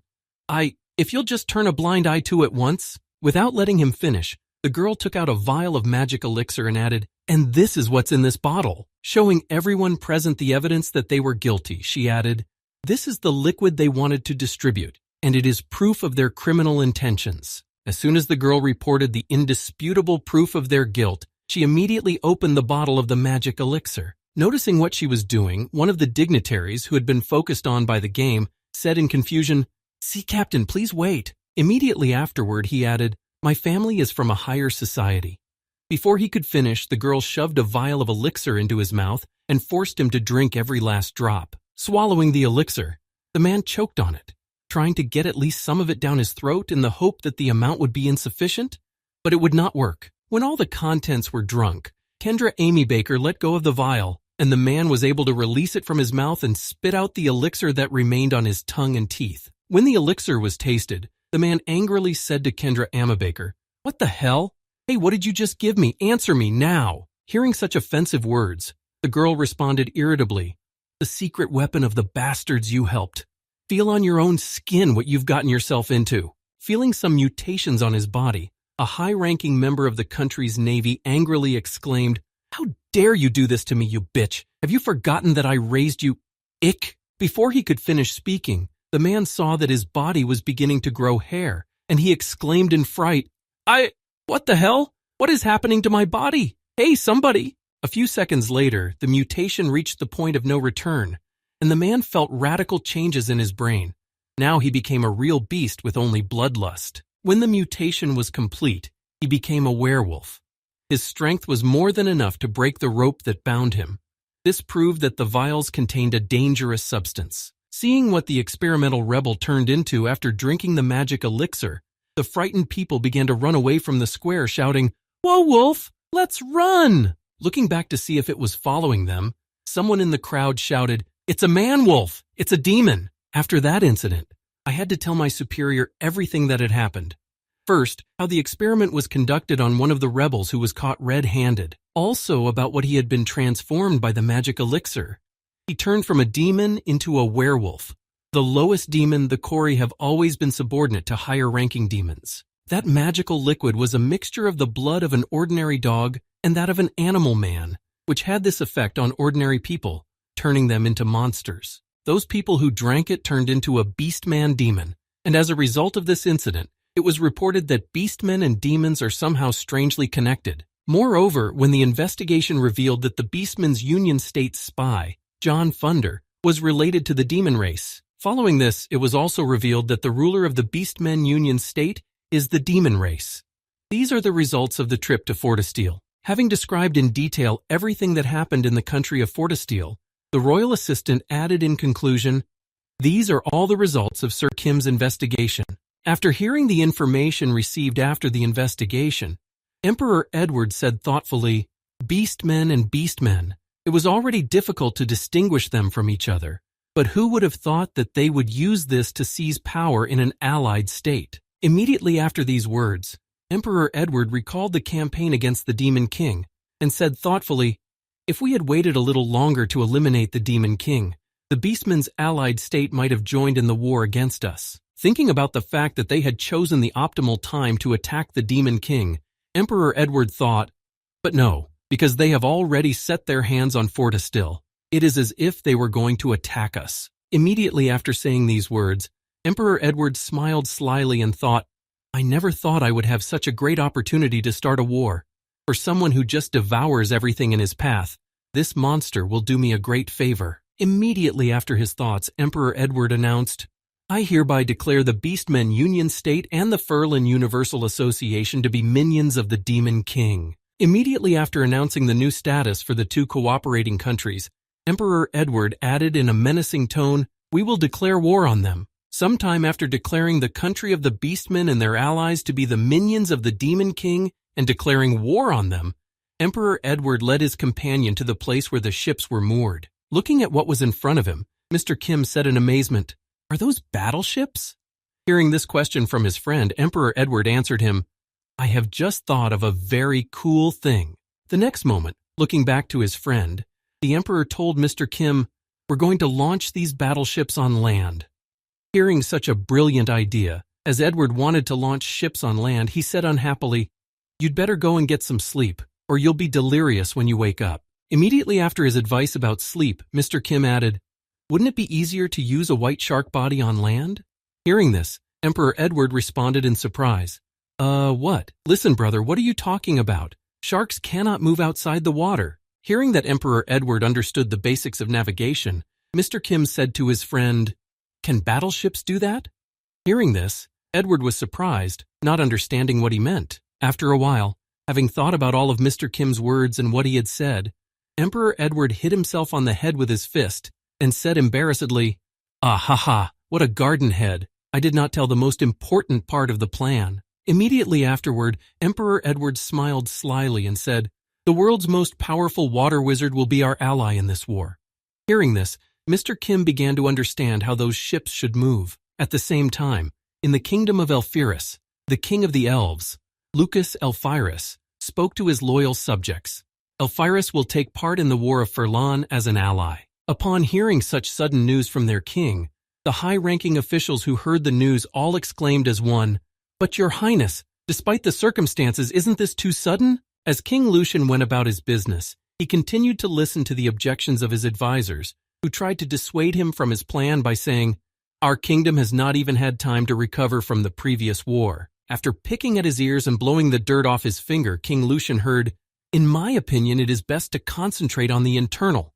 Before he could finish, the king interrupted him, shouting angrily, shut up! Immediately afterward, the king explained to his subjects, it seems to me that you have not fully understood me. This decision is final and not negotiable. Young nobles like you should be preparing for war, not wagging your tongues. Immediately after that, King Elphyrus gathered a small amount of mana in his hand and spoke menacingly to his subjects. But if anyone has any objections, you can voice them right now. Immediately after these words, King Lucian looked at his subordinates and said ominously, I have already made up my mind to take away the lives of a couple of loyal subjects anyway. As soon as the rabbit Lucian spoke these words, a picture of the elf whom the king had already executed by sucking all the moisture out of his body appeared in everyone's mind. The next moment, all the subordinates present in the hall fell to their knees and bowed their heads to the floor, exclaiming in fear, how can there be any objection, your highness? It would be improper. When King Lucian heard that his subjects had accepted his decision under pressure, he said in conclusion, then immediately prepare for war. The kingdom of Elphyrus enters the Furlan War by force. The kingdom of Albaflume was also expected to help in this war. In the fifth military port of the great maritime power, everything was also being rapidly reorganized for military needs. It was an allied army under the leadership of the Grand Continent. The commander-in-chief of this army was appointed from the Grand Continent's kingdom, Sir Kim. The commander-in-chief of the navy from the kingdom of Albaflume, Grand Admiral Azidmel. And also the third ally who joined this war was the commander-in-chief of the kingdom of Elphyrus, Lucian Elphyrus. And so after some time, the three commanders-in-chief gathered on the bow of the ship, waiting for the order to sail from land and begin hostilities against the enemies. Looking at the fully prepared army that had been assembled, King Edward said joyfully, everyone is here, to which his uncle decided not to answer. The next moment, Emperor Edward added joyfully, causing King Albaflume to look displeased, Uncle, thank you for helping me in this war. The displeasure of King Albaflume, Leon of Albaflume, was obvious. He thought, I would never have agreed to this in my life if it weren't for one debt for helping with the invasion of the fish people. The Grand Continent's power has grown too large to refuse them. When most of the questions were agreed upon, King Albaflume asked his nephew, by the way, how are you going to attack the Beastman's allied state from here? Thinking about his nephew's tactics, King Lion Albaflume said thoughtfully, if by sea there are ports that are closer than the fifth, why this one? Hearing the advice from his uncle, Emperor Edward happily announced, we will not have to use the waterway. We will attack their capital directly. Hearing these words from his nephew, the King of Lion immediately pictured the same map in his mind, but with the direction of attack crossed out through the pore. A new line appeared, directly to the capital. When King Alphablum heard this proposal from his nephew, he was surprised. What? You're suggesting that we break through the mountains? Then why did you bring all these armored ships here in the first place? Hearing this question from his uncle, Emperor Edward smiled slyly and said, I have brought them here for the purpose of crossing the mountains on them. As soon as Emperor Edward told him what exactly the ships were for and that they would be used to cross the mountains, Lion Alphablum asked in surprise, Have you been eating squirrels? What a ridiculous thing to say. Before King Alphablum could finish speaking, huge water tentacles appeared right in front of him. When he noticed them, he exclaimed in confusion, What is this? It was King Lucian, who was doing his part in the plan to take over the Beastmen's kingdom. As he was the greatest water wizard, he had a very important job to do. As he prepared to raise the ships above sea level, King Lucian concentrated a considerable amount of magic in his hands and spoke. A great wave. Immediately afterward, more tentacles appeared out of the water and moved toward each of the ships. The next moment, all those tentacles merged into 3 powerful waves that easily lifted the ships more than 10 meters above sea level. Even in this situation, Mr. Kim felt like a fish out of water. He calmly watched the road and waited for the battle to begin, which is not the case with Grand Admiral Azadmel. He kept panicking, trying to understand what was happening. The next moment, those huge waves commanded by the king of the Elven Kingdom, Lucian Elphiris, rushed over the city of Albaflum, carrying ships over the tops of the houses without hitting any of them. When King Lion saw what his nephew meant when he said that these battleships would cross the mountains directly, he exclaimed in confusion, What? Moving armored battleships with water magic? And that's about how the journey of all 3 battleships and their crews continued on land. The king of the elves was responsible for the movement.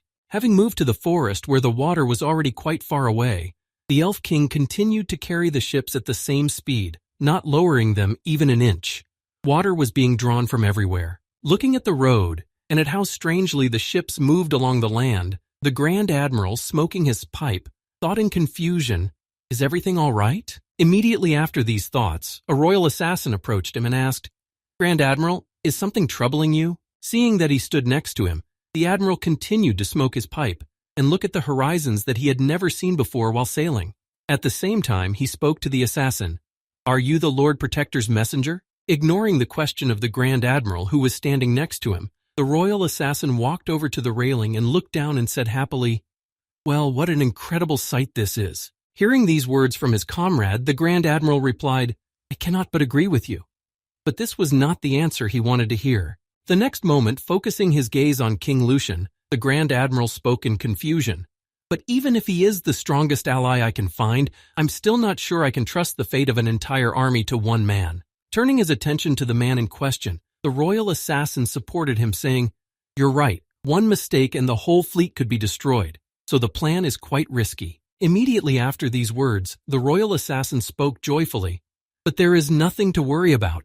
Even if it happens that the fleet is destroyed, you won't have to bear the responsibility for it. Hearing these words from his ally, the Grand Admiral took his pipe out of his mouth and said in surprise, What do you mean by what you just said? The royal assassin smiled slyly as he paused to take in the view, which he would likely never see again. After admiring the view, the royal assassin repeated himself, There is no need to worry about the lives of those below us. At the same time, he was talking about the same soldiers who were in the inner deck, the soldiers' compartment, and there was really no need to worry about them. The first thing is that they did not feel pain. There were quite a few of them, and they were zombified. You wouldn't expect them to betray you either. And there were many such soldiers on these decks. Each of them is just an obedient puppet who fulfills all the orders received from his master. These soldiers were formerly experimental people hidden underground and kept in chains. But then, after the discovery of the copying machine, they were stampeded enough for the war. After some time, the royal assassin and Mr. Kim crossed paths and he spoke, I entrust the command to you. Surprised by so many new responsibilities, the royal assassin said in surprise, What? Immediately afterwards, Mr. Kim explained in more detail what he meant by that, saying, I'm talking about the ones below us. It's much easier for me to act alone. Seeing him spread his wings and prepare to fly, the royal assassin nervously asked Six, Sir Kim, wait, where are you going? Hearing the question, Kim answered, I'm going on a scouting mission. Hearing his commander's intentions, the royal assassin said, Why can't you let the scouts do it? I'm just a messenger. What kind of command do I have?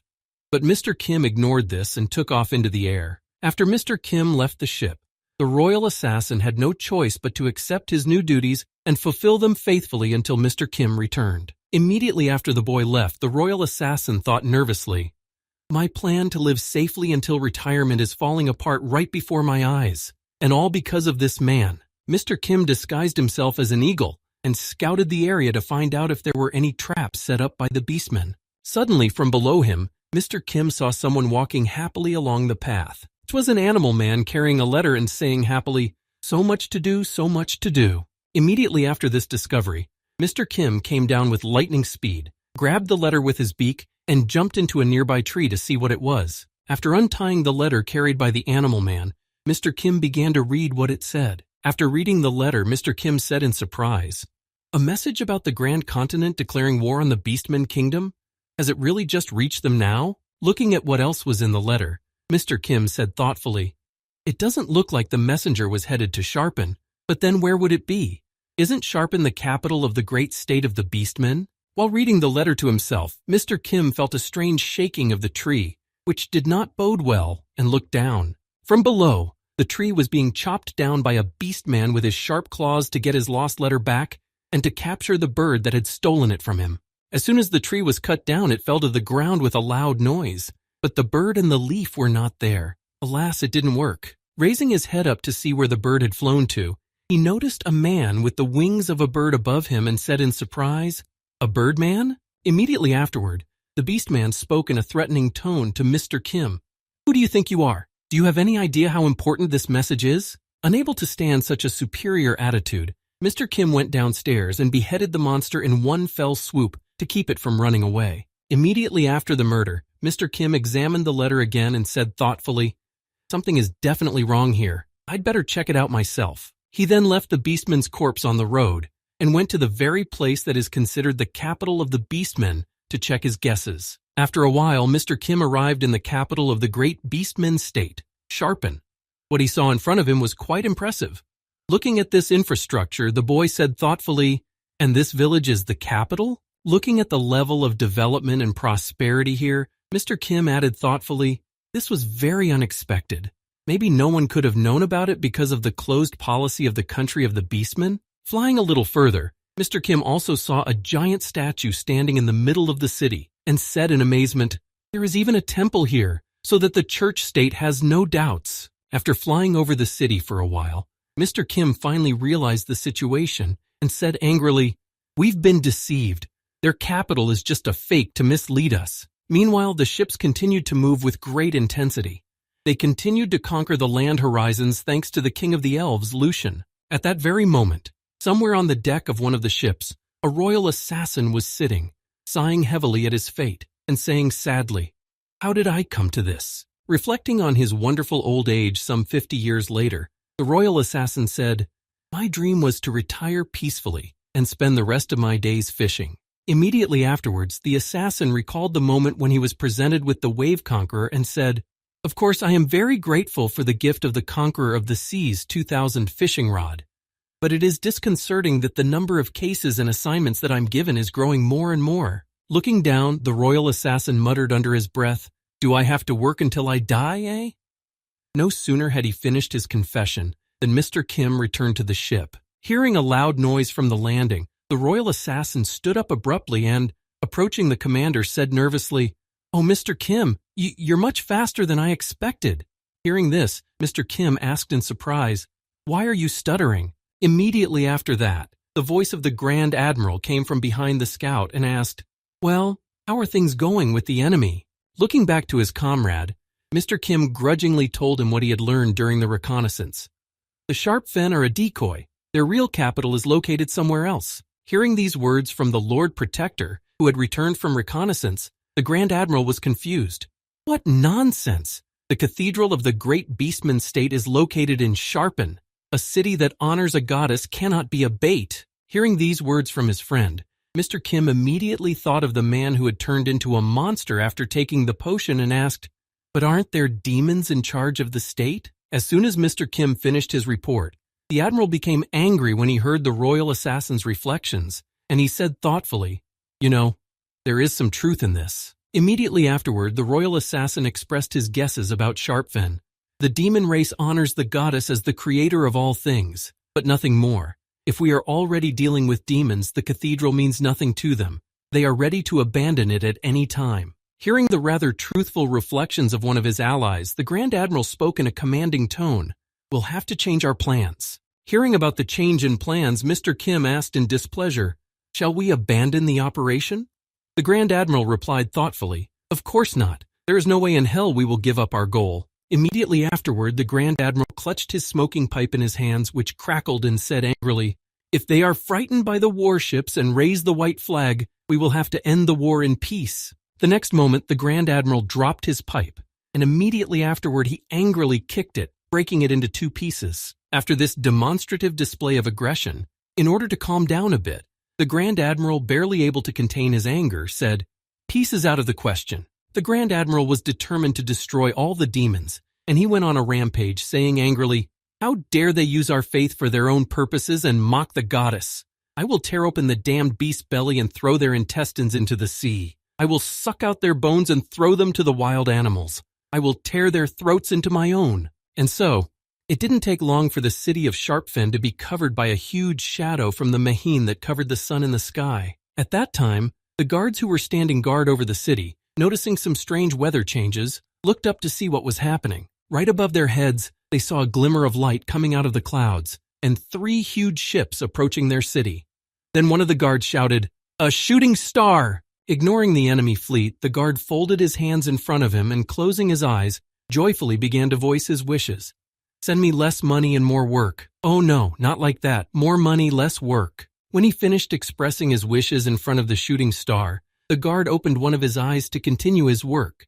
But what he saw was not at all pleasing. What was falling from the sky was not a shooting star, but a ball of fire that was flying straight at him. Thinking that it was a shooting star flying directly at him, the guardian bear, breaking out in a cold sweat, said nervously, My dear mother. Immediately after that, the destruction of the city of Sharpfen began, which was only a deception. That is why it had to be destroyed to the ground.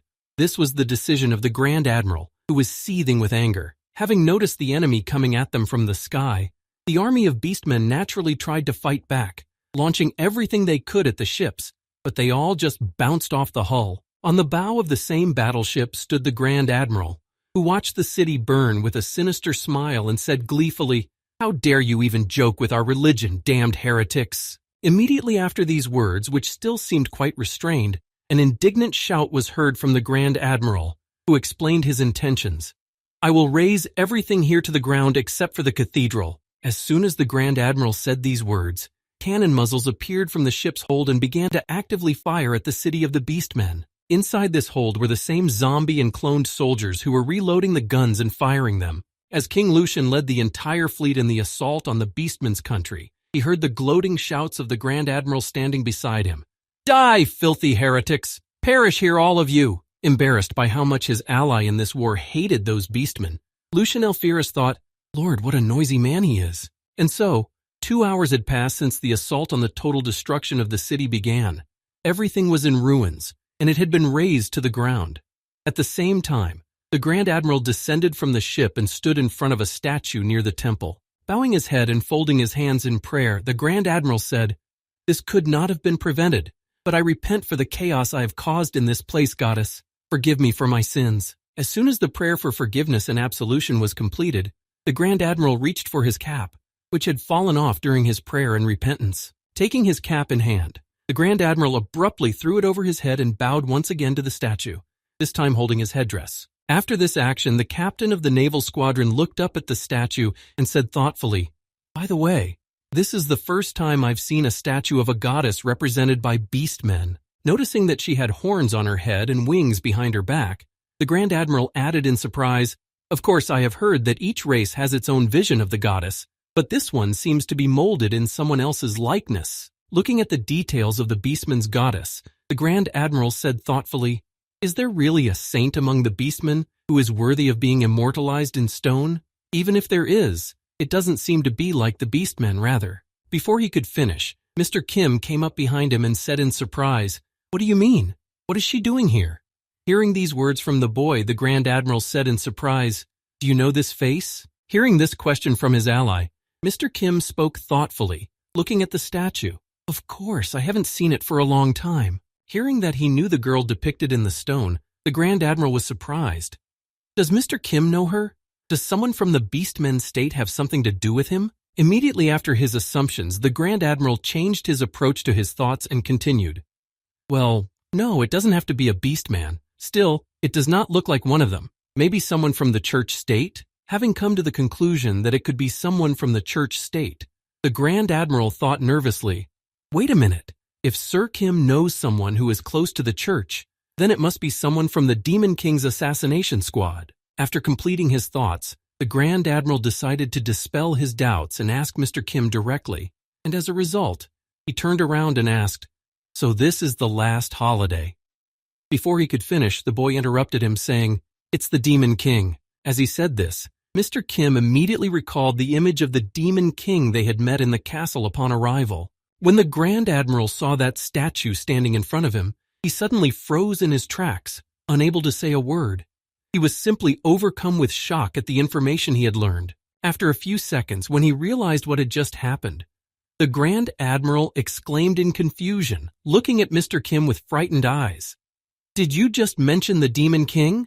Immediately after these words, the Grand Admiral, who was very religious to the point of fanaticism, realized how great a sin he had committed. The next moment he grabbed his face with one hand and his uniform with the other, and tried to tear it apart, saying in fear, "No, no, I have to tear it out now." With his foot firmly on the ground to endure the pain, the Grand Admiral said, "The tongue that inspired the prayer in honor of the Demon King. I will also have to tear out these hands." The next moment, blood spilled from the eyes and some parts of the face, which began to flow to the ground from the actions of the religious fanatic, who added, "And also these eyes." In an attempt to justify his sin, the Grand Admiral exclaimed in confusion, "I need to tear it all out." Before he could get started, Mr. Kim slapped his hand on his neck to calm him down and stop hurting himself. Due to the rather large force applied, the Grand Admiral fell to the ground unconscious. The method was not very tolerant, but quite effective, and it always worked. Looking down at his fanatically religious comrade, Mr. Kim said, "If I leave you like this, you might as well kill yourself. For now, get some sleep and cool off." After knocking his friend out, Mr. Kim heard someone coming from the building behind him and asked the stranger, "Are you the priest of this temple?" The stranger replied in confusion, "Yes, I am." Immediately after the beastman confirmed his identity, Mr. Kim looked back and asked, "How do you explain? Did the church state allow the creation of such a statue of a goddess?" Hearing this question, the priest replied in confusion, No, not at all." Immediately after his words, the beastman said, "The ecclesiastical state has ordered the installation of another statue, but the elder of the beastmen race arbitrarily changed its image. Until now, I thought that the statue was changed only in accordance with the preferences of the beastmen. I could not even think that it was a demon king." After these words, the fanatical religious supporter finally came to his senses and heard Mr. Kim's conversation with the priest, in which he said, "Then it appears that the church state did not condone the erection of a statue in honor of the demon king." Hearing these words from his interlocutor, the confused priest said, "Yes, I swear by my faith, I will immediately report this to the church state." As soon as the priest said this, he immediately walked away from Mr. Kim toward the ruined city to contact the authorities, saying in confusion, "Oh shit, I should have been so stupid." Immediately after the beastman left them, Mr. Kim turned to his ally, who was now conscious, and said, "Did you hear that? The priest swore on his faith that the church state had nothing to do with it." Hearing the words of his ally, the Grand Admiral, trying to get up from the ground, breathing heavily, said, "But Mr. Kim, you yourself must understand everything perfectly well." Immediately afterward, the Grand Admiral's eyes began to burn, and he said angrily, "This does not change the fact that I prayed to the statue of the Demon King.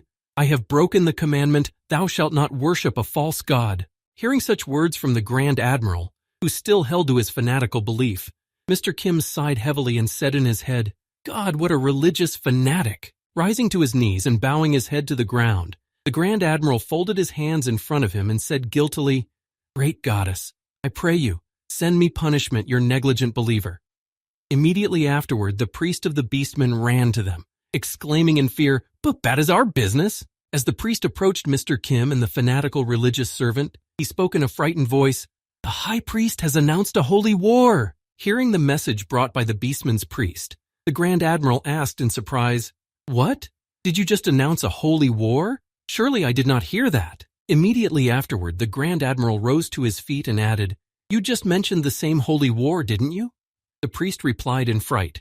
Yes, the high priest said that he could not forgive the state of the beastmen who had taken the path of lies. Hearing that the beastman's priest was not joking, the Grand Admiral, immediately fired up by the idea of a holy war, said confidently, "This is my chance to redeem myself before the goddess. Wait for me, you rotten demonic scum." And so, several days passed after the start of the holy war, and Mr. Kim and the rest of the fleet were still in the same place, in the fake capital of the Beastmen Kingdom. In the meantime, two girls had arrived, a paladin and a possible saint who were supposed to help them in this difficult battle. Looking up to see the huge armored battleship, the paladin Rayanhans Perkrid said in awe, "Wow, wow," to which the candidate for the saint, Ina Fulframhaven, only snorted in displeasure. Looking at the huge structure on which the army of Grand Continenters, elves, and Albaflume had arrived, the paladin girl added in amazement, "I didn't even realize that the Grand Continent had the technology to create such large ships. It's just incredible." Hearing such words from her simple-minded mentor, Ina Fulframhaven said in displeasure, "Why hadn't you been informed about this beforehand? So why should you be surprised now?" Scratching her head nervously, Rayanhans Perkrid said awkwardly, "Oh well, yes, but still, seeing it with your own eyes is a little different. I think we need to reevaluate the possibilities of the Grand Continent." Hearing these words from her mentor, the girl said with a grudging smile, "I don't care, do as you wish." Immediately after she said that, she thought of Mr. Kim and the warden who had conducted the negotiations and thought, both the paladin and the church state are working toward the same goal. Neither of them can be trusted. The next moment, Rayanhans Perkrid spotted Mr. Kim standing in front of her, waiting for the very help the church state had promised them when they declared a holy war. Noticing a rather familiar face, the paladin girl sighed heavily and spoke in confusion. "Master." No sooner had she finished speaking than she remembered the last time she had met her ward, when she was preparing to fight Mr. Kim, and she thought nervously, "Wait a minute, if they meet here again, they'll meet again." Immediately after these thoughts, the paladin girl spoke to her ward in embarrassment. My honorable candidate for the saint, you should keep your temper." Before she could finish, Ina Fulframhaven spoke up in displeasure.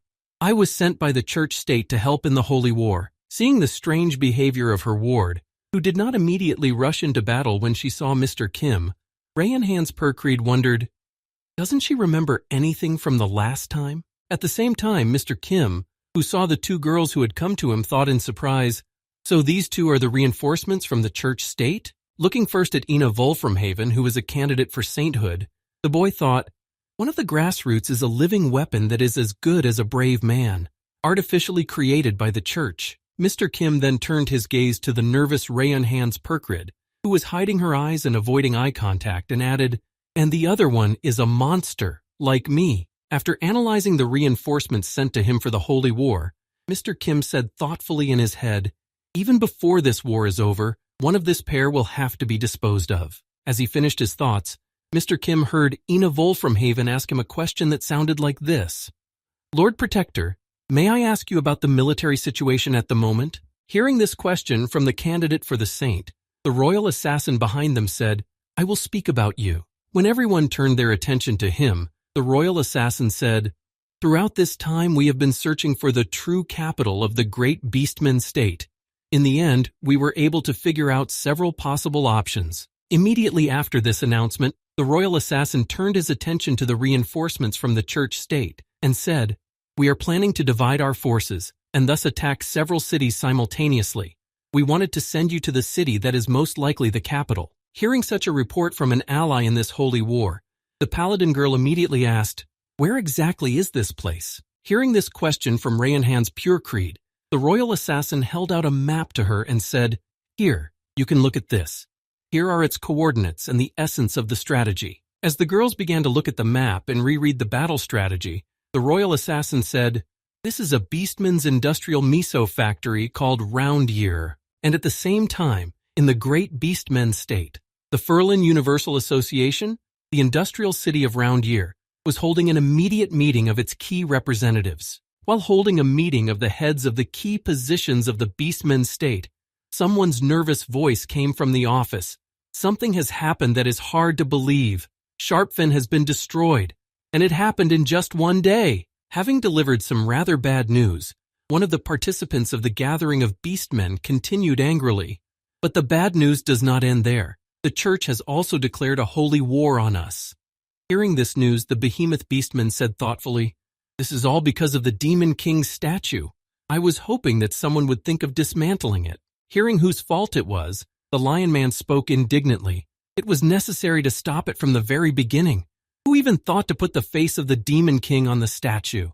The Behemoth Man answered him, "If you want to know, it was your predecessor's idea, as if no one would recognize it anyway." Listening to the verbal altercation between his comrades, the Panther Beastman spoke calmly, trying to stop the noise. This is not the time to find fault. When everyone at the table turned their attention to him, the same Animal Man added nervously, "Don't you understand? This whole situation means that someone who knows the Demon King by sight is involved in the war." Hearing these words from his companion, the Gazelle Beastman nervously exclaimed, "This! In that case, it's the Grand Continent Emperor. Or could it be the same Protector Knight Kim?" After saying his name, the Gazelle Beastman immediately remembered the Stockfish Dragon and said in fright, "The nightmare of the entire race of demons, plunging Stockfoot into the abyss of despair, and also burned the Flatfield Plain to the ground? Is this monster on its way to us again?" Realizing the horror that was heading their way, the Gazelle Beastman nervously shouted to his comrades at the round table, "No time to sit around now. We need to prepare countermeasures to repel the attack." As they approached the wall of the Beastman's capital, Mr. Kim and the royal assassin looked at the saint candidate and the paladin girl who were with them, and they had to execute the main part of the plan. Seeing that the preparations seemed to be complete, Mr. Kim said with satisfaction, "I am pleased that this time the work is not too stressful." Hearing this, the royal assassin asked, "Are you talking about conquering the city?" Hearing this from his comrade, Mr. Kim turned his head toward the city and spoke menacingly, "What I mean is that you don't have to leave anyone alive, but you can have a good time." Hearing these words from his comrade, the royal assassin was confused. "Oh yes, I should have realized that right away. I hope you have studied our plan?" Hearing this question from the assassin, Mr. Kim said, "I'm diverting attention to myself while the church team searches the entire city, and you."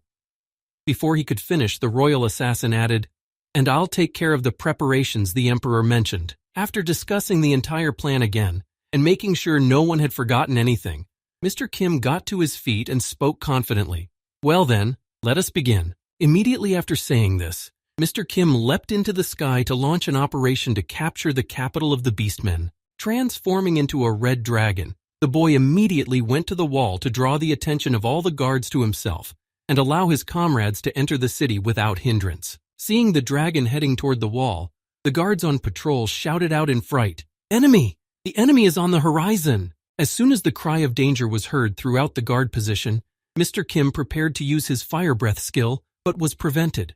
One of the guards standing on the tower with a crossbow fired at him, hitting him in the nose, and then exclaimed in frustration, "Damn, that's offensive, I was aiming for his eye." Seeing that there were enemies at the other defensive points as well, Mr. Kim waved his tail, throwing his parasites at the enemy, which he used as shurikens for long-range attacks. The next moment, the parasitic fish bit into the flesh of the guard behind the crossbow and instantly disabled him, causing incredible pain that simply made it impossible to concentrate. After I hit the enemy, I made sure that he would definitely not be able to interfere with him anymore and disrupt his preparations for the next fire breath. When the archer was neutralized, Mr. Kim turned back to the guards defending the wall with their spears and said ominously, "Well, the time has come. Now let's have some fun, shall we?" Preparing to cover the entire nearby area with dragon flames, Mr. Kim began to prepare for his skill, but only managed to say, "Dragon breath." He was interrupted again right in the middle of his sentence. This time, however, it was not an arrow, but a fireball, which put him in a state of confusion, as if this was not supposed to happen. Immediately after the attack dissipated, Mr. Kim turned his attention to the direction from which the fireball had come and saw Ina Wolframhaven. Realizing that it was that girl who had prevented him from launching his attack to destroy his enemies, Mr. Kim spoke angrily, "What the hell are you doing on such an important mission?" Hearing the question from her sworn enemy who had killed her brother, Ina Wolframhaven exclaimed in anger, "Did you think I would forget? You son of a bitch! You are my brother's sworn enemy!" Mr. Kim then reached into his mouth to pull out the arrow that had been inside the fireball fired at him by Ina Wolframhaven. Grabbing the spear by the handle, Mr. Kim pulled it out of his mouth with a sharp movement, which was followed by some blood. But the wound healed very quickly due to super regeneration. After the problem was fixed, Mr. Kim spoke angrily to the insolent girl. "Your actions do not fit into our plan of action." "What do you mean?" Hearing these words from Mr. Kim, the girl began to draw the arrow back into the crossbow, preparing for another attack that would fly at Mr. Kim again. As she pulled the bowstring and prepared for the next shot, the offended girl spoke menacingly. "You don't know how to interpret it?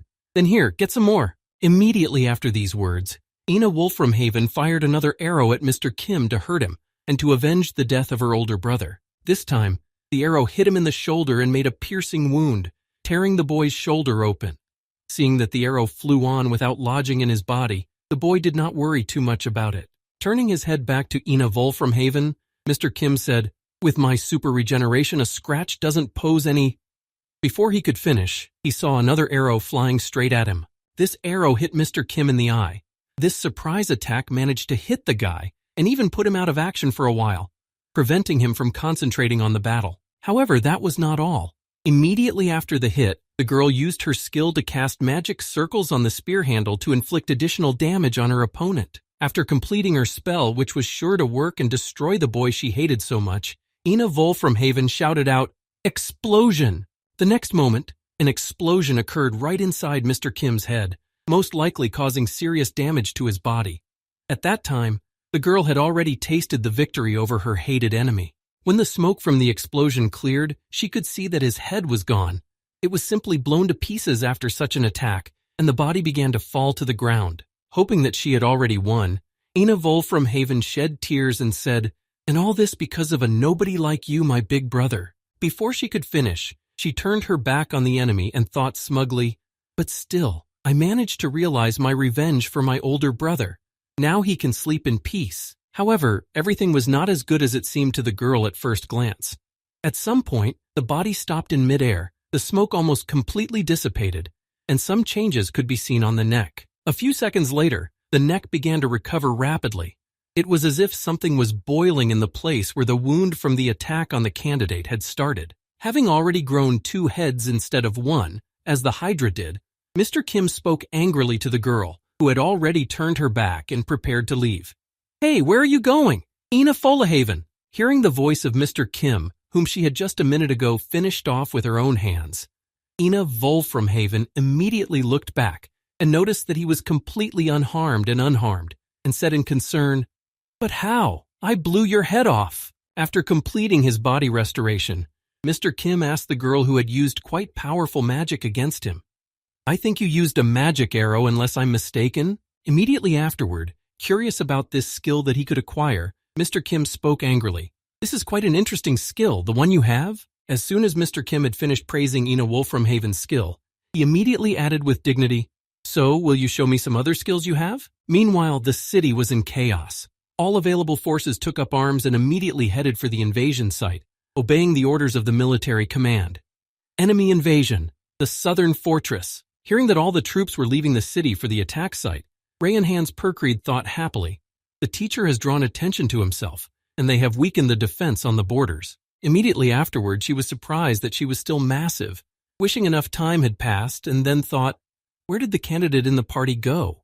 According to the plan, we were supposed to reunite around here." The next moment, Rehoboth Perkreed heard a loud splash and looked up to see Mr. Kim, who had just exploded. Looking a little closer, she noticed that he was fighting with someone and added in confusion, "A teacher, and with him? It can't be." At the same time, Ina Wolframhaven was with Mr. Kim and joined him in the fight. Noticing her partner, who did not keep her moves smooth and began to act on her own, the paladin girl exclaimed in confusion, "A key candidate in a saint? Why are these two fighting with each other?" The saint was just preparing to attack, approaching Mr. Kim and concentrating her strength in her next punch. As she prepared, she suddenly exclaimed, "Boost your morale."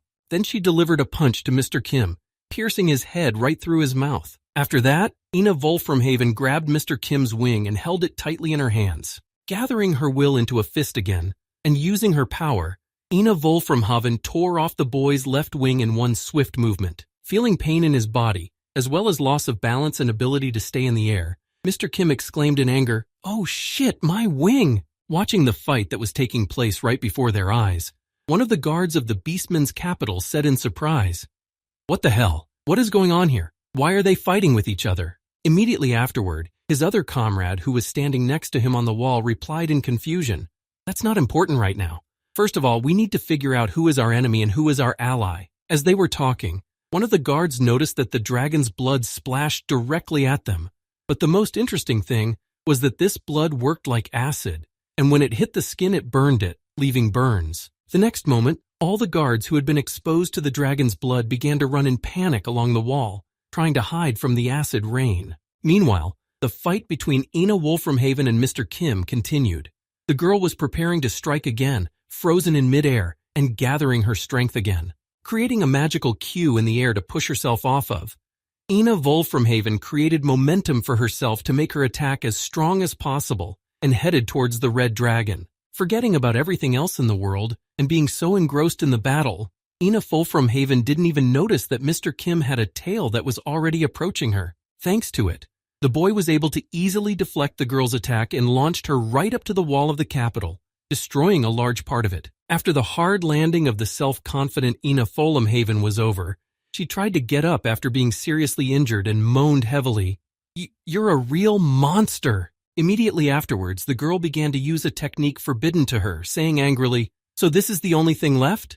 The church forbade me to use it until I officially become a saint, but nothing can be done." Immediately afterwards, the girl's hands began to be covered with thick blue mana. Using high concentration, she managed to create gloves from her mana. This was a special technique of the saint. Preparing herself for the next round with all her strength, Ina Wolframhaven began to slowly rise from the ground. Standing up on both legs after a heavy punch, one could see Ina Wolframhaven use her unique saint skill, mercilessness. Looking at his opponent, who was willing to continue the fight even after that, Mr. Kim said in surprise, "So it's all because of that shape-shifting master? Are you taking revenge for him? You showed me something very interesting." Immediately afterward, Mr. Kim's voice changed and he said menacingly, "Then it's only fair that I show you something quite interesting as well." As she ran at her enemy at top speed, Ina Wolframhaven exclaimed with confidence, "You won't have a chance, because you will die before that happens."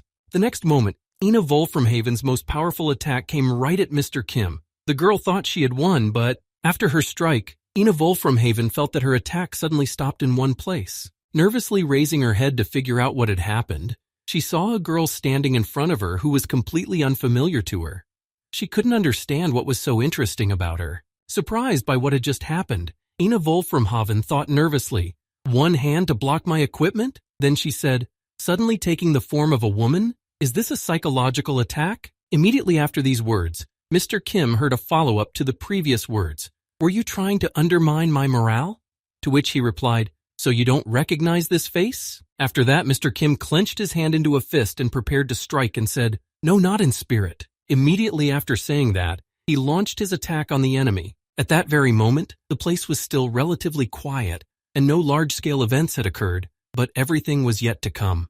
As a result of Mr. Kim's strike on Annie Wolframhaven, there was a loud splash that spread to a third of the city for sure and raised a huge pile of dust. Remaining standing in place after his attack of incredible power, Mr. Kim said, "This was done for the sake of physical strength." After completing his attack, the boy began to stare into the distance, or to be more precise, into the place where his enemy had flown. While his attention was focused on one spot, a figure watched him from the roof of the building.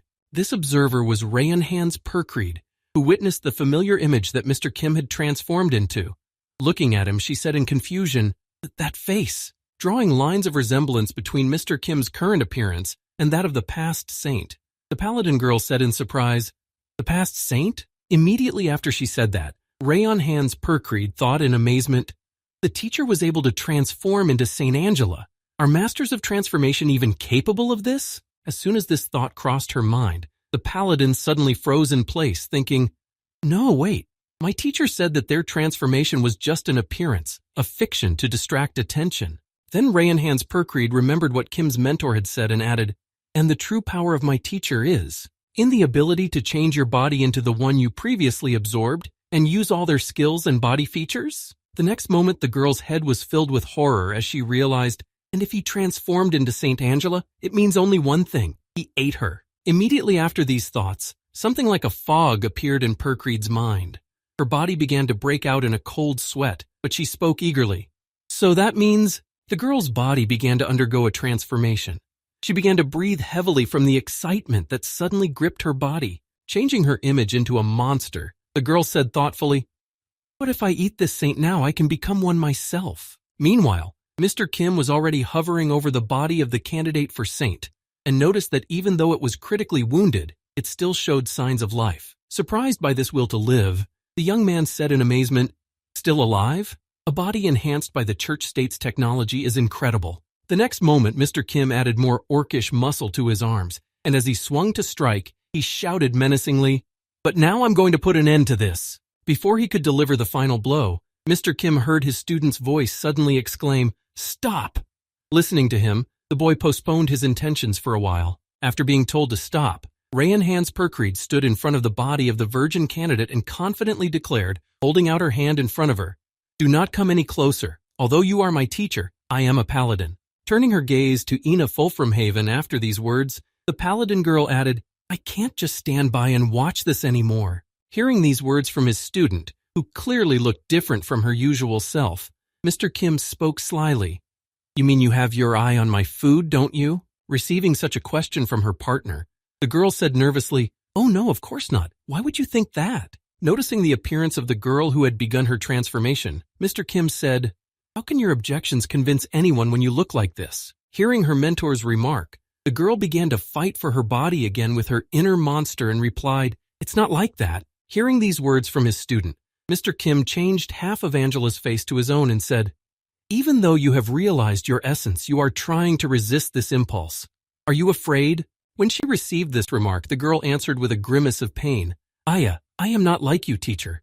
Although I am half a monster, I am still a paladin." As soon as Mr. Kim heard these words from his student, who continues to struggle with her second personality, afraid to accept it, Mr. Kim just smiled slyly. Immediately afterwards, he suddenly turned his back on the girl and added, walking back, "Well, that's still true for now." Immediately after saying this, Mr. Kim looked back at the girl and said menacingly, "Very well then, I'm retreating." After announcing his withdrawal, Mr. Kim also turned his attention to the saint and added in closing, "Do as you wish." Having expressed all his thoughts on his student's actions, Mr. Kim added in conclusion before leaving the church representatives, "In any case, in this state, she will not be able to interfere with my plans for some time." As soon as Mr. Kim left the battlefield with the Holy Virgin, Rayan Hans Perkreed immediately thought, "First, we need to immediately report what has just happened." Using her church's communication magic, the paladin girl spoke, "This is Paladin Perkreed. I have an emergency. A saintly candidate has been badly injured." Immediately afterward, the girl added, "We are immediately returning back to the church state to recover." At the same time, somewhere in the main building, all the high-ranking officials were trying to see through the window to see what was happening outside. Fighting for a place at the window, the hippo beastman screamed out in fright, "What? What's going on out there?" And the panther animal answered him, "I cannot see. Move aside." When he got a little closer to the window and had a chance to look at the consequences, the panther man said in amazement, "It's crazy. The city has just been leveled to the ground." Meanwhile, a royal assassin had already entered the main building and said in a menacing voice, "The heads of the Ferlin Universal Association and the leader of the state, how many heads deserve to be chopped off?" Hearing this voice behind them, the frightened officials all exclaimed as one, "What? Who are you? You? Save me, they're killing me." But these shouts were making a lot of noise, so the royal assassin finished off all the screamers with just one swipe of his knife to avoid attracting too much attention. Blood splashes flew everywhere. As soon as the mission to capture the head of the beastman's leader was completed, Emperor Edward joyfully announced, "We have won the war against the combined forces of the enemy. All the demons that have been dwelling at the top of the beastmen have been punished." Immediately afterward, spreading his arms before the people, Edward added, "From now on, the Union state of the beastmen, freed from the enemy's oppression, will embark on the path of rebirth, and those who contributed to the liberation war will be rewarded." Hearing such joyful news from their emperor, all the people gathered in the square burst into applause and joyful shouts, "We have won! Hurrah!" After finishing his speech, Emperor Edward headed back to the castle, where he was met by the royal assassin at the entrance and bowed and said, "You have spoken admirably, Your Highness." He replied, "Thank you very much." After expressing his gratitude, the emperor added joyfully, "And congratulations, Joaquin Sicario." Hearing that he was addressed by his first name, the royal assassin said in surprise, "What? Putting his hand on the shoulder of his loyal subject, Emperor Edward said joyfully, "Mr. Kim has told me everything about your merits. It was you who led the army in this war, wasn't it?" Immediately after these words, Emperor Edward continued menacingly, "From now on you are no longer the royal assassin. You know too much to remain an ordinary messenger." Hearing these words, the royal assassin was seriously frightened, wondering what exactly they wanted to do with him, and spoke with difficulty, "Your Highness?" As soon as Joaquin Sicario removed the mask from his face to breathe easier, Emperor Edward announced the good news. "You are now a brigadier general of the ground forces of the great empire of the Grand Continent." Going on about his business, Emperor Edward said finally, stepping inside his castle, "I look forward to your success in your new position, Brigadier Sicario." Immediately after these words, Mr. Kim himself put his hand on his shoulder and said happily, "Yes, you did a great job and you're up." After these words, Mr. Kim followed the emperor into the castle, leaving poor Joaquin Sicario alone with his thoughts. Realizing how much he had gotten himself into trouble with this military rank, the royal assassin thought nervously, imagining how he would fish every day with his conqueror of the seas in his old age, and thought, "What about my plans for retirement?" At the same time, somewhere in the church state, an operation was underway to rescue a candidate for the saints. As Ina Wolframhoven was coming to a little bit of consciousness, she heard someone in the office say, "Okay, I'm going to start the audio recording. Unique number PP009001. Turning his attention to the girl, who had not yet opened her eyes, the voice in the office continued, "There was an unforeseen situation during the making of the saint." Opening her eyes after a lengthy rescue operation, Ina Wolframhoven heard, "The estimated threat level is XXX. There is a high probability of leaking top-secret information." After a little bit of coming to her senses and contemplating where she was, the girl heard, "In this regard, it was decided to combine production lines A and B to complete the process as soon as possible. From now on, we will initiate obtaining the consent of the higher-ups to carry out this procedure." The next moment, the doctor who had said all this came into Ina Wolframhoven's field of vision and said, "Candidate for sainthood, Ina Wolframhoven, do you hear me?" Immediately afterward, the doctor-scientist added, "I have received a report on what happened to you, but given the circumstances, I have a suggestion for you." Leaning right into Ina Wolframhoven's arms, the mad doctor spoke in an ominous tone, "Would you like to become a monster?" At the same time, Mr. Kim was sitting in the imperial reception room, thinking about his skills and raising his overall strength. Thinking back to all the monsters he had eaten on his journey, the boy said thoughtfully, "Dragons and other monsters of the endless forest. After eating them, I can combine the best parts of them to gain great strength." Putting his hand on his knee, the boy added, "This is how I have been using my ability all this time. But this approach has already exhausted itself. I've hit the ceiling." Imagining some strange monsters in his head, Mr. Kim thought, "I can't get any stronger unless I eat something truly incredible, something beyond this." Immediately after these thoughts, Mr. Kim said thoughtfully, "And because of this, for some reason, the thought occurred to me that perhaps it is time to utilize the same wish of the goddess that I have been holding on to all this time." Immediately after saying this, Mr. Kim added happily, "However, now I have found that very guiding thread. It happened when I turned to a saint. If we compare an ordinary saint to, say, an orc, the basic level of physical strength of an orc is much higher. However, if we take into account the improved body of the saint, it will be stronger because it uses its strength more efficiently." Immediately after thinking about it, Mr. Kim imagined what would happen if he combined the saint and the dragon, and he said thoughtfully, "What would happen if I implanted the saint's body into the dragon?" As he transformed his hand into what he had just thought of, Mr. Kim said thoughtfully, "It's definitely worth trying it out and putting it into practice." The next moment his hand exploded with the combination. The first attempt was unsuccessful. Immediately afterward, Joaquin Sicario entered the room and said, "Mr. Kim, did you see that? The man who was with you?" Turning toward the newcomer, Mr. Kim, covered in blood, asked, "What did you just say?" Seeing Mr. Kim's condition, Joaquin Sicario said in confusion, Are you okay?" Hearing his friend's question, Mr. Kim said, "Never mind. I've never seen you wear a uniform before." He sighed heavily and said, "I was ordered to wear a uniform that corresponds to my current status." Immediately after these words, Joaquin Sicario handed Mr. Kim a newspaper and said, "Please take a look at this." Taking the paper in his hands and looking at it closely, Mr. Kim said in surprise, "What, a newspaper? I don't really care much about any of the events that have happened there." But suddenly Mr. Kim took back his words. He saw something in the newspaper that really touched him. It was an event that even he was interested in. This newspaper was writing about Ryanhan Perkridge. Namely, the church state reported that this Paladin girl had died. The headline of the article with Mr. Kim and the Paladin girl read, Paladin Ryanhan's Perkrid dies, only student of Lord Protector Grand Continent. Immediately after reading this newspaper, the events are transferred to the best publishing house in the entire Grand Continent, the Daily El Mundo. The reporter, Felina Greensmith, was present in the office of the chief journalist, as well as Kendra Amberbaker, who was being interviewed. Writing down all the words that she could find out from the eyewitnesses, the reporter of the Daily El Mundo, Felina Greensmith, asked, "So you're saying you were on the ship at the time?" Hearing the reporter's question, Kendra Amberbaker replied thoughtfully, "Yes, I was in charge of the supply of drinking water to our ship during the war with Furlan Universal.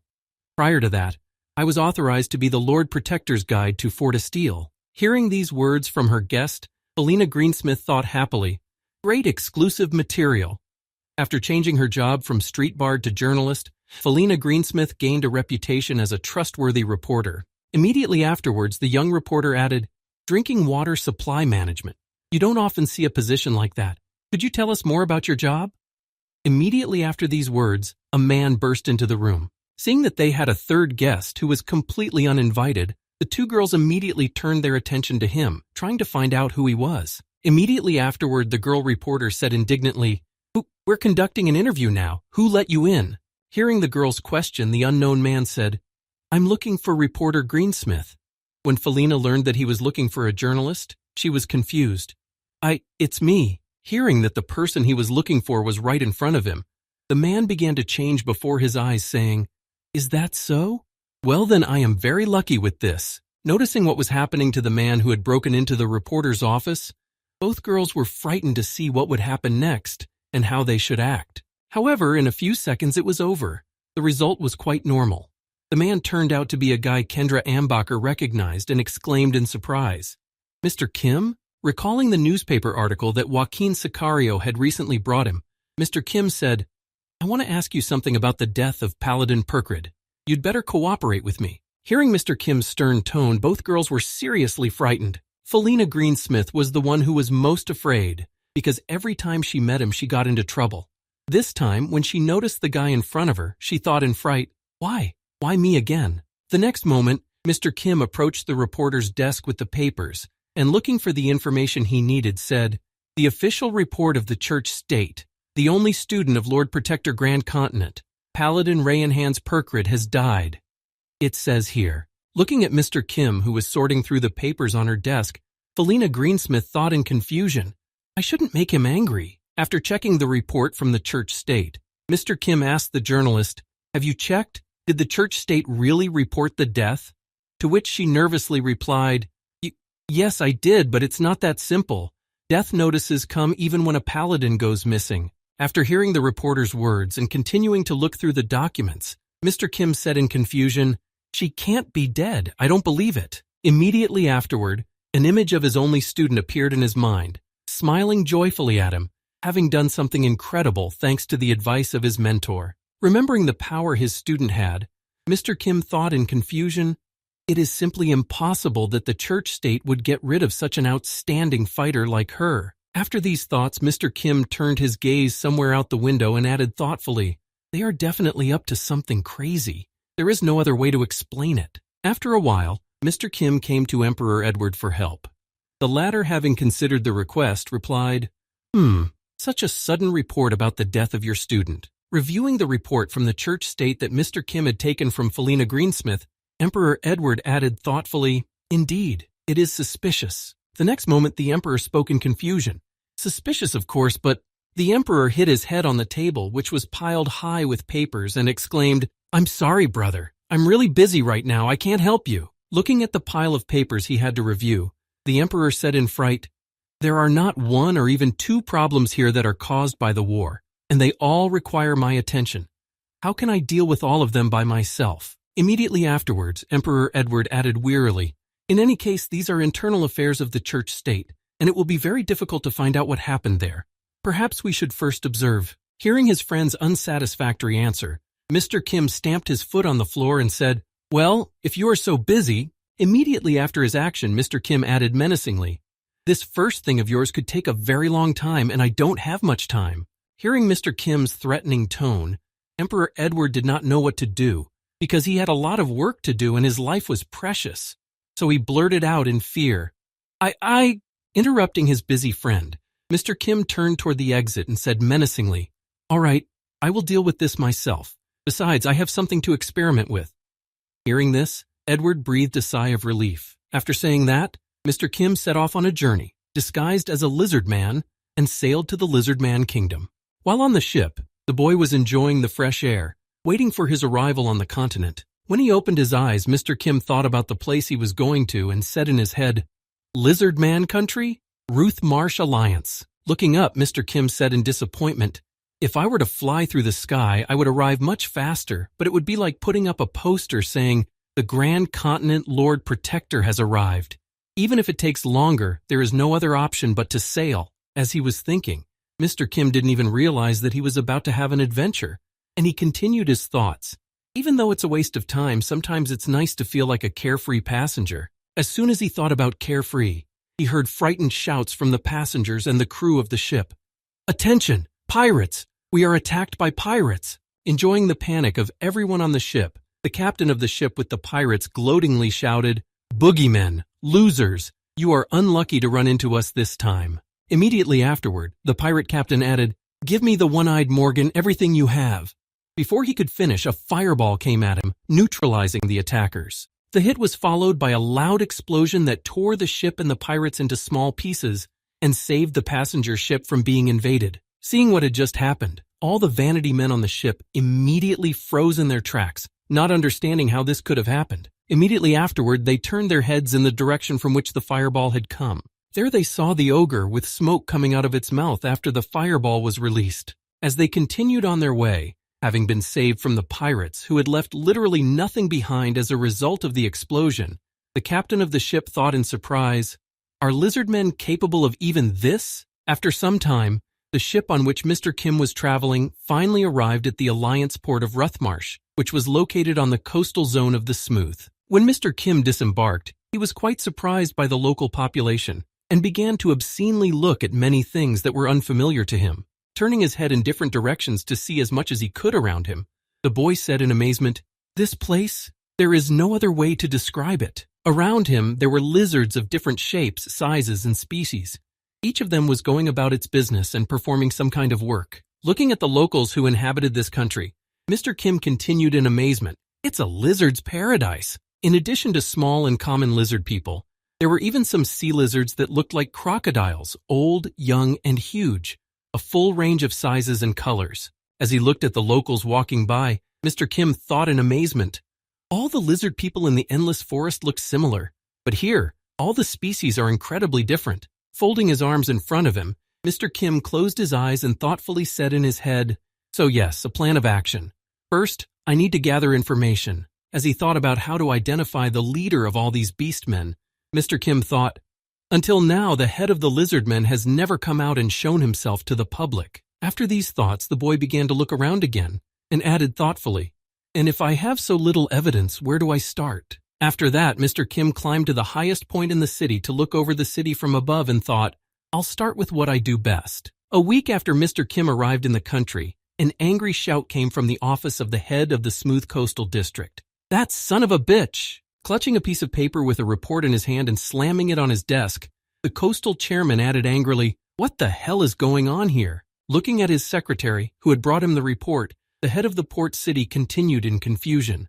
"In just 1 week he destroyed 5 villages, and you still haven't learned anything about this monster?" Hearing such a question from the head, the nervous secretary replied in fright, "Yes, everyone describes it differently, which is why we do not know its true nature, but we have identified his next target." Opening a map of the attacks on the villages, the secretary marked the most likely location of the next attack and said, "It looks like he's headed for the mud mine." Hearing this news from his speaker, the mayor of the town angrily exclaimed, "Immediately issue an evacuation order and send adventurers there, only the most experienced." And so, after a while, a large number of adventurers gathered at the swampy mines to confront the same monster that had stormed various villages. Looking back, one of the participants in the campaign told his comrades, "Everyone be on the lookout. This thief does not leave a single piece of flesh from the victims he captures. Immediately after these words, he added, "If you see him, give a signal immediately." Before he could finish, a shark jumped out of the swamp and devoured him. After jumping from one body of water to another, the shark disappeared into the swamp without a trace, along with one of the adventurers who had arrived at the swamp mine. Seeing what had just happened to their friend who had been giving them instructions, the adventurers from the group exclaimed in fright, "That's a shark! Where could a shark come from in the swamp?" Immediately after that, one of the lizardmen adventurers used his magic skill and cast the spell Stone Pillar. Immediately afterwards, a magic circle appeared over the shark and chased it for a couple of seconds. The next moment, the adventurers had a magnificent view of the monster they would have to defeat. Thanks to this magical ability of the Stone Pillar, one of the adventurers threw the same shark into the air that had eaten their friend.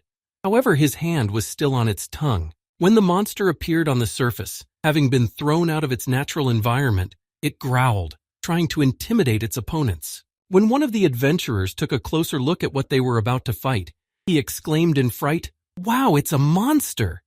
His other comrades said to him, "Hey, pull yourself together." Having calmed down his friend, one of the adventurous lizardmen prepared his spear to throw at the shark and said thoughtfully, "It is unlikely that it can move freely in the air." Immediately after these words, the spear, which was tightly clenched in the lizard man's hand, flew straight toward the monster that had just been pulled out of the water. Although the attack was aimed at the monster and was likely to hit it, the shark, thanks to its fins and constant bending, was able to dodge the spear. When one of the adventurers saw that the attack did not reach the enemy, he said in surprise, "He dodged it." To which the other replied, "This is impossible. Can a shark fly?" Seeing that he was almost down to the swamp, one of the adventurers exclaimed, "He's going to dive back in. Don't let him do it at any cost." As soon as this message was heard, another little lizardman wizard began to cast his stone shield spell to prevent the enemy from escaping. Immediately afterward, bubbles began to appear from the water, signaling that a column of earth was beginning to rise from the bottom of the swamp. A few seconds later, right in the place where the shark was supposed to land, an island of stones appeared, into which the monster was flying and had to crash. The next moment it landed very hard. The monster's head got stuck in this newly formed island, and a dull thudding sound was heard. The next moment, the monster froze in place, showing no signs of life. It was the perfect moment to finally finish off the dangerous enemy. As soon as the adventurers noticed this, they immediately grabbed their weapons and prepared to attack the monster, which was immobilized. Also, one of the adventurers who wielded a sword grabbed his weapon and exclaimed joyfully, "Aha, I got him!" With a quick maneuver, the pair of adventurous lizardmen struck and cut the monster shark into two pieces, sending its tail flying into the air. While the monster's tail was flying in the air and regenerating, one of the lizardmen who had made this leap to destroy the enemy said wearily, "It seems that I have aged 50 years. Immediately after these words, the monster shark had already regenerated 2 heads instead of the lost one, and having adjusted its flight, it landed directly on the adventurers' heads, clinging to their flesh and swallowing half of their bodies. Noticing what had just happened to their 2 comrades, the rest of the adventurers exclaimed in alarm, What just happened there?" After that, the shark dived back into the water, and after swimming some distance, jumped out of the water again, appearing right in front of the surviving lizardmen. After finishing his meal, Mr. Kim transformed into his human form and went to the severed head to take it as proof that the threat was eliminated. Pulling the fish's head out of the ground, Mr. Kim held it up to his eye level to see if it would be enough to make him believable. After placing the head on his shoulder, Mr. Kim walked back to the port city to announce his victory over the monster, saying thoughtfully, "Well, shall we begin?" A short time later, the boy arrived in the port city and was allowed into the room of the mayor. Once inside, the boy threw the monster's head on the mayor's desk. The mayor looked at the severed head of the giant shark and said in surprise, "What is this?" Hearing this question from the confused mayor, Mr. Kim, who had assumed the form of a lizard man, said, "It was found in the marsh fossils. Apparently, this is the monster that has been on the rampage lately." After telling us where he got the shark's head from, Mr. Kim also added sadly enough, next to its dead carcass were all the corpses of the dead adventurers. Hearing such a report from one of the adventurers, who was able to defeat the very monster that destroyed the villages near the marshlands, the head of the port city said in confusion, "Is that so?" After that, he folded his hands in front of him and bowed to the adventurer and said gratefully, "Thank you. You helped to preserve the honor of the adventurers. Thanks to you, we now know that they fought bravely to the end and did not spare their lives to save us from this disaster." Immediately after the words of gratitude, the mayor of the port city spoke joyfully. "The fact that you have come and told us about this is also worthy of praise. If it is in my power, is there anything I can do for you?" Hearing such a tempting offer from the mayor, Mr. Kim said thoughtfully, "Well, if you say so, then." Without hesitation, Mr. Kim pointed to a map with markings in the mayor's office and said thoughtfully, "May I take this map?" He happily replied, Of course, as you wish." After receiving the map, Mr. Kim climbed to the highest point of the city again, and looking at his reward, he thought, "I have attacked several settlements and I have already devoured a whole bunch of lizard men." Immediately afterward, Mr. Kim exhaled fire onto his finger so that he could make marks on the map using the soot that remained on it. The next moment, Mr. Kim began to make notes on the map, thinking, "But I couldn't get even a small part of the information about their leader. However, I did manage to discover something rather strange." When he finished marking the map, Mr. Kim said thoughtfully, "The distribution pattern of a species of lizard men. In all the villages I have visited, there is an almost equal ratio of small, medium, and large individuals." Mr. Kim then thought, "In simple terms, there are artificially set standards in their distribution."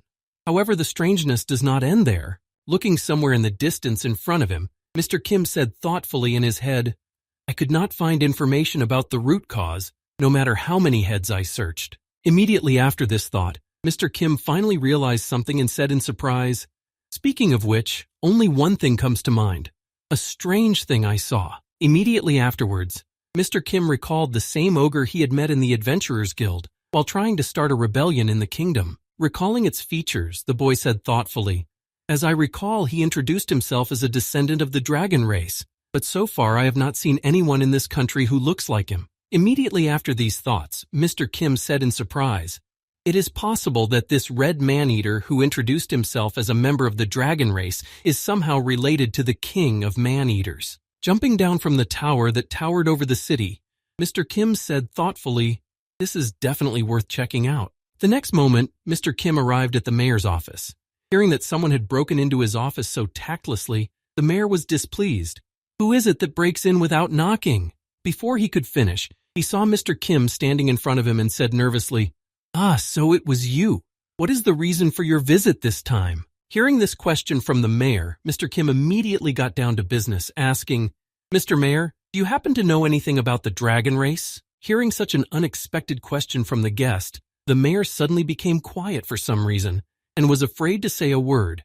Sweat began to pour down his face from nervousness. Tilting his head down to break eye contact, the mayor nervously replied, "No, I don't know. I have a lot to do, so if that's all, please leave my office." After hearing this response, Mr. Kim approached the mayor and said angrily, "Usually when asked about something unknown, the response is, 'What is it?'" Hearing such an ominous tone from his guest, the mayor nervously replied, That's right, the dragon race? What is that? This is the first I've heard of it." Hearing this response, Mr. Kim added menacingly, "I have already realized that you are not going to tell me anything." Immediately afterward, Mr. Kim grabbed the mayor by the head to get his own information on the matter he was interested in. As he pulled the terrified mayor toward him, Mr. Kim said angrily, "Then I will have to get into your head myself." When Mr. Kim took one look at the mayor, he transformed into him and began his everyday life, giving him control of his body. When the mayor arrived at his home, he went to bed to rest after a very hard, busy day at work. Unable to sleep for a long time, the mayor said in frustration, "Everything is a headache. First the monster shark attack, now a traveler looking for the dragon race." Immediately afterward, the mayor of the city said thoughtfully, "Yes, we'll have to ask him in the report how to handle this fellow." Immediately after, another voice in the mayor's head said, "That's enough." Realizing what had just happened, the mayor exclaimed in fright, "What did I just say? It wasn't me. It wasn't my voice. What is wrong with me?" Abruptly getting up from the bed, the mayor exclaimed, "Who is there? Why is my body suddenly behaving so strangely?" After that, the transformation was complete. Mr. Kim received all the information he needed and took over the mayor's body. Dressed in his funny pajamas, Mr. Kim sat on the bed and said thoughtfully, "So it's he, huh?" Immediately after the memories he had gained from the mayor, Mr. Kim said thoughtfully, "I think this is the one I'm looking for. We need to meet him sometime." After a while, Mr. Kim disguised himself as the mayor again and went to the place where the secret person the mayor wanted to ask for advice was. He arrived at the sewers. Bending the steel pipes to allow him to pass through, The boy went inside to find the mysterious him. After a while, he arrived at a place where there was a table with a transmitter button on it to be able to contact the person. Looking at the table and seeing this device on it, Mr. Kim thought, "There's a transmitter here." The mayor used it to transmit reports. Trying to see the area with the lizard man's vision, Mr. Kim thought in frustration, "I can't see anything with the eyes of an ordinary lizard man, but I have the eyes of a dragon." As soon as he changed his eyes to dragon eyes, which could see perfectly in the dark, Mr. Kim said to the person hiding in the darkness, "How much longer are you going to pretend? Or are you so sure that you are the only one who can see me?" Immediately after these words, a huge person with red glowing eyes appeared in front of Mr. Kim, who had been hiding in the darkness for a long time. After that, the wall separating the room where Mr. Kim was and the huge creature itself became more transparent, and a huge foot appeared and stepped toward him. Immediately after the foot, the head of the same giant monster appeared. It was some kind of ancient dragon that was hiding behind this magical wall. Seeing the same irritated giant crawling out of the wall when he revealed his disguise, Mr. Kim thought in surprise. So, it turns out that the wall was just a magic to divert his eyes. When the huge dragon saw the mayor of the city who had come to report again, he said angrily, "Know your place, you miserable mortal." Immediately afterward, the ancient dragon continued angrily, "I will tolerate your rash remarks against me only because you are faithfully fulfilling the role of a guardian entrusted to you by him." Hearing again the same reference to the mysterious person who is in charge of everything, Mr. Kim thought, "The same he again? It means that the mayor received orders through an intermediary." But here he is. Immediately after these thoughts, Mr. Kim began his transformation into a red dragon, which he ate while confronting the rebel army who wanted to obtain new rights for adventurers. After a while, this ancient dragon appeared from behind the wall with a completely different personality, which caused the giant to be confused. Trying to figure out what could have happened to his servant, who had been faithfully fulfilling the orders of his superior, the ancient dragon asked him menacingly, "Who are you?" Looking at the person who appeared before him in his new form, the ancient dragon added, "You do not belong to the dragon race. Why does your body have the features of a dragon?" As Mr. Kim prepared to fight the ancient dragon who was guarding the entrance to the dungeon, he angrily exclaimed, "This is because I ate a lot of food." Rushing at the enemy after these words, Mr. Kim added, "Dragons like you." Immediately after these words, the receiver in front of the wall suddenly turned on. Hearing through the transmitter some noise in the place where his subject was, the same mysterious he asked in surprise, "What is this noise?" Immediately stopping his attack, Mr. Kim looked at the table where the button was and thought, "What? Is that sound coming from the transmitter?" Hearing the voice of the person on the other side of the receiver, the ancient dragon rested its head on the ground and humbly called out, "Master!" Immediately after addressing his master, the ancient dragon spoke. "An unknown person with dragon features is invading the territory." Hearing this, the master calmly replied, "Dragon traits? Oh, so that day has already come?" Immediately after these words, the master confidently spoke to his subject. "There is no need to start a fight there. Just show him to me as an honored guest." Hearing the order from his master, the ancient dragon immediately got to his feet and humbly spoke to Mr. Kim. "Please follow me. Your master is already waiting for you." Immediately afterward, Mr. Kim headed up the steep staircase, following the same huge dragon as it led him in an unknown direction to its master. As he followed the ancient dragon down the dark corridor, Mr. Kim thought, "The master he mentioned may be the same him, the leader of the beastmen whom I have been trying to find for quite some time." After a while, the ancient dragon led Mr. Kim to a huge door at the end of their journey. Upon arriving at it, the ancient dragon stopped. As soon as they arrived at the entrance to the master's room, his subordinate hurried to the lever that was supposed to open it, pulled the switch himself to start the chain mechanism. Immediately afterwards, the mechanism came into action, allowing the entrance to the room to be opened. The next moment, a loud noise was heard, and the door began to slowly open, with sunlight shining through the crack. As he watched the entrance open and the bright light shine through the crack, Mr. Kim was quite impressed, as he had never expected to see the sun underground. When the door opened, he could see a huge flower field illuminated by bright sunlight, as well as huge steel bars that created a passage right to the center of the room. Upon entering that room, Mr. Kim immediately raised his head to find the source of the light and said in amazement, "Is it really the sun?" Immediately after his impression that the sun was present in the area, the boy added in surprise, "Isn't this a dungeon? Why is the sun visible from here?" Hearing the question of his esteemed guest, who had come in search of the king of the man-eaters, the boy in the room calmly said, "It's just that this is the artificial sun." Raising his head to the artificial light source, the strange personality in the room said, "It is 18 meters in diameter and weighs 43 and 4/10 tons. This is the smallest and lightest cold fusion device in the world." Immediately after that, the boy looked back and smiled happily and said, "It is possible to maintain a dungeon of this size thanks to this power source. I welcome you to my kingdom, messenger of the church." Immediately afterward, the owner of the giant introduced himself saying, "I am an ancient dragon, the first dragon that was created by the goddess in this world when everything was created." Hearing these words from the strange boy who stood before him, Mr. Kim thought in amazement, "So this is the mysterious he. It seems that he took me for a guest from the church." Determined to get to the point, Mr. Kim spoke to the first dragon. "I have one question." The dragon answered him with a heavy sigh. I'm sure you, my dear friend's nephew, are interested in many things, but let's save the question for later. First, tell me, what feelings does this place evoke in you?" Hearing these words from the first dragon, Mr. Kim thought in surprise. So, a close companion of the first dragon itself, someone who is as ancient as he is. Could it be a manticore? Immediately after these thoughts, Mr. Kim immediately added, "The one he is referring to shares a common nature with manticore and is also connected to the church. This guy, did he really take me for a knight of Perkery?" As soon as Mr. Kim finished his thoughts, the first dragon spoke to him. "I am very deeply connected to the church state. The appearance of Longtail Fulframhaven, the legendary paladin of the church, was one of the gestures of goodwill I have shown to the church." Seeing no reaction from Mr. Kim to his attempts to influence him, the very first dragon that was created looked back and said in surprise, "I see you are not surprised at all." After saying this, he looked back to Mr. Kim, who continued in astonishment. "Well, I must say the church has learned much more than I expected.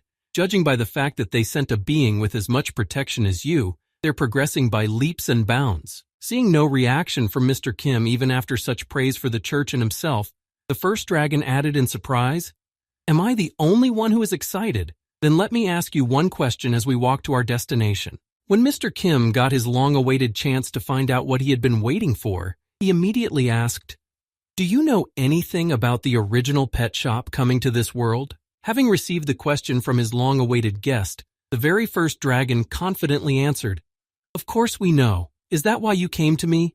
All lizard men of the dragon race are born with a piece of my essence." Immediately afterward, Mr. Kim approached the first dragon so that he could bite it, and he heard it speak. "Through the resonance of these particles, all the experiences that the dragon race has had are being transmitted to me." The next moment, Mr. Kim opened his mouth and prepared to take a bite out of the first dragon as he spoke. "One of the representatives of the race I sent to the surface came into contact with him." Before he could finish, he felt a sudden pain on the right side of his body. Blood spatter also flew in all directions after Mr. Kim's sudden attack. Changing his left arm to his dragon arm to prepare for defense, the world's first dragon exclaimed in confusion, "What the?" The next moment, he tried to grab the man-eating dragon that had decided to attack him from behind with his huge arm. However, Mr. Kim, sensing the danger that was approaching him, tore off the first dragon's arm and immediately retreated with the severed body part of his target. Holding the arm of the world's first created dragon in his teeth, who was too reckless, Mr. Kim watched as he tried to stop the bleeding caused by the loss of his arm. After stopping the bleeding from his body, the angry first dragon looked at the offender who had attacked him and exclaimed in anger, "What does this mean? Why did you do this to me?" Hearing such words from his target, whom he had been trying to track down for a long time, Mr. Kim said joyfully, "Have you not realized what is happening here?" Baring his fangs in anger, the first dragon shouted out in offense, "This is treason! Corrupt bastards! Have they already forgotten how many different good deeds I have done for their church?" Hearing that he still considered him a representative of the church, Mr. Kim said in disappointment, "I never thought you would be so stupid, even though you are a first-class being." The next moment, Mr. Kim transformed into a human, assuming his original appearance, and said ominously, "Did I ever tell you that I am a representative of the church?" Realizing the reason for the sudden attack of the man-eater of the dragon race, the world's first dragon, seeing who was standing before him, exclaimed in alarm, "You were pretending to be him!" Immediately afterward, the head of the world's first dragon was filled with memories of the very dragon he had recently seen before him, and he thought, I remember everything that Bermiko saw in detail. When the image of Mr. Kim with his bright red eyes appeared in Bermiko's memories, which were now in the first dragon's head, he was frightened. This is the same face! Immediately after that, the world's first dragon turned its attention to the boy standing in front of it and exclaimed in astonishment, "It's him! The very original pet shop?" While the world's first dragon was thinking, Mr. Kim wasted no time in changing his right hand to the targets and immediately pounced on him. Noticing a huge fist coming at him, which he could not dodge, the world's first dragon nervously exclaimed, "That's it! That's my hand!" The next moment, Mr. Kim sent his target flying with a devastating right punch that he could neither dodge nor block. As a result of this blow, the enemy flew away for a considerable distance and raised a mountain of dust and dirt above him, destroying a beautiful meadow of flowers. Flying into the bushes, the world's first dragon, who was taken by surprise, shouted indignantly, transforming into his original form, "No way! I will never let you live after what you have done to me." With the magic circle amplifying his magic, the world's first dragon prepared for his destructive fire breath, shouting menacingly, "I will kill you no matter what it takes!" Because the world's first dragon was seriously on the move, an earthquake occurred somewhere on the other side of the land above the dungeon,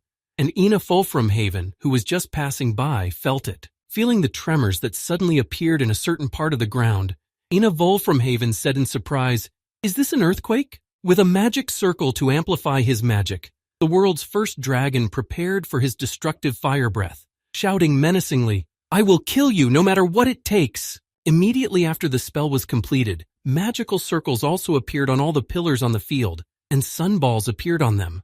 The next moment, all of these towers opened fire on Mr. Kim with a powerful and rather dense stream of sunlight. After the attack was over, there was a huge pile of smoke from the fire, but inside it was the image of Mr. Kim, which meant that he was unharmed, if not already on the ground. He was saved by dragon wings covered with salamander scales. The ground around him was hot and looked like coals, and his wings were burned through and still smoldering. Peeking out from behind his wings to check his readiness for the next attack, Mr. Kim thought in displeasure, "These steelies are attacking me. I'm in its territory, so the situation is not in my favor." Realizing that he could not defeat his enemy with simple attacks, Mr. Kim got to his feet and looked up at the sun, which was under the ceiling, and thought, "In that case." Immediately after these thoughts, Mr. Kim took off from the ground and quickly walked toward the only source of light in this lonely dungeon to destroy it. Noticing that he was trying to move, the world's first dragon shouted in anger, casting his spell again, "Have you decided to run away? Where are you going to go from here?" Immediately after these words, the steelies with the magic circles and sunballs began to glow brightly again, charging for the next volley at the enemy, who took to the air. As the beams of light began to shoot at Mr. Kim in turn, he was able to deftly dodge each of them, thanks to the fact that he had learned to use the power of the saint. After dodging all the enemy attacks, Mr. Kim continued his ascent and thought, "Thanks to this new form, which is complemented by the special structure of the saint's body, my speed has increased in direct proportion to my strength." When the world's first dragon noticed that he had skillfully dodged all his attacks, he exclaimed in anger, "This is my kingdom. Do you really think you can escape from here?" Watching the boy continue to climb up, the world's first dragon added, "There is a barrier around you that you will never be able to pass through unless I remove it myself." Before he could finish speaking, he realized what Mr. Kim was trying to do by lifting himself up all the time and exclaimed nervously, "This can't be happening." As he walked toward the sun, which was under the ceiling, Mr. Kim remembered what his enemy had said. 18 meters in diameter and weighing 43 4/10 tons. It is the smallest and lightest cold fusion device in the world. It is possible to maintain a dungeon of this size because of this power source. And finally, Mr. Kim has almost reached the very sun he was heading for to destroy the entire system of the dungeon in which he was locked. When he was about 2 meters away from the sun, Mr. Kim said ominously, "Everything in this dungeon is powered by one single power source, and I'm going to destroy it now." Realizing that something irreparable was about to happen, the world's first dragon shouted out to Mr. Kim in confusion, "Stop! Do you even realize what you are going to do? If it explodes!" However, Mr. Kim simply ignored his enemy's warning and crashed into the dungeon's only power source at high speed to bring it down. As soon as he hit the sun, the lights in the entire dungeon went out, and the power source itself sparked. Noticing that the room had become quite dark, the first dragon nervously exclaimed, Light! A few seconds later, the same power source fell out of a cloud of dust and smoke, and it powered the entire dungeon where the first dragon lived. It resembled a shooting star with a bright tail. However, this one was made of smoke. Watching this, the first dragon simply remained silent, preparing for the worst. Realizing that he had a chance to save his dungeon, the first dragon, having calculated the trajectory of the fall, immediately rushed to the source to try to catch it in the fall, shouting in fright, "No!" A few seconds later, he was almost there, approaching the falling, glowing ball. Loudly shouting out his words of experience, the first dragon had already stretched out his paws to catch the ball, which was flying down rapidly. When the balloon was just a few centimeters away, the dragon was about to catch it, but was prevented.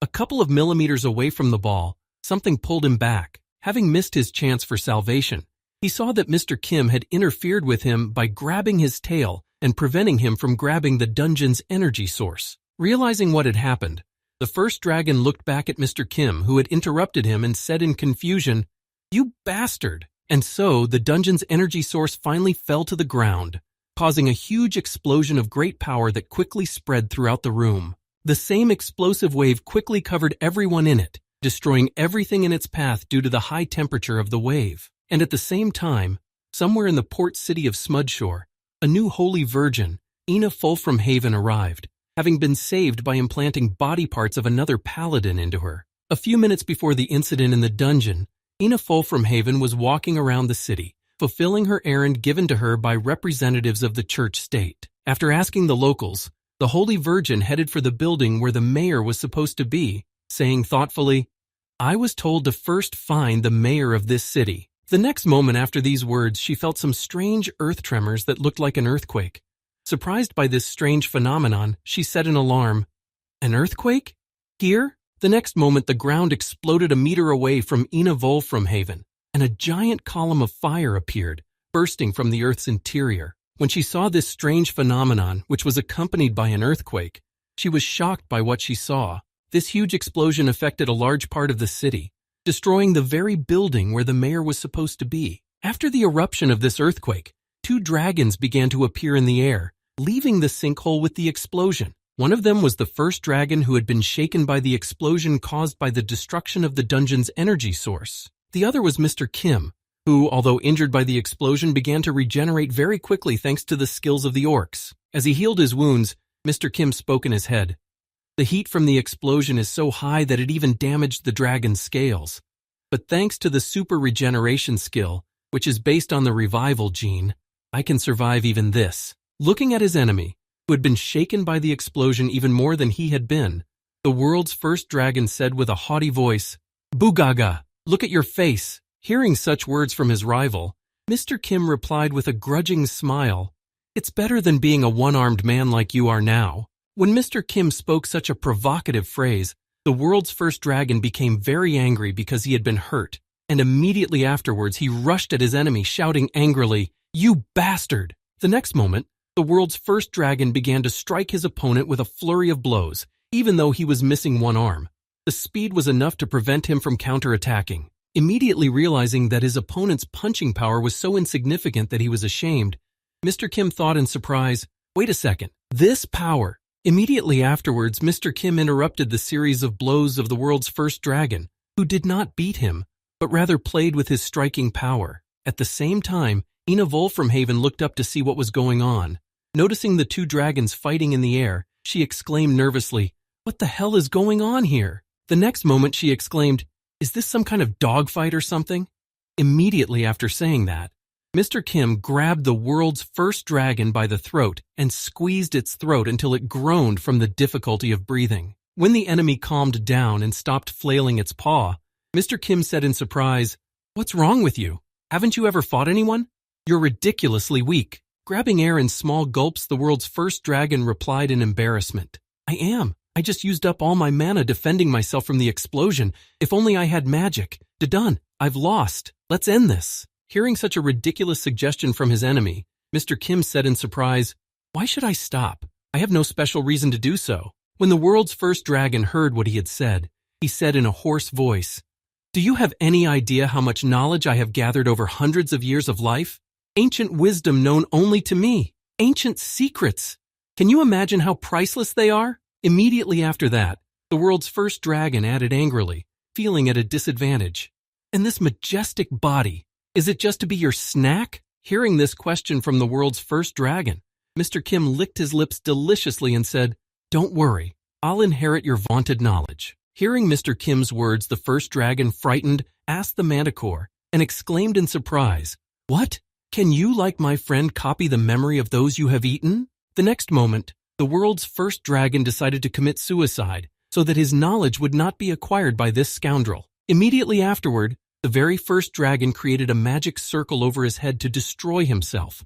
Noticing the spell, Mr. Kim said in surprise, "What are you doing?" Hearing the question from the original pet shop that had defeated him and wanted to eat him, the first dragon confidently exclaimed, "I would rather die than have such a fate." Finally, the dragon exclaimed, "I will never give you my knowledge."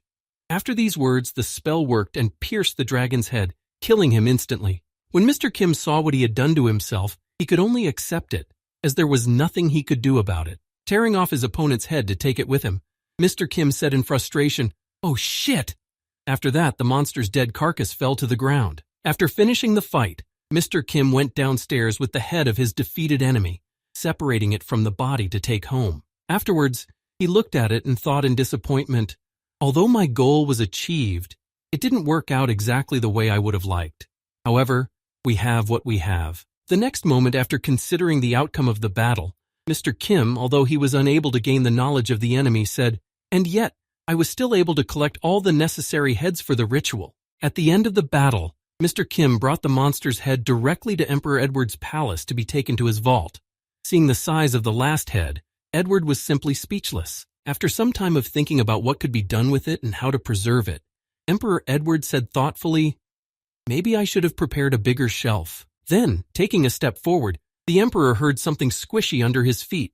Looking down, he realized that he was standing in the blood of a monster and said nervously, "Brother, don't you think it's too big?" Hearing this question from his friend, Mr. Kim was surprised to hear it.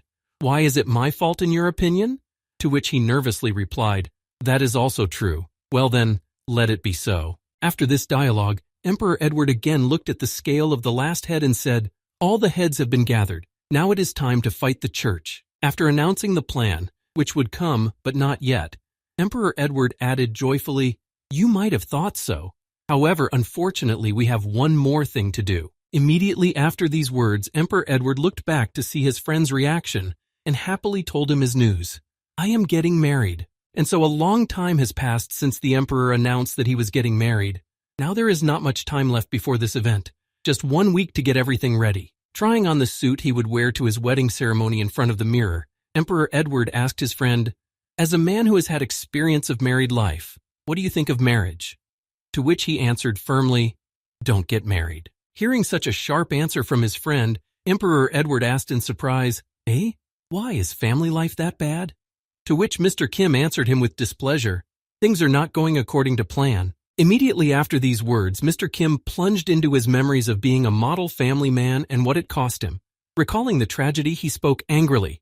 For example, reminding Emperor Edward of the operation when his family was ruthlessly shot, Mr. Kim said angrily, "You are living a normal, happy married life when suddenly out of nowhere, special forces pop up and kill your wife." Looking angrily at the perpetrator of this story, Mr. Kim added angrily, "And they kidnap your children and don't let you see them again." Hearing Mr. Kim's story, which he had arranged on his own by participating in the liquidation of the pet store, Emperor Edward was seriously frightened. After this story, Mr. Kim added in a calm tone, "But if you don't care, then go ahead." Dripping with cold sweat from worry, the emperor, who was reminded of his sin, asked frightenedly, "By the way, I'll ask you just in case. You are not joking, are you?" Looking at his friend, who was already pale with fear, Mr. Kim looked at him joyfully and replied with a smile on his face, "Of course I'm joking. So, who is your chosen one?" Hearing the question from his friend, Emperor Edward spoke joyfully, "A pretty princess from a neighboring country, pleasant to talk to, so much so that she is even frightening. She is from a royal family whose genealogy has a considerable heritage. An alliance with them will help to strengthen my power a little." Immediately after these words, Emperor Edward told his friend, "By the way, during the ceremony I plan to use an understudy to take your place." Upon hearing this news, Mr. Kim asked in surprise, "Is there anything you want me to do?" Hearing that he had asked about the task, the emperor said happily, "Brother, as always, you pick up on everything on the fly. To be honest, the consolidation of power I mentioned is nothing. The real reason for the wedding is to divert attention." Adjusting his tie to create the perfect image in front of the mirror, Emperor Edward smiled ominously and said, "To create an opportunity to strike a devastating blow against the church." And so, finally, the very moment came when the wedding ceremony of Emperor Edward and his bride were to take place in the church. Edward was already at the altar waiting for his bride. Before she arrived, the emperor looked around at all his guests, searching for his loyal subject Joaquin Sicario. Noticing him in the crowd, the emperor began to stare at him intently for several seconds until he signaled that everything was ready and that he could begin. After receiving the signal of readiness, Emperor Edward began his speech to the audience. "I thank all of you, dear guests, who have come from different countries to attend my wedding.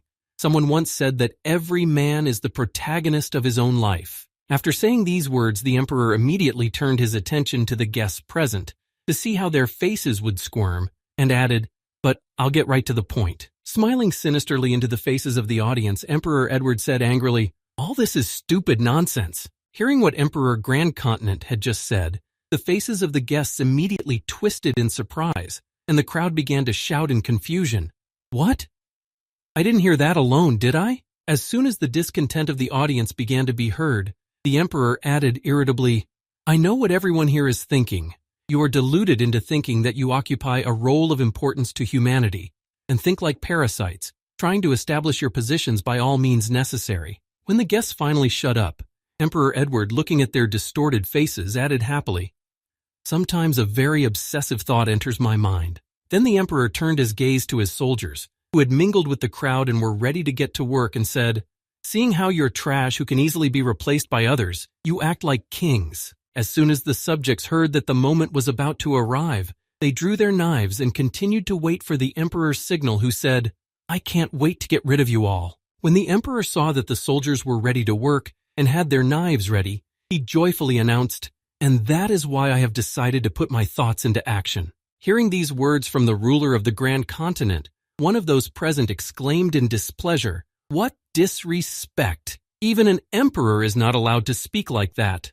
Before he could finish speaking, one of those present had his throat slit. Noticing how the head of this brave man flew off his shoulders after his attempt to challenge the king's words, the hall was silent. Immediately afterward, a ruckus ensued. All the dignitaries present tried to save their lives by running for their lives, while the emperor's soldiers slaughtered everyone indiscriminately, destroying the garbage of the empire. Noticing what was happening around him, one of the representatives of the kingdom of Almaruz, the cardinal of the Santo Almaruz branch, nervously exclaimed, "What does all this mean?" Immediately after this exclamation, the cardinal of the Santo Almaruz branch exclaimed in anger, "King Edward, what do you think you are doing? Are you not afraid that heaven will punish you for this?" Immediately after these words, the same man bit the pill in his teeth to use his attack and punish the evil one. Feeling the influx of power into his body, the cardinal of the Santo Almaruz branch thought angrily, "Reckless bastard!" Aiming his eyes at the body of Emperor Edward, from which he was to shoot, the branch cardinal said in his head, "I will show you the power of the church's secret weapon, the heavenly punishment." Looking at the church representative, Mr. Kim was just glad that he was able to get his attention because he had not heard the alarm from his branch. At the same time, considerable excitement also began to take place in the large church of Santo Almaruz. Soon a grand slaughter would begin here. Standing on guard at the temple, one of the guards, yawning tiredly, said, "Everyone has gone to the emperor's wedding. How sad it is here.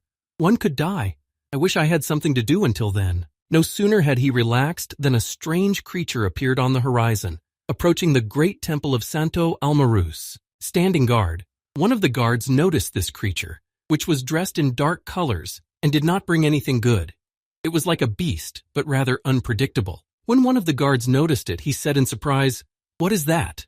The other replied, "It looks like a dog." When this strange dog, according to one of the guards, approached them, the first guard exclaimed in fear, "It's a monster!" Looking at the dog walking toward them, one of the guards exclaimed in fright, "A monster in the very center of the city?" To which the other replied, "Stay calm, rookie." The next moment, the more experienced guard told him, "We have enough strength to deal with it."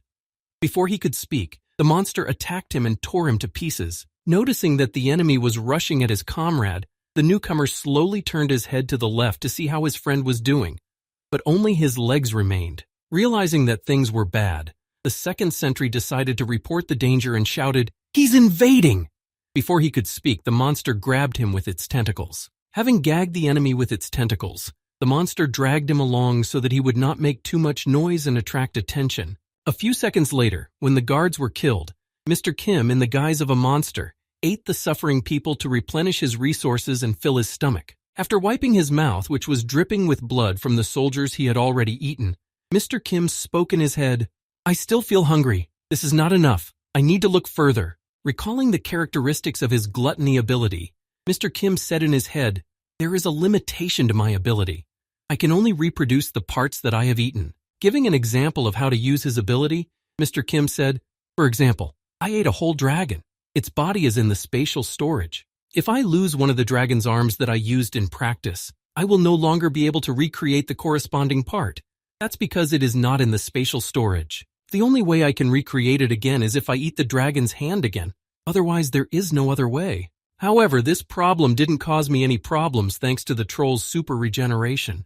Even after losing the dragon's arm, as long as I have enough bones and flesh in my internal storage, I can easily regrow my lost limb from them. Immediately afterwards, Mr. Kim recalled his battle with the first dragon and the powerful explosion, and then said with a grudging smile, "But I lost too many spare bones and flesh in the last fight." Immediately afterward, remembering the first dragon, Mr. Kim said in a disgruntled tone, "It's all because of him, damn it." Although it was Mr. Kim who was responsible for the explosion of the artificial sun. After a while, when one of the guards shouted, the rest of the soldiers came running to the main gate, exclaiming in surprise, "What's the noise?" Noticing that a stranger had broken in, one of the soldiers shouted out in fright to warn the others, "Monster!" Looking at the same monster that one of the crowd had reported, one of the newly arrived soldiers added in confusion, "How did it get here?" Noticing the crowd of guards who had come running to him, Mr. Kim said happily, "Well, I will take this chance to replenish my supplies." Immediately after these words, a brutal meat grinder began. Mr. Kim jumped into the crowd of soldiers at that moment, tearing them into small pieces to put them out of action. Eating was left for later. As he tore his victims apart one by one, only their arms flew in the direction of their homes, and blood spattered the entire central square. All of this was also accompanied by terrible screams. However, even hands were not allowed to drop. Mr. Kim caught all the body parts that flew away somewhere far away and ate them because he needed to replenish his supplies in any way possible. Having eaten the whole crowd of clumsy guards, Mr. Kim, heading for the majestic temple, thought, "That was enough to fill my stomach a little." The next moment, Mr. Kim arrived at the main door that led him inside the temple. Pushing it open, he said in his head, "Now let's get right to the point." No sooner had Mr. Kim taken the first step into the large temple than he was met with a surprise attack, cutting off one of the paws at the entrance, which flew away from him. Feeling the warm greetings that awaited him, Mr. Kim raised his head to see who had done this to him. It was the paladin who had been left in the building to protect it. The next moment, the monster's paw fell right between Mr. Kim and the paladin, who had struck as soon as the monster arrived at the temple. Seeing the monster's paw fall in front of him, Mr. Kim lifted his left leg and looked at the severed part, which was slowly healing. Having made the first strike against the enemy, the paladin of the church state pointed his sword at the guest and said menacingly, "Retreat. This place is not meant for all kinds of monsters." Looking angrily at the soldier who had cut off his paw, Mr. Kim thought, "They put a paladin as a guard.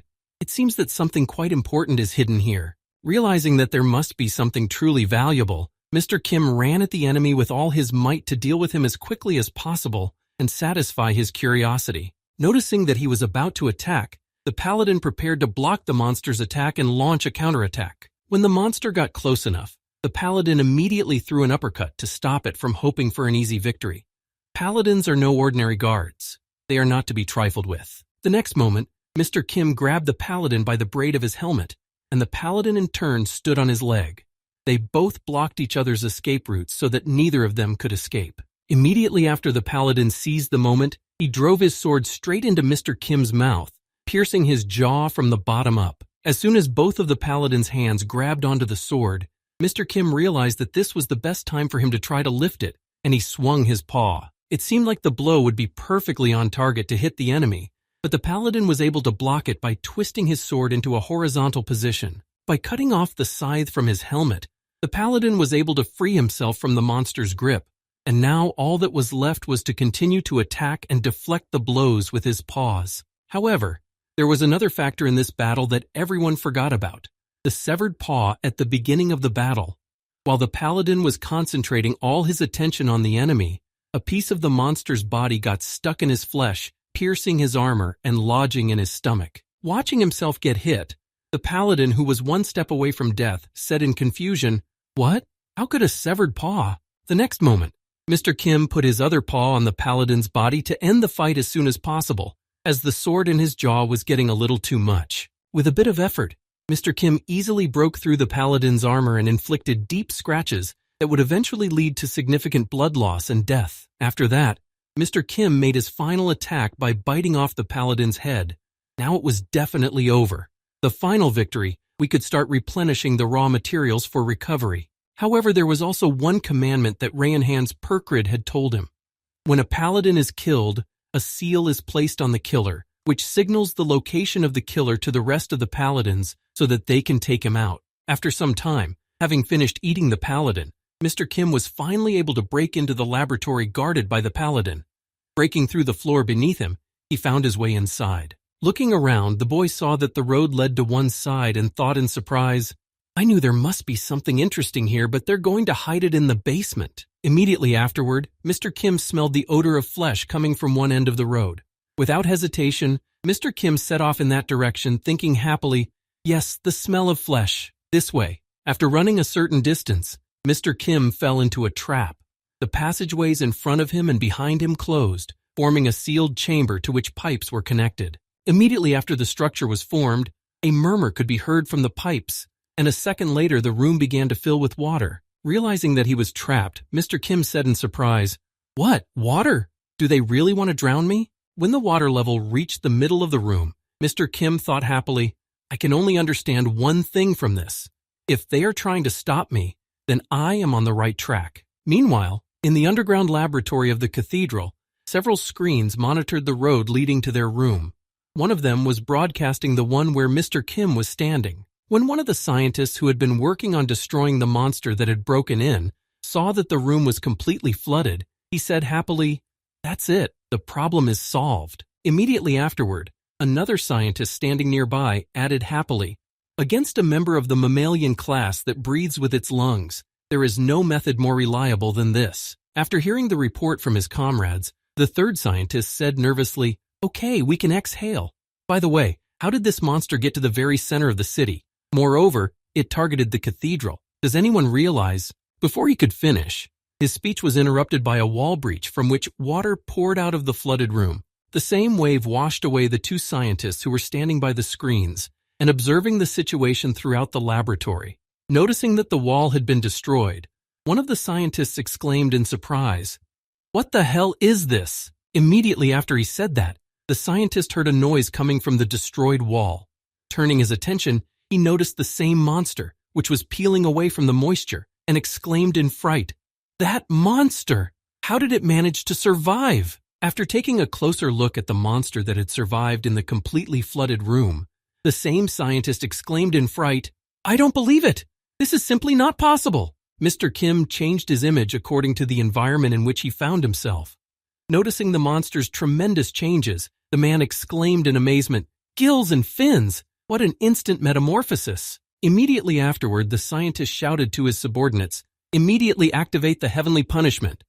Hearing the order from his supervisor, the subordinate, heading to the computer, exclaimed, "Yes, sir." Looking at the dot that appeared on his forehead after the request to activate heavenly punishment, Mr. Kim said in surprise, "Yes, what do we have here?" Immediately afterward, Mr. Kim rushed at the scientist, knocking him to the ground so that he would not accidentally run away from him. Hearing him screaming in pain, Mr. Kim spoke angrily to his snack. "Stop being so dramatic, I haven't even bitten you yet." Hearing the monster's voice, the scientist, scared to death, exclaimed in amazement, "What the hell is going on? The monster can talk?" Immediately afterward, Mr. Kim sank his teeth into the researcher's flesh, shouting, "Shut up!" Feeling the teeth sinking into his flesh, the head of the laboratory screamed out in fear, "Heavenly punishment, now! Having received the order from his superior, the assistant began to poke at all the buttons, hearing from the computer. A request for celestial punishment has been received from a first-level researcher. Tracking coordinates, target set, safety device activated. When all the settings were complete, the computer said, "Press the button to confirm activation." Hearing that everything was ready, the assistant immediately pressed the button to activate the execution. Immediately afterwards, a beam of light began to appear in the clear sky, rapidly approaching the set coordinates in the cathedral. 1 second later, the beam hit Mr. Kim directly, who was devouring the first-level researcher he had managed to catch first. The next moment, this heavenly punishment hit Mr. Kim. It was a beam of light that burned everything in its path and was supposed to destroy the enemy who had entered the cathedral. While under this beam of light, Mr. Kim thought, a device that releases a column of fire of an incredibly high degree at the specified coordinates? Is this the true essence of the heavenly punishment? After a while, the heavenly punishment dissipated, leaving only a trace of its use. Looking at the monster, or rather what was left of it, the subordinate in the lab breathed a sigh of relief when he saw that only the tail was left. As soon as the threat in the lab was eliminated, a voice came from the computer. A request for celestial punishment has been received from His Eminence, Cardinal Santo Almaruz. Hearing that he had to do it all over again, the nervous researcher hurried to activate the heavenly punishment again, saying in displeasure, "Again? What the hell is going on today?" As he pushed the keys to restart the heavenly punishment, the researcher heard, "Coordinate tracking complete, target set." The next moment, a voice came from the computer. "Safety devices deactivated." Immediately at that moment, the image of Mr. Kim appeared behind the researcher, or perhaps some liquid substance that had come together. After that, the computer said, "Press the key to confirm the launch."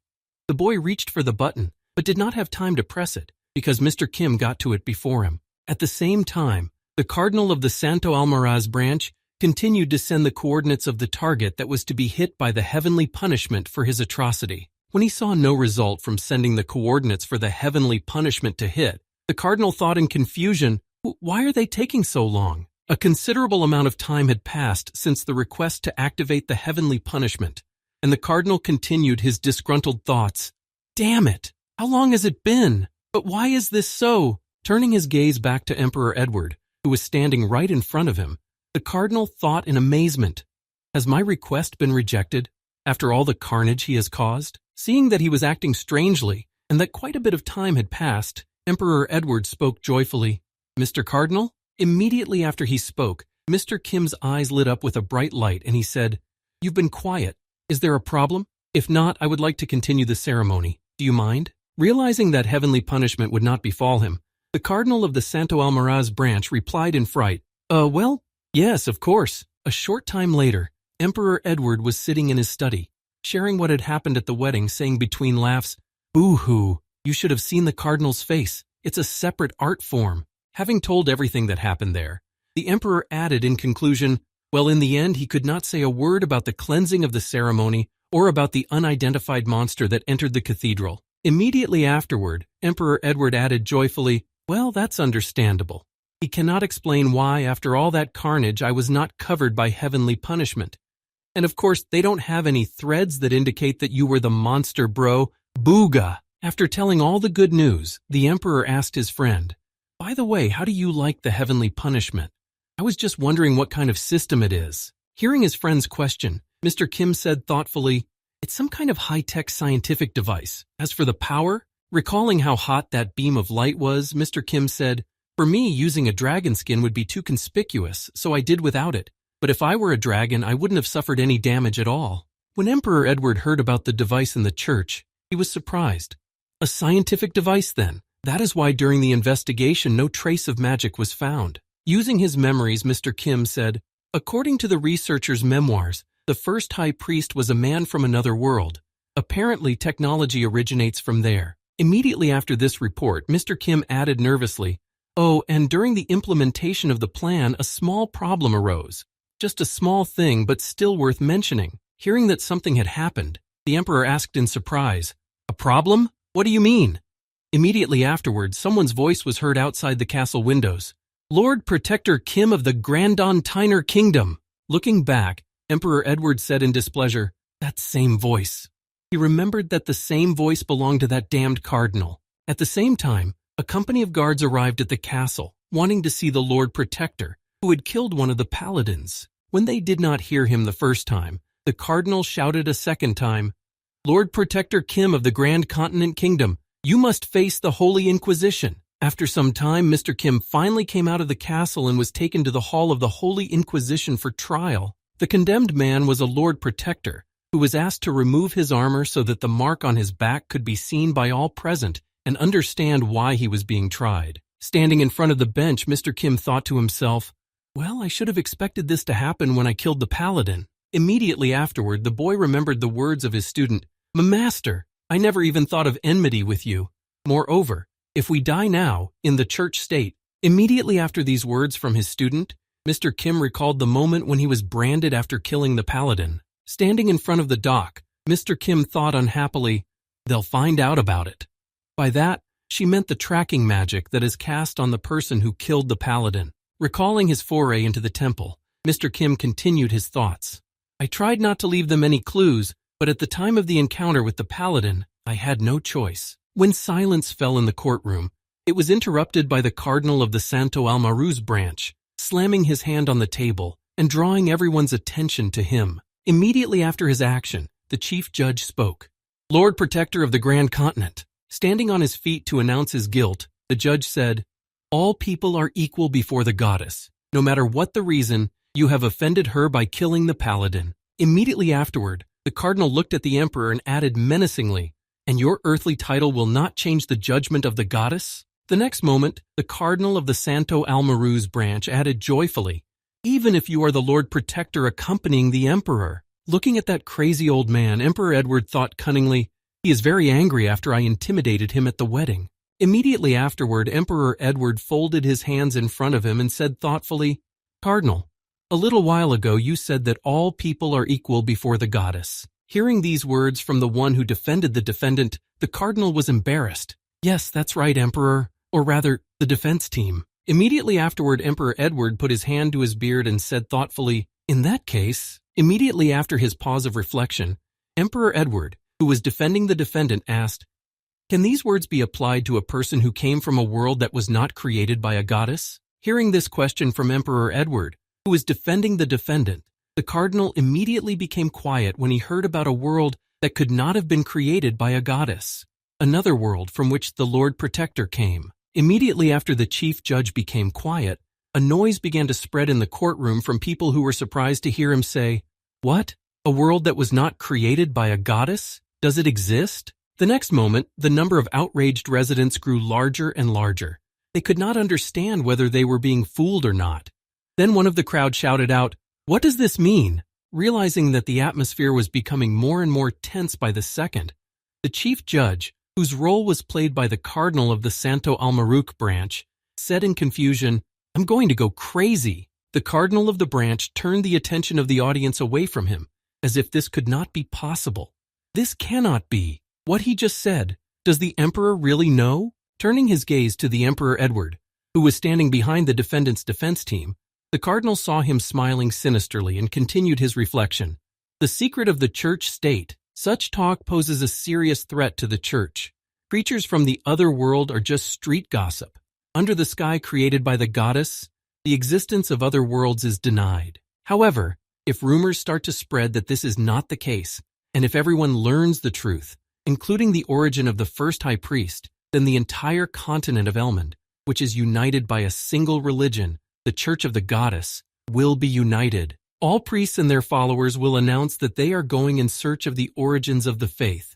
After that, organizations will appear that will doubt the words of the church, and, as a result of their doubts, they may accidentally discover that the heavenly punishment that comes from the goddess may be a force from another world." Realizing how terribly things could turn out for him, the cardinal decided to deny that there are other worlds to the last, exclaiming angrily, What kind of nonsense are you talking about?" Immediately afterward, the cardinal plunged into madness, and barely containing his fear, he asked the emperor, "Another world? How? What is the basis for your statement? To say such nonsense right in the face of the Holy Inquisition?" Looking at Emperor Edward with a look full of fear from the realization of the terrible consequences, the cardinal added, "Lord God, these are just unfounded accusations. A little later, the court session was closed because the cardinal began to behave inappropriately. A few days after that, a new newspaper with the news was distributed throughout the Grand Continent. This newspaper from the Daily Elmhurst said, "The president of the court was in complete shock. The emperor's words took the cardinal by surprise, suspicions growing before his eyes. Is there really another world?" After reading the scandalous newspaper headline, one of the residents said in surprise, "What, another world?"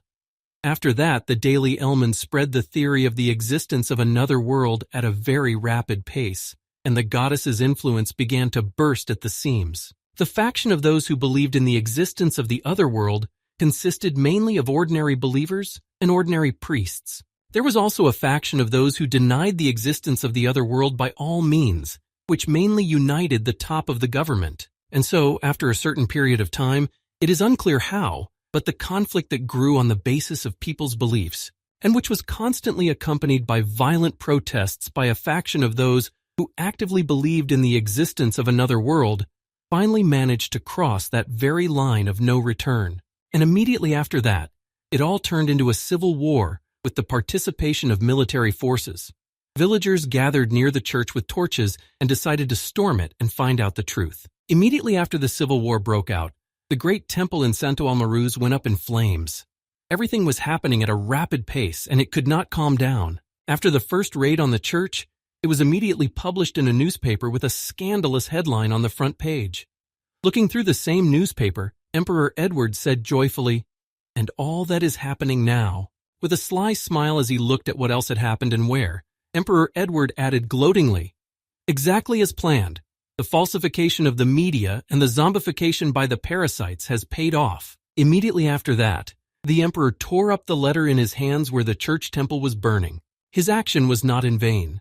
Holding a piece of paper in both hands, the emperor said ominously, "This will destroy the church from the inside." At the same time, when the civil wars were only gaining momentum, an urgent meeting was held in the cathedral of the church state. Since this cathedral was well defended, the believers of the other world had not yet reached it. Or perhaps because there was a statue of the goddess. During the meeting, the chief priest, having analyzed this situation, exclaimed angrily, "How can we cope with him? Most of the certifiers have run to the faction that recognizes the existence of another world." Slamming his fist on the table, one of the priests present said, "And although several aristocratic families who sponsor the church have remained with us, their leaders have suddenly disappeared under unknown circumstances." Immediately afterward, one of the priests present added, "This cannot be regarded as a mere accident." Hearing this report, the current high priest of the Church of the Goddess became visibly nervous. After a few seconds, hiding his excitement, the high priest said to his subjects, "I'm just sure that this is the work of the Grand Continent Empire. If this continues, we will be in great danger, but there is still a way." Hearing that there was still a way to solve everything, someone in the audience nervously exclaimed, "You have a plan? Then you need to put it into action as soon as possible before it's too late. What exactly do you propose, great priest?" Noticing that his subjects were interested in what he had said, the high priest added menacingly, "We will kill the emperor." Hearing this suggestion from the high priest, everyone present was shocked. They expected different things, but not this. Although it makes sense, it could have worked. Immediately after these words, the door opened to the room where the negotiations were taking place, and the soldiers who were to carry out this order stepped in. Looking at the main weapon of the church state, which had already arrived, accompanied by paladins, the high priest added menacingly, "We will use our main fighting force." And so several days passed since the day when everyone in the church state unanimously decided to kill the emperor. After that, a strange figure in a dark cloak began to approach the main gate of the Grand Continent. Noticing him, the soldier guarding the passage could not simply let this strangeness pass by. When one of the guards pointed a spear at the cloaked traveler, ready to attack her, the other immediately spoke, "Stop! Answer me immediately! Who are you?" After a few seconds, when the traveler did not respond, the other guard also pointed his spear at her and nervously shouted, "Show your face and confirm your identity." Immediately after being asked to prove her identity, the traveler finally started to do something. She pulled her hand to her head as if to remove her cloak, but this was followed by a swift attack that beheaded the guards. At the same time, a pair of guards standing on the wall noticed that their comrades had been killed and exclaimed in confusion, "What's going on?" However, these were their last words. A couple of paladins who had followed them quickly eliminated them. After all the guards were out of the way, the traveler and her squad of paladins could finally set out on their mission. When all the guards in the immediate area were eliminated, the 4 paladins who had jumped from the walls, accompanied by the Holy Maiden, headed for the castle of Emperor Grand Continent. All of them, of course, had to pass the corpses of the soldiers who had died for the interests of the church, which feared for its position in this world and tried not to fall from its current height. However, when the last paladin was running past the corpses, one of the corpses grabbed his leg, preventing him from continuing his journey. His grip was strong enough to shatter the armor. Seeing that someone was still alive, the paladin, trying not to fall, immediately stopped to look around to see who had grabbed him. Taking his sword out of its sheath, he nervously shouted to the corpse, "Are you alive even after your head was cut off?" Immediately after the exclamation, the headless soldier drew his sword and delivered one fatal blow that was incompatible with life.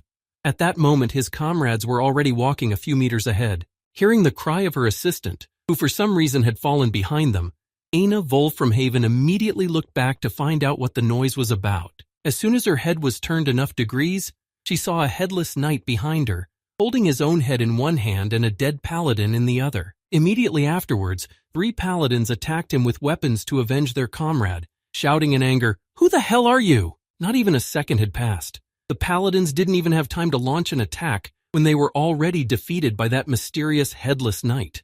He was a truly powerful opponent. And at that time, Ina Wolframhaven was just standing behind, watching as her subjects were supposed to deal with the enemy, but all they did was to fly blood in different directions. The next moment, the Holy Virgin saw a picture of only one knight whose head had been cut off and 4 of her already dead subjects, whom he had finished off in an instant. Whoever he was, Ina Wolframhaven was quite shocked. Such a strong opponent and at the very beginning of the journey. Of course, this is not normal. However, in a few seconds, everything became clear.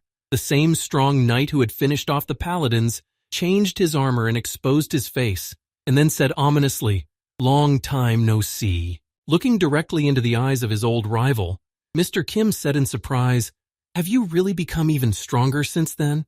You must have eaten something very good." Hearing such words from the enemy who suddenly appeared before her, the Holy Virgin spoke angrily.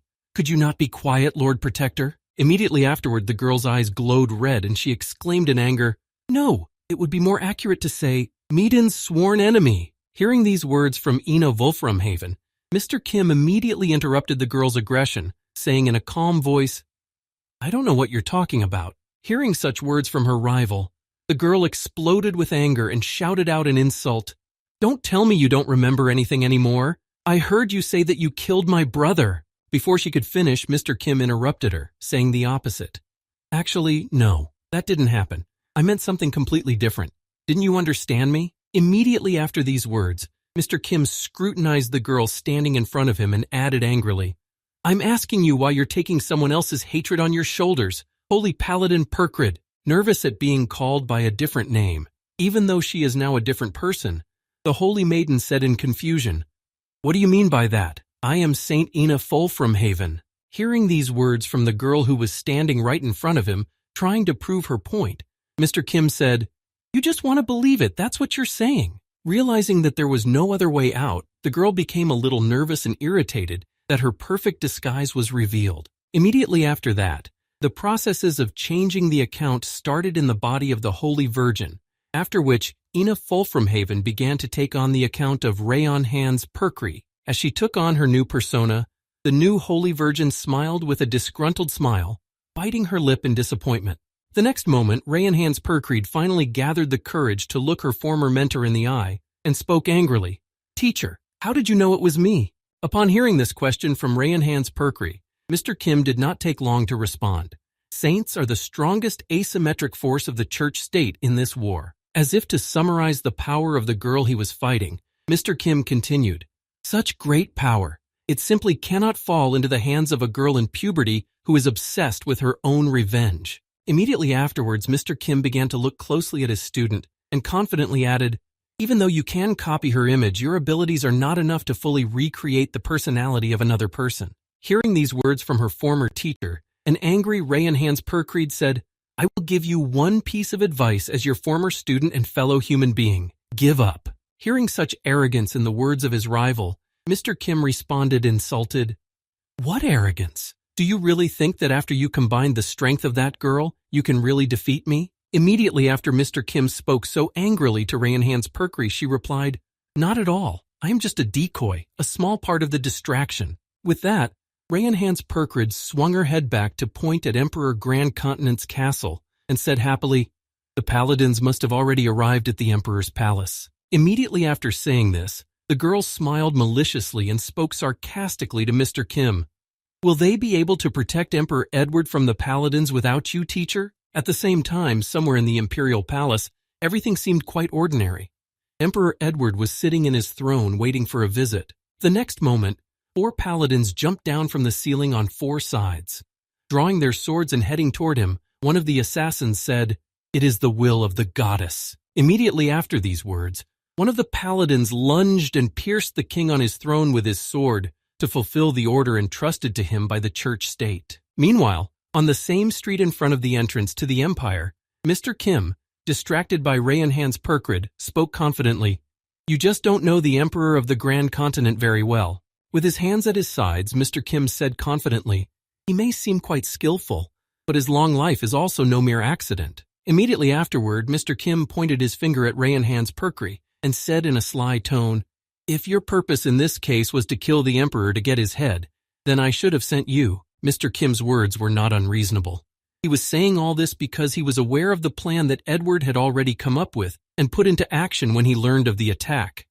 When the paladin finished off the prince, he saw something strange. Looking closely at the face of the dead man, the obedient church soldier nervously exclaimed, I don't understand how this happened. Seeing that in the ruler's chair sat some fake person dressed in his clothes and wearing a crown, the paladin of the church state nervously exclaimed, Isn't that the emperor? At the same time, the real Emperor Edward arrived at the scene from behind and said thoughtfully, So you dared to invade my domain after all? Immediately afterward, Emperor Edward activated the magic bark that triggered the destruction mechanism and said angrily, I don't even know whether you are brave or just stupid. The next moment, the Grand Continent Emperor stomped his foot on the floor and said, Laser trap.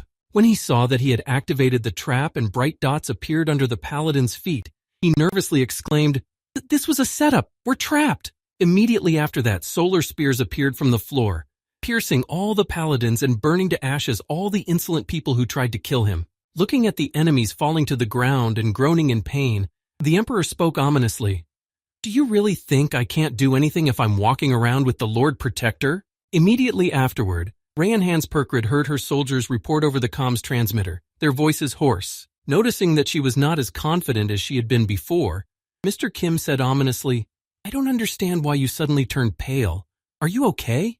Not receiving an answer from the girl who for some reason froze in place, Mr. Kim added happily, It looks like I was right. So what are you going to do now? Realizing that their plan had failed, the girl exclaimed nervously, Well, if that's the way it is, then. These words were followed by sudden action. The girl immediately rushed at Mr. Kim.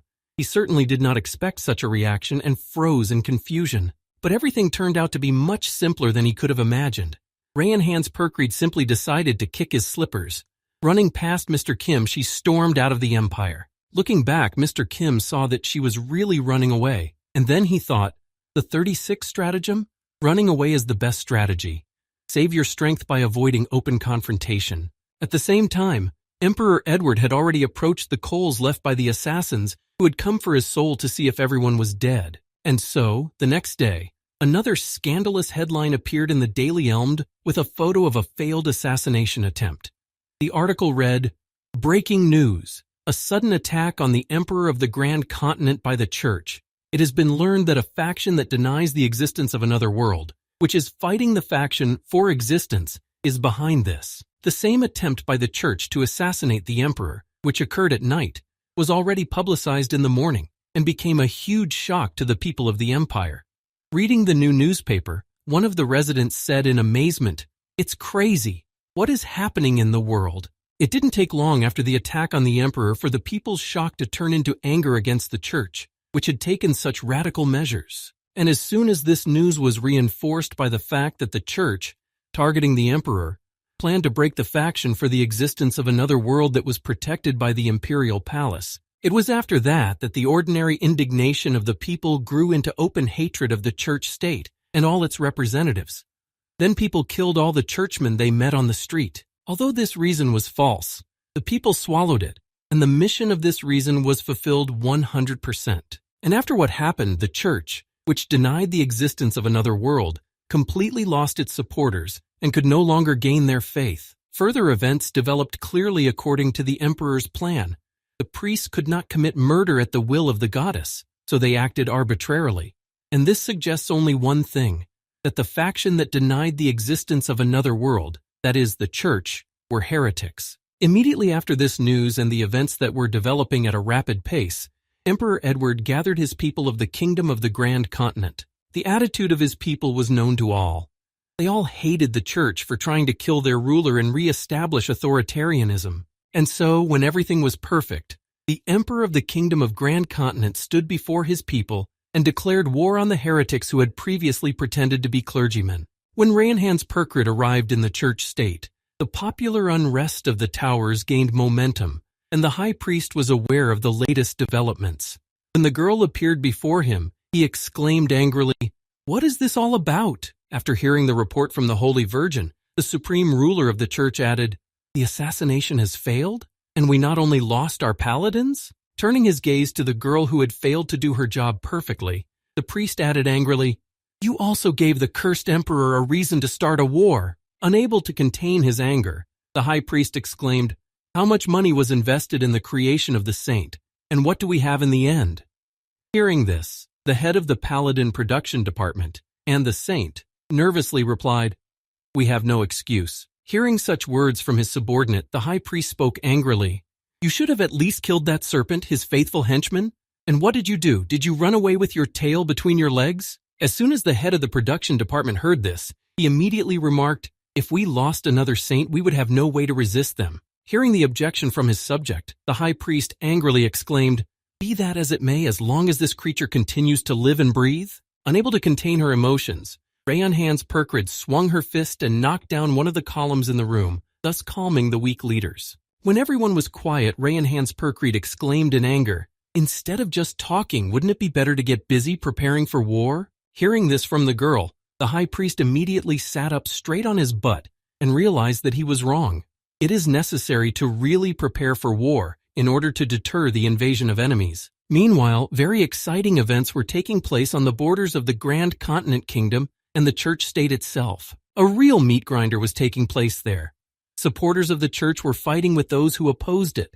The number of victims was growing every second and increased arithmetically. More sorcerers who used holy magic attacked from afar on the side of the church, and the Kingdom of Grand Continent was fought by ordinary soldiers in armor and with swords, who relied more on their physical strength. As soon as they reached the enemies, the advantage was clearly on their side. After breaking through the first line of defense, one of the commanders of the troops, Grand Cantinier, confidently exclaimed, "We will punish the church that betrayed the will of the gods." Before he could finish, his rope was cut. Immediately after that, his head flew off his shoulders. It was done by a paladin who arrived on the battlefield. Now the church state had the advantage. Having noticed that the enemies had arrived, the main forces of the Grand Continent, after the death of the commander, were confused in their actions. The one who stood in the front ranks of the army nervously shouted to inform the others, "There are paladins here!" Immediately after that, the entire Grand Continent army began to regroup. As they fled the battlefield, the soldiers shouted in confusion, "Retreat! Get back quickly!" Noticing that they immediately turned on their heels as soon as the church state's reinforcements arrived, one of the paladins said in surprise, "They suddenly turned tail? Is this part of their plan?" As soon as the Grand Continent's main forces departed and disappeared over the horizon, a loud stomping sound was heard, which was getting louder by the second. A huge army of clones created in the laboratories was approaching the paladins. They did not know fear and could safely go on the attack no matter what. Thanks to the army of cloned soldiers, the victory in the battle on the borders remained with the Grand Continent Kingdom. The church was forced to retreat to the center of its lands, where it created a last line of defense, fencing itself off with a protective barrier. And now, after these very events, a man with a huge backpack on his back, who had been sent to the center of the church state, was heading for the center of the church state. He walked slowly but confidently, and all because he had no other choice. His entire fate depended on this mission. And now let's see why. A few hours ago, He was in one of the interrogation rooms, listening to the reasons for his imprisonment. Robbery, rape, murder, theft. How is your head still on your shoulders? This is a serious application for the death penalty. This was all told to him by Emperor Edward, who tried to recruit him for the mission. After those words, he added, "Is it all about royal blood? Well, in any case, now you're more suitable than anyone else for this work." Clutching a piece of paper that contained all the man's accusations, Emperor Edward said menacingly, "Listen carefully, you trash." Immediately afterward, throwing the crumpled paper at the prisoner, Edward added, "If you were not a member of the royal family, I would have executed you long ago. But if you do this job, you will be exonerated of all charges." Having accepted the terms of the Emperor Edward, the royal family member nevertheless had to go along with his conditions, and as he approached the barrier of the church state, he said nervously, "Oh shit." Immediately after that, he threw the backpack off his shoulders and said to himself, "Just do what you were told. I would have rotted in prison for the rest of my life anyway, so I have nothing to lose." Opening his backpack, which he was carrying, the royal said angrily, "As soon as I get back to the parade ground." As soon as the sunlight hit the inside, dozens of little eyes appeared from the backpack, and then the man continued, "I will tear all those bastards who betrayed me to pieces with my own hands." Immediately after that, a lot of animals ran out of the backpack and flew out. A large number of mice and birds flew toward the church-state's barrier. Looking at the animals that had escaped from the backpack, the royal family member said in confusion, "I'm doing the right thing, right? However, what is the point of releasing these animals?" As the man stood there for a while, he heard a bullet land right next to his foot, which made him hurry. Time was running out and he was doing nothing. Looking back angrily, the royal family member noticed Emperor Edward, as well as his loyal subject, the commander-in-chief of the army, who was shooting at him. Having fired a shot at the prisoner, Joaquin Sicario said in displeasure, "What are you doing there? Move, move!" Hearing such a dismissive attitude, the imprisoned member of the royal family began to move forward quickly, saying with displeasure, "Curse him. Does he even know who I am?" After taking another step, the man added, "When I'm done with this, you'll be in trouble too." Before he could finish, he crossed the barrier and immediately burst into flames. Watching what was happening through his binoculars, Emperor Edward said in amazement, "Wow, I expected anything, but I never thought they would install something so deadly." After these words, the research was completed. Emperor Edward found out what exactly the last frontier of the church state was. As experiments have shown, it poses no threat to small creatures. But as soon as creatures whose mass is close to human mass cross the barrier, they immediately spontaneously combust. Realizing that their defense was quite powerful, the emperor took the binoculars away from his eyes and said in confusion, "Well, how are you going to get through this thing?" Immediately after these words, Emperor Edward thought in confusion, "Of course I have an acquaintance who can change his body as he pleases." Not long after, Mr. Kim's voice was heard in the temporary camp of the Grand Continent Kingdom asking, "So what is the radius of the barrier?" Hearing his friend's question, Emperor Edward drew a circle on the map and said, "Well, it's about this big." After reporting the approximate size of the barrier, Emperor Edward added, "Here and there we threw both beasts and prisoners into it. As a result of these actions, we were able to draw a circle of this size." Immediately afterward, Emperor Edward grabbed his pen and said, "By the way, for the record, the sparrow flew calmly through the barrier back and forth, but the ostrich caught fire spontaneously, although both were birds." According to this report, Emperor Edward also added, "Even among dogs, small breeds survived and large ones died." The experiment with monsters showed similar results. Immediately afterwards, Emperor Edward said, "After that, the conclusion suggests itself. Large individuals die and small ones survive." After listening to the report, Mr. Kim said thoughtfully, "There is no connection with belonging to a species?" Hearing the question from his friend, Emperor Edward said nervously, "I don't want to jump to conclusions, but we assume that only body weight is a condition.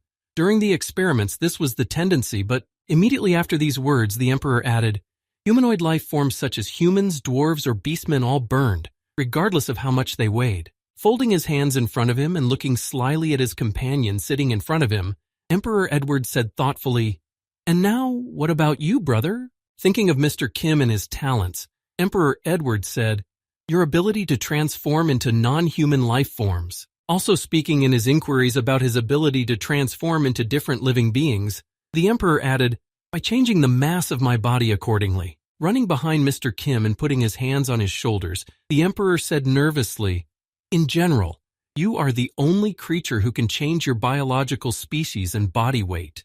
Would you agree to help me?" It's not just for my own good, right? Realizing that he would not let him go easily, Mr. Kim had to agree.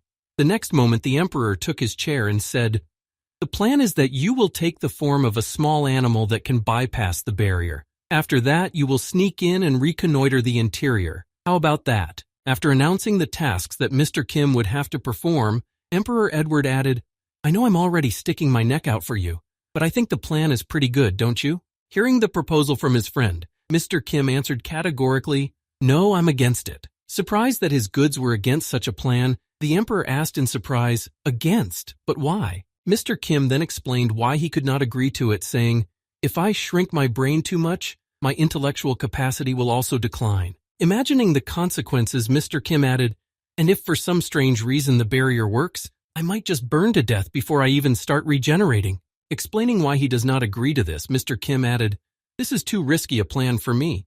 Hearing this, Emperor Edward replied thoughtfully, "But I don't have any other ideas." Hearing that he was out of ideas, Mr. Kim got up from his chair and said, "Then let's go from the opposite.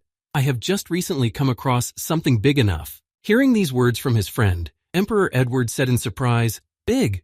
Have you acquired some very cool ability?" As soon as the emperor asked, Mr. Kim replied with a grudging smile, "No, big is literally big." Leaving the tent where they were discussing the plan of action, Mr. Kim said, "You saw it too, so let's go try my proposal." Hearing what Mr. Kim had just told him, Emperor Edward said in astonishment, "What do you mean? I've seen him before too. What did he mean?" As soon as Mr. Kim left the tent, a memory came to the emperor's mind. It was the same memory with the head of the first dragon whose head Kim had brought him. Then he exclaimed in amazement, "Is it really so?" As Emperor Edward followed Mr. Kim, he noticed that he had moved a considerable distance away from the maidens of the camp and began preparing for the transformation. In a few seconds, the preparations were complete, and the process of taking on a new form began. The very first dragon he had recently eaten. Seeing that he had already transformed into a dragon, Emperor Edward exclaimed in surprise, "Wait, brother, where are you going?" "What?" When the transformation was complete, a giant shadow covered the temporary camp. This shadow came from the very first dragon in the world. It was truly gigantic. When the emperor saw its true size, he exclaimed in amazement, "What is this?" After taking his final form, Mr. Kim spread his wings and appeared even larger. Looking at this giant, Emperor Edward exclaimed in fright, "You can go crazy!" A few seconds later, Mr. Kim jumped off the ground and went to storm the church state in the form of a dragon. It didn't take long for Mr. Kim to find himself in front of the barrier guarding the church state and begin to choose where he would best break through. Having found a great place, he rushed down, hoping to be inside and survive the fire with the help of regeneration. However, everything did not go according to plan. As he approached the barrier, a holy maiden jumped out in front of him and decided to prevent him from realizing his plan. Noticing that someone was approaching him, Mr. Kim concentrated his vision on one target and was able to see that it was his student. The next moment, she pulled out her new skill, which was 2 lightsabers. When they appeared, they blinded Mr. Kim for a second, but it was enough. The next moment, she jumped on her teacher's back and cut off his wings. Feeling the loss of his limbs, Mr. Kim thought nervously, "They cut off my wings? I'm losing my balance." Falling down with no way to correct the situation, Mr. Kim prepared for a hard landing, exclaiming in anger, "Ah, you bastard!" Holding on to the scales on Mr. Kim's back, the girl shouted out in a crazy loud voice, "Let us begin our battle, teacher." Now let's go back a few minutes, when the dragon had just approached the church state and began to choose a place to attack. Looking at the dragon hovering over the church state, one of the researchers said in confusion, "Will this really work?" After saying this, the same researcher looked at his friend standing next to him and added nervously, "No matter how you slice it, this is really crazy." Folding his hands in front of him, the first researcher's partner nervously replied, "From time to time, there comes a time when, even with a clear mind, you have to do something so crazy." As he loaded the cannon that was to be used to shoot the dragon, one of the researchers exclaimed, "And besides, it was the saint's idea." Immediately after these words, one of the researchers confidently exclaimed to his partner, clenching his hand into a fist, "Answer me, Richard, what is our duty?" Hearing such strange words from his friend, Richard said in confusion, "We just do what we are told. Isn't that right? We follow orders, but we don't decide anything for ourselves." After some thought, the same researcher, Richard, pressed the key to activate the plasma cannon and reported, "Launching projectile." As soon as the launch button was pressed, the plasma cannon began preparing to fire, storing kinetic energy for release. The next moment, a beam of pink light shot straight to the target to impress the threat that hung over the church state. And at the same time, the Holy Virgin Reinhans Perkreed was already on her way to Mr. Kim, holding two lightsabers with which she was going to resist the enemy. Giving herself the impetus to get to the enemy, the Holy Virgin climbed into the eyelet herself, and she was shot like a projectile, launching it directly at the dragon. As she approached the enemy, Reinhans Perkreed was finally able to use her lightsabers, crossing them before the battle began. Swinging her weapon, the girl cut off both wings of the dragon in one skillful movement. Upon completion of the attack, in order to deprive the enemy of the ability to move, Reinhans Perkreed began trying to land on his body. Flying near the back, Reinhans Perkreed drove her swords directly into the dragon's flesh, braking to avoid flying past her opponent. Due to her high speed, she thought she was about to take off, but at the very end of the back, she was able to stop and stay on Mr. Kim's back. Holding onto her swords, she gathered her last strength, pushing them deeper and deeper to avoid accidentally flying off. At the same time, Mr. Kim, who was flying down uncontrollably, was thinking, "If I burn up without being able to break through the barrier head-on, regeneration speed." After flying through the barrier, the huge body of the dragon flew directly toward the main building of the church state, which was conical in shape. The next moment, the dragon landed on the roof, piercing its way through the cone and getting stuck on top. Barely holding on to her enemy's body in case she had to finish him off, Reinhans Perkreed finally felt him stop and not move anymore. Now she could breathe a sigh of relief. The next moment, she began to put away her glowing sword so that she could climb down. As the weapons dissipated, Reinhans Perkreed landed squarely on her feet, creating a loud thud in her wake. Glancing back at her teacher, who had been pierced through and through, she just huffed, disappointed that it was over so quickly. At the same time, the monster's blood was splattering in all directions, covering the entire church state. Seeing the body of the dragon on top of the main building, one of the residents exclaimed in surprise, "Look at that!" Watching to see if the enemy was moving, the resident added joyfully, "He's dead! That damn monster is dead!" What? Before he could rejoice, he noticed that the blood pouring from the sky was burning his clothes and leaving burns. Realizing that this blood was acid, the frightened resident nervously exclaimed, "This is poison! Acid poison! Everyone get out of the rain!" At the same time, Mr. Kim was trying to regain consciousness and heal his injuries from the fall. Looking down at the people gathered around him, as well as the paladins who were using magic circles to shield themselves from the acid rain, the dragon thought, "Are there paladins here? I'm too vulnerable now, and I'm taking a big risk if they attack me." As he began to think of a plan of action to avoid being killed, Mr. Kim said in his head, "First of all, the most urgent thing, lung regeneration. If I can use them to belch out a fire breath." Having healed his lungs, Mr. Kim was able to create a small spark, and with it, a powerful explosion occurred in the center of the church state, which caused a chain reaction, blowing up everything around where the dragon's blood had entered. After the explosions, almost nothing remained of the main building. Only one researcher survived, who was also injured, but tried to get up, having come to his senses after the incident. Rising to his knees, the frightened researcher said in a confused voice, "In an instant, melt the thick inner wall of the engine room." He was barely breathing. Immediately afterward, Houston tried to contact Reinhans Perkreed by pressing the receiver and asking in confusion, "Saints, are you okay? Saints, over?" After not receiving a response from Reinhans Perkreed for a long time, Houston said in his head, "This doesn't sound like a communication device malfunction. In that case, is the saint also defeated?" Looking up, Houston thought in astonishment, the cathedral is the place where all the basic supplies of the church are gathered. At this point, the state is beyond repair. Putting his head down and punching his fist on the floor, Houston added in frustration, "In other words, the church is finished. Damn it! This is exactly why there was no point in killing that monster." The next moment behind him, Houston heard a noise coming from the rubble and debris. Reacting to what was happening behind him, the man froze in place in surprise. Turning his head slowly behind him to see what was happening, Houston said in fright, "Is that so?"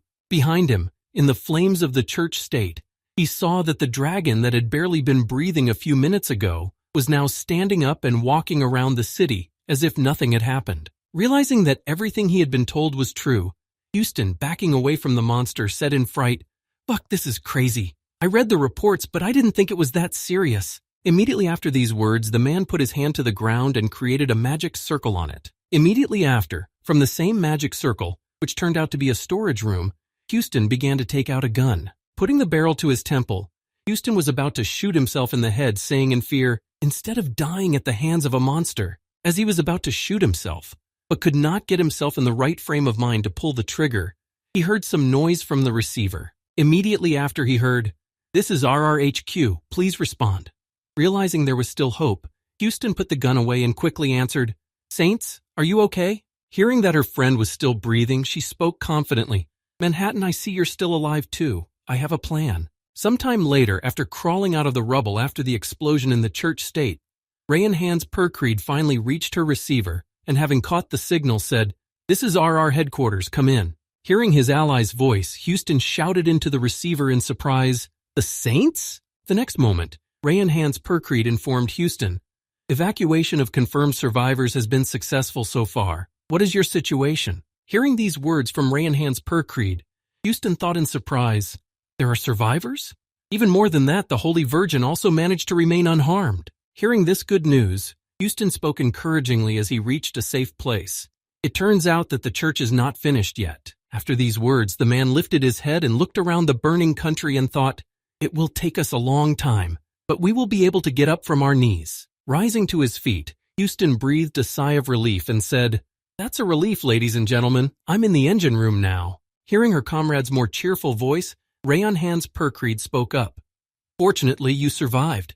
I have a favor to ask of you." In the next moment, Ray and Hans Percreed laid out her entire plan so that Houston would also have a rough idea of how to act in a given situation. After listening to everything that the Holy Virgin who survived the disaster told him, Houston humbly said, "Yes, sir, I understand you, Saint." Immediately after receiving the order, Houston went to the control room and changed the settings in the computer and said, "Changing the range of the incinerating barrier." As he changed the coordinates of the barrier, Houston said, "The current coordinates." Then the man began to point to the place where Ray and Hans Percreed was supposed to fight Mr. Kim. At the same time as the church's minions were coming up with a plan of action, Mr. Kim finally got free and was already walking to check for bodies to replenish his supplies, thinking, "The wounds are almost healed." Looking at his own flesh, which still had a small wound, he added in disappointment, "However, I have used up too much of the flesh I had prepared. I'll have to replenish it again as soon as I finish here." No sooner had he finished his thoughts than he heard an opponent stand in his way and block his path. Lowering his head down, Mr. Kim squinted so that the light from the fire around him and the smoke did not interfere with his vision. Before him stood his student, who had miraculously survived the incident. Looking at the nervous girl, Mr. Kim said in surprise, "Paladin Percreed." Hearing him address her as such, the outraged girl replied offensively, "Actually, I am a saint right now." Hearing this, Mr. Kim asked her, "Why are you blocking my way?" After receiving the question from Mr. Kim, the girl answered angrily, "It is because I am a holy virgin of the goddess church." When Mr. Kim heard this answer to his question, he was displeased. "Actually, that's not what I asked." Recalling a moment from their last battle, Mr. Kim said, "Don't you remember how you ran away from me the last time we met? Wasn't it because you realized you couldn't beat me?" Hearing such words from her former teacher and now enemy, Ray and Hans Percreed replied nervously, "Of course, under no circumstances will I be able to defeat you alone, teacher, but..." Immediately after that, the girl began to cover her entire body with a layer of steel. This was a modification of the steel slime that Ray and Hans Percreed was currently using. Wrapped completely in steel armor, she said, "Despite the destruction around it, this place is still the main temple of the goddess church." Ignoring the girl's words, as his attention was focused on the steel armor that wrapped around the girl's body, Mr. Kim said in surprise, "Is that metal slime?" As soon as he said this, he felt something very burning. It was the same church barrier that Houston had reconfigured to different coordinates to cage Mr. Kim. Recalling how he had experienced this phenomenon once before, Mr. Kim exclaimed in surprise, "What, is this the same one again? The barrier?" Looking at Ray and Hans Percreed, who remained trapped with him in the makeshift cage, Mr. Kim asked the girl, "Did you really change his coordinates?" Immediately afterward, Mr. Kim added in confusion, "But you will be hurt by it too." Then he thought, "The damage will definitely be tremendous, but I just need to break out of the barrier before I am burned to ashes." While Mr. Kim was lost in thought, Ray and Hans Percreed immediately rushed at him to strike first while he was thinking. Still, even in this body I didn't last long. Before he could even finish his thought, he felt a pain in his leg.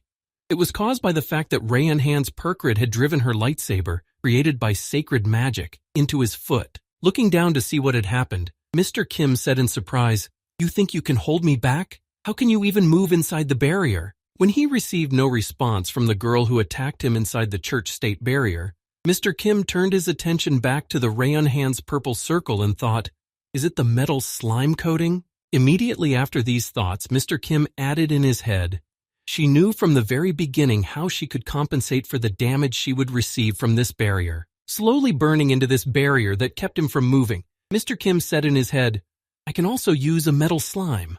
The next moment, the boy covered his tail with metal slime after thinking, "But I don't have enough material to cover my whole body with slime.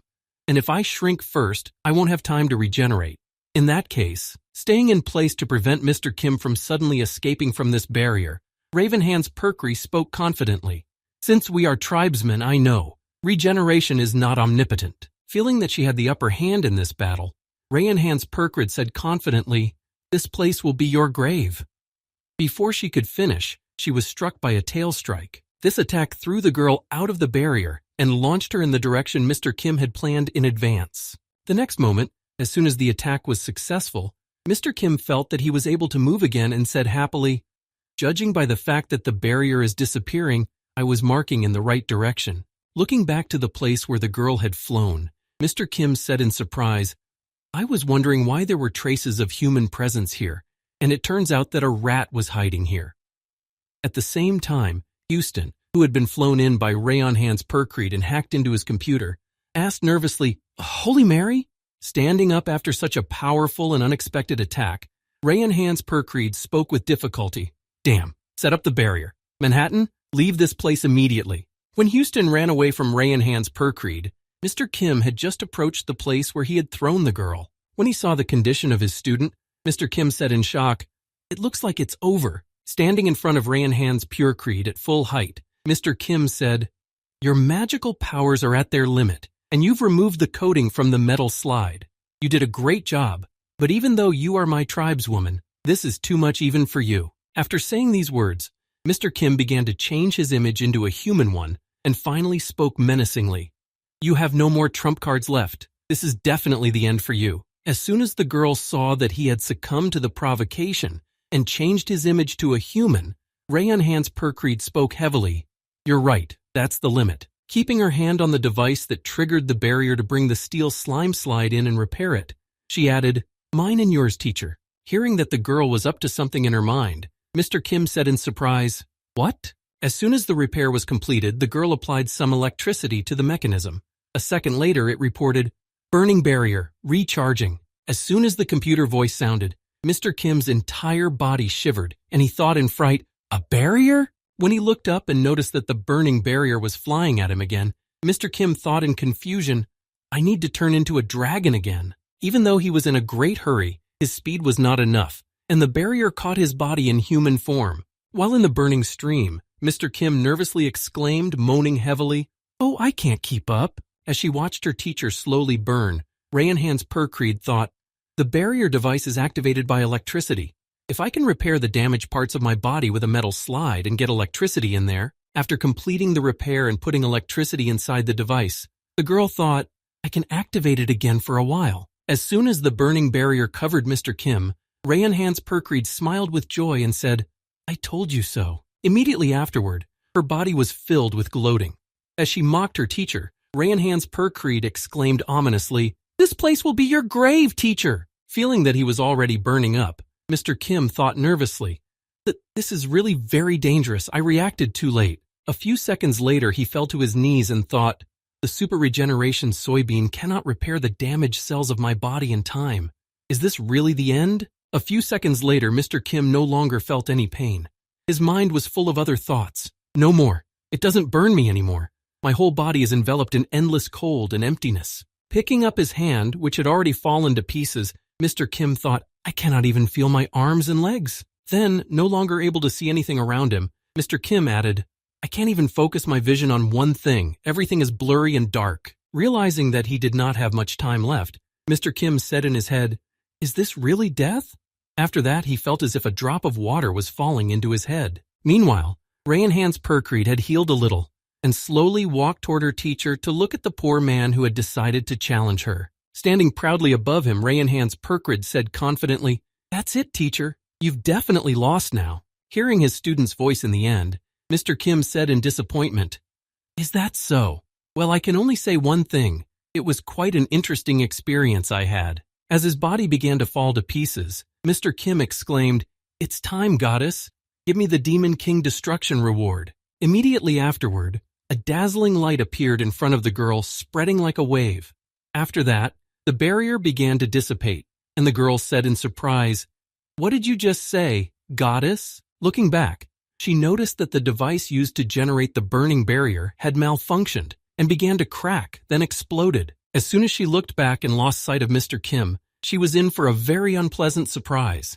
Looking closely at the place where Mr. Kim was supposed to be, there was nothing there, just a black hole in the floor. Trying to understand what had just happened, while she looked away for a second, Rayanhan's Perkreed said in confusion, "What is that?" After a while, this black hole began to grow some roots, attaching itself to the surface and strangely creating some terrifying sounds. And a second later, a red eye suddenly appeared inside the black hole, watching Rayanhan's Perkreed. Meanwhile, Mr. Kim returned to the same place where he was after defeating the Demon King and said in surprise, "It's been a long time since I've been here." Immediately after the goddess saw the person who wished to make a wish, she joyfully announced, "I am fulfilling the protocol of rewarding the Demon King. What is your wish?" Hearing the request from the system he had entered, Mr. Kim thought about the manticora and spoke in his head. "Something came to me after talking to the manticore. A goddess is a being who is not subject to time."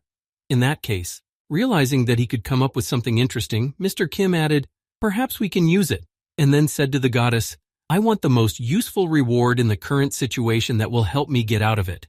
Immediately afterward, Mr. Kim added menacingly, looking at the goddess, "And I want to receive it at the time point immediately after the Demon King is eliminated." Hearing this request from Mr. Kim, the goddess directed a dark ray at him and said, "This can be accomplished. I am giving you a reward." The next moment, the eye that had appeared on the ground aimed at Rayanhan's Perkreed and began to follow her.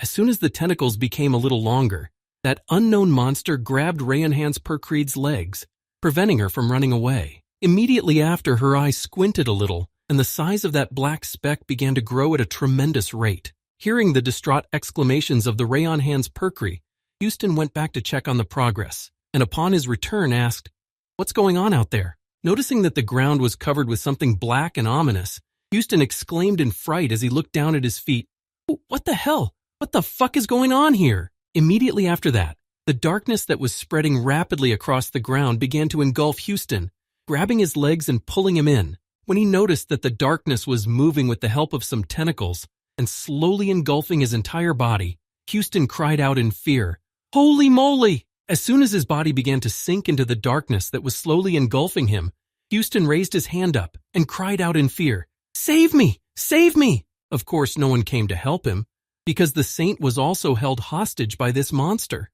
After that, Houston slowly drowned in the darkness that slowly engulfed him. At the same time, Rayanhan's Perkreed found himself in a dark room with only a red eye in the middle, constantly watching him. Looking at this eye, the girl said in fright, "Teacher, what is this?" The next moment, a huge number of red eyes appeared around the girl, all of them attached to Rayanhan's Perkreed, watching her every move. In complete shock at where she was, Rayanhan's Perkreed exclaimed in fright, "You could go crazy in here." Immediately after these words, a strange noise was heard which could be made out as "Tekelili, Tekelili." Along with this sound, an image appeared from the ground. After a while, this image finally grew to human size. It was most likely Mr. Kim, who had emerged from the darkness of his skill. It didn't take long for this dark image to take on a human form. It was indeed Mr. Kim, but his appearance was truly terrifying. Most of his body was covered with that darkness with eyes. Looking at her teacher, the girl thought in fright, "What kind of monster has he eaten this time to gain such a terrifying ability?" The next moment she broke out in a cold sweat and thought in fright, "Wait a minute, is this even a living thing? Does something like this even exist in this world?" At that time, Mr. Kim, who had just taken on a human form, felt a sudden influx of memories. Grabbing his head, he thought, "The rewritten past just poured into my head." This time his memories were such that he asked for his ability right away, and with its help, he defeated those monsters. Then Mr. Kim thought, that day I got a monster whose nature is based on the earthly myths about Cthulhu. He also confronted the manticore with his own skill from the Cthulhu myths, and thanks to it, he won. He mastered this skill very quickly and very perfectly. This skill was called Shoggoth. Raising his hand to evaluate the skill, Mr. Kim thought happily, this alien skill is so familiar to me as if I had actually possessed it for a long time. After realizing all the changes that had taken place in him after the goddess's wish, Mr. Kim looked at his student and said, So, do you have anything to say? Hearing this question from her teacher, who had turned into a monster, Rayanhans Perkreed asked in confusion, How do you manage to control yourself in a situation like this? Hearing this question from his student, Mr. Kim licked his lips deliciously and asked, Do you mean appetite? When you often experience the same thing, you become immune to it. After receiving the answer to her question, the girl said in surprise, If I hadn't suppressed my true self until now, would it have changed the course of our battle and its results? Hearing this question, Mr. Kim raised his hand and said thoughtfully, Perhaps you would be where I am now. Having received the answer to her question, Rayanhans Perkreed, who was already being absorbed by Mr. Kim's skill, laughed hysterically and said, Instead of living like a monster, it's better to die like a saint. Finally, as she died in the battle against her teacher, Rayanhans Perkreed made her dying wish, Don't hurt the other people of the church state. To which Mr. Kim replied, That is not in my power. Having not received a promise for her request, the girl said in disappointment, And yet, folding her hands in front of her, she began to plead with her teacher, saying, I am begging you very much. Please fulfill my request. Preparing to swallow the saint, Mr. Kim spoke one last time. Well, I'll bring it up, but I'm not promising anything. For many years, the church had guarded the way to the world with one moon, called Earth, very carefully. The existence of this world, as well as the door to it, was carefully hidden from the people. And all this is because the key to this door were the heads of 4 kings of different races who were united into humanity. This was the requirement for activating the portal. In order for the activation to be successful, it was necessary to get the heads of the Elf King, the Dwarf King, the Beastmen King, and the Cannibal King. In other words, this condition could only be fulfilled by the conqueror, someone who was ready to simply trample on other races just to get his way and open this door to another world. Will these madmen who decide to open the door to another world be able to devastate the sacred lands that were opened by the first high priest? Will the continent of Elman drown in fire as a result of achieving the goal created by the goddess? Whatever the outcome of all this, for the church and the goddess herself, it was all just a trifle. By trampling everything in his path, Mr. Kim became the very collector of heads to achieve his goal. He spared no one to collect heads for his return. Confidently walking to the very place where the portal to Earth was located, Mr. Kim said menacingly, Well, I don't care what happens to this world. Wherever Mr. Kim walked, the whole earth was covered with darkness and many eyes peering out of it. So he walked toward his goal. After a certain period of time, Mr. Kim arrived at his destination.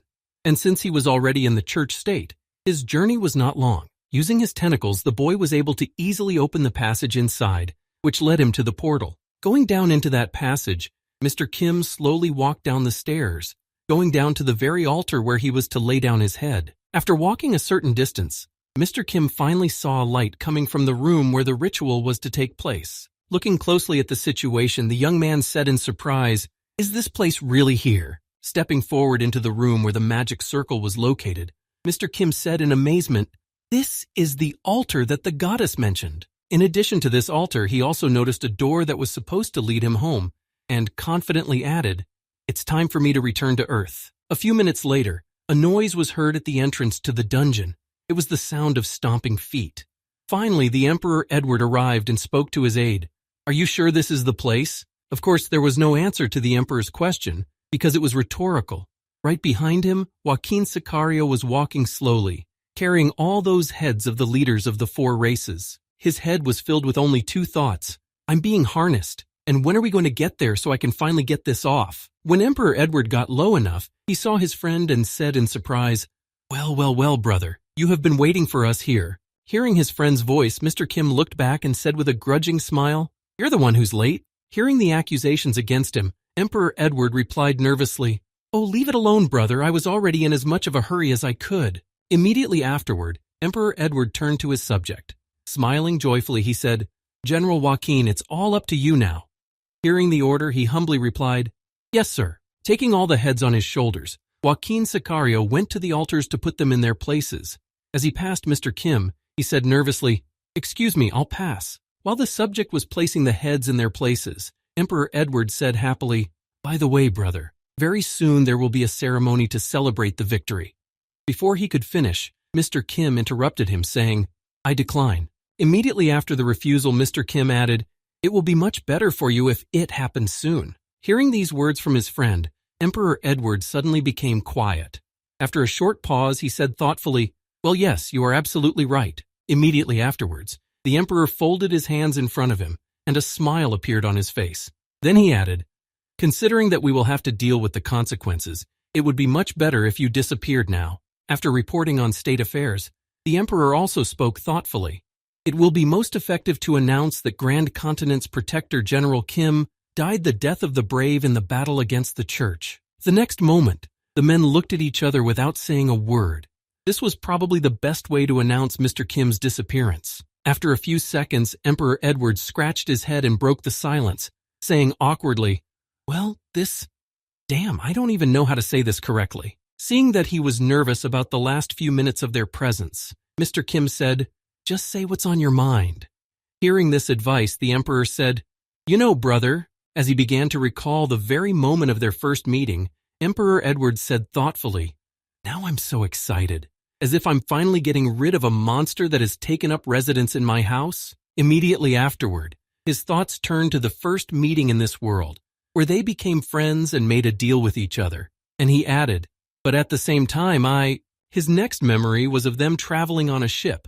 Then the emperor continued, "Another part of me feels no less strongly about it." And finally, the same memory appeared in Emperor Edward's mind when he asked his friend to help him deal with the church. Scratching the back of his head awkwardly, Emperor Edward said nervously, "Damn it, what is happening to me?" Noticing that his friend was still unable to sort out his thoughts, Mr. Kim suddenly put his hand on Edward's shoulder, taking him by surprise. Immediately afterward, changing the part of his face that remained in the shadows, Mr. Kim said, "Don't worry, it's nothing." Immediately afterwards, bringing his full image with half of the monster's face into the light, Mr. Kim added ominously, "Your own mistakes." When Emperor Edward saw the very monster he had been so afraid of again, he realized that his sense of pity had completely disappeared. Immediately afterwards, the emperor fell to the ground and began to vomit from what he had seen. The emperor made such sounds that the monster Kim himself was surprised. Watching his friend suffer, Mr. Kim said, "Human beings are so designed that they get used to everything." He unconsciously distorts his own perception and concentrates only on the positive aspects, trying to ignore everything else. After saying such terrible things before saying goodbye, Mr. Kim also added in an ominous voice, "You are also mistaking a wild beast for a friend, based on the fact that it does not seem to be going to attack you." Hearing these words, Emperor Edward looked back at his companion and heard, "But that is only a superficial judgment." Immediately after these words, Mr. Kim added, "As soon as I change my appearance even a little bit, you immediately forget what you said earlier." The next moment, Mr. Kim changed his image and turned completely into a monster, and then asked, "Well, do you still consider me your friend?" Seeing the direct example of what Mr. Kim was trying to convey to him, Emperor Edward sat down on the floor and wiped his mouth and said, "You son of a bitch, you are still the same damn monster." Immediately afterward, Joaquin Sicario ran up to Emperor Edward and Mr. Kim and said in a tired voice, "Everything is ready. The preparations are complete." The next moment, Joaquin Sicario added in surprise, "But for some reason I don't see any changes." Before he could finish, a light source appeared behind him and shone brightly. This bright light also caught Mr. Kim's attention. It could only mean one thing: the ritual was successful and the portal was activated. The next moment, all four heads of the newly won leaders of the human races shone brightly and created vibrations. But it took a long time. In a matter of seconds, all the heads disappeared and the dungeon began to shake. The next moment, the door in which I was hanging began to glow, and a green thread began to run in front of it, creating a passage to another world. Seeing what happened in the dungeon, Mr. Kim said in surprise, "It seems to me that the mechanism activated as it should. Is what appeared before us a passage?" Immediately after his question, Mr. Kim added happily, "Well then, I'm off, bye." Watching his friend go to the ground, Emperor Edward shouted angrily after him, "Yes, go on, get out of here, you damned monster, and never come back." Stopping just before the door to the other world, Mr. Kim waved to Emperor Edward and said goodbye. You did a great job. After entering the portal, Mr. Kim finally moved to his long-awaited world. Breathing in deeply, the boy said, The air smells so stale. Looking around at the ruins, Mr. Kim said happily, There is no doubt in my mind that I am breathing in earthly air. Immediately after these words, looking around the area where the Eiffel Tower used to be, Mr. Kim said thoughtfully, But there is one strange thing.